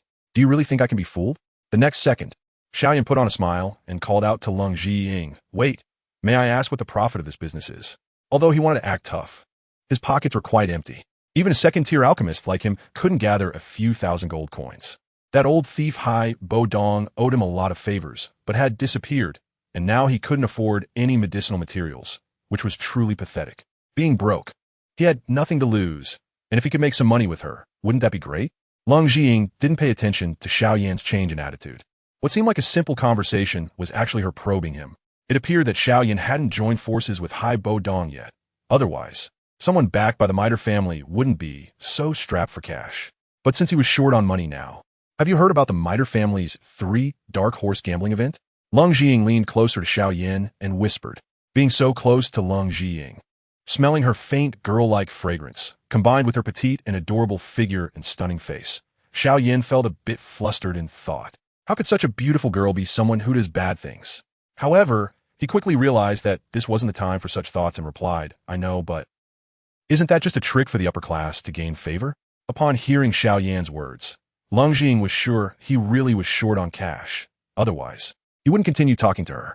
So she said, "You know my strength, and with the help of Yao Lao, you should be clear about my status. Now, I plan to sweep the top 3 spots in the Alchemist Conference. If you believe in me, you can invest in that gambling event. If not, then forget it." Xiao Yan was taken aback. She was actually planning to sweep the top 3 spots directly. How bold was that, to dare make such a guarantee? His first thought was that she was trying to deceive him, but his assets were so limited that even if he lost everything, it wouldn't be a huge loss. If she wasn't lying, that would be quite terrifying. To be honest, Xiao Yan didn't care much about the champion of the Alchemist Conference. The champion's reward of the 6th grade fusion spirit pill recipe was practically worthless to him. He only participated to gather some medicinal materials to see if he could awaken Yao Lao and find a way to advance to a great fighter to deal with the upcoming 3-year agreement. Although he somewhat believed Leng Zhiying's words, he still wanted to get more information out of her, so he cautiously asked this. "You are trying to deceive me, are you?" "Of course not. I'm planning to invest 100 million gold coins in this gambling event, simply because I dislike the Maiev family. If you don't want to join, that's fine." Leng Zhiying shrugged, seemingly not taking him seriously at all. In reality, she was also trying it out. If Xiao Yan invested this money and the Maiev family lost after the event, he would want that money back. If Hai Bo Dong found out about Xiao Yan's betrayal, even if unknowingly, it would plant a thorn in their relationship, which might prevent them from reaching the good friends level in the original story. What if she could complete that task note? It was worth a try. Of course, the main reason was that Xiao Yan currently didn't know that Hai Bo Dong was the Maiev family's backer. Otherwise, after hearing her introduction, he probably wouldn't have continued asking. The Maiev family? Hearing that somewhat familiar yet not too familiar name, Xiao Yan was clearly taken aback. Aside from selling medicine once in Wu-Tan City, he hadn't had any dealings with the Maiev family. But if you remember correctly, wasn't Leng Zhiying's relationship with the Maiev auction house not very good back in Wu-Tan City? However, such matters were clearly not something he should inquire about. Since he was planning to take action against the Maiev family, he just needed to follow along and make some money. Even if he lost, how much could he lose? As long as he remained poor, others wouldn't be able to take advantage of him. Chapter 215, Snatching Business. Indeed, that Maiev family was a bit overreaching. I plan to show them who the real boss is in the Jiama Empire, so you need to hurry up. After saying this, Leng Zhiying stood up and left, sitting down next to Nalan Yanran and the others, completely unconcerned about Xiao Yan's reaction, nor afraid that this dog would go and snitch. Since with Xiao Yan's current identity, who would believe his words? Xiao Yan pondered. Having dealt with Leng Zhiying for so many years, he had a pretty good understanding of her character. As long as she didn't kill him, he was confident that he would follow Yao Lao to the peak of his life and eventually step on her, making her serve him like a cow or horse. Just as the two were harboring their own thoughts, a beautifully dressed Yao Yi walked in through the main entrance, instantly attracting everyone's attention. And no one dared to underestimate her simply because she was female. "Welcome to the banquet hosted by our royal family. I believe everyone is curious about the purpose of this banquet, right?" Yao Yi, seeing that everyone's gaze was on her, went straight to the point. All the alchemists present had arrived early, and now seeing Yao Yi still keeping them in suspense, several impatient ones couldn't help but say, "Your Highness, please don't keep us guessing. We're all eager." "Yes, the conference is about to start, and our time is precious." The crowd chimed in, making Leng Zhiying quite curious as well. She only knew that the royal family intended to recruit alchemists through this banquet, but she wasn't quite clear on how they planned to do that. Yao Yi, however, did not pay attention to this group of constantly chattering noobs. Instead, she slowly walked to her position with 2 maids, pressed her hands down gently, and smiled as she explained, "Everyone, please calm down. Since I have invited you all here, I will naturally not treat you unfairly. I believe you all know that recently, a demoness with a cursed poison body has emerged in the Cloud Empire, right?" Upon hearing this, Leng Zhiying was taken aback and involuntarily looked at the little medical fairy beside her, who also looked shocked at her. The cursed poison body is one of the rarest physiques in the world, and even in the central continent, it is hardly seen. Now, 2 have appeared in this small northwest continent. The little medical fairy was only thinking from a normal person's perspective, while Leng Zhiying's heart was heavy. In the original work, the little medical fairy's help to Xiao Yan was undoubtedly significant. Now that the little medical fairy was by her side, would Xiao Yan be re-granted the so-called protagonist's fortune to erase the influence caused by Leng Zhiying? Given that Xiao Yan could still obtain the... Leng Zhiying felt the possibility was quite high. Yao Ye's gaze, however, intentionally or unintentionally swept over to Leng Zhiying, and seeing the expression on her face. She felt quite strange. The other party hadn't shown such an expression when she learned that the Yunlan sect was about to be besieged. This news about a demoness in the Cloud Empire didn't seem to be a top-secret matter either. A little inquiry would reveal it. However, it was not the time to ponder these things. Yao Yi looked at the crowd, whispering to each other, and continued, with this demoness. The group in the Cloud Empire that deals with poison has become much more arrogant. Moreover, as a neighboring country, our Jiama Empire will naturally become their primary target for invasion. Even if they don't take action now, we need to stockpile a large amount of pills to prepare for war. Therefore, the royal family plans to take advantage of the Alchemist Conference to invest 500 million gold coins to hire all you alchemists. As soon as this was said, the entire venue was in an uproar. This was equivalent to the royal family preparing for a tender, massively purchasing detoxifying and healing pills. The royal family had done this before, but it had mostly been for specific types of pills. Such a large-scale tender was truly unprecedented. Upon hearing this heavy news, Leng Zhiying couldn't care less about pondering the origins of the newly appointed Cloud Empire's poison girl. 500 million gold coins was no small amount. Converted into world coins, it would be at least 50,000. Previously, a single task would yield such a reward. Not long after Yao Yi finished speaking, someone stood up and asked, "Your Highness, may I ask what rank of alchemist this tender is aimed at?" Not limited to rank, but there's a time limit of 1 year. Everyone present can present the pills they can refine and the amount of gold coins they wish for. After that, they can sign a contract with the royal family. Of course, if you fail to complete it, the consequences will be quite serious. Yao Yi similait mischievously. This was a trap of hers. These alchemists were all proud individuals, most of them a bit overconfident. If they rashly took on too many jobs and then failed to complete them, they would have to work for the royal family for 10 years. Upon hearing this, Leng, surrounded by a group of beautiful ladies, smiled slightly and stood up confidently, saying, "Very well, Leng."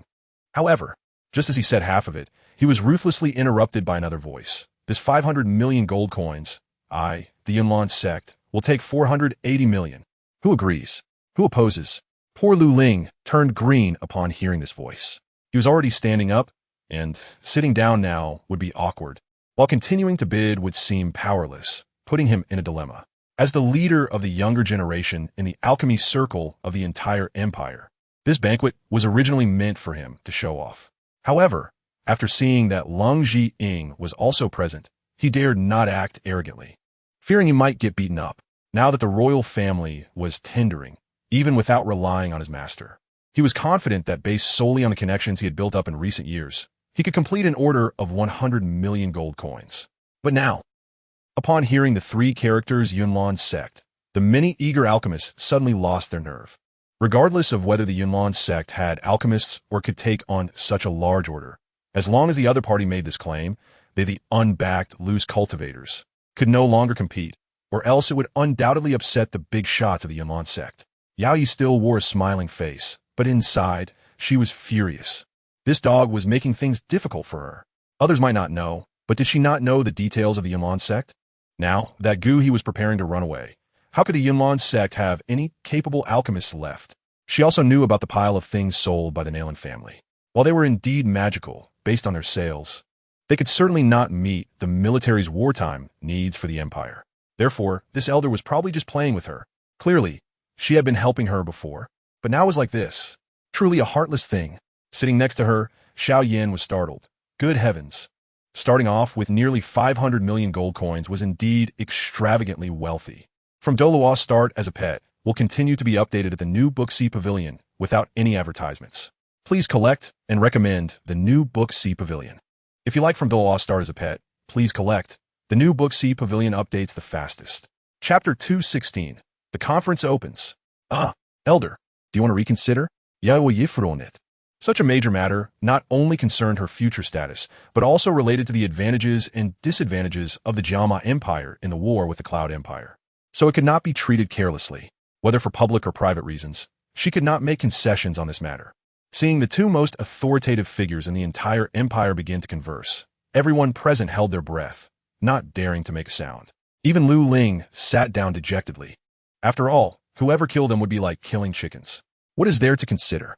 It's just a few 100 million gold coins worth of healing pills, right? As long as the materials are sufficient, not to mention waiting for a few months, I can refine them for you by tomorrow. Leng Zhiying completely disregarded Yao Ye's doubts and confidently patted her chest to guarantee. To her, this good thing was like picking up money for free. But let us not forget, besides the dock vending machine, she also had a large synthesizer, which functioned similarly to the 8 trigrams furnace. But the manufacturing speed was dozens to hundreds of times faster. Completing these orders in a day was not a difficult task at all, given sufficient materials. Just a few million pills? Get to know the assembly line speed. Hearing Leng Zhiying's confident words, Yao Yi became even more anxious. This was clearly extremely unreliable. If she really entrusted such a major task to her, she felt that her future fate was no longer in her own hands. However, thinking about the 3-year agreement coming up soon, Yao Yi still made up her mind.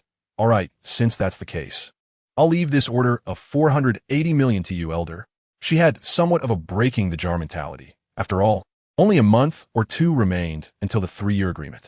If the Yunlan sect won after that battle, with the Yunlan sect as her backing, even her father would not dare to move her easily. If the Yunlan sect lost, then most of the losses could still be recovered. After all, she had already been targeted so severely before. Even if it got worse, it would just mean being sent out to marry into some family to establish connections. At least she wouldn't die. Leng Zhiying was somewhat surprised by Yao Ye's straightforward attitude, but making money was always a good thing. She could directly purchase materials from the system store, which would be much more convenient than direct acquisition, without the need for alchemists. The final pure profit would probably not be less than 300 million. This is truly an income that feels like a windfall. Generally speaking, such bidding is usually paid in installments, but Yao Yi directly gave all the money to Leng Zhiying at once, which made her very satisfied, as it saved her the trouble of chasing after payments later. After resolving the matter with Leng Zhiying, Yao Yi divided the remaining order worth 20 million among other alchemists, with 90% of it being snatched away by Leng, leaving very few loose cultivators able to profit from this event. After discussing business, the banquet began to take shape, with pairs of handsome men and beautiful women dancing in the center of the hall. The clinking of glasses revealed an atmosphere of decadence and extravagance. In such an occasion, the pretty boy Leng undoubtedly became the center of attention, with countless young girls screaming, wishing they could bear his child on the spot. Leng Zhiying detested such occasions. Besides the minor factor that she couldn't dance, she was inherently a person who preferred peace and quiet. Instead of socializing here, she would rather hurry home to cuddle with her wife and think about how to deal with the upcoming events.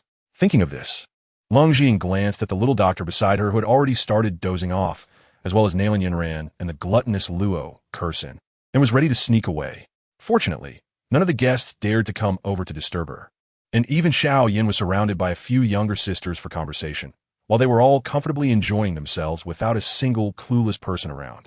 Seeing Yao Yi chatting happily with many alchemists, completely oblivious to her side, Leng Zhiying quietly led a few people out of the venue and into the shadows of the palace.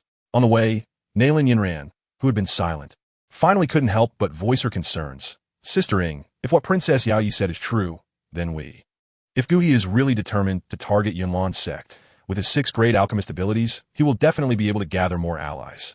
Even with Yunlan's sect's current strength, it might not be able to compete. Leng Zhiying looked up at the full moon in the sky and sighed. Now we can only rely on luck. Once the 3-year agreement is over, everything might get better, but if it doesn't, thinking of the system's tendency to delay rewards, Leng Zhiying felt that she absolutely could not rely on the system and would need to solve this with her own strength. In fact, this incident itself might be the real challenge of the 3-year agreement. If that's the case, many unstable forces she didn't use would have to be utilized. Hopefully, it won't cause any trouble.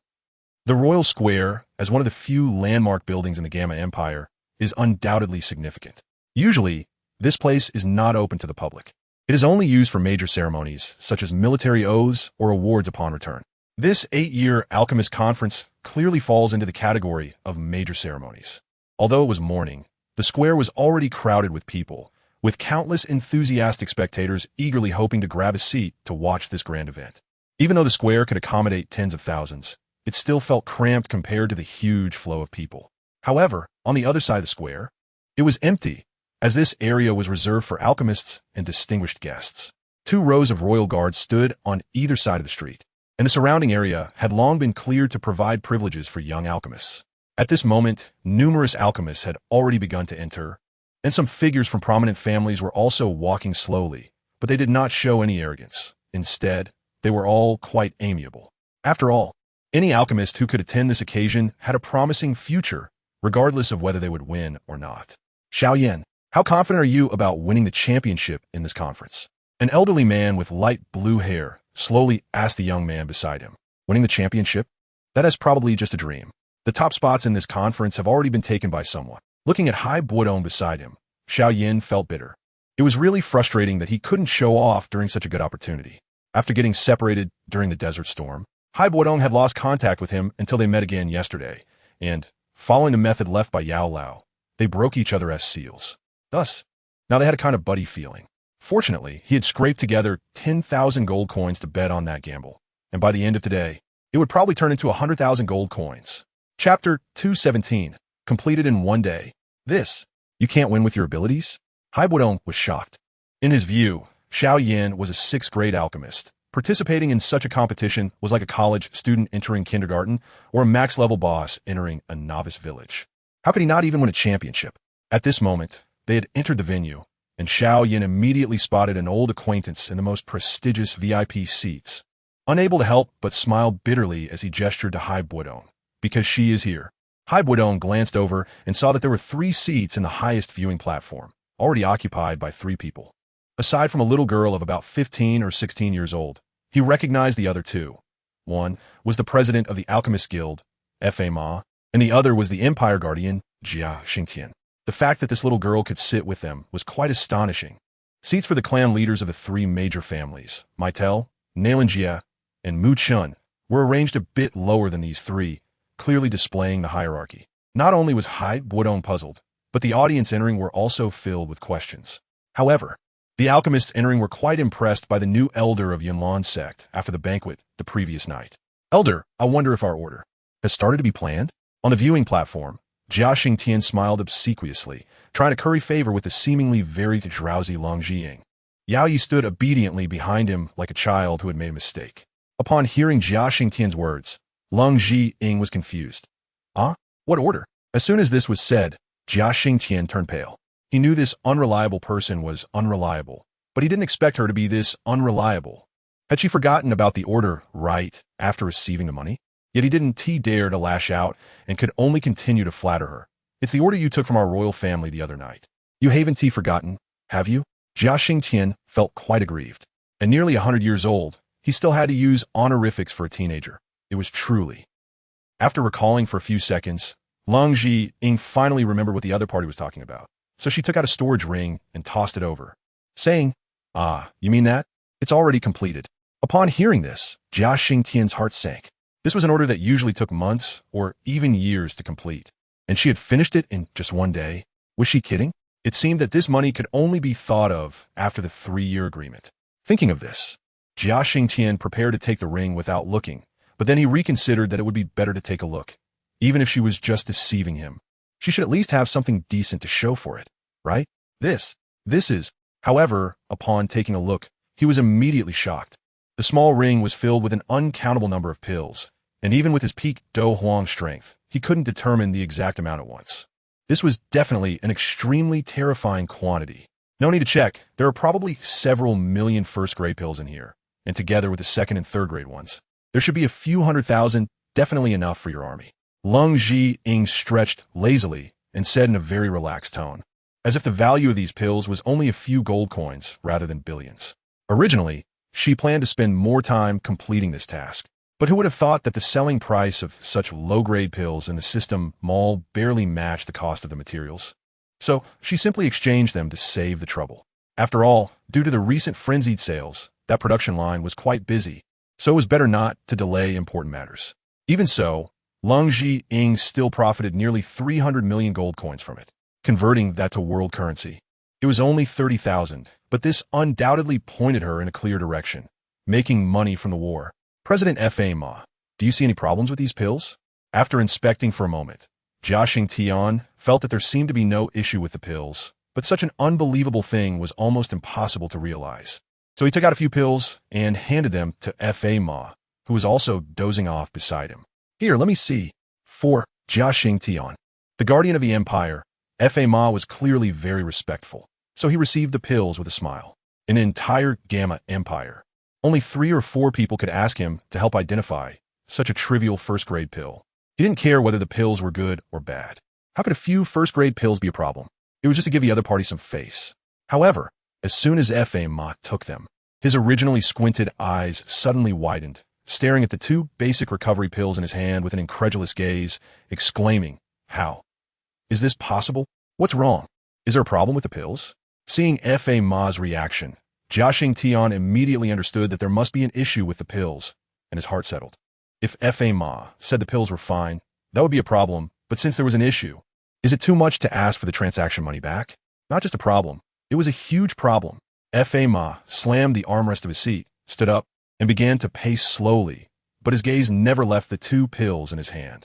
ZhiyingBlasts didn't understand alchemy, so he could only tell the grade of the pills from the energy contained within them. But if he had to explain how the pills were composed, or how they were refined, that would really be difficult for him. Leng had no interest in these 2 old men. After being stirred by ZhiyingBlasts, she was no longer sleepy and began exchanging glances with the little doctor in the center of the square. At this time, the venue was almost full, and all the contestants had entered, each setting up their own furnace, sitting neatly in the center of the square, waiting for the competition to begin. The little doctor, Douluo, and Shaoqing were of course mixed in with this group, but they looked insignificant. A few newly promoted second-grade alchemists could only be considered bottom-tier contestants in this situation, and the 3 of them were positioned at the edge. Seemingly nobody expected much from these young people, the oldest of whom was only around 17 or 18. Just as Ma was frowning in thought, 2 middle-aged men dressed in 4th-grade alchemist uniforms slowly walked up and respectfully said to Ma, "President, all contestants are in position. Please announce the start of the conference." Hearing this, Ma finally remembered that the current business was the Alchemist Conference, so he gave ZhiyingBlasts an apologetic glance, then put away the pills and slowly walked towards the podium in the center. Upon reaching the podium, Ma looked at the young talents below him and couldn't help but smile. Then, under everyone's gaze, he announced loudly, "I declare the Alchemist Conference open." Chapter 218, Elimination Round.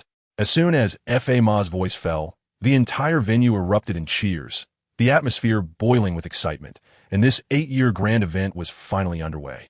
After a while, Ma raised both hands to calm the crowd, and the excitement quickly subsided. "Everyone, the topic for this Alchemist Conference has been placed on your tables. Please check it directly." Ma casually instructed the contestants and hurried back to his seat, completely ignoring the astonished looks from the crowd. Then, in the center of the high platform, an hourglass slowly rose, with sand flowing down, seemingly symbolizing the limited time for this competition. "This is the topic?" Everyone, including Shaoyin, was dumbfounded, unable to comprehend the intention of the questioner while staring at the white paper on the table. "Huh, is this little thing going to stump you?" The first to grasp the situation was the little princess, Yu'er. At only 13 years old, she had the pride of youth and couldn't help but show off a bit when she had an advantage. However, as soon as her words fell, Shaoyin had already summoned his beast fire, and without a second thought, he selected suitable materials from the table and began refining. Following him was Leng. Every second they could refine earlier would give them a higher rank, and they didn't have time for idle chatter. Yu'er, having made a fool of herself, also summoned her beast fire and began to refine the materials. "Sister Little Doctor, when do we start?" At the edge of the stands, Luo made an expression of being at her wit's end and secretly asked the little doctor to buy more time for Yafei outside. They couldn't expose themselves just yet. If they were to pretend to be pigs eating tigers, they had to do it thoroughly. You start refining first. After all, they have already investigated your strength, and Shaoqing and I can pretend a little longer. Seeing that the surrounding alchemists were focused on refining, the little doctor quietly transmitted her voice, her expression serious as she stared at the white paper, as if she hadn't noticed anything unusual. "Okay, got it." Luo stopped pretending, suddenly slammed the table, sending all the materials flying into the air, then quickly formed several hand seals. Dozens of true energies flew toward the materials, wrapping them up. She was preparing to refine more than 40 herbs at once. Is this the genius alchemist from Yaman sect? So terrifying. Many nobles in the audience were taken aback. They knew that this girl named Luo was a 5th-grade alchemist, but who would have thought she was this terrifying? Such a refining method was not only unheard of, but they had never even heard of it. Asfa Mawolkt. He was still pondering how these detoxification pills were refined without flames. Just as he returned to his seat and hadn't even sat down, he saw the little girl on the high platform dominating the scene and was momentarily stunned in shock. What kind of strange alchemy method is this? Elder, you really? Zhiyingtian was very dissatisfied with Leng Zhiying's behavior of meddling in everything, but he didn't dare to show it at all. Despite being a peak Dou emperor in front of Leng Zhiying, who had 2 Dou Zong and dozens of Dou emperors as her backing, he could only tremble under her imposing presence. Cold Zhiying lazily leaned against her seat, glancing at Nalen Yanran, who was sitting nearby with Nalen Jia, and then at the Maiev family seats not far away, where a recognition scene was unfolding. She raised her eyes and casually said, "Hee, what is this? The real show is just beginning. After today, I'm afraid one of the 3 major families of the Jamaati Empire will have to change hands. This. Zhiyingtian is not a fool." Cold Zhiying's words, combined with several recent events in the imperial capital, made him understand what the other party was planning. Just as he was about to send a message to the Maiev family, who had always been loyal to the royal family, to prepare for the situation, he was suddenly locked onto by a powerful aura. The only ones who could make him feel such strength were the Dou Zong experts. I advise you to sit down and watch the show. If you attempt to stir up trouble, I wouldn't mind letting another family take over the royal family of the Jamaati Empire. Cold Zhiying cast a faint glance at Zhiyingtian, her words revealing no hint of concealment about her threat. She had a significant opinion about the royal family now. How could a decision-making body of a sovereign nation allow foreign experts to plunder local forces on their own territory, regardless of the reasons? Cold Zhiying felt that the Jamaati royal family did not deserve her courtesy and naturally would not show them a good face. Of course, Yao Yi was an exception. After all, a beautiful and self-reliant young lady would always receive some preferential treatment upon hearing Cold Zhiying's naked threat. Zhiyingtian's expression turned extremely ugly, alternating between red and white. A dignified power behind the scenes of the empire was being threatened like this. Who could endure such humiliation? However, thinking about how he needed to keep himself useful for the future of the Jamaati Empire, Zhiyingtian decided to be a bit more humble and smiled as he apologized. Yes, the elder is right. The Yunlan sect and the royal family are like one family, with no distinction between them. The Maiev family is indeed a group of rich but unkind people. Even without the elder taking action, I was already planning to educate them. Cold Zhiying thought that Zhiyingtian, as an ancestor-level figure, would still have some backbone, but unexpectedly he was just like Yin Shan, swaying with the wind, and instantly lost interest in him, focusing on watching the competition and no longer speaking to him. For some reason, the brief interaction between the two did not affect Fa Ma, who was currently fixated on the many alchemists on the high platform, seemingly unaware of the little episode between the two. The hourglass on the high platform had already drained halfway, and many weaker alchemists had successfully blown up their alchemy furnaces or produced a pitch-black waste pill.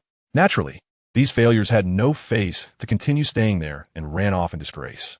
Meanwhile, the alchemy from the 3 dark horses of the Jamaati Empire was nearing its end, ready to successfully form pills after solidifying. At the edge of the competition arena, Luo Kuxian sat with her legs crossed, holding 3 purified medicinal liquids, ready to merge them and immediately form pills. However, she was thinking of giving these foolish natives a glimmer of hope, waiting until they reached the final step to snatch first place. As a mischievous child, Luo Kuxian was always excited at the thought of such a scene. Chapter 219, Automated Alchemy. Sister Little Doctor, when are you starting? Seeing that time was over half gone, Little Doctor and Xiao Qing were still pretending. Luo Kuxian felt a bit anxious. If pretending to be a pig to eat a tiger really turned into a pig, that wouldn't be good. Little Doctor looked up at the hourglass and said to Xiao Qing, "All right, it's about time. They should have put in their bets by now. Let's start." Although she had transformed into a human, Xiao Qing, who was essentially still, felt very scared in this situation and didn't dare to speak, only nodding as she took out the alchemy furnace that Cold Zhiying had given her, the Bagua furnace. Indeed, although Cold Zhiying was very confident in their strength, she had still prepared this super cheat for them. Under the urging of the Bagua furnace would receive a significant boost, but in this first round of competition, it was clear that would not be needed.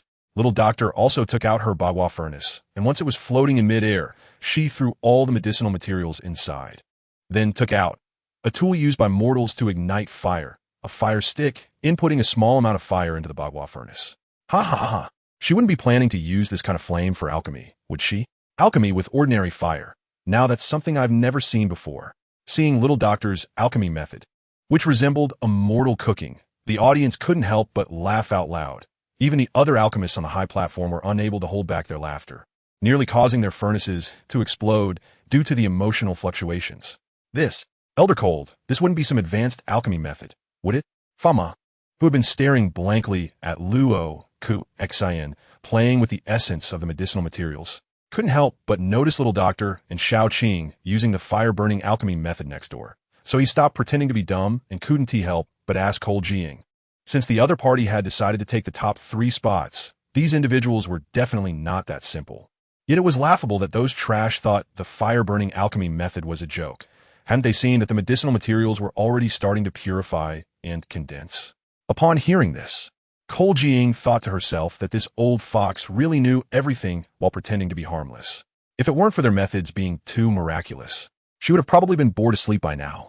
But anyway, this kind of Buddhist-like old man was still much better than Jia Xingtian, who was secretly plotting. So she smiled and explained, "Of course not. This is just a medicinal furnace. This group of rookies ISNT qualified to witness true power.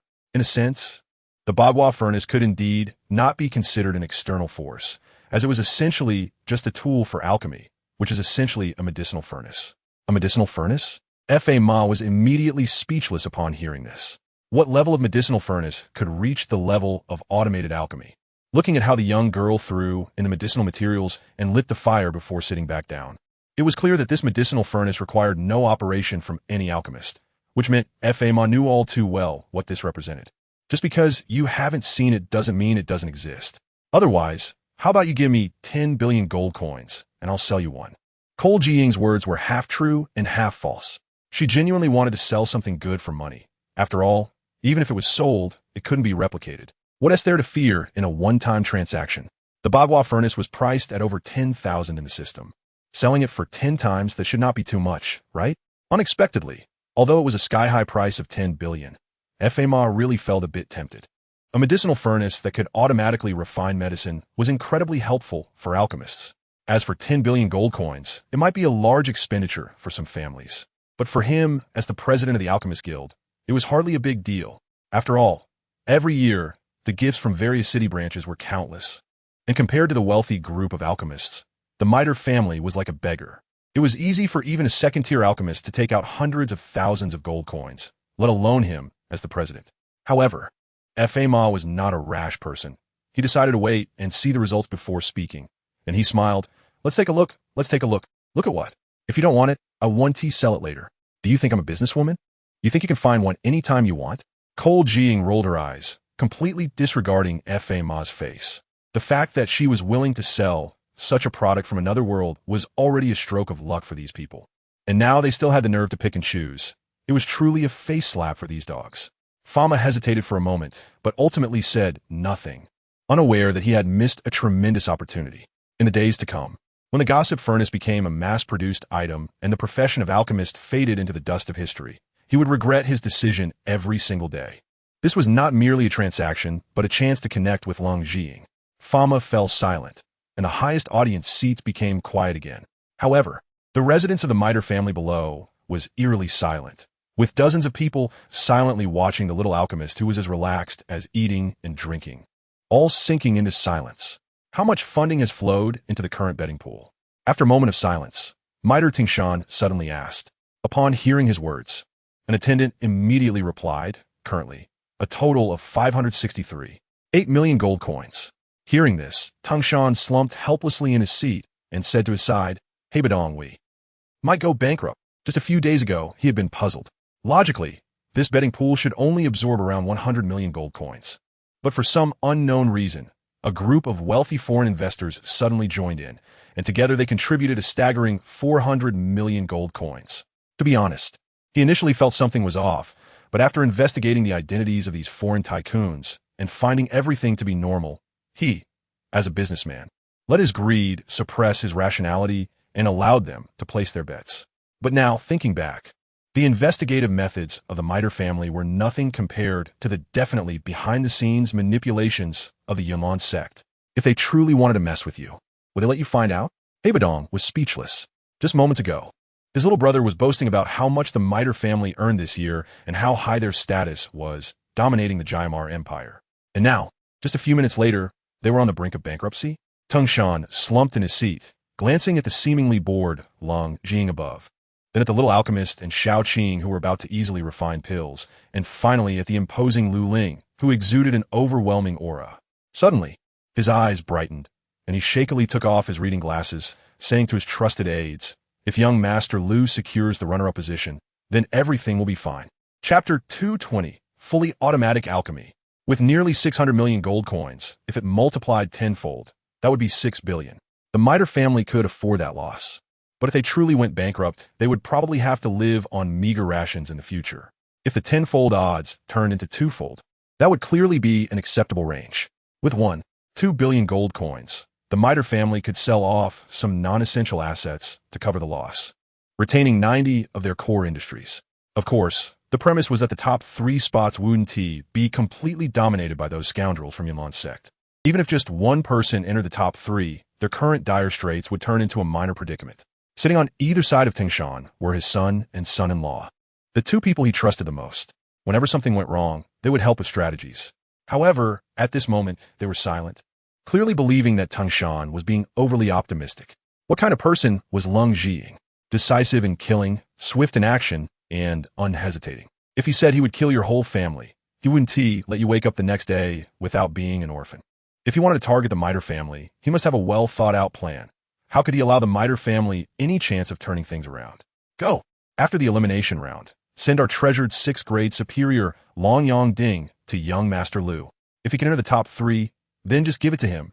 Tangshan gritted his teeth and made this decision.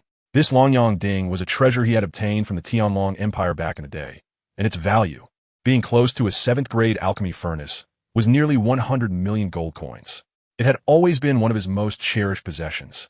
But compared to the enormous loss the Maiev family was about to bear, sending it out seemed trivial. Understood, father. Hearing Tangshan's instructions, his son-in-law, who was also Yifei's father, immediately stood up and walked out to handle the matter. Even so, Tangshan was still worried, feeling like a mistreated young bride. His hatred for the Yunlan sect had reached its peak, but he didn't reflect on why he had involved himself in the conspiracy against them in the first place. Now, to act like a victim was truly laughable. As time passed, the number of alchemists eliminated due to running out of materials increased, and many talented individuals who had been caught off guard by the topic finally realized the root of the problem and began to get back on track. Seeing that rock out, Lu Ling and a certain trader from the Chuyan Empire were about to complete their alchemy. Luo Kursin jumped up and laughed. "Oh, watching you bunch of amateurs refine pills is truly a torture. Why does a task that should take just a few minutes take you several hours?" After speaking, she slightly waved her hand, and the previously refined medicinal liquids were divided into about 10 portions, which then exploded in the air, becoming nearly invisible tiny molecules that ultimately combined with other liquids. After undergoing the steps of decomposition and refinement, the liquids slowly condensed into over 10 pills, each dropping into the prepared jade bottles with a pleasant tinkling sound, which was extremely pleasing to the ears. Originally, Lu Ling, who was straining to compete for first place, nearly lost control upon seeing Luo Kursin casually complete the pills he had barely managed to refine after exhausting himself. The pills he had gathered also showed signs of dissipating, but he ultimately held it together to avoid a furnace explosion. On the other side, Yuera was in an even worse situation than Lu Ling. Having never experienced setbacks, she had never heard such ridicule. She was extremely furious inside. Refining pills required a calm mind, as it mainly relied on the power of the soul. But with her emotions fluctuating, she could no longer control the pills in her hands. The pills she had already refined halfway suddenly shattered, instantly turning back into liquid and scattering everywhere, clearly a failure beyond failure. With both sets of materials exhausted, this also meant she had lost her qualification to compete. Yuera glared fiercely at Luo Kursin and threatened the little girl who was 3 or 4 years younger than herself. "What are you so proud of? Just wait and see." After saying that, she stomped her foot, packed away her gorgeous alchemy furnace, and left. In response, the expressionless Xiao Yin was already prepared for such situations. After all, he was not there to win the championship. He just wanted to mix in the top 10 for some money and treasures. As for who took the top 3, it had nothing to do with him. Once he let go of his desire to win, he was shocked to discover that participating in such a grand event could be so relaxed and enjoyable. This inevitably brought some changes to his mindset, Was it worth it to relentlessly pursue the peak while giving up the joy in the process of cultivation? With his emotions calm, Xiaoyan quickly finished refining the pills in his hands and stood quietly at a distance, waiting for the inspection. Alongside him was a lewd young man in a gray robe, a traitor from the Chuyan Empire, who was very low-key, perhaps realizing the impossibility of winning and thus becoming very laid-back. After all, even if he got second place, he would still be overshadowed by Jaimaran. How could he show off? Since he couldn't show off, he might as well just go through the motions and go home after the competition. Immediately after, Xiao Yixian and Xiao Qing also completed their alchemy. Although the Bagua furnace is convenient, its efficiency is a bit slow, and without the assistance of an alchemist, the quality of the pills produced is quite poor. However, it is definitely sufficient to get through this competition. As the last grain of sand in the hourglass fell, the chairman Fa Ma stood up and said loudly, "All right, the competition is over. All participants, please place your results on the testing platform for evaluation. A green light means you advance, while a red light means failure. Let's begin." Hearing Fa Ma's words, many alchemists who had successfully refined pills stepped forward to test their results. Naturally, the best quality was from Luo Kursin, followed by Xiaoyan Lu Ling, and the lecherous gray-robed man, Yen Li. In between were dozens of third-tier alchemists, while Xiao Yixian and Xiao Qing were still at the bottom, barely passing. Even so, no one dared to underestimate their abilities. Producing a third-tier pill using mundane cooking methods? Anyone with a bit of knowledge would think they are impressive. Everyone, let's conclude today's conference here. Please take a good rest tonight, as tomorrow will be the final round of our conference, which is crucial in determining the champion. So, please don't be late for any reason. Fa rubbed his hands and laughed heartily. Chapter 221. The Ancestral Home Explosion. To be honest, he no longer had the energy to focus on this alchemist conference.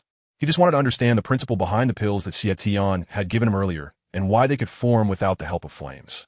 Unfortunately, to thoroughly test these pills, some high-end equipment was needed, which was impossible under the current conditions. Therefore, he was actually the happiest one that the conference was over. Upon hearing Fa Ma announce the end of today's assessment, the crowd in the square let out a long sigh of relief. This series of ups and downs in the assessment had been exhausting, and they could not wait to return home to sleep. Cole Jiying, who had almost fallen asleep from boredom, perked up at once. Calling on Nailin Yinran, she headed down to join Luo Kursin and the others before making their way to the Nailin family, not asking anything. Compared to the competition results, she was more concerned about what to eat that night. "Sister Yafei, how's the situation progressing?" Upon returning to the Nailin family, Cole Jiying was the first to ask this important question. Since coming to the Nailin family, Cole Jiying had taken on a rather clingy demeanor, as this was also her father-in-law's home, and there was no shame in mooching off food and drinks here. Naturally, Yafei and the others had also moved in to facilitate discussions about their recent plans. The plan is progressing smoothly. Due to the previous royal sponsorship, we disguised ourselves as foreigners through some special means and invested all the funds into it. We have currently invested over 400 million. However, after today's meeting, the Maiev family seems to be subtly trying to play tricks, as if they have sensed that someone is targeting them, Yafei said, frowning and looking very worried. "Oh, playing tricks? Does that mean they don't want to pay?" Cole Jiying was not surprised to hear this. The ugly face of capitalists was nothing new. Yafei nodded and said, "It's very likely they plan to abscond with the money. After the 3-year agreement, when the Yunlan sect is suppressed or even destroyed, they could come back without anyone able to collect debts, and they would also profit from the gambling funds." Haha, what a clever calculation. Cole Jiying moved her limbs and sneered. "Notify Woden. Let the son of Keha take action and teach the Maiev family a lesson. Remember, don't leave any traces." Yafei nodded in acknowledgement, but did not immediately act on it. After all, the tradition of the Cold family was to eat before handling business. How could they not have a good meal first? Just then, the door slowly opened, and Xiao Yixian entered with 2 plates of steaming hard dishes, placing them on the makeshift dining table that served as a conference table. She then cheerfully said, Come, stop chatting, try the dishes I stir-fried with the exotic fire."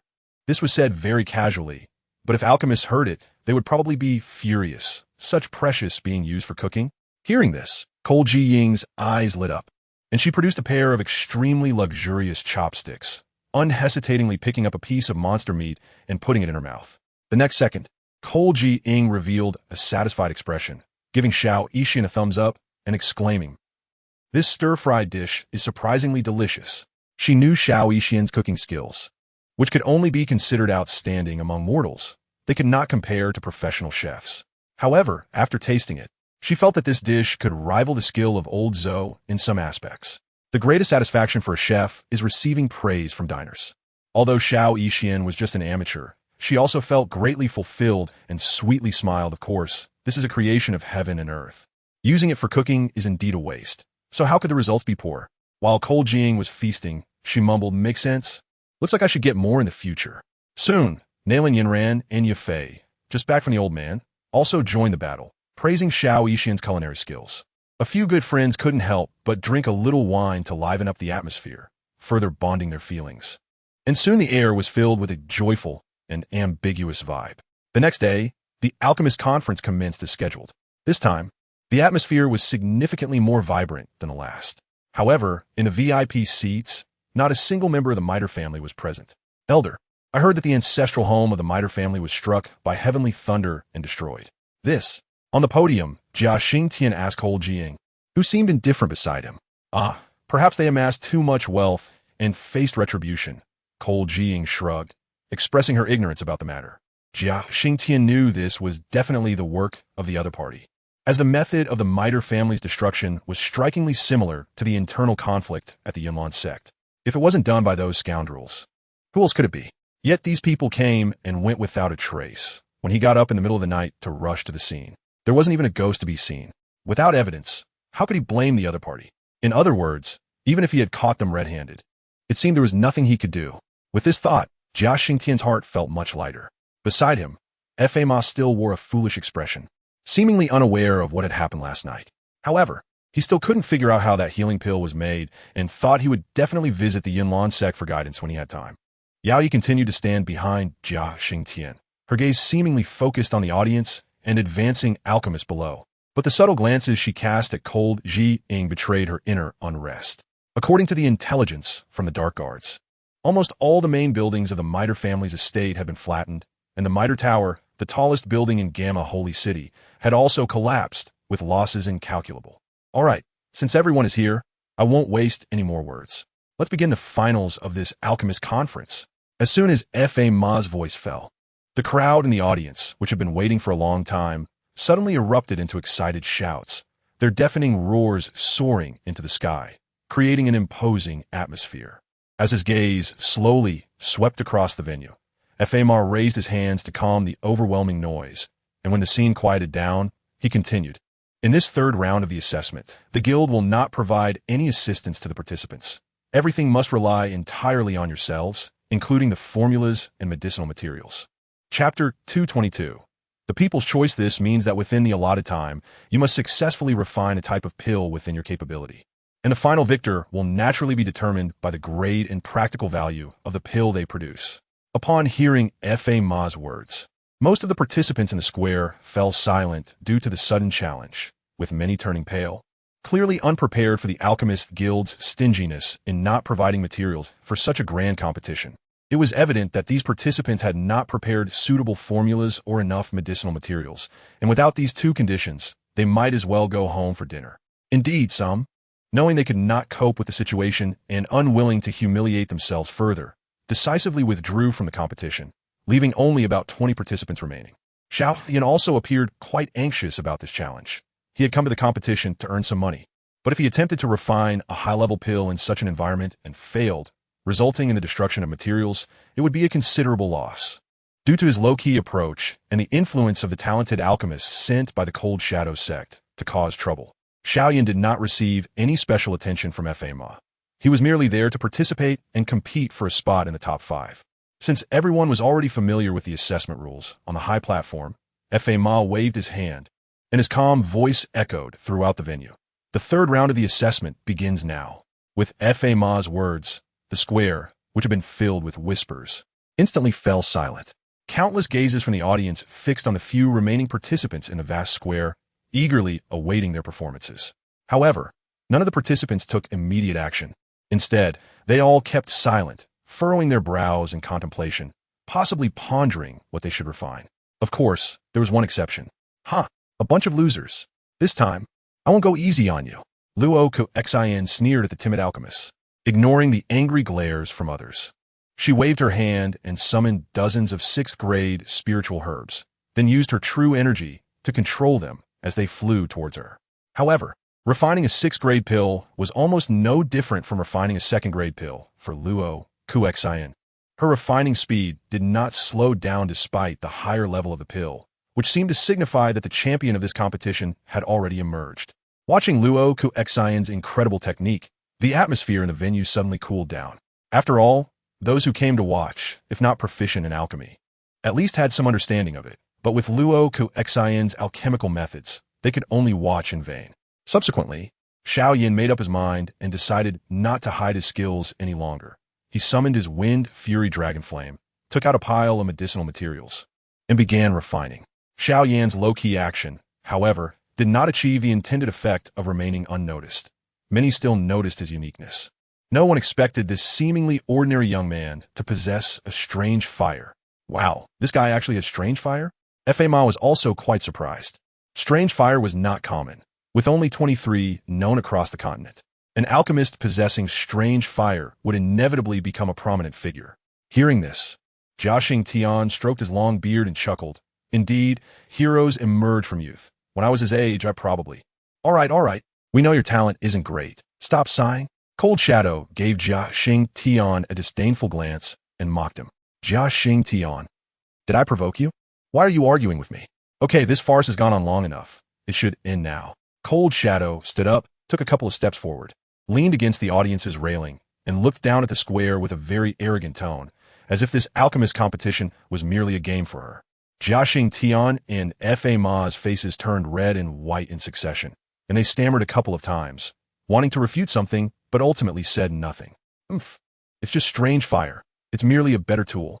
In the square, Leng, who had obtained the 6th grade Longyang Ding from the Maiev family, was now full of confidence, looking down disdainfully at Xiao Yin, who was focused on refining.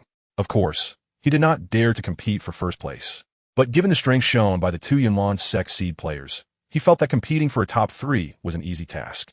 What good is automatic refining? It can only produce subpar pills. Even if it can automatically refine, it won't be of any significance.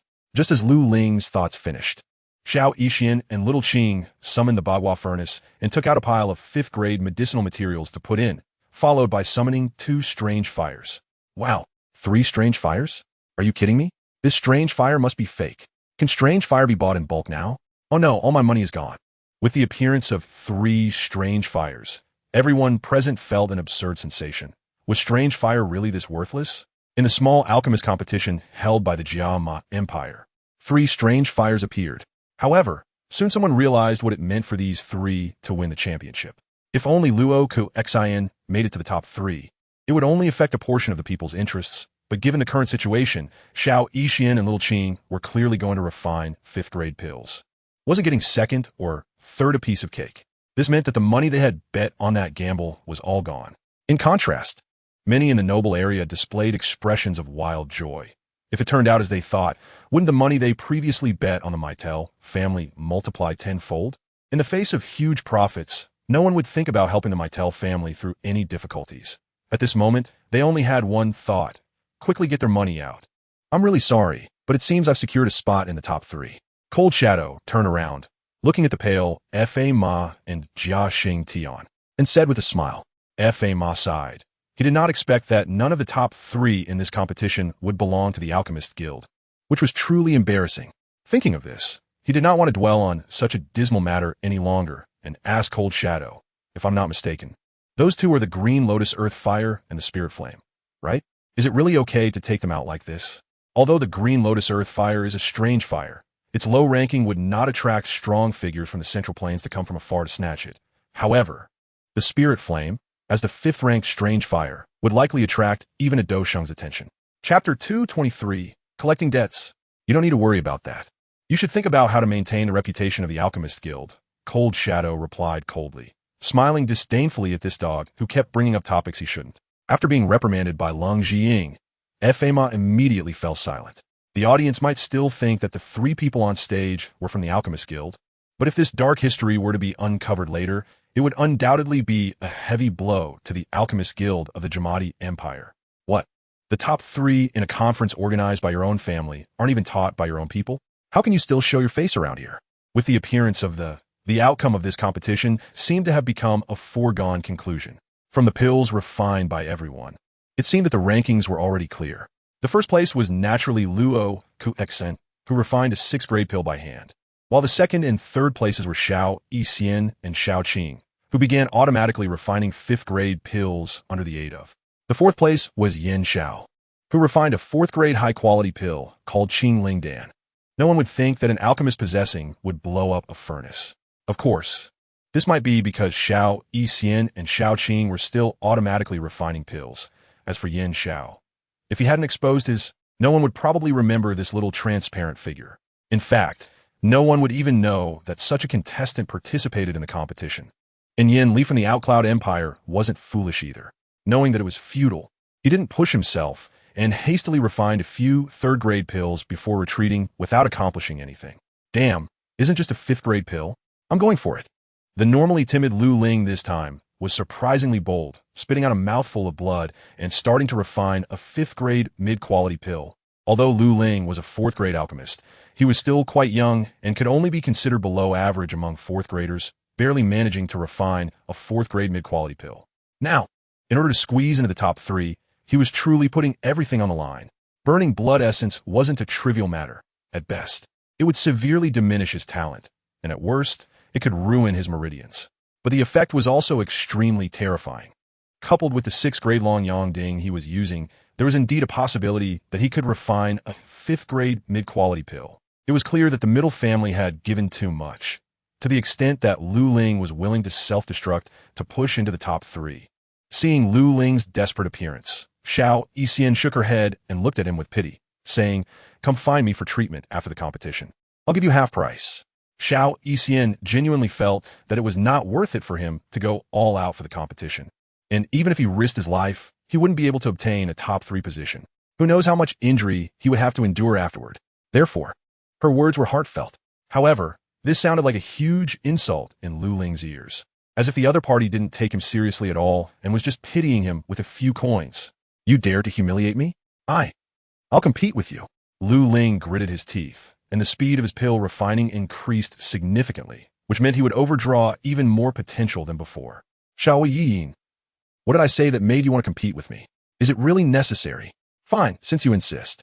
Xiao Yixian shook her head. A person who insisted on self-destruction wasn't worth saving.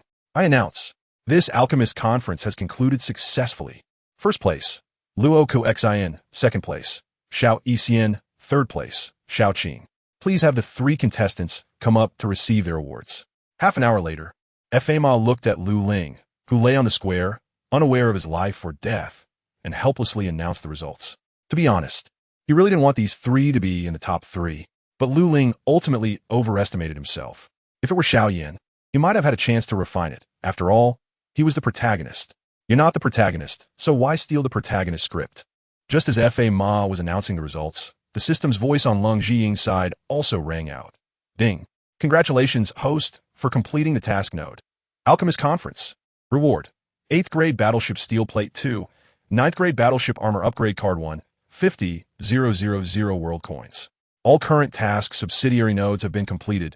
Task completion rate, 80. No additional rewards can be obtained. After the 3-year agreement is completed, the system will undergo an update, during which some functions will be closed. Please be aware." Hearing this from the system, Leng Zhiying was not surprised at all. In this world, nothing is perfect. Upon careful thought, if it weren't for the arrival of the Keha group army, it would have been very difficult to deal with the Mo family dungeon. The main issue was that she didn't have enough manpower and could only choose between Qing Lin and Qing Lian's core fire. The Yunlan sect wouldn't have integrated so quickly either.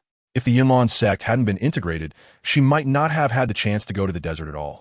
If it weren't for the help of the Keha group army and the exiles from Shueihua Palace, it would have been really hard for her to complete these tasks. And now she had almost done nothing to achieve it. Of course, the node for Haiba Dong was out of the question. If she could have gotten to the desert before Xiao Yan, it would have been fine, but unfortunately... Is it still short by 70,000? Leng Zhiying looked at her current balance of 730,000 world coins and felt a bit uneasy.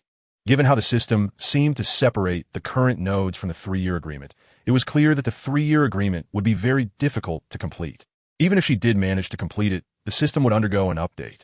If the store were to close, that would be bearable, but if the recruitment module were also closed, then that would be exceptionally difficult. The news that Yaya told her might only be from half a month or a month ago, but as Leng Zhiying's treasures were being exposed more and more, she didn't believe that these people would only send those who were previously planned. With a treasure at stake, how could they not send more people to grab it? If a few more Dozong showed up, it wouldn't be so easy to handle with her current strength. However, she wasn't anxious. There was still a month left before the 3-year agreement, which was enough time for her to improve her overall strength and eliminate any internal traitors. With this in mind, Leng Zhiying ignored Fa Ma, who was giving a lengthy speech, and directly waved her hand to call everyone to go home, preparing to go collect debts. Woo, great elder, please don't do this. I was wrong. 2 days later, at the headquarters of the Middle Chamber of Commerce, Tung Shan was on the ground, clinging to Leng Zhiying's legs and begging for mercy. Leng Zhiying felt a chill. She always felt that this shameless old man was taking advantage of her. So she raised her foot and kicked him hard, questioning, "It's only right to pay back debts. Why should I spare you?" Tung Shan and Leng Zhiying were both Do Wang strong, and the gap in strength wasn't significant. Caught off guard, his protective Do Qi was directly broken, and he was sent flying. However, this did not shake him at all. He still slowly crawled towards Leng Zhiying. Chapter 224. The Downfall of the Middle Family. In May, the Middle Family's treasury has been completely emptied. The total value of all treasures and resources combined is 3.8 billion gold coins, and the remaining assets, which are spread across the country, are worth about 2 billion gold coins. Yafei walked out of the Middle Family's treasury, smiling as she reported to Leng Zhiying. Tung Shan's face turned ashen. He never dreamed that the one leading the forced raid this time would be his own granddaughter. Although he only saw her as a tool for marriage, he was well aware of her talent. Now that she was leading the charge to liquidate assets, not a single coin would be left behind. Originally, he planned to transfer some assets out to evade this liquidation. But no matter how many people he sent to guard the transport convoy, it would be looted. Moreover, with his ancestral home blown up, he suddenly gave up resisting and obediently waited for the other party to come to collect debts. But when he thought about the fact that he still had several hundred million in assets left, a glimmer of hope rose in his heart. As long as he still had this bit of family fortune, he was confident he could make a comeback. It really is a big family. They haven't been brought down by this. Leng Zhiying was somewhat surprised. The Middle Family was indeed extraordinarily wealthy. She had thought that the 50 billion in debt would directly bankrupt them, but unexpectedly, they still had quite a bit left, truly deserving of being a business family. However, as the saying goes, to cut the grass, one must remove the roots. Leng Zhiying had no intention of letting the Middle Family go, so after pondering for a moment, she smiled and said to Tung Shan, "Tung Shan, you see, this 50 billion gold coins have been with your family for several days now. Shouldn't it accrue some interest? I think borrowing 50 billion in assets for 2 days and asking for 8 billion in interest isn't too much, right?" Tung Shan's expression slowly froze. The other party was truly preparing to push him to his death. The debts he owed in this gambling match were not just to Leng Zhiying's family. There were countless creditors waiting outside as well. Originally, after paying back those people, he would still have some left, but now he could only declare bankruptcy and live the rest of his life in obscurity. For someone like him, a business magnate, this was undoubtedly worse than death. Thinking of his bleak future, Tung Shan pointed at Leng Zhiying in despair and cursed. "Bitch, you want to have a good outcome.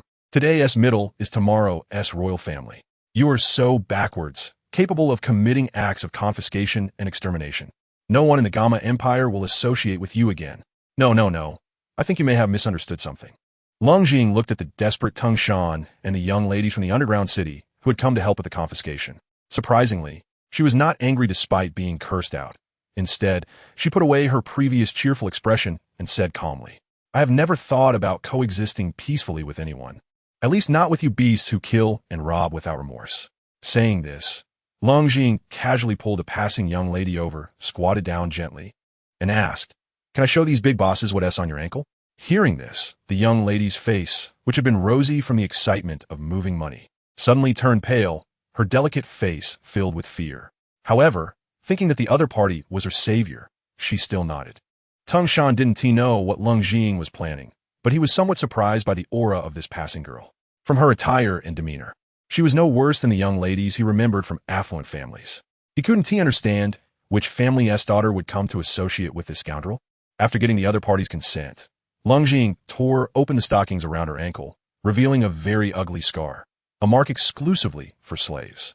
The young ladies who came to the underground city had varying lengths of time since being sold. Therefore, this mark could be easily cleaned off for those who had been sold for a shorter time. However, as time passed, the mark would become deeper, until it was engraved in their bones. This young lady's mark clearly belonged to this category, even with Leng Jing's ability. She couldn't clean it off while ensuring the girl remained intact. The doctor couldn't remove it either because it wasn't a disease. At most, it could be considered a high-end tattoo, and unless she amputated, there was no way to get rid of it. This mark was essentially meant to harm people, and it was never intended to be removed. It was unknown which beast invented this. Likewise, it became an indelible pain in the hearts of these young ladies. Upon seeing this mark, Tung Shan was immediately shocked.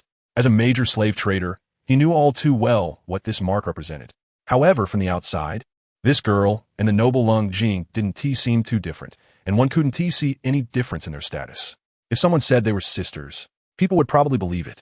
How could such a girl possibly be a slave? In your eyes, they might not even count as human. Just some beautifully decorated goods sent to the auction block. But in my eyes, they are far more worthy of association than you so-called humans. I would rather spend time finding ways to help them out of their predicament than associate with you self-righteous beasts. Saying this, Leng Jing's anger was unmistakable. Don't be fooled by the middle family's seemingly righteous facade. In reality, they were guilty of countless evils. Local branches would use all kinds of means to seize beautiful girls from wealthy families for profit, only to sell them at high prices to old perverts. And the fates of these girls were naturally dismal. Leng Jing didn't know if Ting Shan was aware of the existence of such a heinous trade, but it didn't matter. As the source of this evil trade, he should bear her wrath. Want to start over? Not a chance. She wasn't planning to wipe out his entire family directly. She was already showing leniency for the sake of the noble lady. Hearing Leng Jing's words, Tung Shan's face turned ashen. Yes, in his eyes, these girls with marks were living commodities, but now someone stood up to advocate for these commodities. As the root of this evil, how could he expect to live?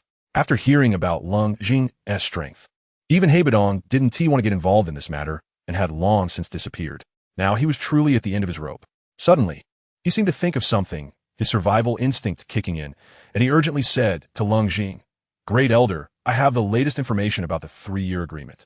If I tell you, can you spare my life?" Chapter 225, Beasts in Human Clothing. Upon hearing this, Leng Jing was taken aback. She had originally thought of beating this scoundrel up and letting him go, but she didn't expect to gain this unexpected information. "Sister Ing, you all chat first. We'll take our leave."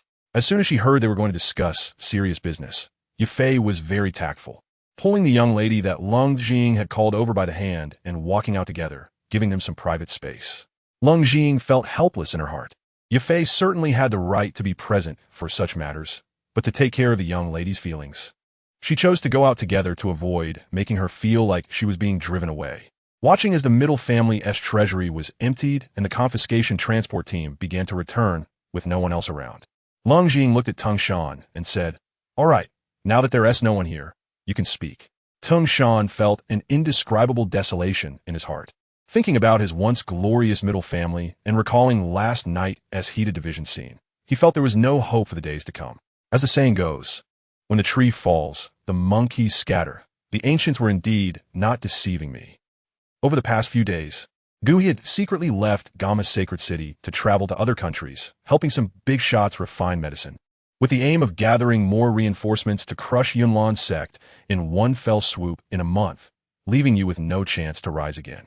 Tung Shan sighed and said helplessly, although he and Gu had been friends for more than 10 years, at this life-and-death juncture, such friendships were as thin as paper. They could be sold off at any moment. So Gu is really going to such lengths for an exotic fire? Leng Jing was shocked. Gu now, to put it nicely, was out traveling. To put it bluntly, he was out working for others. The dignified Pill King was willing to lower himself to such a degree for them, which was indeed extremely rare. People have always sought his help in alchemy, which elevated his status significantly. However, after this incident, his prestige has certainly taken a nosedive. In the future, there will undoubtedly be no shortage of requests for help with alchemy, but the fees, that definitely won't be as high anymore. It's not for this strange fire. Just a few days ago, you all exposed its existence, so how could he be targeted? In fact, the assets of the Yunlan sect have long been divided up. Shan looked at Leng Zhiying with a hint of pity in his eyes, as if her current miserable state was a glimpse of what he would look like a month from now. In our plan, the external forces will acquire the strange items currently appearing in the Yunlan sect and that group of skilled practitioners, while we, the local forces, need the industries available in the market. The Mu family will take over your business, and we will take over the properties and real estate of the Yunlan sect across the country. The royal family will also benefit from this. Only Gu He is different. He neither wants money nor treasures, only the authority to control the Yun sect master, and he doesn't care about anything else. As for how many people he can bring, that remains unclear. Upon hearing this, Leng Zhiying instantly understood. Gui was also an old lecher. Previously, when he invited Yun to the desert, it was not without ulterior motives. In the original story, it was Xiao Yin, but now it was herself who got involved. Thus he could not fulfill his desires. No wonder he had been keeping such a low profile since returning from the desert. It seemed he was truly preparing for a big news event. One wonders what stimulated him to the point where he would rather imprison Yun than let her live well. This was not in line with his usual style of being a well-dressed beast. All right, I understand now. A few Douluo fighters are nothing to be concerned about. Leng Zhiying thought for a moment. Shan definitely wouldn't dare to deceive her now. The main point was that he hadn't mentioned anything about the underground city. Could it be that the existence of the underground city had not yet been discovered? If a fight broke out, what Leng Zhiying was most worried about was the issue of personnel evacuation. If the underground city remained undiscovered, it would be simple to cut off the passage, connecting it to the outside world to ensure its safety. If the existence of the underground city was also discovered, that would truly be difficult to handle. Shan was shocked by Leng Zhiying's seemingly indifferent demeanor. How much confidence must one have to face such a situation so calmly? There were only two possibilities. Either the other party had enough strength to crush all enemies, or the other party was just an ignorant fool. However, judging by a series of recent actions, she was definitely the former. That was truly terrifying. But that was no longer his concern. He would soon become an ordinary person in hiding. The immediate priority was to survive, so he cautiously asked, "Elder, can I leave now?" Leng Zhiying had no interest in Shan and replied, "Get lost. Don't let me see you again." Upon hearing this, Shan felt as if he had been granted a great pardon and dashed away, showcasing his Do Wong, fighter king, strength to the fullest. After exiting the treasury, Leng Zhiying couldn't help but admire the Maiev family's estate. One had to say, these people really knew how to enjoy life. Compared to the estate she bought when she first arrived, this place was like heaven on earth. Fortunately, this place would be hers from now on. Outside, Yafei sat under a tree, gently tracing the patterns on its bark, her eyes vacant as if recalling the past when she lived here.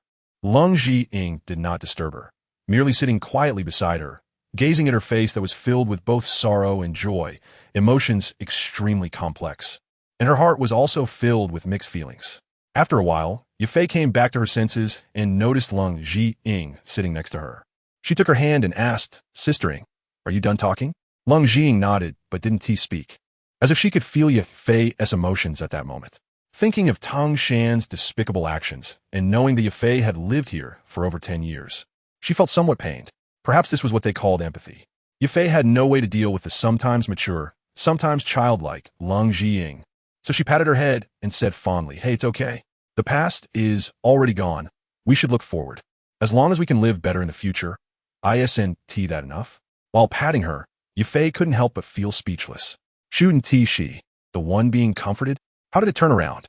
"Sister Yafei, you're right. I've thought about how to proceed with the next steps." Leng Zhiying slowly stood up, looked up at the sky, and suddenly laughed a joyful laugh. Chapter 226. A bug egg. Yafei wasn't too surprised by Leng Zhiying's sudden shift in topic to the upcoming situation. She was clearly used to her erratic thinking. Of course, it was likely that she didn't want to remain immersed in the shadows of the past. Yafei patted Leng Zhiying's shoulder and looked around the now empty courtyard, saying, "Let us go back." The transport team has already set off towards the outskirts of the city. Elder Yin specifically came to help escort them to avoid being discovered by certain people. Also, Faraday has something to discuss with you. Leng Zhiying nodded. She had many things to do in the coming month. If what Shan said was true, then Gui might bring in a group of Do Huang, fighter emperors, or even Do Zong as henchmen. This hurdle would likely not be easy for her to overcome now. "Leader, we have completed the research work on the bug egg." Faraday had been waiting at the door, And as soon as Leng Zhiying returned to the underground city, he blocked her. What? The bug egg has been researched. So soon? Upon hearing this, Leng Zhiying showed immense joy. She understood all too well what the emergence of the bug egg meant. One bug egg equals one worker bee. One worker bee equals one incubation chamber. One incubation chamber equals more bug eggs, and more bug eggs equal an endless swarm army. Long before she learned that Qing Lin had been brought back by Woden, Leng Zhiying had resolved to conduct this research because she always felt that Qing Lin's Bai Shi San Hua Tong had an effect on strange insects. With such great progress, Faraday was also very pleased. Unfortunately, he was just a poker-faced person, so he could only say with a cold expression, yes. Among our small research team, there's a doctor named Stetman who has extensive research on. Previously, he and a bug queen named Zagala dismantled the void fragment in Augustus Geller. Unfortunately, they failed, and the bug queen died on the spot, but Dr. Stetman managed to escape to the Keha Palace and joined us. Oh, you brought Stetman here as well? Why didn't you say so earlier? Leng Zhiying felt somewhat speechless, but wasn't too surprised. The fact that Faraday and his team could come here, in a sense, represented that the world they were in operated on a cooperative model. Fleeing here after defeat indicated that it was a failed game. Therefore, don't be surprised if they brought over Stetman. Even if they brought over Adonis or Reno, it wouldn't be anything to raise an eyebrow at. Of course, in one's own view, this is just a script for a game. However, in reality, it could be a touching battle where two rebel armies assisted the Ka Group army in resisting the Eman invasion, ultimately leading to their defeat. But anyway, without the support of the mechanical insect swarm, Stateman can only be considered a hero-level researcher. It's hard for someone new to make any significant impact. And if Faraday doesn't mention the cold, it naturally follows that Zhiying wouldn't discover his existence. Since arriving, Dr. Stateman has been in a withdrawn state, immersed in researching the biological resources of this new world. After experiencing the Augustus Grell battle, he firmly believes that only the purest insect bloodline can save the Terrans. Or rather, the world needs a new Queen of Blades. When Faraday said this, there was actually a hint of admiration in his eyes. Stateman's ability to be regarded as a hero of humanity certainly has many unique aspects. Although his personality is somewhat eccentric, at least Faraday seems to admire him greatly. Indeed, the strongest person in the entire Star Zone is only Sister Kai. When she is human, she is the top agent. When she transforms into an insect, she is the leader fighting against two races and after becoming a god. There's no need to say more. Regarding Stateman's viewpoint, Zhiying completely agrees. In fact, without the three-race alliance centered around Kerrigan, the Kopla Star Zone would have fallen when Eamon first awakened, and it would have been impossible to wait for over a decade. Although it's unclear how Eamon was reborn, the result is evident. The Divine Kai is no longer present, which is why the Ka Group army appears here. So, where did this insect egg come from? Zhiying is puzzled by this question. The species in the Dopa continent are vastly different from those in the Kopla Star Zone. It is simply impossible to cultivate an insect egg without an original insect race as a template. If it is an insect egg cultivated using local organisms from the Dopa continent, she feels it is not worth looking forward to. This, I'm not too sure about. How about we go to the lab and take a look? Qing Lin and Woden are also there, and Little Kai. When it comes to such specialized matters, Faraday is also not too clear, as there are too many affairs he has to handle every day, including consulting on matters from the Daybreak City, leaving him no time to pay attention to the relatively slow and unproductive research aspects. Zhiying rubbed her hands with slight anticipation, completely ignoring the odd tone when the other party mentioned Little Kai, feeling excited at the thought of being able to form an insect swarm in the future. Let's go, lead the way. Well, actually, there's no need for Faraday to lead the way. The so-called research area in the underground city is essentially just an office, located right downstairs from Zhiying's room. But in fact, this office is even smaller than Zhiying's residence. After all, what the underground city is currently doing is replicating the technology brought by the Ka Group army and finding ways to showcase it, rather than creating any new technology, which isn't something Zhiying's current foundation can manage. Therefore, this so-called research area can only be responsible for studying biological matters, such as whether it can provide some enhancements to Zhiying's zoo from a technological perspective. As soon as she walked into the research room, Zhiying saw a spirited young man busy with something at his high-end workbench. Upon hearing someone enter, he turned around and immediately saw Zhiying and Faraday, and without caring about his work, hurried over and curiously said, You must be the heir of the old Meng's will and the one who saved us, right? I've long heard Faraday speak of your wonders, and seeing you today is indeed impressive. No wonder that thing chose you. Chapter 227. The Blade Queen Cultivation Program. Zhiying looked at the well-groomed young man before her, whose appearance and demeanor were quite normal, and found it hard to believe. In her impression, State Man was not like this. As for how Zhiying recognized this young man as State Man, it was naturally because he had a pair of very enchanting purple eyes, surrounded by a layer of purple substance, with a wisp of purple gas drifting upwards from the corners of his eyes, as if he had practiced some evil and terrifying eye technique. In reality, this was caused by a substance called Dijin. Dijin is an extremely rare strategic resource with very low production. It is said that a small canister can propel a battleship for a super long-distance jump, containing terrifying energy. However, no one has thought of using this stuff as fuel, partly because the natural state of Dijin is gas, and converting it into stable liquid fuel requires extremely high costs. Moreover, this substance contains a strong neurotoxin that can easily destroy the minds of living beings, driving them insane. Even the Protoss cannot be immune to it. As for why State Man could remain in a semi-mad state rather than fully insane, it might be because he is, in some sense, the protagonist. But the problem is, where is the young man before her who resembles the crazy person she remembers? He is completely a calm and wise scientist. That thing? What is that? However, compared to his image, which is vastly different from her impression, Zhiying was more concerned about what he meant by that thing. It couldn't possibly be the system, right? State Man, feigning mystery, said, "Ahem, you can't know these things yet. In the future, you'll understand why. These matters are not for us to tell you, and you should understand why." Zhiying understood. Whether it was Faraday, Woden, or State Man, or the people from the Shueihua Palace, as well as Marissa, whom she had once brought to help, they all seemed to know some insider information about the system. However, it was expected, as they were all brought here by the system. It would be strange if they didn't know.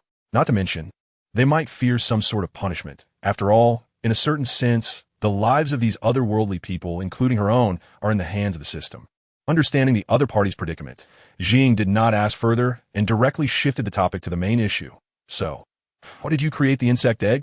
Upon mentioning the main issue, Stateman's expression became serious, and he led them to a nearby laboratory, saying as they walked, "Actually, this insect egg is not newly merged. Rather, before the failure of the Augustus Grell battle, I specifically rescued some insect eggs from the remains of a neighboring Zagala main nest. However, for some reason, these insect eggs have low activity upon arriving in the Dopa continent. Even worker bees cannot be hatched from them. Fortunately, the quality of Zagala's swarm is extremely high, so they did not completely die out. During this time, we have been searching for various biological genes, and we have finally found a suitable one. Thus, an insect egg capable of truly producing worker bees has been born." State Man was animatedly introducing his results, clearly very excited. Evidently, if that little girl's talent could indeed make her the queen of blades in this other world, creating an army of insects, then he would also share in the glory. Actually, I feel that mechanical insect swarms are stronger than ordinary insect swarms. Isn't this a bit of losing sight of the essentials? Zhiying found Stateman's excitement a bit unbelievable. After all, he was someone capable of creating mechanical insect swarms, so he shouldn't be so unambitious, right? Getting so happy about creating an insect egg? Think about that mechanical Zerg Hive Lord, which can launch Zerglings, deploy interceptors like a Protoss carrier, and fire Yamato cannons. Isn't it much stronger than an ordinary Zerg Lord? Upon hearing this, State Man seemed to understand Leng Zhiying's meaning and shook his head, saying, "Alas, you still don't understand. While you have gained some understanding of our world in one way or another, your thinking has also been confined by that method. The world we exist in is not as rigid as you imagine. Otherwise, why do those high-tier Zerg units in your impression only measure a few meters in size?" Upon hearing this, Leng Zhiying was suddenly taken aback. After Stateman's reminder, she realized she had made the mistake of dogmatism again. Her understanding of the copperless sector was entirely based on the game, but in reality, the strength of the Khar army far exceeds what the human race is portrayed as in the game. Various black technologies are emerging continuously. How could they be compared to the units in the game? Her perception of the Zerg was the same. She always felt that the Zerg were just like that. The Thunder Beast, the most versatile ground combat unit, is only about 4 to 5 stories tall, and its attack methods are quite singular. In this Dopa continent, it couldn't even be considered strong. It could only exist at the bottom of the food chain. Every time she thought of this, her expectations for the Zerg diminished, and she merely found them exhilarating. But after what State Man said, could there be a turnaround? As for how he knew about her impression of the StarCraft world, it was probably hinted by that thing, but this is a good thing, as it avoids potential disputes due to differing perceptions.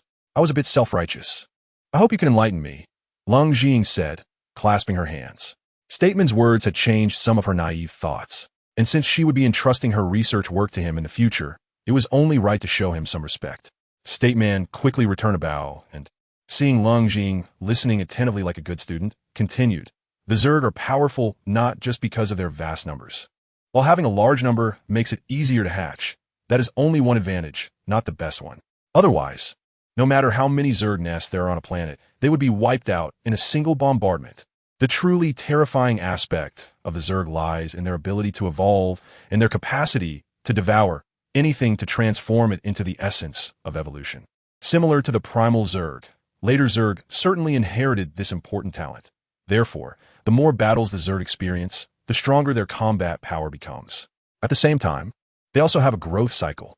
For example, a Thunder Beast that has just hatched is only 4 to 5 stories tall, but when it evolves to adulthood, its size can increase 100-fold to several hundred meters long. During the evolution process, its body also mutates, growing blades all over, shedding its originally clumsy fighting style. Now, do you understand? Chapter 228. Luring the little lowly upon hearing this, Leng Jing felt a chill run down her spine. This seemed to be beyond her understanding. Was the Thunder Beast, she understood, merely a being similar to a human infant? How strong would an adult Thunder Beast be? One could easily equate it to tens of thousands of juvenile ones, right? Seeing Leng Jing fall silent, Stateman knew she was focused on listening. So he continued to explain, if you cannot imagine how a Thunder Beast controls the blades all over its body to fight, think of a Leviathan. It controls thousands of tentacles to engage in battle. In fact, the blades covering the Thunder Beast in its adult stage are, in a sense, a type of extremely sharp tentacle. While their attack power may not surpass its main weapon, the King's Blade, they possess the ability to regenerate quickly and a considerable attack range, making them an even more terrifying existence to the human army than the King's Blade. At this, Faraday nearby shivered, evidently recalling the fear of being dominated by the Zerg. Moreover, adulthood is not the end for the Thunder Beast. After adulthood, there's a peak stage, where only one Thunder Beast can exist per planet, measuring thousands of meters long. Tactical nuclear weapons cannot penetrate its armor, and strategic nuclear weapons can only harm its flesh. It possesses an extremely terrifying regenerative capability. If you can't kill it, it will recover quickly. Only a star-splitting bomb can destroy it outright. But if you use a star-splitting bomb, then the planet is not far from exploding. If it could fly, even the Leviathan would have to concede defeat. If you were to pit 4 peak stage Thunder Beasts against each other in a battle, the final victor that devours the essence of the other 3 beasts would evolve into a King Beast. However, in reality, Kerrigan did not evolve a true King Beast. It is said that a new Zerg controlled by Mon evolved one, but no one knows what it looks like because everyone who saw it is dead, and no images were captured in time. Similarly, other alien insects also have their own growth and evolution systems. Almost all types of alien insects can undergo steps similar to the Thunder Beast. A peak stage jumping bug may have combat power even higher than an adult Thunder Beast, and some may undergo special mutations, becoming smaller than a human hand, yet retaining formidable combat power. Such special mutants are even more terrifying than stealthy assassins like the Ghost. Invisibility is nothing to them, so, do you understand why I'm so keen on building Zerg? Stateman's introduction undoubtedly gave Leng Jing a lesson. She had never realized that alien insects could be so powerful. The brutality of interstellar warfare might far exceed her imagined harmony, which even seemed somewhat beautiful. Her understanding of interstellar warfare came entirely from expansion packs, like the Zerg Tide, charging the defenses and the Ire defense battle. To be honest, even after such a major battle, only tens of thousands might die, which is less brutal than a single battle in World War II. So she naturally couldn't feel the terror of interstellar warfare.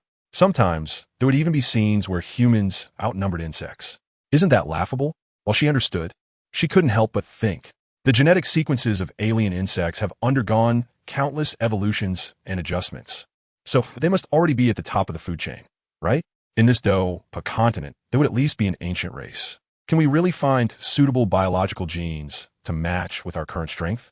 Although Leng Jing was not an expert in anything, she had a little knowledge about everything. so she could indeed engage in a few conversations about biology. Genes are somewhat equivalent to human innate bloodlines, unrelated to one's own strength. For instance, Xiao Zi is a 6th-tier magical beast, but its bloodline is still just that of a slightly stronger lion. Reaching the 6th tier is already its peak, and unless something unexpected happens, it will likely remain at that level for life. Excellent bloodlines are like the primordial ancient dragon, which can have the top-tier strongest races in this realm, or like Shao Kai, who, despite not belonging to the 7-colored sky-devouring python race, was a terrifying magical beast that shone brightly in ancient times. Wait, Xiao Kai? 7-colored sky-devouring python? Remembering that Faraday just told her that Shao Kai was also in the lab, yet she couldn't see her now, Leng Jing suddenly had an ominous premonition.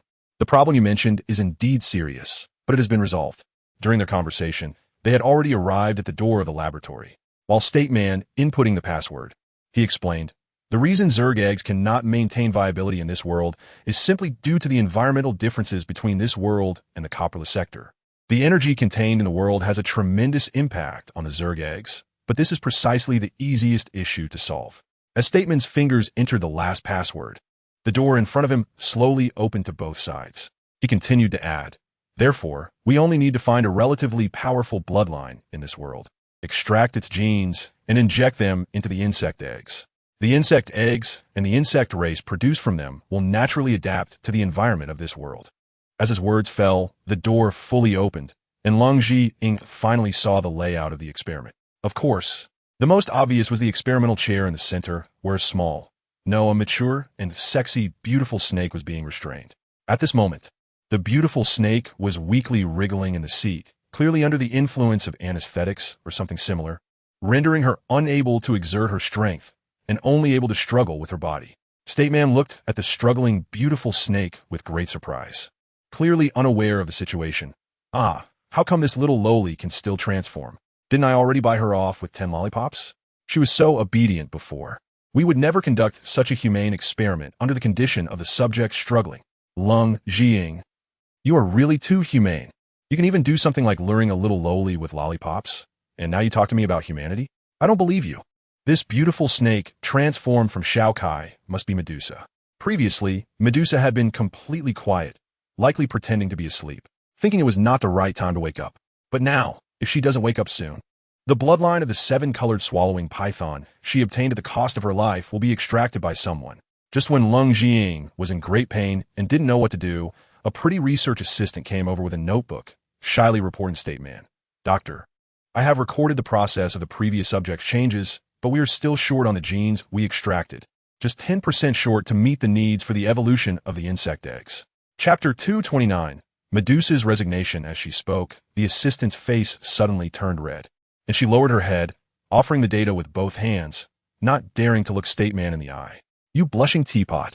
Leng Jing's worries finally came true. It must be said that although Stateman is not exactly a handsome guy, he is quite pleasing to the eye, especially after tidying up his previously messy appearance. Now, in this underground city, he could be described as a male god. Wait, could this dog be cleaning up his messy image to flirt with girls? However, this is also normal. After all, Stateman's abilities are evident, and it is natural for a capable and good-looking young man to be liked by young girls. He has been single for over 20 years, which is not easy, so let's relax a bit. Well, as long as no lives are lost, it doesn't matter. If things get too extreme, then I'll find a way to confiscate the tools of the crime. Leng Jing glanced at Stateman, who was focused on the data in front of him, and couldn't help but feel very satisfied with her idea. Stateman suddenly shivered, feeling an ominous premonition. However, this is not the time to think about those things. The urgent task is to quickly activate the insect eggs and then go on a date with the little sister. Why? Can't the genes of the beautiful snake be extracted suddenly? Is it because her strength has surged? Stateman put down his notebook and went to the observation room's console to check the previous operation records. Shao Kai was just a newly born 7-colored swallowing python. With a strength barely at the spirit fighter level, and due to her slow growth cycle and inability to practice human techniques, she hadn't made much progress.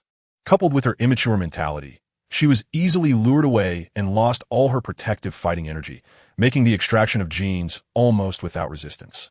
But now, even if Medusa is paralyzed, she is still a Do Zone level powerhouse, and with her will to resist, Wanting to break her shell to extract genes has become hundreds or thousands of times more difficult.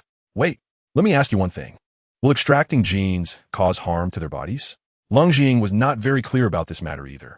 If extracting genes would damage their original bloodline, she would absolutely refuse. Even if it meant giving up obtaining the insect eggs, she would not destroy Xiao Kai's bloodline. Stateman stopped his actions, looked at the insect eggs placed next to Medusa's room, and explained, "Of course not. Our purpose of extracting genes is to obtain a direction for evolution.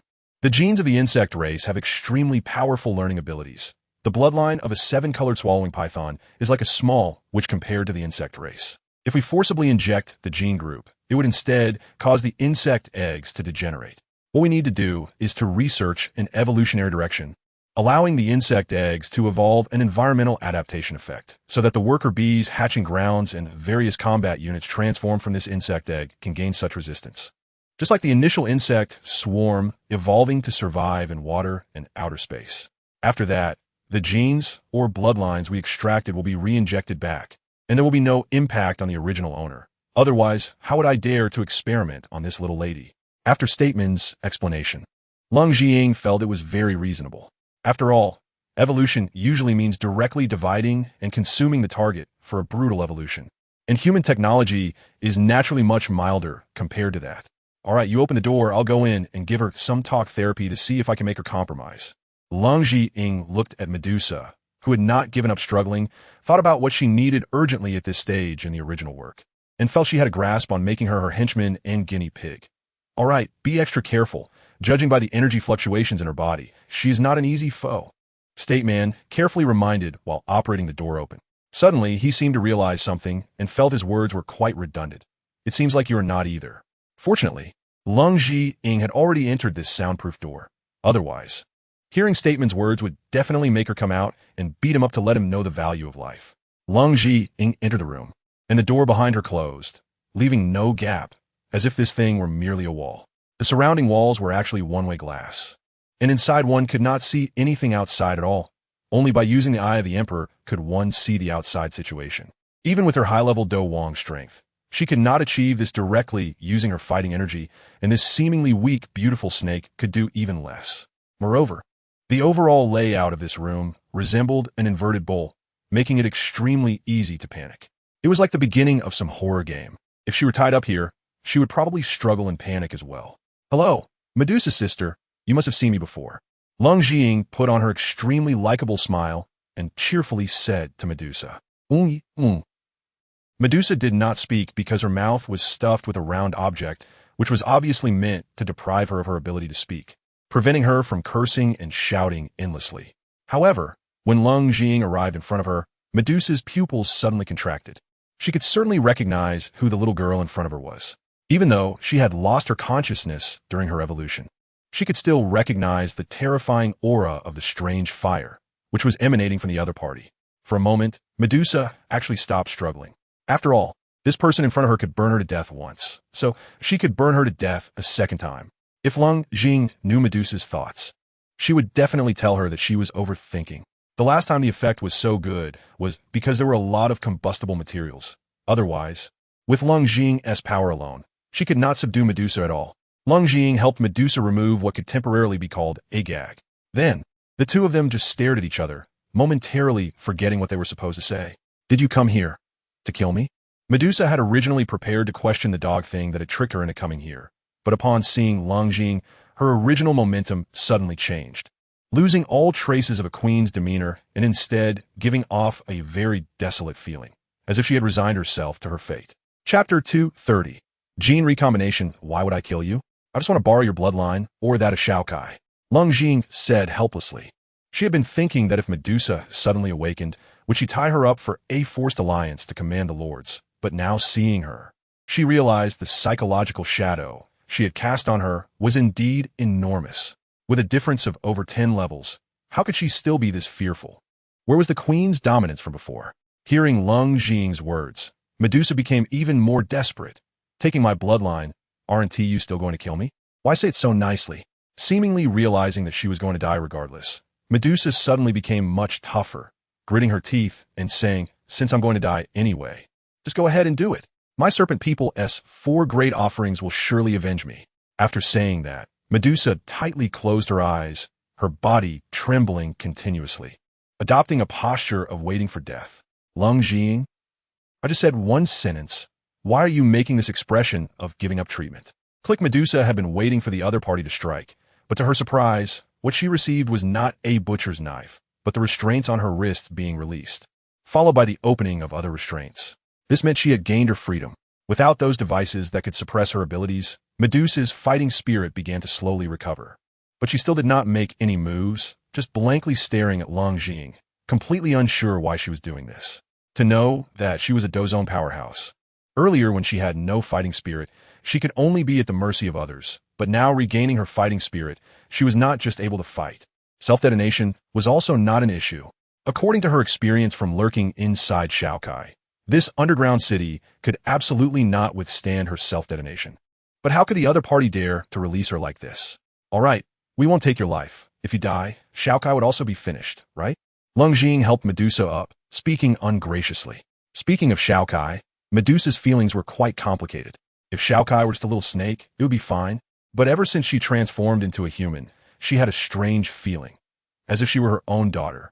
Watching Shaokai play with the other kindergarten children, referring to Kanna, Xiaoji, and Xiaoqing, with that adorable appearance. Even the usually cold-hearted Medusa couldn't bring herself to disperse her soul to regain control of her body. After all, this was a child she had brought into existence, referring to being burned by fire and then struck by lightning. So, what I need to do? Medusa looked at Leng Jiying beside her, feeling that the other party wouldn't harm her out of consideration for Shaokai, so she complied. Actually, I don't know the specific process either, but it definitely won't be dangerous. Leng Jiying also didn't know how Statement planned to carry out that seemingly simple yet extremely complex gene transplant project, but since the other party was confident, it should be fine. Medusa stopped talking, silently following her out, thinking that at worst, she could just self-detonate. When Statement saw the two come out, he quickly opened the door. Seeing the previously struggling beautiful snake now obediently complying, he couldn't help but praise, wow, the boss is indeed the boss, effortlessly persuading her. So, what should we do next? Leng Jiying didn't pay attention to Statement's flattery. Just wanted to quickly finish the important matter so they could proceed with the next deployment. Follow me. The insect egg is in another lab. Saying this, Statement led the way ahead. Faraday, however, did not continue to follow, instead finding a place to sit down, clearly indifferent to the research matters, but extremely interested in the results. In such a small research area, the two labs were right next to each other, and they soon arrived after a few steps. Statement opened the door and said, "Let us go. Qinglin and Woden are inside." I originally planned to establish a connection between this insect egg and Qinglin's green snake's 3 colored pupils, but unfortunately, the beautiful snake's sudden struggle caused the progress that had already been completed to stagnate, so we can only wait here for now. Medusa, good grief. Are you going to kill me and not let me resist a bit? The layout of this lab was actually not much different from the one next door. The only difference was that the one next door looked like a prison, while this one resembled a hospital room, with a bed covered with various precision instruments in the center, where Qinglin lay, covered in a multitude of monitoring devices, currently in a comatose state. Around her were 3 young ladies in white lab coats, recording something with various devices. And beside them was a complex device on which a gently wriggling insect egg was placed. Woden sat beside the sickbed, holding Qinglin's hand, his eyes filled with complexity. As a father, he naturally hoped his daughter could achieve great things in the future, but he also didn't want her to suffer too much pain, making his feelings extremely complicated. Feeling the strange atmosphere in the room, Leng Jiying curiously asked, Statement, what are you doing to Qinglin? Doesn't she have the green snake's 3 colored pupils? Why is it so complicated? Because her strength is too weak. If she reached the level of the beautiful snake's sister, I wouldn't need to go through all this trouble. Now I can only gradually transfer it. Statement glanced at Medusa, not knowing how he could tell she was very strong. Medusa initially didn't want to speak, but being called beautiful snake repeatedly made her unable to help but retort, I'm not called beautiful snake. My name is Medusa. Statement raised an eyebrow. All right, beautiful snake. You. All right, now is not the time for you to develop feelings. What should we do? Leng Jiying looked at the two who were flirting, signaling that they should get to the important business. Statement pointed to a small device not far away and said, very simple. The beautiful snake just needs to summon a drop of her blood and place it on that scanner over there, allowing the instrument to record the genetic composition of that drop of blood, and then the entire modification process for the insect egg will be completed. This is the simplest method after all, since the previous process has already been invalidated. Looking at these rather rudimentary, even haphazardly assembled instruments and equipment, Leng Jing felt that more resources should be allocated to the research area in the future. After all, doing such high-end work with these seemingly broken instruments is quite excessive. Chapter 231. The Great War Approaches. Medusa said little, her body suddenly shuddering as she extracted a drop of blood that could illuminate the entire laboratory. It is said that a being has only 3 drops of essence blood, known as heart blood. Losing 1 drop leads to weakness. Losing 2 drops results in a significant reduction in power, and losing all 3 means losing the qualification to continue cultivation. Medusa's willingness to take out a drop without even asking for details made Leng Jing look at her with new respect. She truly is a person who keeps her word. After dropping this essence blood onto the analyzer, Stetman left the 2 behind and went to operate the control panel. The speed of his keystrokes was so fast it left a blur, making Leng Jing think of a profession, Zon pianist. Moments later, Stetman stopped, signaling Medusa to retrieve her essence blood, then turned to the nearby young ladies and said, "The genome writing is complete. Let's prepare to establish a link with Qinglin." Okay, the egg is currently in good condition and is binding. A connecting line linked the egg with Qinglin's azure, serpent 3-patterned eyes. As the young ladies operated, a painful expression gradually appeared on Qinglin's small face. Although her petite body was already anesthetized, it began to tremble, suggesting the immense pain she was experiencing. "Dr. Stetman, is Qinglin going to be okay?" Warden looked at Qinglin's suffering form, his heart twisted, wishing he could take her place. "It's nothing. This is a normal phenomenon. The alien insect genes are still too powerful for her, so her soul will inevitably be impacted. However, we can slow down the process, extending a few hours to several days, which should make it easier for her. However, if she doesn't feel enough pain during this process, the power she ultimately gains will be greatly diminished. You should understand the difference here, right?" Stetman looked at Qinglin's painful expression with indifference. It wasn't that he was heartless, but in his view, these were necessary experiences to become the new Blade Queen. Back then, Kerrigan had her entire skeleton shattered and reassembled to evolve from human to Zerg. The degeneration process was similar. Her previously perfected skeleton regressed to a weaker, human form under the purification of the Zerg artifact. No one knows what Kerrigan truly went through, but every time Stetman thought of it, he couldn't help but feel a shiver down his spine. Compared to that, Qinglin's evolution process seemed a bit too trivial, almost just a nightmare. Once the link is established, she will gain the ability to control the swarm. Even though she doesn't yet possess Kerrigan's psychic power, she can still strengthen herself through the growth of the swarm, much like a sovereign. As a well-informed Odin pilot, Warden certainly understood Stetman's meaning, so he fell silent. After watching for a while, he finally couldn't bear to see Qinglin suffer and walked out. But he couldn't obstruct it. After all, one must endure hardship to rise above others. "So, all we can do is wait?" Leng Jing asked, seeing Qinglin in such a state that didn't seem likely to improve anytime soon. Stetman nodded. "That's right, this process is quite tedious. However, my assistants are very professional, and maintaining this simple gene grafting project is quite easy." "Are you going to have your assistant maintain things here? What are you going to do?" Leng Jing asked, puzzled. Stetman put on a look of course. "Of course, I'm going to eat. I've been busy preparing for this for several days, and now that it's on track, I definitely need to take a break and enjoy a good meal." "All right." Leng Jing couldn't refute Stetman. In fact, she had been busy with the slaughtering issue lately and hadn't rested properly. Although she seemed to be slacking off, she had actually been thinking about these matters every day. With this in mind, Leng Jing didn't insist that Stetman continue working hard. After all, Qinglin looked very stable, so there shouldn't be any problems. With that thought, Leng Jing patted Stetman's shoulder and said, "Okay, Brother Stetman, Shevzo has prepared hot pot again today. Shall we go together? Let's go. A month later, the night before the 3-year appointment, in the main hall of the Yunlan sect, a large round table was placed where many elders and deacons should have stood, making the layout of the main hall quite strange. But there was no other way. There were simply too many people gathered here. Almost everyone of note under Leng Jing had arrived. Leng Jing sat in the main seat, with Yun Yun, Nalan Yinran, Yin Shan, Yin Hong, Luo Kursin, Luo, Qianro. These people who were publicly part of the Yunlan sect, sitting to her left. To her right sat Yafei, Xiao Yixian, Faraday, Warden.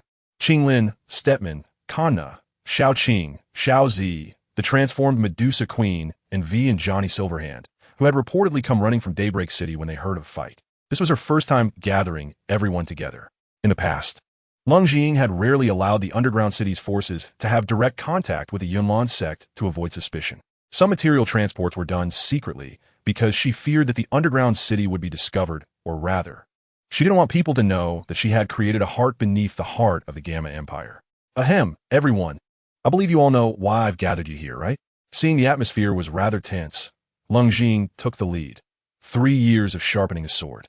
This is the day we've been waiting for. Yanran has sacrificed too much to defeat Xiao Yan, and that dog now has a group of strong supporters backing him. If Yanran wins, they can claim to be old acquaintances of the Xiao family and seek revenge for the Yunlan sect. But if Yanran loses, they can take advantage of Xiao Yan's name to plunder the Yunlan sect heavily. Hearing this, everyone's faces turned grave. For some time now, they had been preparing for battle, including accelerating the construction of the insect nest, relocating Yunlan sect disciples, mass-producing assault teams, and arming all the young ladies in the underground city to ensure they had done everything they could. Of course, arming the young ladies might just be a psychological comfort. If those Do Huang and Do Zong powerhouses truly invaded the underground city, these armed forces might not stir a wave. In short, everyone, this is truly a terrifying crisis. Chapter 232, Blitzkrieg. According to the latest news from Yaoye, after Ancient River's persuasion, many high-ranking officials from other empires have decided to send strong individuals to watch tomorrow's duel.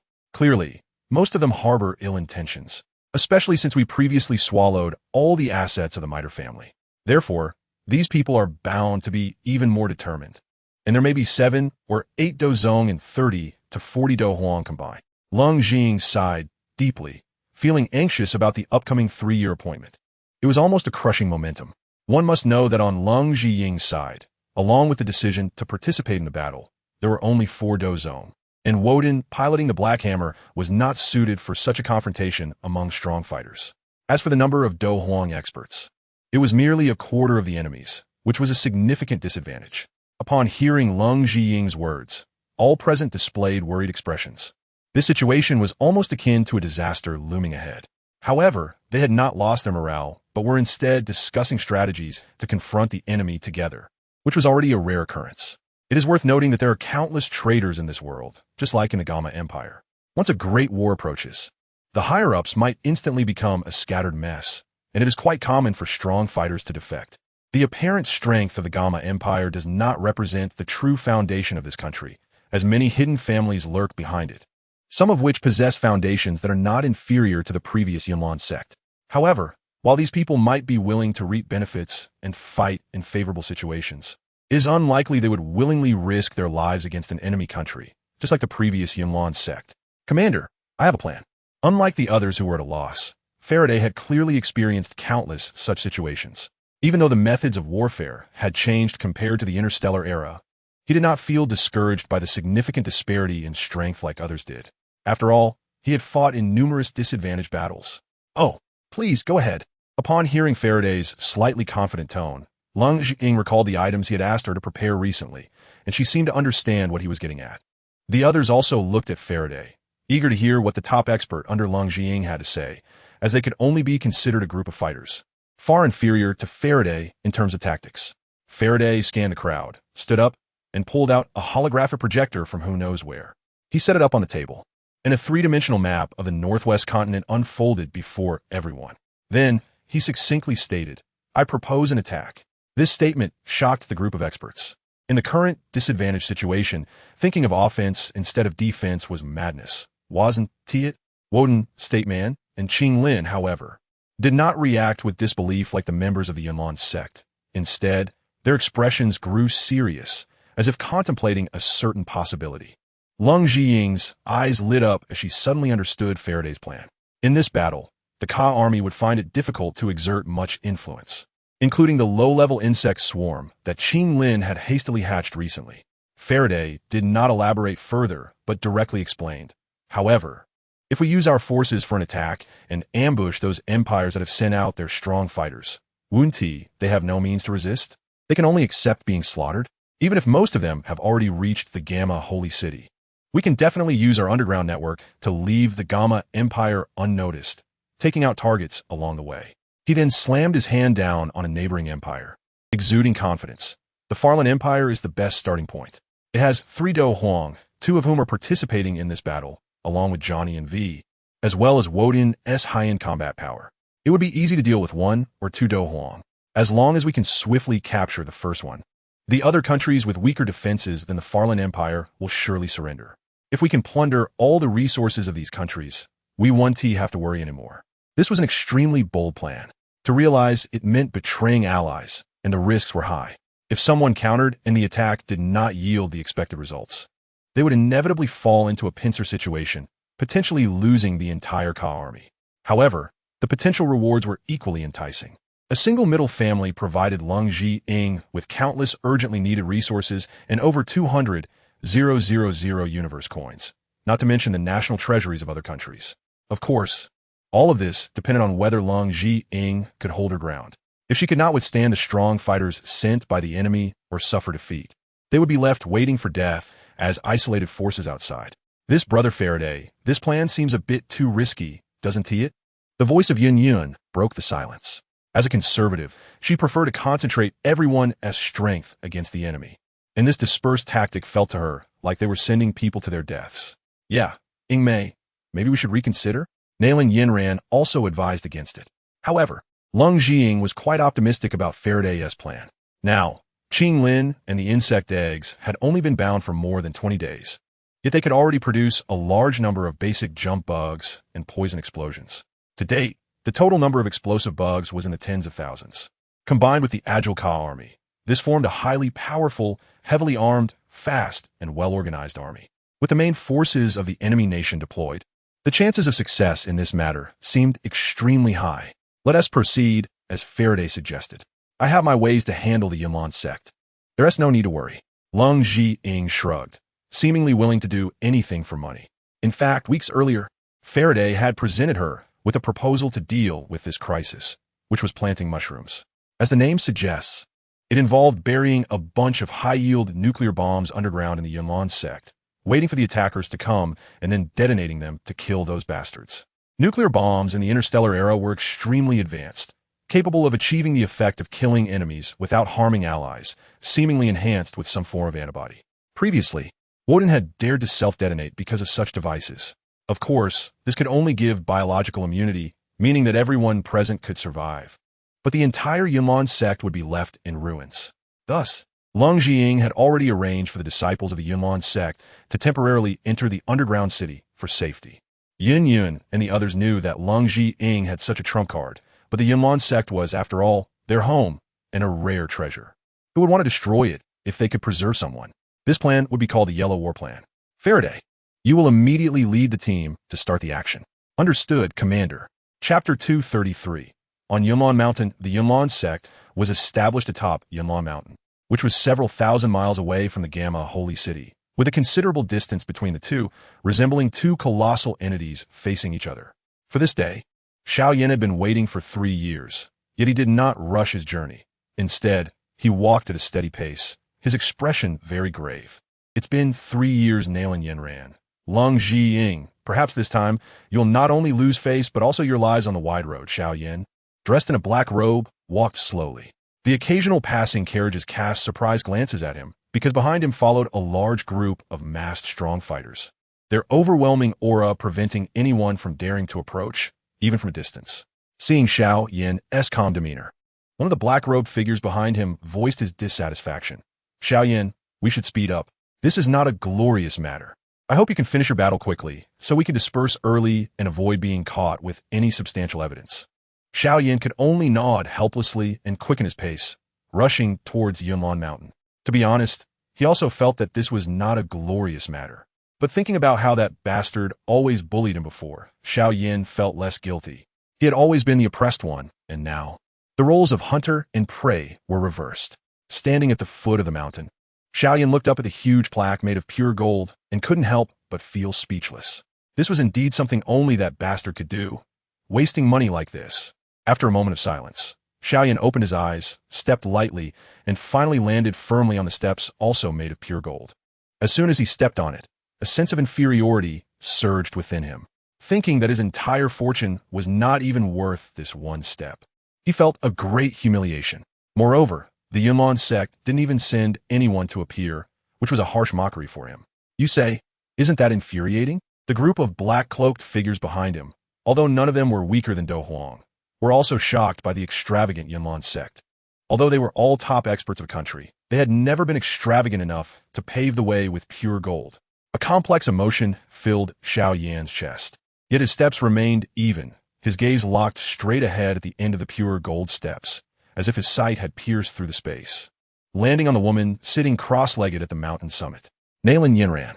The name, calm yet carrying some other emotions, quietly slipped from Xiao Yan's lips. At the end of the steps was a huge square shrouded in mist, but this square was not paved with gold as expected. Instead, it was made of some fire-attributed materials. These materials were extremely flammable yet very hard, and with his current strength, he definitely couldn't burn them with his Wind Fury Dragon Flame. In the central position of the square stood a gigantic stone tablet, which recorded the names of all the past sect leaders of the Yunlan sect, and those who had made significant contributions to the sect. One had to say, a simple stone tablet appearing in this luxurious square was quite out of place. In the very center was a huge platform divided into 3 levels. On the first level sat 19 powerful figures whose momentum was completely on par with Haibudo. Clearly, they were all Do Huang, with some having lower soul powers while others possessed soul powers much higher than the ancient river he had seen, undoubtedly very powerful alchemists and artifact masters. The only exception was a young boy who resembled a small lowly with purple hair. His aura was somewhat similar to the purple crystal wing Lion King he had seen, but Xiao Yan didn't think much of it. It was merely a similarity in power. Could that bastard really refine a transformation pill and casually feed it to an unfamiliar magical beast? The second level was occupied by the old sect leader Yin Shan, the Watermoon Palace master Luo Qinro, and Kana and Xiao Kai. Although Xiao Yan didn't know what remarkable abilities these 2 little girls had, being able to sit together with 2 great dozongs probably meant they had some ancient magical beast bloodline with strength comparable to that of dozongs. At the very top were only 3 people. The current sect leader of Yunlan sect, Yin Yun, the target of his battle this time, Nailin Yinran, and naturally, in the center was Leng Zhiying. Unlike the others sitting on the steps, Leng Zhiying stood straight, resting her hands on a scepter, and she wasn't wearing ordinary robes, but a well-tailored uniform, the same one she had customized in the City of Night. This appearance made Xiao Yan almost unrecognizable. When he had previously encountered Leng Zhiying, she had always been in the image of a silly girl, but now she exuded an air of authority. At this moment, she was looking down at the crowd, slowly walking up, her gaze showing no emotion, seemingly indifferent to everything that was about to happen. Upon seeing this scene, a black-robed elder leading the group behind Xiao Yan couldn't help but exclaim, "What great courage!" to actually dismiss all the strong ones below Do Huang. But it was understandable. Those people were merely cannon fodder. In their view, the so-called disciples were just cannon fodder during disputes. Even if one person could withstand a casual strike from a strong opponent, it was still useful to them. However, the other side was going against the grain, choosing to face the challenge alone to protect the weaker ones, and in this regard they could only feel ashamed. What's the use, Long Lao? You shouldn't hold back just because of her. Hearing the black-robed elder's words, someone behind him promptly reminded him. It was that bastard Gu He. Just do your own thing. I don't need you to teach me.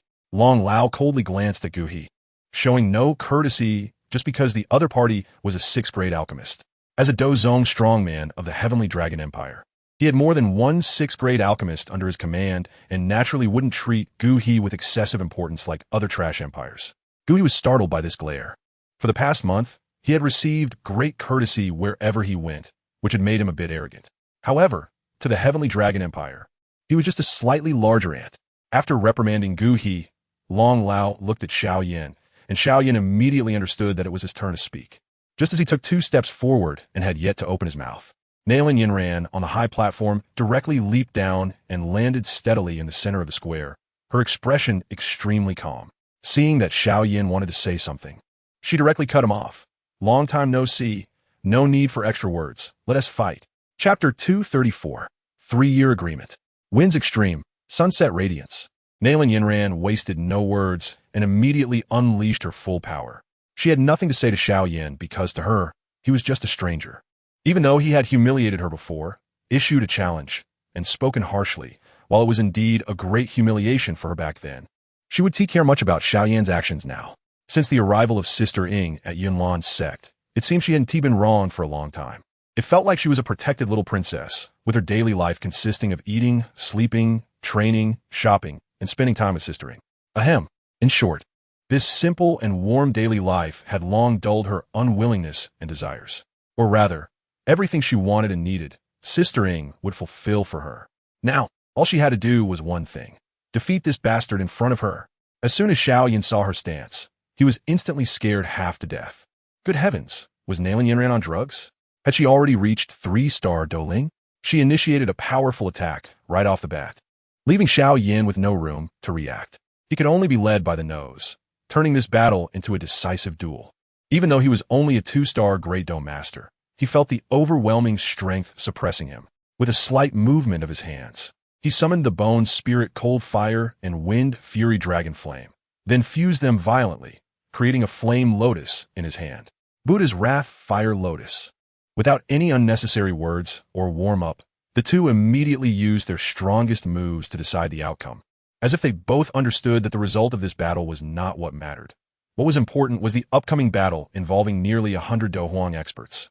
Soon, the massive sword energy unleashed by Nalan Yinran collided violently with the two-colored fire lotus that Xiaoyan had condensed, followed by a sudden explosion that wrecked the entire venue, leaving the onlookers unable to see the outcome. However, both sides still reached a consensus, which was to establish a protective shield to prevent the energy fluctuations of the two from affecting other buildings. Although these people were clearly looking for trouble, they still needed to restrain themselves before truly provoking a fight. Gazing at the battlefield that even the eye of the emperor could not penetrate, Leng Zhiying felt as if her heart was gripped tightly. To be honest, although Nalan Yinran's current strength was significantly higher than Xiaoyan's, recalling Xiaoyan's ability to slay Yunling in the original work, it was hard to say whether Nalan Yinran could withstand Xiaoyan's explosive power. Thinking of this, Leng Zhiying looked at the materials laid on the ground. These were all at least 5th-tier fire-type materials, extremely fire-resistant, but also highly unstable, resembling a powder keg wrapped in obsidian. If the outer fireproof materials remained intact, nothing would happen. However, if this layer of protection was breached, the entire land would be ignited in an instant. This was also a strategy she had summarized in Medusa's cave for dealing with enemies. The void-devouring flame devours everything. If it could consume these materials, the fire would expand to a terrifying degree, and even ordinary Do Emperor experts would be killed instantly. Even peak Do Emperors like Medusa would suffer severe burns, and Do Zong experts would be too preoccupied to defend themselves. Moreover, Leng Zhiying could completely control these flames to attack the enemy without affecting her own people, which was extremely terrifying. This was just the first plan, which could minimize losses. The second plan involved detonating 100 strategic fusion warheads buried deeper, turning these troublemakers and the entire Yunlan mountain to ashes. These 100 strategic fusion warheads were exchanged by Leng Zhiying from the system store, consuming 50,000 Wanjia coins, each equivalent to 50 million gold coins. The aim was to leave all enemies on Yunlan Mountain, but if she really did this, it would be a huge loss for her, which was why she had been pushing for a quick strike plan, not seeking profit, but merely hoping to break even. However, while Leng Zhiying had some resistance to nuclear bombs, it was impossible to be completely unscathed. She could only withstand about 1/10 of the damage. Yet, this was still an extremely terrifying amount of damage. Until the last moment, Leng Zhiying really did not want to detonate these expensive devices that could also harm her allies. As Leng Zhiying's thoughts settled, the smoke on the stage began to slowly dissipate, revealing the figures of Nalan Yinran and Xiaoyan. Nalan Yinran knelt on one knee, her long sword planted in the ground, barely holding herself up, while Xiaoyan was still standing. Although his body was also shaking violently, it was evident that he had sustained far less injury than Nalan Yinran.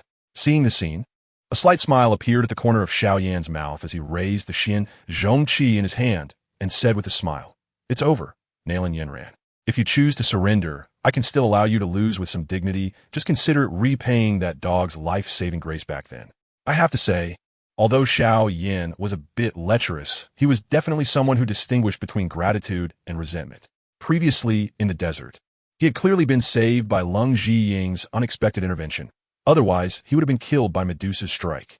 Now, he was preparing to repay this life-saving grace.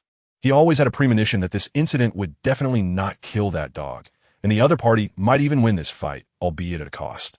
Therefore, this life-saving grace still had to be repaid. Because he felt a vague sense of crisis, an absolutely deadly, terrifying crisis, he was determined to slip away later. Otherwise, he might end up as collateral damage with these big shots coming to kick the door down. Is it over? Nailan Yinran knelt on the ground, looking at her bloodied arms, and sighed in astonishment.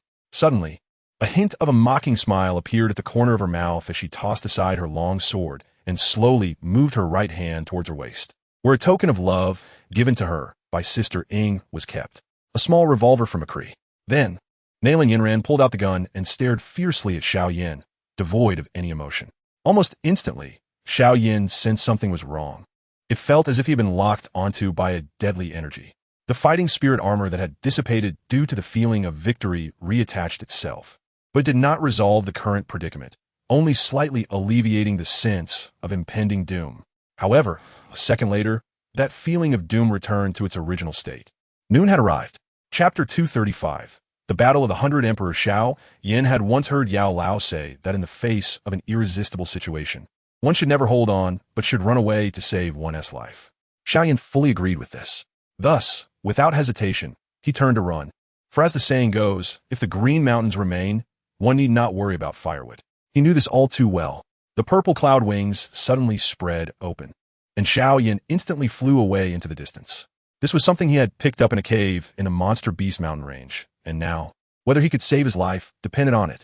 A few seconds later, Xiao Yin's figure had shrunk to a black dot. However, from Nailan Yinran's perspective, a massive skull was still tightly attached to Xiao Yin. Thus, she did not hesitate to pull the trigger. Bang! After the gunshot, Xiao Yan's figure in the distant sky swayed a few times before plummeting down, his life uncertain. Seeing this scene, the leader among the black-robed people, Long Lao, stepped forward and angrily reprimanded. How dare you? It was just a duel. Why take the life of my old friend's grandson? If you don't give me an explanation today, I will personally seek justice. Leng Jing said nothing more. She merely nodded gently to the people around her. Then, Yunshan Medusa and Luo Qianro flashed and directly attacked from the back of the dozens of black-robed individuals, instantly causing a wave of screams. In an instant, these people became dazed. Good heavens, shouldn't they have started with some verbal sparring first? Why attack the cannon fodder right away? Young people have no sense of martial ethics. No one expected that Leng Jiying, who seemed to be at a disadvantage, would suddenly strike. The allied forces from other empires were composed of strong ones in front and weak ones behind. This surprise attack led to several Dou emperors being killed with just one blow each, and many others injured, achieving remarkable results. How dare you? Seeing their allies being ambushed, several Dou Zong from the Tianlong Empire immediately became furious, surrounding Yunshan and the others in a 2-on-1 formation, as if the original preemptive strike had turned into a rescue mission. Despite the fact that this large group of Dou emperors did not come from a single force, these weak nations were all led by the Tianlong Empire. On the surface, they had sovereignty, but in reality, they were mere vassal states. Therefore, as the elder brother of these little brothers, how could the Dou Zong of the Tianlong Empire not be enraged, surrounded by a group of strong opponents? Yun Shan and Luo Qian Ro remained unfazed, as if they had long been prepared. Luo Qian Ro threw out a formation plate, and a bright blue protective shield enveloped the three of them instantly, putting the Dou Zong who had intended to finish the fight quickly in a dilemma. Unlike Yinshan, who had only reached 4-star Dou Zong with Leng Jiying's support, Luo Qianro was a genuinely high-level combined stage expert, on the verge of reaching the next stage.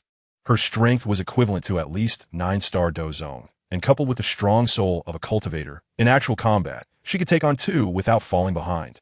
However, this time, the ones coming to besiege the Yunlan sect were not ordinary figures. 8 Dou Zong were almost all well-known veterans, some even ranked higher than Yinshan, with none below 5 stars. Luo Qianro understood this very well, so she chose not to confront the opponent head-on, but instead kept stacking the recently crafted defensive formation plates as if they were free. The purpose of all this was to draw the firepower of this group of people, thereby providing a better output environment for the front line, Leng Jiying. Everyone, success or failure hinges on this one move, charge. Leng Jing suddenly pointed at the densely packed black-robed figures in the distance, then quickly brought back the panting Nailan Yinran, settling her down before soaring into the air. her hands ignited with black flames, seemingly ready to execute her ultimate plan. Upon hearing Leng Jing's instructions, Kana and Xiao Zi took the lead and transformed into their true forms, standing in front of everyone, clearly prepared to serve as a meat shield. The people from Shueihua Palace formed a large formation behind them, which would significantly enhance their strength and defensive capabilities within the formation. Kana, leading the way, was practically invulnerable due to her armor. Despite the opponents having 60 to 70 Dou Emperors, they were disorganized and fighting individually without any strategy. Perhaps they never expected that Yunlan's sect had hidden so many trump cards, so they came unprepared. It's worth noting that the beast bloodline is much stronger than that of humans, and Kana's appearance undoubtedly caught them off guard, seeing the battle situation seemingly turning favorable. Leng Jing's serious expression showed no signs of easing. She handed Nalan Yunran, whom she was carrying, to the uninvolved Yun Yun, and said, "Sister Yun Yun, you take Yunran back to the underground city first. We can hold on for a while longer here." Yun Yun gazed deeply at Leng Jing, understanding her meaning. Firstly, her strength was not significant among the Dou Emperors, making her easy prey in this chaotic battle. Secondly, her presence would hinder Leng Jing, preventing her from using many of her methods to ensure her safety. Thus, she said nothing more, took Nalan Yunran, and with a worried expression said, "Sister Ing, take care. Don't worry, Sister Yun Yun. Once this is over, I'll come back and marry you all." Leng Jing patted her chest, uttering this deadly curse that had likely killed many promising youths. To be honest, she didn't think saying such a thing would lead to defeat. But aside from the curse of going home, it was quite a thrilling statement. Upon hearing this, both Yun Yun and Nalan Yunran blushed and nodded softly. We'll wait for you." Then, the wings on Yun Yun's back suddenly spread out, and she quickly disappeared. The Imperial Coalition forces, initially sandwiched between two sides, were still quite chaotic, continuously attacking Kana. However, upon realizing it was futile, they turned their attention to the Amethyst Wing Lion King, waiting for the Dozone powerhouse to come and deal with this unknown dragon species. Although Xiao Zi had made significant progress recently and had become a peak 6-tier magical beast, she ultimately couldn't cross the realm. Therefore, under the combined assault of dozens of Dou Emperors, signs of retreat appeared in an instant, forcing her to pull back behind the Shueihua Palace members to recuperate. Heavenly thunder descends. Even worse, as the Dou Zone powerhouses from the other side reacted, they immediately sent 3 to encircle Kana. Although her tough skin and thick flesh had allowed her to withstand attacks and kill several Dou Emperors, she soon found herself unable to cope. Her physical strength was several times stronger than these Dou Zone, but in terms of skills and methods, she was far behind. The combat skills granted by her true form were merely basic spells like fire breathing and wind control, making it difficult to inflict effective damage on these Dou Zone powerhouses. Chapter 236, The Encirclement Plan of the Lower Realm Council Extreme Ice Arrow. After the short-lived advantage passed, the absolute numerical suppression of the opponent finally manifested. The members of Shueihua Palace began to overdraw their power, allowing the formation they had formed to operate at a higher frequency. This formation focused on gathering the strength of 18 people to attack. For Dou Emperors of the same level, each strike could take a life. However, now that their formation was exposed to the enemy, this powerful single-target attack formation was utterly unable to cope with such a large number of foes. Not only was the situation on the front line rapidly deteriorating, but the 3 members fighting behind enemy lines were also in a similar predicament. These Dou Zone were seasoned veterans of the battlefield, and their attitude towards the 3 was simply to encircle without attacking. Using ordinary attacks to harass while letting a dozen Dou Emperors attack Luo Qianrou's barrier, continuously depleting their strength, while the remaining 5 Dou Zone remained on standby, leaving no opportunity for counterattack. Leng Jing watched this scene with an expression devoid of joy or worry. Indeed, absolute power could crush everything. Before the battle, they had practiced their tactics countless times to ensure maximum effectiveness. Although the actual results were not insignificant, having killed nearly 20 Dou Emperors, their side appeared fatigued due to launching their strongest strike from the outset. After a while, they would likely be completely annihilated, and the ultimate outcome would not change. Looking at the void-devouring flame in her hand, Leng Jing sighed and suddenly threw it towards Kana, shouting, "Kana, use that move." Upon hearing this, Kana immediately turned around, enduring the frenzied attacks of several Dou Zone, and shot a flame towards the void-devouring flame that was thrown over. This, not good. Quickly retreat. The Dragon Elder, who had been observing the battle from the rear, felt a sense of foreboding upon seeing the void devouring flame. Connecting it to the ground they were on, his expression changed drastically. After a moment of thought, the others also realized the terror of this thing. So they disregarded their attacks, and a group of Dou emperors quickly spread their Dou Qi wings and retreated. Boom! With Kanna's dragon flame propelling it. The small void-devouring flame instantly landed on the ground. In the next second, the expensive ground ignited fiercely like a domino effect, and a group of Dou emperors who had not reacted in time were immediately engulfed by the flames, shrieking before falling silent within seconds.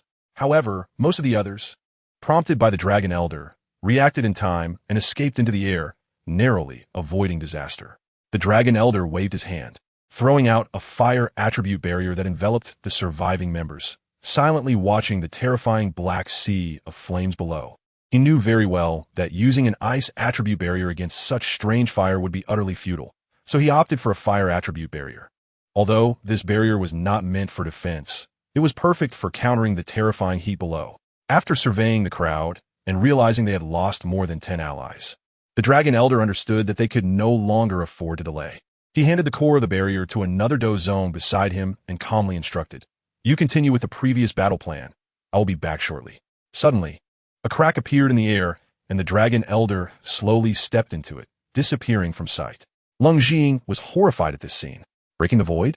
Isn't this a technique exclusive to Douzun powerhouses? Could it be that this Dragon Elder is actually a Douzun? After recuperating, the battle in the sky erupted once again. Although this sudden attack cost them more than 10 Dou emperors, they had not lost a single Dou zone powerhouse, and they still maintained overwhelming advantages. Aside from increasing the battle damage ratio, Leng Zhiying's actions seem to have had no substantial impact. Little friend, quite a clever calculation. No wonder you are the person our Dragon Lord personally ordered to capture. If I'm not careful, I might fall into your trap. Just as the battlefield was ablaze with chaos, an aged voice suddenly echoed behind Cold Zhiying. There was not much anger or hatred in his tone, just a natural conversation like that of old friends. This person was none other than the Dragon Elder, who had disappeared from the battlefield. Cold Zhiying was not surprised. In fact, she had long realized that his goal was to capture her, the thief leader. She had no means to resist. But let us not forget that she had buried 100 fusion warheads, and there were as many as 30 beneath her feet, meant to prevent any decapitation attempts. However, upon hearing his words, Cold Zhiying was quite surprised, as if he had revealed something significant, and she followed up with his words, asking, "Dragon Lord? Who is that?" Who the Dragon Lord is doesn't matter, nor is it something you should know. What is important is that your actions have drawn his attention and that of other powerful figures. Therefore, we must eliminate you. The Dragon Elder stood beside Cold Zhiying, his tone extremely calm, looking at the raging battlefield with ease. Surely you don't think we are here for your assets, do you? In fact, all these people rely on the resources given by the Dragon Lord to become Dou emperors or even Dou zongs. That's why the Gamma Empire seems so weak. Even a few of us could easily resolve it. Upon hearing this, Cold Zhiying had a look of understanding, showing no surprise. She had long wondered how the Gamma Empire, including the Yunlan sect, with only 5 Dou emperors and 1 Dou zone, could casually pull out nearly 100 Dou emperors in the northwest continent to become the 3rd largest nation. Now it seemed there was indeed something unknown manipulating everything behind the scenes, like that first-level member of the Lower Realm Council, Imo Chong. It was likely that this Dragon Elder was also a member of that Lower Realm Council. So, are you planning to kill me? A one-time solution? Cold Zhiying asked calmly. In fact, the fact that he had not directly attacked her indicated that he likely wouldn't choose to kill her. However, if he answered yes, she would instantly detonate the nuclear bombs underground.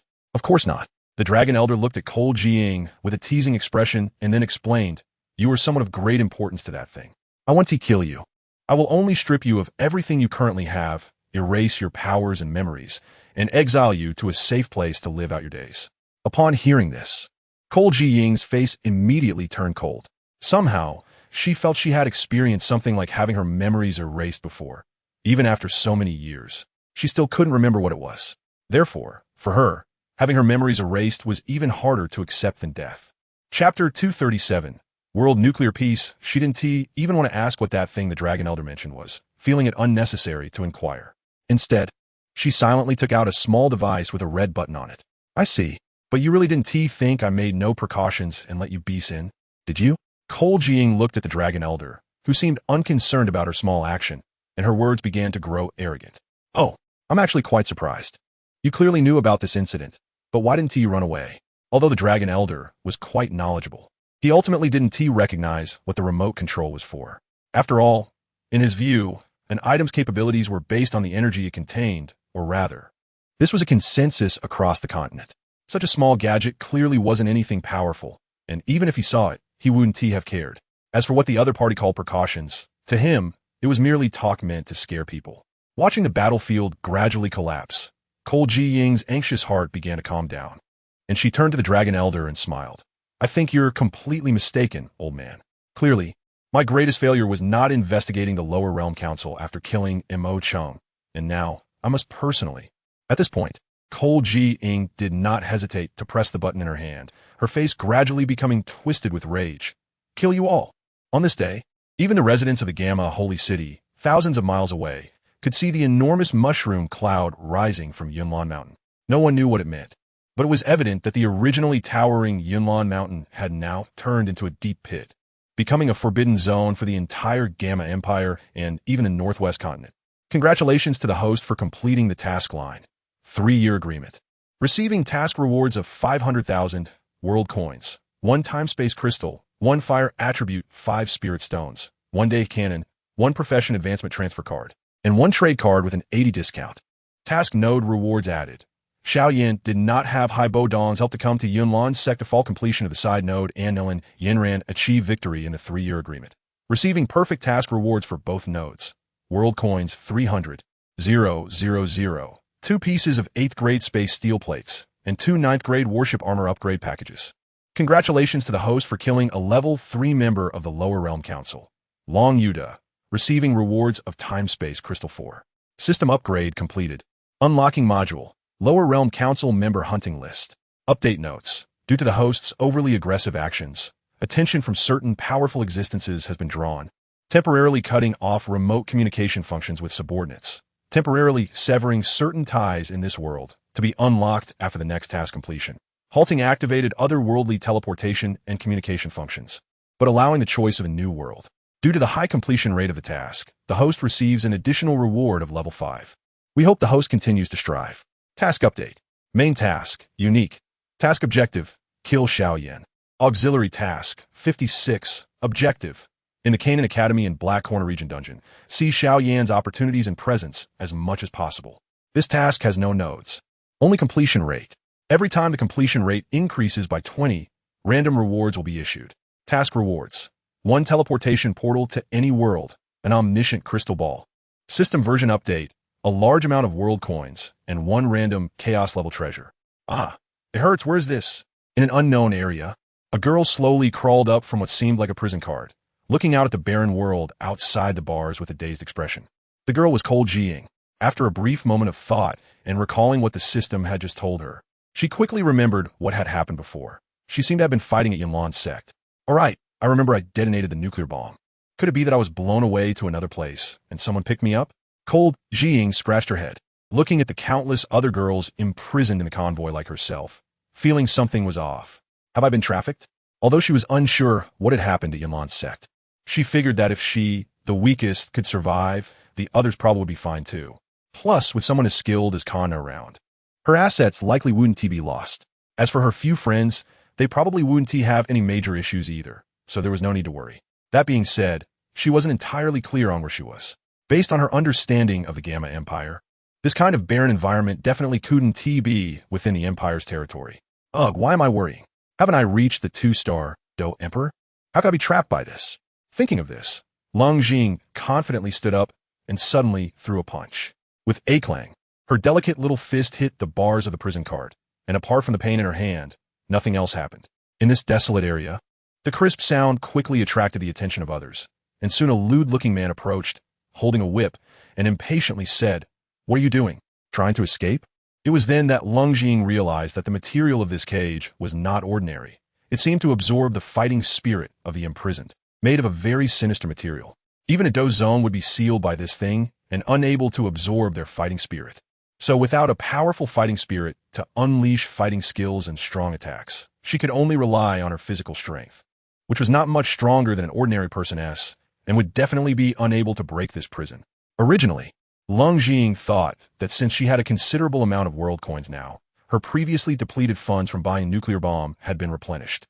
So, she might as well call for external help. However, upon seeing this lewd man, she suddenly changed her mind and, with a tearful expression, said, "Oh, uncle, I'm so hungry, I really want to go home. Can you tell me where this place is?" As a human trafficker, the lewd man was used to the pleas of the trafficked girls and didn't sense anything amiss. He replied, "This is the Black Corner domain. We are heading to Black Seal City to sell you girls to the Hahuan sect as cultivation furnace cauldrons. Got it? Wow, the Black Corner domain. I really got blown away here, compared to how she was blasted thousands of miles to the Black Corner domain." Leng was more curious about why this trafficker was so open with her, lacking any professional ethics. Could it be that he was a spy? However, soon Leng realized she was overthinking. "Of course, little sister, if you're willing to come down and have some fun with me, I could secretly sell you somewhere else. After all, once you enter the Hawan sect, it's only a dead," and Leng couldn't help but think, good grief. It seems that all human traffickers are lustful devils, calculating this kind of thing. However, the corners of her mouth slightly lifted, and she changed to a somewhat seductive tone, weakly saying, "All right, but uncle, you have to take care of me." Later, the lewd man excitedly rubbed his hands and opened the prison cart door for Leng, leering as he said, he, of course, little beauty, come down." Chapter 238. Unaware if we are mad or foolish moments later, there wasn't a single living man left in the entire convoy. "Ugh, you dog. With that weasel-like appearance, you dare to covet my body? Don't you know that only 6 people in this world can take advantage of me?" Leng clapped her hands, feeling a sense of accomplishment for just eliminating the tumor for all the girls on the continent. However, when she mentioned 6 people, Leng paused. In her impression, it seemed that no one had reached the level of being able to get close to her. And it also seemed that there were only 4 good friends in this dope world. Why did she blur out 6 people? What she didn't know was that the system had altered her thoughts again to prevent her from immediately rushing back to the Gamma Empire to check on her friends upon waking up. It had downgraded Nailin Yunran, Yun Yun, Xiao Yixian, and Yafei from being her close friends to just ordinary friends, even less important than Faraday and others. Naturally, she wouldn't think about whether they had been harmed in the battle, as if their affection levels had been changed. How cruel. It's simply inhumane. No. It seems that they really aren't human. Putting aside these unnecessary thoughts, Leng began to contemplate the current situation. The scale of the traffickers' convoy was not small. Even though she had eliminated all the traffickers, she was now left with a mess. How to deal with these girls who were to be sold? In this desolate desert, these hundreds of girls were of ordinary strength, and it was almost impossible to traverse this place. She couldn't carry so many ordinary people alone, and it was impossible to just leave them here. It was an extremely headache-inducing problem. Unless she traveled with these girls, but with their ordinary speed, she probably wouldn't be able to accomplish anything for months. Coincidentally, there were no vehicles available for purchase in her current system shop to speed up the journey, but there were a bunch of different models of siege tanks and fire chariots. The problem was that these girls clearly wouldn't be able to operate them. There were many flying items in the goods from the fantasy realm, but those required strength to control, and ordinary people couldn't handle them at all, let alone the local dope items. Just as Leng was feeling an immense headache, a mature-looking woman stepped out from the panicking girls, timidly saying to Leng, "My lady, if you have something to do, please leave quickly. We could take care of ourselves here. It's already a great favor that you have spared us from being defiled by those people, enduring humiliation or being tortured to death. How could we dare to trouble you?" The woman's words silenced all the girls around. Indeed, since they were captured or sold by their families, they had already foreseen their final fate. Now, not having to endure inhumane torture, dying here seemed to be something they could accept. However, this did not make Leng waver. Instead, it strengthened her determination to rescue these girls. "Sigh, there's no choice. I'll call for external help." Looking at her slightly over 1 million world coins, Leng felt quite satisfied. The system had indeed not shortchanged her. Otherwise, she would be a loss now. She skillfully selected the option to summon from a designated world, targeting the Douluo continent, and after spending 800,000 world coins, Leng saw a figure she was very familiar with. Alanak, world level, 97 true strength after recruitment, 6-star Do Zun after this. The strength will automatically grow over time until Do Sheng 7 stars. Willingness to be recruited. Extremely high. Looking at the sturdy figure of Alanak, Leng Jing naturally pressed confirm without hesitation. A familiar black hole appeared, and a tall figure with an imposing demeanor stepped out. Looking at the surrounding environment with an evil smile, saying, "Keek keek. I, the High Lord Tatalin, have returned." Leng Jing mercilessly gave him a knock on the head, annoyedly saying, "What s with the keek? Don't you see all these girls here? What if you scare them?" Alanak scratched his head awkwardly. "I just want to look a bit imposing." Speaking of which, over on the Douluo continent. Before Alanak could continue, Leng Jing interrupted. "There is no time for that. Hurry up and grow big to take these girls away from here." That's right. Leng Jing was counting on this. She remembered that Alanak could grow extremely large, like a giant. Since that's the case, it shouldn't be a problem for him to take these hundreds of girls away. What?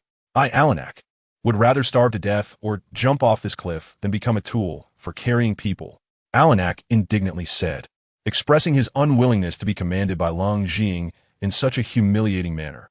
An hour later, Black Seal City. Looking at the vast city before her, Leng Jing couldn't help but exclaim, "Not bad at all, nut brother, you're quick." Alanak remained silent, resembling a little wife who had been wronged. Although they had arrived at Black Ink City, Leng Jing still appeared anxious. In this cannibalistic place, known as the Black Corner Domain, she could certainly live freely due to her strong abilities, but the other young ladies were still in life-threatening danger. She was certain that as soon as these young ladies were out of her sight, they might be abducted. After a difficult decision, Leng Jing resolutely said to Alanak, "Nut brother, please take them back to the Gamma Empire. After that, just help Faraday and the others maintain some order, and then call Kana and Shao Kai over. I don't have any major crises here for the time being, so there's no need to worry." Alanak, "I haven't even lived through 1,000 words of the plot, and now I have to leave again?" Leng Jing simply felt that Alanak's image was a bit too terrifying. Going to a place like the Galan Academy wouldn't be easy, and unlike Maiev, who could turn invisible, being together would inevitably bring unnecessary trouble. However, Alanak didn't say much, wearing an expression of "You're the boss, you decide." Thus, Alanak used the same trick again, enlarging his size and leading hundreds of young ladies along the route Leng Jing had provided. Watching them leave, Leng Jing shook her head helplessly. How she wished to have a big bodyguard by her side. But then, she suddenly realized a very serious problem. There was something wrong with the system. This premonition didn't just arise out of nowhere. In fact, she had sensed something was off right when she first crossed over. It seemed that all her unknowns came from the system, as if it had changed many things to make her obedient. But what could she do? Even if she knew the system had ulterior motives, how could she resist it? At least, she could now enjoy the process of acting alone, no longer under the system's control. Yes, for the journey ahead. She no longer wanted to walk with anyone else. In the end, Leng Jing looked up at the sky and couldn't help but sigh. "I don't know if we are mad or foolish. We can only rush forward." Chapter 239, The Great Plan to Exterminate the Heavens. I don't know if we are mad or foolish. We can only rush forward. In the Douluo continent. In the Pope's palace, a woman dressed in luxurious clothing, seemingly around 27 or 28 years old, stood on the rooftop holding a glass of wine, gazing at the increasingly gloomy sky, and couldn't help but say this. Behind her, at the tea table, sat two women, each remarkable in their own right. The older one was only slightly older than her, while the younger one was merely around 16 years old. They were enjoying tea together, as if they were having an afternoon tea party. Seeing the standing woman lost in thought, the woman of similar age spoke up to advise her, "Sister, are you still thinking about that person? Even if she is more radical, she ultimately cannot break our blockade. What is there to worry about?" The woman in luxurious clothing said nothing, only staring blankly at the sky, as if her gaze could penetrate countless worlds. Noticing this, the other two began to sip their tea, no longer interrupting her contemplation. However, there are always those who are oblivious. A strikingly handsome man suddenly appeared before the woman in luxurious clothing, bowed, and with a high-pitched voice said, "Your Holiness, the Grand Offering requests your presence." "I understand. You may leave." The only person who could be called the Pope on the Douluo continent was Bibi Dong, and this almost androgynous handsome man was the old eunuch, Yuguan. Upon hearing her words, Yuguan bowed again and then took his leave. The two sitting at the tea table had already vanished when he arrived, seemingly avoiding something. Bibi Dong's face revealed no joy or anger, but the cup in her hand gradually changed shape, eventually turning to powder. "Bibi Dong, I'm giving you one last chance. If you continue to let the Haotian sect survive, you can forget about being the Pope." In the Elder Hall, the Grand Offering, Dalu, looked at Bibi Dong, who was kneeling below, and scolded her. Yes, father. Bibi Dong replied like a marionette. I have no daughter like you. If it weren't for you, how could my son have died? Get lost. Dalu appeared very angry, with his aura constantly erupting, looking ready to act. Despite being scolded so harshly, Bibi Dong remained unfazed internally. Father, the Haotian sect is powerful, and my strength is not sufficient to destroy it. I can only force it into hiding. Dalu fell silent for a moment before finally saying, That is fine, you may go. However, Bibi Dong did not heed his words and instead brought up another matter. May I see Ran Shui? Upon hearing this, Dalu became furious, suddenly flicking his sleeve and pushing Bibi Dong away, while angrily saying, Ran Shui is the inheritor of the divine, merely descending into the world through your body. Don't really think you can qualify to be close to her just because you are her mother. Get lost. Dalu's furious strike was incredibly powerful, sending Bibi Dong flying hundreds of meters away, but she did not fall awkwardly to the ground. Instead, she stood firmly. Hearing his words, Bibi Dong could no longer hold back, her expression gradually becoming ferocious as she drew out a massive sword. The sword was very peculiar, seemingly containing endless stars, as if it encompassed the energy of the entire universe. One could feel as if they were being swallowed by a black hole just by looking at it. It was terrifying. Undoubtedly, this sword could take Dalu's life with a single slash, sending him to reunite with the deity he served.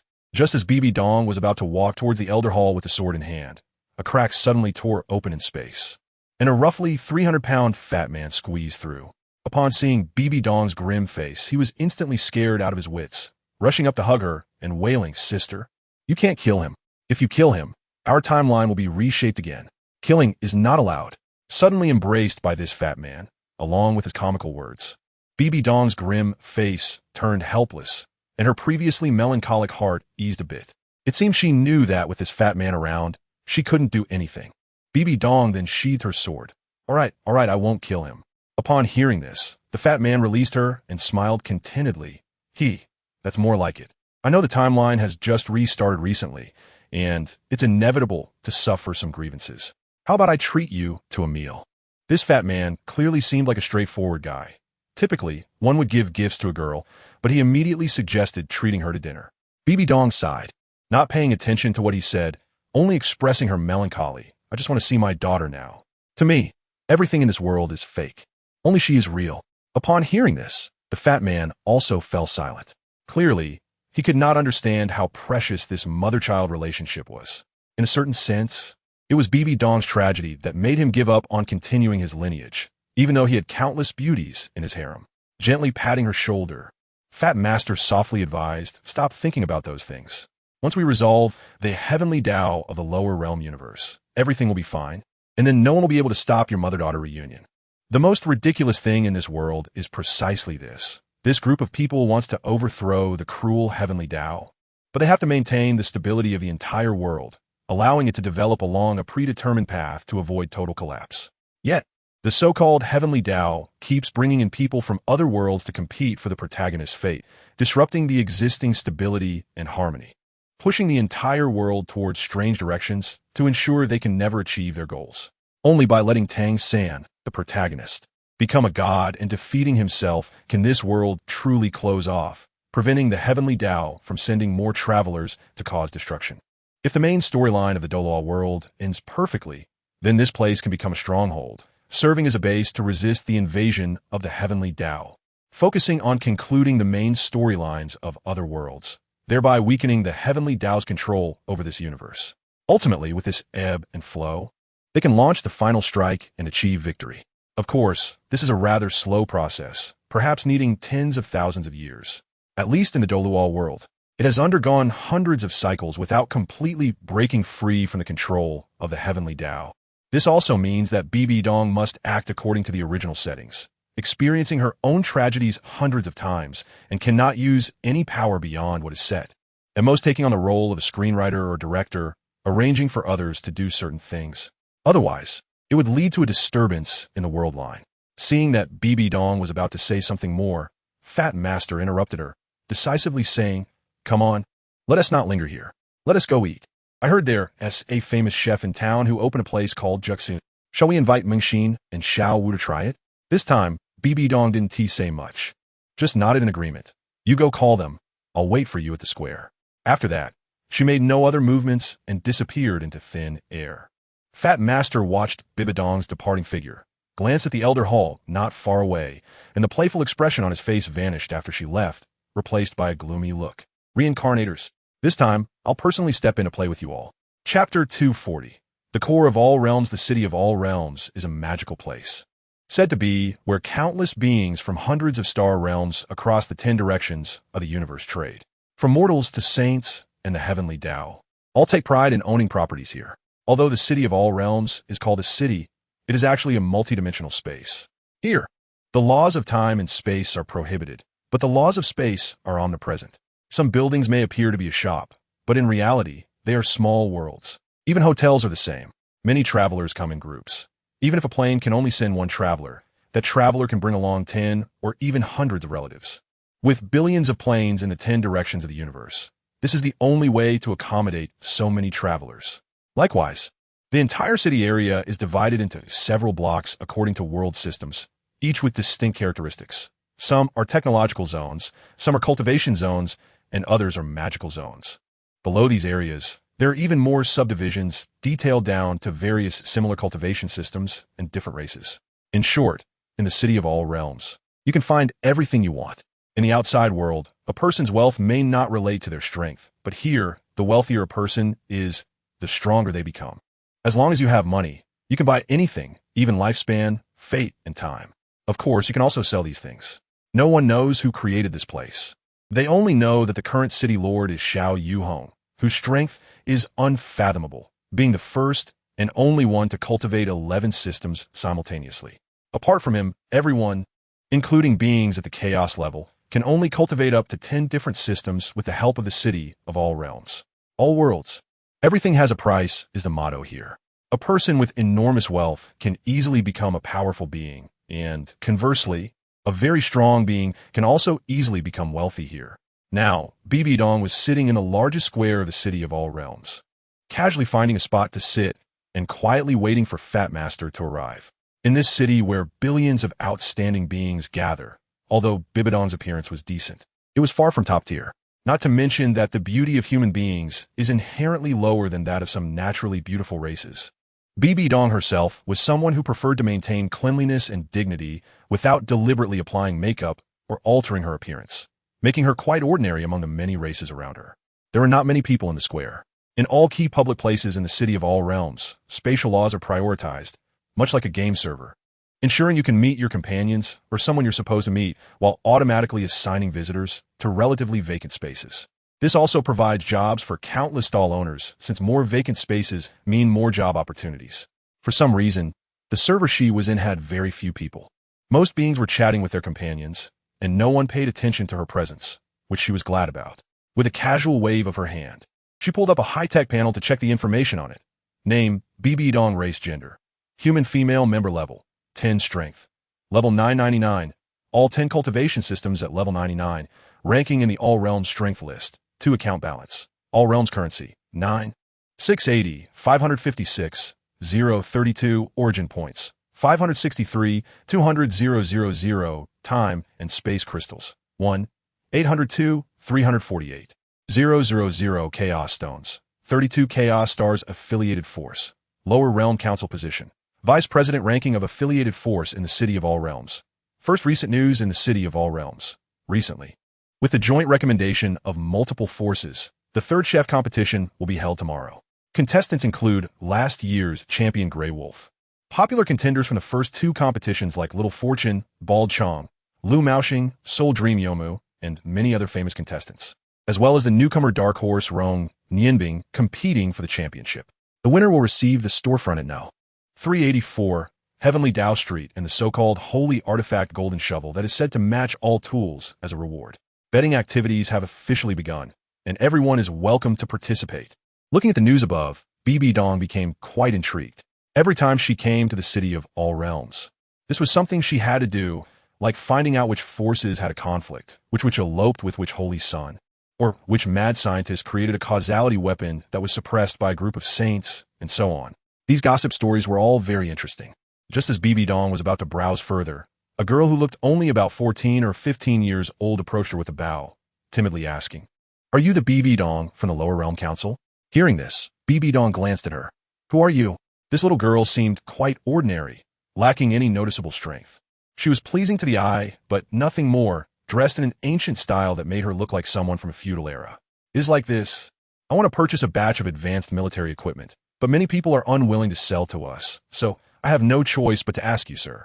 The girl continued cautiously. When BB Dong heard this, she understood that the person in front of her was likely looking to buy a batch of items such as firearms and artillery, which are beyond the cold weapon era.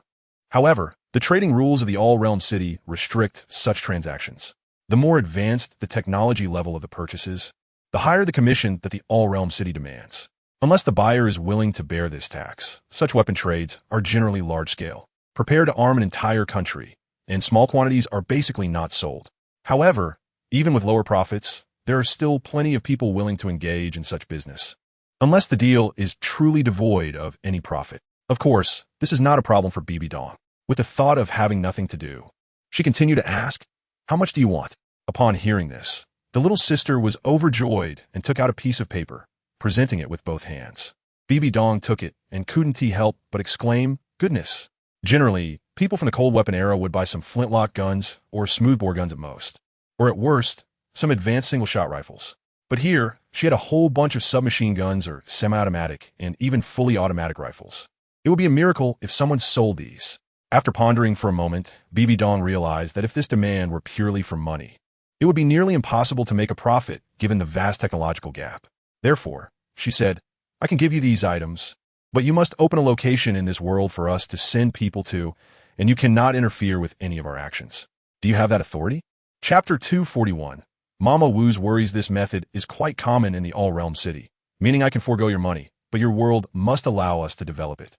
After all, even a mere mortal planet can be profitable. Digging deep underground for minerals can earn some money. However, most factions do not have such strength, as these high-level mineral veins are not so easy to mine. Generally speaking, many feudal emperors would choose to accept such conditions, as the outsiders are digging for things they cannot access themselves. If they can exchange this for sufficient military power to dominate the world, it is clearly a very profitable deal.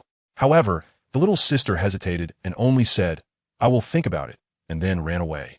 BB Dong shook her head. Generally speaking, few people could engage in conversation with her, and this little sister was probably new and had not yet recognized the specific distribution of power in the All-Realm City. Once she realizes it later, she will probably regret it deeply. Not paying attention to this matter, BB Dong continued to browse through the gossip news. Just as she opened it, a lewd voice came through. "Hey, little sister, have you been waiting long?" BB Dong looked up, and sure enough, it was Fat Master bringing along the two young ladies who had been drinking afternoon tea at the tea table earlier.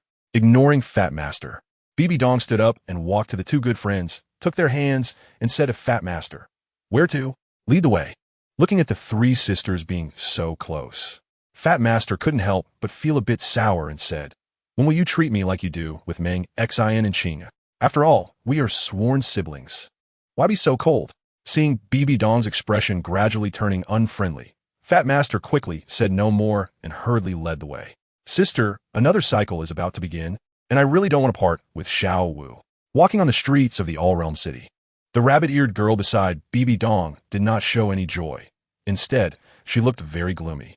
Upon hearing this, BB Dong released her hand, skillfully patted her large ears, which made her blush, alleviating much of her gloomy expression, and then said, "Qing, we are both mothers now. I understand your feelings, but there's no way around it.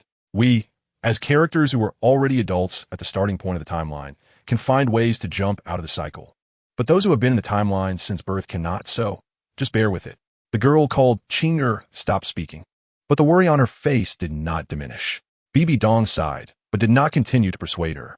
In fact, the fates of the two were almost indistinguishable. She was the mother of Qian Rinxue and the chief antagonist, while the other was the mother of the protagonist Xiao Wu, Wu Qing'er. After she jumped out of the cycle of her own world, many beings whose fates were tied to hers also underwent changes, such as Mama Wu, because later on, she had completely abandoned the cultivation of the soul power system, which was a trash system. All the soul rings and momentum were merely simulated by her and were not real at all. Therefore, without needing to condense soul rings in a certain cycle, Mama Wu was directly knocked out and taken away by her, and out of mercy, she couldn't bring herself to kill her directly, so she locked her up in her own internal space for nurturing. Then Bibi Dong forgot about this matter, until the Douluo continent was once again ruined by a group of traversers, and the timeline was restarted according to the plot, heading towards the Stardew Forest.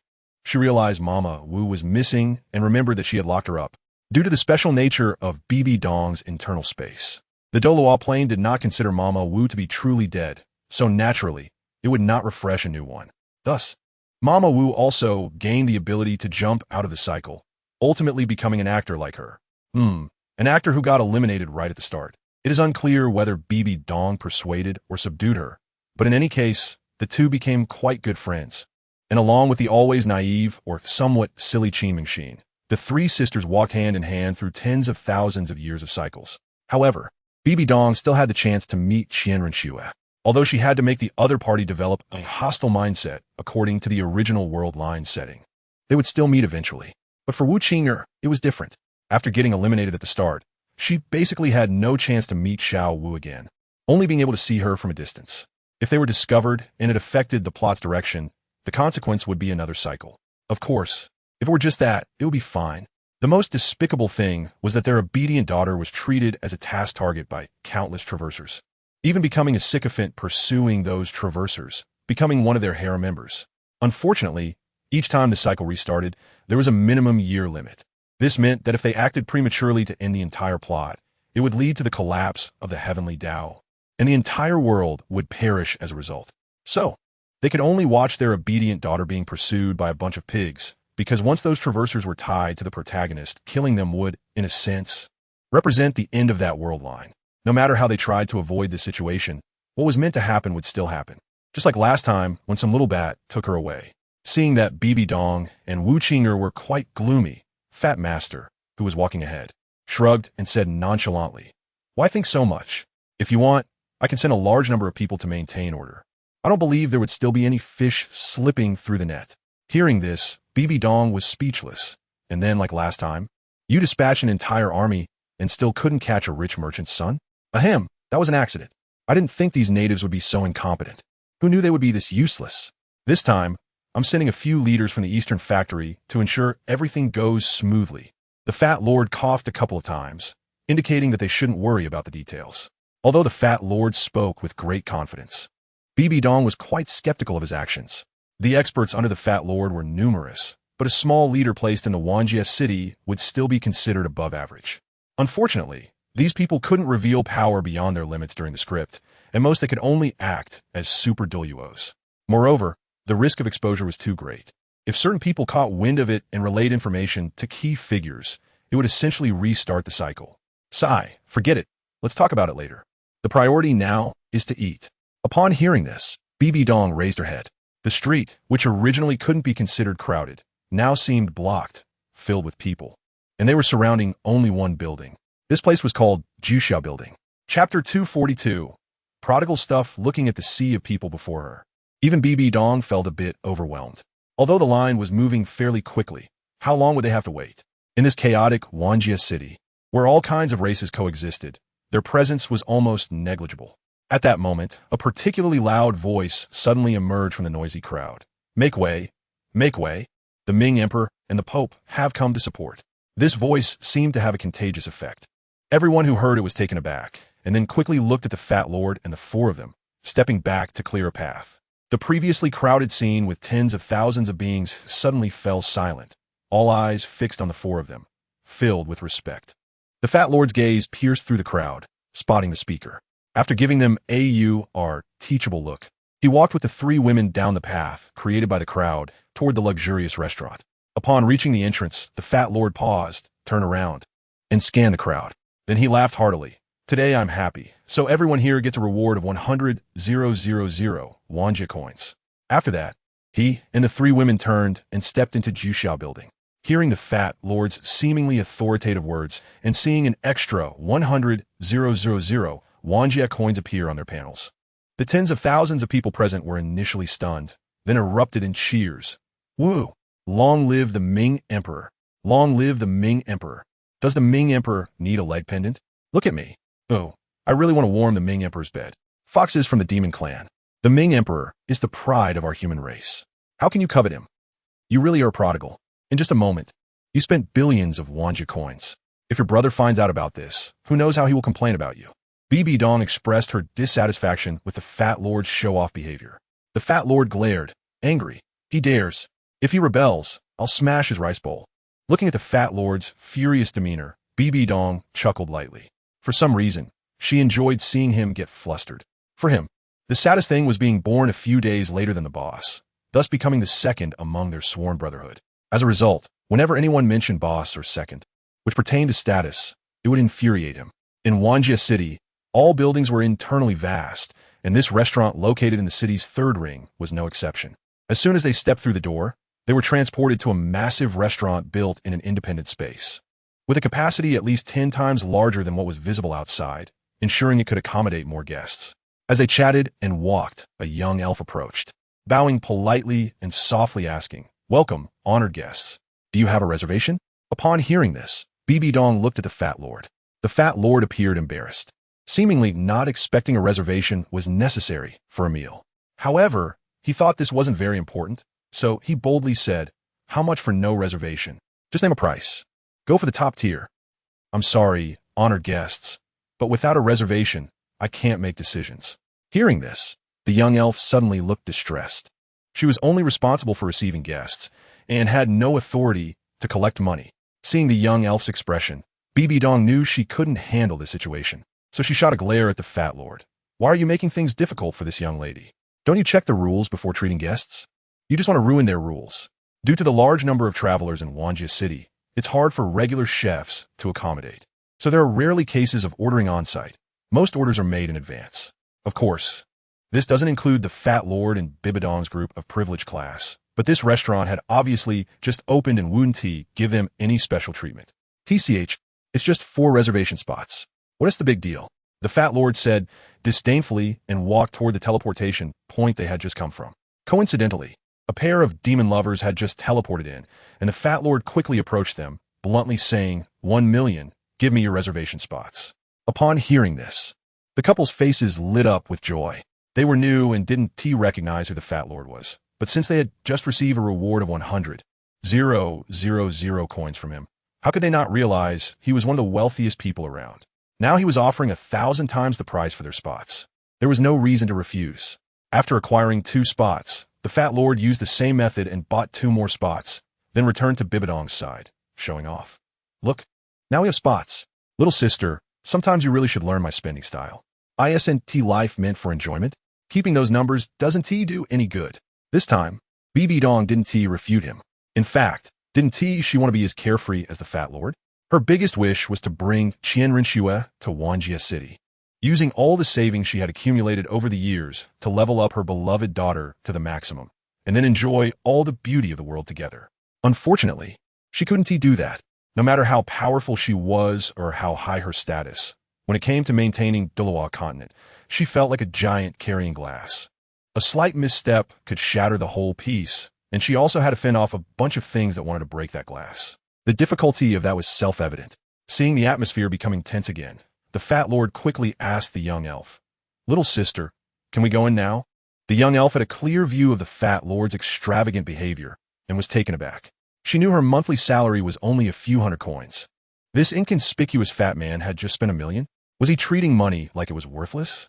Okay, honored guests, please follow me." The young elf hesitated for a moment, but ultimately felt she should fulfill her duty, so she led them to their reserved location.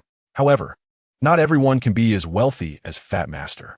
The few people he stopped were all extremely poor, barely able to reserve a regular seat, let alone afford a more upscale private room. Looking around at the rather noisy environment, Fat Master felt somewhat dissatisfied, but said nothing and simply sat down. I have to say, the efficiency of the service here is quite fast. Just a few seconds after sitting down, several young waitresses came over with dishes. Chapter 243. The 10,000 Realms Tower in the City of 10,000 Realms. Dear guests, here are the dishes you ordered, all served. After a respectful bow from the waitress, she turned and left. Bibi Dong looked at the few home-cooked dishes on the table and didn't know what to say. Perhaps the only special thing about these dishes is that they all glimmer with a golden light.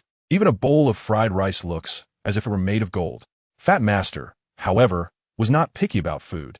He picked up his chopsticks and first grabbed a piece of fish meat of unknown variety. The fish seemed to be still alive, trembling on the chopsticks, and the texture was incredibly tender, almost melting in the mouth. Seeing the guests starting to eat, the elf waitress explained from the side, "This is flying fish from a certain gourmet planet, a novel species that flies in the sky. Due to its long-term flying, its meat is more delicious than ordinary fish." Fat Master, however, was unimpressed and commented to himself, "It's just average. The ingredients aren't top-notch, and the cooking can only be described as ordinary. But this probably isn't the real level of the chef. He must have learned a cloning technique, right?" Hearing this, the elf waitress was shocked and said, "Yes, because there are too many guests. Boss Lu learned the cloning technique to ensure he can serve more guests. However, the skill of the clones must be significantly inferior."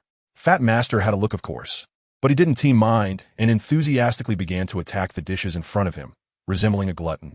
Before long, the table was nearly empty. Although this meal couldn't be considered lavish, it was still quite good. Following that came a pile of exquisite desserts and small teas, which was often the best time for discussing matters. Speaking of which, the universe below hasn't been very peaceful lately. It seems that something has united with the heavenly Tao of other universes to send several races over, all with extremely strong reproductive abilities, making it difficult to eradicate them completely. What to do? At this point, Fat Master changed from his previous carefree demeanor to a very serious expression. BB Dong, however, said nonchalantly, "If we can't eradicate them, we'll take our time. The immediate priority is still to complete the 2 major timelines." "Sigh, sister. You wouldn't know the value of resources if you weren't in charge. Resisting them requires manpower. Money is secondary. My Ming dynasty has only a few trillion people. If they're wiped out, they're gone." Fat Master felt anxious. As a powerful ruler of a vast empire spanning the universe, he understood too well what it meant to have a strong and highly reproductive race. Hearing Fat Master's words, BB Dong appeared quite surprised, seemingly shocked by his line of thought, and then pointed out, "You have so much money. Why not recruit mercenaries in the city of 10,000 realms to help?" Upon hearing this, Fat Master was clearly taken aback, as if he hadn't thought of this point. He suddenly slapped his hand. "Yes.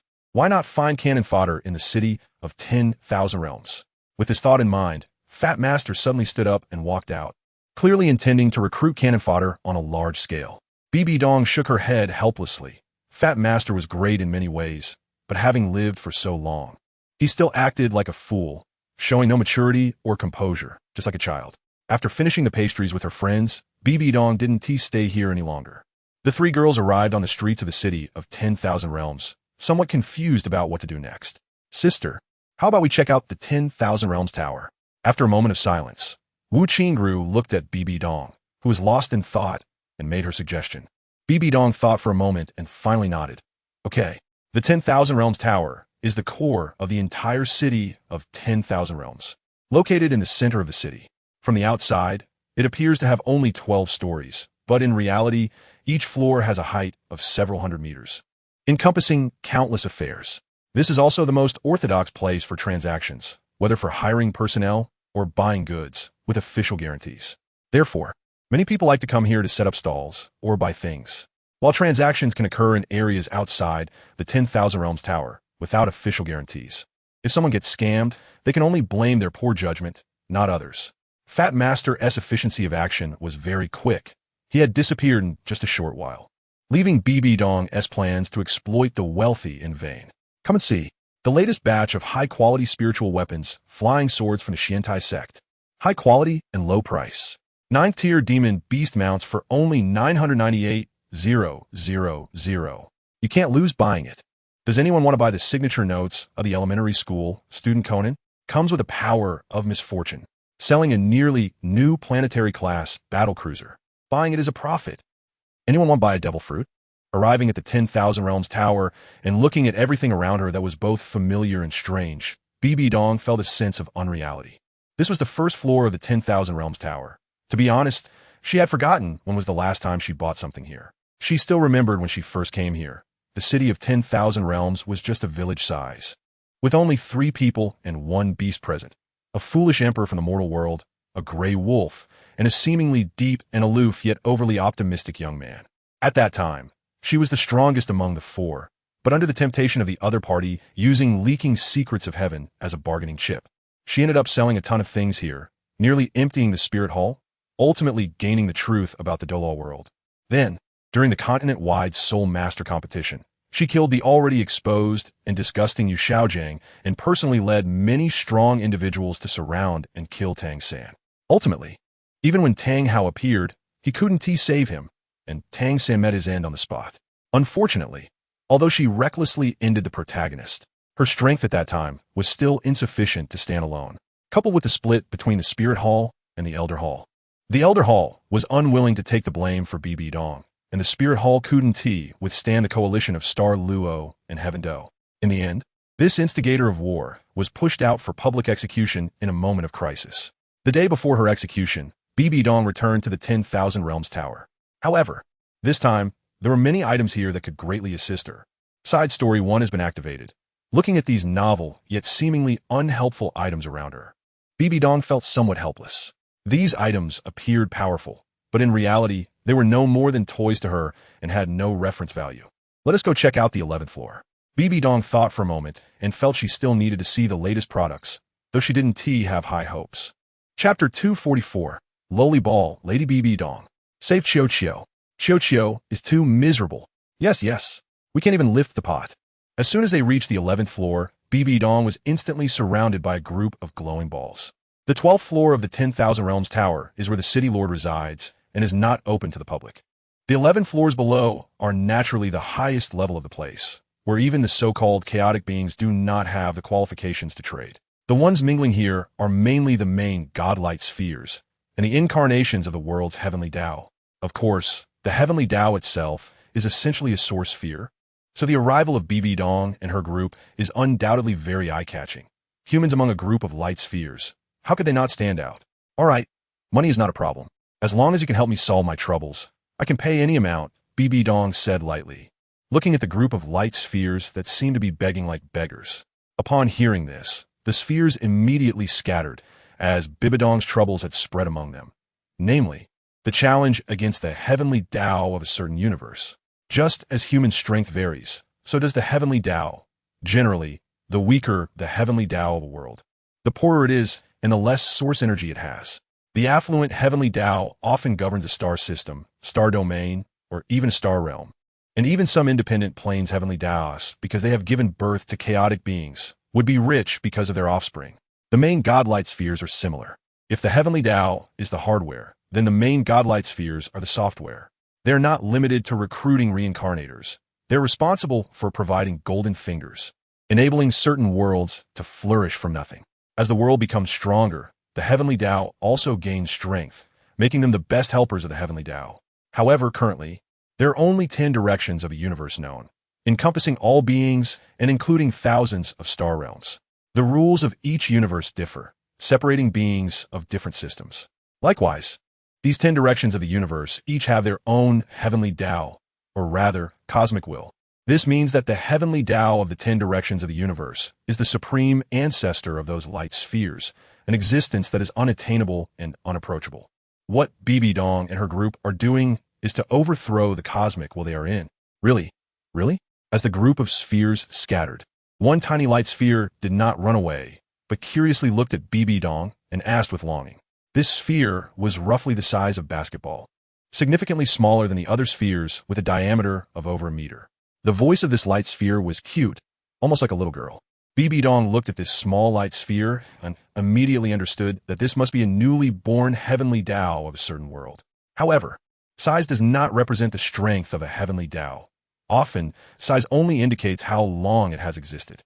The true strength is determined by the purity of the source energy within the light sphere, which distinguishes the size of the world it governs and the level of its beings. Thus, BB Dong took a glance at this adorable little light sphere, but was suddenly startled. Little sister, are you sure you want to work for me, because you are short on money? BB Dong asked in disbelief. The little light sphere shook its head and then firmly nodded. Baby is hungry, there's no food at home, so I can only beg in the 10,000 Realms Tower for a meal. BB Dong was speechless, considering this little sphere's lineage. Even if all the heavenly Taos present starved to death, it probably wouldn't starve.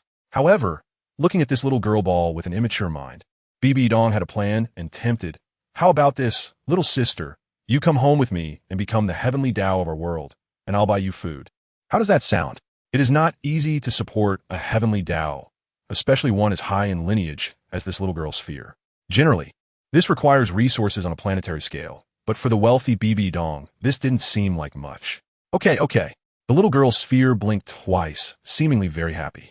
Bibi Dong did not expect to encounter such a little girl this time, so she smiled slightly and reached out her hand to the little girl's sphere. Because of the interference of the heavenly Tao of one of the 10 directions of the universe, specifically the lower realm universe, actually the Douluo continent where she was, as well as the worlds of other council members, would not generate a heavenly Tao on their own.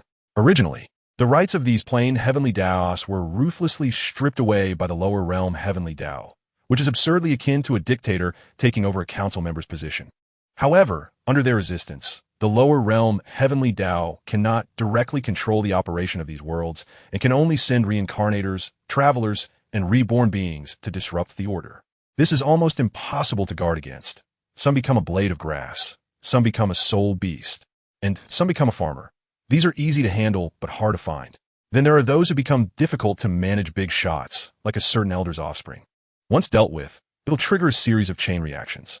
To alleviate this infiltration, she needs a heavenly Tao to control the entire world, ensuring that no fish slips through the net. Unfortunately, she had previously hired other heavenly Taos, but the final outcome was that they were mostly devoured by the lower realm heavenly Tao, fleeing back to the 10,000 Realms Tower in disgrace. Although Bibi Dong compensated for the losses, it was indeed not a pleasant memory, and over time, No Light Sphere was willing to be fooled again to go against their ancestor for money. However, today this precedent is about to be broken, for a little girl's sphere is about to officially take over the Douluo continent. Little 11, from now on, this will be your home, so do your best in a place that looked very mysterious. Deep within an abyss, Bibi Dong patted the little girl's sphere's head and casually gave her a name. This place was not originally an abyss, but the residence of the heavenly Tao. However, due to many years without a heavenly Tao willing to come to the Douluo continent, it had become desolate. Once it welcomes its new master, everything will begin to improve. This is also the place most closely connected to the Douluo continent. As long as the heavenly Tao is here, it can easily grasp every movement of the entire planet, just like an omniscient and omnipotent god. For example, causing an earthquake in a certain place, heavy rain, typhoons, and various kinds of accidents all fall within the capabilities of the heavenly Tao. Most importantly, this will be very reasonable. For instance, to deal with a reborn being, the heavenly Tao only needs to control a madman to commit suicide in front of them, allowing that person to be captured before they can develop, or causing a tree to fall while they're sleeping under it. All of this seems to be merely bad luck, although Bibi Dong can also use these mystical methods. As long as it is something done by a person, it will leave traces. With these traces, it becomes easy for people to discover. It is important to know that every reincarnation involves dealing with thousands of reborn beings. Chapter 245. Director and actor. After settling the little girl's sphere, Bibi Dong left her a large amount of resources to help restore the abyss. After that, she returned to the spirit hall. At present, the old emperor had just died less than a month ago, and she had just ascended to the throne in the script. It was a time when people were anxious, as no one knew what influence a female pope ascending to the throne would bring. Therefore, the spirit hall, which used to be bustling with people, now felt somewhat desolate. It seemed that no one was willing to stand with the new emperor while the situation was still unclear. And they all chose to go out on missions instead, not wanting to stay in the pope's hall and be forced to take sides. Walking alone in the hall of the pope's palace, Bibi Dong appeared somewhat lonely. In the vast pope's palace, there wasn't even a guard. However, Bibi Dong did not mind this. Or rather, she had long been accustomed to it. After walking for a while in the dim corridor, she suddenly said, "How is the situation on Tangsan's side?" As her voice fell, the shadow of a vase beside her suddenly trembled, then detached from the vase and landed on the ground, unfolding into a black hole. A girl dressed in black slowly rose from it and knelt on one knee before Bibi Dong, saying, "Pope, the Golden Phoenix Guard has thoroughly checked the Holy Soul Village, Nodding City, and Soto City. Compared to the household registration list from the last 10 cycles, no new population has been found." Hearing this, Bibi Dong's expression did not improve. Instead, she sighed and lamented, "Alas, it would be better if those things sent extra people. What I'm afraid of is that those troublemakers come from these local residents. Go down, continue the investigation, and don't reveal any flaws." "Pope, what about the Ming Emperor?" Let him be. If he likes to play, let him play. He is not someone who doesn't know the weight of the situation. Understood. 6 years later, in Holy Soul Village, a little boy sleeping at home suddenly sat up in bed, looked around his environment, then at his own body, and suddenly let out a loud laugh. Ha ha ha. I've been reborn. Tang-san, I'm here to hug your thigh. However, behind him, a hand holding a wooden stick broke through the wall, aimed at the excited little boy, and swung down forcefully. Bang! How many is this month? An old man, leaning on a cane and hunched over, looked at the 6-year-old girl beside him, who was committing violence, and couldn't help but ask. Beside the old man, a strange 4-person combination was diligently working. An old man with spiky white hair was adjusting some magic potion. A muscular man resembling a sumo wrestler was assisting the old man. And an adult was keeping watch outside. And there was the little girl who was using a magic potion to break through walls and commit violence. Hearing the old man's question, the little girl replied, Ming Emperor, this is already the 4th incident in Holy Soul Village this month, but don't worry. We are a professional team. Saying this, the little girl put down the stick and pulled the little boy out with both hands. And then the old man began to chant a spell. Monsters and demons, quickly leave. Monsters and demons, quickly leave. Watching the scene, the old man with the cane nodded in satisfaction and exclaimed, It was truly the right decision to have you all handle this. I didn't expect that besides exorcising demons, old man could also drive these otherworldly people back to their homes. That's impressive. I don't dare to claim such praise. How could this old man show off in front of the Ming Emperor? It's just a bit of niche skill, the old man working replied, his face reddening at the compliment. Alas, you all have worked hard. These people are truly relentless. Once today is over, I'll treat you all to a meal. The old man waved his hand, choosing not to continue discussing the matter. The old man wanted to say something more, but the hunched-over elder did not let him continue, directly walking out while leaving a sentence. Tang-san has come. You all be discreet. Just after leaving this small courtyard, the old man bumped into a 6-year-old boy, who looked very surprised to see the old man. Grandpa Jack, what are you doing here? Ah, little San, here's the thing. A big shot from the spirit hall is coming today to awaken your martial spirits. So I'm just going door to door to notify everyone. Old Jack said with a smile, looking at Tang-san. Oh, I see. Tang-san nodded and obediently followed old Jack. He had already learned about this a few days ago, so it wasn't a surprise. Old Jack nodded and led Tang-san to the makeshift spirit hall in the center of the village. Under old Jack's guidance, Tang-san followed him to the spirit hall, which was just a larger wooden house. A group of children and 2 young people were already waiting there. When the 2 young people saw old Jack arrive, their expressions suddenly became tense. Okay, I've brought the person. I'm leaving. Old Jack waved his hand and walked out on his own. Farewell. Cough, you can go now. Just as a Yun Tao, sent by the spirit hall, was about to bow in greeting, he suddenly remembered something and said seriously, All right, unrelated people have left. Let's begin. After leaving the spirit hall, the originally hunched-over old man suddenly straightened up, his shriveled skin gradually becoming plump, and his frail body continuously expanded. Then he suddenly tore off the mask on his face. Who else could it be but Fat Master?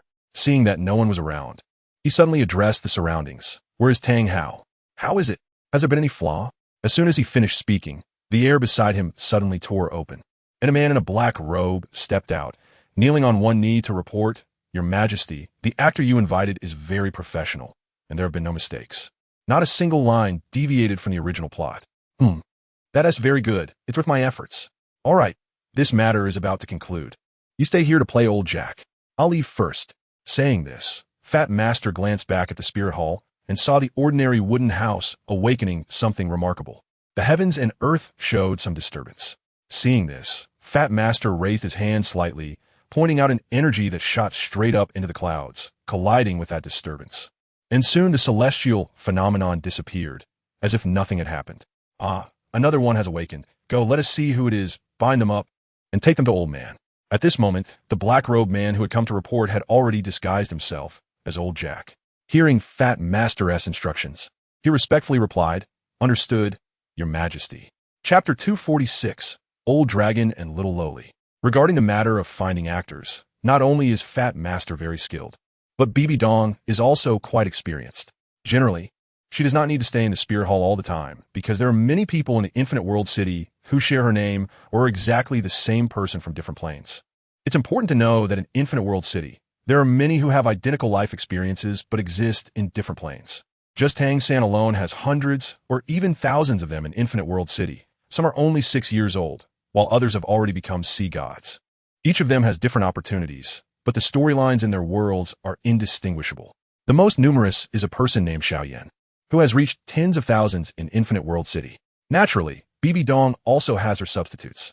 Many times, if it doesn't concern her daughter's storyline, she doesn't need to appear at all. After all, to be honest with her experience, acting might not be better than those who have just entered Infinite World City and still hold genuine feelings for the main storyline. Currently, Bibi Dong is wearing a black robe, sitting in a conference room at the core of Origin Star, listening to reports from two other black-robed persons. This so-called Origin Star is actually the birthplace of the heavenly Dao of the lower universe. During the struggle against the heavenly Dao, they discovered that this birthplace was not within the control of the heavenly Dao. So they enclosed it as the headquarters of the lower realm council to discuss important topics while avoiding the heavenly Dao surveillance. Old Dragon, how is a person from the Douluo world handling things? Bibi Dong asked, looking at an old man in a black robe adorned with dragon patterns. The situation is dire, Your Holiness. That bastard has somehow obtained a batch of weapons of mass destruction, and none of the people I sent survived. Now that bastard has reached the Celestial Academy, and we have no chance to take action. The creature known as the Old Dragon sighed and said helplessly, unless we choose to destroy the timeline. Upon hearing this, Bibi Dong frowned and began to pace slowly in the meeting room that seemed to be suspended in the void. Without saying anything, seeing Bibi Dong remain silent, another figure in a black robe stepped forward and said, in addition, my swarm has discovered that two worlds have suddenly gone missing during their travels. One is the cultivation world Xuanhuang realm, and the other is the technological world Earth number 145212, which is developing mechanical humans. Should we continue to search for them? The tone of this black-robed person was quite youthful, sounding like a little girl. Seemingly only 7 or 8 years old, Bibi Dong stopped and shook her head at the small girl, saying helplessly, no need to search.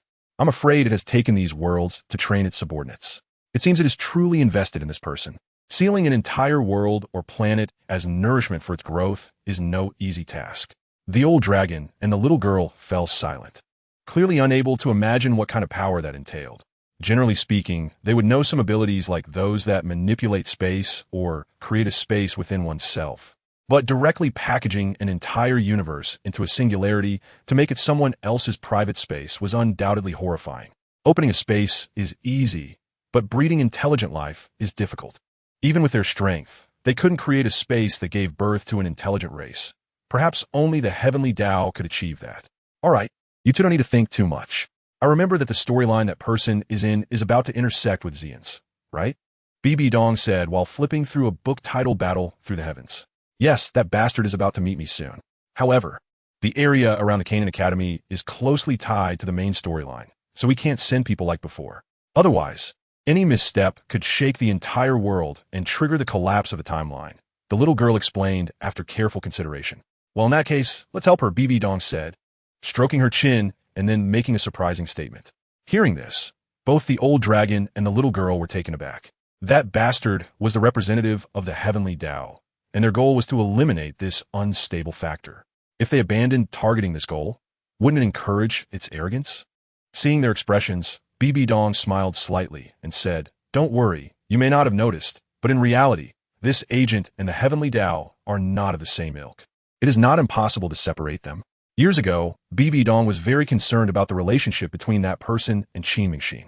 After investigation, it turned out to be as she suspected. Unfortunately, she had been busy exploring the outer realms during those years, neglecting control over this world. Ultimately, Qin Mingxin was just a child at heart, so it was no surprise that she was taken away. Besides that, there were also some abnormalities appearing in the Douluo continent, some of which were closely related to the main storyline, so we didn't dare to act recklessly. The little girl was quite obedient to Bibi Dong. Since the other party had an idea, she only needed to follow along. Is there a list? Bibi Dong raised an eyebrow and said nonchalantly. The old dragon gestured, and a list appeared out of thin air in front of Bibi Dong. Looking at the unfamiliar yet important names on it, Bibi Dong felt troubled. However, as she scrolled down, she suddenly saw a slightly familiar name. Night Raven? Li Shiyun. I remember these two were the travelers from the Douluo world before, right? Bibi Dong was quite surprised. She didn't know these two before, but Fat Master had sent people to ambush them, and they had survived by luck. Later, due to the restart of the Douluo timeline, she didn't think these travelers would survive, but unexpectedly, They had also been sent over by the heavenly Dao? Yes, these two just crossed over to the Dupo continent a few days ago. The previous timeline of Douluo was restarted just a year ago. So they have only recently arrived and retained their original memories. The little girl nodded and said. Bibi Dong roughly understood. Under her intentional or unintentional control, the flow of time in the Douluo continent had changed slightly. When the main storyline was progressing normally, the timeline of Douluo was no different from usual. But during times without much plot, they could accelerate the flow of time in Douluo. So it seemed that 6 years had passed in Douluo, but for them, it might have only been a matter of days. Do you know what golden fingers the heavenly Dao has given them? Bibi Dong looked thoughtfully at the files of Night Raven and Li Shiyun, a plan gradually forming in her mind. We only know that the female has innate divine power and can transform into a fierce beast, exponentially increasing her combat strength. This isn't a particularly powerful golden finger. But we have no way of knowing about the male. Perhaps he can copy others' abilities for his own use, but it definitely goes beyond that. Hearing Bibidong's question, the old dragon's expression turned somewhat grim. Just like the previous little bat, anything directly granted by the heavenly Dao couldn't be investigated, no matter how high their strength was. They could only infer from their actions. Is that so? Bibi Dong pondered for a moment. Then her eyes brightened as she waved at them. The two leaned forward, eager to listen. Bibi Dong feigned mystery and leaned in close to whisper. After hearing Bibidong's words, both the old dragon and the little girl looked shocked, seemingly taken aback by Bibidong's plan. Then, the two exclaimed in unison, "As expected of your holiness, it seems we will have it much easier from now on."